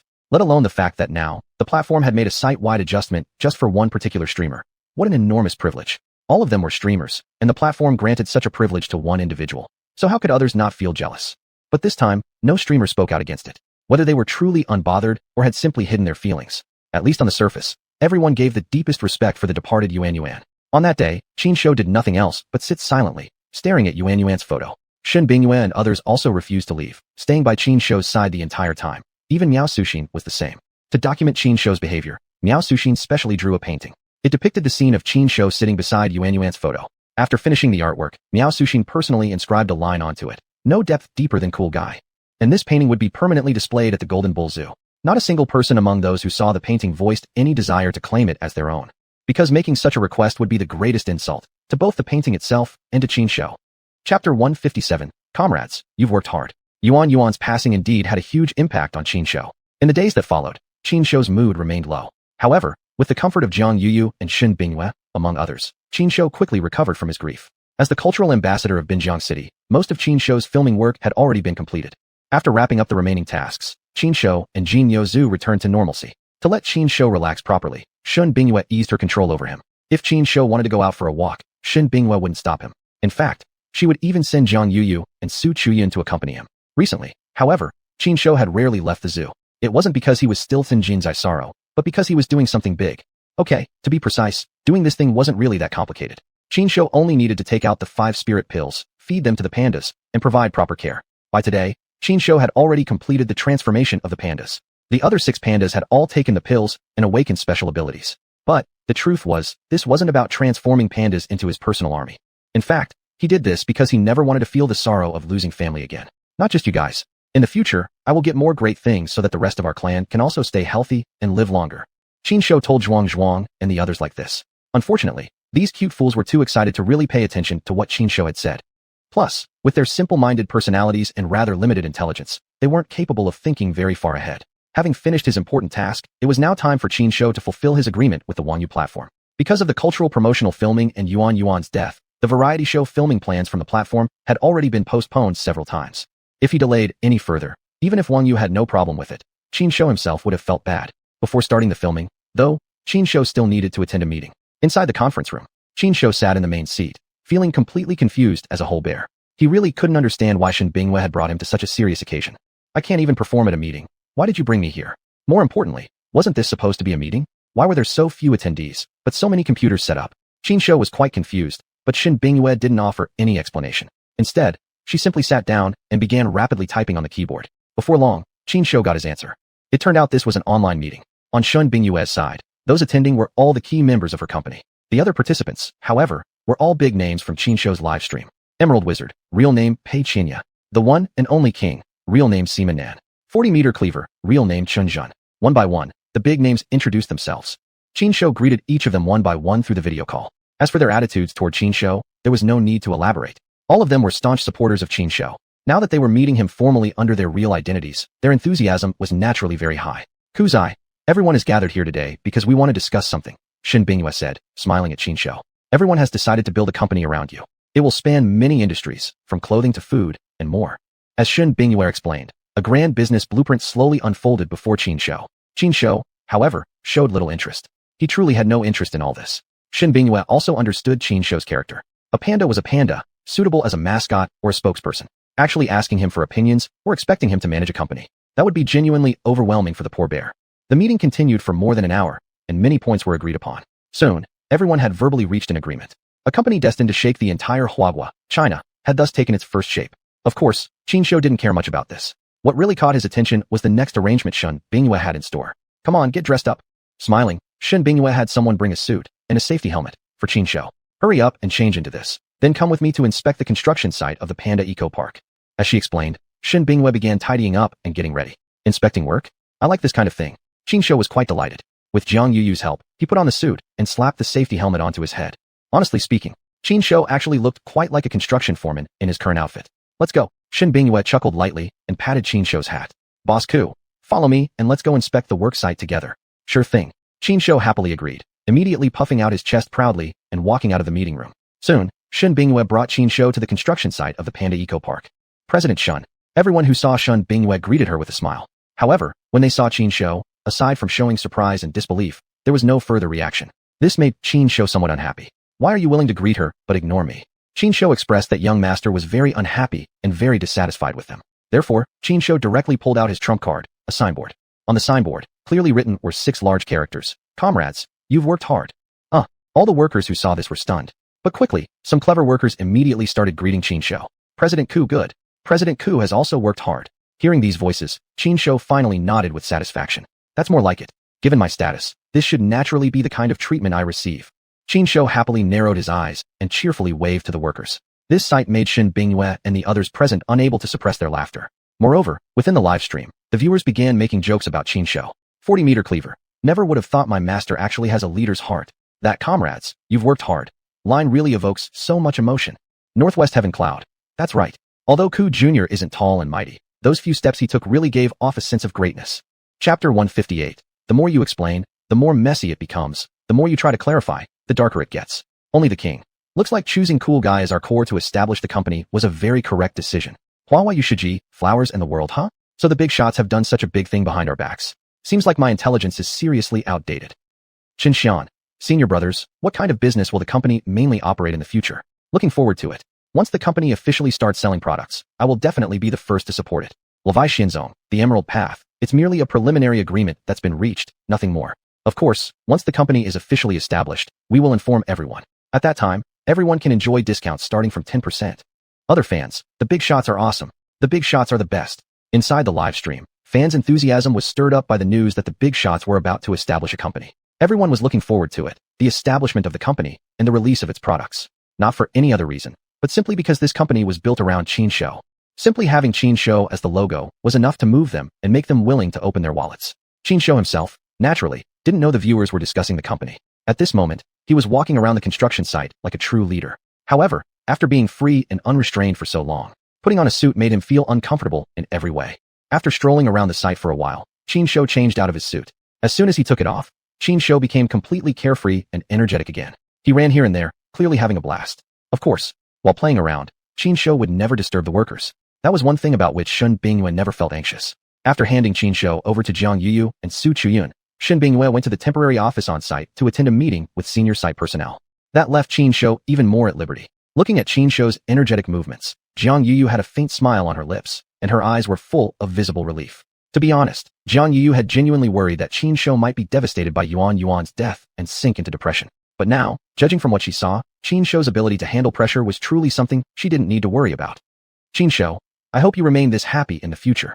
Jiang Yu murmured softly to herself. Of course, there was something she didn't say out loud. That something was, I hope that we can always be together in the future too. After all, these were her personal feelings, her secret with Qin Shou. Besides, there was still Su Chuyun standing nearby. This girl was a die-hard fan of Qin Shou. If she were to hear this, things might spiral out of control. Qin Shou naturally didn't know Jiang Yuyu's thoughts at this moment, but he certainly understood Jiang Yuyu well. But right now, he was too busy enjoying himself to notice her mood. Had he noticed, he would have definitely given Jiang Yuyu a warm hug and loudly told her, "Your wish will surely come true." At this moment, Qin Shou was standing beside a worker, quietly watching the man work busily. This man was thin, seemingly incapable of enduring hardship. But, by his own efforts alone, he was pushing a cart of bricks up the gangplank. Seeing this scene, Qin Shou suddenly thought of a movie he had seen in his past life. In that movie, there was a very classic dialogue. The construction team leader asked the worker, "Can you handle it?" The worker responded with a bitter smile, "I can handle it." Then came a classic repeating cycle. It seemed wordy and ridiculous, but this dialogue was deeply thought-provoking. Right now, watching this worker beside him, Qin Shou suddenly felt that the image of the worker and the image from the movie had completely merged together. From this, Qin Shou also thought of his parents and many other things. Sigh, why did I suddenly think about the past life again? Qin Shou shook his head slightly, curling his lips. Things from the previous life. I should forget them completely. We've already been reborn. Although I shouldn't be careless and live aimlessly, I also shouldn't let irrelevant matters from the past affect this life. Besides, I'm a panda. Why think so much? Taking a deep breath, Qin Shou walked straight forward and began helping the worker push the cart. Thank you. The man, seeing someone helping him, instinctively started to thank him. But seeing the panda beside him, he was instantly startled and even stammered slightly as he spoke. If it weren't for Qin Shou being there, this cart would have slid off the gangplank with him on it. Be careful, brother. Qin Shou shouted to this man, but unfortunately, the man didn't understand Qin Shou at all. Moreover, the man clearly didn't use the internet much and had no idea about Qin Shou's extraordinary nature. He thought Qin Shou was just an escaped panda from the panda park, possibly dangerous. Boss! The man was truly scared. While shouting loudly, he turned around and ran off. However, in his panic, he neglected to watch his step and accidentally missed a foothold. The man screamed in fear and closed his eyes tightly, obviously ready to accept his fate and await death. Oh no! Qin Shou silently blamed himself before, without hesitation, diving straight off the gangplank. Kuzai, Zhang Yuyu and Su Chuyun were instantly terrified by what they saw, both screaming loudly. However, the very next moment, both women opened their mouths in shock, their faces full of complete disbelief. Because, surprisingly, Qin Shou had somehow landed before the man and even caught him midair. Only the king. This can't be real. No matter how special Kuzai is, his reflexes shouldn't be that fast. Also, he should still obey Newton's laws of motion, right? Could Kuzai really have superpowers? Levi Xianzong, the Emerald Path, not superpowers. Look, there's a bamboo stick on the gangplank, exactly the one Kuzai often plays with. He must have stuck it into the gangplank to leap ahead and land before the man. Little Mr. Nitpicker. But the question is, where did that bamboo even come from? 40-meter cleaver. Well then, the more you explain, the more messy it becomes. The more you try to clarify, the darker it gets. I'll just admit it on behalf of my master. My master has superpowers. What are you going to do about it? Are you going to dissect my master? Chapter 159. The king of anti-fraud comes looking for trouble. Inside the live stream, everyone was enthusiastically discussing Qin Shou's performance. Although there were many questionable aspects about Qin Shou's actions, under the current discussion, all these doubts were overlooked. Right now, everyone's attention had been completely captured by Qin Shou's current behavior. At this moment, Qin Shou was carefully holding the migrant worker in a princess carry position. As the two stared into each other's eyes, the atmosphere was truly indescribably strange. The one and only king. Come on everyone, guess what Qin Shou and this big brother are thinking right now? Detective genius. Cool guy. Brother, have you fallen in love with me? Big brother. Sorry, I love your sister-in-law more. Other viewers, ha ha ha. Looking at Qin Shou and the migrant worker as they gazed lovingly at each other, the live stream viewers completely lost control of themselves. A flood of strange guesses poured in, fully showcasing the depth of the viewers' wild imaginations. The audience was clearly having the best time ever. But at this moment, Qin Shou's situation could not have been more awkward. Ahem. Qin Shou coughed a few times silently, and quickly let go of the worker. Are you okay, cool guy? Zhang Yuyu and Su Chuyun had arrived by then, quickly rushing over to carefully check on Qin Shou. As for this, Qin Shou felt deeply helpless in his heart. Am I really that sturdy looking like I'd be the type to get hurt? You guys have your priorities wrong. Shouldn't you be more concerned about this big brother? But in the eyes of Zhang Yuyu and Su Chuyun, there simply was no big brother. Their only mission was to protect and care for Qin Shou. Other matters, well, something still needed to be handled. After confirming that Qin Shou was fine, the two women finally turned to comfort the big brother. I'm fine, thank you this. The big brother looked shaken, stuttering, trying to thank Qin Shou. However, for a moment, he hadn't yet figured out how to address Qin Shou properly. Just call me Lei Feng. That was what Qin Shou really wanted to say. But considering the big brother's fall was largely because of him, Qin Shou couldn't bring himself to actually say it. Besides, Qin Shou didn't carry a Lei Feng sign around either. Still, he patted the man's shoulder reassuringly. Moreover, Qin Shou helped the big brother push the remaining few carts of bricks. Only then did Shen Bingyue arrive fashionably late. Cool guy, no more messing around from now on, understand? Shen Bingyue scolded Qin Shou first, comforted the big brother next, and then summoned the project manager in charge of site safety. Because of this incident, this project manager had quite a bad time, getting scolded mercilessly by Shen Bingyue. This shouldn't be blamed entirely on Shen Bingyue for being too harsh, since this project was extremely important. It contained all her effort and passion. If anything went wrong, she would lose so much it would make her mother not recognize her anymore. The security project manager also knew that he did have some negligence. The problem was, this time, it really wasn't his fault. He had already understood the matter clearly. If responsibilities were to be assigned, the primary blame should fall on Qin Shou. But the issue was, he couldn't possibly blame Qin Shou. That guy wasn't someone he could reprimand. Qin Shou was the red panda in Shun Bingyue's eyes, her current biggest rising star. Trying to pin blame on Qin Shou? Humph, you probably don't even want your job anymore.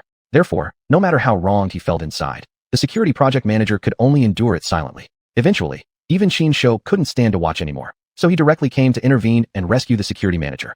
After this event, Shun Bingyue quickly changed strategies, no longer allowing Qin Shou to act recklessly. Even if Qin Shou had meant well by helping the workers, Shun Bingyue firmly opposed the idea.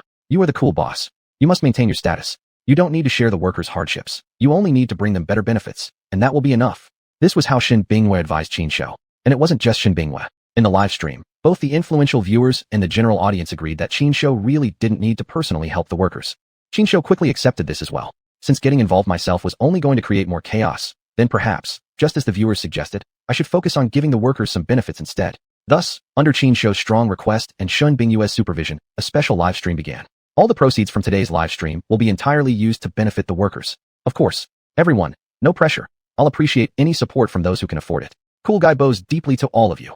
Qin Shou first raised a sign in front of the camera, then, with a very serious expression, bowed 3 times with his fists clasped together.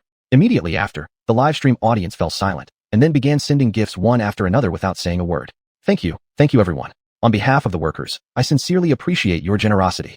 Jiang Yuyu and Su Chuyun had already arrived by then, rushing over quickly to carefully check on Qin Shou. Shun Bingyue took over from Qin Shou and continuously thanked the viewers. Moreover, Shun Bingyue promised that she would personally record every viewer who contributed during this live stream. Once the Panda Echo Park was completed and officially opened for business, these viewers would have the chance to experience it for free. Not only that, I will also select a few lucky viewers. Once our company is officially established, we will offer additional benefits as well. Shun Bingyue was indeed generous enough, and the viewers of Qin Shou's live stream were definitely worth it. Her promises made the viewers in the live stream feel extremely satisfied and excited. However, while the viewers of Qin Shou's live stream felt content and joyful, some people watching their stream held completely different opinions. In fact, some even openly stated that Shun Bingyue was simply creating hype again, trying to profit from the audience. See, while Shun Bingyue was in the middle of a heated live stream, suddenly a streamer named Xuanhuan Fraudbuster, known as the king of anti-fraud, sent a request to go live together. Shun Bingyue was somewhat familiar with this streamer. Recently, the Fraudbuster had been very active. However, what he did wasn't exactly popular among people. Because of him, several top streamers on the Xuanhu platform had been forced to temporarily suspend their streams due to negative public sentiment he had stirred up. No one knew why the Fraudbuster had decided to target Shun Bingyue today. Although puzzled, Shun Bingyue chose to accept the live duet request. Hello, are you Ms. Shun Bingyue, the CEO?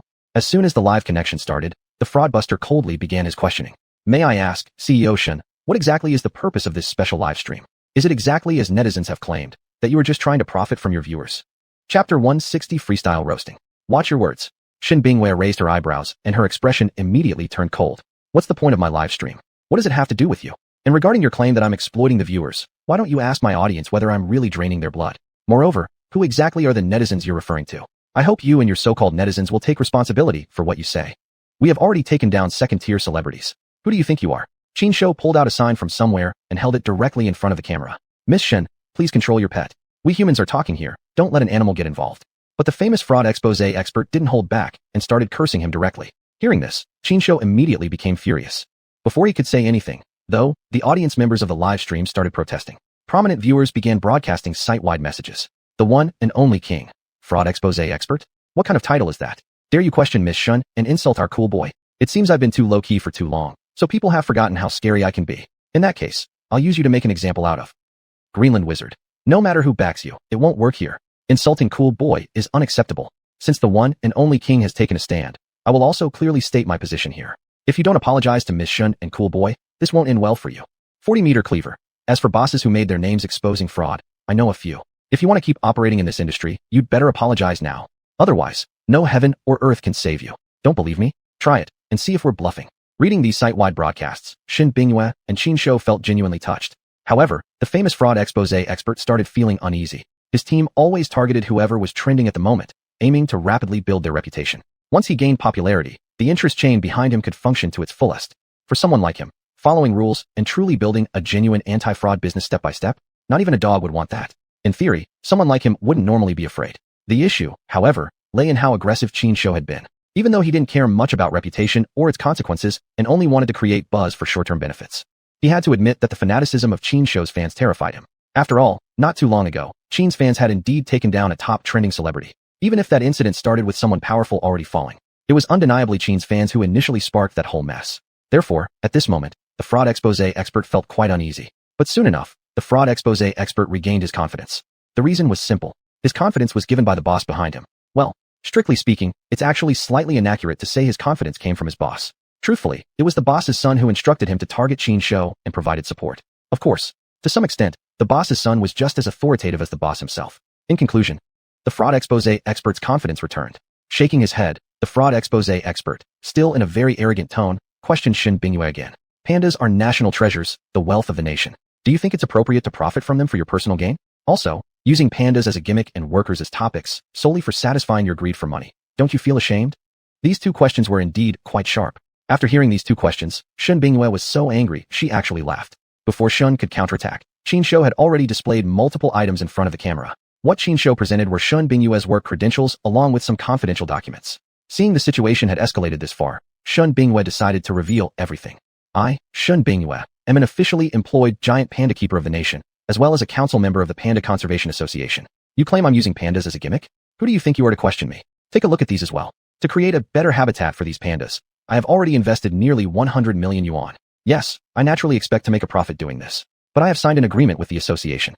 A considerable portion of my profit will be allocated to the association to protect more pandas.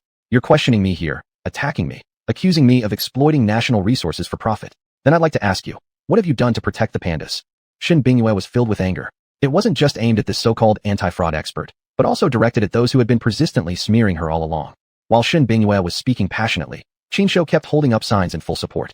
This human and panda duo worked together so seamlessly that they didn't leave the anti-fraud expert any space to interrupt. In the live stream, the audience never stopped attacking the anti-fraud expert. Northwest Heaven Yi Do a Cloud. You can target other Zhubo as much as you want. Those Zhubo may indeed have problems, and you can claim they're just after money. But Cool Boy's live stream won't tolerate any haters. Miss Shin may have made money through live streaming, but so what? Can you run a zoo without funds? Flower dress beauty. Exactly. She's managing both public and personal affairs well. That only proves Shen Bingyue is very successful. Even if we concede your point and say Shen Bingyue is really taking advantage of us, who cares? Money can't buy my willingness to support her. What business is it of yours anyway?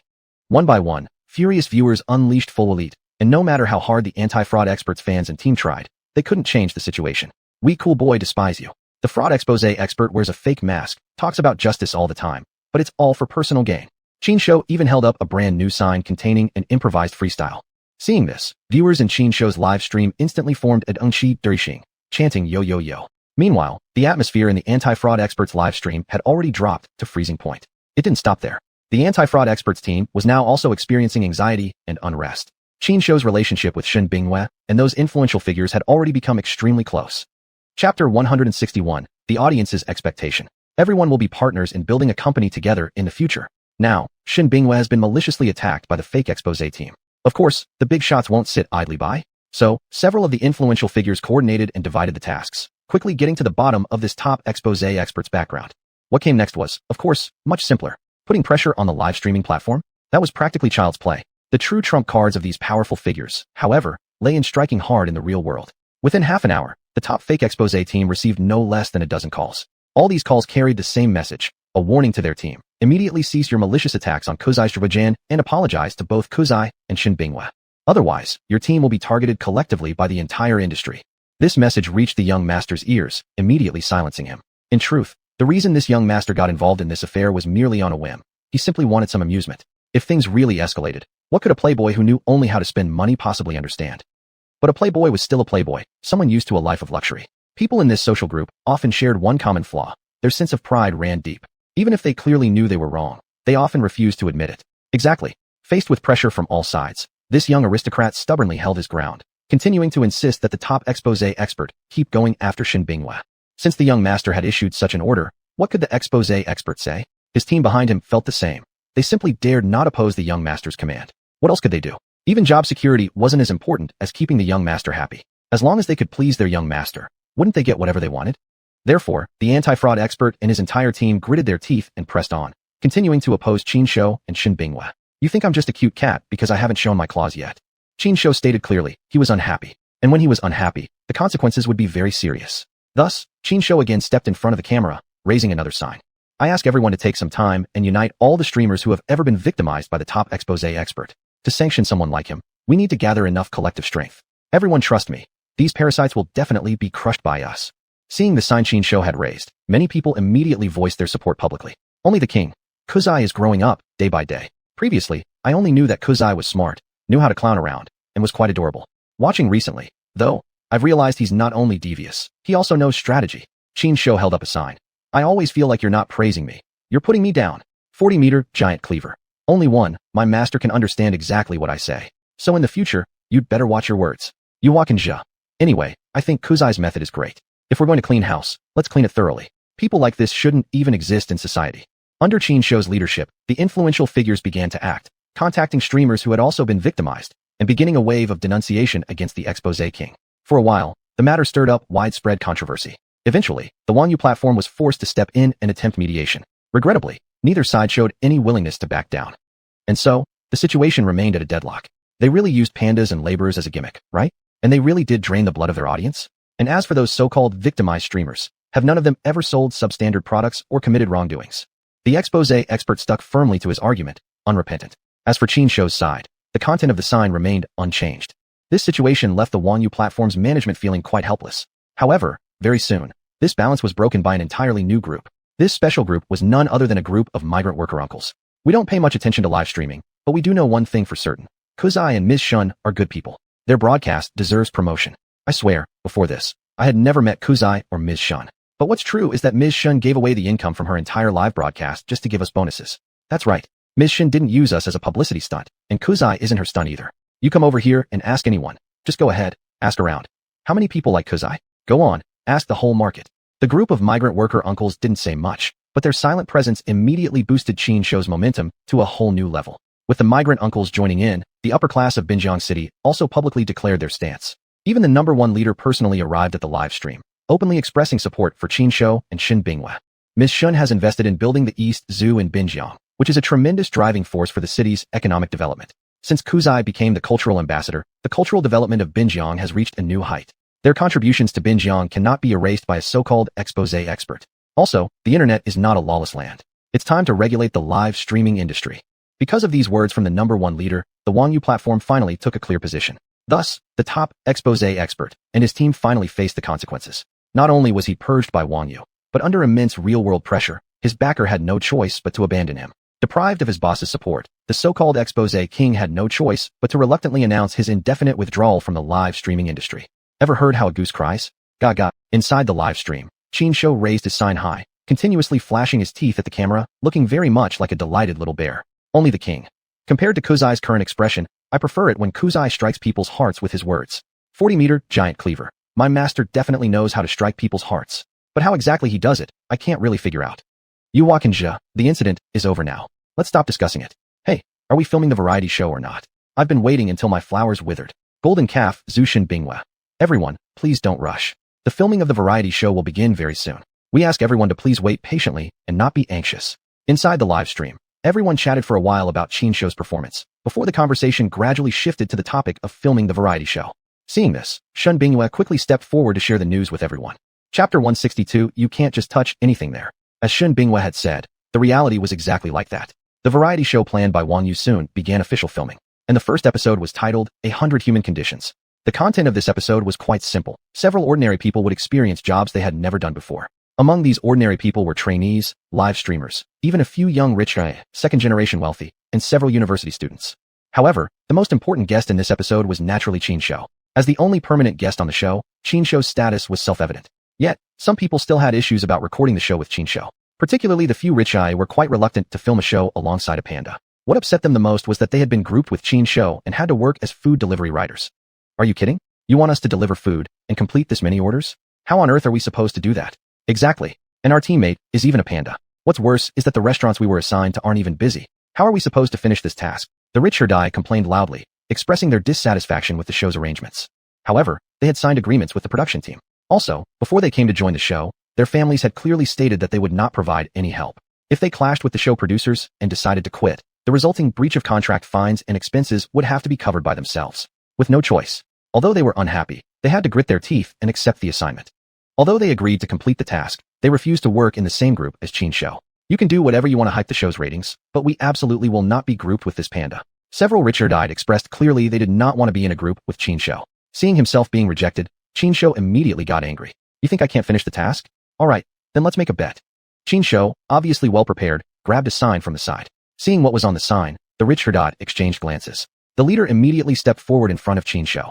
Then tell us, how should this bet go? This was actually already in our mind beforehand. A staff member who was following Qinshu spoke immediately, revealing the show's full arrangement to the rich herdad.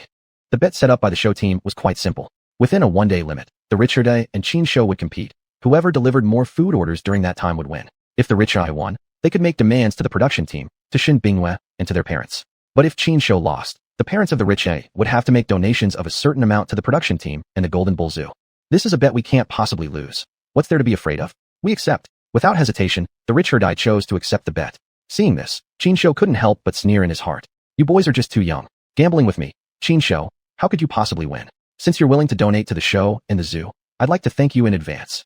This is what Qinshu was thinking. Soon enough, the two sides separated and began their preparations. Setting aside the rich herdad for now, let's talk about Qinshu alone. After arriving at the assigned merchant, Qinshu immediately started a live stream. Friends at home, starting now, I will be a food delivery rider for the day. I'll mainly handle deliveries for this store, so I hope you'll all support me. Qinshu took out the sign he had prepared in advance, explained things to the viewers, and then threw himself into work. At the beginning, everyone was quite puzzled. They couldn't understand why the show arranged for Qinshu to deliver food. But soon, some viewers brought up a crucial point. 40-meter cleaver. I remember my master once rode a motorcycle with Big Beauty Jiang. If that's the case, flower lovers, you're thinking exactly right. Cool Guy will definitely be qualified for this delivery job. Foodie, I don't care anymore. I must order a meal delivered by Cool Guy. Tiramisu's heart. Count me in too. I also want to order food. Just wonder if the meal I order will be personally delivered by Cool Guy. Xuanhuan. Let's test our luck.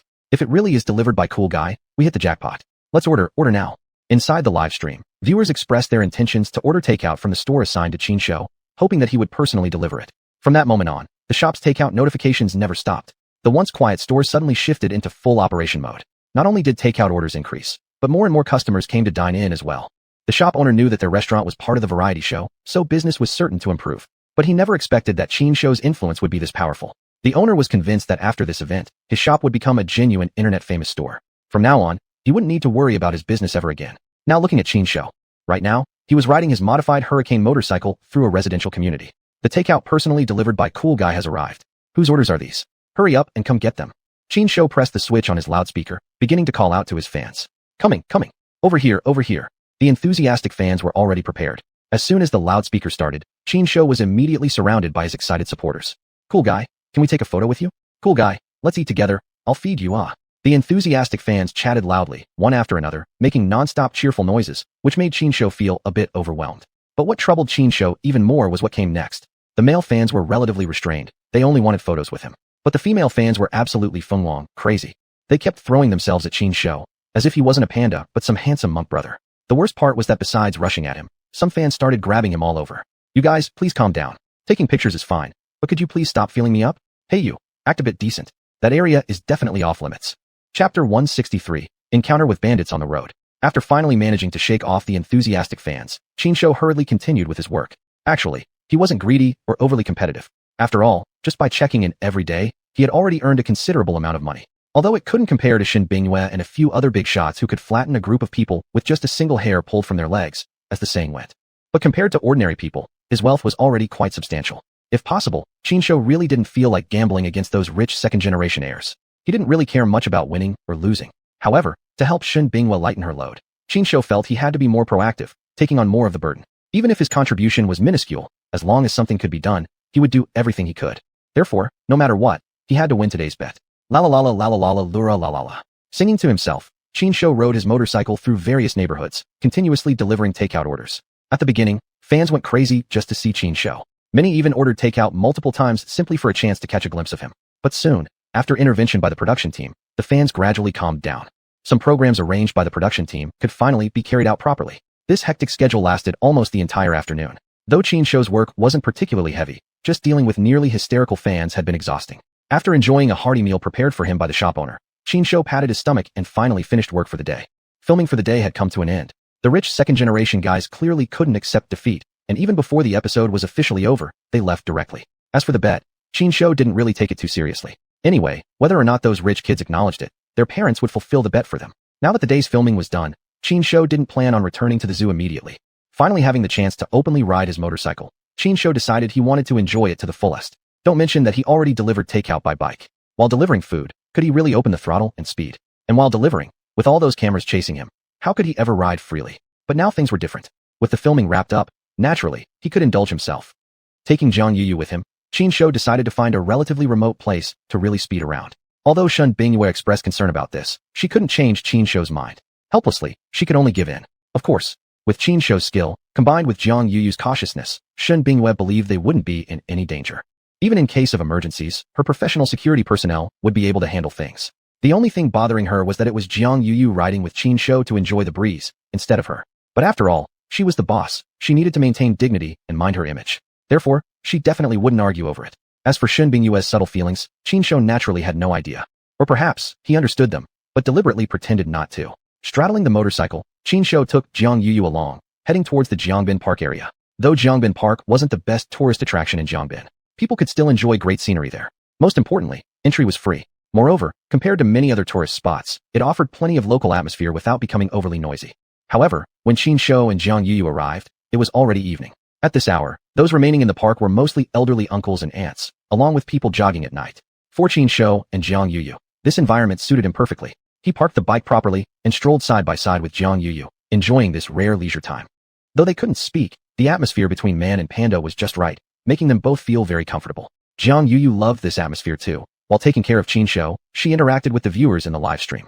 Although she didn't stir up the fun like Qin Shou, the live stream's mood remained heated. As the pair walked along, they gradually left the park area and reached the boundary between the park and an older residential community. Suddenly, Qin Shou twitched his ears, and his eyes immediately lit up. That's because he keenly heard something suspicious happening in a nearby dark corner. Go check it out. Qin Shou immediately made his decision. He called out to Zhang Yuyu, and then ran toward the source of the sound. Kuzai, where are you going? Wait for me. Zhang Yuyu, seeing Qin Shou suddenly sprint off, quickly shouted and hurried to catch up. In no time, the man and the panda arrived at the mouth of an alley. Just then, Zhang Yuyu clearly heard a man's voice coming from inside the alley. Little girl, stop struggling. I've checked this place many times already. The surveillance cameras are broken here, and hardly anyone passes by. So just accept your fate. Someone is being robbed. Zhang Yuyu's body stiffened instinctively, and she wanted to turn back.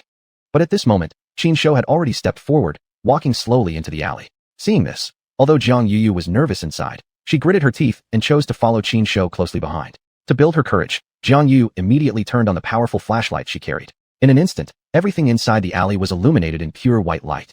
Through this bright light, viewers in the live stream could finally see clearly what was happening inside. For to Metterslong's word, WTF? What kind of world are we living in now, that someone dares to rob people on the street so brazenly? Grass the flower. Lucky Kuzai showed up just in time. Otherwise, this pretty girl might have suffered far worse than just a robbery. Perso free dies. I don't care about anything else. I just want to see Kuzai take down these scumbags right now. Inside the live stream, viewers were discussing the scene in excitement. Moreover, many viewers expressed their eagerness to see how Qin Shou would act next. At this moment, after their initial shock wore off, the bandits in the alley gradually regained their senses. Seeing that someone actually dared to interrupt their fun, the men quickly started cursing loudly. What the F*******? Who dares to interfere with us? Don't want to live anymore. Oh, seems like it's a real cutie. Perfect. One little girl wasn't enough anyway. You, come over too, and join us big brothers for a little fun. Chapter 164. I'm a panda, and I'm awesome. A few thugs were speaking shamelessly, spewing various vulgarities. Hearing those words, Zhang Yuyu became absolutely furious.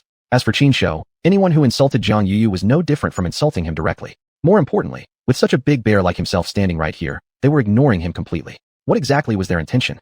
Were they looking down on him, or what? Qin Shou expressed that his cool dude persona was really angry, and the consequences would be severe.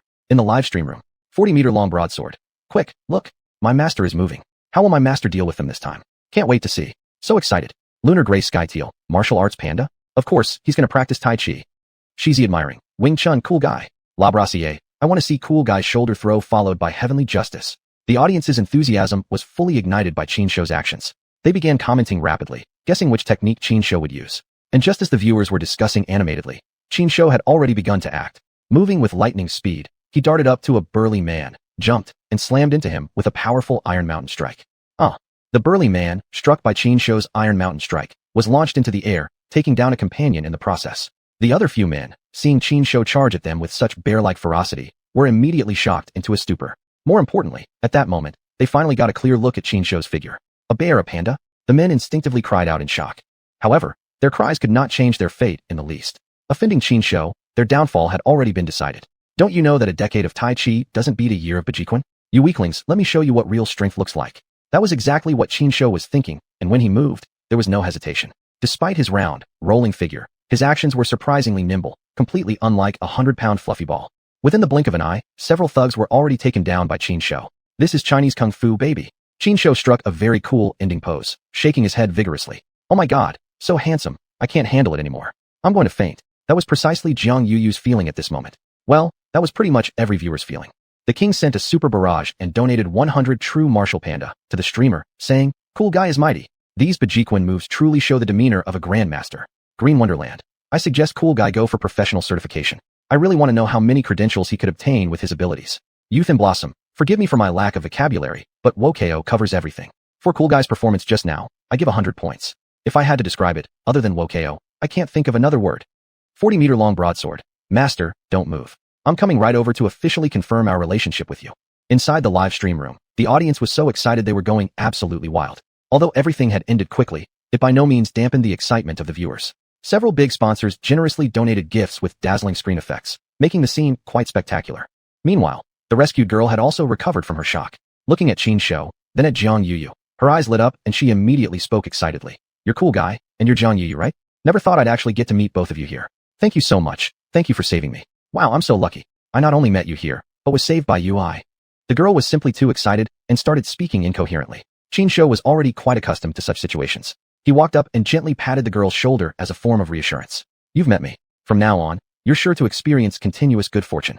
But don't you think you should consider moving to a new place? It's just too unsafe walking alone at night in these secluded areas. Although I, cool guy, am mighty and great, I obviously can't be everywhere at once. That was exactly what Qin Shou was thinking earnestly in his heart.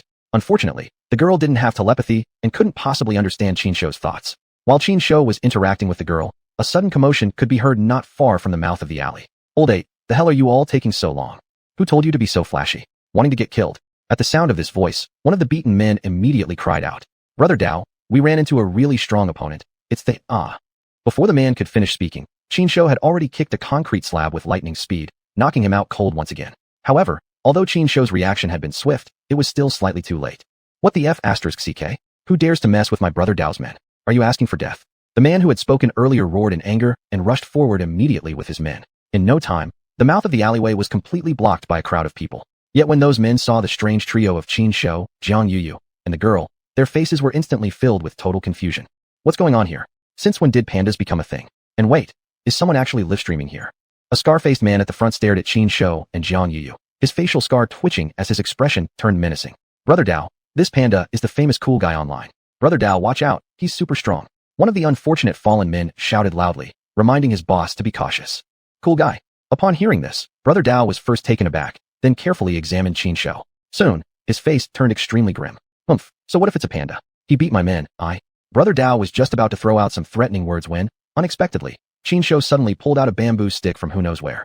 That scene absolutely stunned Brother Dao and all his men. But very quickly, Brother Dao and his gang realized the severity of the situation. They were hesitant to make the first move against Qin Shou, but clearly, Qin Shou had absolutely no intention of letting them off the hook. Right on cue. Without waiting for any reaction from them, Qin Shou grabbed the bamboo staff and charged forward. What the hell? You think you're tough just because you're a panda? Brother Dao rolled his eyes, his temper flaring, and immediately ordered his men to attack. But there was nothing he could do. Qin Shou's speed was just too overwhelming. Before he and his gang could react, Qin Shou was already right in front of them. I am a panda, and I am tough. With one swing of his bamboo staff, Qin Shou sent one of the henchmen flying into the air with a loud scream. Chapter 165. Not afraid of culture, just fear someone cheating.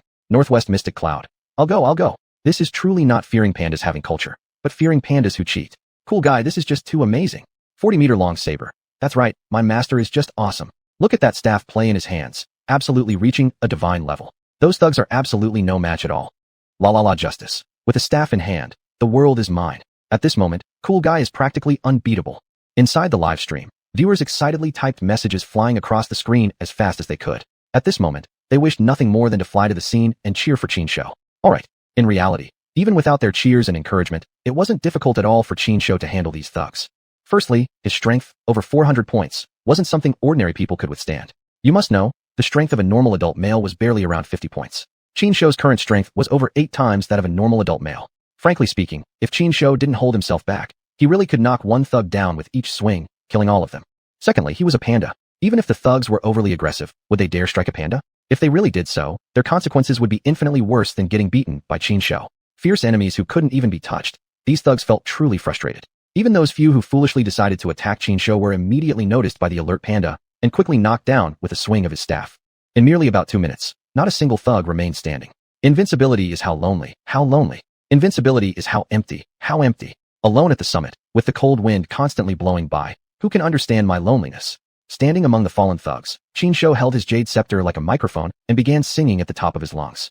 However, what Jiang Yuyu and the others heard were only gugugu and ini. But this did not hinder their admiration for Qin Shou. Jiang Yuyu still maintained a degree of composure. Although her face was flushed with excitement, she remained relatively restrained. But the girl rescued by Qin Shou could no longer control herself. Cool guy, you're amazing.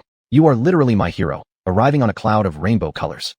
The girl rushed forward, threw her arms around Qin Shou, and immediately gave him a face-washing experience. Help! I can't breathe. I'm suffocating. One of Qin Shou's paws waved around helplessly, like a drowning person desperately trying to grab a life-saving straw. In reality, however, Qin Shou was perfectly cooperating with the girl, thoroughly enjoying the facial experience. Truth be told, though the girl's face wasn't as exquisite as Jiang Yuyu's or Shun Bingyue's, her pair of headlights were indeed quite impressive. No wonder those thugs had their eyes on her. In Qin Shou's place, well then, of course he would pursue this girl in a righteous and honorable manner. Using force against a girl like these thugs did? Apologies, as a true gentleman. I, Qin Shou, disdain such actions. Qin thought this to himself, yet his body continued shamelessly enjoying the pleasures on the girl's figure. Watching this scene from the side, Jiang Yuyu had clenched her fists so hard they creaked. Inside the live stream, veteran viewers sent their teasing messages flying. 40-meter-long saber. Look, look, look. Only my master could reach such heights. So effortlessly making girls fall into his arms willingly. Sigh, my skills amount to not even a 10,000th of my master's. The only king rewarded the streamer with 10 exploding donkey gifts and sent a super message. Hey, lustful panda, let go of that girl. Let me take over. Greenfield magician, I bet you're not the real only king. Tell me, where's the real only? Who are you? Little second young man. Sigh, a panda can freely enjoy face washing like this while I can only drool watching the screen. Humans compared to other humans are pitiful. Humans compared to bears are even more infuriating. I challenge cool guy to a duel. Message after message rolled rapidly across the screen, yet at this moment, neither Qin Shou nor Jiang Yuyu had time to pay any attention. Meanwhile, Shun Bingyue was watching everything clearly. This guy cool guy is truly too much. His Talgua, Xuanhuan, Talguan, peach blossom relationships bloomed too densely. Shun murmured while crushing a little ornament in her hands. A perfectly fine mechanical doll was already twisted beyond shape. After such an incident, naturally, Qin Shou and Jiang Yuyu couldn't carry on carelessly anymore. The girl chose to call the police after indulging in some closeness with Qin Shou. What came next was straightforward. Qin Shou was not only the cultural ambassador of Binjiang City, but also a recognized Good Samaritan citizen of Binjiang. With these two identities, naturally, Qin Shou received a smooth ride through everything. While others were still stuck giving statements at the police station, Qin Shou and the others were already feasting happily at the night market. To Qin Shou, this kind of life could be summed up in just one word: perfect. Sometimes, you know, fate just likes to stack similar events all together in a short time. Sure enough, right after finishing his late-night snack and delivering Jiang Yuyu home, just when Qin Shou was about to hop onto his beloved little motorcycle for a pleasant ride back to the zoo to catch some Z's, he ran straight into a familiar face. That person was none other than the familiar police beauty, Lin Tianmu, who knew Qin Shou quite well. Huh, are you? Cool guy. Lin Tianmu looked at Qin Shou standing beside his motorcycle and almost couldn't believe her eyes. Do you believe me if I say I'm not? Qin Shou muttered silently in his mind. At this point, Lin Tianmu had already walked over and gently ruffled Qin Shou's head. Why are you here? She asked softly. Ying ying ying. Qin Shou cried out while pointing toward the window upstairs, where the light had just turned on. Are you here to drop someone off? Lin Tianmu's eyes lit up as she patted Qin Shou's big head again. Good job, cool guy. I didn't expect you to actually go this far as to send someone home. You really surprised me. Although, Lin Tianmu looked at Qin Shou's hurricane motorcycle and couldn't help clicking her tongue in admiration. TSK, your motorcycle is even flashier than my police car. It's actually enviable. By the way, is your motorcycle custom-made? It looks like it fits your height so well. Are you subtly saying I'm short? Baby is not happy. Qin Shou let out a few more sounds and rolled his eyes at Lin Tianmu. Unfortunately, Lin Tianmu completely ignored Qin Shou's reaction. Shaking her head lightly, she smiled and said, I'm busy with a case, so I won't accompany you back. Go home by yourself and be careful on the way. Chapter 166, The Unserious Great Detective, Cool Kid. A case. Qin Shou's eyes lit up with excitement. On a sudden impulse, he grabbed Lin Tianmu's arm. Take me with you. Take me with you. Although Lin Tianmu wasn't particularly in sync with Qin Shou, she could see the eager look in his eyes and understood his intentions. You want to go to the crime scene with me? This. Lin Tianmu hesitated for a long time before seeking permission from her superior. After receiving approval, she nodded at Qin Shou with a serious expression. Okay, since you're willing to go, you can come with me. But remember, you can only follow me and look, absolutely no touching anything. Even though this is just a theft case, not particularly difficult to solve, If the scene gets compromised, it will affect my investigation. Don't worry, I understand. Preserving the scene, got it. Qin nodded repeatedly, showing he understood. One person and one panda reached an agreement, and together they headed to the victim's house.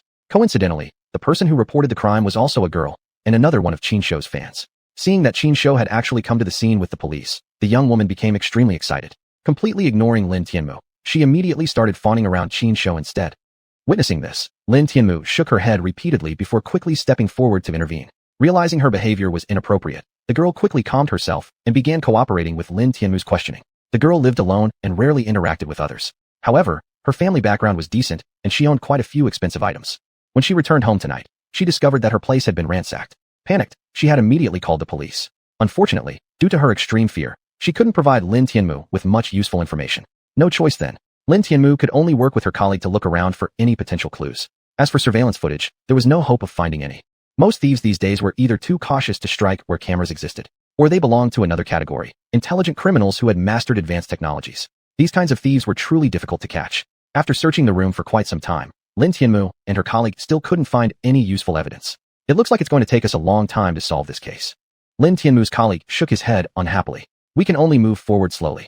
Lin Tianmu agreed and began preparing to return temporarily. Tomorrow, they would continue the investigation during working hours. Don't go. You can't solve it, but I can. At this moment, Qin stepped forward, volunteering to help Lin Tianmu crack the case. Cool kid, are you saying you can help us solve the case?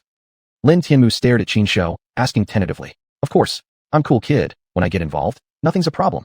Qin patted his chest proudly, guaranteeing success. This. Lin Tianmu looked toward her colleague, hoping for some advice. If cool kid wants to help, let him give it a try. Though the colleague outwardly agreed, he secretly considered it rather amusing. It was clear he had no belief that Qin could actually solve the case. He merely found the situation entertaining and intended to humor Qin for now. But Qin ignored the male investigator's reaction. He got serious and began examining the room carefully. Watching him walk back and forth wearing shoe covers like a real detective, Lin Tianmu and the male investigator found the scene rather comical.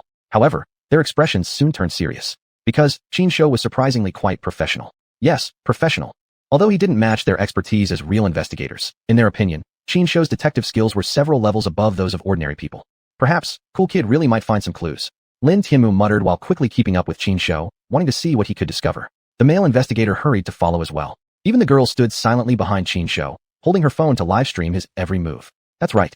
This girl had actually started a live broadcast, though her account was just a casual pastime. Once Qin appeared in the live stream, he immediately attracted a massive audience. Among the viewers, most were Qin's fans. Several major online influencers also showed up in her live comments.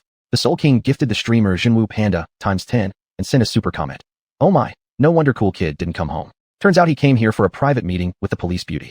Wait a second, what exactly are cool kid and them doing? Could it be that cool kid is helping with the investigation? 40-meter Cleaver gifted the streamer Peach Fairy ×10 and sent a comment. Famous detective cool kid is online. My master really is versatile and multi-talented. Green Land of Oz gifted the streamer Magic Stick ×10 and sent a comment. Little sister, get a little closer so we can see how cool kid solves this case. Inside the live stream room, influential viewers kept sending generous gifts to encourage the young girl. The young girl was so excited that she immediately moved closer, not daring to slack off, carefully following Qin's every step. This. Lin Tianmu and her colleague wanted to stop her at first, but seeing how excited the girl was, they ultimately decided to give silent approval. After all, this was just a burglary case. There wasn't much information that needed to remain confidential. Allowing the girl to stream it live wasn't a big deal. Besides, the only person who'd be on camera was Qin. They wouldn't be seeing themselves, so it wouldn't really be a disciplinary violation. Under the live stream camera's tracking, Qin made his way into the girl's bedroom. Then, in front of everyone watching in shock, Qin picked up a pink object and sniffed hard beneath his nose. Lin Tianmu and her colleague froze solid on the spot. Seeing this, the young girl was instantly so embarrassed she nearly dropped her phone. Inside the live stream, the seasoned veterans instantly started yelling wildly. 40-meter Cleaver. Master, please take this seriously. You're the serious detective cool kid, not the perverted version of cool kid. Green Land of Oz. Oh wow, little sister's underwear style is quite modern. If I were him, I'd like it too. After all, cool kid is still a male panda. La Braca. Cool kid truly sets an example for all of us. Even while solving a case, he still remembers to give us all some bonus content. Watching the live stream feed, the powerful stream viewers drove their metaphorical cars faster and faster. Chapter 167. Qin shows instinct. Beside Qin, Lin Tianmu and her colleague were both frowning. If Qin kept sniffing around, they could still believe that he was trying to help solve the case through his sense of smell. But now, he actually pulled out a girl's underwear. Such a situation was like a child suddenly saying he wanted to help a group of engineers solve a problem, only to end up playing house instead. They liked Qin very much, but they couldn't allow him to act recklessly like this. Although no one really objected or criticized Qin Shou, fiddling with a girl's underwear on live broadcast. How could that look good? So Lin Tianmu stepped forward and said to Qin Shou, "Cool guy, I think that's enough for today. It's already very late. You need to go back to the zoo. Besides, we haven't found any clues yet. If you really want to help with the case, I can ask the station tomorrow to pick you up. What do you think?" "Yeah, cool guy." Lin Tianmu's colleague also nodded, smiling gently while persuading him. "Wait until tomorrow, when we check the surveillance footage around the area and confirm the suspect. Then you can come help us capture them." It would be the same thing. Lin Tianmu and her colleague meant well. They didn't want Qin Shou to go through all the trouble for nothing. Of course, they just couldn't watch anymore and wanted to stop Qin Shou from messing around. The girl, as the one directly involved, naturally hoped this awkward situation could end quickly too. As for Qin Shou, he didn't want to give up so easily, because he had already found the scent of the thief. Earlier, through the conversation between Lin Tianmu and the girl, Qin Shou had learned that this girl had no boyfriend and had always been living alone. Yet, he smelled the scent of a man on her underwear, and Qin Shou was sure about it. The thief had used the girl's undergarments to do some very dirty things. Qin Shou wanted to do something to warn the girl, and at the same time let Lin Tianmu know that he could indeed help find the thief. But just at this moment, an accident happened. The girl, after hearing Lin Tianmu's suggestion, was preparing to end the live stream. But right at that moment, a co-streaming request popped up. Her hand slipped slightly, and she accidentally accepted it. This. The girl looked embarrassed and was about to explain when the caller spoke first. "Hey, where's that panda baiting streamer? Why is a newbie taking over now? Did she get tired of milking just one account and wants to make a few more for extra cash?" The person on the other end didn't pull any punches. The girl's face darkened the moment she heard those words. Before she could say anything, however, the big donors in the live chat erupted first. "The only king. Looks like our lesson still wasn't harsh enough. Even after taking down so many troublemaking streamers, there are still people daring to challenge us. Ridiculous. 40M Big Cleaver. So, shall we unleash hell on him? Greenfield Wizard. What are we waiting for? Though this little sister isn't one of ours, she's still connected to us. Bullying someone connected to us is just like bullying us. Let's go attack." One after another, the big donors chimed in, ready to target the other streamer. However, the opposing streamer clearly had some sense, having previously sent several spies. As soon as he saw the big donors getting angry, he quickly changed his tone. "Actually, I didn't mean anything else. I admit my words were too harsh before. I apologize. I initiated this co-stream for one reason only, to make a bet with Cool Guy." "A bet? Great. What's the bet?" Hearing the other side mention a bet, Qin Shou immediately became excited. He quickly approached the girl and noisily demanded her to speak for him. The girl suddenly had an epiphany and instantly understood what Qin Shou meant. "So go ahead. What kind of bet do you want to make?" From Cool Guy's expression, I see he agrees to the bet. "And well, I'll serve as the referee here. Even better, I have 2 inspectors over here who can bear witness to it." The girl said seriously, looking directly at the other streamer. Inspectors? That word genuinely startled the other streamer. Inspectors, they were an enforcement organization in China. When it came to action capability, inspectors ranked second only to the military. With inspectors on site, he dared not act recklessly anymore. The streamer on the other end awkwardly smiled and quickly said, "Well, actually, I didn't mean anything else. As you can see, I'm a mystery-themed streamer. What I'm good at," the other streamer continued, "is solving all kinds of cases. So, I'd like to make a bet with Cool Guy, whether he can help us catch the thief. What about the stakes?" This time, the one who spoke wasn't the girl, but Lin Tianmu. Her tone wasn't particularly friendly either. This only made the other streamer even more nervous. "For the stakes, how about this?" The streamer replied hastily. "If Cool Guy successfully helps catch the thief, you can give me a condition and I'll fulfill it without question.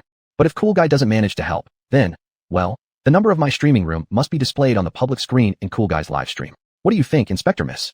"I accept," Qin Shou cried out happily, then grabbed a nearby calendar and started flipping through it energetically. After that, he motioned for a broom and made a sweeping gesture. "Wait, Cool Guy, you mean, if you win, you want him to go sweep the zoo for a month?" The girl carefully asked Qin Shou, trying to understand him. "Yeah, exactly. You're getting it. You're a promising kid." Qin Shou nodded approvingly and patted the girl's arm, as if saying, "You did well. I really like what I see. The only king. Am I seeing this right?" This girl actually figured out what Cool Guy meant. Hertenstein. The real impressive thing here is Cool Guy's communication skills. Recently, I've done a lot of research, and I've discovered that animals who can communicate this clearly with people are extremely unique. Green Wizard. So what exactly are you trying to say? Inside the live chat, the big donors started yet another round of discussion based on Qin Shou's performance. As the conversation continued, the atmosphere in the stream subtly changed. Moreover, even Qin Shou himself felt that this person whose ID was Hertenstein was dangerous. It was a gut feeling, an instinct unique only to him. As to why he had this feeling, Qin Shou himself had no idea. Chapter 168. Cool Kid is also into parkour? However, Qin Shou quickly shook off that feeling. Although he could sense the danger, there was nothing he could do about it. He was just a panda, incapable of asking someone to investigate or taking any preventive measures. At this point, all he could do was take things one step at a time and deal with whatever came his way. Shaking his head, Qin Shou redirected his attention back to the current situation. Meanwhile, in the live stream, the influential viewers began discussing the other streamer. Flowers and youngsters. This streamer is clearly only trying to ride the hype. He sees how popular our cool kid is and wants to provoke him, hoping to benefit from the attention. The only king. It doesn't matter. Our cool kid has an open heart. What's the harm if he lets someone ride his hype? Besides, it's not certain that this person will win the bet. Green Forest Immortal. Whether or not he can win the bet is no longer important for the opponent. Even if he ends up cleaning the zoo for a month, nothing will change the fact that he has crossed paths with Cool Kid. He's successfully ridden the hype. Now it's just a matter of whether Cool Kid can win impressively. 40-meter long cleaver. My master will definitely win. Look, my master is clearly getting ready to head out and catch the thief. Reminded by 40-meter long cleaver, everyone realized that Qinsho had already grabbed the close-fitting garment and was heading toward the door. Cool dude. The little girl blushed and quickly chased after him. While chasing, she whispered, "You can go catch the thief if you want, but at least return my underwear first." No way. This one has already been contaminated by that thief. It's no longer wearable. Qinsho shook his head, casually tossed the underwear into the trash bin, and made a few quick gestures. "You mean this piece of clothing is dirty?" The girl looked puzzled and asked cautiously. "Exactly." Qinsho nodded immediately, confirming her guess. "If it's dirty, does that mean?" The girl clearly realized something, and her face immediately darkened. Suddenly pulling out a baseball bat from somewhere, she growled, "Let's go. We're going to catch that thief right now. Humph. Once we find him, I swear I won't stop beating him. I'll help." Qinsho nodded and grabbed a frying pan from the side. Flower dress beauty. Ha ha. Cool kid holding a frying pan looks even cuter. One may pluck a flower if able. What kind of understanding have Cool Kid and this girl reached? By the way, what exactly did Cool Kid tell her? Just a moment ago, she was blushing shyly, and now she's furious. What the heck happened? Green Forest Immortal. Better to keep silent than to reveal everything. Friends forever. The top chat users happily discussed these events. At this time, Qinsho had already left the girl's house with her and 2 investigators. Following the scent, Qinsho led the way and quickly brought the group to the side entrance of a new community neighboring the area. At this point, the group following behind Qinsho had already grown beyond just that girl and the 2 investigators. Some people who loved to spectate had also chosen to follow, eager to find out exactly what was going on. Among the crowd, several people had even turned on their own live streams. Even more surprisingly, a drone hovered in the sky, following them closely. Looking closely, it wasn't difficult to discover that the drone was equipped with state-of-the-art night vision gear. But for Qinsho, all of this was completely irrelevant. What mattered was that Qinsho had pinpointed the exact location of the thief. Needless to say, that thief was truly daring. Just finished committing a crime in the adjacent neighborhood, and now he was already at work again. Oomph. You had the bad luck of being discovered by me, Cool Kid. You despicable, Weishua thief. I'm going to arrest you today. As he thought this, Qinsho had already dropped down on all fours and rushed toward the position where the thief was located. Quickly, come along. Cool Kid found the thief's trail. Someone shouted, and in an instant, a group of people started chasing after him in excitement. This sudden turn of events nearly made Qinsho swear out loud. "I'm catching a thief here, a thief. Why are you guys shouting so loud and causing so much noise? What are you trying to do?"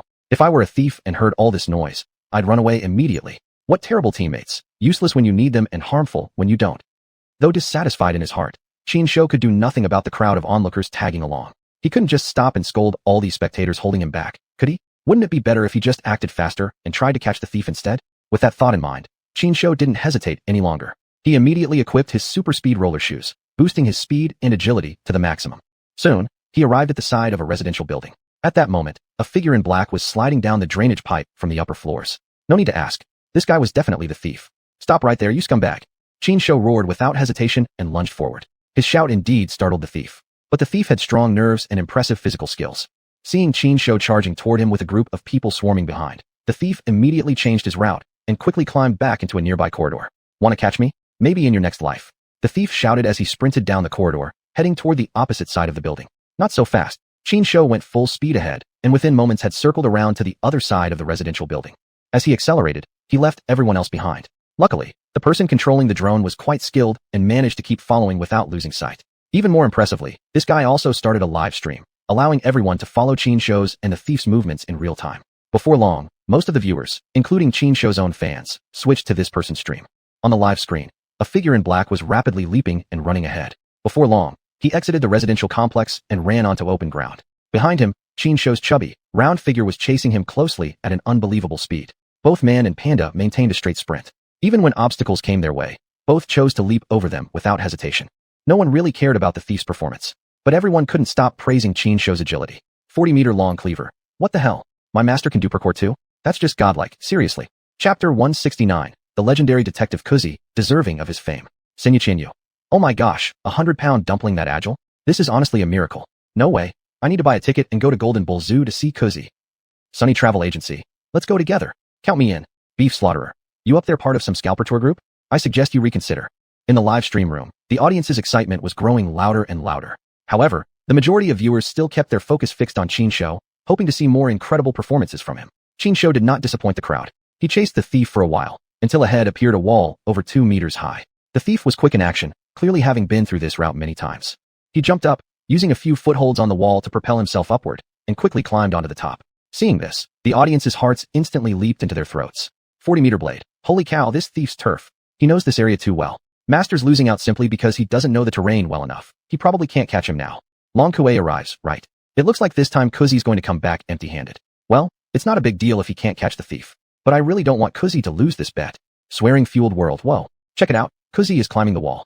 How the heck did he do that? An audience member sent a flurry of live comments in sheer amazement.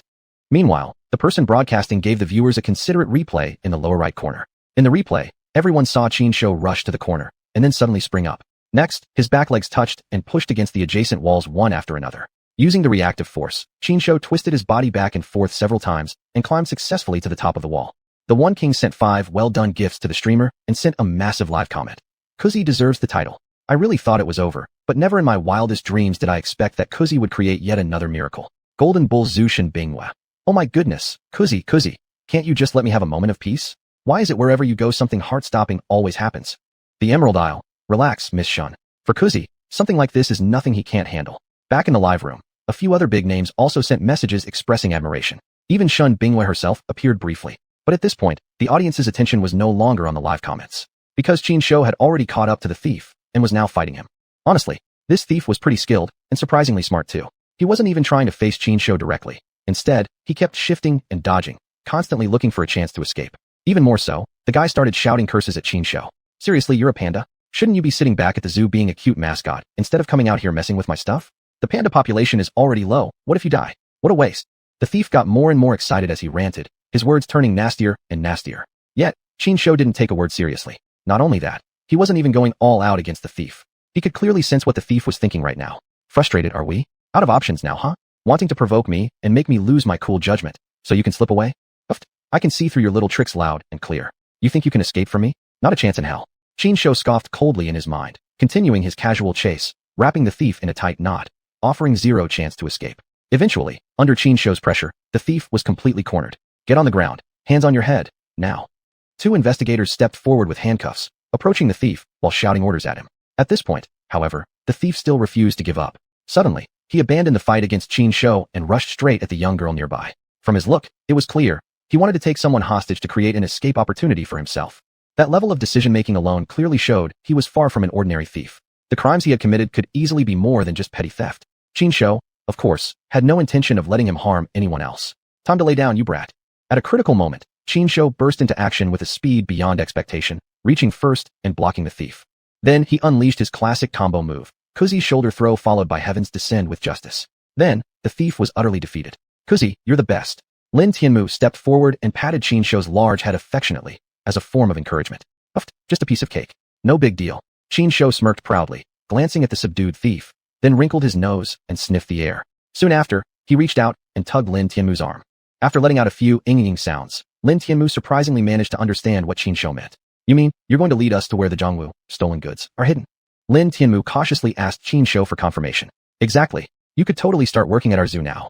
Qin Shou immediately gave Lin Tianmu a thumbs up. Receiving clear confirmation, Lin Tianmu naturally became very excited.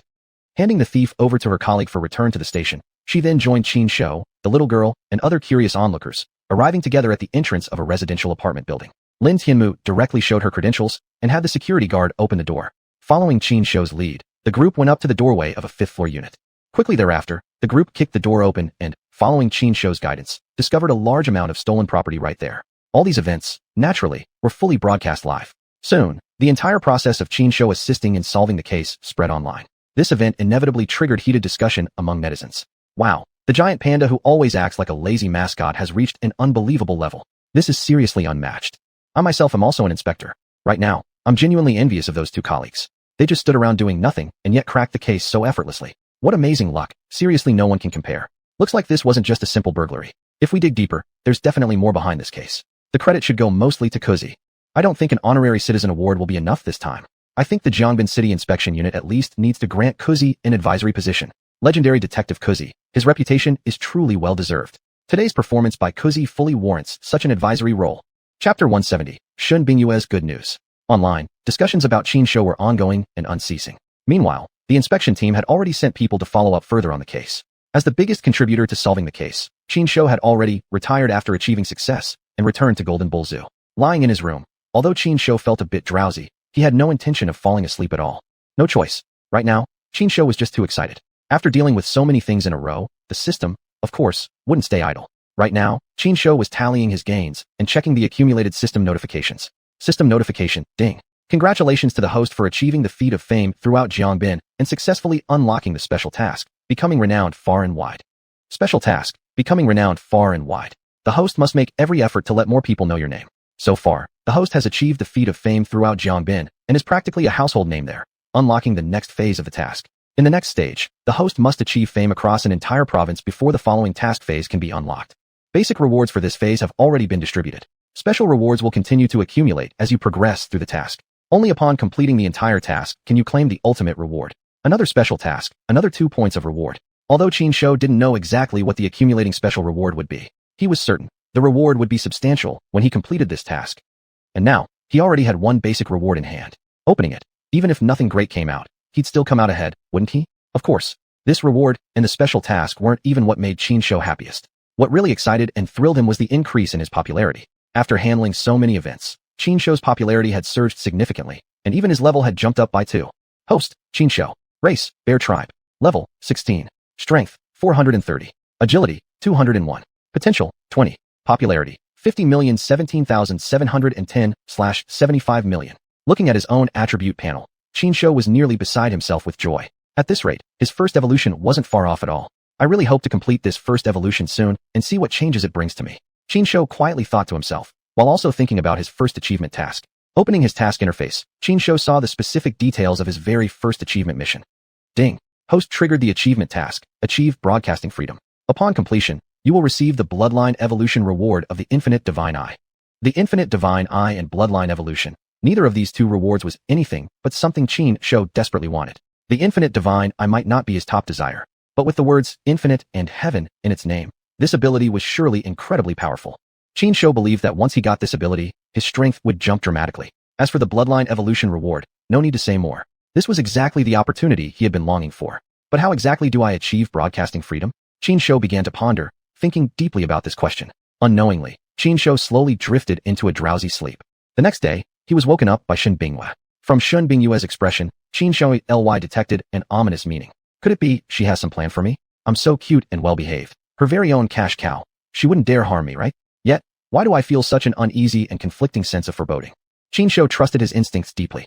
He had the feeling that at some point in the future, something would happen that he wouldn't want to accept. Sure enough, while Qin Shou was still deep in thought, Shun Bingyue had already started to unveil the mystery. I've got some good news. Do you want to hear it? No, I don't. Qin Shou immediately covered his ears and hid his head in the corner. You. Shun Bingyue helplessly shook her head and scolded him lightly, saying, I really do have something good to tell you. How could you react like this toward me? Come on, turn around. As she spoke, she reached out and turned Qin Shou's face to face her directly. Then, Qin Shou saw the screen of Shun Bingyue's phone. On it was a group photo of several pandas. Look, these are all pretty female pandas. What do you think, Kuzai? Do you have your eye on any of them? Shun Bingyue smiled while asking, then lifted her hand and swiped the screen, flipping through one photo after another for Qin Shou to see. I won't look, I don't want to. I'm just a panda, living freely and happily. I don't need a female panda. Qin Shou instinctively wanted to protest, but Shun Bingyue, without a word, wrapped her arm tightly around his neck. What's more, Qin Shou could sense a faint threatening aura coming from Shun Bingyue. He knew precisely what she was implying right now. If you don't obediently follow my arrangements, I'll kill you. Though Qin Shou understood Shun Bingyue wouldn't really harm him, he still cowardly decided to back down. No choice. At this moment, clearly Qin Shou was the one who brought in money for Shun Bingyue. Logically speaking, she should be more dependent on him. But on the other hand, he was also completely unable to leave her. Therefore, to some extent, he still had to show Shun Bingyue enough respect. But asking him to accept a female panda? Absolutely not. Naturally, Shun Bingyue understood Qin Shou's thoughts well. Therefore, Shun Bingyue didn't actually plan to force him. This is the thing. Shun Bingyue thoroughly explained everything from beginning to end. It turned out Shun Bingyue wasn't actually trying to specifically introduce female pandas to Qin Shou. Those pandas in the photos were originally being taken care of by another zoo. However, recently that zoo, suffering from poor management, was on the verge of shutting down. More seriously, 2 of the pandas had already fallen ill there and were sent back to the Wulong Reserve for treatment. After discussion from the relevant authorities, Director Su eventually decided to transfer the remaining pandas to Golden Bull Zoo. Regarding this decision, Shun Bingyue wholeheartedly supported it. First, Golden Bull Zoo had the capacity to take in those pandas. Second, Shun Bingyue's Panda Eco Park was already under construction. In the future, her panda group would certainly expand. Receiving a group of pandas now and allowing them to get accustomed to Qin Shou and xuanhuan early would surely benefit things to come. Chapter 171. Qin Shou doesn't want to be the backup guy. This way, once the Panda Eco Park is established and other pandas are introduced, xuanhuan and the others will be able to adapt more easily. Too bad Qin Shou simply refuses to accept Shun Bingyue's good intentions. But, sorry cool guy, I've already agreed to this. Whether you agree or not, there's nothing you can do about it. Shun Bingyue looked at Qin Shou smugly, her expression so infuriating that it made Qin Shou want to punch someone. But before Qin Shou could react, Shun Bingyue continued. Besides, I also have another task for you. Among the newly introduced pandas, there's a mother and son. From now on, they'll be under your care. The female panda is very pretty, and the baby panda is quite adorable too. I believe you'll definitely get along well with this panda mother and child. What? I have to take care of a pair of widowed mother and child. Qin Shou immediately exploded upon hearing this. Jumping up and down energetically, he shouted loudly to express his displeasure with Shun Bingyue. I don't even have a real girlfriend yet, and you're making me be the backup guy to look after a widowed panda and her child? No way. Qin Shou became more and more excited, acting out increasingly dramatically. His attitude left Shun Bingyue deeply helpless. As for Qin Shou's reaction, the audience found it absolutely entertaining. 40-meter-long cleaver. Haha. Never thought my master would have such good fortune. If not having a girlfriend before, now it's buy one get one free. Both girlfriend and child? What a bargain. Green Wild Fairyland. Then why does cool guy look so reluctant now? I think he clearly doesn't want to accept Ms. Shun's arrangement. Only King. Let's try to guess what cool guy is thinking now. I'll go first. What he wants to say most is, I don't want to be the backup guy. Flowers and the youth. I think the same. After all, cool guy even rejected Gue Gue and Xuanhuan, let alone other female pandas. Labalakar. Now I really want to interview cool guy and find out how he's feeling at the moment. Flower dress pretty girl. I suggest you all be kind. P.S. Truthfully, I also really want to ask cool guy and see what his feelings are now. Inside the live stream, viewers were all playfully teasing Qin Shou.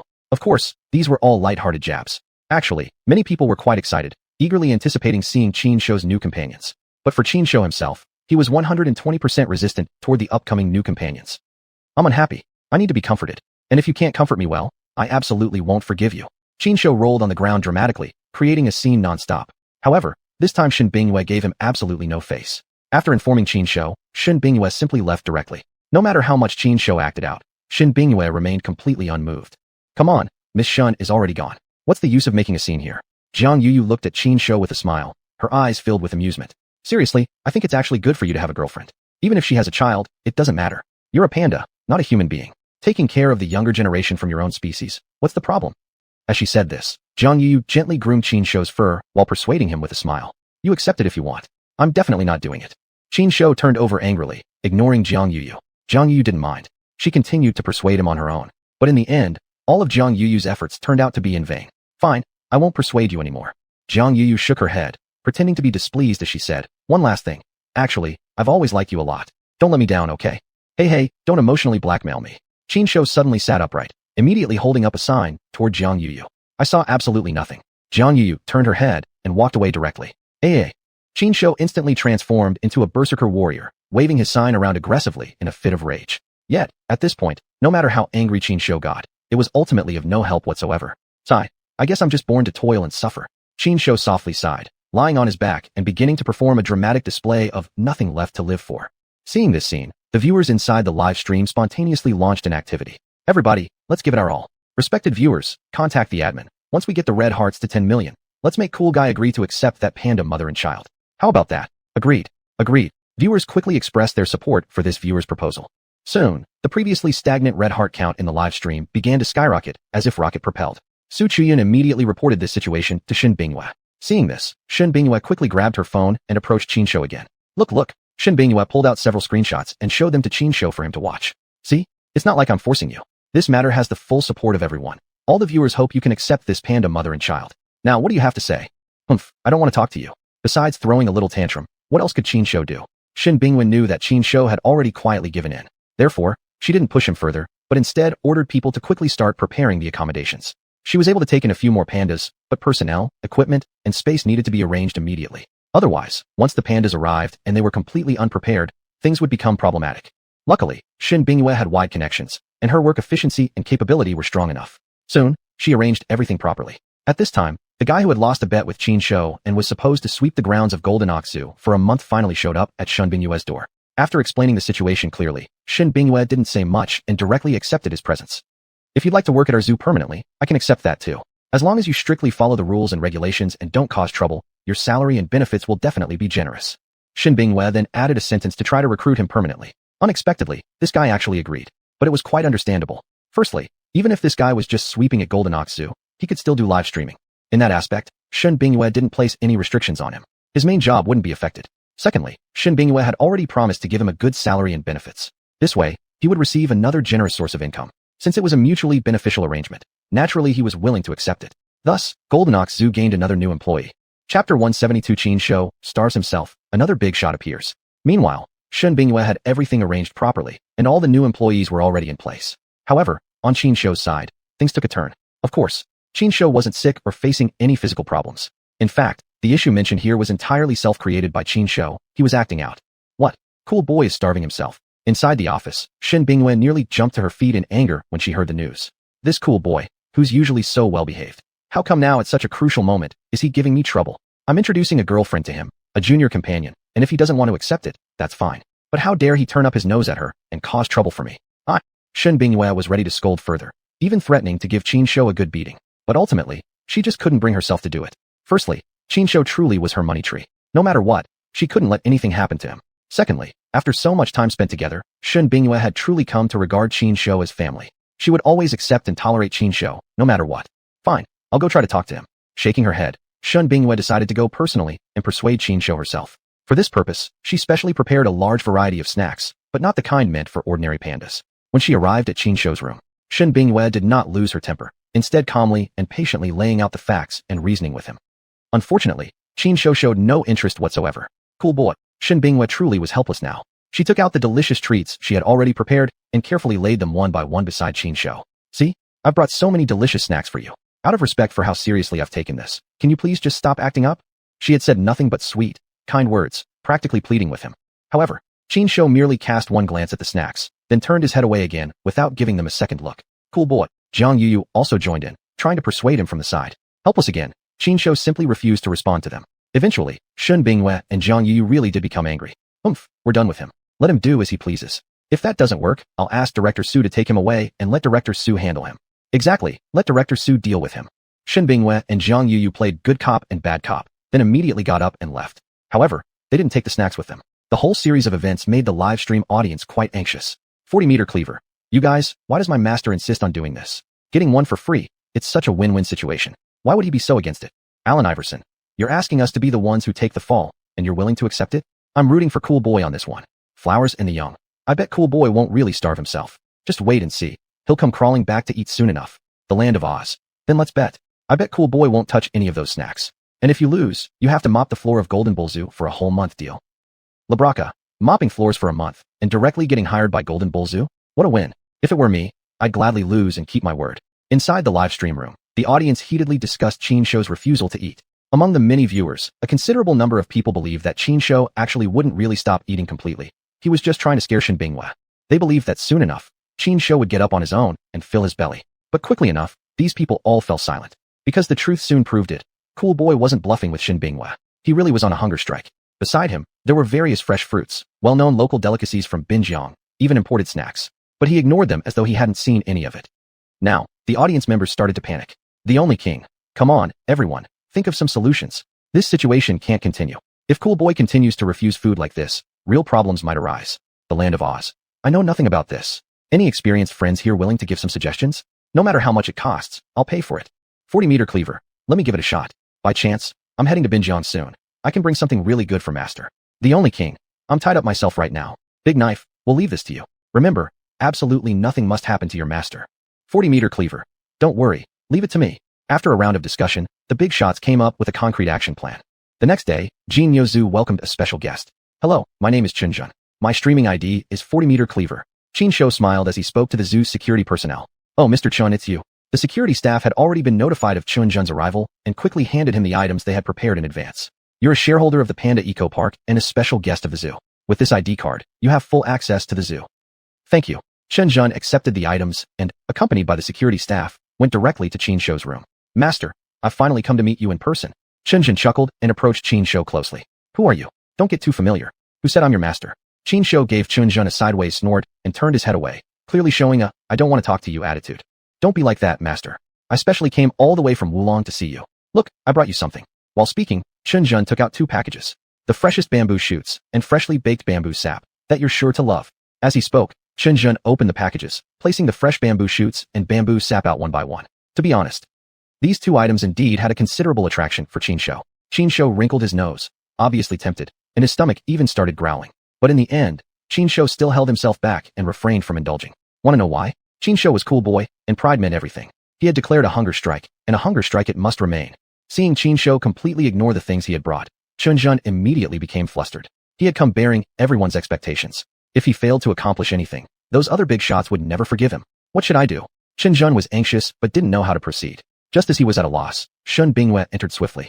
Chapter 173. The Panda Convoy meets with trouble, immediate assistance deployed. I'm sorry, President Shun. Shun Bingyue didn't even glance at Qinshu and spoke directly to Chunjun. You've arrived, and I should have given you a proper welcome. But I've just received a notification that the convoy transporting the pandas has encountered some problems. I must go handle it immediately. So, what? The convoy transporting the pandas ran into trouble. Before Chunjun could react, Qinshu jumped up first. This sudden movement startled both Shun Bingyue and Chunjun. Kazai, what are you doing? Shun Bingyue instinctively blurted out. Of course, we need to go meet them right away. Qinshu shouted a few times before hastily grabbing the food from the floor and wolfing it down. Seeing this, both Chunjun and Shun Bingyue smiled knowingly. After all, Kazai, you are still the one who understands what's important, knows when to act, and when to step back, and is the gentlest, most loving, and softest at heart. Smiling, Shun Bingyue patted Qinshu's back, while also handing him the bamboo syrup nearby. Eat slowly, don't choke. Don't worry, the convoy has had an accident, but professionals are in charge of their care. Nothing serious will happen. Shun Bingyue tried to soothe Qinshu gently. However, instead of being comforted, Qinshu felt more worried. Because just at that moment, the familiar voice of his system suddenly rang in his mind. Ding! Host has triggered a temporary special mission. Save the scattered members of your kind. The Panda transport convoy was in an accident en route, where someone has conspired against the host's kin and is close to succeeding. The host must find the scattered kin within 36 hours and apprehend the person plotting mischief. Success in this mission will grant one special opportunity to draw lots. Failure will decrease the entire bear tribe's favor by 10 points. Then, the 36-hour countdown clock already appeared. Although the timer had not officially begun, Qinshu knew he could not afford to delay too long. If he delayed for too long, he was sure that his kin would face danger. He understood clearly, since those scoundrels dared to plot against the pandas, those people would definitely not be simple ones. If his kind fell into the hands of such audacious and reckless individuals, the consequences would certainly be dire. So no matter what, he had to rescue his kin as soon as possible. In a whirlwind, Qinshu filled his belly, which would ensure he had enough energy to face the unexpected situations that might come later. Right after, Qinshu rushed out like the wind. Kuzai, don't hurry. You don't even know where they are. How can you go looking for them? Shun Bingyue hurriedly chased after him and shouted loudly. That's right. Qinshu slapped his forehead, hurriedly turned around, picked up Shun Bingyue, and carried her off. Kuzai, slow down. As Shun Bingyue cried out in surprise, Qinshu carried her straight to the group of professional security personnel. Quickly, this team was on its way. Their target was the mountain road between Binjiang City and Abe City. The Panda convoy had had the accident on this road section. Now, the convoy had temporarily set up camp along the roadside there. There was nothing much to say during the trip. Before long, the rescue team located the transport team resting by the roadside. But when both groups met, Shun Bingyue clearly sensed something wrong with the transport team's members' emotions. Could it really be that something went wrong? Shun Bingyue's heart sank as she hurriedly grabbed the transport team leader and sternly asked about the situation. I'm truly sorry, General Manager Shun. I've let down your trust. Out of the 4 pandas I was escorting, 2 have gone missing. Moreover, the 2 missing pandas are the mother and child. The team leader, clearly anxious and regretful, kept his head down, unable to look Shun Bingyue in the eye.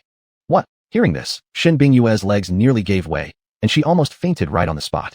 Losing pandas during transport was no small matter. If the higher-ups found out about this incident, not only would the transport team face accountability, but she, Shun Bingyue, would not be able to escape blame either. How could she possibly not be anxious? What exactly happened? Shun Bingyue steadied her nerves and quickly pressed for more information. Well, the transportation team leader thoroughly explained everything from beginning to end. Due to the accident, one vehicle in the convoy was unable to proceed normally. Moreover, the driver and the zookeeper in the co-pilot seat were injured. So the convoy sent one vehicle back with personnel specially assigned to transport the injured for medical care and also to bring mechanics back. The remaining personnel stayed behind to take care of the 4 pandas. And the problem lay precisely among the people who remained behind. Among these remaining personnel, someone had colluded with an outsider, attacked the others, and snatched away the smallest panda. When the panda mother saw her child being taken, she flew into a frenzy and chased after them wildly. The rest of the team had wanted to run after them as well, but they were already short-staffed and had to leave people behind to care for the remaining 2 pandas. It was truly impossible for them to be in 2 places at once. There was no choice. They could only choose to protect the remaining 2 pandas and let the thief escape. After listening to the transport team leader's account, Shen Bingyue wanted to scold him a few times, but in the end, she held herself back. There was no help for it. This was a case of the thief deliberately taking advantage of an unguarded moment. The transport leader did bear some responsibility, but he shouldn't have to shoulder all the blame. Right now, the most pressing matter was to locate the 2 pandas who had been taken away as soon as possible. Haven't the investigators arrived yet? Shen Bingyue asked again, her expression serious. They're on the way. They should arrive shortly. The transport leader quickly replied. We can't wait for them. I'm leaving first. Qin Shou had no intention of staying with Shen Bingyue to wait for the investigators. He barked at Shen Bingyue a few times before turning around and darting into the mountains at full speed. Kuzayu. Shen Bingyue wanted to call Qin Shou back, but alas, Qin Shou was simply too fast. She barely had time to shout once before Qin Shou had already run far away. The transport leader looked toward the direction Qin Shou had run, his face straining as though he wanted to say something, but couldn't find the words. Don't worry. Kuzai is capable of creating miracles.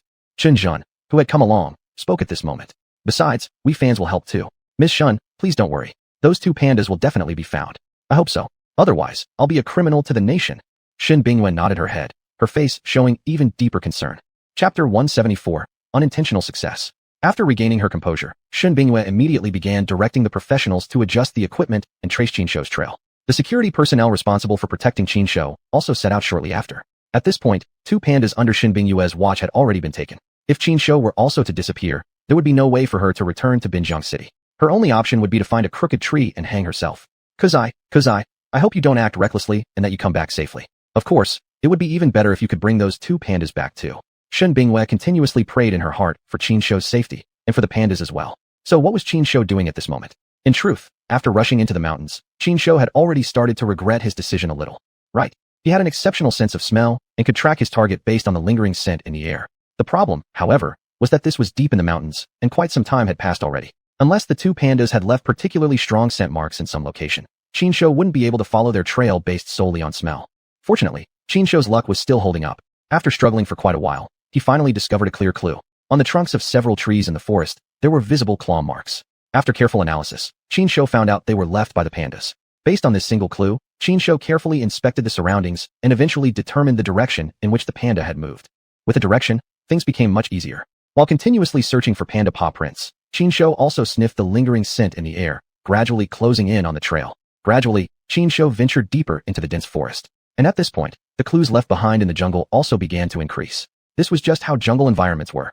In sparsely wooded areas, movement often left few traces. But when the trees grew denser, no matter how careful you were, many traces would inevitably be left behind. Moreover, both the panda ahead and the panda thief behind it were simply trying to move forward, eager to reach their destination as soon as possible. Therefore, they hadn't even considered covering their tracks. Most importantly, the dense forest would greatly slow down their speed. This meant Qin Shou, traveling alone, now had a more favorable advantage in tracking.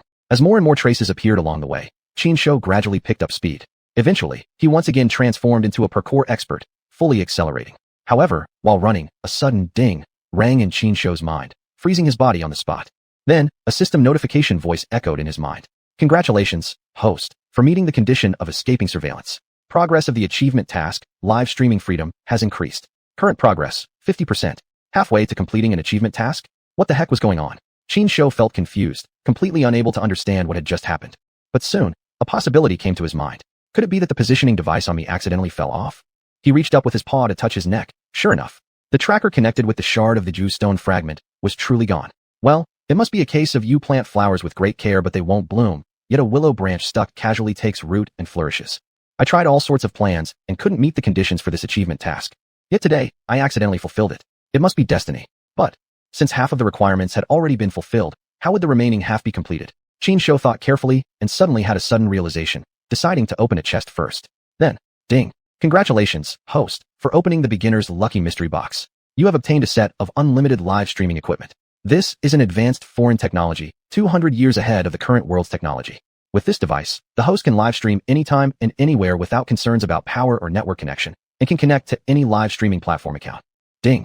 Congratulations, host, for completing the second half of the achievement task. Achievement task completed. Congratulations, host, for receiving the reward Infinite Heaven's Eye, and one opportunity for bloodline evolution.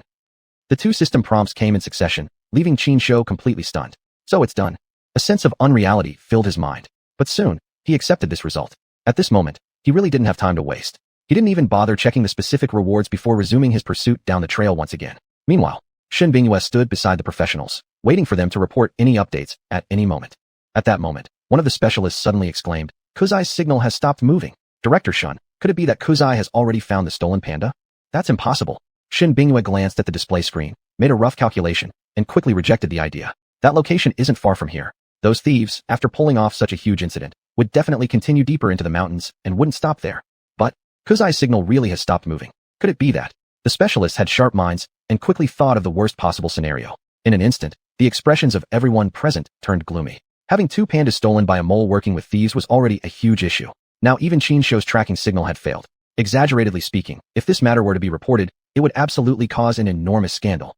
What should we do? Shin Bingyue clenched her fists tightly, momentarily losing her composure and direction. Just then, Chun Jun suddenly cried out, "Director Shun, quickly look. Kuzai's live stream has started." At a time like this, what does Su Chuyan want to do by starting a live stream? Shin Bingyue's face turned cold, showing no intention of looking. "No, Director Shun. This time it's Kuzai who started the live stream himself." Chun Jun shook his head and hurriedly explained. "What? This time?" Shin Bingyue was truly shocked. She quickly moved to Chun Jun's side and lowered her head, looking at the phone screen. However, the phone screen only showed a continuous stream of retreating green and dark gray colors.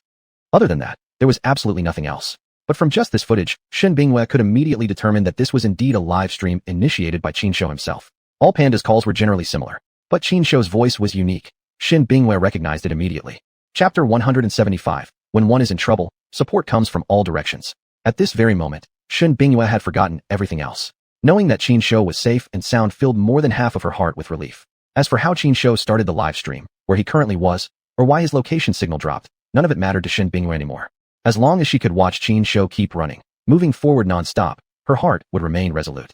"Kuzai, as expected, you didn't disappoint me. Come on, wait until you bring those 2 pandas back. I'll prepare a grand feast for you." This is what Shin Bingyue thought to herself, her eyes never blinking, fixed on Chun Jun's smartphone screen. Even as the inspection team arrived, she remained unaware. The inspection work began promptly. With professional personnel and equipment, along with well-trained search dogs, they quickly found the trail Qinshuo left behind and rapidly pursued along it. Meanwhile, after chasing for quite a while, Qinshuo finally stopped. He wasn't a robotic panda. He could get tired and hungry too. He had to ensure he was in peak condition. Otherwise, if an unexpected situation arose and he didn't have the strength to cope, that would be terrible. But here's the problem. Fatigue could be recovered through rest, yet hunger was now a difficult issue to resolve. Qinshuo ran off in such a rush that he hadn't brought any supplies, and nobody could even reach him now. At this point, he was completely out of provisions. "Forget it. I'll just look around and see if there's anything edible." Qinshuo stopped and began searching nearby for food. However, after searching for a long time, there wasn't even a single edible wild fruit nearby, which frustrated Qinshuo somewhat. His predicament, however, stirred the hearts of many people. Only King Chun Jun, how can you be a Oqinbu Zhang, logistics minister, and let Kuzai run out of supplies? You better find a solution fast.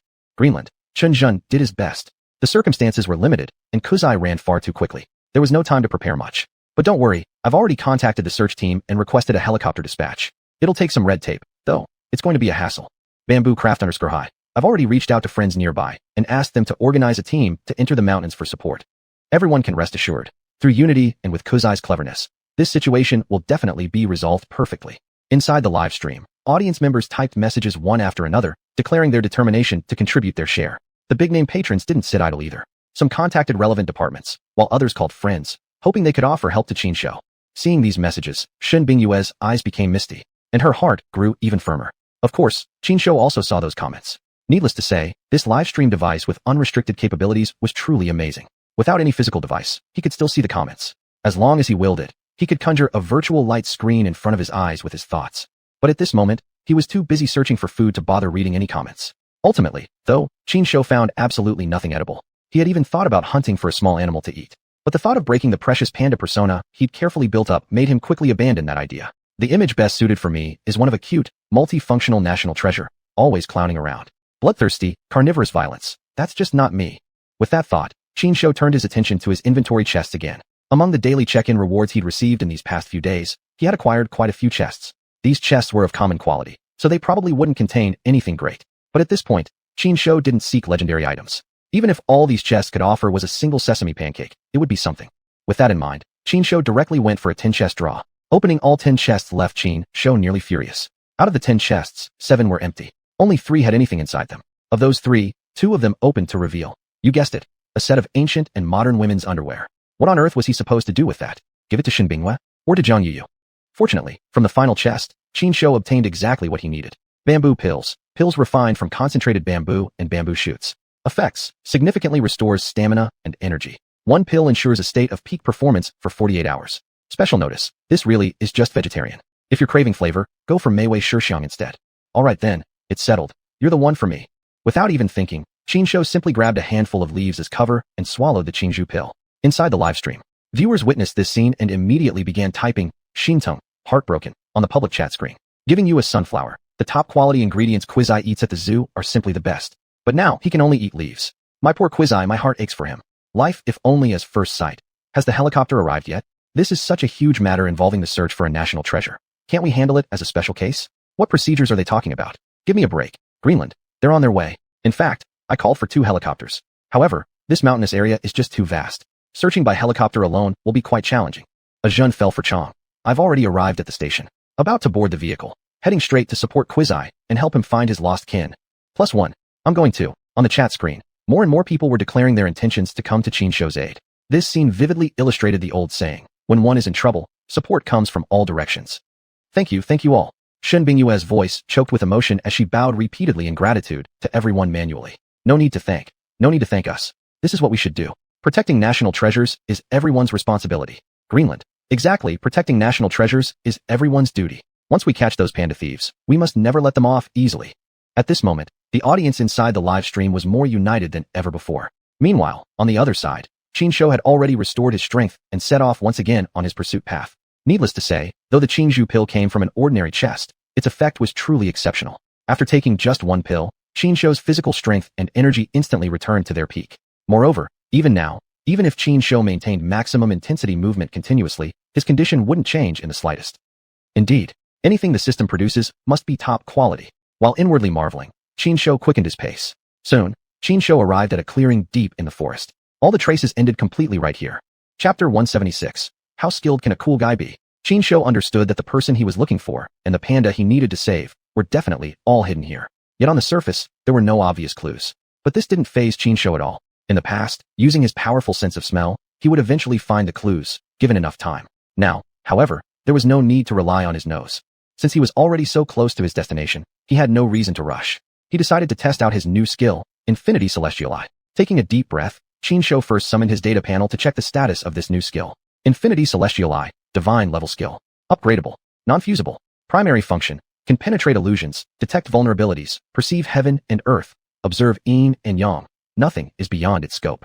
Special reminder. It's best not to use this skill at night. You might see ghosts. See ghosts. What ghosts? Qin Shou scoffed inwardly, but didn't take the warning seriously. In fact, most of the special tips provided by the system were usually useless. After reading the description, Qin Shou quickly focused his full attention, beginning to search for any usable clues. You know what? This Infinity Celestial Eye really lived up to being a divine level skill. Very soon, Qin Shou detected a barely noticeable trail. Carefully stepping forward, he thoroughly examined the spot and finally confirmed. This was definitely where his target had last passed through. They used camouflage to cover the entrance? Looks like these guys do this kind of thing often. Otherwise, they wouldn't be so professional. Qin Shou murmured inwardly while pondering what he should do next. But before long, he had made his decision. No matter what's ahead, charge ahead bravely. Before taking action, however, some necessary preparations had to be done first. Therefore, under the camera's live stream, Qin Shou walked around the area a few times, gathering dry branches and fallen leaves, and carefully arranging them into letters on the ground. Tianjiang, wow. Cool guy can even build an SOS signal. But this is deep in the mountains. Will anyone actually see this distress signal? Latvian Jaka. Cool guy clearly hasn't finished yet. Look, what is he doing now? 7748. No way. Is cool guy actually going to start a fire by rubbing sticks? If he lights up that fire, the entire mountain might go up in flames. Spectators inside the live stream were discussing Qin Shou's actions animatedly. As they saw, Qin Shou was indeed trying to start a fire using primitive methods, attempting to create an SOS signal. Of course, Qin Shou understood fire safety knowledge well, so naturally, he wouldn't intentionally create any safety risks. Before igniting the SOS signal, he had already prepared a basic isolation layer around the fire. Moreover, what Qin Shou truly wanted was smoke, not flames. This meant there was minimal safety risk. Through the live stream, Qin Shou also knew that the search team had already arrived in the area. Once the smoke rose here, many people would come rushing over. And once they arrived, potential safety hazards would naturally be addressed, thus removing Qin Shou's concerns afterward. Next, all he needed to do was enter the cave's entrance to save his fellow kin. Please don't let the wind pick up. Please let the search team arrive quickly. Muttering to himself inwardly, Qinshu swiftly started drilling wood to make fire. This time, heaven truly seemed to be favoring Qinshu. The current weather was absolutely clear and mild. Qinshu's fire-making process also went smoothly. Soon, the SOS signal started producing smoke. Moving quickly, Qinshu placed several fresh green leaves on top of the burning twigs and leaves. Thick smoke began rising straight into the sky. Inside the livestream room, the audience was already in shock, numb to what they were witnessing. Though Qinshu was amazing, it was unrealistic to expect viewers to believe within such a short time that a panda could start a fire and spell an SOS. Exactly. Some viewers had already begun bravely expressing their doubts. Godlike sprinter. Cool guy is definitely not played by a person, right? Even regular humans couldn't possibly set up an SOS signal that effortlessly. Detective Kabe. More importantly, cool guy actually knows how to make fire by rubbing sticks. It defies science. Most animals fear fire, yet cool guy doesn't only know how to make it. He's surprisingly skilled at it. There's something definitely off. Lily Yuan Shang Chao. Excuse me, are you guys focusing on the wrong thing? Isn't the main issue now about whether cool guy's actions are scientific? Our top priority should be rescuing those two pandas first. Hartenstein. What? Got a problem with that? Are we not even allowed to talk now? In my opinion, we really should study cool guy a bit. After all, we humans are the masters of this world, aren't we? Inside the live stream room, the audience had split into two factions. One faction insisted they should conduct research on Qinshu. The other argued that Qinshu's behavior was perfectly normal. Both sides were locked in heated debate. At this moment, however, Shun Bingyue and the search team had no time or interest to pay attention to these irrelevant matters. They already knew Qinshu had made the SOS signal, and their focus naturally remained on observation. Soon, they spotted the thick smoke rising straight into the sky from deep within the mountains. There it is. Everyone, follow me. At the search team leader's command, the waiting helicopter immediately took off, rushing toward the location where Qinshu had set off the signal. At the same time, people already deep inside the mountains received the message and changed course, heading toward Qinshu's position. At this very moment, Qinshu had already uncovered the hidden camouflage and climbed down beneath the cave entrance. Then, he found himself face to face with a guard stationed at the entrance. Two pairs of wide-open eyes locked on each other. Eye to eye, Qinshu immediately muttered inwardly, "What are you staring at?" The other person, however, seemed frozen in shock, completely unresponsive. "Brat, take this palm strike from Grandpa." Qinshu wouldn't tolerate this fool for a second. Immediately raising his paw, he struck downward. The guy didn't even have time to grunt before collapsing unconscious from the blow. Moments later, the livestream audience watched as Qinshu grabbed prepared branches and expertly tied the unfortunate unconscious man up with thick ropes. Detective Kobe, can anyone explain why cool guy's movements look so practiced? Chen-gu, Chong-gu, seconded. And right now, I also believe we should definitely study cool guy more carefully. Chapter 177 Super Agent Kuzi. Only King, research this crap. You all think you're so capable, right? Can't you tolerate even the slightest miracle? How much is your truth worth? Can it defeat the meaning of life itself? Can it defeat the significance a national treasure holds for a country? You talk so nicely, but in the end, aren't you all just pursuing your own selfish interests? White House VIP 0501. You know who I am and what I do. Don't force me to expose you. Inside the live stream, discussions became somewhat awkward due to the involvement of these two. This was also the first time everyone had ever seen Only King getting angry, and the first time witnessing White House V0501 threatening to expose someone. Nobody knew whether they were serious or simply voicing their opinions. However, everyone, at this moment, silently and instinctively chose to remain quiet. Eventually, it was Detective Kabe who broke the strange and tense atmosphere. Guys, don't be so serious or tense. We're all friends hanging out in the same live stream, so relax a bit. How about we discuss why Kuzi seems so familiar and skilled with bondage? Everywhere needs someone to liven things up, and live streaming is no exception. Thanks to Detective Kibi's mediation, the atmosphere inside the live stream gradually warmed up again. Many people joined in the discussion. Look, even Only King spoke up again, sharing his own opinion. Maybe Kuzi practiced bondage techniques somewhere we don't know. Just wondering. Who on earth was the girl who got tied up? Could it possibly be Jiang Yuyu? Kuzi's Yolmai. Sai, you all keep talking while I'm here. Why drag me into this? In bondage? That's so embarrassing. You perverts, cut it out already. With deliberate efforts to lighten the mood, the live stream gradually returned to normal. At this point, Qinshu had already entered the cave entrance. After carefully observing the surroundings, Qinshu confirmed that this should have been an abandoned mine. It had only been transformed and altered into its current form. Qinshu even found several abandoned mining carts lying around, one of which remained intact. Unfortunately, the rail tracks here had all been dismantled already. Even though one cart was intact, Qinshu couldn't possibly make use of it. Moreover, under the situation of enemy concealed, self-exposed, Qinshu certainly wouldn't recklessly make any noises that might alert the enemy. Yet while Qinshu preferred not to cause any disturbance, sneak silently into the village, no gunshots, the enemy didn't seem to want to give him that opportunity. As soon as he had walked a few steps forward, he suddenly heard footsteps approaching from ahead, along with a heavy stench of tobacco. Being a panda, Qinshu was extremely sensitive to the smell of tobacco. The instant he caught this scent, he felt the urge to sneeze. However, the current situation was special, so Qinshu could only suppress his urge to sneeze, quickly ducking behind the shadows. Very soon, that cigarette-smoking bastard approached the spot where Qin Shou was hiding. Without hesitation, Qin Shou swiftly struck with another palm chop. Without a doubt, that guy also got taken down by Qin Shou effortlessly. What the hell? Smoking? Smoke my grandpa. Qin Shou immediately slapped the guy across the face, then took the cigarettes from his body, casually lit a few, and stuck them straight into the unlucky fellow's nostrils. This action quickly woke up the poor man. However, what awaited him was an even more ruthless counterattack. Predictably, the guy passed out again. Qin Shou didn't torment him any further. Instead, he untied the man's belt and swiftly tied him up, throwing him into an abandoned mining cart. Watching Qin Shou perform this series of moves, viewers in the live stream once again launched into heated discussions. Only King gifted 10 true Marshall Panda gifts to the streamer and sent a super message. Kuzi's actions remind me of a movie, James Bond. A View to a Kill. There's a similar scene in that movie. Tell me, could Kuzi's skills have actually come from watching movies?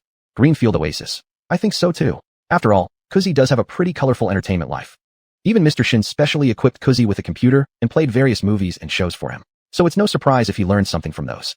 Woohoo-aha. Then let's guess together what skills Kuzi will show us next. Let me give you a kiss. I'll take a wild guess. Kuzi will soon face multiple enemies and give us a spectacular action show. Inside the live stream, everyone's enthusiasm and interest were fully aroused. At this moment, Qin Shou was also watching the comments. Now knowing what the audience enjoyed watching, Qin Shou decided to offer the viewers a small treat, a little bonus moment. Of course, by bonus, this only referred to something visual. After all, a panda is still just a panda. No matter how extraordinary he was, all he could offer was visual impact, allowing the audience to enjoy a spectacular show and witness his magic. Yes, that was all. Of course, there was no way he would perform for no reason. After all, the current situation was special. If he wanted to perform, he needed enemies to cooperate. It had to be said, Qin Shou's luck was still pretty good. As soon as he wanted to perform, enemies immediately showed up to assist. Just then, flashlight beams appeared around the corner ahead. Qin Shou immediately sprang into action, quickly climbing to the cave ceiling. He clung to the walls and ceiling with all 4 limbs, silently waiting for the enemies to arrive. Seeing this scene, the live stream chat exploded with 666. Only King gifted 20 true Marshall Panda gifts to the streamer and sent a super message. You see? I told you so. I said Kuzi would definitely bring us surprises. Look at these skills. He must have learned them from watching movies. Now, Kuzi has earned another nickname. Super Agent Kuzi. 40-meter-long saber. Whoa, my master actually has these abilities too. It looks like I still have a lot to learn. Master, wait for me. I'll come to support you soon. It won't take long before we reach you. Don't push yourself too hard. We can enter together later to rescue your people. Waku Waku, shut up. We're here to watch Kuzi's performance. If you guys get involved, it won't be fun anymore. You just need to quickly figure out the layout of this mine tunnel, so none of these thieves can escape through other exits. That's all. Inside the live stream, the audience's enthusiasm kept growing hotter, and the discussions were becoming increasingly intense. As for all that, Qin Shou paid no attention at all. At this moment, he had already focused his entire mind, fully prepared to eliminate the enemies.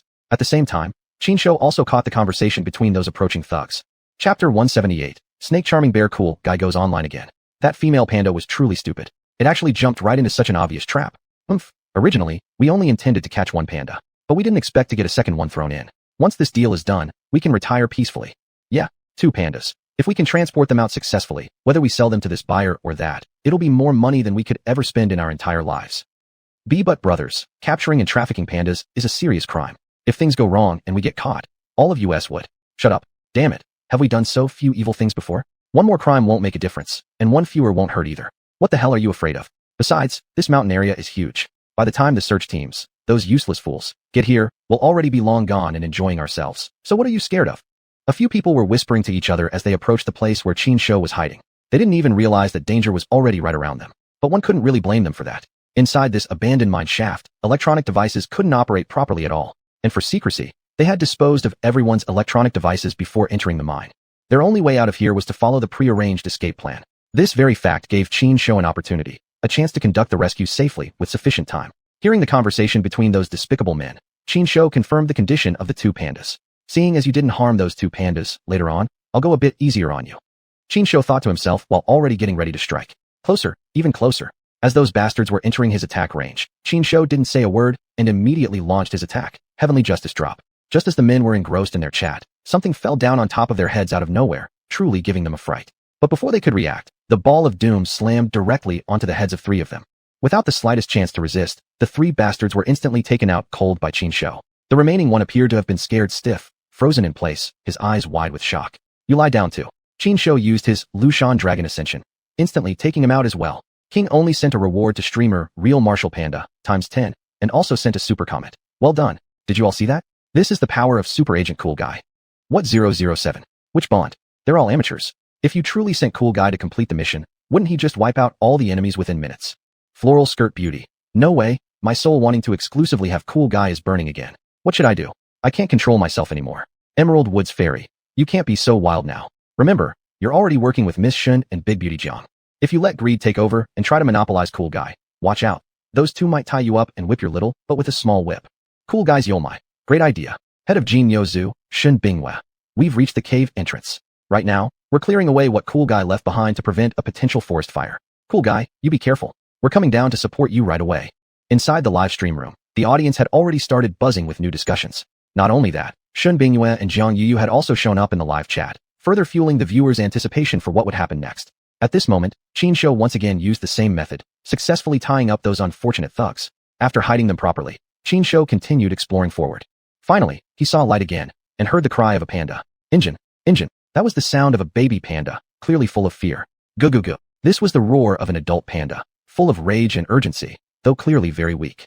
Without even needing to see, Qin Shou knew immediately that this was the mother panda of the baby. Moreover, Qin Shou was certain this panda was injured. He listened more carefully and finally confirmed that there were at least 5 more thieves ahead. Also, ahead appeared to be an open space, without much cover he could use to his advantage. Quietly sneaking over would be absolutely impossible. However, if he launched a direct attack, he was worried the thieves might panic and hurt the 2 pandas. Just what should I do? Qin Shou was extremely troubled but couldn't think of a good solution in the short time available. Just when Qin Shou was completely at a loss, from inside the rock wall beside him came a sudden SSSS sound. Hearing that sound, Qin Shou's eyes lit up and a sudden clarity filled his mind. This is perfect timing. Humph, those despicable panda thieves, your darkest hour is about to arrive. As he thought this, Qin Shou decisively lifted his front paw and stuck it into the hole in the rock wall beside him. When he pulled his paw back out, to everyone's shock, several snakes were hanging from it. The largest snake was actually 1.2 meters long, while the shortest was still about 50 centimeters. This terrifying scene immediately made everyone watching the live stream hold their breath in anxiety. King only. Cool Guy, you're going too far. What if those snakes are poisonous? What would you do then? 40-meter-long saber. Master, what exactly are you doing? Our reinforcements have already arrived. Why are you taking such a risk? Before people could finish expressing their concerns, the live stream screen showed an astonishing transformation. The snakes that had been clinging to Qin Shou somehow all released their grip on his paw. Moreover, they behaved like well-trained soldiers, lining up neatly in a row from largest to smallest. Looking at Qin Shou, there wasn't a single mark or injury on his paw. This situation truly shocked people all over again. 40-meter-long saber. Just one word. Awesome. King only. Awesome times infinity. Ali Lang. What insane defensive ability. What incredible skills. Snake Charming Panda Cool Guy has gone online again. Flowers and Teenager. I really want to shout Cool Guy reigns supreme. What do you guys think? Inside the live stream room, the audience was flooding the chat with waves of praise. However, Qin Shou had no time to look. He activated his intimidation skill and directed this entire nest of snakes to swiftly slither toward the location of the thieves. Soon afterward, chaotic sounds of panic erupted from that direction, along with curses and shouts. Chapter 179, Kung Fu Panda, truly living up to the reputation. Damn it, where did all these snakes come from? Huang Xiao, you said this place was safe and without danger. Why are there suddenly so many snakes here? I said it's safe because practically no one can find this place easily. Who knew there'd be snakes here? Several people shouted loudly, creating an extremely chaotic scene. Qin Shou, on the other hand, was completely unfazed. Leaning casually against the cave wall, he continued to enjoy the show. Though he wasn't in a hurry, those few thieves were getting increasingly anxious. Huang Xiao, whose real name was Huang Tan, was actually one of Qin Shou's loyal fans. Every day, he would sit in front of his phone, watching every live stream broadcasted by Qin Shou. Of course, that had become the typical daily life for many people. Unless something unexpected happened, who would take the risk to commit illegal activities? Due to some special circumstances, Huang Tan had no choice but to take this criminal path. However, when he first heard about this mission, robbing a panda, he had no intention of participating at all. Unfortunately, the boss had offered such an incredibly high reward for this job. Completing just this single mission would allow him to resolve his current problems and return to a normal, ordinary life. That was why he absolutely had to take this assignment. Fortunately, in this operation, all he needed to do was assist. He didn't have to get involved in anything particularly dangerous. And in the stage he was responsible for, if he ever encountered risky situations, he could immediately seize an opportunity to leave. This way, he would have fewer concerns and worries. Therefore, Huang Tan accepted this mission happily. He originally believed that under his careful planning, even if there was danger, it wouldn't be very serious. Most importantly, he had already considered most possible scenarios beforehand. It might not have been absolutely foolproof, but most risks could be avoided. But he never imagined that among all the things he carefully planned for, he overlooked one critical possibility, the snake swarm. Damn it, why did these snakes suddenly appear and started attacking us immediately? Huang Tan felt really troubled. Meanwhile, his mind raced with thoughts. Suddenly, a particular scene popped into his mind. In the scene, Qin Shou was directing a snake. dancing in sync with him. The moment this thought appeared, Huang Tan's heart quivered. Could it be? Could it be Kuzai, cool guy, who's behind this? No way. Kuzai is indeed mysterious, but he's good at jokes, acting goofy, and sneaking touches on his caretakers. Having him come to the mountains to track us down? Impossible. Huang Tan shook his head, considering his own thought quite ridiculous. Yet, just as he was about to dismiss the idea, an unexpectedly round and chubby figure suddenly appeared within his sight. What the it really is Kuzai. Unable to hold back, Huang Tan blurted out a curse. Hearing Huang Tan's voice, Qinshu instinctively narrowed his eyes. Oh my, there's even someone among the panda thieves who knows me. What a coincidence. However, just because you know me, don't think I will show you any mercy. Thinking so to himself, Qinshu wasted no time taking action. His eyes locked onto one of the thieves. Then, using all 4 limbs, he charged straight at the person. What the hell? Why is another panda showing up now? The person being targeted finally noticed Qinshu. Yet at this moment, he hadn't adjusted his mindset at all, still thinking himself the hunter, while believing Qinshu was his prey. As for that man's thinking, Qinshu naturally figured it out long ago. People like him usually overestimated themselves, enjoying the feeling of superiority. They always thought of themselves as special and elite. However, right in front of me, you still want to play the tough guy? I'll beat you up so bad, little master. Baring his teeth, Qinshu rapidly approached the thief, suddenly raising his paw. Don't hit my face.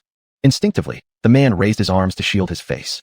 However, Qinshu never actually swung his paw. Instead, he kicked the man right in the crotch. Then, with an agonizing scream, the man covered his groin with both hands, curled up like a shrimp, and rolled on the ground in agony. The shocking brutality of this scene caused the live stream viewers to involuntarily take in a sharp breath.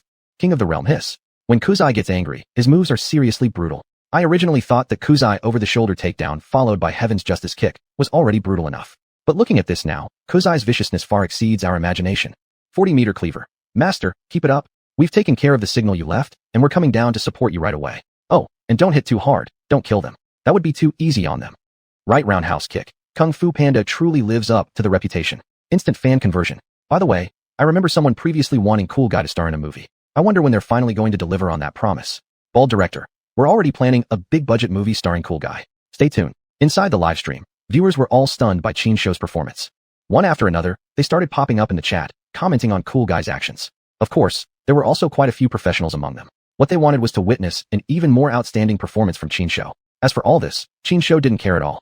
There were still 4 or 5 thieves here to deal with. Only after handling them could he calmly focus on the live stream. Looking at the unfortunate guy who was already on the ground groaning in pain, Qinshu showed no mercy and gave him another hard kick. Struck again with such force, the poor guy rolled his eyes and passed out instantly. This brutal scene finally snapped the previously shocked thieves back to their senses. Stay down. One of the thieves, somehow pulling out a crossbow from somewhere, without hesitation aimed it at Qinshu and pulled the trigger. Xiao. An arrow shot toward Qinshu like a meteor.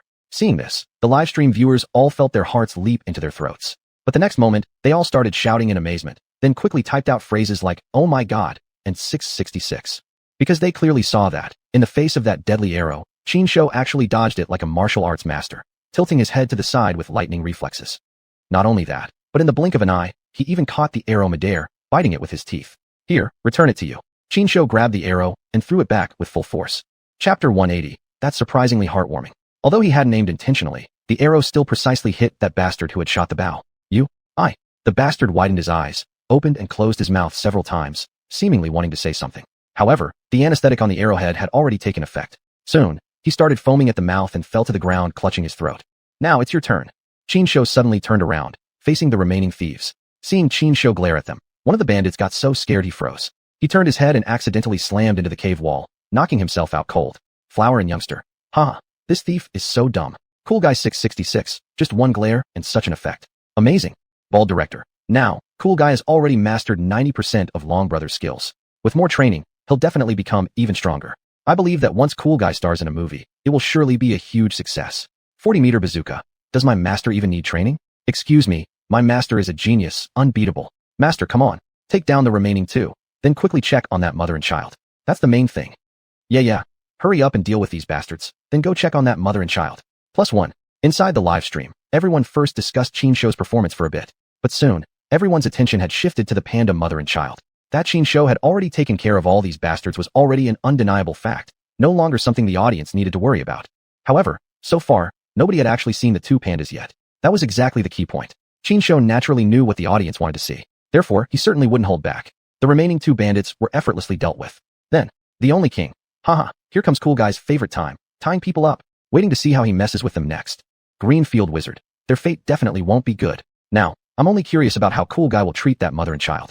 Come on, let's play some bets. Let's bet on how cool guy will treat that mother and daughter. What do you say? Anyone want in? La braca.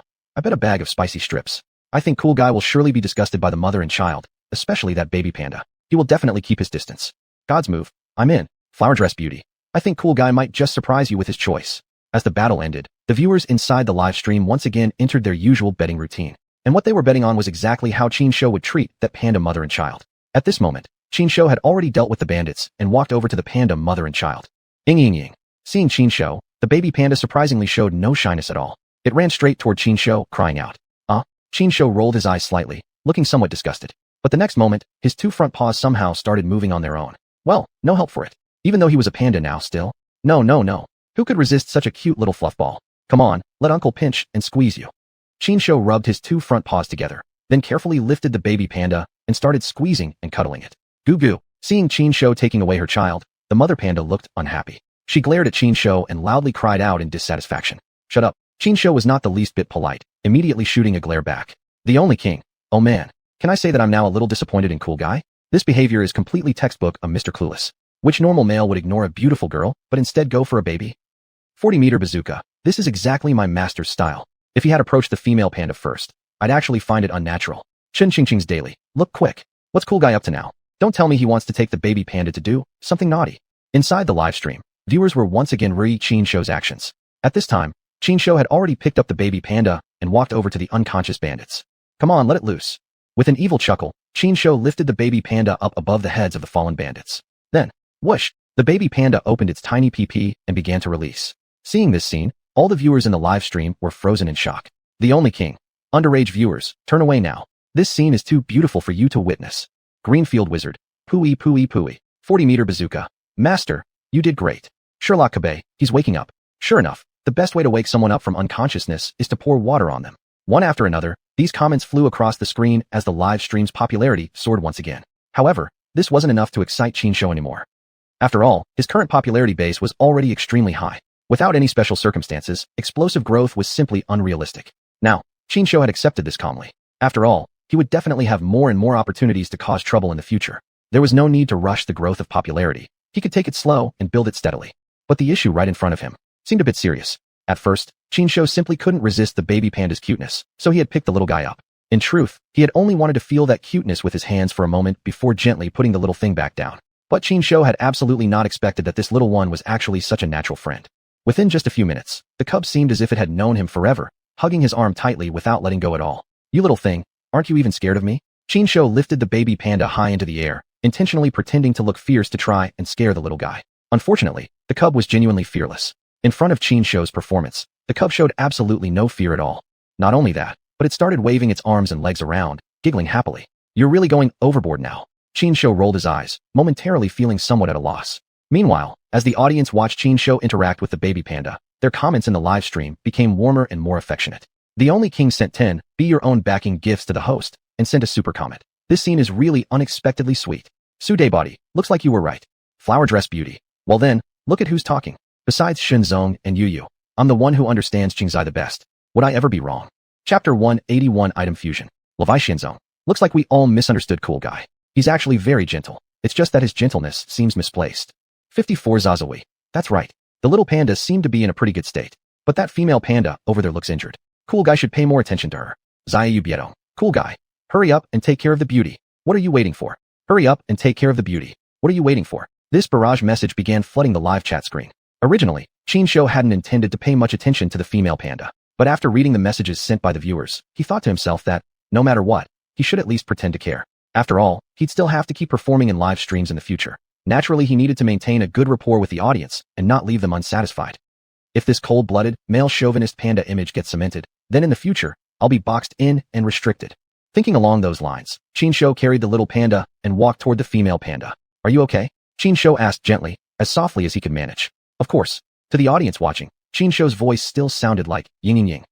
Goo. The female panda called out to Xuanhuan twice. Roughly translated, it meant something like, thank you for rescuing me. As for gratitude like repayment or offering herself in marriage, of course not. After all, she's a panda. Human-style melodrama doesn't apply here, got it? After a brief exchange, Xuanhuan learned that this female panda was named Xuanhuan, and the little one in his arms was called Chui. This mother and son pair had only been sent out from Wulong Reserve 6 months ago. Who would have thought that not long after that, they'd be moving again and going through such a dangerous experience? Don't worry. Once we reach Jinyo Zoo, we'll be in my territory. Then I'll make sure to properly take care of both of you. Having learned their background, Qinshu began to console Huahua. And slowly, Huahua's mood began to relax. Though it's impossible for the relationship between the two pandas to suddenly become close and warm overnight. At the very least, Huahua wasn't rejecting Qinshu anymore. Not only that, but in Huahua's heart, Qinshu now occupied a special place. Yes, human romantic cliches don't apply to pandas. But a sense of gratitude does exist in many animals, including pandas. Ying. While Qinshu and Huahua were conversing, the little one in his arms cried out again. That's just how children are. They don't care what their parents are doing. As long as they have a need, they will express it immediately. Exactly. Seeing that his mama was only focused on chatting with the handsome uncle and ignoring him, Chuyi became upset. Mama, I'm hungry. I want fruits. I want milk. The little one kept crying out, causing Huahua endless shinkung, but she could do nothing about it. No way. Unlike Qinshu, who had a whole system space full of supplies. Even if Chuyi shouted his loudest now, Huahua could not provide him any food. Be a good boy, Chuyi. Try this. Qinshu cradled the little one, delivering a small pill to Chuyi's mouth.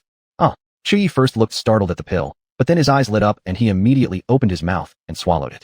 Naturally, Qinshu did this action quite secretly. Neither Huahua nor the live stream viewers noticed what he had done. But after consuming the pill, Chuyi instantly became energetic. Jumping down from Qinshu's arms, he started running circles around both Qinshu and Huahua, looking more than full of spirit. Seeing this scene, Huahua's eyes also lit up, and then she looked at Qinshu with a somewhat hopeful expression. Almost simultaneously, several seasoned viewers in the live chat instantly started the engines. Detective Kabe, have you guys noticed? The way Huahua is looking at Cool Guy seems different now. At the very beginning, Huahua was still somewhat repulsed by Cool Guy. But now, the way she looks at him, it's like a married woman staring at a strong, handsome man, right? Lincoln Park, you're not normal. Nothing about you is normal. Chunqing Zilangin, let me off. This isn't the school bus. Mama, I want to go home. Jin Yo Zushin Bingwa. Come on, Cool Guy. Since Huahua has accepted you and started to like you, why not strike while the iron is hot and win her over? Cool Guy's Yomai. Yeah, Cool Guy, go for it. Win over Huahua, and tomorrow we'll hold a grand wedding ceremony for you too, full of festive cheer. The barrage messages flew past quickly, making Qinshu feel a flood of MMP inside. Hurry up and win Huahua over. Over my dead body. Holding a wedding? If you want it so bad, you do it. I, little master, have no interest. Qinshu thought, these humans were really annoying. We're not a pair of mandarin ducks for you to meddle with. We're national treasure, and not just any. We're the world's most extraordinary national treasure. My lifetime decisions must be made by myself. Thinking this, Qinshu decided to avoid the sight and thus the annoyance, and simply shut down the live stream directly. Without those annoying humans bothering me, I can finally check the rewards for the mission. While thinking this to himself, Qinshu opened the system interface, starting to read the system notifications and check his mission rewards. Ding! Congratulations, Master, for completing the temporary special mission, rescuing lost kin. You are rewarded with 1 special spin of the lucky wheel, and a 10-point increase in overall favorability from the bear tribe. The system message was nothing special to note. As for the mission reward, Qinshu thought, since he was idle anyway, he might as well just use this lucky draw opportunity now. Taking a deep breath, Qinshu directly issued the order to the system for the lucky draw. A familiar large wheel appeared, spinning rapidly as the pointer whirled through the usual process. Eventually, the pointer landed on a small square segment. The reward described there, however, left Qinshu somewhat unimpressed. Congratulations, Master. You have obtained a modified Hurricane motorbike, fusion available, via the special lucky draw wheel. This modified Hurricane motorbike wasn't much different from the 2 previous ones Qinshu had. It only had slightly higher speed attributes. In Qinshu's eyes, this reward was just SOSO. What did catch Qinshu's attention was the fact that this modified Hurricane motorbike was actually fusion capable. So, if he fused this new motorbike with one of his earlier ones, what would happen? Well then, why not try? Qinshu immediately issued a command to the system to activate the fusion function. Soon, the result of the fusion was displayed before Qinshu. Chapter 182. Let's be rational fans of Cool Guy. Item name, Lingfeng All-Terrain Off-Road Vehicle. Special features, 5-stage acceleration, all-terrain transformation, invisible protective shield. Friendly reminder, this car is truly all-terrain. All-terrain, you know what that means. However, some of its functions are currently beyond your financial capability since you're pretty much broke at the moment. I swear, I really should thank you. Qinshu rolled his eyes and muttered a few curses at the system in his mind. Very soon, however, his complete attention was firmly captured by this Lingfeng all-terrain off-road vehicle. The color style of this car was the same as that of the previous Lingfeng motorcycle. They both had a red base color, with golden lines for decoration. The overall design was full of sleek elegance, but without losing any sense of power. All the interior decorations appeared extremely refined. Moreover, the high-tech dashboard and control panel made Qinshu suddenly feel as if he were looking at an airplane. Exactly, that's precisely what it was. All-terrain off-road vehicle, capable of transformation. In other words, this car has 3 modes: sea, land, and air. Qinshu's eyes became brighter and brighter as he hurriedly took the car out, and started to carefully examine it. Soon, through the various symbols on the dashboard, Qinshu fully understood the specific capabilities of this all-terrain off-road vehicle. And just as the system had described, the vehicle was indeed capable of transformation. As he had guessed, it could adapt to 3 completely different environments: land, sea, and air, through transformation. But what frustrated him the most was that currently, being as financially limited as he was, he could only use the vehicle's land mode, wanting to transform, go underwater, or fly. Unfortunately, at his current state, he couldn't afford the cost yet. But that's okay. Anyway, for now, I don't need to go flying or diving. This land mode alone is more than sufficient. Thinking this, Qinshu quickly let go of his frustration. Just as he was about to test drive the car, a cry from Xiao Chuyi came from his side. Ying ying ying. Xiao Chuyi cried while running circles around the vehicle and occasionally hugging Qinshu's thigh. Clearly, the little guy was quite curious about this unexpectedly appeared car and wanted Qinshu to take him along for a ride. In fact, not only Xiao Chuyi, but Xuanhuan was also very curious about what had just happened. Xuanhuan knew what a car was.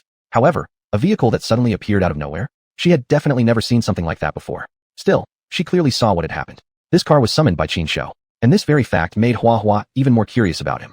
There's a saying that goes like this: when a woman starts becoming curious about a man, then the same logic also applies, actually, in panda communities. Right now, Xuanhuan had already entered exactly that state. But currently, she wasn't all that familiar with Qinshu yet. Therefore, there were some things she couldn't do and shouldn't make herself appear overly proactive or eager. After all, she was a lady and should remain modest. Moreover, there was her own little baby around. Her own intentions could probably be facilitated by her little son. Therefore, Xuanhuan merely stood there modestly, showing no obvious signs of her inner thoughts to Qinshu. Qinshu was no fool. He had already clearly perceived Xuanhuan and Xiao Chuyi's intentions and their desire. Thinking for a moment, Qinshu immediately crouched down and lifted Xiao Chuyi onto the car. You can get on too. Qinshu patted the soft leather cushion of the back seat, smilingly saying to Xuanhuan, "Okay." Xuanhuan nodded in agreement and quickly climbed onto the car, pulling the restless Xiao Chuyi into her arms as she sat. Hold on tight. The experienced driver is about to start the car.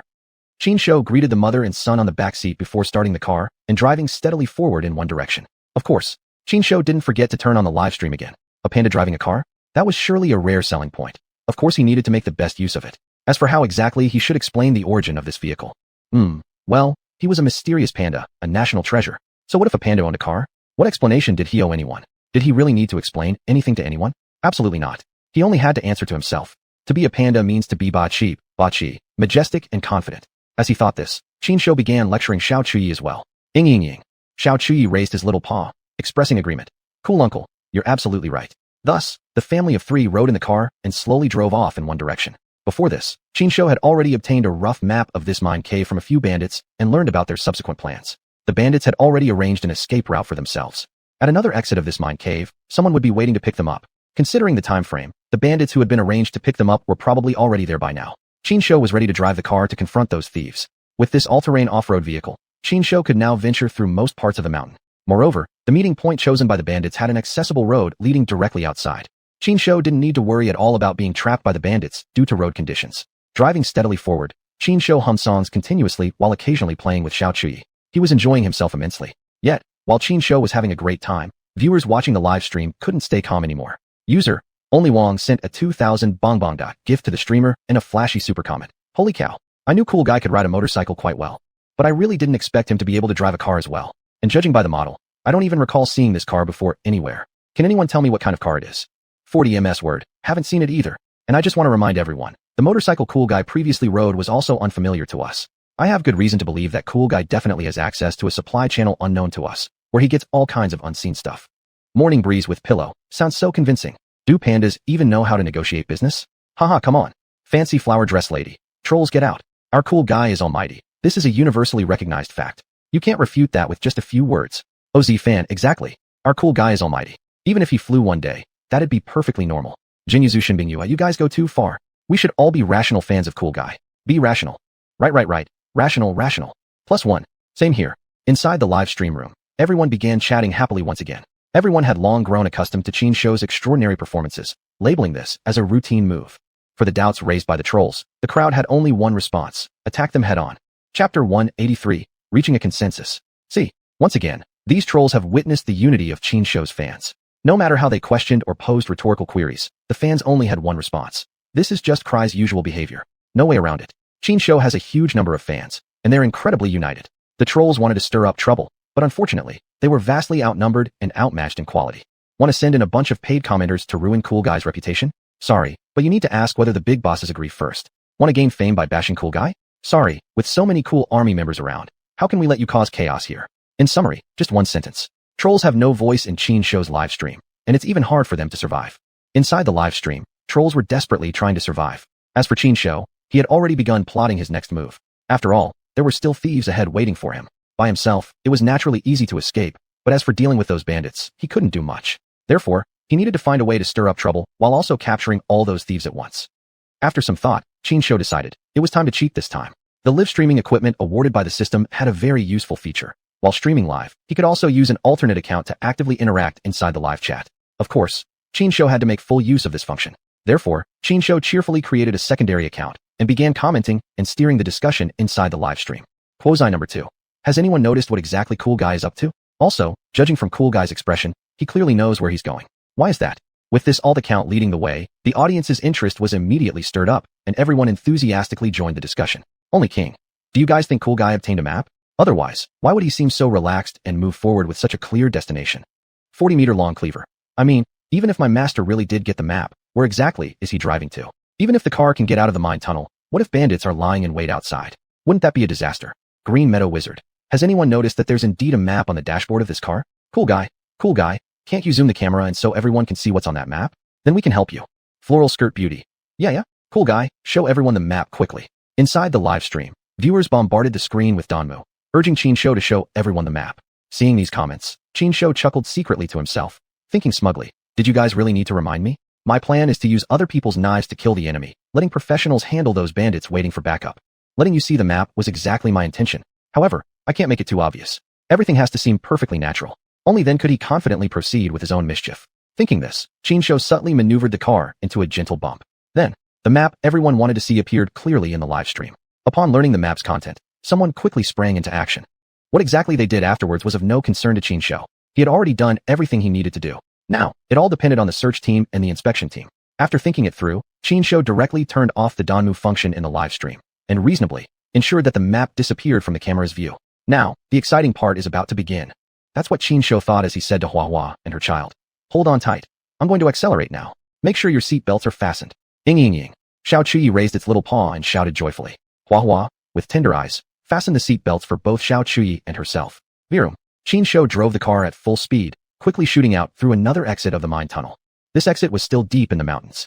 Qin Shou didn't know why there was an exit like this, but he knew one thing for sure. This place would be the perfect stage for him, an old pro behind the wheel, to showcase his driving skills. The moment the car rushed out of the tunnel, Qin Shou noticed several figures hiding in nearby bushes, watching intently. At the same time, the live stream camera instantly locked onto that direction. And just at that moment, Qin Shou reactivated the Danmu sending function in the live stream. Instantly, countless Danmu flew across the screen. Some were complaining, others discussing. But soon, all the viewers' Danmu messages were unified into a single sentence. Sitting tight waiting for Cool Guy to start his performance. Qin Shou didn't disappoint the audience either. With a smooth drift, he pointed the car's front straight toward the woods where those people were hiding, and without hesitation, pressed the horn. Beep beep beep, beep beep beep, beep beep beep. The horn sound full of obvious provocation instantly riled up the thieves hiding in the woods. Bro, that guy is clearly provoking us. Also, the panda we captured seems to be right in his car. So you're saying those idiots who were responsible for transporting the goods have already been dealt with? Damn it. Who the hell is this driver? Bro, look quick. The one driving the car isn't even human. It's a panda. UF *****ing kidding me? Can a panda drive? Can it even drive? But it really is a panda driving. *****ing impossible. Roll away. I'm already pissed just by looking at you. Can a panda drive? Panda. Holy ****t. It really is a *****ing panda driving. Several thieves argued briefly in the woods, but eventually reached a consensus. They decided they had to properly punish this panda that dared to challenge them, and then reclaim their stolen goods. And this panda that came straight to us? We'll take him with us too. Humph, acquiring 3 pandas at once. We're going to get incredibly rich, thought the leader of the thieves, as he prepared to issue orders to his men to go teach that cursed panda a lesson. However, before he could even open his mouth, he saw Qin Shou jump out of the car, turn around, and point his ass straight at them. Kiss my ass. While slapping his own butt, Qin Shou seductively shook his hips. He's mocking us. He's really mocking us. The leader, furious beyond measure, kicked the ass of his nearby underling.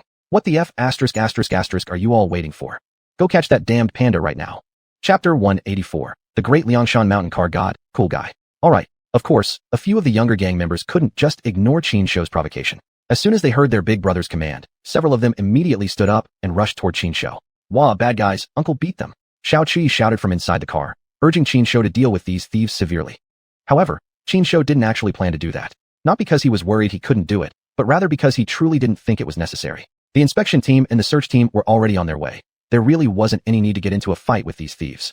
Moreover, Qin Shou's ultimate goal was to cause some commotion and gain attention. Simply knocking down the thieves wouldn't show much skill. How then could he prove his abilities as Qin Shou? Therefore, Qin Shou symbolically threw a few stones to slow the thieves down slightly. Then, he directly jumped into the driver's seat, started the car, and drove away into the distance. Though the mountain road was bumpy and not very fast, it was still more than enough to ensure the thieves couldn't catch up. However, the thieves themselves did have a vehicle. When they saw Qin Shou preparing to flee by car, they immediately returned to their hiding place and drove their own car out. Damn Panda, don't run if you've got guts. The thieves roared loudly, chasing hot on his trail. In front, Qin Shou steadily maneuvered the vehicle, always maintaining a steady distance from the thieves. Not run? Only a fool wouldn't run. Qin Shou muttered to himself while still taking the opportunity to teach Xiao Chuyi a lesson. Xiao Chuyi, let me tell you, when things happen, you can't just charge in recklessly. You must use your head and employ strategy. I understand, uncle. Xiao Chuyi raised his little paw, agreeing with his characteristic whimper. This scene caused many people watching the live stream to break into knowing smiles. Only the king. Looks like Cool Guy and the little one are getting along pretty well. Still, I'm really curious. I wonder what exactly Cool Guy and the little one have been talking about. 40-meter long cleaver. I'll take a wild guess. I think my master is teaching Xiao Chuyi how to flex on people. Greenfield Wizard. Can't you guess something more positive? Is Cool Guy really that unreliable? The audience's conversation initially remained quite normal. But soon enough, the topics being discussed grew increasingly absurd. By this point, though, nobody was really concerned about the panda's safety anymore. Everyone was simply speculating, eager to see exactly how Cool Guy would mess with those thieves. As for why Qin Shou could drive, and how he was live-streaming at the same time. Though everyone was indeed quite curious about these 2 points, nobody really focused on them anymore. What could you do? Everyone genuinely liked Qin Shou, and they all genuinely wanted to be entertained. If you took things too seriously, it just wouldn't be fun anymore. At this point, Qin Shou had already driven the car, leading the thieves out of the mountains. Needless to say, the all-terrain off-road vehicle's performance was genuinely excellent. As for the road conditions inside the mountains, they need not be described further. In a single word, terrible. Even so, however, Qin Shou's all-terrain off-road vehicle handled the terrain like it was level ground. Sitting inside the car, you couldn't even feel the slightest jolt. However, those thieves behind Qin Shou weren't so lucky. They were suffering greatly. They were shaken up beyond comprehension, practically rattling their brains out. And yet, despite paying such a high price, they still couldn't keep up with Qin Shou. Not only that, but on several occasions, Qin Shou even calmly turned the car around to face them. La la la la, you can't catch me. No choice, I'm just so powerful. Qin Shou kept showing off various flashy driving moves, going all out with the mockery and provoking the thieves further. You damned panda. I must capture you and torture you severely. These thieves were completely worked up by Qin Shou, to the point they had completely forgotten what they originally came for, not to mention paying attention to any surrounding dangers. Which was precisely the effect Qin Shou wanted. Come on, follow me. I'll lead you the right way. Qin Shou laughed happily as he performed yet another stylish drift. The car kicked up a huge amount of dust, obscuring the vision of the thieves chasing behind. Once again, this maneuver stunned all the people watching the live stream. 40-meter long cleaver, forgive my lack of culture, Wokeo, is my universal response. Master, amazing job. When you return, I'll immediately serve you tea. You've got to be my master. Xiaoxin Feng. Wow, I didn't expect Cool Guy to be this good at driving. Looks like Cool Guy is going to pick up yet another title for driving skills. Grandpa Tan. Cool Guy, the car god of Great Liangshan Mountain, the pride of our Wulong Reserve. Boy, when will you come back and visit Grandpa? Nanning Zushin Bingyue. Wow, Grandpa Tan, you're watching the live stream too? That's pretty trendy for you. Grandpa Tan. It was Xiao Su who set it up for me. I don't know how to do it myself. I need these young people to help me out. Su Director, the caretaker of the Cubs. That's right, he's talking about me. The young guy. Xin, the Cubs Noba. Daddy, if Su Director counts as young already, then does that mean we're all just kids like Cool Guy? Cece, who adores the Cubs. Be careful or Su Director might fire you. Inside the live streaming chat room, people were joyfully chatting and commenting. As for Qin Shou's driving skills, people were filled only with admiration, with no other unnecessary emotions. At this moment, on the live feed, Qin Shou had already driven far ahead, leaving the bumpy mountain road behind in a cloud of dust. Ahead lay a ranger camp. And right here, the inspection team and search team had already arrived and were waiting. Qin Shou's car didn't stop here, instead driving a bit further forward. But the thieves chasing behind were completely unaware, still persistently giving chase. However, this was where their journey ended. Several special vehicles from the inspection team began sounding their sirens, and the search team members also appeared. 2 helicopters were approaching from a distance, while continuous barking echoed from within the forest. Clearly, more people were still rushing over. It was only at this moment that the thieves finally realized the truth. Damn it, we've all been tricked by that panda. We won't be able to escape now. All of them looked utterly defeated, but they had no intention of surrendering peacefully. Not only that, they planned to make one last desperate resistance. Even if we can't get away, that panda must pay a heavy price. The leader of the thieves glared toward the distant Qin Shou, grinding his teeth furiously. Noticing the thief leader's gaze, Qin Shou calmly drove his car slowly back. What? You want to hit me? Come on then, bring it. Qin Shou got out of the car with Xiao Chuyi, then turned his backside toward the thieves and once again launched into his taunting act. Chapter 185. Upgraded again, new system prompt. If it was just Qin Shou the panda being sarcastic, that would have been fine. But Xiao Chuyi was also extraordinarily talented, imitating Qin Shou quite impressively. Seeing it twist its little butt and perform so hard, people couldn't help but burst into laughter. The members of the inspection and search teams present felt the same, as did the livestream viewers. Even the thieves were charmed. Hey, aren't they mocking us? But why do I feel like they're actually adorable? Yeah, I think so too. Do you think we're acting strange? You're not strange, you're delusional. These two pandas framed us and are even mocking us, and you still think they're cute. Don't they look cute? Cute. A few thieves foolishly exchanged remarks, even forgetting to attempt escaping again. This scene amused many people greatly. Green Wizard. Indeed, being cute is a form of combat power. Qin Shou and Xiao Chuyi perfectly explain that. 40M Big Cleaver. Inspectors, what are you waiting for? Take them down while they're distracted. These thieves might be crazy, but we're normal. Binjiang Inspection Team Feng Hu. No worries. They can't escape anyway. Let's just enjoy for a bit longer. In the live chat room, the audience quickly reached a consensus. Everyone stopped sending Damaku and quietly enjoyed Qin Shou and Xiao Chuyi's performance. Qin Shou also knew everyone was enjoying the show with Xiao Chuyi at this moment. Therefore, he danced with great enthusiasm. Not only that, he simultaneously instructed Xiao Chuyi while dancing. This movement should be like this. Ah yes. That twist looks much better. And for this move, you should do it this way. Just teaching Xiao Chuyi didn't seem enough for Qin Shou. Thinking for a moment, he also dragged Xuanhuan, who had been watching aside, over. Ying. Xuanhuan protested by growling at Qin Shou. He was a shy panda who didn't like drawing too much attention in front of people. But after much coaxing and persuasion from Qin Shou, Xuanhuan reluctantly joined in and danced together with Qin Shou and Chuyi. The performance by 3 pandas, 1 adult and 2 younger ones, brought great delight to everyone. Only King Reward Jubo, Bongbong Dak X1000, and sent a super Damaku. Looks like we have more entertaining programs to enjoy in the future. Go, Kujat, we're expecting your group to keep growing. Green Wizard, same wishes. By the way, recently I'll send some little toys to the zoo, as well as some items for the female pandas. Anyone interested in showing some love? I'm waiting for all of you. Skirt Lady, am I the only one who thinks Kujat, Guawa, and Ji really resemble a genuine family? Old Master Tan. I feel the same, Old Man Me does. And I also hope Kujai and friends can have their own cubs sooner, so our pandakin can become even stronger. One family. On the Damaku stream, everyone began discussing the performance by Qin Shou, Xuanhuan, and Xiao Chuyi. As the discussion approached its end, they all synchronized and lined up together. The Damaku on screen turned collectively into one family. Though Qin Shou felt slightly indifferent about it, deep inside, he actually enjoyed this feeling. After all, in his previous life, he had never experienced the joy of family life. In this lifetime, Qin Shou hadn't planned to get close to any other panda. But, looking at the 2 pandas, one big and one small, beside him, Qin Shou's eyes showed a complicated gentleness. It's really great having these 2 always by my side. Eventually, the performance did come to an end, and the few thieves could not escape the justice they deserved. However, that was none of Qin Shou's concern anymore. Right now, Qin Shou was driving his amphibious off-road vehicle carrying Xuanhuan and Xiao Chuyi, heading toward Binjiang City. Behind his car followed the inspection team's vehicles and others transporting the remaining pandas. This time, to prevent unexpected situations, the inspection team dispatched a large number of personnel to handle the escort and protection for this mission. Moreover, part of the search team also joined this convoy. Frankly speaking, even if they encountered major cases, such a lineup would still suffice. But right now, this entire showy arrangement was simply for transporting the giant pandas. However, such a big production was completely understandable. After all, such a major incident had just occurred, and the superiors were afraid of further accidents. Pandas are national treasures. National treasures. If the national treasures were to face any more issues, it wouldn't just be a matter of wasting manpower and resources. At that point, the entire nation's dignity would be at stake. But naturally, Qin Shou didn't really care about any of that. At this very moment, the only thing on his mind was causing more chaos. As a particularly special panda, a unique national treasure, we must definitely do something different. With such thoughts, Qin Shou had already planned out many different schemes in his mind. But before he could even decide which one to try first, the popularity in Qin Shou's live stream experienced another explosive increase. As a result, his level naturally rose once again. Host, Qin Shou. Species, Bear Clan. Level, 17. Strength, 430. Agility, 201. Potential, 20. Popularity, 8001710/100000000. At first glance, this personal attribute panel seemed to be perfectly fine. But when Qin Shou saw all those trailing zeros behind the popularity value, he suddenly felt like having 2 massive headaches. 100 million popularity? How was he supposed to handle that?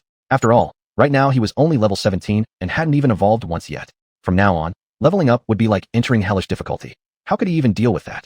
Looking at his evolution progress of 0/999, Qin Shou suddenly felt a sense of hopelessness. However, just at this moment, a new system notification popped up. Special reminder for the host. Once the host reaches level 50, the experience required for leveling up will be calculated using a brand new method. Don't lose heart, host. Why didn't you tell me earlier? The moment he saw this system notification, Qinshu immediately regained his confidence. Although he still didn't know exactly what this new experience calculation method was, he believed that this unreliable system wouldn't give him impossible tasks. In other words, as long as I keep causing chaos, my evolution progress won't remain just an unattainable dream. Perfect. That makes me happy. Chapter 186 Racing. When one's mood is good, doing anything becomes more interesting. Indeed, with a cheerful mood, Qinshu naturally picked up the pace of his driving. It has to be said again, the amphibious off-road vehicle that Qinshu drives truly delivers excellent performance. The cars following behind were already quite impressive in their own right. Under normal circumstances, they could definitely keep up with Qinshu's speed. But now, once Qinshu accelerated, the vehicles behind were instantly left in the dust. Nothing could be done about it. The performance gap between their vehicles and his was just too great. Plus, the vehicles behind were either Panda transport vans or passenger buses. Trying to expect those to keep up was asking for a miracle. As a result, once Qinshu sped off, the rest of the convoy could only eat dust from his trail. Queasy, what are you doing? Slow down and wait for us. Shen Bingyue grabbed the walkie-talkie and shouted desperately into the microphone. Unfortunately, how could Qinshu, who was clearly having too much fun, care about Shen Bingyue's calls? His car disappeared in a cloud of dust, leaving the convoy far behind in no time. In response, Shen Bingyue could only smile helplessly and vow to get back at Qinshu once they returned to the zoo. At this point, Qinshu's car was almost out of the mountain road. Seeing that Qinshu was still in full racing mode, viewers in the live stream were absolutely delighted. What were they watching this live stream for? Excitement, entertainment, novelty, and curiosity. Exactly. With Qinshu, they had all those elements covered. Especially now, a giant panda was racing with two other pandas in the mountain road. Could any other live stream possibly be more fascinating than that? As a result, the redo of Qinshu's live stream soared within less than an hour. New viewers kept flooding in, while the veteran ones were especially energetic, sending gifts and discussing fervently. Only the king gifted the host, that panda guy, X10, and sent a massive floating comet. The king of the Dashan Mountains, truly deserving of his reputation. Also, Queasy's car is really amazing. By the way, does anyone know what this car is called? I also want to buy one. 40-meter long cleaver. Only the king. Stop lusting over my master's car. You haven't even seen his motorcycle yet. Only the king. But I still really want one. I'll definitely ask Miss Shun and that beautiful Miss Jiang where they got the car and the motorcycle. Green Wild Hermit. Aren't you all focusing on the wrong thing? Shouldn't we be appreciating Queasy's driving skills now? Enjoy Huayan. Exactly, let's appreciate Queasy's driving skills. Look quickly, there's a supercar ahead. Everyone, send the same comment. Tell Queasy to overtake. Overtake. Overtake. Soon, all the viewers in the live stream began to send the exact same comment. Overtake. Qinshu glanced at the messages and looked at the supercar ahead, hesitating slightly. Whether in his past life or now, Qinshu had always had some knowledge of supercars. The car in front of him was the world-renowned SSC Ultimate Aero. Back in the blue planet of his previous life, only 25 units existed worldwide. But in this world, it wasn't quite so rare. As for the specific reason behind this difference, Qinshu himself had no idea. After all, he was just a panda now. There were so many things he didn't understand yet. At the moment, all he remembered was the data he had known about this car from his past life. This car was powered by a 7.0-liter V8 engine, which was absolutely formidable. Because of this, the car's top speed could reach 437 kilometers per hour. Its acceleration was an astonishing 2.8 seconds, 0.96 km/h. Could he really take on such a powerful supercar with his own off-road vehicle? But soon, 8 words completely occupied Qinshu's thoughts. That's right. Many of you probably guessed it already. Those 8 words were system products are definitely top class. What the system gives me is surely not inferior. It's just an SSC, and if the viewers want to see a race, then I'll give them one. Thinking that, Qinshu adjusted his posture and loudly reminded Xuanhuan and Xiaochui. Hold on tight and fasten your seatbelts. Old driver is going to race. Actually, even without Qinshu reminding them, Xuanhuan had already fastened the seatbelts for both herself and Xiaochui. Don't think Qinshu is the only smart panda. In fact, many pandas had very high intelligence. Their learning abilities were even higher than ordinary cubs. Xuanhuan was particularly special. Her intelligence was unmatched, even by xuanhuan and others who had already taken the 5 spirit pills and had their bodies enhanced. Therefore, Qinshu had absolutely no worries about Xuanhuan. But just to be at ease, Qinshu still turned his head to take a quick glance behind. After confirming there were no issues with Xuanhuan and Xiaochui, Qinshu straightened his posture and slammed his foot down on the accelerator. Bai Dingyun was a veteran figure in the entertainment industry. In today's era dominated by pretty boys, as a mid-generation actor, he stood firm in the industry like a rock. Frankly speaking, he was a true evergreen in showbiz. With one classic after another every year, an extremely high productivity rate, like a sow pig, and with superb acting skills and a handsome appearance, he had firmly stepped over many of the younger male stars. Besides acting, Bai Dingyun's biggest hobby was racing. Exactly. Today he happened to need to go to Binjiang City to discuss an endorsement deal. He disliked flying, and besides, his home wasn't far from Binjiang City. Therefore, he had driven out in his newly bought supercar, originally planning to show off his driving skills on the road, and maybe even get some attention or trending topics along the way. However, while his mind was full of great ideas, reality had given him a heavy blow. Look, he was driving his SSC Ultimate ROI at full speed when suddenly, a car appeared from behind, kicking up a cloud of dust before overtaking him in a blink. At first, Bai Dingyun had assumed the car that overtook him must have been another advanced supercar. But after carefully looking, he realized that the vehicle that passed him wasn't even a supercar at all, but rather a clumsy-looking mountain off-road vehicle. If a supercar overtakes me, that's understandable. But how dare this off-road mountain vehicle race ahead of me? Bai Dingyun became furious and immediately slammed the accelerator as well, chasing furiously after Qin Shou's car. Of course, this scene did not escape the attention of the viewers in the live stream. In an instant, all the viewers became ecstatic. Chapter 187. This world is just too crazy. The Soul King. He's starting to chase. Cool kid, don't lose. If you win, I'll give you 500 Xuanhuan pandas. 40-meter cleaver. Master, you must win. You can't let your position as the Chase Shun of Daliangshan be taken away. Jin Yo Zhu's Shen Binghua. Hey, you few heartless ones, could you please teach cool kid some good sense? Encouraging it to race. If something ever happens to it, I'd like to see how you deal with it. Cool kids Yulami. Exactly. Safety comes first. In the live stream, one big shot after another appeared, offering huge rewards for Qin Shou to win this race. However, there were also people who didn't want Qin Shou taking the risk. Among these were naturally the female companions led by Shen Binghua and Jiang Yuyu, who were the most proactive. Unfortunately, Qin Shou was already caught up in the heat of the moment and didn't bother to look at the comments. Whether it was the promises made by the stream leaders or the concerns from Shen Binghua's group, none of these were visible to Qin Shou.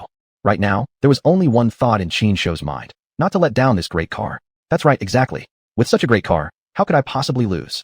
Qin Shou shouted fiercely inside his mind, while pushing the car even faster. Originally, Bai Dingyun had been steadily tailing Qin Shou, even slowly closing the gap. But with Qin Shou suddenly accelerating, Bai Dingyun's car could do nothing but eat his dust. Seeing this, Bai Dingyun's stubborn temper flared up too. He could clearly tell that Qin Shou's car outperformed his own in every aspect. However, his car wasn't a standard model either. It had been modified. Under normal conditions, his car could reach a top speed of 437 kilometers per hour. But if he activated the car's modifications, its speed could increase further. Of course, nothing comes without a price. Activating these car modifications would indeed increase the speed. But correspondingly, the safety level of the vehicle would drop drastically. Normally, unless he was on a professional track with experts monitoring, Bai Dingyun would never consider activating the modifications. But now, he had also gotten caught up in the heat of the moment. So without hesitation, he chose to activate the modifications. Whong! The car roared and suddenly surged forward, significantly increasing its speed. Almost simultaneously, Bai Dingyun clearly felt a sharp drop in the car's maneuverability. The steering wheel in his hand felt twice as heavy, making Bai Dingyun's palms immediately break into a sweat. At this moment, Bai Dingyun began to feel regret. I shouldn't have acted so impulsively. The road ahead is unknown. If anything happens, I might not make it. But it was already too late to regret. I can only pray my modifications don't fail. As Bai Dingyun silently prayed, he forced himself to stay completely focused, concentrating all his attention on driving. The supercar's speed was terrifying. In full sprint, Bai Dingyun's car had soon reached the suburbs of Binjiang City. By this time, the energy in the modification system of his car was finally depleted. So was Bai Dingyun himself. The intense focus had drained him nearly completely, even causing nausea and dry heaving. No way, I really need to rest now. Bai Dingyun didn't care about anything else. He quickly decelerated, found a suitable place, and pulled the car over. Ugh! As soon as he got out of the car, Bai Dingyun leaned against a tree and vomited immediately. After vomiting for a while, he finally felt slightly better. Want some water? Bamboo sap, very refreshing. A bottle filled with a light yellow liquid was handed to Bai Dingyun. The one handing it to him was none other than Qin Shou. At first, Bai Dingyun hadn't thought much of it. But the next second, when he turned his head unconsciously, he realized that the one handing him the water wasn't human at all. It was clearly a panda. Obviously, those earlier goo-goo-goo sounds he heard were made by this panda. Bai Dingyun was shocked, instinctively wanting to scream. But very quickly, he seemed to recall something, and his eyes immediately lit up. You're cool kid, the magical panda cool kid? Bai Dingyun pointed at Qin Shou, his face already flushed with excitement. That's exactly me. Qin Shou's eyes lit up too, raising his front paw to give Bai Dingyun a rock-style greeting. Bai Dingyun, acting on instinct, did a fist bump with Qin Shou in perfect sync. How come you're here? Bai Dingyun also ignored the fact that Qin Shou couldn't speak, and directly asked him the question. Waiting for you. Qin Shou's eyes sparkled with mischief. He raised his front paw and pointed at an off-road vehicle parked nearby. Following the direction of Qin Shou's paw, Bai Dingyun saw a red off-road vehicle quietly parked nearby. On the back seat of the car sat two pandas, one large and one small. What exactly are you trying to say? Bai Dingyun looked at Qin Shou in confusion, a vague sense of unease creeping up in his heart. Qin Shou also knew Bai Dingyun would never imagine that it was actually him, Qin Shou himself, who had overtaken Bai Dingyun while driving, leaving him behind to eat dust the entire way. But Qin Shou insisted he was very kind. He was more than willing to let Bai Dingyun know the truth. Thus, Qin Shou directly returned to the off-road vehicle, started it with practiced ease, and even provocatively honked the horn a few times. Seeing this series of actions from Qin Shou, Bai Dingyun instantly felt his whole body go numb with shock. Originally, he thought the person who overtook him was a skilled racer or some kind of car modification expert. But the reality was shocking. The one who had driven past him, making him trail behind and dust the whole way, was actually a panda. All this time, I was chasing you. This world is just too crazy. Bai Dingyun murmured, his entire body stiff, as lifeless as a wooden statue, as if his soul had left his body. Don't worry. I'm the Chase Shun of daily ancient. Losing to me, you're not embarrassed at all. Qin Shou stepped forward and patted Bai Dingyun's shoulder to comfort him. Unfortunately, Bai Dingyun didn't even notice Qin Shou's kind intentions and remained in his dazed, empty state. Qin Shou gave up trying to reach him and instead took xuanhuan and xuanhuan out of the car. He decided to rest here for a while and wait for others to catch up. Letting the live stream audience witness a high-speed race was one thing. But if he casually drove into the city in broad daylight, it would likely draw unnecessary attention. And nothing annoyed Qin Shou more than trouble. Chapter 188, Cool Guy the Card God, is online. So, this opportunity to show off couldn't absolutely be missed. However, while showing off, one must also know when to stop at the right moment. At this stage, Qin Shou must strictly abide by this iron rule. But, Qin Shou had clearly underestimated his own influence. After all, he was only here resting briefly with xuanhuan and Xiao Chui, waiting for Shin Bingwei and others to arrive. Yet even so, many people still stopped because of them. Quick, look, it's Cool Guy? I told you guys, he's my favorite. I watch Cool Guy's performances every day. Yeah, Cool Guy is also our Binjiang City's cultural promotion ambassador. And he's also a model citizen who bravely stood up for justice in Binjiang. He's our role model. I even got to eat takeout that Cool Guy personally delivered. Don't you guys think I'm so lucky? One by one, the onlookers eagerly expressed their joy. Moreover, many members of the crowd approached, wanting to interact with Qin Shou. As for the beside Bao Dingyun, however, she was neglected. It wasn't that the crowd didn't recognize Bao Dingyun. It was simply because Bao Dingyun had done a great job disguising herself. Plus, this Binjiang City was Qin Shou's territory, not Bao Dingyun's home ground. No one noticing Bao Dingyun wasn't really surprising. Regarding this, although Bao Dingyun felt a bit uncomfortable in her heart, she didn't really dwell on it. Quite the opposite. In fact, she had become even more appreciative of Qin Shou. What he hadn't revealed was that the reason he had come to Binjiang this time was to discuss cooperation with the xuanhuan platform. That cooperation actually included working together with Qin Shou on a television variety show. Originally, Bao Dingyun didn't really know much about Qin Shou and didn't think that their collaboration would spark anything special. But now, Bao Dingyun had completely changed his opinion. Being able to work with this panda doesn't seem bad at all. I believe our collaboration should be able to produce quite a few sparks. Thinking this, a slight smile unconsciously lifted the corners of Bao Dingyun's mouth, his smile growing even brighter. As time passed, the number of people gathering here grew increasingly large, even affecting the traffic. Watching this chaotic scene, viewers who had been leisurely watching the live stream immediately volunteered to mobilize their connections to maintain order. Truth be told, the audience in this live stream could indeed be considered full of hidden talents. As soon as the bigwigs inside the stream gave the call, people on site responded right away. Everyone listen up. If you want to interact with Cool Guy, that's fine, but we cannot disrupt traffic order. Come on now. One by one, enthusiastic members of the public stood up to help maintain the order spontaneously. Very quickly, the order at the scene was restored. Only King. Everyone worked hard, and Cool Guy worked hard too. Today, every friend who participated in maintaining order will receive a red envelope from me. Green Field of Wonder. Only brother is so generous. Truth be told, our Cool Guy's fanbase really covers a broad range. From retired uncles and aunts, to traffic officers on duty, there are actually people who like Cool Guy. Cool Guy, don't get too proud now. Golden Ox Zushin Bingwei. Cool Guy, you stay properly on the car and don't come down again. Don't burden society anymore. Otherwise, I'll punish you by banning pimp and milk for a whole month. Okay, I admit I'm wrong. You win. Seeing the comment sent by Shin Bingwei, Qin Shou shrugged his shoulders, indicating that he acknowledged his mistake. But asking him to just sit idly on the car? That was simply impossible for him. Thus, Qin Shou discussed with Bao Dingyun, having him move his car a bit, parking it close to Qin Shou's off-road vehicle. The angle formed between the two vehicles just happened to provide a shelter, perfectly shielding Qin Shou and Bao Dingyun. Then, Qin Shou pulled over another person. Thus, the two humans and one panda sat down right on the ground and began playing poker. This deck of cards had been obtained from a passerby. That's right. This very passerby was now sitting together with Qin Shou and Bao Dingyun. However, compared to the calmness of Qin Shou and Bao Dingyun, this individual clearly appeared excessively excited. On one side was the rising Wang panda Cool Guy. On the other side was a veteran pop icon, celebrity Bao Dingyun. This fellow stammered, already not knowing how to speak. Calm down. Qin Shou patted this fellow's shoulder, then made several soothing gestures. Just consider us ordinary people. We're all just poker buddies. Bao Dingyun also continuously comforted this fellow beside him. After spending considerable effort convincing him, this person finally gradually calmed down. This fellow had calmed down, but inside the live stream, the audience's excitement had reached its peak. Only King. Wow, I didn't even realize it earlier. Now I'm sure of it. The person who raced against Cool Guy was actually the big star, Bai Dingyun. Today, we're really in for a treat. Both Cool Guy and Bai Dingyun. We're getting to see them both up close. 40M Big Cleaver. More than that, what I really care about is whether my master knows how to play poker at all. Greenland of Wonders. You've just met your master today, haven't you? As long as he's willing to do something. Is there anything he can't do?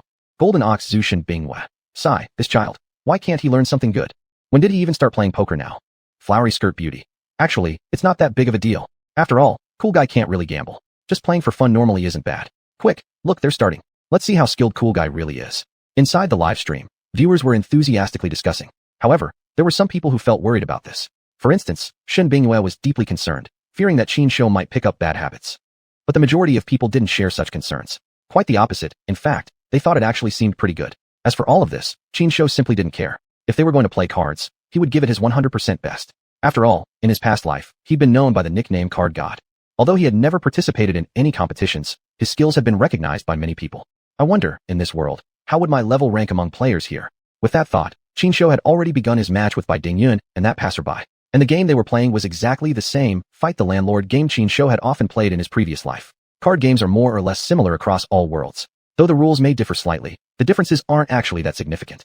At first, the passerby was still a bit awkward and couldn't relax completely. Bai Dingyun also felt quite curious, wanting to find out whether Qin Shou truly knew how to play poker. Chapter 189. Time to kneel and call him Big Brother. Initially, Bai Dingyun had taken a curious and somewhat playful attitude, planning to humor Qin Shou a bit, thinking she'd just go through the motions, and that would be that. But soon enough, Bai Dingyun realized she was wrong, and wrong by a long shot, because Qin Shou's card skills were genuinely impressive. That random passerby guy, due to his nervousness, was a liability whether he was on Bai Dingyun's team or on Qin Shou's. Yet, when he played with Bai Dingyun, the two of them were simply outmatched by Qin Shou. Conversely, when that guy was on Qin Shou's team, no matter how hard Bai Dingyun tried, there was no way she could beat them. This outcome ignited Bai Dingyun's fighting spirit. I refuse to believe this. I really want to see just how good you can be. With this thought in mind, Bai Dingyun started to take things seriously. However, no matter how hard she tried, the final result remained unchanged. Qin Shou won without the slightest doubt. This is actually pretty impressive. Bai Dingyun stared at Qin Shou, her eyes gleaming like those of someone who had just discovered a priceless treasure. Likewise, the audience in the live stream were captivated by Qin Shou's card skills. Only King, the streamer, has received God of Gambling *10 as a gift and sent a super comment. You never fail to amaze, cool guy. Seems like you can do and excel at anything. 40-meter chainsaw. Looks like I've got one more thing to learn from my master. Sigh indeed. A person should keep learning until old age. Genius Zhu Shen Binghua. I'm arriving soon, cool guy. Wait for me, and just see how I'll discipline you. You don't learn the good stuff, but you deliberately go and learn poker? If you can even learn poker well, then starting tomorrow, I'm going to make you start learning how to read and write. Xuanhuan Chui. Wow, Boss Shun is angry. Looks like cool guy's life might get a little harder from now on. Inside the live chat, viewers began to buzz with heated discussion. At that moment, Shen Binghua appeared again, continuing to scold Qin Shou. This time, Qin Shou actually saw her message. Learning to read books? Sounds great. I went through 9 years of compulsory education. I can definitely scare you with my reading skills. Qin Shou muttered inwardly while continuing to hold his cards. About 10 minutes later, Shen Binghua arrived at Qin Shou's location with the vehicle convoy. Cool God. Shen Binghua charged toward Qin Shou fiercely and grabbed his ear right away. You've really stepped up your game, learning how to play cards now. Looks like I must give you a proper ideological and political lesson. Ying. Xiao Qi, who was playing nearby, seeing Shen Binghua bullying Qin Shou, immediately jumped over and started yelling at Shen Binghua. Why are you doing this? Shen Binghua rolled her eyes, squatted down, and poked Xiao Qi's head with her finger. Do you even know that from now on, you and your mom's food and shelter all depend on me? I'm your benefactor. How dare you act tough with me? Ying. Xiao Qi didn't care about that at all and kept barking at Shen Binghua. As if barking wasn't enough, Xiao Qi stood up and charged straight into Shen Binghua. You little brat.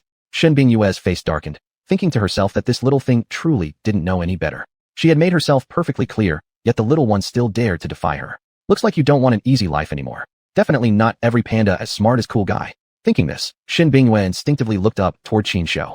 But what she saw almost made her nose crooked with rage. Because right now, Qin Shou was holding his belly, laughing uncontrollably. Cool guy, you dare laugh at me? Just wait until I deal with you severely. Shen Binghua became even angrier. She somehow pulled out a bamboo stick and began to hit Qin Shou with it. Only King. Ha, it's been a while since I saw Boss Shen and cool guy being so playful. What do you guys think? Is this more like a mother disciplining her son, or newlyweds squabbling? 40-meter chainsaw. I'd lean toward the latter. Also, did you guys notice Huahua's reaction? I think Huahua seems like she might actually want to help cool guy. Green pastures. Ha. If Huahua also jumps out and opposes Boss Shen would definitely feel even more frustrated. Tianyi. Huahua is still quite reasonable. As for little Chui, cool guy saved him and plays with him often. The little guy genuinely sees cool guy as his father. Floral dress beauty. Well, isn't that a good thing? If Chui and cool guy get along well, cool guy will accept Huahua more easily too. Even if cool guy and Huahua don't end up together, at the very least, for Xiao Chui's sake, cool guy will take better care of Huahua. Su director of the pet team. That's exactly what I was hoping for. That's why I arranged for Huahua and the others to come here to Little Shun. I hope they'll all get along happily from now on. Inside the live stream, the audience launched into a new round of discussion. At first, everyone was still joking about Qin Shou and Shen Binghua. But later on, the conversation shifted to Huahua and Xiao Chuyi's future and whether they could smoothly integrate into Golden Bull Zoo. Very soon, the live chat's atmosphere turned incredibly warm and sweet. After some playful teasing, Shen Binghua and Qin Shou returned to their usual way of interacting. After a brief rest, the convoy got back on the road once again. This time, however, the convoy now included an extra supercar. Yet, the supercar wasn't driven by Dingyun himself. He had handed his supercar over to that random passerby guy to drive.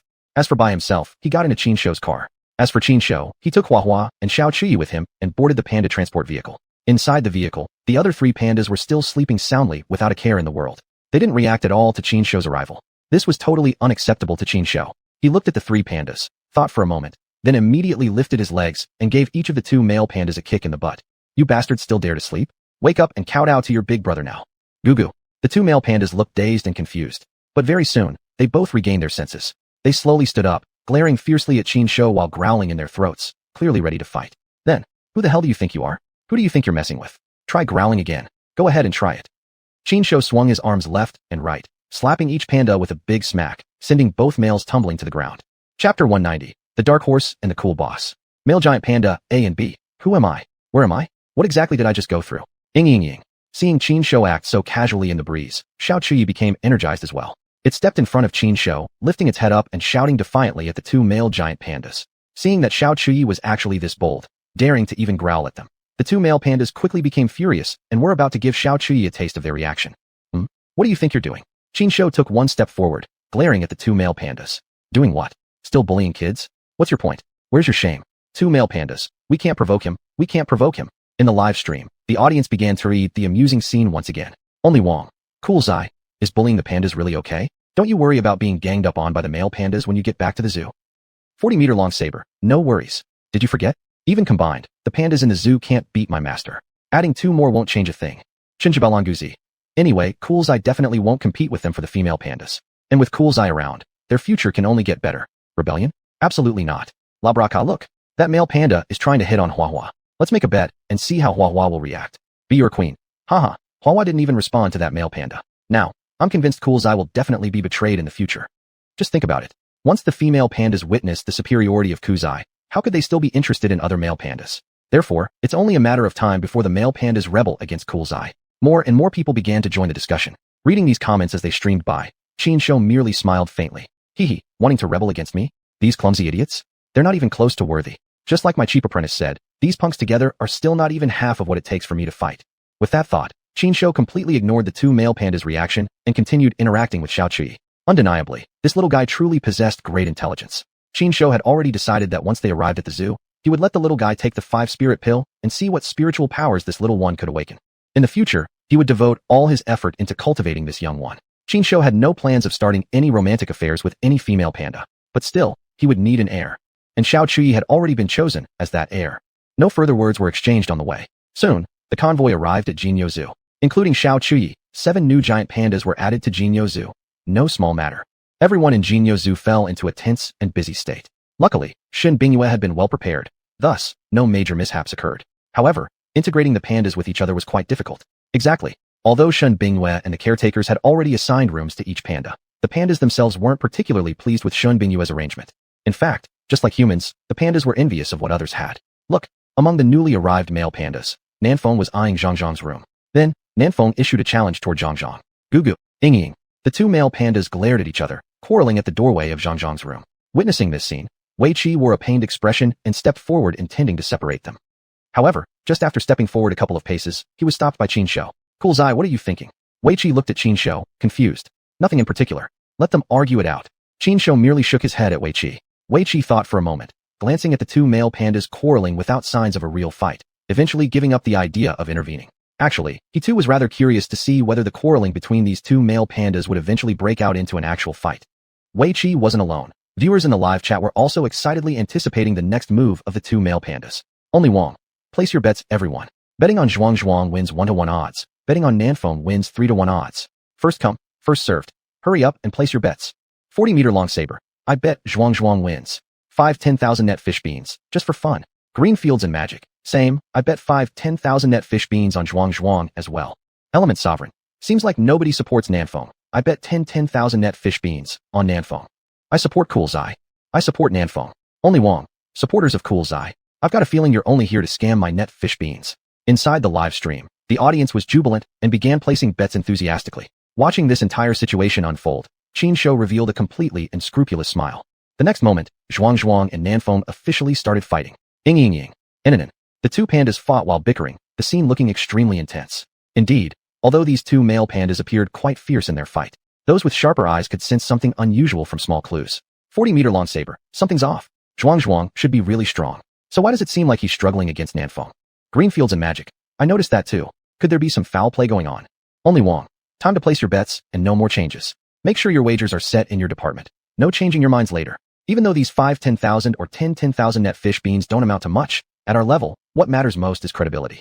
Reputation above all. Inside the live chat, several high-profile viewers began arguing amongst themselves. The core of this argument was precisely whether there had been foul play in the fight between Nanfeng and xuanhuan. Near the battlefield, Qin Shou was amusing himself with Xiao Qi while chuckling mischievously. Whether this panda garden is in chaos or not, it's decided by me, Cool Zai. As for who wins or loses in your bets, isn't it just a matter of what I say? So you all had better treat me well. Thinking this, Qin Shou judged that things had reached the right level of intensity, then sent Nanfeng and xuanhuan a signal. Instantly receiving the signal, the two pandas who were in the midst of their fierce fight reacted just like they had rehearsed countless times before, quickly determining the fight's outcome. Gugu. Xuanhuan clearly left an opening, letting Nanfeng grab its forearm and throw it to the ground. Gugu. Nanfeng strutted triumphantly, flaunting his victory symbolically. It was, without a doubt, an utterly fake scene. Only Wong. Haha, from this day forward, Cool Zai earns another title as a match-fixing boss. In the future, you all should be more cautious when placing bets. Chapter 191. Things got a bit out of hand. 40-meter great saber. Sai, master, you actually tricked your own apprentice. That's really not cool. Master, from now on, I won't bring you any delicious snacks anymore. Green Wild's wizard. Haha, someone in their 40s sounding so wronged like a child. But honestly, I'm really curious now. I really want to see how you two master and apprentice actually get along. Flower dress beauty. If I remember correctly, someone once said that once Cool Guy returned to the Golden Bull Zoo, he'd immediately come over to Baishur. But on our end, we never actually saw that person show up. One after another, the elders voiced their opinions and discussed the matter. Before long, however, the focus of the discussion had already shifted to 40-meter great saber, Qinjin himself. As for this, Qin Shou had already decided to continue watching the drama unfold. As for Qinjin himself, he immediately stepped forward to explain. I ran into a little situation. Once I handle it, I'll immediately go by Si. Flower dress beauty. Then, what you just said, about not bringing Cool Guy snacks anymore. 40-meter great saber. That was just a joke. Several 10,000 net fish beans aren't even worth as much as a barrel of bamboo sap. I'm more than willing to cooperate with my master. The only king. Heh, your attitude shifted pretty quickly. 40-meter great saber. You shut up. Humph, since you and my master ganged up to trick people, I won't reconcile with you. As time passed, the conversation grew increasingly lively. The atmosphere among the viewers looked exactly like that of a real family. Qin Shou also greatly enjoyed this kind of atmosphere. It's just a pity that I can't actually participate. Otherwise, I could gain even more fun and popularity. Thinking like this, Qin Shou couldn't help feeling a bit regretful. However, Qin Shou wasn't in a rush. After all, this issue could definitely be resolved eventually. What he lacked was just an opportunity. After a short commotion, the panda garden temporarily returned to calm. Once the tourists left and the other pandas fell asleep, Qin Shou finally returned to his room and opened his attribute panel. He still hadn't fully used the reward from completing his first achievement task, especially that evolutionary opportunity. Qin Shou had been looking forward to it for a long time. The reason he hadn't used that evolution chance yet was simply because too many things had happened recently. Relocating the newly arrived pandas, adjusting his condition, taking care of the clingy little junior one. All of these were matters that Qin Shou needed to handle. But tonight, Qin Shou finally had no distractions or other concerns. So tonight was the perfect opportunity for his first evolution. I wonder what kind of changes this first evolution will bring me. Thinking this, Qin Shou took a deep breath, shut down his live stream, and used the jade ape to tightly seal his door. Once he was certain nothing could interrupt him, Qin Shou then connected with the system through his consciousness, instructing the system to use that evolution opportunity. As Qin Shou issued the command, he suddenly felt as though a mysterious force had entered his body. As this force spread throughout his body, Qin Shou first felt a wave of coolness, followed by a sudden surge of heat. The sensation was like being thrown into icy water, and then immediately wrapped entirely in hot oil. Describing it as extreme contrasts between icy cold and scorching heat was no exaggeration whatsoever. And when these two sensations passed, what Qin Shou felt next was an excruciating pain that tore at his heart and lungs. Qin Shou softly groaned. But soon, Qin Shou relied purely on his willpower to endure the pain without uttering another sound. He was in a critical moment now. He certainly didn't want to be disturbed by anyone. This evolutionary opportunity was rare and precious. He certainly didn't want an accident to cause him to lose all he'd accomplished. Time slowly passed. Initially, the pain made Qinshu suffer terribly. But as time passed, Qinshu gradually adapted to that pain. Thus, it became increasingly easier for him to endure. He didn't know how long had passed, but eventually, the pain faded. But at this moment, Qinshu was already completely soaked in sweat. There was no way around it. Under such intense pain, how could he possibly remain unscathed? Thankfully, his willpower was strong, and he finally endured it, finally emerging safe and sound. Let me first see exactly what changes have happened to my body. Thinking this, Qinshu immediately brought up his attribute panel. Host, Qinshu. Race, Panda Clan. Level, 17. Strength, 688. Agility, 321. Potential, 20. Popularity, 800177110/100000000. Evolution progress, 1/999. After viewing his attribute panel, Qinshu was immediately stunned. Wow, this evolution actually increased both my strength and agility by 60%. Amazing, just amazing. Qinshu swung his front paws through the air a few times. Listening to the sound of them slicing through the air, he felt like he could take on 100 xuanhuans. Xuanhuan, when did I become a unit of measurement? And if you can take on 100 of me, doesn't that mean I'm really weak? I think I've been seriously insulted. Of course, Qinshu paid no attention to what xuanhuan was thinking. Right now, however, Qinshu was eager to test his new strength. The problem was, there weren't 100 xuanhuans around for him to fight. So how could he test his strength? But soon, Qinshu came up with a way to test his power. If he couldn't fight xuanhuan, he could always find something heavy enough to lift, to see exactly how strong he had become. No time to waste. Qinshu was a man of action. He quickly tidied up, and then quietly left the Golden Bull Zoo. The next day, people who regularly followed the morning news scrolled through their phones as usual. Very quickly, many of them nearly dropped their phones in shock. Because the first headline they saw read, "Shocking. Last night, the Jiangbin City Museum was robbed. The stone lion at the museum's entrance vanished without a trace. Eyewitnesses claim the stone lion was carried away by a short, chubby, mysterious figure. The investigative unit is currently doing everything possible to help recover the missing statue. As for the mysterious man, authorities are currently conducting an all-out manhunt. Further updates will be announced by the investigative unit as they become available." Seeing this news, Qinshu's mouth twitched immediately. Darn it, I got too excited last night. I think I went a bit too far. Chapter 192, a bit too much to bear. The appearance of the stone lion incident was abrupt, and its resolution was just as sudden. On the same night, the inspection team announced that the entire event had been fabricated, nothing more than a deliberate attempt to disrupt social order. Furthermore, the inspection team publicly declared that the person responsible for creating this incident had already been severely punished. Regarding this, the public naturally refused to buy it. After all, anyone with a bit of sense could tell this was just an impromptu lie invented by the inspection team to cover something up. However, that's just how people are. Once an official narrative appears, although they might still whisper among themselves behind closed doors, as time goes on, they'll eventually choose to slowly forget.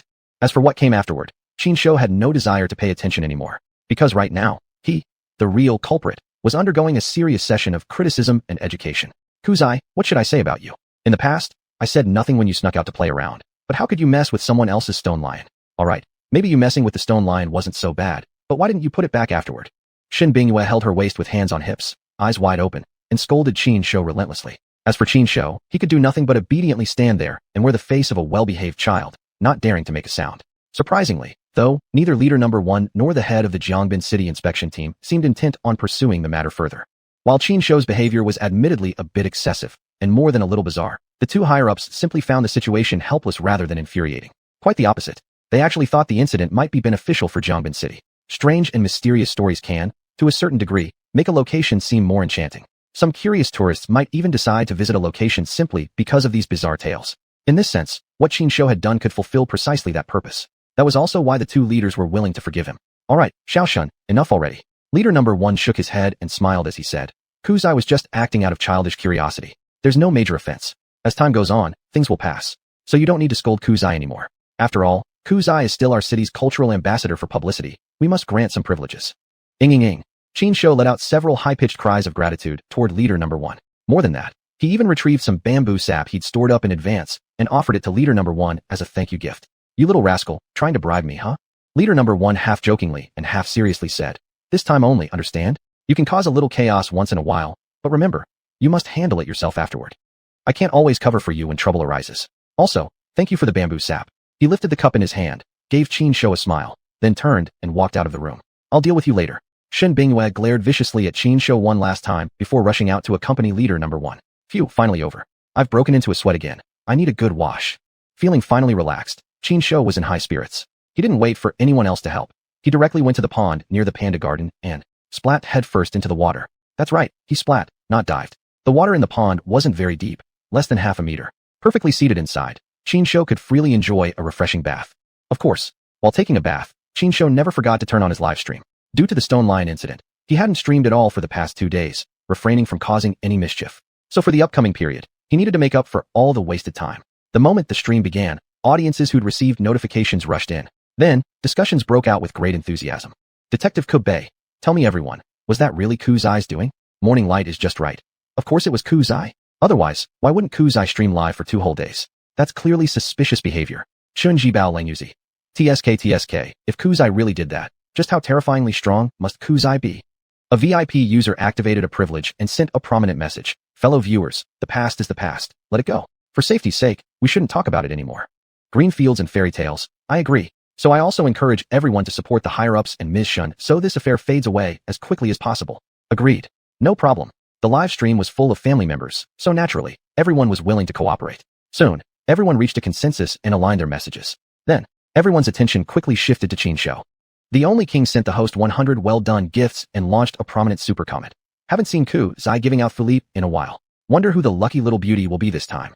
Flowers and young men. Waiting for an unfortunate passerby, and then waiting for a soaking sexy scene. A big chili pepper. Blind guess. This time it's still going to be Wei Naibai again. Xuanhuan, no way. You have such a heavy taste. I'd rather watch the girls getting wet. Chat all the way. I think you're the one with the problem. We clearly came here to watch Kuzai. Don't derail the topic. But, truth be told, I also want to see the girls getting soaked. Hee. Once the live chat started going off topic, it went off topic immediately. See, the old drivers gathered together, and the comments quickly drifted off track. Too bad. Even if these veteran chatters discussed it enthusiastically, in the end, wasn't it still Qinsho who had the final say? So, who will be today's unlucky person? Qinsho instinctively turned his head, looking toward the stone path nearby. Then, his eyes met directly with Wei Qi's. It's decided then. You're the unlucky one, Wei Naibai. The wet temptation show officially begins. You silly Kuzai, why did you drag me into this again? I'm not done with you. Along with Wei Qi's loud shout, splashes erupted instantly in the small pond, creating a grand spectacle. Soon, both Qinsho and Wei Qi stood up simultaneously, performing together the classic moves, wiping the face, shaking the head, and leaning backward. The Only King. Who was it that wanted to see wet temptation? Step forward, let me see if I won't kill you. Flowers and young men. Big brother, I'm sorry. Oh man, this wet temptation is kind of too shocking for the eyes. Chapter 193. Cool guy taking care of kids, xuanhuan competing for attention. With so many new members joining the Panda enclosure, its ability to attract visitors naturally increased significantly. As for Qinsho, having so many new fellow pandas didn't actually affect his life much. No. To be precise, Qinsho's life had indeed been affected, just a little. And the only one who could possibly affect him was that little brat, Xiaochuyi. This little one was extremely affectionate towards Qinsho. As long as it was awake, it spent most of its time trailing right behind Qinsho. When Qinsho was sleeping, it would lie beside him, or even directly on his belly. While Qinsho was busy doing other things, Xiaochuyi would also follow him closely like a little shadow. Qinsho could do nothing but accept the situation helplessly. What could he do? The little guy was just too cute. Could he really chase it away just because he didn't want it following him around? To be honest, he actually found it hard to let go. If that was the case, then Qinsho could only passively accept the situation. Look, just finished drinking from its bowl, the little one waddled its way toward Qinsho again. Ying. The little panda sat on the ground, raised its tiny paw, and begged Qinsho for a hug. Sigh, I guess I'm afraid of you. Qinsho carefully picked up the little one. The cub made a few more soft sounds before snuggling into Qinsho's arms, shifting around to find a more comfortable position, then closed its eyes and immediately fell fast asleep. This sleepy little thing. When you grow up a bit more, buddy, I'll give you the 5-spirit pill so you can get rid of this bad habit of oversleeping. While thinking to himself, Qinsho gently lifted his hand and began grooming the little cub's fur. Click, click, click. Tourists witnessing this heartwarming scene couldn't help but take out their cameras, snapping photos of Qinsho and Xiaochuyi nonstop. Moreover, several nearby livestream cameras also zoomed in quickly on Qinsho and the cub. The Only King. Never thought that the tough cool guy could be so gentle when taking care of a child. I wonder what xuanhuan would feel seeing this. A white poplar tree. Where's the stream manager? The director? Switch the shot already. How can you not know how to do your job? Inside the livestream chat room, some viewers were praising Qinsho's tenderness toward Xiaochuyi. Others, meanwhile, were discussing how xuanhuan might be reacting right now. So, this is the attitude of someone who begged for favors. While typing in the comments section with a frown, Su Qian also started looking for xuanhuan by switching the camera angle. Soon, she locked the camera onto xuanhuan. However, when everyone saw xuanhuan's current condition, they burst into laughter uncontrollably. Because right now, xuanhuan was face-to-face with Xuanhuan, seemingly scolding it with her paws on her hips. Ying. Gugu. The two female pandas were locked head-to-head, staring fiercely at each other, neither yielding the slightest, arguing fiercely. As soon as viewers understood the scene, the chat exploded with messages. Happy God lover. Come on everyone. Anyone here big brain enough to translate? Let's see what xuanhuan and xuanhuan are arguing about. Why must women make life hard for other women? What else could they argue about? Obviously, it's about competing for affection. The little lady's trouble. Xuanhuan, I don't care how experienced you are, but cool guy is mine. No one can steal him from me. Let me laugh a bit longer. Xian, don't think you've really beaten me. Without kids, do you think cool guy will even look at you? The only king. Is your imagination really this wild? Greenfield fairy tale. Hey, the real show's starting. They're going to fight. Come on in. This time cool guy won't interfere. Bet now. The viewers continued to chat excitedly while watching xuanhuan and xuanhuan's argument unfold. And as the chat heated up, the standoff between xuanhuan and xuanhuan escalated from mere arguing into physical confrontation. The two female pandas had now really gotten angry. Once their verbal sparring proved unproductive, they immediately turned to physical confrontation. Fights between female animals usually followed a familiar pattern: scratching, grabbing, and scratching again. Exactly. xuanhuan and xuanhuan demonstrated this perfectly. The fight between the two female pandas was completely lacking in brute strength, instead showcasing pure speed and agility. xuanhuan quickly struck xuanhuan with a paw. Xuanhuan immediately retaliated with a quick slap. The two pandas were clearly enjoying themselves in the fierce fight.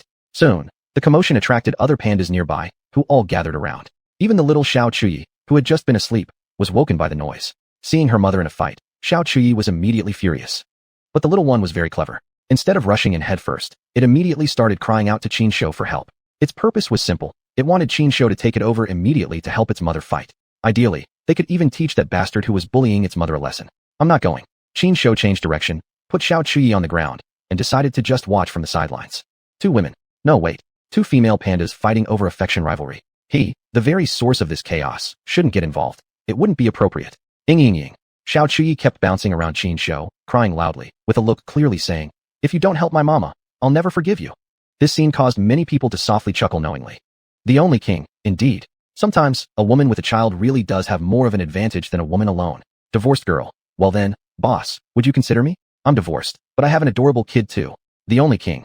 Call a taxi and go quickly. Don't waste my time. Let me watch xuanhuan and xuanhuan fight, and see how cool guy will choose. Hoo-ha. Inside the livestream, some viewers were discussing xuanhuan and xuanhuan's fight, speculating how Qin Shou would react.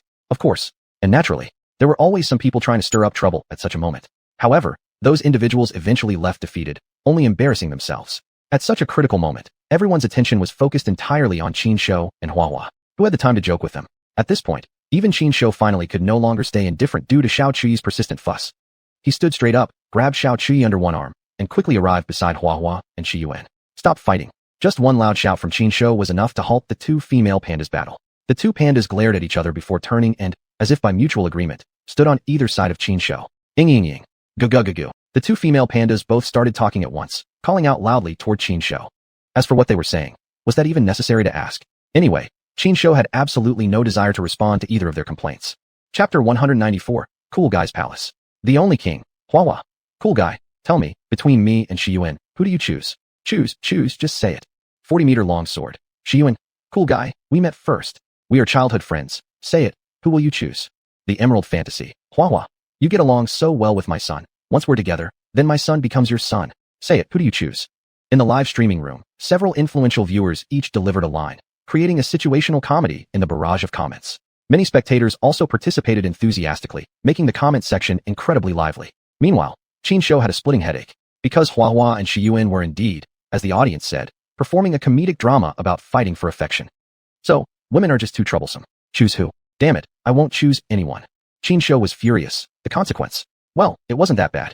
To quiet down these two female pandas and stop them from pestering him, Qin Shou took out 2 5-spirit pills. And then, Qin Shou, with one paw of his bear-like hand, shut both xuanhuan and xuanhuan up. After that, oh my god, cool guy, you hit too hard. Several zookeepers rushed over, checking on the unconscious xuanhuan and xuanhuan while scolding cool guy. Even if you don't like them, you can't just hit them. You blockhead. Why are you so straightforward?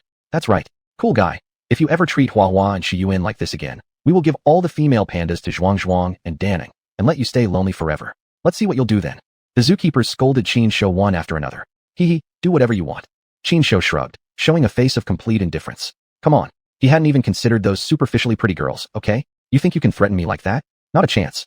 Although Qin Shou wasn't bothered by the threats from the zookeepers, he still found xuanhuan and xuanhuan's harassment rather troubling.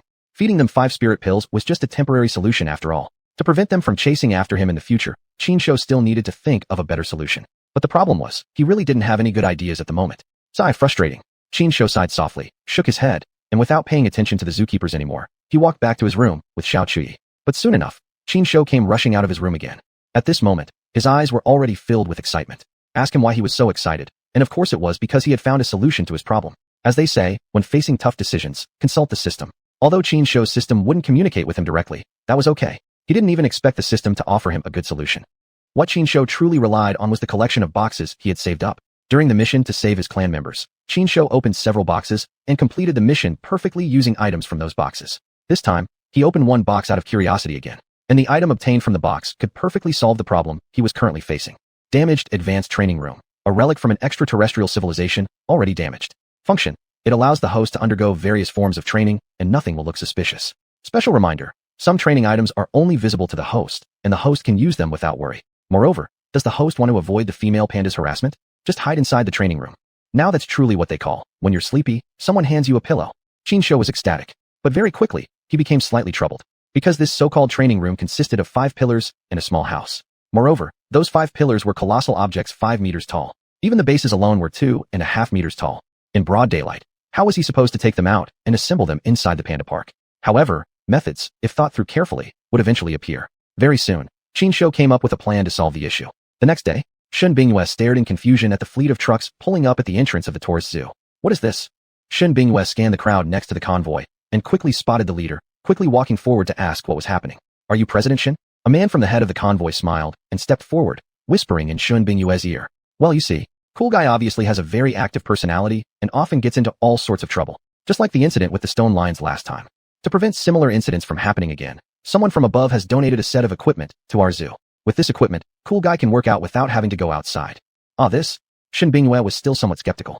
Under her insistence, the leader of the convoy immediately made a phone call and gestured for Shun Bingyue to come take it.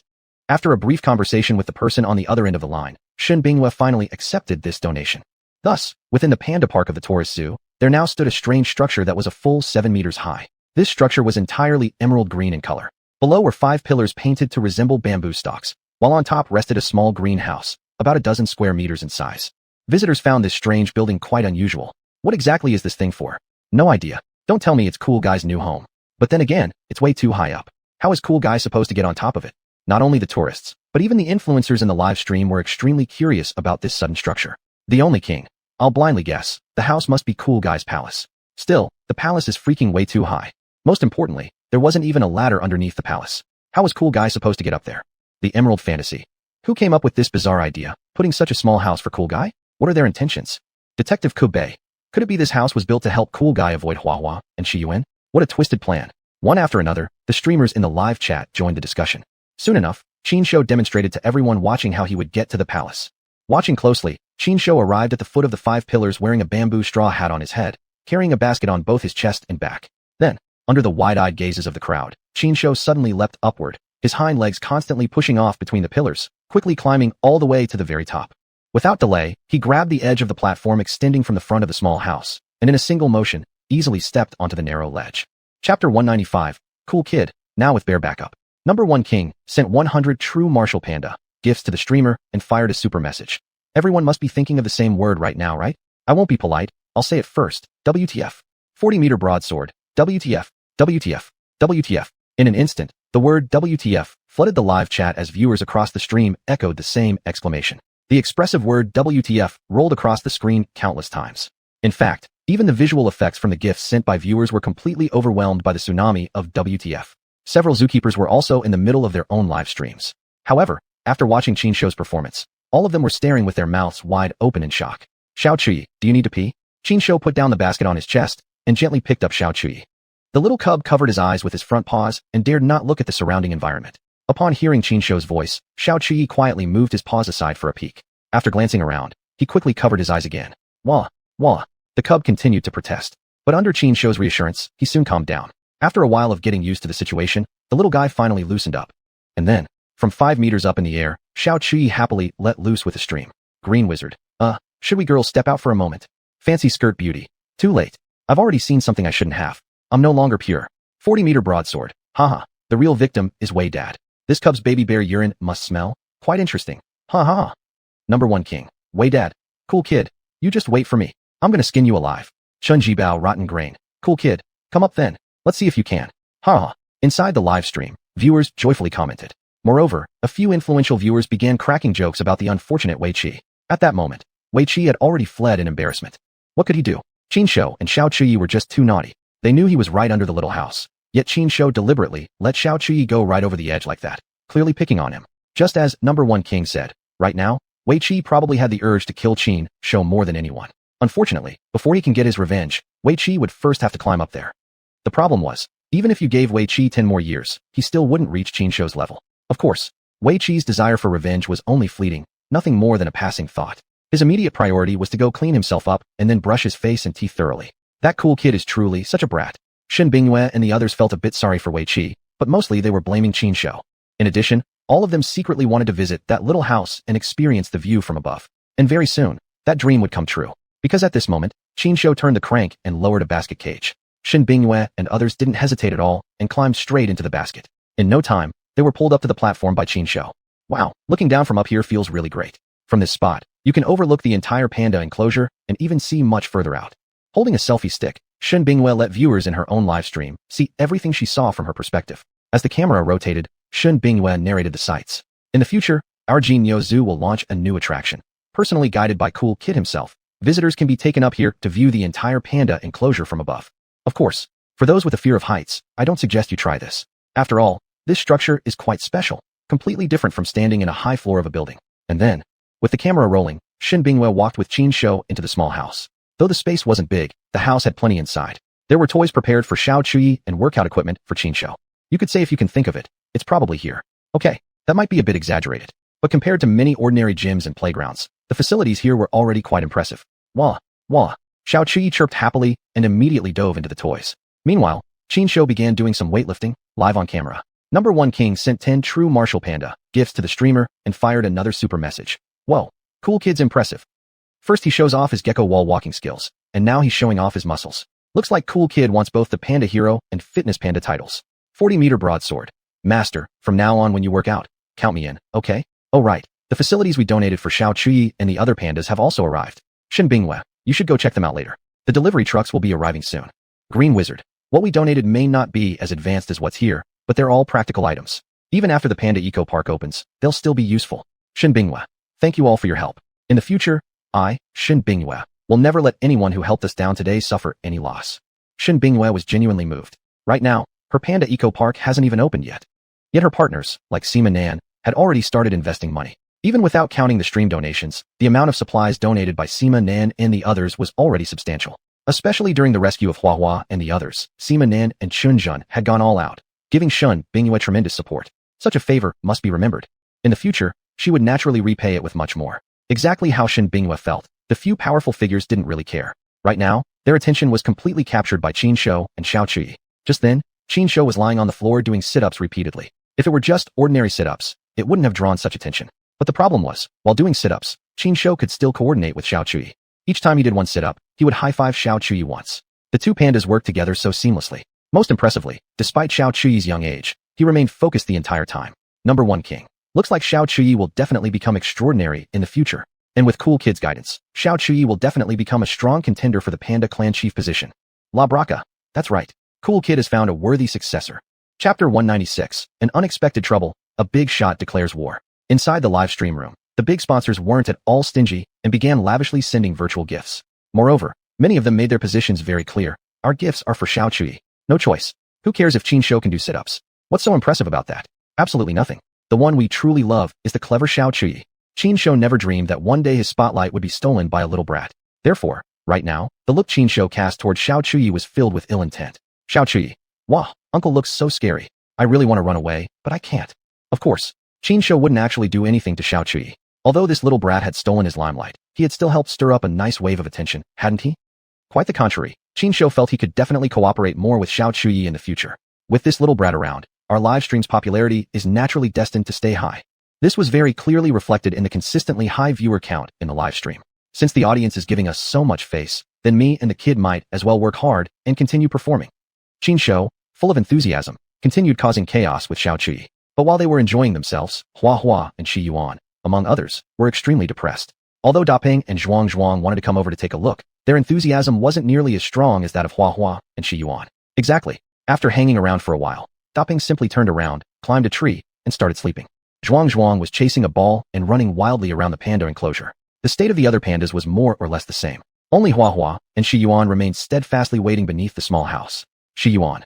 Kuzai, you annoying coward. If you've got the guts to hide from me, why won't you come down? Come down, come down, come down already. Why won't you accept me? Huahua. Kuzai, if you could accept my son, why are you too scared to accept me? We've already endured hardship together. Why can't we now enjoy happiness together? The two female pandas sat on the ground, looking up with teary eyes, sobbing incessantly toward the little house. Unfortunately, even though Qin Shou clearly heard them, he pretended not to and continued playing with Xiao Chui. The worst part was that this fellow even adjusted his live streaming camera closer toward the two female pandas so the viewers could clearly see their current state. Big Sword 40M. Master, although I deeply respect you, I must say that what you're doing is indeed a bit too harsh. You don't have to like them, but you shouldn't torment them like this. At the very least, return Huahua's child to her. The Soul King. When it comes to being cold-hearted and blunt, I bow only to Kuzai. Emerald Path. Just wondering what kind of female panda could possibly soften Kuzai's hardened heart. Could it really be, as some people claim, that Kuzai's actually into Shun Bingyue or Miss Jiang? Shun Bingyue and Jiang Yuyu. Now we're involved too? Being liked by a panda. That's something a normal person should experience. The audience's comments in the live stream were growing increasingly ridiculous. However, just at that moment, some discordant messages appeared among the comments. Dihao Dashuai. Oh wow, this live stream is quite popular. Pretty profitable using pandas as a gimmick, right? But, going live at this time, isn't that somewhat inappropriate? Dihao Guogua, exactly. Don't you know that today is our dear Xinshin's big day to climb the fishnet rankings? Your live room might be novel, but just a panda dares block our Xinshin's way. How dare you? Dihao Chongqing. Just an ordinary panda, dare to compare itself to our Xinshin? Where's the host of this room? Hurry up and end the stream. Making money off pandas. Can't you just do it on any other day? Suddenly, many people flooded into the live stream, all with Dihao tagged in their nicknames. As soon as they showed up, they began launching vicious verbal attacks. Furthermore, their words were getting more and more offensive. At first, Shun Bingyue and Xiao Chui, who was in charge of managing the live stream, didn't notice this. But soon, they realized something was clearly wrong. Because of her cooperation with Fishnet, Shun Bingyue naturally knew that this was the time every year when Fishnet's top streamers competed the fiercest. Today, these top streamers would be giving their all to climb the Fishnet All-Star leaderboard. Only those who broke into the top 10 of the leaderboard could enjoy the premium resources from Fishnet in the coming year. And Dihao Xinshin was indeed one of the few who had the qualifications to compete for that ranking. Right now, Dihao Xinshin's total contributions ranked exactly 11th on Fishnet's heavenly chart. And the stream just ahead of her was none other than Qin Shou's live room. This could be a bit of a problem, Shun Bingyue said gravely. Although she did have a partnership with Fishnet's upper management, and Fishnet executives had indeed recognized the potential of Qin Shou's stream. The truth was, there was still a significant gap between a potential rising star and an established powerhouse. Even more critically, the major backer behind the Dihao alliance was one of Fishnet's own shareholders. For Qin Shou's stream to end up clashing directly with a Dihao alliance streamer, especially right at the moment of competing for the Fishnet heavenly chart, this was absolutely not going to be a simple issue. Shun Bingyue fully understood that the Dihao alliance had a notorious reputation for protecting their own. And Dihao Xinshin's fanbase was particularly infamous for being utterly unreasonable. Facing off against such people left Shun Bingyue deeply troubled. These people were like hyenas. If they targeted you, no matter if you meant any harm or not, they'd chase you relentlessly. What should we do? Shun Bingyue was truly frustrated. Just then, her phone suddenly rang. It was a text message notification, and the sender was Sima Nan. The message itself was simple, only 6 short words, don't worry, leave it to me. Inside the live stream room, the previously chaotic comments had now all been removed. Naturally, this was the result of the Soul King using administrative privileges. After clearing the chat, the Soul King immediately activated a platform-wide broadcast privilege. We were just doing a casual entertainment stream, never intending to challenge the Fishnet heavenly chart. But since some dogs insist on causing trouble, we'll definitely take this fight seriously. Dihao Xinshin, do you dare to face us head-on? As soon as this bold declaration came out, Qin Shou's fan group immediately exploded with excitement. Bro King, you're the best. That's the kind of fearless attitude our cool family fans should have. Everyone, spread the word quickly. Call all your brothers and sisters to join us. No worries here. I've already called for reinforcements. Just who does Dihao Xinshin think she is? As long as we're around, she's never making it onto the Fishnet heavenly chart. Chapter 197. The Taurus Guild is formed. All-out war begins. One after another, the big shots expressed their positions and quickly took action. Soon, the total amount of gifts in Qin Shou's live stream soared to a terrifying level. Seeing this, Qin Shou felt nothing but pure joy inside. To thank everyone for their enthusiasm, Qin Shou decided to perform a brand new act. This act was called Zhang Guolao Descends the Sky Ladder Upside Down. Alright, well, technically, Qin Shou himself came up with that name. The content of this act was very simple.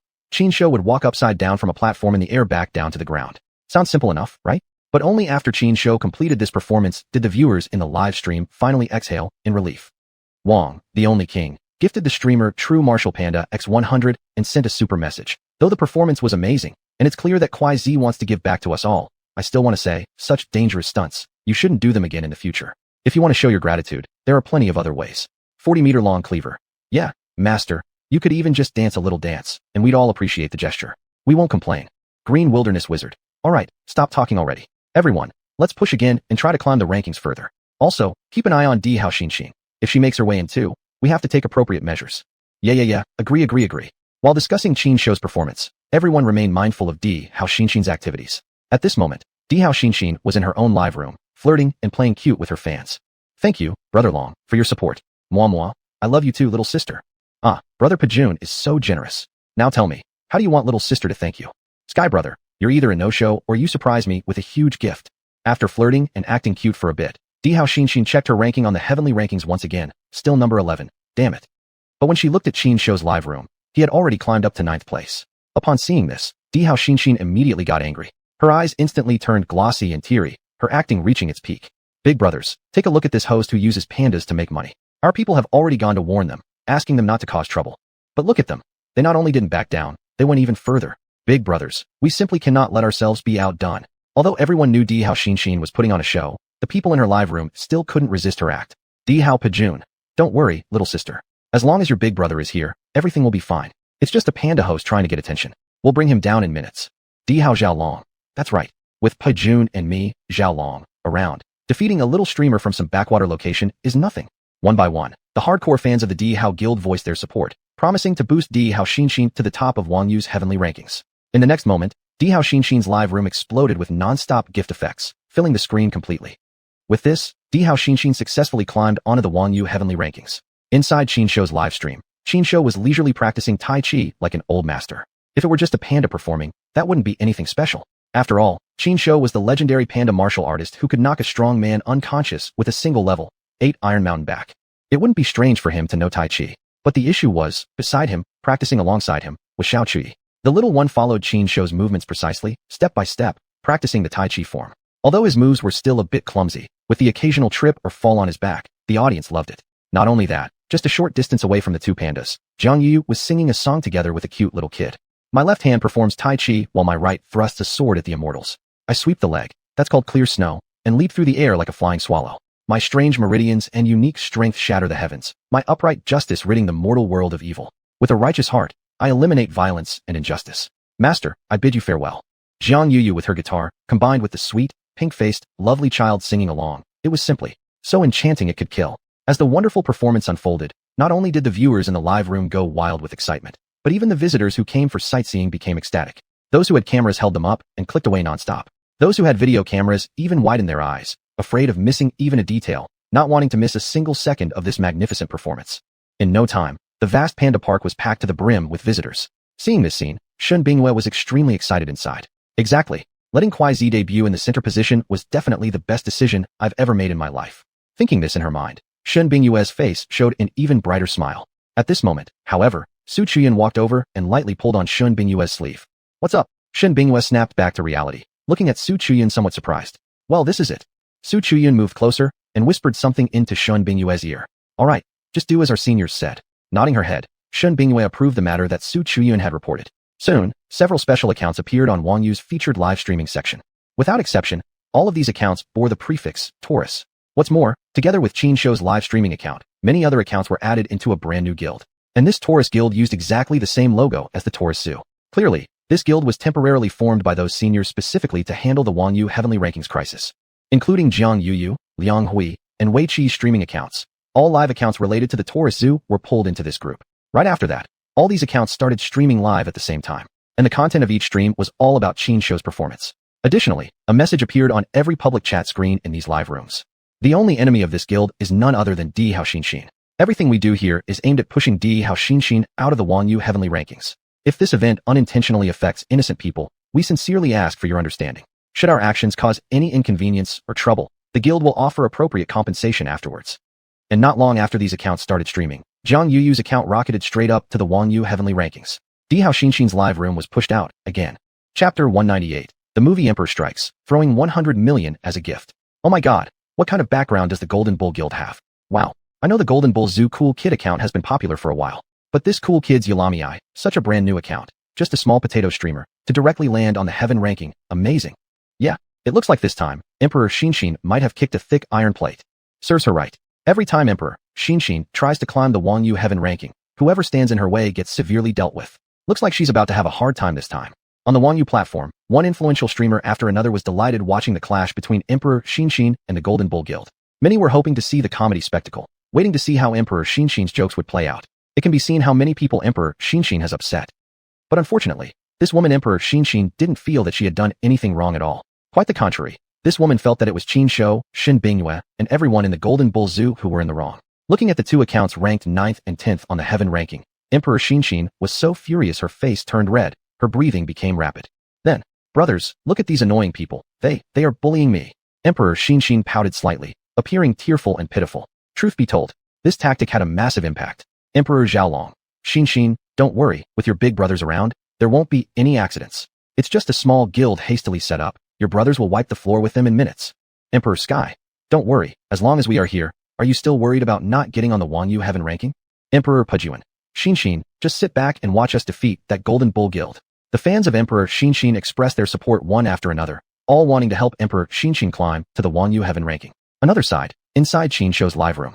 Actor by Ding Yun. Oh, quite lively. Since Cool Kid wants to fight for the heaven ranking with the Emperor people, I'll also make a small contribution. The only king.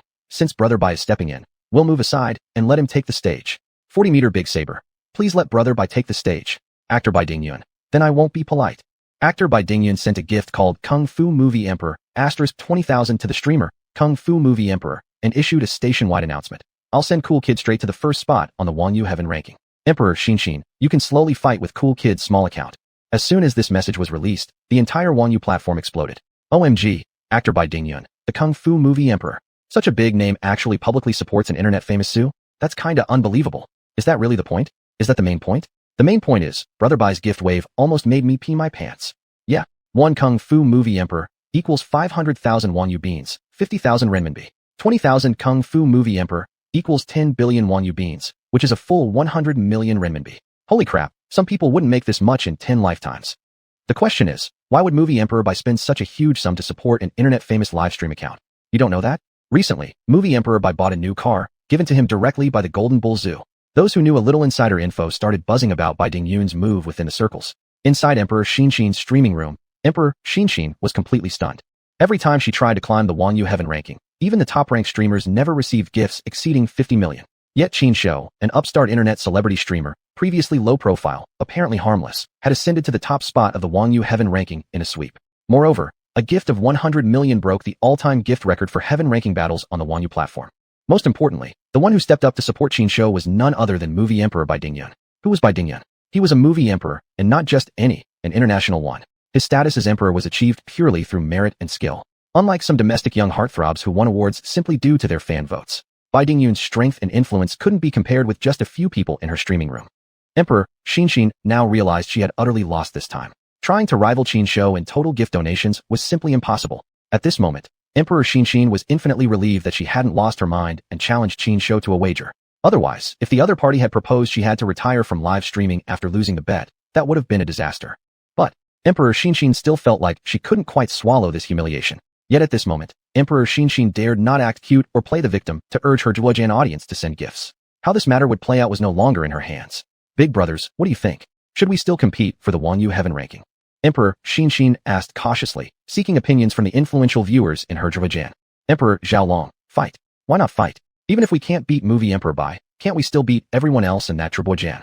Emperor Pujuan, exactly. I don't believe that xuanhuan holds any other major players. Emperor Sky, screw them. The top 10 of the heaven ranking must have a spot for our little Xuanhuan. Seeing that these powerful viewers had voiced their support, Emperor Xuanhuan finally stopped crying, turning her sadness into joy. Since my big brothers are so supportive, I must thank you all in advance. Don't worry, once this heaven ranking battle is over, Xuanhuan will host a celebrity fan meet and greet. Then, Xuanhuan will send all of you big brothers some special gifts.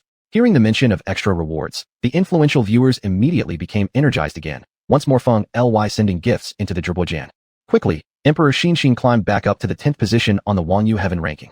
Inside Qin Shou's live stream room, the only king. Oh, she's still not giving up? If that's the case, then we won't hold back either. Who's next? Rap Starlight Conference, xuanhuan. I nominate Brother Wei, the dad guy. He's been tortured by Cool Kid long enough. We should give him a little compensation, don't you think? 40-meter big saber. Then we'll go with Brother Wei the dad. Come on everyone. Shift focus and push Brother Wei to the top.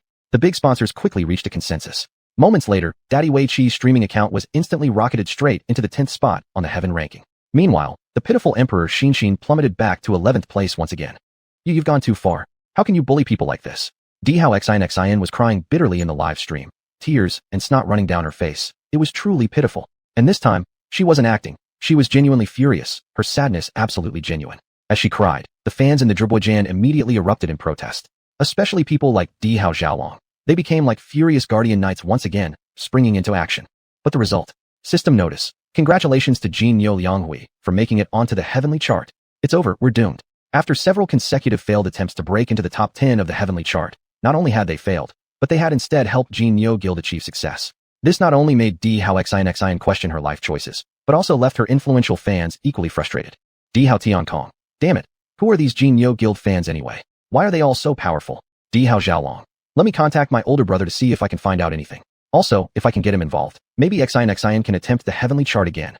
Inside Dihao Xian's live stream, several big-name fans quickly began making plans, taking action to investigate Qinshuo's strength. Meanwhile, the atmosphere in Qinshuo's live stream was extremely relaxed. At this point, Qinshuo wasn't performing anymore. Instead, he was playing with Xuanhuan and Xiao Chui. Currently, Xiao Chui was sitting in a wooden little cart, with Qinshuo pulling it from the front, while Xuanhuan followed behind. Xiao Chui was chattering non-stop, clearly thrilled. As for Xuanhuan, she simply stared at Qinshuo, her eyes full of tenderness. Seeing this warm scene, the viewers began getting rowdy again. Only king, of course. Children are definitely the bridge connecting men and women. With a child involved, men and women can at least maintain temporary peace. 40-meter sword. Random guess here. If things go on like this, my master will surely abandon Xuanhuan and Xiao Chui and return to his own little room soon enough. Detective Kobe, I don't think so. Quite the opposite, actually. I believe xuanhuan and Gui might come to cause trouble for Xuanhuan, and Kuzai will take Xuanhua's side this time. Oz the Great. Sounds convincing. What if you're wrong? Detective Kobe. If I'm wrong, then I'll sweep the entire Panda base for a month. Jin Yo Zushin Bingyue. Sorry, we're fully staffed already. No cleaning jobs available. Colorful skirt pretty girl. Haha. Kobe, rejected by Boss Shun. Detective Kobe, feeling depressed right now. The chat was buzzing with excitement inside Qinshuo's live stream. As for the ongoing battle for the heavenly chart, nobody seemed to be paying much attention. This only enraged Dihao Xian's side even more. Yet no matter how angry they were, what could they do? Including Qinshuo's stream, the Jin Yo Guild now had 4 accounts in the top 10 of the Wangyu heavenly chart. Dihao Xian, meanwhile, was stuck at the 11th position, too high to give up, yet too low to qualify, an extremely awkward situation. After barely holding on for a bit longer, Dihao Xian felt a sharp pain in her chest and immediately shut down the broadcast, abandoning her pursuit of the heavenly chart. Thus, it seemed the incident had come to an end. Yet for Qinshuo, it was as if the entire thing had never happened. Just then, the live stream at Qinshuo's place became lively again. Just as Detective Koubei predicted, Xuanhuan and Guge indeed showed up to cause trouble for Xuanhuan. They surrounded Qinshuo, chirping and squawking non-stop, creating a massive racket. To this, Qinshuo was clearly annoyed, while Xuanhuan exploded in fury, immediately fighting back against Guge and Xuanhuan. Detective Koubei, see, what did I tell you, big sister? You doubted my prediction, but how did it turn out? Tell me, how'd it turn out?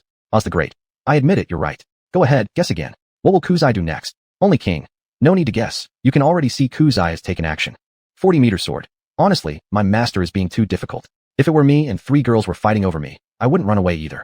At the very least, I'd bear the burden and accept all 3. Colorful skirt pretty girl. Humph. Pervert. Humph. Pervert. Inside the live stream, the viewers all joined in unison, ganging up on 40-meter sword. 40-meter sword. You guys are too scary. I'm out. Qinshuo grabbed Xiao Chui and immediately rushed back into his little cabin. Just like that, 40-meter sword also chose to exit the live stream at the speed of light. As for this, everyone merely laughed it off without paying much attention. However, to stir up trouble, Shun Bingyue secretly brought Xuanhuan and Xuanhuan along, arriving beneath Qinshuo's cabin. Climb up. Shun Bingyue commanded Xuanhuan and Xuanhuan, guiding them into the cage before sending them up to the platform. Only king. Haha, President Shun, you women really are up to no good. LV Xianzong, waiting to see Kuzai's expression of utter hopelessness. Colorful skirt pretty girl. Looking forward to it. Amidst the viewers' anticipation, Xuanhuan and Xuanhuan rushed into Qinshuo's cabin. Qinshuo, I've got some words I'd like to say, but not sure if I should. To be honest, right now, Qinshuo felt extremely annoyed. He had already hidden himself here, yet he never in a million years expected Xuanhuan and Xuanhuan would track him down too. Shun Bingyue, you rotten woman. I'll make sure to spank your butt someday. Qinshuo fixed his eyes on Shun Bingyue, who had just arrived, gazing with extreme bitterness. Haha, don't look at me like that. Shun Bingyue stepped forward, patted Qinshuo's shoulder with a cheerful tone. Xuanhuan and xuanhuan are both so pretty. You should really make a choice. If you keep running away, then from now on, you'll only have more headaches. I won't do it. Qin Shou turned his gaze sideways, ignoring Shun Bingyue completely. Shun Bingyue didn't seem to mind at all. Instead, she sat down on her own, going over to mess with Xiao Chui. Xuanhuan and xuanhuan, each sitting to either side of Qin Shou, began causing a noisy scene. Originally, Qin Shou was planning to escape. Unfortunately, this time, Xuanhuan and xuanhuan had become smarter. They tightly clung onto Qin Shou's arms, absolutely refusing to let go. So what else could Qin Shou do? Would he actually knock these two she pandas unconscious again and jump down from here? That trick could work once, but definitely not twice, let alone a third time. Moreover, Qin Shou now understood, escaping wouldn't solve anything. Chapter 200. This panda's net worth fluctuates by millions every minute. While Qin Shou was caught up in the bustling drama resembling a palace intrigue, on the other side, Dihao Xian, persuaded by several senior members, reactivated his live stream. Not only that, but some of Dihao Xian's original seniors had even brought in external support. Well, actually, this person shouldn't even be considered an outsider anymore. In fact, this so-called external support was the elder brother of Dihao Xiaolong, and also the owner of the Dihao Group, Zhao Guanghua, a major figure in the live streaming industry. The Dihao Guild under his control had established branches across multiple platforms. Of course, on the xuanhuan platform, the Dihao Guild had also been set up. However, compared to several of China's top live streaming platforms, the Dihao Guild on the xuanhuan platform was significantly less dominant. But even so, that didn't mean Zhao Guanghua would ignore the matter when one of the guild streamers on the xuanhuan side was bullied. Zhao Guanghua said angrily, "I heard you were oppressed by a temporarily formed guild? You really are impressive. If you can't even surpass a hastily assembled guild, how can I entrust the Dihao Guild on xuanhuan to you in the future?" Zhao Guanghua was furious, and naturally, someone would suffer as a result. After scolding his own people, Zhao Guanghua then comforted Dihao Xian for a bit. Following that, he prepared to charge the xuanhuan heaven ranking together with Dihao Xian again. Before that, though, Zhao Guanghua decided to meet the members of the Golden Ox Guild himself. He was determined to find out exactly what kind of people were in that Golden Ox Guild. Acting on Zhao Guanghua's orders, Qin Shou soon received a co-streaming request from Dihao Xian. Just at this time, Qin Shou had finally managed to shake off the Zhoushan from Xuanhuan and Xiyuan. As he was about to sneak away, Shin Bingyue stopped him. Dihao Xian has sent a co-streaming invitation. I'll accept it now. Sit beside me, and let's see what they're up to. What else could they do? Probably just want to regain face. Or maybe they're aiming to challenge us to another big bet.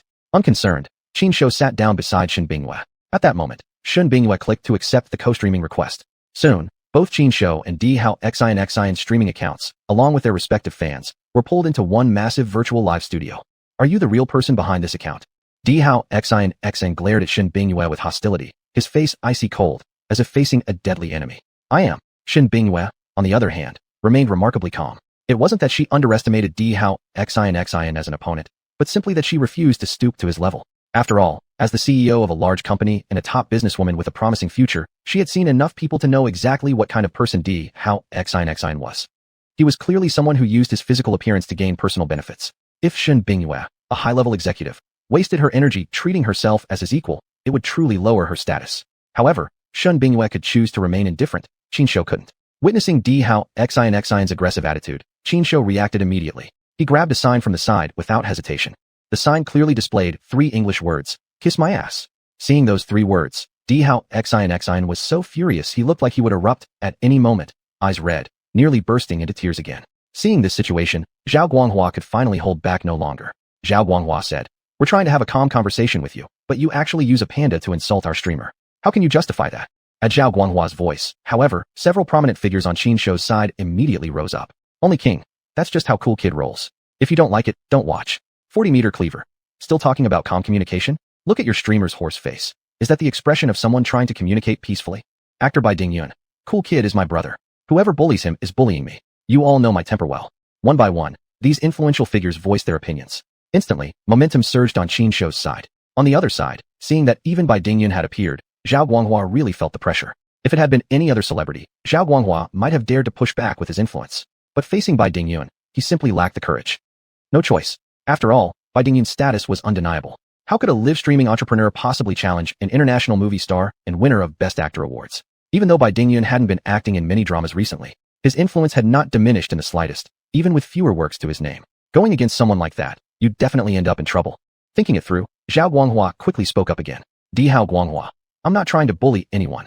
But don't we still need to resolve this issue somehow? We lost the heaven ranking battle because we weren't capable enough. But you're also partially responsible for this, right?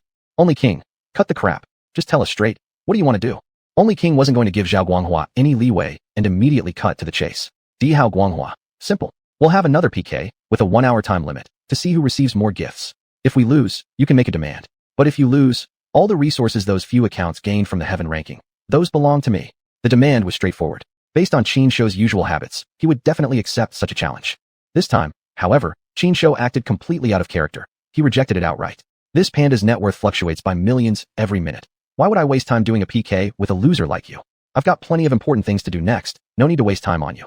Kiss my ass. One after another, these 3 signs were raised, instantly pushing Zhao Guanghua into a boiling rage and causing Di hao xuanhuan to stay behind, shedding tears of fury and frustration again.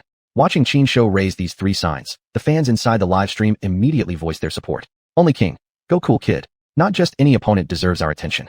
40-meter cleaver. Exactly. And this whole matter wasn't even our fault. Some people's fans were arrogant enough to provoke us first. Everything we did was a justified counterattack. Not happy about it. Humph. Got the skill to challenge us. Or just die with no moves. Chapter 201. Qin Shou is furious, and the consequences will be severe. The comments from these influential figures made Di hao Xinxin even more furious, yet she was utterly helpless. There was no helping it. What they said made sense. After all, it was indeed her fans who started the commotion, and it was her who came looking for a rematch after losing. It was only natural for others to mock her a bit. But the issue was, even though she was in the wrong this time, being ridiculed like this still made her incredibly angry. However, what surprised Di hao Xinxin was that what came next would be even more infuriating. Sure enough, seeing someone openly mocking Di hao Xinxin and the Di hao Guild, some random passersby also jumped in on the bandwagon. He Guang Kai Kai. The Di hao Guild has always been arrogant. This time, they finally kicked a steel plate. Let me give you a piece of advice. Learn more about social graces. Xiao Yao Lin Lin. My streamer was also bullied by Di hao Xinxin before.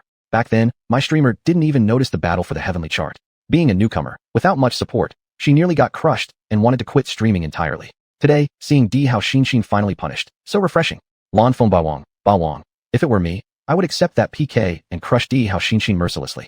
The harder the better. Beat her so bad, she dares never to be arrogant again. One after another, those who held grudges against Di hao Xinxin stepped forward, mercilessly adding insult to injury, leaving both Di hao Xinxin and Zhao Guanghua humiliated and embarrassed. Coincidentally, at this very moment, Qin Shou raised yet another sign. Written boldly on the sign were 8 characters. Those who follow the right path receive much support. Those who abandon it gain little. This was clearly the worst day ever for Di hao Guild, and for Di hao Xinxin herself. Everything was going wrong. Seeing there was no way to reclaim the situation, and that competing for the heavenly chart was now impossible. In that case, what was even the point of continuing the stream? After a quick discussion, Di hao Xinxin and Zhao Guanghua decided not to humiliate themselves further and simply ended the live broadcast. Di hao Xinxin had ended her stream, but Qin Shou's broadcast was still ongoing. Not only that, but other streamers from his guild hadn't ended their live streams either. On the chat screens of these streams, one message was flashing repeatedly. All gifts received in this live stream will go entirely toward the development of the Panda Eco Park. None of the money will go to the streamer personally. Seeing these streamers' declarations, both loyal fans and new viewers gave them thumbs up. Many casual viewers even suggested that these streamers could end the current stream first, settle the heavenly chart rewards, and then restart their live stream, giving newcomers a chance to send gifts to the new streamers. In response to these requests from fans, Shun Bingyue politely declined. We're streaming to raise awareness about pandas, giving those who can't personally come here and interact with the little ones the chance to fulfill their wishes. As for gifts and rewards, let's skip that part. Honestly, we've already gained a lot today. Moreover, I, Shun Bingyue, will never shortchange any of my staff. After hearing these words from Shun Bingyue, the fans stopped pushing further. But because of this, the reputation of Shun Bingyue, the Golden Bull Guild, and the Golden Bull Zoo was further promoted and solidified. A day of hard work came to an end soon enough. After returning Xiaqi to its mother, Huahua, Qin Shou finally returned to his private palace. The moment he lay down, a familiar system voice rang inside his mind. System notification, ding. Congratulations, Master. You have achieved the milestone, Fame throughout Jiang Province. The next phase of the special mission has now been activated. Fame within just one province. Should this really be enough for you? This isn't the kind of mindset I expect from a master of this system. Continue striving, and aim to become famous nationwide and eventually recognized around the globe. The basic reward for this stage has been issued. Special reward points for this mission are being accumulated. Only by completing all the mission phases will you be able to claim the final reward. So I've already gained fame across Binjiang, huh? Nice job. Qin Shou was thrilled and casually opened his system panel to check the basic reward this time. Pretty good. The basic reward this time was actually a special motorcycle. Unlike the previous Hurricane motorcycle, this one looked more like an old-fashioned military bike. Yet compared to the hideous appearance of those outdated military models, this motorcycle was far more stylish. Designed in a punk style with an imposing color scheme and adorned with various advanced instruments, it exuded a sense of refined elegance and sophistication. This is exactly the kind of motorcycle I always dreamed of having. Most importantly, this baby can carry 2 beauties at once for a ride. Absolutely perfect, haha. Right now, Qin Shou felt even more delighted. After some thought, he directly slipped out from his exclusive palace and quietly left the Golden Bull Zoo. Finding a spot to park the motorcycle, Qinshu then walked back inside the Golden Bull Zoo. It's time. Muttering to himself, Qinshu activated the live stream. As soon as the stream started, several night owls jumped in. See Shimi cut out. Oh wow, master, are you off to do something again? Take me along, will you? Mingjin Ting Kobe, when the master goes out, he always takes only his female apprentices. Too bad. Dao, you're not one, huh? LV Xianzong. Although I'm not Master Kuzai's female apprentice, if he invites me, I'd be more than happy to hang out with him. Hua Kun Ziliang knew. So it starts with fighting for a spot already? Well then, I think I'd also be up for some competition. One by one, the top viewers chimed in, all scrambling for the chance to accompany Qinshu.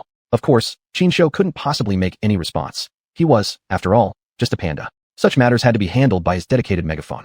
I just gave Kuzai a brand new motorcycle with 2 seats. Whoever wants to ride, hurry up and grab a spot. Qinshu shouted using his alt account, then strode toward the spot where he had parked his motorcycle. As soon as he arrived, the scene before him instantly filled him with rage. To his shock and fury, a few young punks were surrounding his bike, tinkering with it constantly.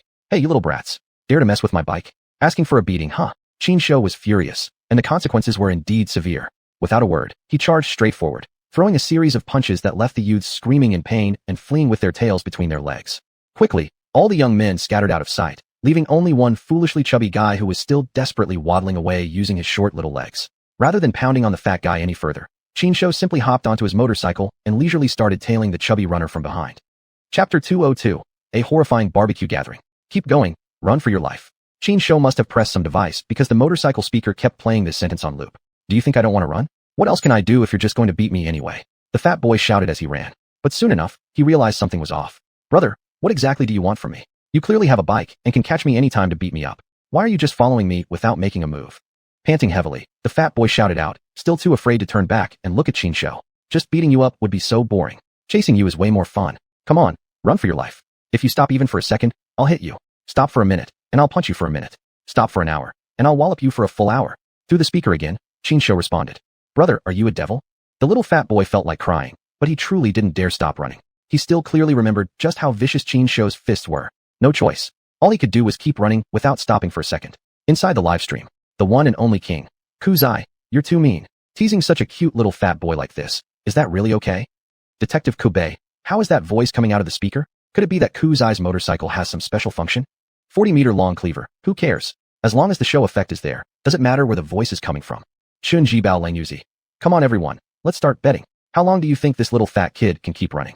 Audience members started commenting one after another, sparking a heated discussion. Qinshu, however, wasn't too concerned about this. Right now, his whole attention was on tormenting this little fat boy. Surprisingly, the little fat kid was quite resilient and hadn't stopped running at all. It was only after 30 minutes of continuous running that he finally gave in. Brother, I'm sorry. Just stop chasing me, okay? The fat boy collapsed on the ground, panting hard as he shouted out. We need to keep our words. I said I would hit you if you stopped. For however long you pause, I'll beat you for the same amount of time. Can't go back on that now. From the speaker came that devilish voice once more. Hearing this, the fat boy almost passed out on the spot. Then, the fat boy decided to take his chances. Suddenly, he turned around and stared at Qinshu on the motorcycle, ready to confront him. But when he turned around and looked carefully, he realized the one chasing him all along wasn't human at all. What the hell it was clearly a panda. A panda? A panda that can ride a motorcycle. You're Kuzai. The little fat boy stared wide-eyed in disbelief. Oh my, you actually recognize me. So, this complicates things a bit. Should I stick to my word and beat you as promised, or spare you out of courtesy? As he thought this, Qinshu bared his teeth slightly at the little fat boy. Of course, the fat kid couldn't possibly guess what Qinshu was thinking. However, knowing now that it was truly Kuzai, the fat boy eased his fear and anxiety inside. Kuzai, I'm your fan. Look, I even kept the ticket stub from when I visited the Jinyo Zoo. It's just a pity that I couldn't manage a photo with you back then. Pulling out his wallet, the fat boy retrieved a ticket stub and handed it to Qinshu. Looking at it, Qinshu found that it was indeed real. Seemed like this little fat boy was genuinely his fan. Before Qinshu could react, the boy then continued. Kuzai, boss Ku, brother Ku, messing with your bike was wrong of me, but you already punished me enough. So how about it? Will you forgive me? Besides, I'm already home. If you hit me in front of my family, where would my face go? The fat boy's tone was practically pleading now. Faced with this, what else could Qinshu do but forgive him? But Qinshu didn't plan on forgiving him that easily. See that place? Qinshu tilted his chin toward a barbecue restaurant not far away. I get it. The little fat boy chuckled and immediately started walking toward the barbecue restaurant. Very quickly, the little boy came back with a pile of barbecued food and a few cans of cola. Brother Ku, please take a look. Is this enough? Does it suit your taste? If you aren't satisfied, I can go buy more right away. With a grin, the little fat boy approached Qinshu with a face full of flattery. You did great. You are teachable indeed. Qinshu nodded approvingly. then patted the little boy's shoulder to show his satisfaction. Then, the human and the panda sat side by side on the motorcycle's back seat, indulging themselves shamelessly in the barbecue feast. Inside the live stream, the one and only king, watching Kuzai and the little fat boy eating barbecue has somehow made me hungry too. No, I need to get something to eat as well. 40-meter long cleaver. Where exactly is my master now? If anyone knows where this place is, send me the address. I'm coming over right now. Actor by Dingyun. Holy crap, my brother has a new ride again. And he's even having barbecue behind my back. Let's go. I'm heading over too. I think I'm already nearby. Xinjun, I'll send you the address now. The Emerald City. Oh my, looks like this barbecue gathering is getting more horrifying by the minute. Since everyone's interested, I'll tag along too. Ms. Shun Binghua from the Jinyo Zoo, what do you think? Are you coming? Jinyo Zoo Shun Binghua. I'm already in bed, so I'll pass. Just make sure to keep an eye on Kuzai and don't let him cause any trouble. 40-meter long cleaver. Don't worry, Ms. Shun. Leave my master to me. Everything will be just fine. After a brief exchange among the audience, this terrifying barbecue gathering became a reality. Soon enough, several people gathered around Qin Shou's motorcycle. Moreover, the scene quickly attracted a large crowd of curious onlookers. Despite being nighttime, there were still plenty of people out and about enjoying the night. Fortunately, Chunjun had come well prepared, making sure Qin Shou was well hidden, so no further incidents occurred. This eased Shin Bingyue's worries quite a bit. After a wild eating session, Qin Shou had Chunjun disperse the surrounding crowd. Then, he rode his motorcycle along with Bai Dingyun and Chunjun, joyfully cruising around the city. Bro, where did you get this motorcycle? What's the story behind it? Bai Dingyun truly loved cars and bikes. Though he already had the off-road vehicle Qin Shou gave him, he couldn't help but ask when seeing a new model. It's from a friend of Master's. I couldn't tell much about it myself. Chunjun spoke up beside them, explaining on Qin Shou's behalf. Looks like your bro's friend is quite an amazing person, Bai Dingyun said with admiration, his face filled with envy. That's understandable. For a car enthusiast, a fresh, mysterious new bike like this was irresistibly attractive. Chapter 203, Huahua's Night Raid. Xuanhuan waiting for the prey like a fool. Unfortunately, Qin Shou could never tell Bai Dingyun that his car was actually a gift from the system. Well, if I ever get bored with this car, I can just give it back to him. An off-road car for a small target. This motorcycle is a bit worse, so I'll just deduct $1 million from its value. Thinking of this, Qin Shou smiled in a particularly shameless way. The feeling of getting something for nothing. Damn, it feels amazing. After fooling around outside for a while longer, Qin Shou rode his motorcycle back to the Jinyo Zoo leisurely. Naturally, he parked the motorcycle outside the entrance of the Jinyo Zoo. So comfortable. Qin Shou stretched his arms high and jumped over the wall back into the panda enclosure. Because he had just been out and about for a while, Qin Shou was actually quite tired. The body of a panda was naturally inclined to sleep a lot. Although Qin Shou had been trying his best to restrain that habit, he hadn't completely overcome the tendency. So, after returning to his room, he immediately flopped onto his bed, preparing to have a good nap. However, just as he had lain down, he suddenly realized something didn't feel quite right. But before he could react, a fluffy, warm body pressed against him. What the heck? What's going on? Qin Shou was both startled and frightened. Even though he was an incredibly powerful panda, this situation had come on so suddenly that even his quick reflexes hadn't saved him from being frightened. Yet, very quickly, Qin Shou calmed himself down. He figured out what, or rather who, had crept so close to him. Right, the creature that had approached him wasn't some thing. It was another panda. Huahua, what are you doing here? Qin Shou immediately sprang up from his bed, looking at Huahua with caution. Why am I here? Don't you already know? Huahua stared at Qin Shou with deep sorrow, her expression sadder than even Li Qingzhao or Meng Jiang knew.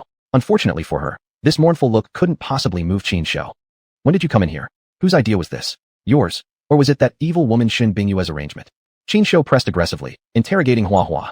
It was my own idea. Seeing the expression on Qin Shou's face, Huahua realized her night raid had failed. Instead of being coy, she simply stepped forward and pressed close to him again. You like Xiao Chuyi so much, so why can't you accept me? Are you telling me I'm really not as good as Shi Yuan and Gigu? While Huahua started touching Qin Shou with her paws, she continued questioning insistently. What kind of logic is that? Just because I like Xiao Chuyi, I have to accept you? Also, it's not that I think you're worse than Shi Yuan and Gigu, but rather, the two of you, and even Shi Yuan and Gigu too, are just not my type. Come on, no matter how much effort you put in, eventually you'll still just be a panda. But little master here is different. I have already evolved once. In the future, as long as I keep working hard, sooner or later I will evolve into a human. You and I are just pandas from two different worlds. Therefore, there's absolutely no way I could accept any of you. Of course, these were private thoughts Qin Shou would never share with Huahua. To try and discourage Huahua's advances, he could only clearly express his stance, hoping it would make her give up. But unfortunately, Huahua was clearly not someone who would give up so easily. Despite Qin Shou's clarity and finality in his refusal, Huahua remained determined and resolute. I don't care how determined you are. I absolutely won't give up. And I firmly believe that I can definitely win you over. That was Huahua's stance. As for Qin Shou, this kind of attitude was exactly what he dreaded the most. Fine. If you really insist, then go ahead. If I can't get rid of you, then maybe I should just run away. Qin Shou shook his head helplessly and, deciding to abandon the room, made his way to the entrance of his private palace. Opening the door, Qinshou immediately saw xuanhuan guarding inside the room. Qinshou, I've got a mother on my tongue. Wonder if I should say it aloud. No need to ask. This was certainly another one of Shun Bingyue's arrangements. That evil woman, she's just determined to make sure little master here can't rest comfortably. Without even thinking, Qinshou backed away from the door. If you won't let me sleep in peace, then little master won't sleep at all. I'll just go back out and play some more. With that thought, Qinshou slipped out of the zoo again, started up his motorcycle, and rode straight to Jiang Yuyu's house. Of course, the entire process was perfectly captured by the livestream camera. Unfortunately, most of the night owls watching the stream had already gone to sleep, and the stream's chatroom had only a few comments showing. However, this was something Qinshou did not care about at all. Arriving at the foot of Jiang Yuyu's apartment building, Qinshou ascended the stairs with the ease of familiarity, effortlessly reaching Jiang Yuyu's door. He didn't knock, but instead took out a mobile phone from the system space. This phone was a reward he had received during a check-in event. It was a model that didn't exist in this world. Unfortunately, he hadn't had many opportunities to use it. But now, it was finally about to come in handy. Turning on the phone, he flipped to Jiang Yuyu's number and dialed without hesitation. The next day, the sanitation workers got up early for their jobs, sweeping the streets. Meanwhile, live stream viewers were also waking up, browsing through what interesting events had happened in the live streaming world last night. Qinshou's fans had already entered the live stream room early, eager to see if there were any surprises. As soon as they logged in, they saw a scene that made their blood race. On screen, a shapely woman curled up beside a short, fat man, sleeping sweetly and soundly. Quick-eyed viewers immediately recognized the woman's identity. Detective Koubei. Oh my god, this is outrageous.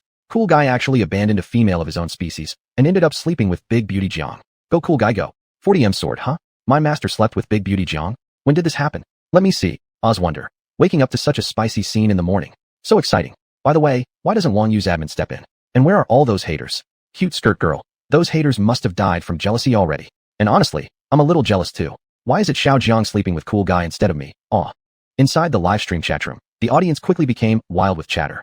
Especially the female viewers who had crushes on him, who were now filled with envy, jealousy, and resentment toward Jiang Yuyu. Many female fans even started flooding the chat with slogans like, why Jiang? Why her? Take Cool Guy already. However, soon enough, people's attention shifted elsewhere. Chapter 204. I really want to run away, but I can't escape. Only King. You guys should check out last night's live stream replay, huh? First, Huahua launched a midnight raid on Cool Boy in the dorm. Then Xiyuan ambushed Cool Boy in the small house. Cool Boy's love life is truly turbulent. No wonder Cool Boy sneaked out to sleep over at Big Beauty Jiang's place. Can't be helped. If it were anyone else, being constantly bothered by two unwanted romantic interests, anyone would grow impatient and choose to escape, picking the starry sky. So you're saying then, Big Beauty Jiang is someone Cool Boy doesn't dislike? 40-meter long saber. If it were me, I wouldn't dislike Big Beauty Jiang either. Emerald Path. It doesn't matter if you don't dislike her either. Let me tell you, there's a good chance Big Beauty Jiang might become your future teacher's wife. And you're daring to have a crush on her? Isn't that? 40-meter long saber. What kind of fierce words are those? I'm completely at a loss for a reply. The audience quickly shifted their attention, starting to check the live stream replay from last night. As for Qinshou's performance last night, the viewers had already anticipated it, but still couldn't help discussing it further. At this moment, Qinshou had also woken up. Seemingly in sync, Jiang Yuyu also woke up suddenly at the same time. Seeing Qinshou in her arms, Jiang Yuyu was first startled, then let out an scream of shock. Her scream, indeed, gave Qinshou quite a scare, almost making him roll off the bed. But quickly afterward, Jiang Yuyu regained her composure. Sorry, Cool Boy. I wasn't fully awake yet. I must have scared you. Sorry about that. Jiang Yuyu looked at Qinshou apologetically, even raising her hand to smooth down his fur. Her gentle demeanor resembled that of a newlywed bride, loving and clingy toward her husband. Only King. Big Beauty Jiang. Are you sure you didn't get this mixed up? That Cool Boy getting scared by you? Come on. I bet, if you keep being this sweet to him, he'll definitely take advantage and harass you without hesitation. Emerald Path. If it were me, I'd kick him off the bed first. Floral Skirt Beauty. I wouldn't mind at all. Plus, if it were me sharing the bed with Cool Boy, I wouldn't overreact like that in the morning. 40-meter long saber. You're just a hopeless romantic. She's a proper lady. How can she be the same as you? Come back and chat later. Get lost. Inside the live stream, viewers kept watching the interaction between Qinshou and Jiang Yuyu while buzzing with another round of comments. Truthfully, the audience really has figured out Qinshou's personality by now. As Only King just said, true to form, Qinshou indeed seized the opportunity during their interaction to harass Jiang Yuyu repeatedly. Jiang Yuyu naturally knew exactly how mischievous Qinshou could be, but faced with such a cute and clever ball of fluff, she simply couldn't bring herself to hate him. Even when Qinshou flirted with her, Jiang Yuyu felt no ill will at all. Only King. Done for. This girl is beyond saving. Jiang Yuyu might not have any ill feelings toward Qinshou. However, Qinshou himself knew when to stop and back off appropriately. Cuteness and cleverness weren't good enough reasons to keep taking advantage of a young lady forever. Besides, the time was getting late. Morning cuddling time had already gone on long enough. He couldn't possibly keep clinging to Jiang Yuyu, causing her to miss time to prepare for work. Therefore, after spending some time with her, Qingshou willingly got out of bed and went to sit in the living room, waiting for breakfast. Undeniably, Jiang Yu truly was a thoughtful girl. Though she didn't know exactly when Qingshou might visit her place again, she'd still made full preparations. All of Qingshou's favorite breakfast items were ready here. After busying herself in the kitchen for a while and finishing their morning routines together, the girl and the panda sat across from each other and enjoyed a delicious breakfast. Come on, let's go to work. Smiling, Jiang Yu hooked her arm with Qingshou's and stepped outside. As soon as the girl and the panda exited, they ran into a familiar face. At the same time, the person on the opposite side also saw them. You guys. Xiaoheng looked at Jiang Yu and Qingshou, especially noticing how they were walking arm in arm, their closeness causing his heart to ache. The cabbage he had long desired, chased after, and pined for had actually been stolen by a freaking panda. What kind of situation was this? Most importantly, this panda had insane combat strength. 10 guys like him wouldn't even stand a chance. At this moment, Xiaoheng really wanted to run away immediately. However, hey, how are you doing? Qingshou casually stepped forward and slapped Xiaoheng's shoulder like an old pal. Xiaoheng, I'm merely a weak and helpless neighbor Xiao Xiao. Big brother, please don't pick on me. Xiaoheng says he's panicking. He really wants to run away, but he just can't escape. Luckily, Qingshou didn't make any further moves. He simply kept his arm around Xiaoheng, smiling brightly at him. Only king. Haha, look at this poor guy. Oh man, he can't even get the girl he's been dreaming about, and now he's getting roughed up by our cool boy. So sad. 40-meter long saber. So this is the guy my master beat up before? Haha, seriously feels bad for him. How about we make a bet? How long before this guy starts begging for mercy? Ascending the moon above the ninth heaven. I bet he won't last more than a minute. Emerald Path, a minute? That's giving him way too much credit. I say he won't even last that long. Inside the live stream, influential viewers kept throwing out jokes and comments about Xiaoheng. Xiaoheng, however, had absolutely no idea about this. And at the moment, Xiaoheng wasn't really in the mood to think about much else either. Right now, he just wanted to escape Qingshou's grip as soon as possible. And then, hey Yu. Xiaoheng shot a pleading look toward Jiang Yu, hoping she would take pity on him and come to his rescue. What a disgrace. Jiang Yu rolled her eyes and avoided looking at Xiaoheng, shaking her head toward Qingshou instead. Come on, cool boy. We still have to get to the zoo for work. It's not worth wasting time on someone like this. Xiaoheng. Right. Big brother Panda, you really don't need to waste any more time on me. I promise, I won't ever bother Yu again. Qingshou, shut up. Since when are you allowed to call her that? With one slap, Qingshou pushed Xiaoheng aside. He glared at him fiercely, and then flexed his biceps with a threatening gesture. The warning couldn't have been clearer. As for Qingshou's actions, Xiaoheng dared neither to get angry nor utter a single word. He could only watch helplessly as Qingshou and Jiang Yu strolled away arm in arm, standing alone in the hallway, suffering in silence as the morning wind chilled his bones. 40-meter long saber. Alright, I admit this guy's character is pretty bad, but right now, I kind of feel sorry for him. Purely from a man's perspective, of course. Chapter 205 lying flat. Only king. Those who are pitiable must have their despicable sides. How he treated Miss Jiang before. His current fate is truly what he deserves. Skirted beauty. That's right.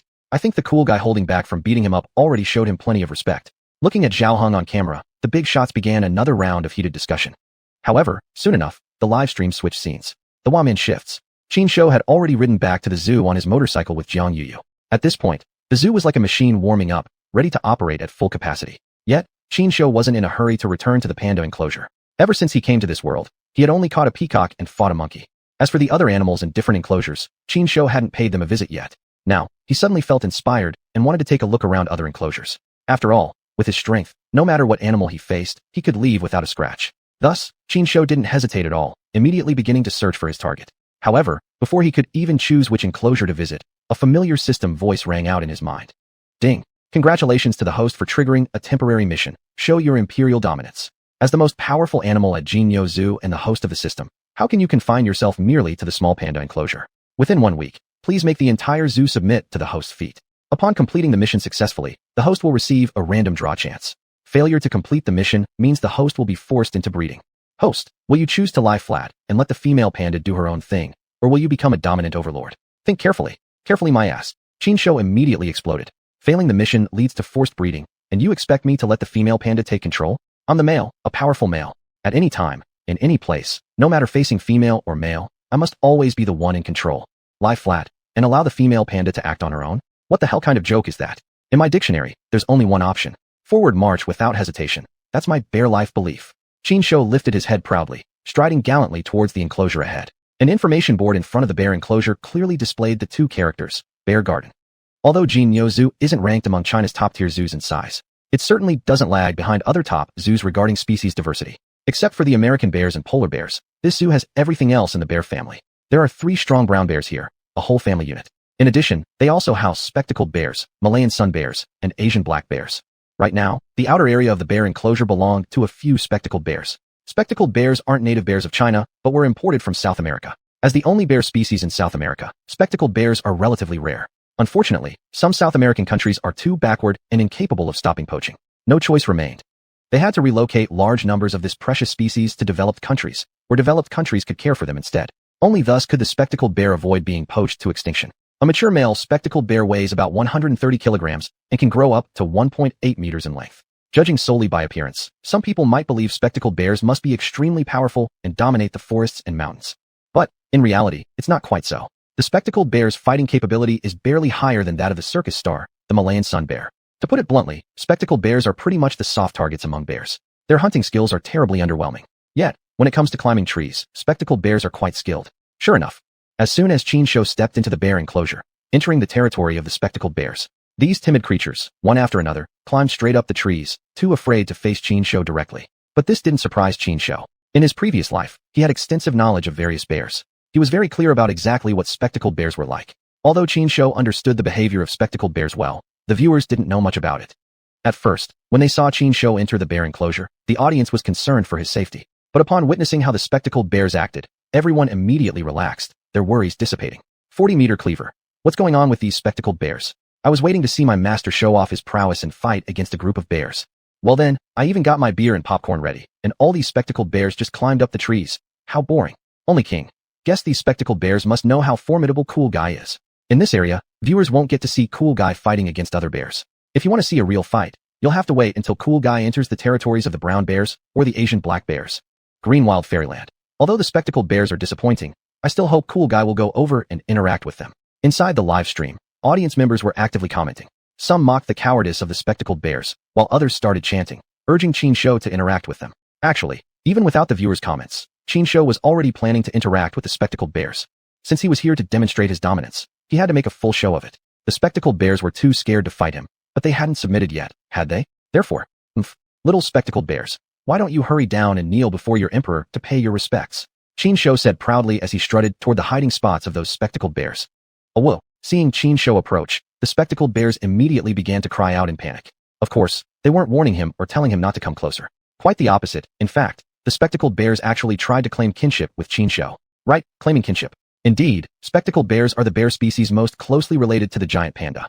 This fact is evident simply from their outward appearance. Spectacled bears got their name because most of them have black or brown fur, with only the fur around their eyes being white. That bears a striking resemblance to the giant panda. Bro, we are actually distant relatives. Since we have this familial connection, can you please cut us some slack? Even if we have offended you somehow, considering our family ties, could you at least go easy on us when you strike? Preferably, don't hit us in the face. The spectacled bears began to plead with Qinshu one after another, which actually left Qinshu momentarily at a loss. Chapter 206 The Stubborn Sun Bear. However, as soon as he thought about his mission, Qinshu still decided he should give these spectacled bears a proper lesson. Cough, cough, cough. Qinshu cleared his throat a few times before solemnly addressing the spectacled bears. Listen up, I'm not here to bully you all. Quite the opposite actually. I've come to tell you that from now on, you're all under my protection. No bear will ever dare to bully you again. Even the zookeepers will give you special treatment if you mention my cool name, Quasi. Air. One of the spectacled bears spoke up weakly. Actually, even without you, we don't get bullied by other bears. What? Qinshu's eyes widened as he pretended to look furious. Are you saying what I said is wrong? Do you have a problem with me? No. As soon as the spectacled bear saw Qinshu glaring, it quickly shook its head, showing immediate submission. If you don't have any issues with me, then what are you waiting for? Hurry up and come down to pay respects to your big brother. Crossing his arms over his chest, Qinshu proudly looked at the spectacled bears. Air. Several of the bears looked at each other hesitantly. After a long hesitation, they reluctantly and awkwardly climbed down from the tree. Big brother. The spectacled bears called out half-heartedly. You're not in sync at all. Qinshu was clearly dissatisfied. He slapped each spectacled bear on the shoulder first, then started clapping to set the rhythm for them to call again. Big brother. Following Qinshu's lead, the spectacled bears finally shouted in unison. Ah, that's better. Nodding his head, Qinshu was very satisfied and showed his teeth in a grin. Alright, I won't make things hard for you all. You can just go about your business. By the way, whose territory is next to yours? Qinshu raised his hand and pointed toward the adjacent area. That's the sun bear's territory. One spectacled bear quickly answered. Sun bears? Just weaklings. You guys go play. I'll go meet these sun bears. Qinshu clearly remembered that in his past life, sun bears were a class 1 protected animal in the ancient Huaxia. Before his reincarnation, these bears had already nearly gone extinct in the world he came from. But in this world, the sun bears were actually living quite comfortably. Sun bears belong to the genus Hilarctos of the family Ursidae. They are recognized as the smallest bear species in the world, also known as dog bears, little dog bears, or sun bears. Sun bears are nimble and agile creatures, with the most distinctive feature being a clear horseshoe-shaped patch on their chests. Like the spectacled bears, sun bears are also excellent climbers. And decades ago, sun bears were commonly used as performance bears in circuses. However, this information was completely meaningless to Qin Shou. Qin Shou didn't care exactly what kind of bear he was facing. No matter what bear it was, there was only one thing Qin Shou needed to do: fight them, until they surrendered. Easily vaulting over the fence, Qin Shou entered the territory of the sun bears. Soon, Qin Shou spotted several small, black figures. These little creatures were the sun bears. Well, describing these sun bears as little creatures wasn't actually entirely accurate. After all, Qin Shou himself wasn't much bigger than these sun bears. But in Qin Shou's mind, the weak are always the weak, regardless of size. Originally, Qin Shou thought these small sun bears should be easy to handle. But what he never expected was that these sun bears would have such an unexpectedly bad temper. Damn Panda, get out of our territory. Several sun bears surrounded Qin Shou fiercely. The leading sun bear directly addressed Qin Shou, ordering him to leave their territory. You few are quite tough. Who gave you the courage to act so arrogantly toward me, your sovereign? Qin Shou narrowed his eyes, immediately projecting an overbearing, dominating aura. Unfortunately, these sun bears weren't the least bit impressed by Qin Shou, and even began to move threateningly toward him. Only king. Haha, compared to those spectacled bears, these sun bears still have some backbone. Honestly, I do admire them a bit. But, their upcoming fate, tut-tut. 40-meter great saber. Master, you can't be too harsh. I think, these sun bears might also be somewhat related to you. Green wild fairyland. Indeed, sun bears are also relatively closely related to giant pandas. However, compared to spectacled bears, their relation is slightly more distant. Besides, judging by the current situation, even if sun bears are relatives of pandas, Quasi definitely won't hold back. Who asked these sun bears to be so stupid and provoke Quasi? Detective K. Bay. Come on, place your bets. Let's gamble on how long these sun bears can hold out against Quasi. Fancy dress girl, you're obsessed with betting. Go stand somewhere out of the way and cool off. Don't interrupt me watching Quasi show off his might. Inside the live stream room, viewers were heatedly discussing the performance of the sun bears. Some people even wanted to place another bet on the opportunity. However, soon enough, everyone's attention was completely drawn to Qin Shou's situation. Right now, Qin Shou had already started fighting with those sun bears. 6 sun bears surrounded Qin Shou, and there was one smaller cub, hesitantly waiting outside the encirclement. Having many bears won't help you here. Qin Shou snorted coldly, targeted a sun bear, and immediately swung his big paw straight at it. Caught off guard, that sun bear was directly knocked flat by Qin Shou's slap. When the other sun bears saw how fierce Qin Shou was, they were instantly startled. But instead of retreating, they continued to howl fiercely and charge toward Qin Shou. Qin Shou didn't hesitate either. Without holding back, he struck left and right. After a flurry of swipes, all the sun bears were knocked down. Moreover, every sun bear that received Qin Shou's slap was unable to stand up again. Finally, the only one left confronting Qin Shou was that clearly not yet fully grown young sun bear. I'm not afraid of you. The young sun bear shouted loudly and charged straight at Qin Shou. Then, Qin Shou raised his forearm and pressed it down on the young sun bear's head. No matter how hard the little sun bear struggled, it couldn't even break free from Qin Shou's grasp, let alone attack him. Little one, do you surrender? Qin Shou slightly increased his pressure, nearly making the small sun bear tumble over. But the young sun bear was still stubbornly resisting, frantically swinging its front paws trying to strike Qin Shou. Why do you insist on this? Shaking his head, Qin Shou exerted a bit more strength and directly lifted the young sun bear up. Chapter 207. When this emperor fights any bear, it's one slap and done. This emperor won't make things difficult for you, nor will I do anything to you. But to make you convinced from the heart, this emperor shall show you exactly how powerful I am. As he spoke, Qin Shou grabbed the little Malayan bear and strode forward. Living ahead in this area was a family of brown bears, a family of 3, housed by the Golden Bull Zoo. King of the only. Here we go, here we go. The main event is here. Everyone, pay attention. The battle to truly test Cool Guy's combat strength is about to begin. 40-meter cleaver.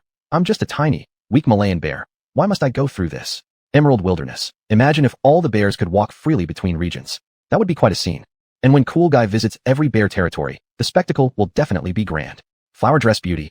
Quiet down, quiet. Cool Guy has already met the brown bear family. Come on, place your bets. Cool Guy winning is 1:1 odds. The brown bear family winning pays 110. Hand pluck the stars. With odds like this, you might just go bankrupt. Inside the live stream, viewers were actively commenting and discussing the upcoming battle between Qin Shou and the brown bears. Though the bear enclosure looked quite solemn, the atmosphere inside the live stream was nothing short of relaxed. The viewers had absolutely no worries about Qin Shou's upcoming fight. In fact, their attention wasn't even focused on Qin Shou himself, but rather on the little Malayan bear. Cool Guy's Yolim. This little Malayan bear, do you think it'll start crying later? King of the only, no way. This little guy is pretty brave. Haven't you seen? Even when facing Cool Guy head on, it wasn't scared of him at all. 40-meter cleaver. Speaking of which, are those Malayan bears okay? Will my master end up seriously injuring them? Golden Bull Zoo's old king. Relax, relax. Cool Guy knows restraint. I just checked. The head Malayan bear is fine. Discussions continued in the live stream. Meanwhile, inside the bear enclosure, Qinshu was already facing off against the brown bear family. And it must be said, they truly deserve to be called the elite among bears. Before the bear dad and bear mom even had the chance to speak, the young brown bear had already roared at Qinshu. Die, Panda! Get off our territory! Heh, my temper's a little short. How could I possibly hold back?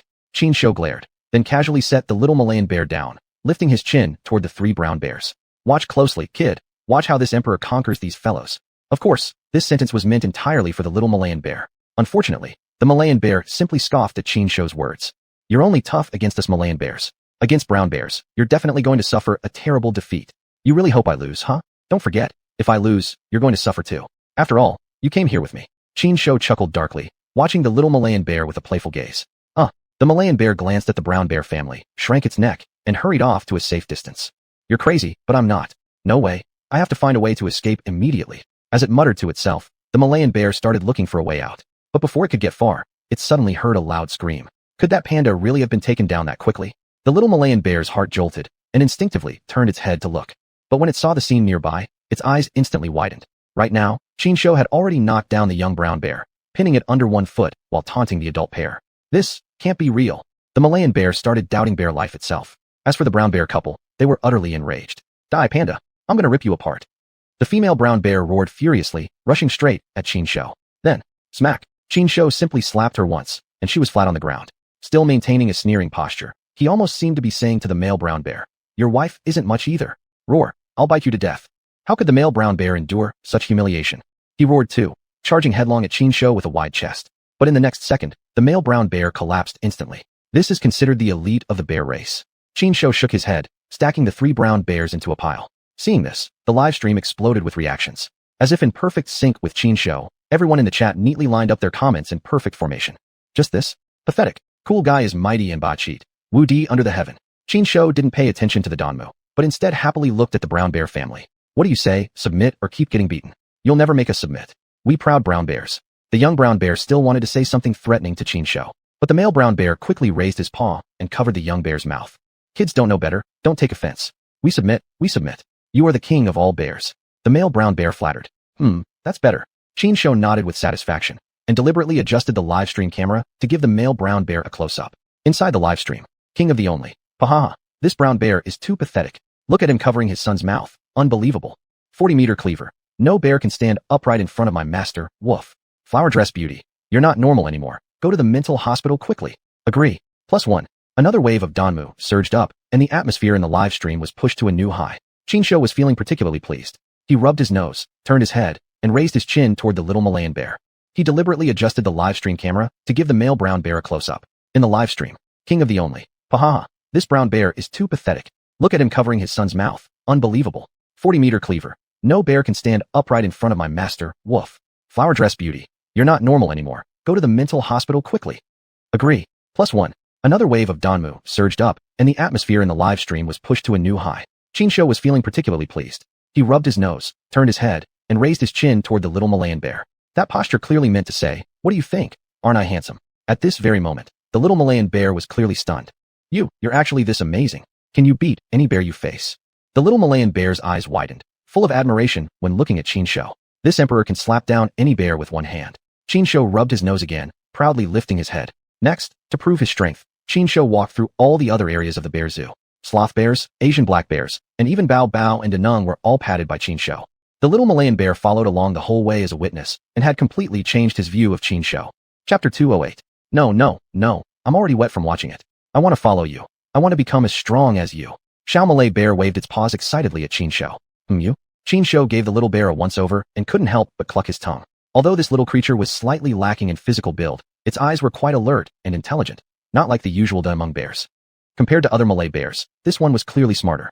Even when compared to xuanhuan and Danun, who had both eaten 5 spirit pills, this little bear's intelligence could definitely hold its own.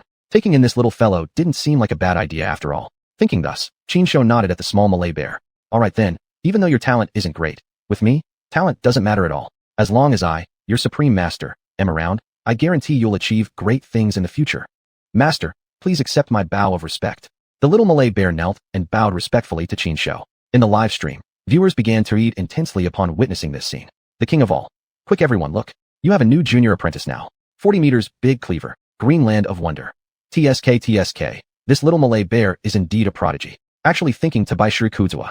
It seems its future achievements will be limitless. Skirt Queen. But the question is, what exactly can Cool Guy teach it? Nyonya Zhu Shin Bingwa. Malay bears are actually pretty clever animals. That's why people in the past used to domesticate them for circus performances.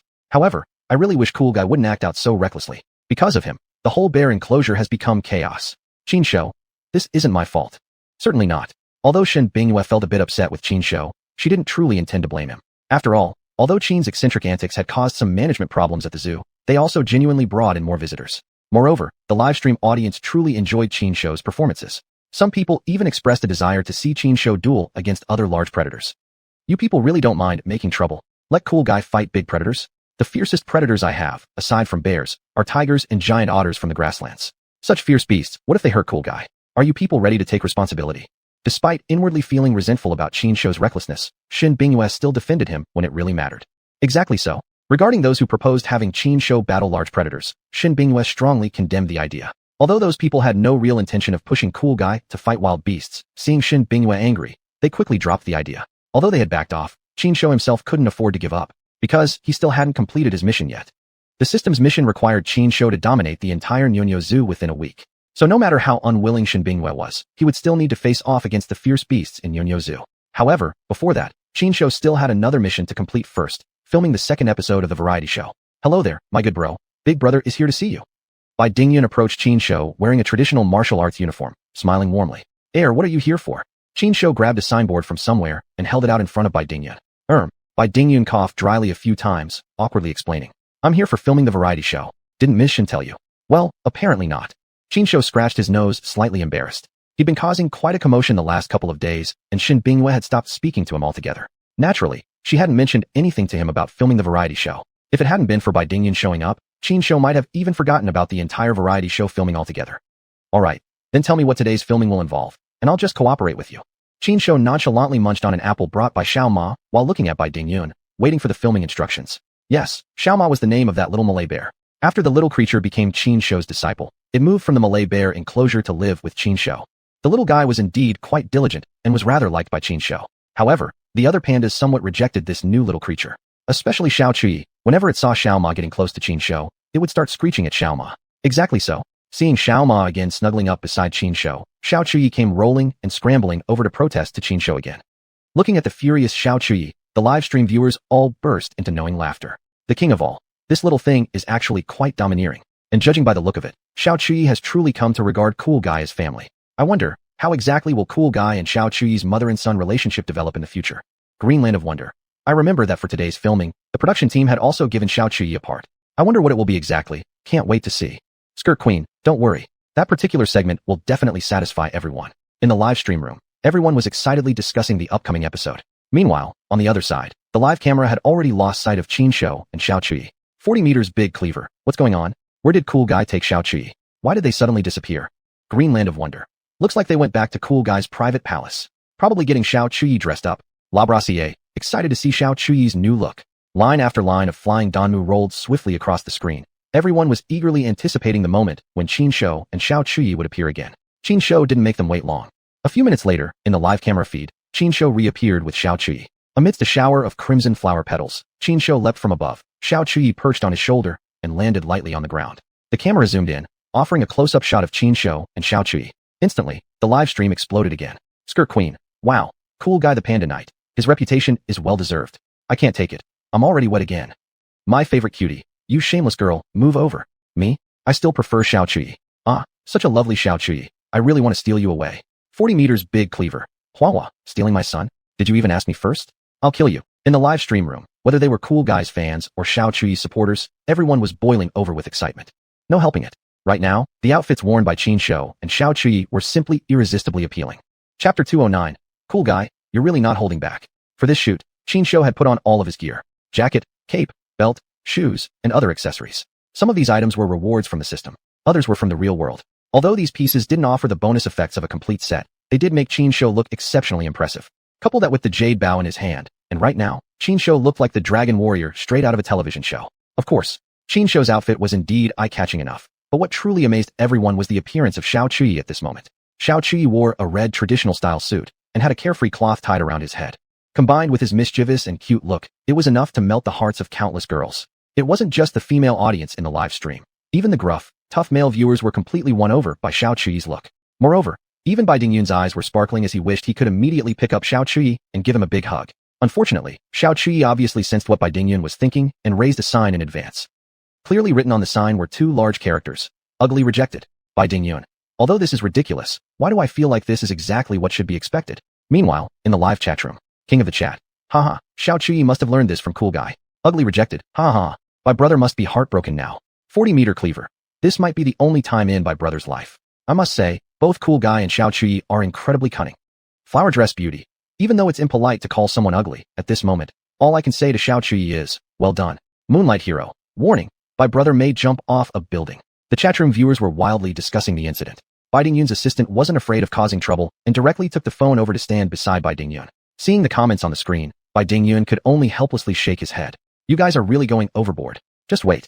When the opportunity comes, I'll settle scores with each of you one by one, said Bai Dingyun with a pale expression of fake anger. Unfortunately, no one took his words seriously. Because everyone clearly knew, Bai Dingyun was only joking. As approachable as Bai Dingyun was, there was no way he would really get angry. After this little commotion, the variety show officially began filming. To maintain confidentiality, the live stream naturally couldn't continue. However, to appease the viewers, Qin Shou and Xiao Chuyi still performed a traditional martial art together, Tai Chi. Blades and swords are not my style. The vast sky and ocean are where I belong. Pushing hands forward. No pure white in the darkness, neither good nor bad. Without victory, where does defeat come from? With Qin Shou, the literature thief, around, it was only natural that a classic song from his previous life would be brought forth. Although Xiao Chuyi was still a bit shaky in his performance, once paired with this song, the overall effect was thrilling for the audience. King of the chat. Cleaver, hurry and go learn from your master. Learn his skills so we all can benefit. I'm certain your master still has many more treasures up his sleeve. 40-meter cleaver. Don't worry, I'll make sure to visit the zoo frequently from now on. I won't say I'll master all of my master's skills, but I'll definitely grasp at least 60% of them. Wang Li, singer from Jiangbin Music Academy. Forget the rest, I just want to know who the lyricist and composer of this song are.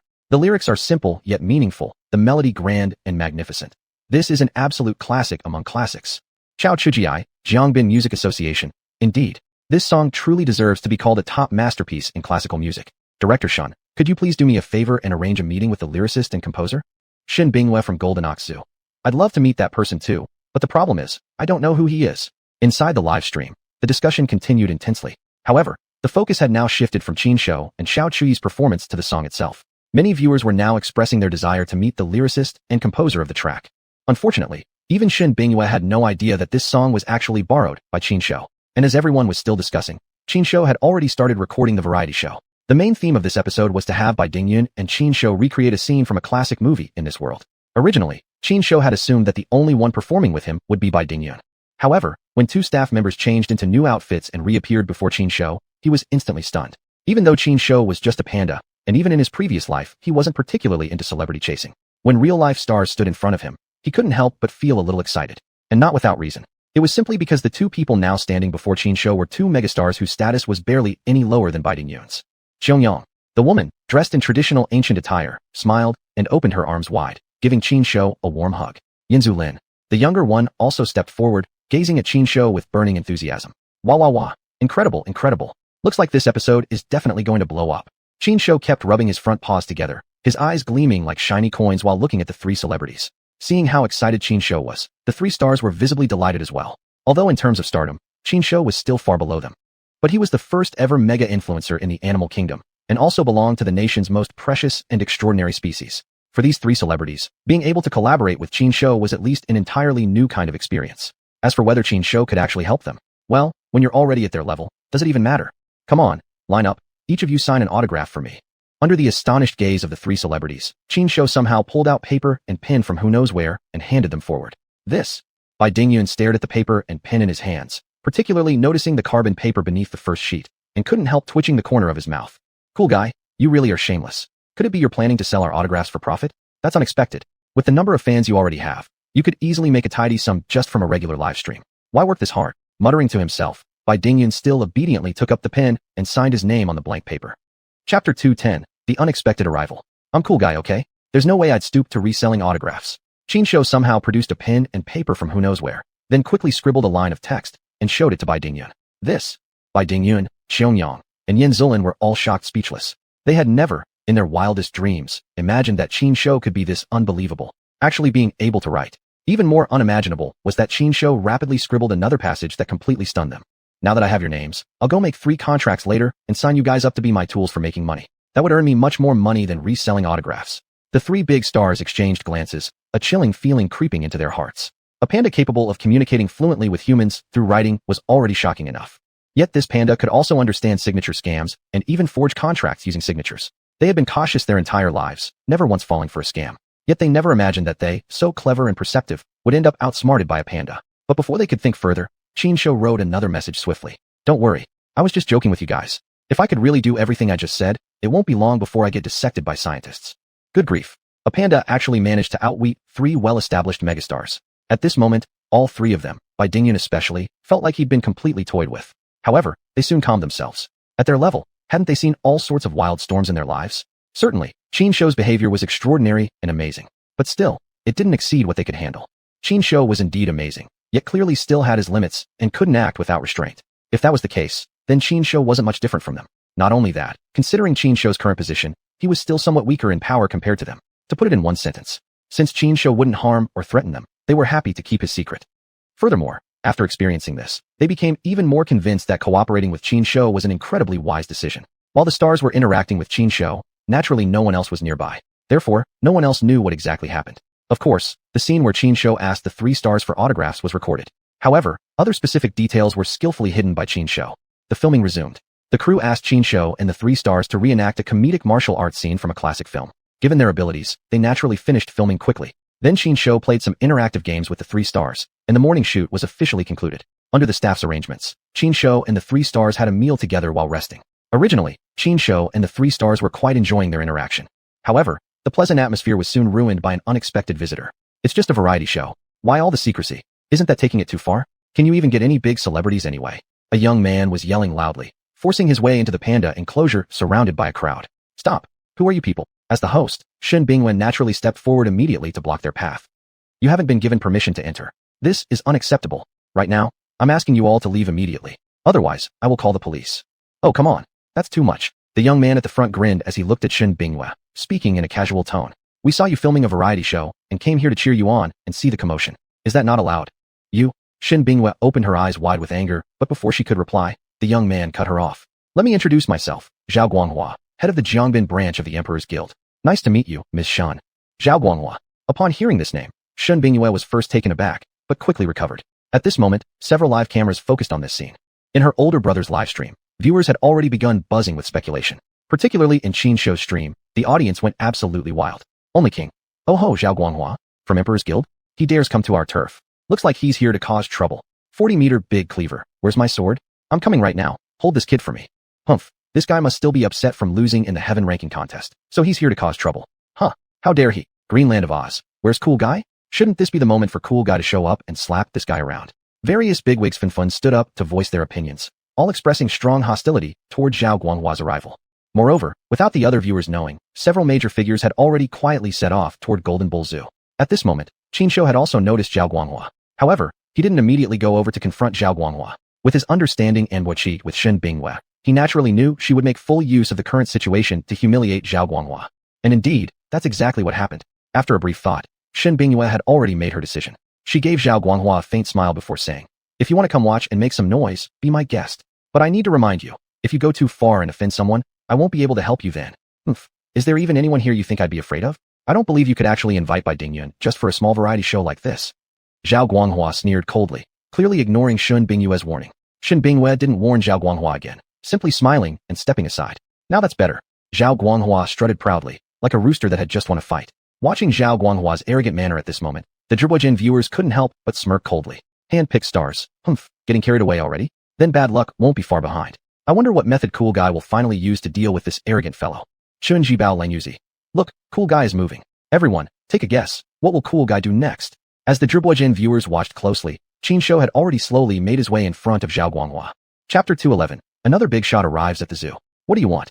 Zhao Guanghua, seeing Qin Shou approach, quickly took a step back, putting some distance between himself and Qin Shou. It was clear that Zhao Guanghua understood Qin Shou fairly well. Otherwise, he wouldn't have reacted so cautiously. His reaction actually caught Qin Shou off guard a little.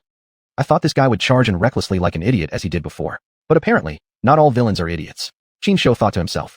He also began thinking about ways to team up with Shen Binghua and give Zhao Guanghua a proper lesson. But before Qin Shou could react further, Zhao Guanghua spoke up first.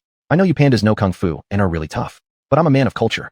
If you dare to lay a hand on me, even though you're a national treasure and I can't do anything to you, your boss Shun will still suffer the consequences. Humph. Qin Shou rolled his eyes, thinking to himself that this guy was truly overstepping. I haven't even touched you yet, and you're already threatening me. You really think I, cool guy, am someone easy to push around? You must be joking. Qin Shou was starting to get angry. His eyes darted around, thinking hard about the best way to make Zhao Guanghua suffer and make himself and Shun Binghua happy. In the live stream room, seeing Qin Shou's current mood, all the viewers became excited. 40-meter cleaver, look, my master is clearly about to pull off a trick. Everyone, come on, guess what he's going to do this time? The only king. Why hasn't anyone mentioned placing bets today? Have you all gotten scared? Hand can pluck stars. What's the point of betting anyway? No matter what, in the end it's always cool guy who wins. So, whether you bet or not, it makes no difference. Greenfield Wizard. I just want to know what cool guy is going to do. That Zhao Guanghua dares to come to our territory and provoke us openly. If things get serious, I'll just go out there myself and give him a taste of what he deserves. The chat was buzzing with excitement. Moreover, several of the senior viewers even declared openly that if Qin Shou couldn't deal with Zhao Guanghua, they would personally step in to deal with the arrogant fellow. At this moment, however, Qin Shou still hadn't figured out a solution. But it's not really his fault. If it were some common small-time thugs, Qin Shou would have tackled them and resolved the issue in a few moves. But here's the problem. Zhao Guanghua immediately declared himself a cultured man, effectively closing off any aggressive route Qin Shou might take. Besides, Qin Shou genuinely didn't want to cause any trouble for Shen Binghua, so he decided that he absolutely must handle Zhao Guanghua in a civilized way. But here's the catch. Civilized methods were easier said than done. Still, very soon after, Qin Shou flashed his teeth at Zhao Guanghua. This sudden action immediately put Zhao Guanghua on high alert. After all, only by understanding yourself and your opponent can you succeed in battle. Zhao Guanghua was certainly not your average brainless rich second generation. Quite the opposite, he was actually a very smart guy. That's why his reaction to Qin Shou was so sharp. What do you want to do? Don't tell me you're going to ignore my warning, and despite knowing you'd bring boss Shen a ton of trouble, you're still going to lay a hand on me. Zhao Guanghua laughed mockingly at Qin Shou, his tone full of mockery, but the guarded look deep in his eyes couldn't be hidden at all. Look behind you. Qin Shou paid no heed to Zhao Guanghua's provocations and threats, but instead raised his front paw and pointed behind Zhao Guanghua. What? Do you really think I'll fall for such a stupid trick, turning around only for you to attack me from behind? Zhao Guanghua responded to Qin Shou's gesture with a contemptuous snort. Animals are still animals, too stupid. You actually think this cheap trick will work on me? You're way too naive. You're the one being naive. Qin Shou chuckled to himself, but didn't acknowledge Zhao Guanghua further. Instead, he bowed politely in the direction behind Zhao Guanghua. This action completely confused Zhao Guanghua. Could it be that someone has actually arrived behind me? This thought flashed through Zhao Guanghua's mind briefly before he quickly dismissed it. This guy is definitely just trying to trick me. If I turn my head even slightly, he'll pounce on me immediately. No way I'm falling for that. Zhao Guanghua made up his mind and instantly straightened his neck, preparing to continue facing off against Qin Shou. At this moment, in Qin Shou's live stream, the audience had already formed a uniform line of messages appearing on the screen as the same scrolling barrage. The only king. He who doesn't provoke danger won't meet his doom. Farewell, Zhao Guanghua. 40-meter cleaver. He who doesn't provoke danger won't meet his doom. Farewell, Zhao Guanghua. He who doesn't provoke danger won't meet his doom. Farewell, Zhao Guanghua.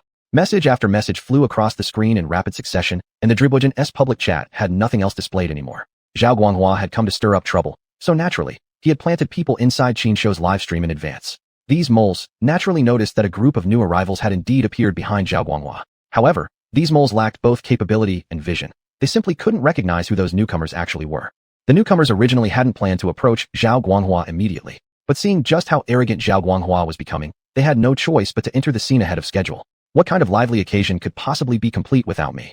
A gentle voice rang out, making Zhao Guanghua's nerves instantly tense up. So it turns out, there really were people behind me all along. Zhao Guanghua's heart gave a slight jolt. He hurriedly turned around to look. At first glance, he immediately recognized who had arrived. Though they'd never interacted directly before, he had still instantly identified the newcomer's identity. The secret backer of Panda Show, xuanhuan. That's right, it is indeed me. Though his identity had been revealed by Zhao Guanghua, xuanhuan showed absolutely no unusual reaction. He remained cheerful and smiling as ever. However, his words carried no politeness at all. Zhao Guanghua, second young master of the Zhao family, you truly have quite the authority. What exactly do you plan to do to our Panda Show's image representative? Could it be that you, Zhao Guanghua, believe old man Jin Xuanlin's influence is no match for your Zhao families? Awesome. Qin Shou's eyes lit up, and immediately he held up a sign in support of President Jin. Don't ask where Qin Shou got the sign. Just know that he had been well prepared. Exactly. Upon seeing the placard Qin Shou was holding, xuanhuan responded with a warm smile and gave Qin Shou a thumbs up. Rest assured, our gold medal spokesperson. Today, as long as I, xuanhuan, am here, No trouble shall remain a trouble. Chapter 212. Come on, challenge me already. Xuanhuan's attitude was firm, as if to say no matter who the enemy was, he was going to step up and take the lead. The reason for his reaction wasn't because he particularly favored Qin Shou, but because Qin Shou truly deserved it. Since Panda Shou had selected Qin Shou as their brand ambassador, the company's sales figures had remained consistently high. Whether it was their old designs or the brand new clothing created around Qin Shou's image, the sales figures had left competing brands far behind. Even the domestic markets of international brands had suffered due to Panda Shou's explosive growth. As the owner of Panda Shou, xuanhuan naturally reaped massive profits from this wise choice. Having already tasted success through Qin Shou, xuanhuan decided it was time to expand his collaboration with Shun Bingwei and further unlock Qin Shou's potential. Today, he had come to meet with Shun Bingwei to discuss the cooperation, but he never expected that the moment he arrived, he'd run into Zhao Guanghua, causing trouble. Of course, he had to step in. And facing Jin Quanlin, Zhao Guanghua felt immense pressure. Let's be honest, the Zhao family and the Jin family were roughly equal in terms of power. They were more or less on the same level. However, as a rising family, the Zhao clan did fall short in terms of heritage and depth. Moreover, the industries the Zhao family operated in were far more narrow. Other than the live streaming business, their influence in other fields was relatively weak. But it was different for the Jin family. Panda Shou wasn't the only brand the Jin family owned. Across multiple industries, the Jin family held extensive chain businesses. To put it bluntly, although the Zhao family might appear to be on equal footing with the Jins publicly, in reality, they were quite inferior. So naturally, facing Jin Quanlin, Zhao Guanghua was already feeling insecure. What made it worse was the fact that Jin Quanlin and Zhao Guanghua were of different generations. Jin Quanlin belonged to a higher generation of business elite. Naturally, he had the upper hand when dealing with a young upstart like Zhao Guanghua. With these factors adding up, Zhao Guanghua didn't just feel a bit intimidated. He was practically trying to bury himself into the ground. Just at this moment, Qin Shou shoved a sign right in front of Zhao Guanghua's face. On the sign, 2 crude lines of text were written. What's the matter, little puppy? Where's your tough attitude from earlier? Little puppy. Zhao Guanghua twitched, barely able to suppress the urge to punch the annoying panda to death. But the truth was, he absolutely couldn't do that. Yet, if he did nothing and let Qin Shou's mockery go unanswered, he couldn't swallow his pride either. What made it even worse was the fact that his spy in Qin Shou's live stream had just reported new information. People in the chat were mocking him even more fiercely now. Big/40 meters long. There are still 3 top-tier powerhouses who haven't acted yet, and Zhao Guanghua is already done for. What a disappointment. At this level, please don't come out just to embarrass yourself. The Only King sent a 100 gift donation to the streamer Xuanhuan Panda and sent a super bullet message. When it comes to trash talk, you gotta look at Cool Guy. In terms of cunningness, if Cool Guy says he's second, who dares to claim first? Greenfield Wizard. Looks like I don't even need to show up. TSK. Poor Zhao Guanghua. Looks like he kicked a steel plate called Boss Jean. Detective Kobe. What he doesn't know is, there are 3 more steel plates waiting ahead of him. Flower and Young Man. Still, it's not that exciting if Cool Guy doesn't make a move. Big/40 meters long. Excitement? This is the highest level possible. Victory without battle. My master is simply awesome. In the live stream, viewers weren't only mocking Zhao Guanghua, they were also showering Qin Shou with praise.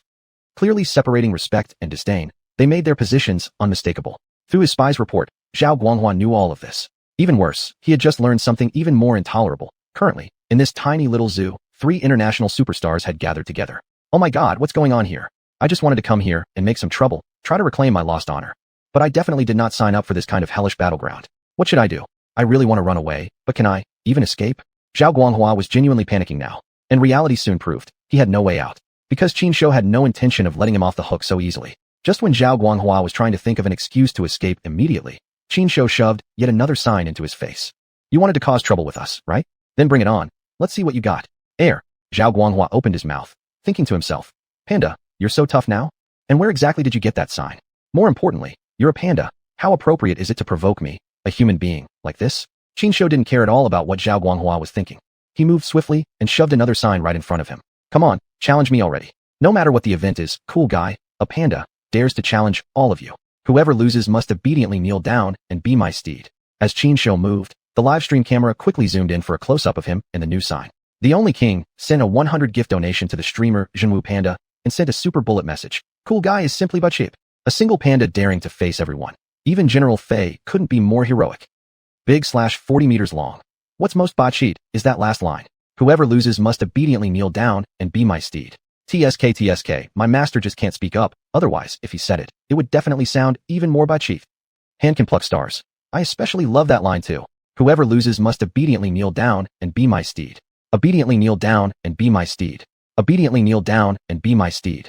Inside the live room, as the viewers chatted, they somehow started forming neat rows in the comments. As if the outcome had already been decided, that in the end, Zhao Guanghua and the like would have no choice but to kneel and become Qin Shou's mount. Things had reached this point, and even if Zhao Guanghua had the best temper in the world, he could not hold back anymore. He glared at Qin Shou viciously and gritted his teeth, saying, "You Panda is really going too far. You want to play, huh? Fine, this young master will play with you. Just tell me, what kind of game do you want? No matter what nonsense you come up with, this young master will go all in until the end." Zhao Guanghua was ready to throw caution to the wind. Since things had already escalated this far, rather than backing down in shame, he might as well just go for broke. That's exactly what I wanted to hear. Qin Shou grinned and immediately waved his hand toward the show crew members. Chapter 213, a performance that silenced the entire audience. Seeing this, the staff from the production team quickly set up the props needed for the next shoot and prepared to start filming the second half. Originally, the second half of filming required some extras to participate. However, since there was free labor available now, there was naturally no need for extra actors. And besides, since both sides had already escalated to this extent, the effect for the show later would definitely be shocking. As it turned out, the thoughts of the production team staff were indeed correct. Zhao Guanghua had already gotten into a quarrel with Qin Shou, so he naturally wouldn't show mercy. Thus, when his men faced off against Qin Shou, it was nothing short of a collision between Orxing and Earth. However, according to the arrangement of the production team, what they would start with in this second half was a table tennis match between Qin Shou and some non-professional players. Originally, this segment of the show was supposed to be carried out with the help of some extras. Now, the extras had been replaced by Zhao Guanghua and his entourage. Although the players had changed, the show's effect was still fully powered up. At this moment, Qin Shou stood behind 3 ping-pong tables, each claw holding a paddle, standing proudly like a supreme martial artist. Opposite him, Zhao Guanghua stood with 2 of his subordinates, awkwardly standing there, clearly confused. What the heck is going on?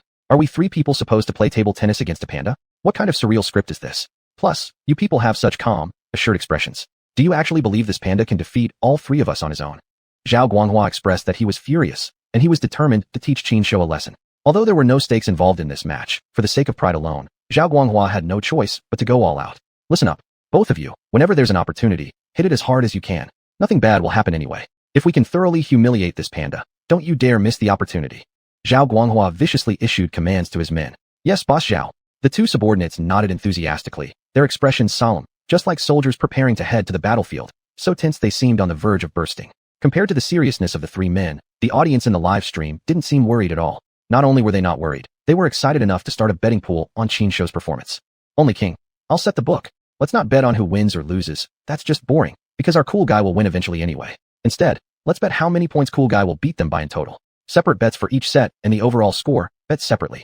Hey pretty girl in the back, please help set up a scoreboard. Flower skirt pretty girl. Don't worry, I got this covered. Soon, the betting scoreboard appeared. After that, everyone began funging with my mamat. 40M big sword. Let me start. 4 individual sets, I'll bet on 3 11-0 scores. 4 match score, I bet 3-0. Handpick stars. I'll be a bit more sensible, betting on 2-1 for the match, with 2 11-0 and 1 10-11 in sets. Armpit smell. That's what you call rational? Listen to me. Bet 2-1 in sets and 11-0 for 2 sets and 0-11 for 1. Emerald path. So you're saying you think cool guy will give them 1 set, huh? Well then, I'll go with that too. Inside the live broadcast, the audience was enjoying themselves as the betting began. The situation was soon reported to Zhao Guanghua by some spies. Zhao Guanghua exploded with anger the moment he heard it. You guys already have us 3 fighting a panda, and now you're even placing bets on us being humiliated? Who are you looking down on exactly? You serve the ball first. Zhao Guanghua couldn't wait any longer. He was ready to crush Qin Shou right away. Without delay, he threw the ping-pong ball to Qin Shou, indicating it was time for him to serve. Let's begin this delightful torture. Qin Shou grinned and immediately served, an ordinary, unassuming serve. Is that it? Zhao Guanghua easily returned the gentle serve. Then, following the rules, one of his subordinates served the second ball. This is only the beginning. The real suffering and torment are yet to come. Qin Shou naturally saw the disdain Zhao Guanghua held toward him, but he didn't seem to care at all. Instead, with both hands swinging in turn, he sent both balls flying back. On Zhao Guanghua's side, Zhao and one of his men clearly divided the responsibilities, both successfully returning their respective balls. At the same time, the remaining subordinate served the third ball. Only then did the audience finally understand. This match was no simple contest after all. No matter Qin Shou was a panda, even if it were a professional player, fighting 3 people alone, hitting 3 balls at the same time, it was not necessarily guaranteed to win. Not to mention, Qin Shou was just a panda, and an untrained one at that. In no time, some people began looking down on Qin Shou. Han Yong from Binjiang Jixing Table Tennis Gym. This is nothing but a publicity stunt. Jinyo Zhu has gone too far, seeking attention and chasing traffic, actually allowing cool guy to do something destined to fail. It's absolutely unacceptable. Li Xiangqin. That's true. Jinyo Zhu's approach is rather distasteful, and so is Xuanhuan platforms. You clearly invited by Ding Yun and 2 other international superstars, so why not focus on them when filming the variety show? Letting cool guy come out to take the fall like this could potentially ruin all the reputation he's built up so far. Inside the live stream, negative comments doubting Qin Shou continued to flood the screen one after another. Moreover, some trolls and malicious bots took the opportunity to jump out and attack Qin Shou, Jinyo Zhu, and everyone involved. Among these attackers, the majority were fans of Dihao, Xin. As for these people, the viewers in the live stream chose to ignore them completely, not even bothering to respond. Noticeably, not a single comment refuted them. It's unclear whether everyone had agreed in advance or if it was just a shared, unspoken understanding. Some unknowing viewers even thought Qin Shou's fans were cowards. But soon, those naive friends came to understand the truth. Qin Shou's fans were not cowards. They simply didn't want to waste energy on unnecessary actions. Because they knew, the beloved cool guy would definitely deliver the perfect counterattack to these people. Papap. Pa. After 3 sharp, crisp sounds in succession, 3 white ping-pong balls flew back like illusions, effortlessly returned by Qin Shou. Those 3 balls, none of xuanhuan's team managed to hit a single one. In an instant, the entire venue fell silent. Inside the live stream, those who had been criticizing and attacking Qin Shou automatically shut their mouths. They were all shocked speechless by Qin Shou's stunning performance that silenced the entire audience. Chapter 214. My mindset is completely shattered. The only king rewarded the streamer xuanhuan Panda with *100 and sent a super message. Cool guy, awesome. That ultra-fast return was absolutely breathtaking. Big doll, did you see that? Hurry up and please your master while you still can. Your master is a versatile genius. Even if you could only learn half of his skills, you'd still make it big. 40-meter saber, that's for sure. Just wait and see. I'll be laughing and strutting around the Jianghu with just half of my master's skills. Life is better when first meetings last. Hey cool guy, are you taking any apprentices? Even just a disciple would do. If not, I can serve you instead. I may not be as handsome as Shenzong or as beautiful as big sister Jiang, but I'm cute and affectionate. Black oil hi hey hi again. Ahem, miss, why don't you consider me first? After all, we at least belong to the same species. There should be priority in selection. Don't you think it's better to first settle in-group marriage issues before pursuing others? Everyone, get lost. Black oil hi hey hi again, sure thing. Inside the live stream, everyone was amazed by Qin Shou's spectacular performance. Words of praise filled the public chat nonstop. All kinds of compliments continuously poured in. Audience members competed fiercely with one another, each striving to use the most eloquent expressions. They all transformed into walking Chinese dictionaries, tossing out idiom after idiom relentlessly. Eventually, they simply ran out of words. Thus, a chorus of "Wokeo" and 666 echoed through the chat without any restraint. From the viewers' perspectives, Qin Shou fully deserved all this praise. Moreover, they felt this performance would become the ultimate peak in table tennis history. However, soon the audience realized they were wrong. Hilariously, spectacularly wrong. Because what they thought was a peak performance from Qin Shou was, in fact, just the appetizer. Over the next few minutes, Qin Shou showcased to everyone what true divine technique and total control really meant. Forehand smash, backhand counter. This time, you're going to catch it with your forehead. Don't move. Stand right there. I'm aiming for your front teeth. Yeah, that angle is perfect. Quickly bring your left cheek closer. Bring the right one closer too. I'm talking to you. I told you not to move. You can dodge all you want, but it won't help you at all. Over the next few minutes, xuanhuan and his companions experienced what could only be described as pure hell. Unfortunately, Qin Shou played without mercy. Xuanhuan's 2 followers weren't too bad. They hadn't been Qin Shou's main targets, after all. So currently, they were merely a little bruised and swollen. But Xuanhuan's case was completely different. Right now, he not only had bruises all over his face, but also had 2 loose front teeth. Those 2 panda eyes clearly demonstrated exactly how much pain he had endured. But that wasn't even the worst part. Logically, if they were beaten this badly, there should have been a massive point gap, right? Yet the truth was, the score remained tied at 0-0. Qin Shou hadn't scored a single point, and Xuanhuan's team hadn't lost one either. The only king. Killing someone while crushing their spirit. That's it again. No, this time it's not even about crushing spirits anymore. I think cool guy is literally going to crush these poor guys' souls into pieces. 40-meter saber. My master's just too brutal. Compared to what my master has done, all the bad things I've ever done don't even count as bad deeds anymore. The Emerald Path. Don't make cool guy sound like a villain. Our cool guy is the hero, and Xuanhuan and his group are the evil dragons. Only this dragon happens to be weak, stupid, and pitiful. Detective Kube, is it just a bit pitiful? This is truly pathetic. Come on, everyone, let's guess. What do you think Xuanhuan is thinking now? God's touch. What else could he be thinking? Obviously, he wants to withdraw. If this torment continues any longer, maybe his body could handle it, but his mind definitely won't survive. Inside the live stream chat, the audience was actively commenting and chatting, and all the discussion boiled down to 2 themes, praising Qin Shou and mocking Xuanhuan. Meanwhile, in a major city far from Binjiang, within a fully sealed training center, a group of people gathered around a computer watching Qin Shou's live stream. If anyone were to see these people, they'd be shocked. Because these people were no ordinary folks. They were none other than the entire members of China's men's and women's dream team of table tennis. In the world of table tennis, these individuals represented the ultimate pinnacle. No matter what competition it was, whenever these people showed up, they swept everything in their path. And yet, here they were, eyes glued to the screen watching a single panda playing table tennis. Not only that, But these people were speaking words that would be enough to shock ordinary people. Such an incredible move, such meticulous calculation. Who among us could pull that off? I definitely couldn't. How about you? Of course I couldn't either. Forget about facing 3 people with some skill. Against 3 average people, I'd barely be able to manage. Yeah, this panda isn't just amazing. It's practically a true immortal. These people were thoroughly engrossed in their discussion, while on the other side, xuanhuan and his companions were suffering a miserable fate. Under Qin Shou's relentless assault, the 3 of them were left in a pitiful state.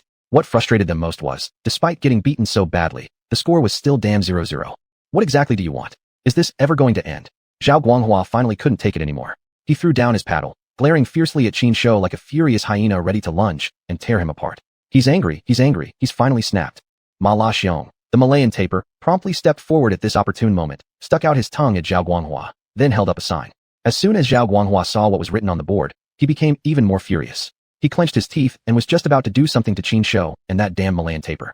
However, just at this moment, Qin Shou had also picked up a sign from somewhere and shoved it directly in front of Xuanhuan's face.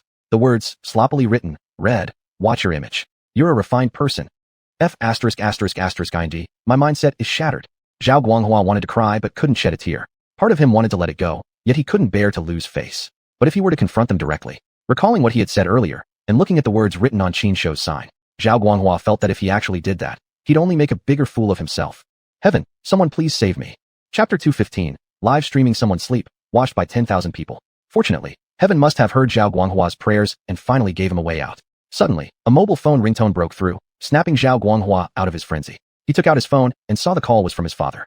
Without hesitation, he quickly answered the call. "Troublemaker, you've disgraced the Zhao family completely. What are you waiting for? Do you want to humiliate yourself further? Hurry up and come back right now." On the other end of the line, the old master of the Zhao household gave Xuanhua a scolding without holding anything back. Xuanhua dared not make a sound, obediently listening to the reprimand.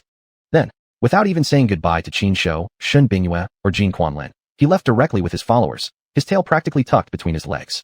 Lord Zhao's brilliant strategy brings peace to the realm. Losing the battle, and now losing face as well. Qin Shou once again held up a sign, making sure the camera gave it a big close-up. This scene was also immediately reported back to Xuanhua by his spies. Hearing the report just after walking a good distance away, Xuanhua nearly tripped and fell flat on his face. This moment was, coincidentally, captured perfectly by the livestream camera. Only King. Did you all see that person? What do you think he looks like? 40-meter cleaver. I think he looks like a dog. Emerald Fairyland. Indeed, like a dog, and a homeless one at that. Inside the livestream chatroom, one big name after another delivered biting remarks, giving Xuanhua no shred of dignity.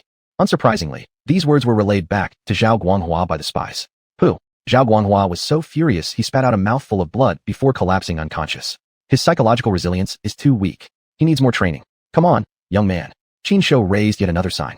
The live camera adjusted its angle in sync, zooming in clearly on the sign. This time, however, no one in the live stream was making fun of Xuanhua anymore. As if by prior agreement, everyone began spamming the chat with the phrase, "Kill the man, destroy his spirit." That's right, this is true killing with words. It's truly ruthless. Qin Shou narrowed his eyes with a smirk, crossing his arms as if to say, "I am the #1 in the world." Ma La Xiong, Xiaoma, immediately stepped forward to massage Qin Shou's legs. At that moment, Xuanhuan, who had already grown slightly impatient, suddenly jumped out, kicked a flying foot, and sent Xiaoma flying. Ying. Want a hug? Xuanhuan spread his arms wide, calling out to Qin Shou.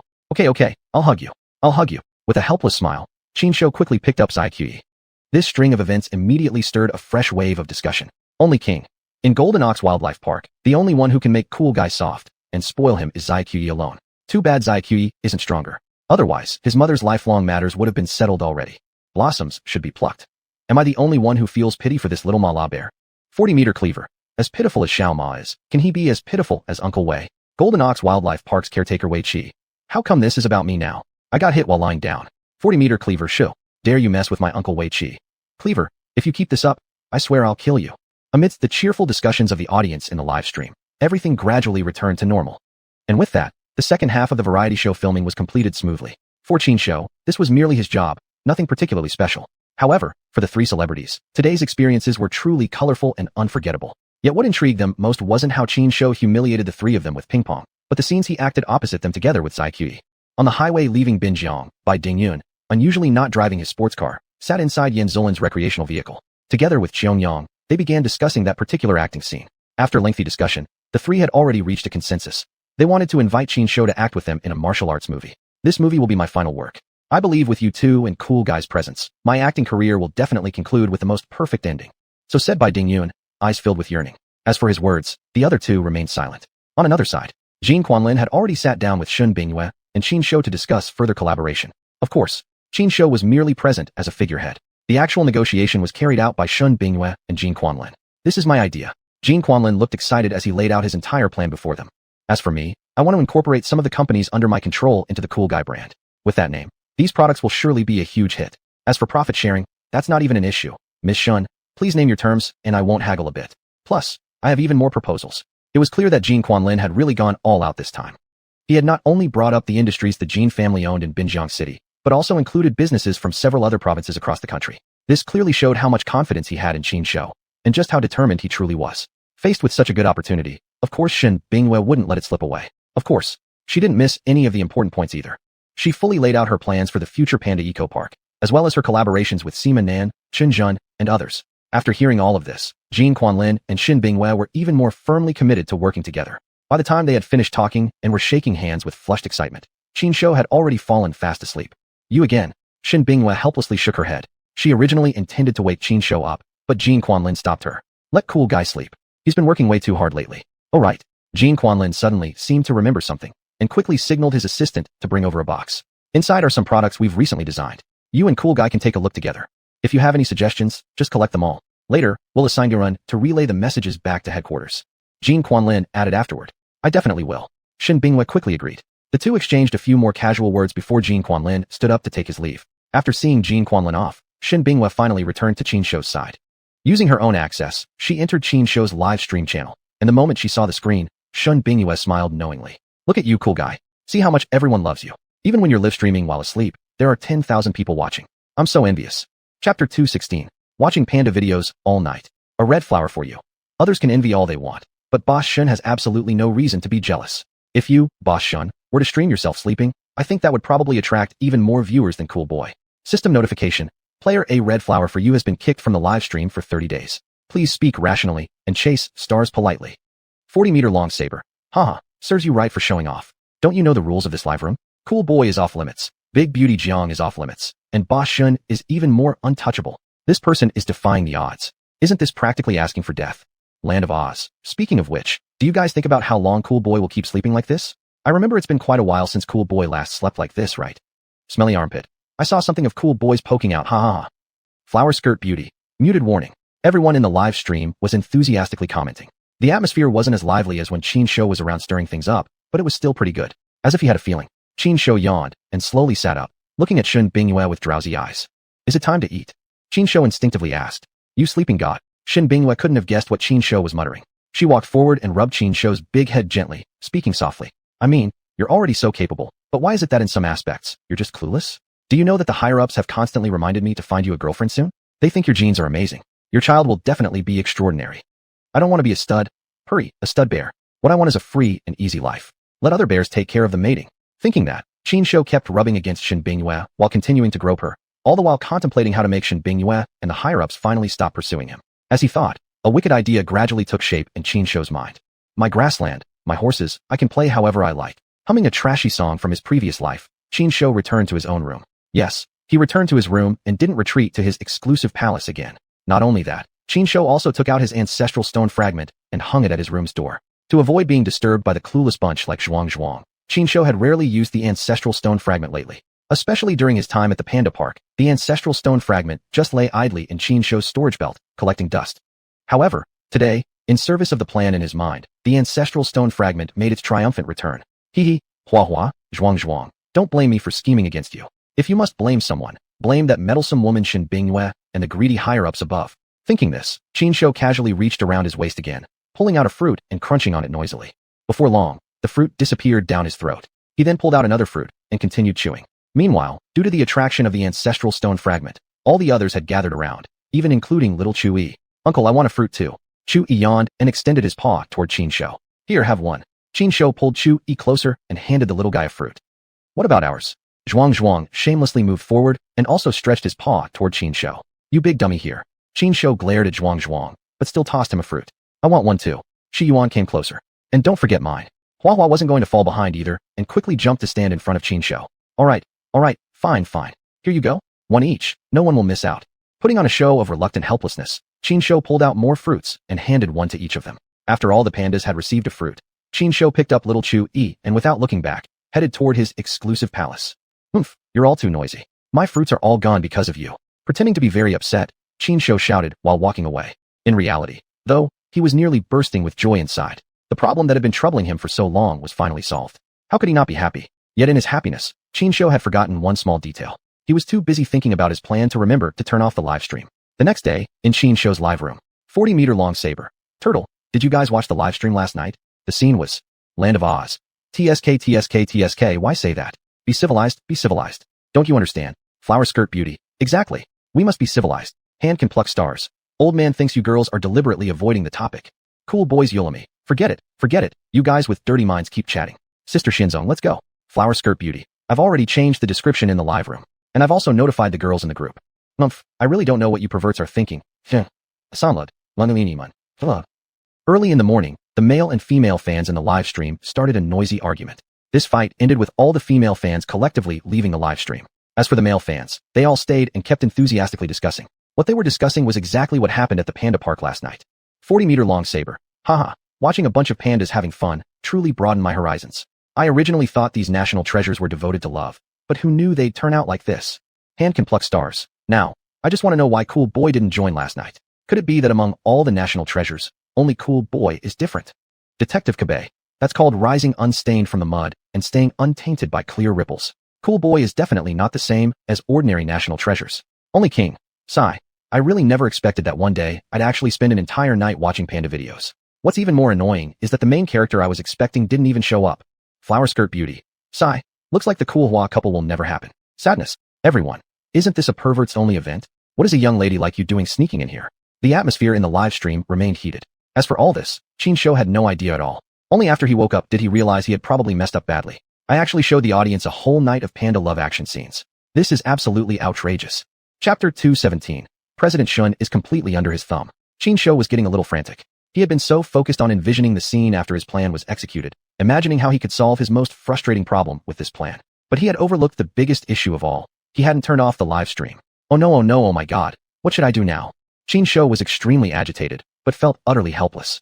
And at this point, even if he came up with a solution, it was too late to make any amends. Meanwhile, Shen Bingyue, who had just woken up, was looking at her phone screen in stunned silence. It wasn't until her phone started ringing that she finally snapped out of it. Looking at the caller ID, it was Director Su from Wulong Reserve. Shen Bingyue didn't dare delay and quickly answered the call. Before Shen Bingyue could say anything, Director Su started scolding from the other end. Miss Shun, how could you let this happen? Letting the pandas wander out on their own at night. Fine, that's tolerable enough. But how could you forget to turn off the live stream? Now so many people witnessed the pandas doing that thing collectively. Do you realize how negatively this affects us? I'm so sorry, Director Su. It's entirely my fault. I promise this will never happen again. I'll immediately start handling this matter to ensure the negative impact doesn't escalate. Shen Bingyue felt deeply ashamed and quickly made assurances to Director Su. No need. To Shen Bingyue's surprise, Director Su actually took responsibility for the incident. I'll handle the aftermath. Right now, you immediately take the vets and conduct full medical checkups on all the pandas. Since it already happened, we should start thinking ahead strategically. If Kuzai isn't reliable, there's no reason to assume offspring of other pandas will fare any worse. It was obvious that Director Su was clearly upset. Of course, she was angry at Qinsho. It had nothing to do with Shen Bingyue. At this moment, Shen Bingyue didn't try to argue or explain further and simply agreed quickly. They chatted for a bit longer before Director Su finally hung up. Without hesitation, Shen Bingyue immediately began calling the vets and notifying them to prepare for work. After briefly tidying up, she hurried off to the Jinyo Zoo. The moment she entered the panda enclosure, Shen Bingyue saw Qinsho playing with Xiao Chuyi and Xiao Ma. Her instincts told her immediately, last night's incident definitely involved Qinsho somehow. The problem, however, was she didn't have enough evidence to prove that Qinsho was behind everything.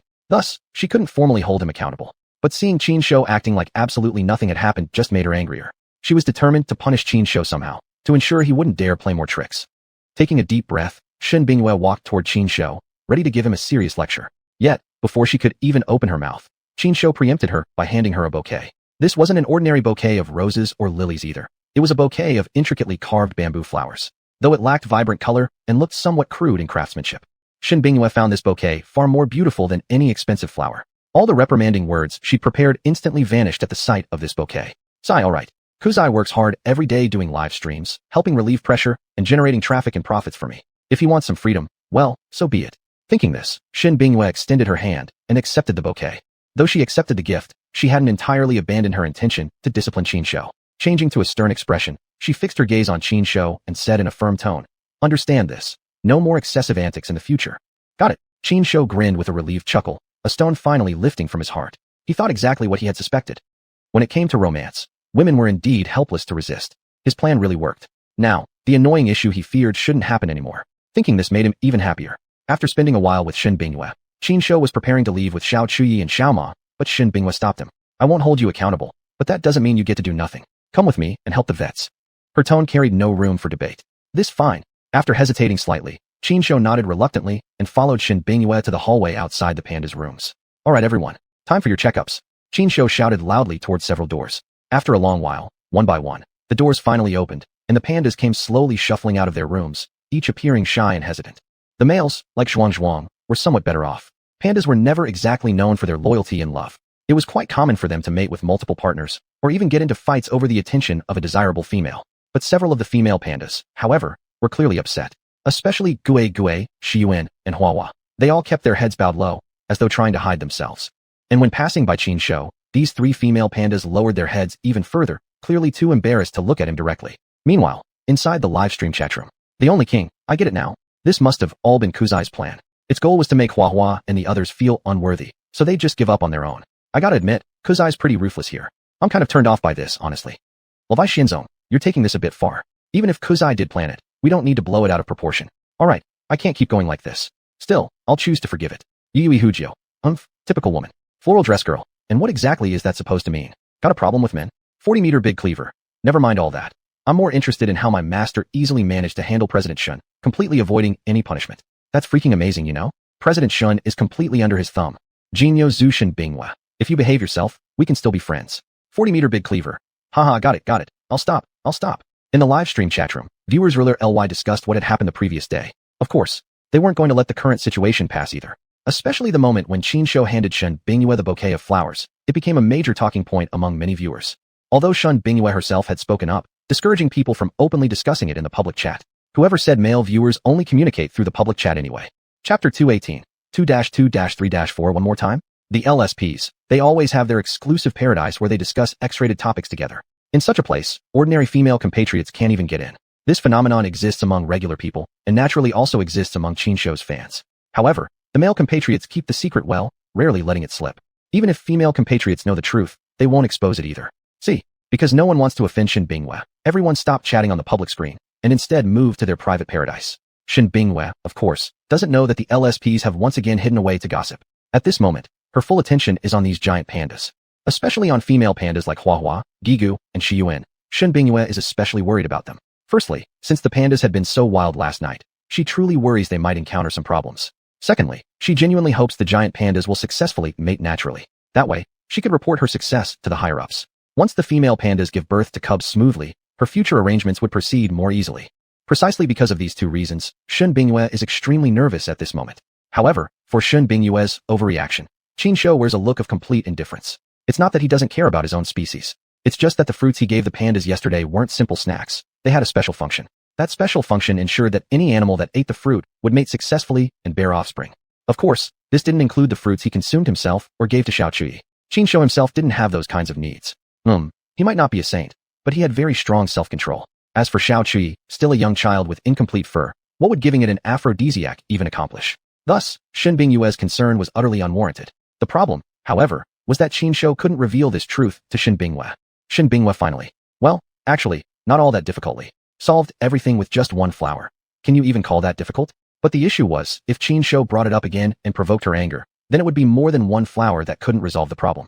Now, Qin Shou could only bring Xiao Chuyi and silently watch the spectacle unfold from the sidelines. At this moment, the first panda who had completed her examination approached from over there. The panda in question wasn't someone else. It was none other than Qin Shou's obsessive admirer and Xiao Chuyi's birth mother, Huahua. Ying. Huahua sidled up to Qin Shou, whimpering pitifully. Hey, don't do that. It gives me goosebumps. Qin Shou couldn't help but shiver, hastily shifting his body backward. But this time, unlike her usual clingy behavior, Huahua simply stood there, fixating her gaze on Qin Shou until he felt a chill run through his entire body. What exactly do you want? Qin Shou couldn't help but ask. Yet, Huahua still didn't answer, merely continuing to stare at him. Qin Shou was rendered completely speechless. Giving up, he stopped talking as well, imitating Huahua's posture and staring back unflinchingly. In the live stream, the only king. Come on everyone, use your imagination. Guess what cool guy and Huahua might be thinking right now? Green Wonderland. Where are the imaginative ones? Step up, it's time to show your talent. And to pick stars. Huahua, do I still have a chance? Rising to the sky to catch the moon. Cool guy, what do you think? When love is still like the first glance. Huahua, I know I'm no longer pure, but my love for you remains unchanged. Shunji Bao the decayed grain. Pants. What's the point of saying this now? Nothing can ever go back. Professor Han Rulong from Binjiang Film Academy. You guys really have boundless imaginations. I don't admire even national top-tier screenwriters. I only admire you. The only king sent a god of wealth descending from the sky, gift, and a super barrage. Everyone, work hard. These virtual coins are just a small token of my appreciation. Please accept this humble reward and don't refuse it.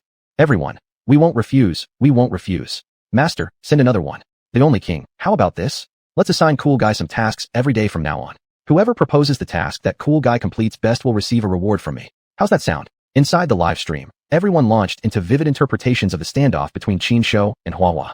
The audience even began continuing the story, writing out a melodramatic scene on the public chat screen. As they talked on, some senior netizens found inspiration and thought of even more interesting gameplay ideas. Soon, everyone enthusiastically began discussing these new concepts. Seeing the barrage of messages sent by the audience, Qin Shou couldn't help but twitch his lips. He had just managed to get rid of Huahua, and as soon as he turned around, he saw all these messages on the screen. Qin Shou, are you all devils? I work hard every day performing for you, which is hard enough. Okay. And yet you guys are still thinking about giving me new tasks every day. Looks like cool guy has spoiled you all too much. I've made up my mind. I'm going on strike from now on. Well, that was just a thought Qin Shou could only entertain briefly. In reality, he was actually quite supportive of the audience's proposal. It would be exhausting to rely solely on his own mind to come up with so many ideas to stir up trouble. If they could pool their ideas and let the viewers participate, then his workload would become much lighter. Of course, there was one prerequisite. The suggestions the viewers made had to be genuinely usable.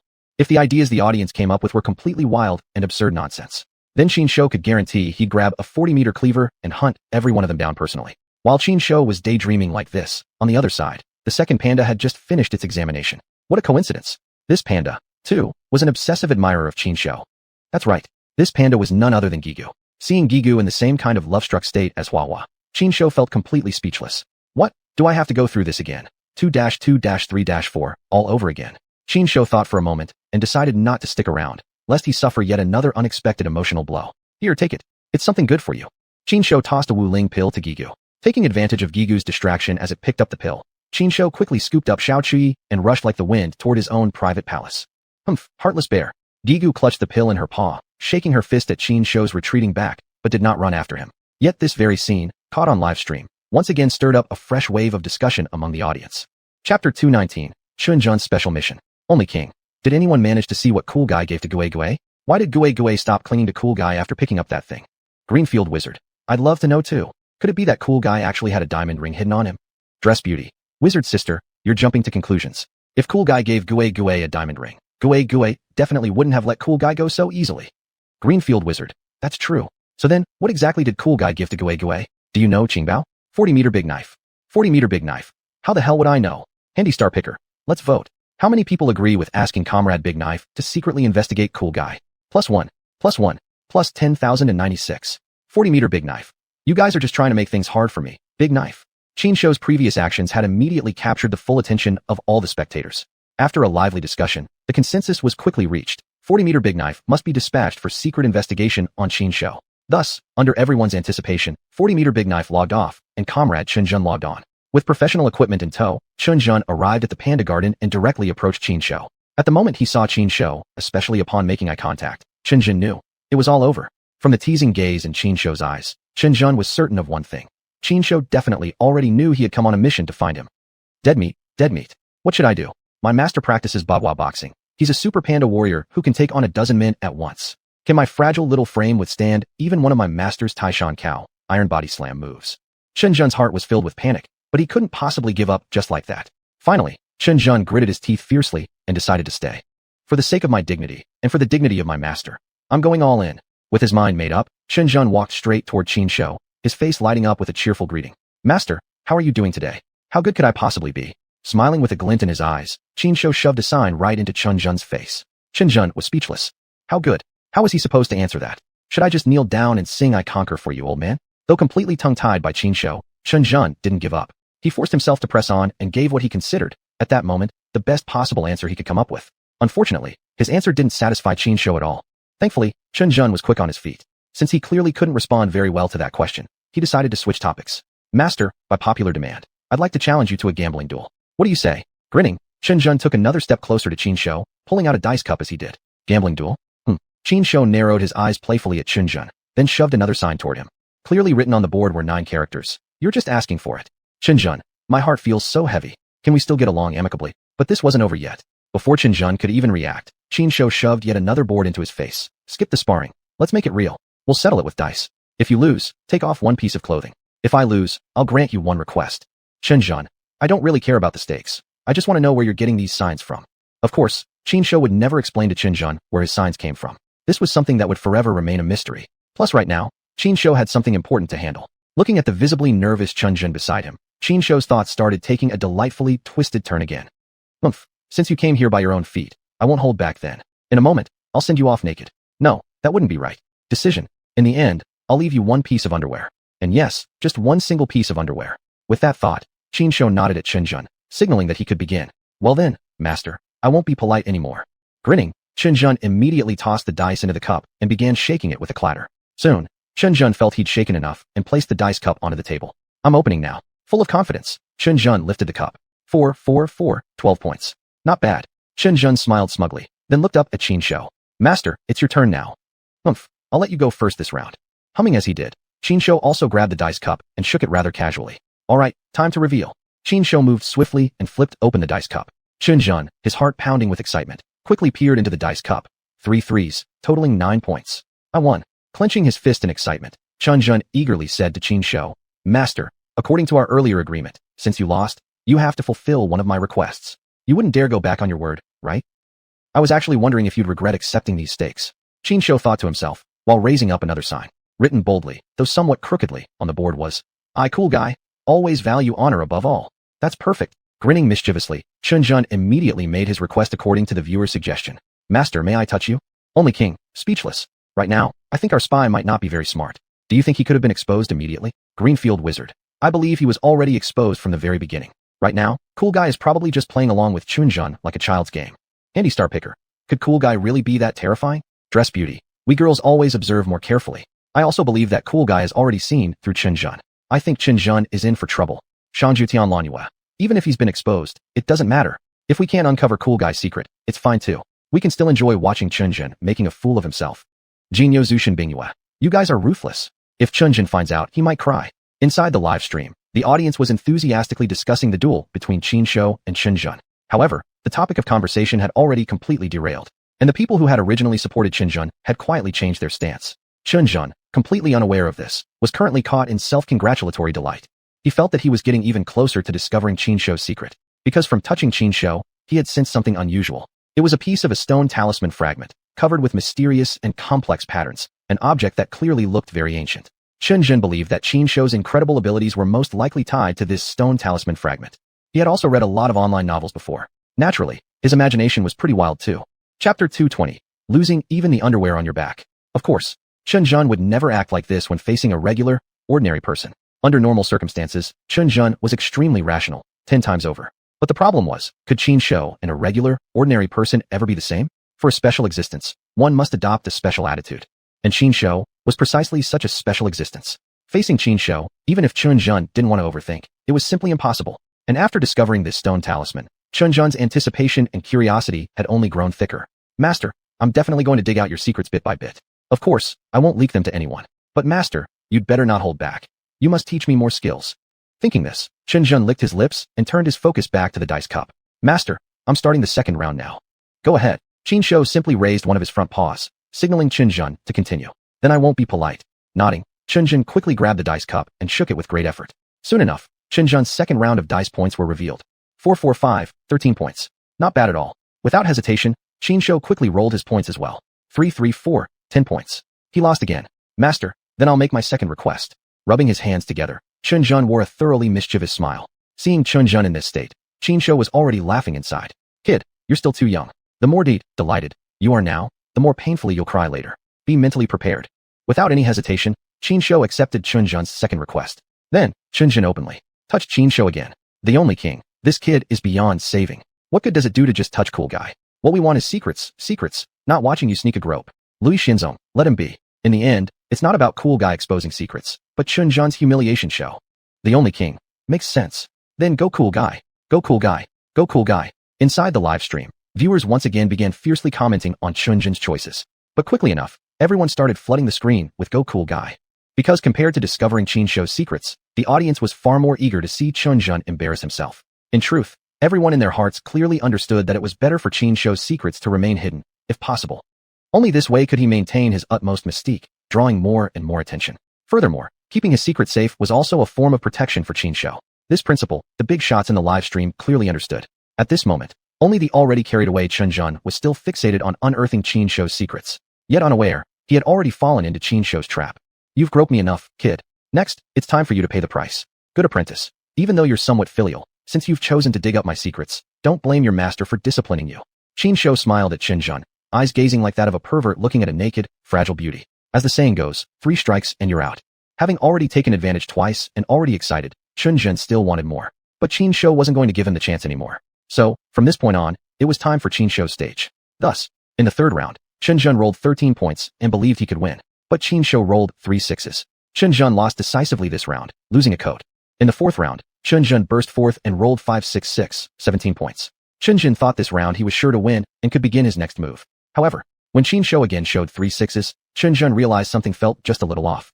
Exactly what was wrong, Chunzhan hadn't figured out yet. But soon enough, after losing 2 more articles of clothing, he finally understood. Apparently, those first 2 early victories had definitely been deliberate concessions by Qinshuo, all to let him fall for it and gradually sink deeper into the trap. Oh master, how deep are your schemes? I'm your own disciple. Is it really okay to betray me like this? Chunzhan shivered with a chill, crossed his arms across his chest, feeling cold outside, and colder still within. I wonder what everyone is doing and saying at this moment. Could they actually be laughing at me and watching me make a fool of myself?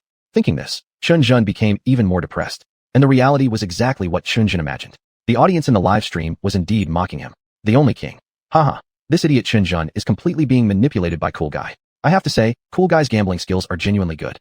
Even I, if I didn't know Cool Guy well and hadn't realized that Qinshuo had already seen through Chunzhan from the start, would have really thought Chunzhan won the first 2 rounds on pure skill. Flower dress beauty. He has no skill at all. Whenever he faces his master, all his intelligence just vanishes. I bet even if Xiaoma took his place, it would be better than him. Louis Xinzong, saying Xiaoma would be better than Chunzhan sounds a bit harsh. Actually, I think if Xiaoqi went instead, the chances of success would be even higher. Hand grab Starlight. Isn't that an even harsher statement? Still, why do I like it so much? Inside the live stream, the discussions became increasingly harsh. Since Chunzhan wasn't here and wouldn't know whatever they said anyway, the viewers naturally let loose. If Chunzhan knew that while he was trying so hard up front, the very people who had encouraged him were actually laughing at him, he would probably burst into tears. Well, in fact, right at this moment, Chunzhan had already started crying. Because at this exact moment, Chunzhan had even bet away his shoes and socks. On his body, there truly remained nothing but a single pair of underwear. And the worst part was, in this final round, Qinshuo rolled out 3 sixes again. Look at what Chunzhan rolled. 3 ones. Are you kidding me? How is there still any game to play? Looks like he really lost even the underwear on his back. Chunzhan wanted to cry, but couldn't even find tears. And Pan Fan, at this very moment, Qinshuo shoved yet another token toward him again. How about it? Want to continue? I surrender. How could Chunzhan dare to keep playing anymore? There was absolutely no way he could bet away this last pair of underwear. Not only that, but he also needed to find a way to buy back all the clothes he had already lost. Otherwise, how could he ever show himself to others again? Chapter 221, Where's My Clothes? However, when Chunzhan had finally prepared what he was going to say and was about to make his request to Qinshuo to redeem his own clothes, his eyes suddenly widened. Where are my clothes? Chunzhan wore a stunned expression, staring at the spot where his clothes had previously been, and his entire demeanor began to fade into gray. This is impossible. Unscientific. Chunzhan was utterly devastated. He had never expected that after coming to investigate Qinshuo's secrets, he would end up in such a miserable situation. Chunzhan wanted to say something, but for the moment, he couldn't think of a single word. But one thing was crystal clear in Chunzhan's mind. Qinshuo definitely possessed a secret that defied common sense. Before Chunzhan could let his imagination run further, however, Qinshuo shoved yet another punishment board toward him. Good disciple, since you have nothing else to lose, this master won't keep you any longer. You, just get down by yourself. Chunzhan rolled his eyes and thought bitterly, Master, you really are ruthless. You're making me go down wearing just my underwear? Master, I really would appreciate it if you did that. Master, please don't do this. Chunzhan thought for a moment, then pulled out his last resort, the bottom of the chest skills, and began acting all coquettish toward Qinshuo. He planned to try this method to see if he could somehow get his clothes back. Tisk, you're so disgusting. Qin Shou waved his hand in clear disgust and smacked Chunjin flat onto the floor with a single slap. In the live stream, only King, ha ha ha, what a pitiful guy. Being humiliated like this by cool guy. Will Chunjin question his life choices now? Green Wonderland. That's definitely going to happen. But I wonder, after Chunjin gets out of this awkward situation, how will he ever save face again? Lost lover girl. I don't care about other things. But I did notice that Boss Chen's little Boss Chun has quite a good size. Everyone, something is seriously wrong with you, really wrong. The audience scrambled to comment, firing off barrage after barrage. Some were commenting on Qin Shou, but far more were making fun of Chunjin. What could they do? Chunjin's current appearance was simply too pathetic. How could the gossip-hungry spectators not comment on him, then? Meanwhile, the humiliated Chunjin wished he could find a crack in the ground to crawl into. Thankfully, Qin Shou only wanted to tease Chunjin and had no real intention of making him walk out in just his underwear. Yet, as Chunjin came down from Qin Shou's exclusive palace and met the gazes of the Panda Park staff, a dreadful realization hit him. To confirm his suspicion, he specially stopped Jiang Yuyu and quietly, softly asked one question. Facing his question, however, Jiang Yu didn't give a direct answer, instead offering a hint-laden remark. Your figure is indeed quite good. No, it's all over. My reputation, my honor today, all destroyed in an instant. It was as if a thunderclap had struck Chunjin. He immediately plopped down onto the ground, his expression blank with despair. Seeing Chunjin like this, Jiang Yu felt somewhat guilty and quickly added, "Don't worry, it was Cool Guy's fault to play such a trick on you. I'll make sure to discipline him." Forget it. Cool Guy is your main attraction. How exactly are you going to discipline him? Moreover, even if you did, it wouldn't change what's already happened. Chunjin was deeply upset but utterly helpless. As for Chunjin's misery, Jiang Yu didn't have any effective solution. But still, she felt she had to do something. At the very least, she could not allow Qin Shou to cross further lines. Thus, with a flash of sudden resolve, Jiang Yu immediately assured Chunjin, "Don't worry, I might not be able to undo anything, but I will definitely discipline Cool Guy and get him to compensate you somewhat. I promise." Really? Chunjin's eyes lit up, his gaze instantly brightening toward Jiang Yu. "If that's the case, then please make sure you fight hard for more benefits for me." Chunjin stepped closer to Jiang Yu, speaking to her with a big smile. Jiang Yu was a relatively simple-minded girl, so how could she suspect that Chunjin had any ulterior motives? She immediately agreed readily. Very quickly, the two of them returned to Qin Shou's exclusive palace. "Why are you back again?" Qin Shou looked at Chunjin, puzzled. But when he saw Jiang Yu, he instantly understood. "It looks like this fellow wants to use my Yu to achieve what he failed to accomplish before. If you're just going to bring yourself shame again, well then, let your master teach you once more what a tough world it is." Qin Shou was secretly chuckling inside, and the look in his eyes as he stared at Chunjin became increasingly sinister. Unfortunately, at this moment, neither Jiang Yu nor Chunjin noticed Qin Shou's abnormality. Otherwise, these two would surely have raised 120% of their guard against Qin Shou. Kuzat, Jiang Yu's purpose for coming here was clear.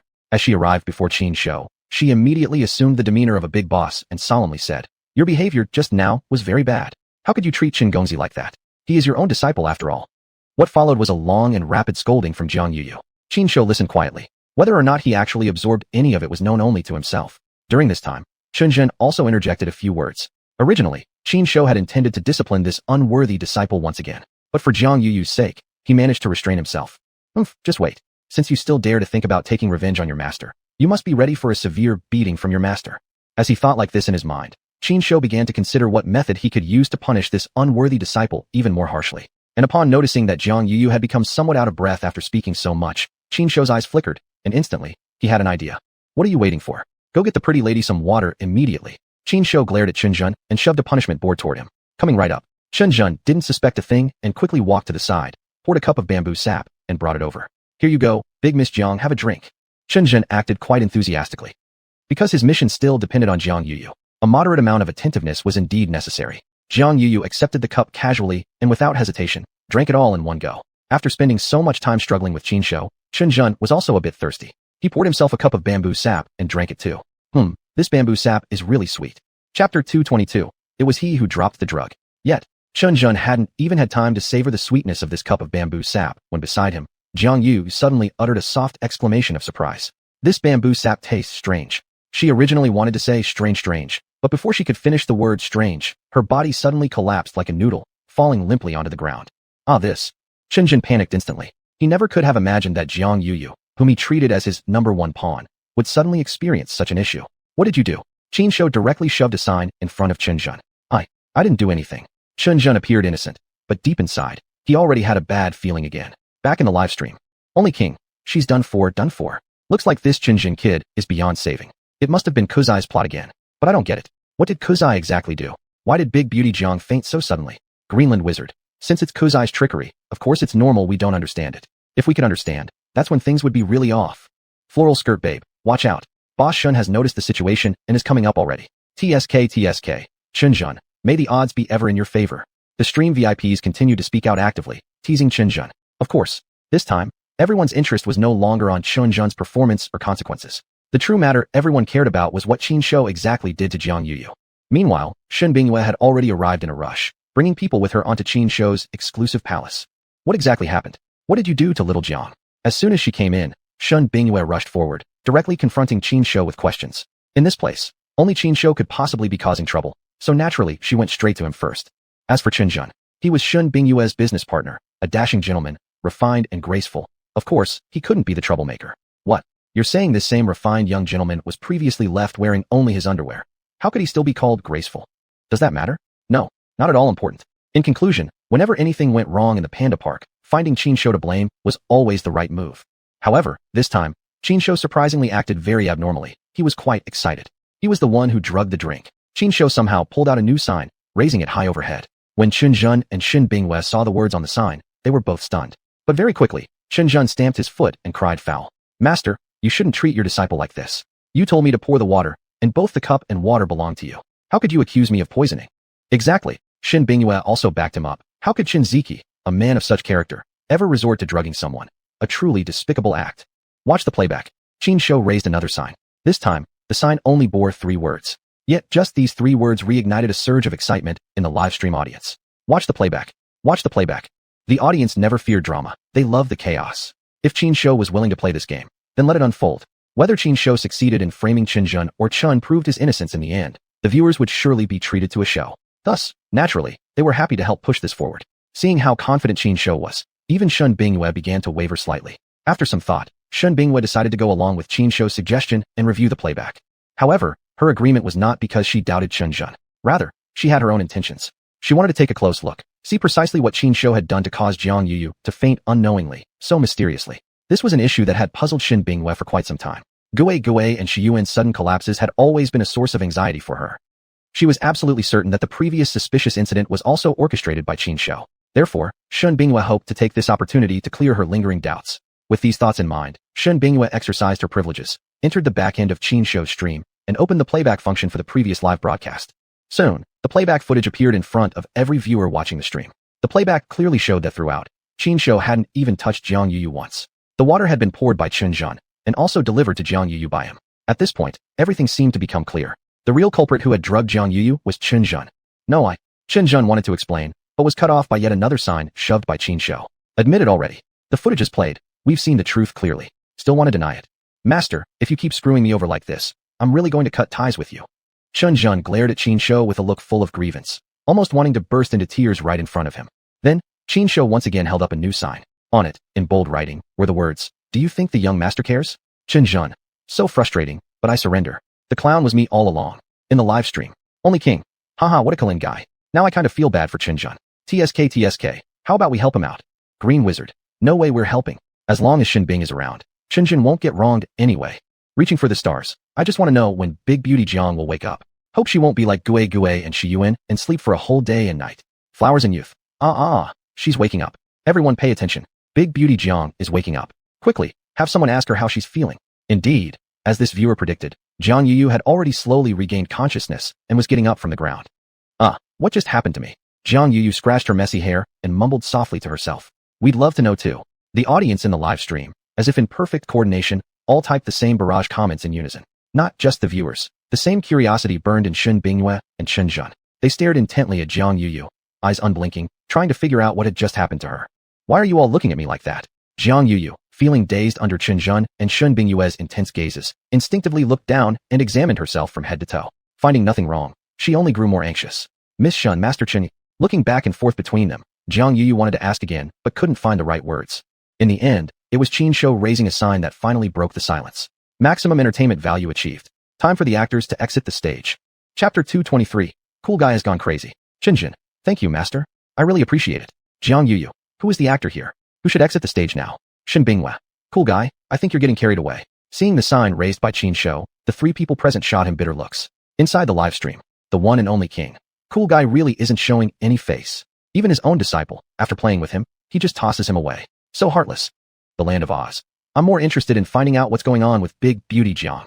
Flower Dress Lady, Golden Ox Zoo, Shin Bingyue. Ms. Shun, hurry up and ask Big Beauty Jiang what exactly happened to her. My gut feeling tells me something incredible must have happened to her. As always, the audience first teased Chinjun for a bit. Then, everyone's attention quickly shifted to Jiang Yuyu. Everyone still cared a lot about Jiang Yuyu. Of course, but what they really cared about more was the changes happening to Jiang Yuyu and the secrets on Qinshou. Shin Bingyue naturally understood what everyone was thinking. Moreover, this was also the question she herself was most concerned about. So, instead of continuing to reprimand Qinshou, Shin Bingyue brought Jiang Yuyu and Chunjun and left Qinshou's exclusive palace. Inside Shin Bingyue's office, Xiao Jiang, tell me, do you feel anything unusual now? Is there any part of your body that feels unwell? Shin Bingyue held Jiang Yuyu's hand, asking anxiously with deep concern. I don't feel uncomfortable at all. I just feel like my forehead feels a bit warm, Jiang Yuyu said, while raising her hand to touch her forehead. Following Jiang Yuyu's movement, Shin Bingyue looked up at her forehead.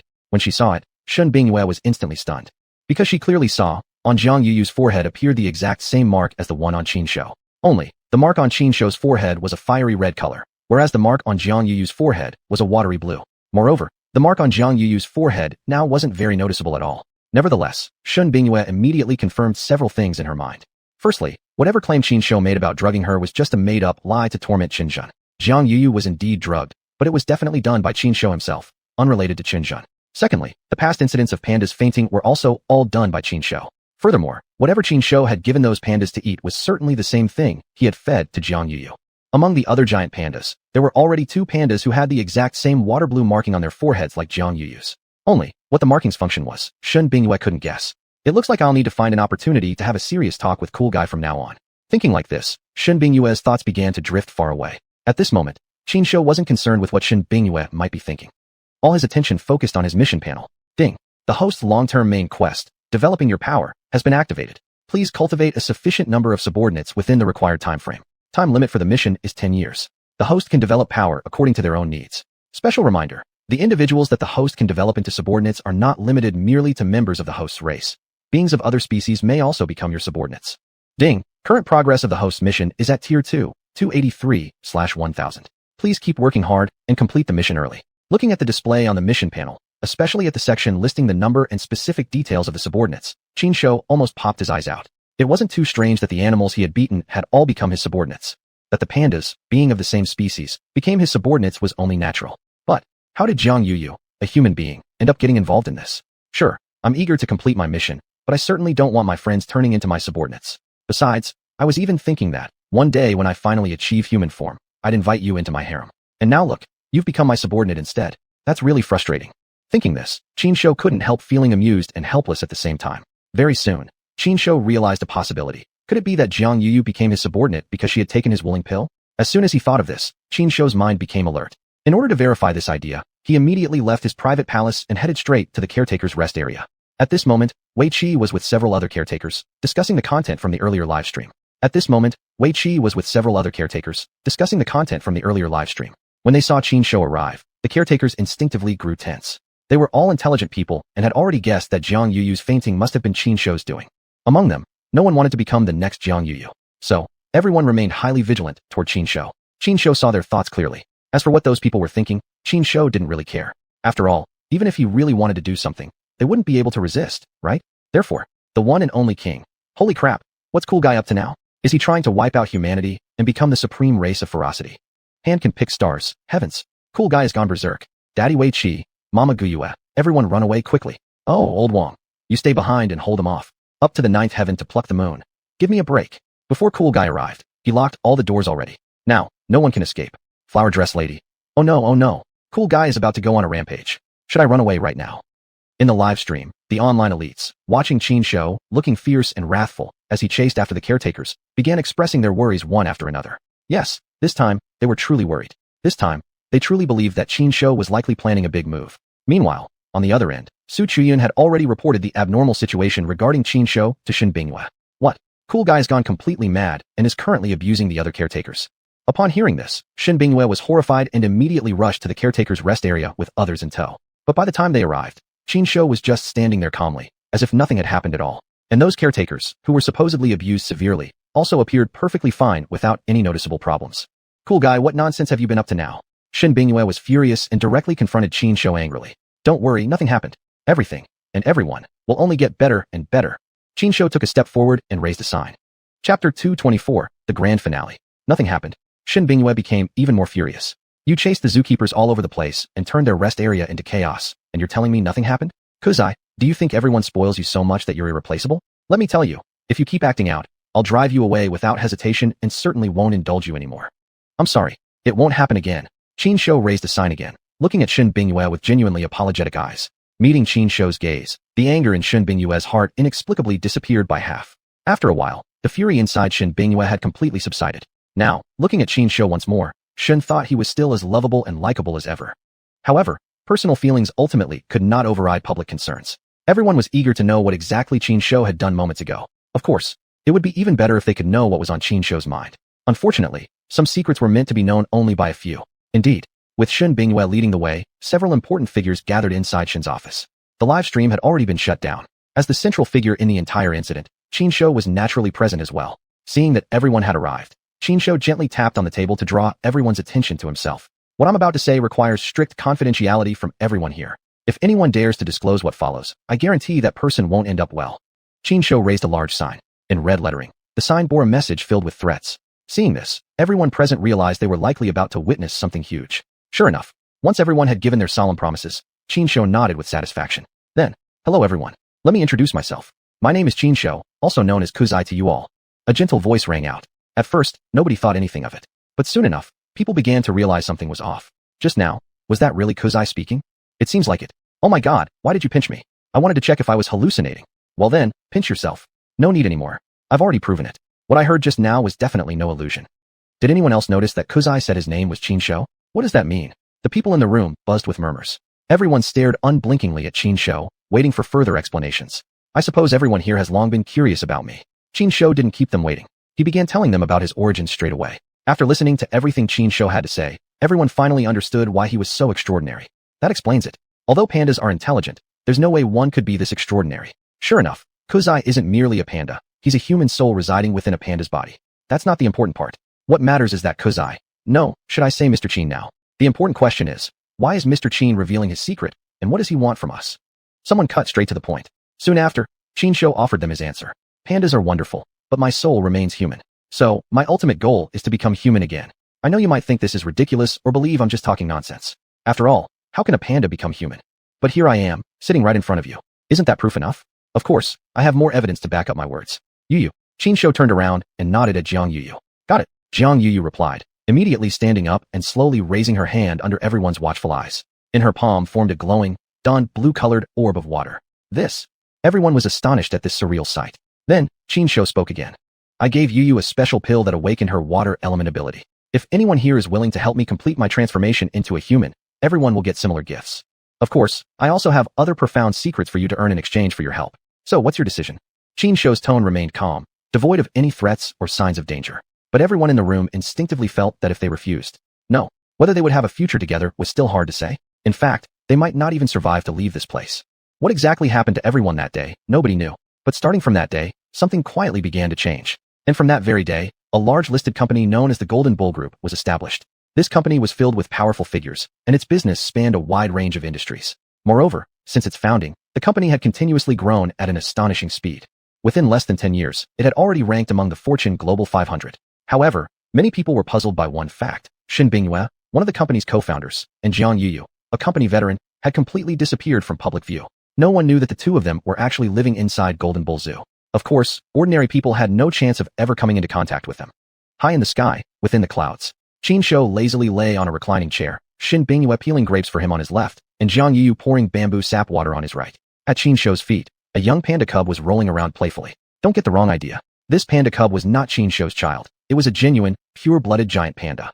Master, a giant panda with a four-colored emblem on its forehead approached, picked up the cub from the ground, and while gently squeezing it, asked Qin Shou, I wonder when I'll be able to cultivate into a human form.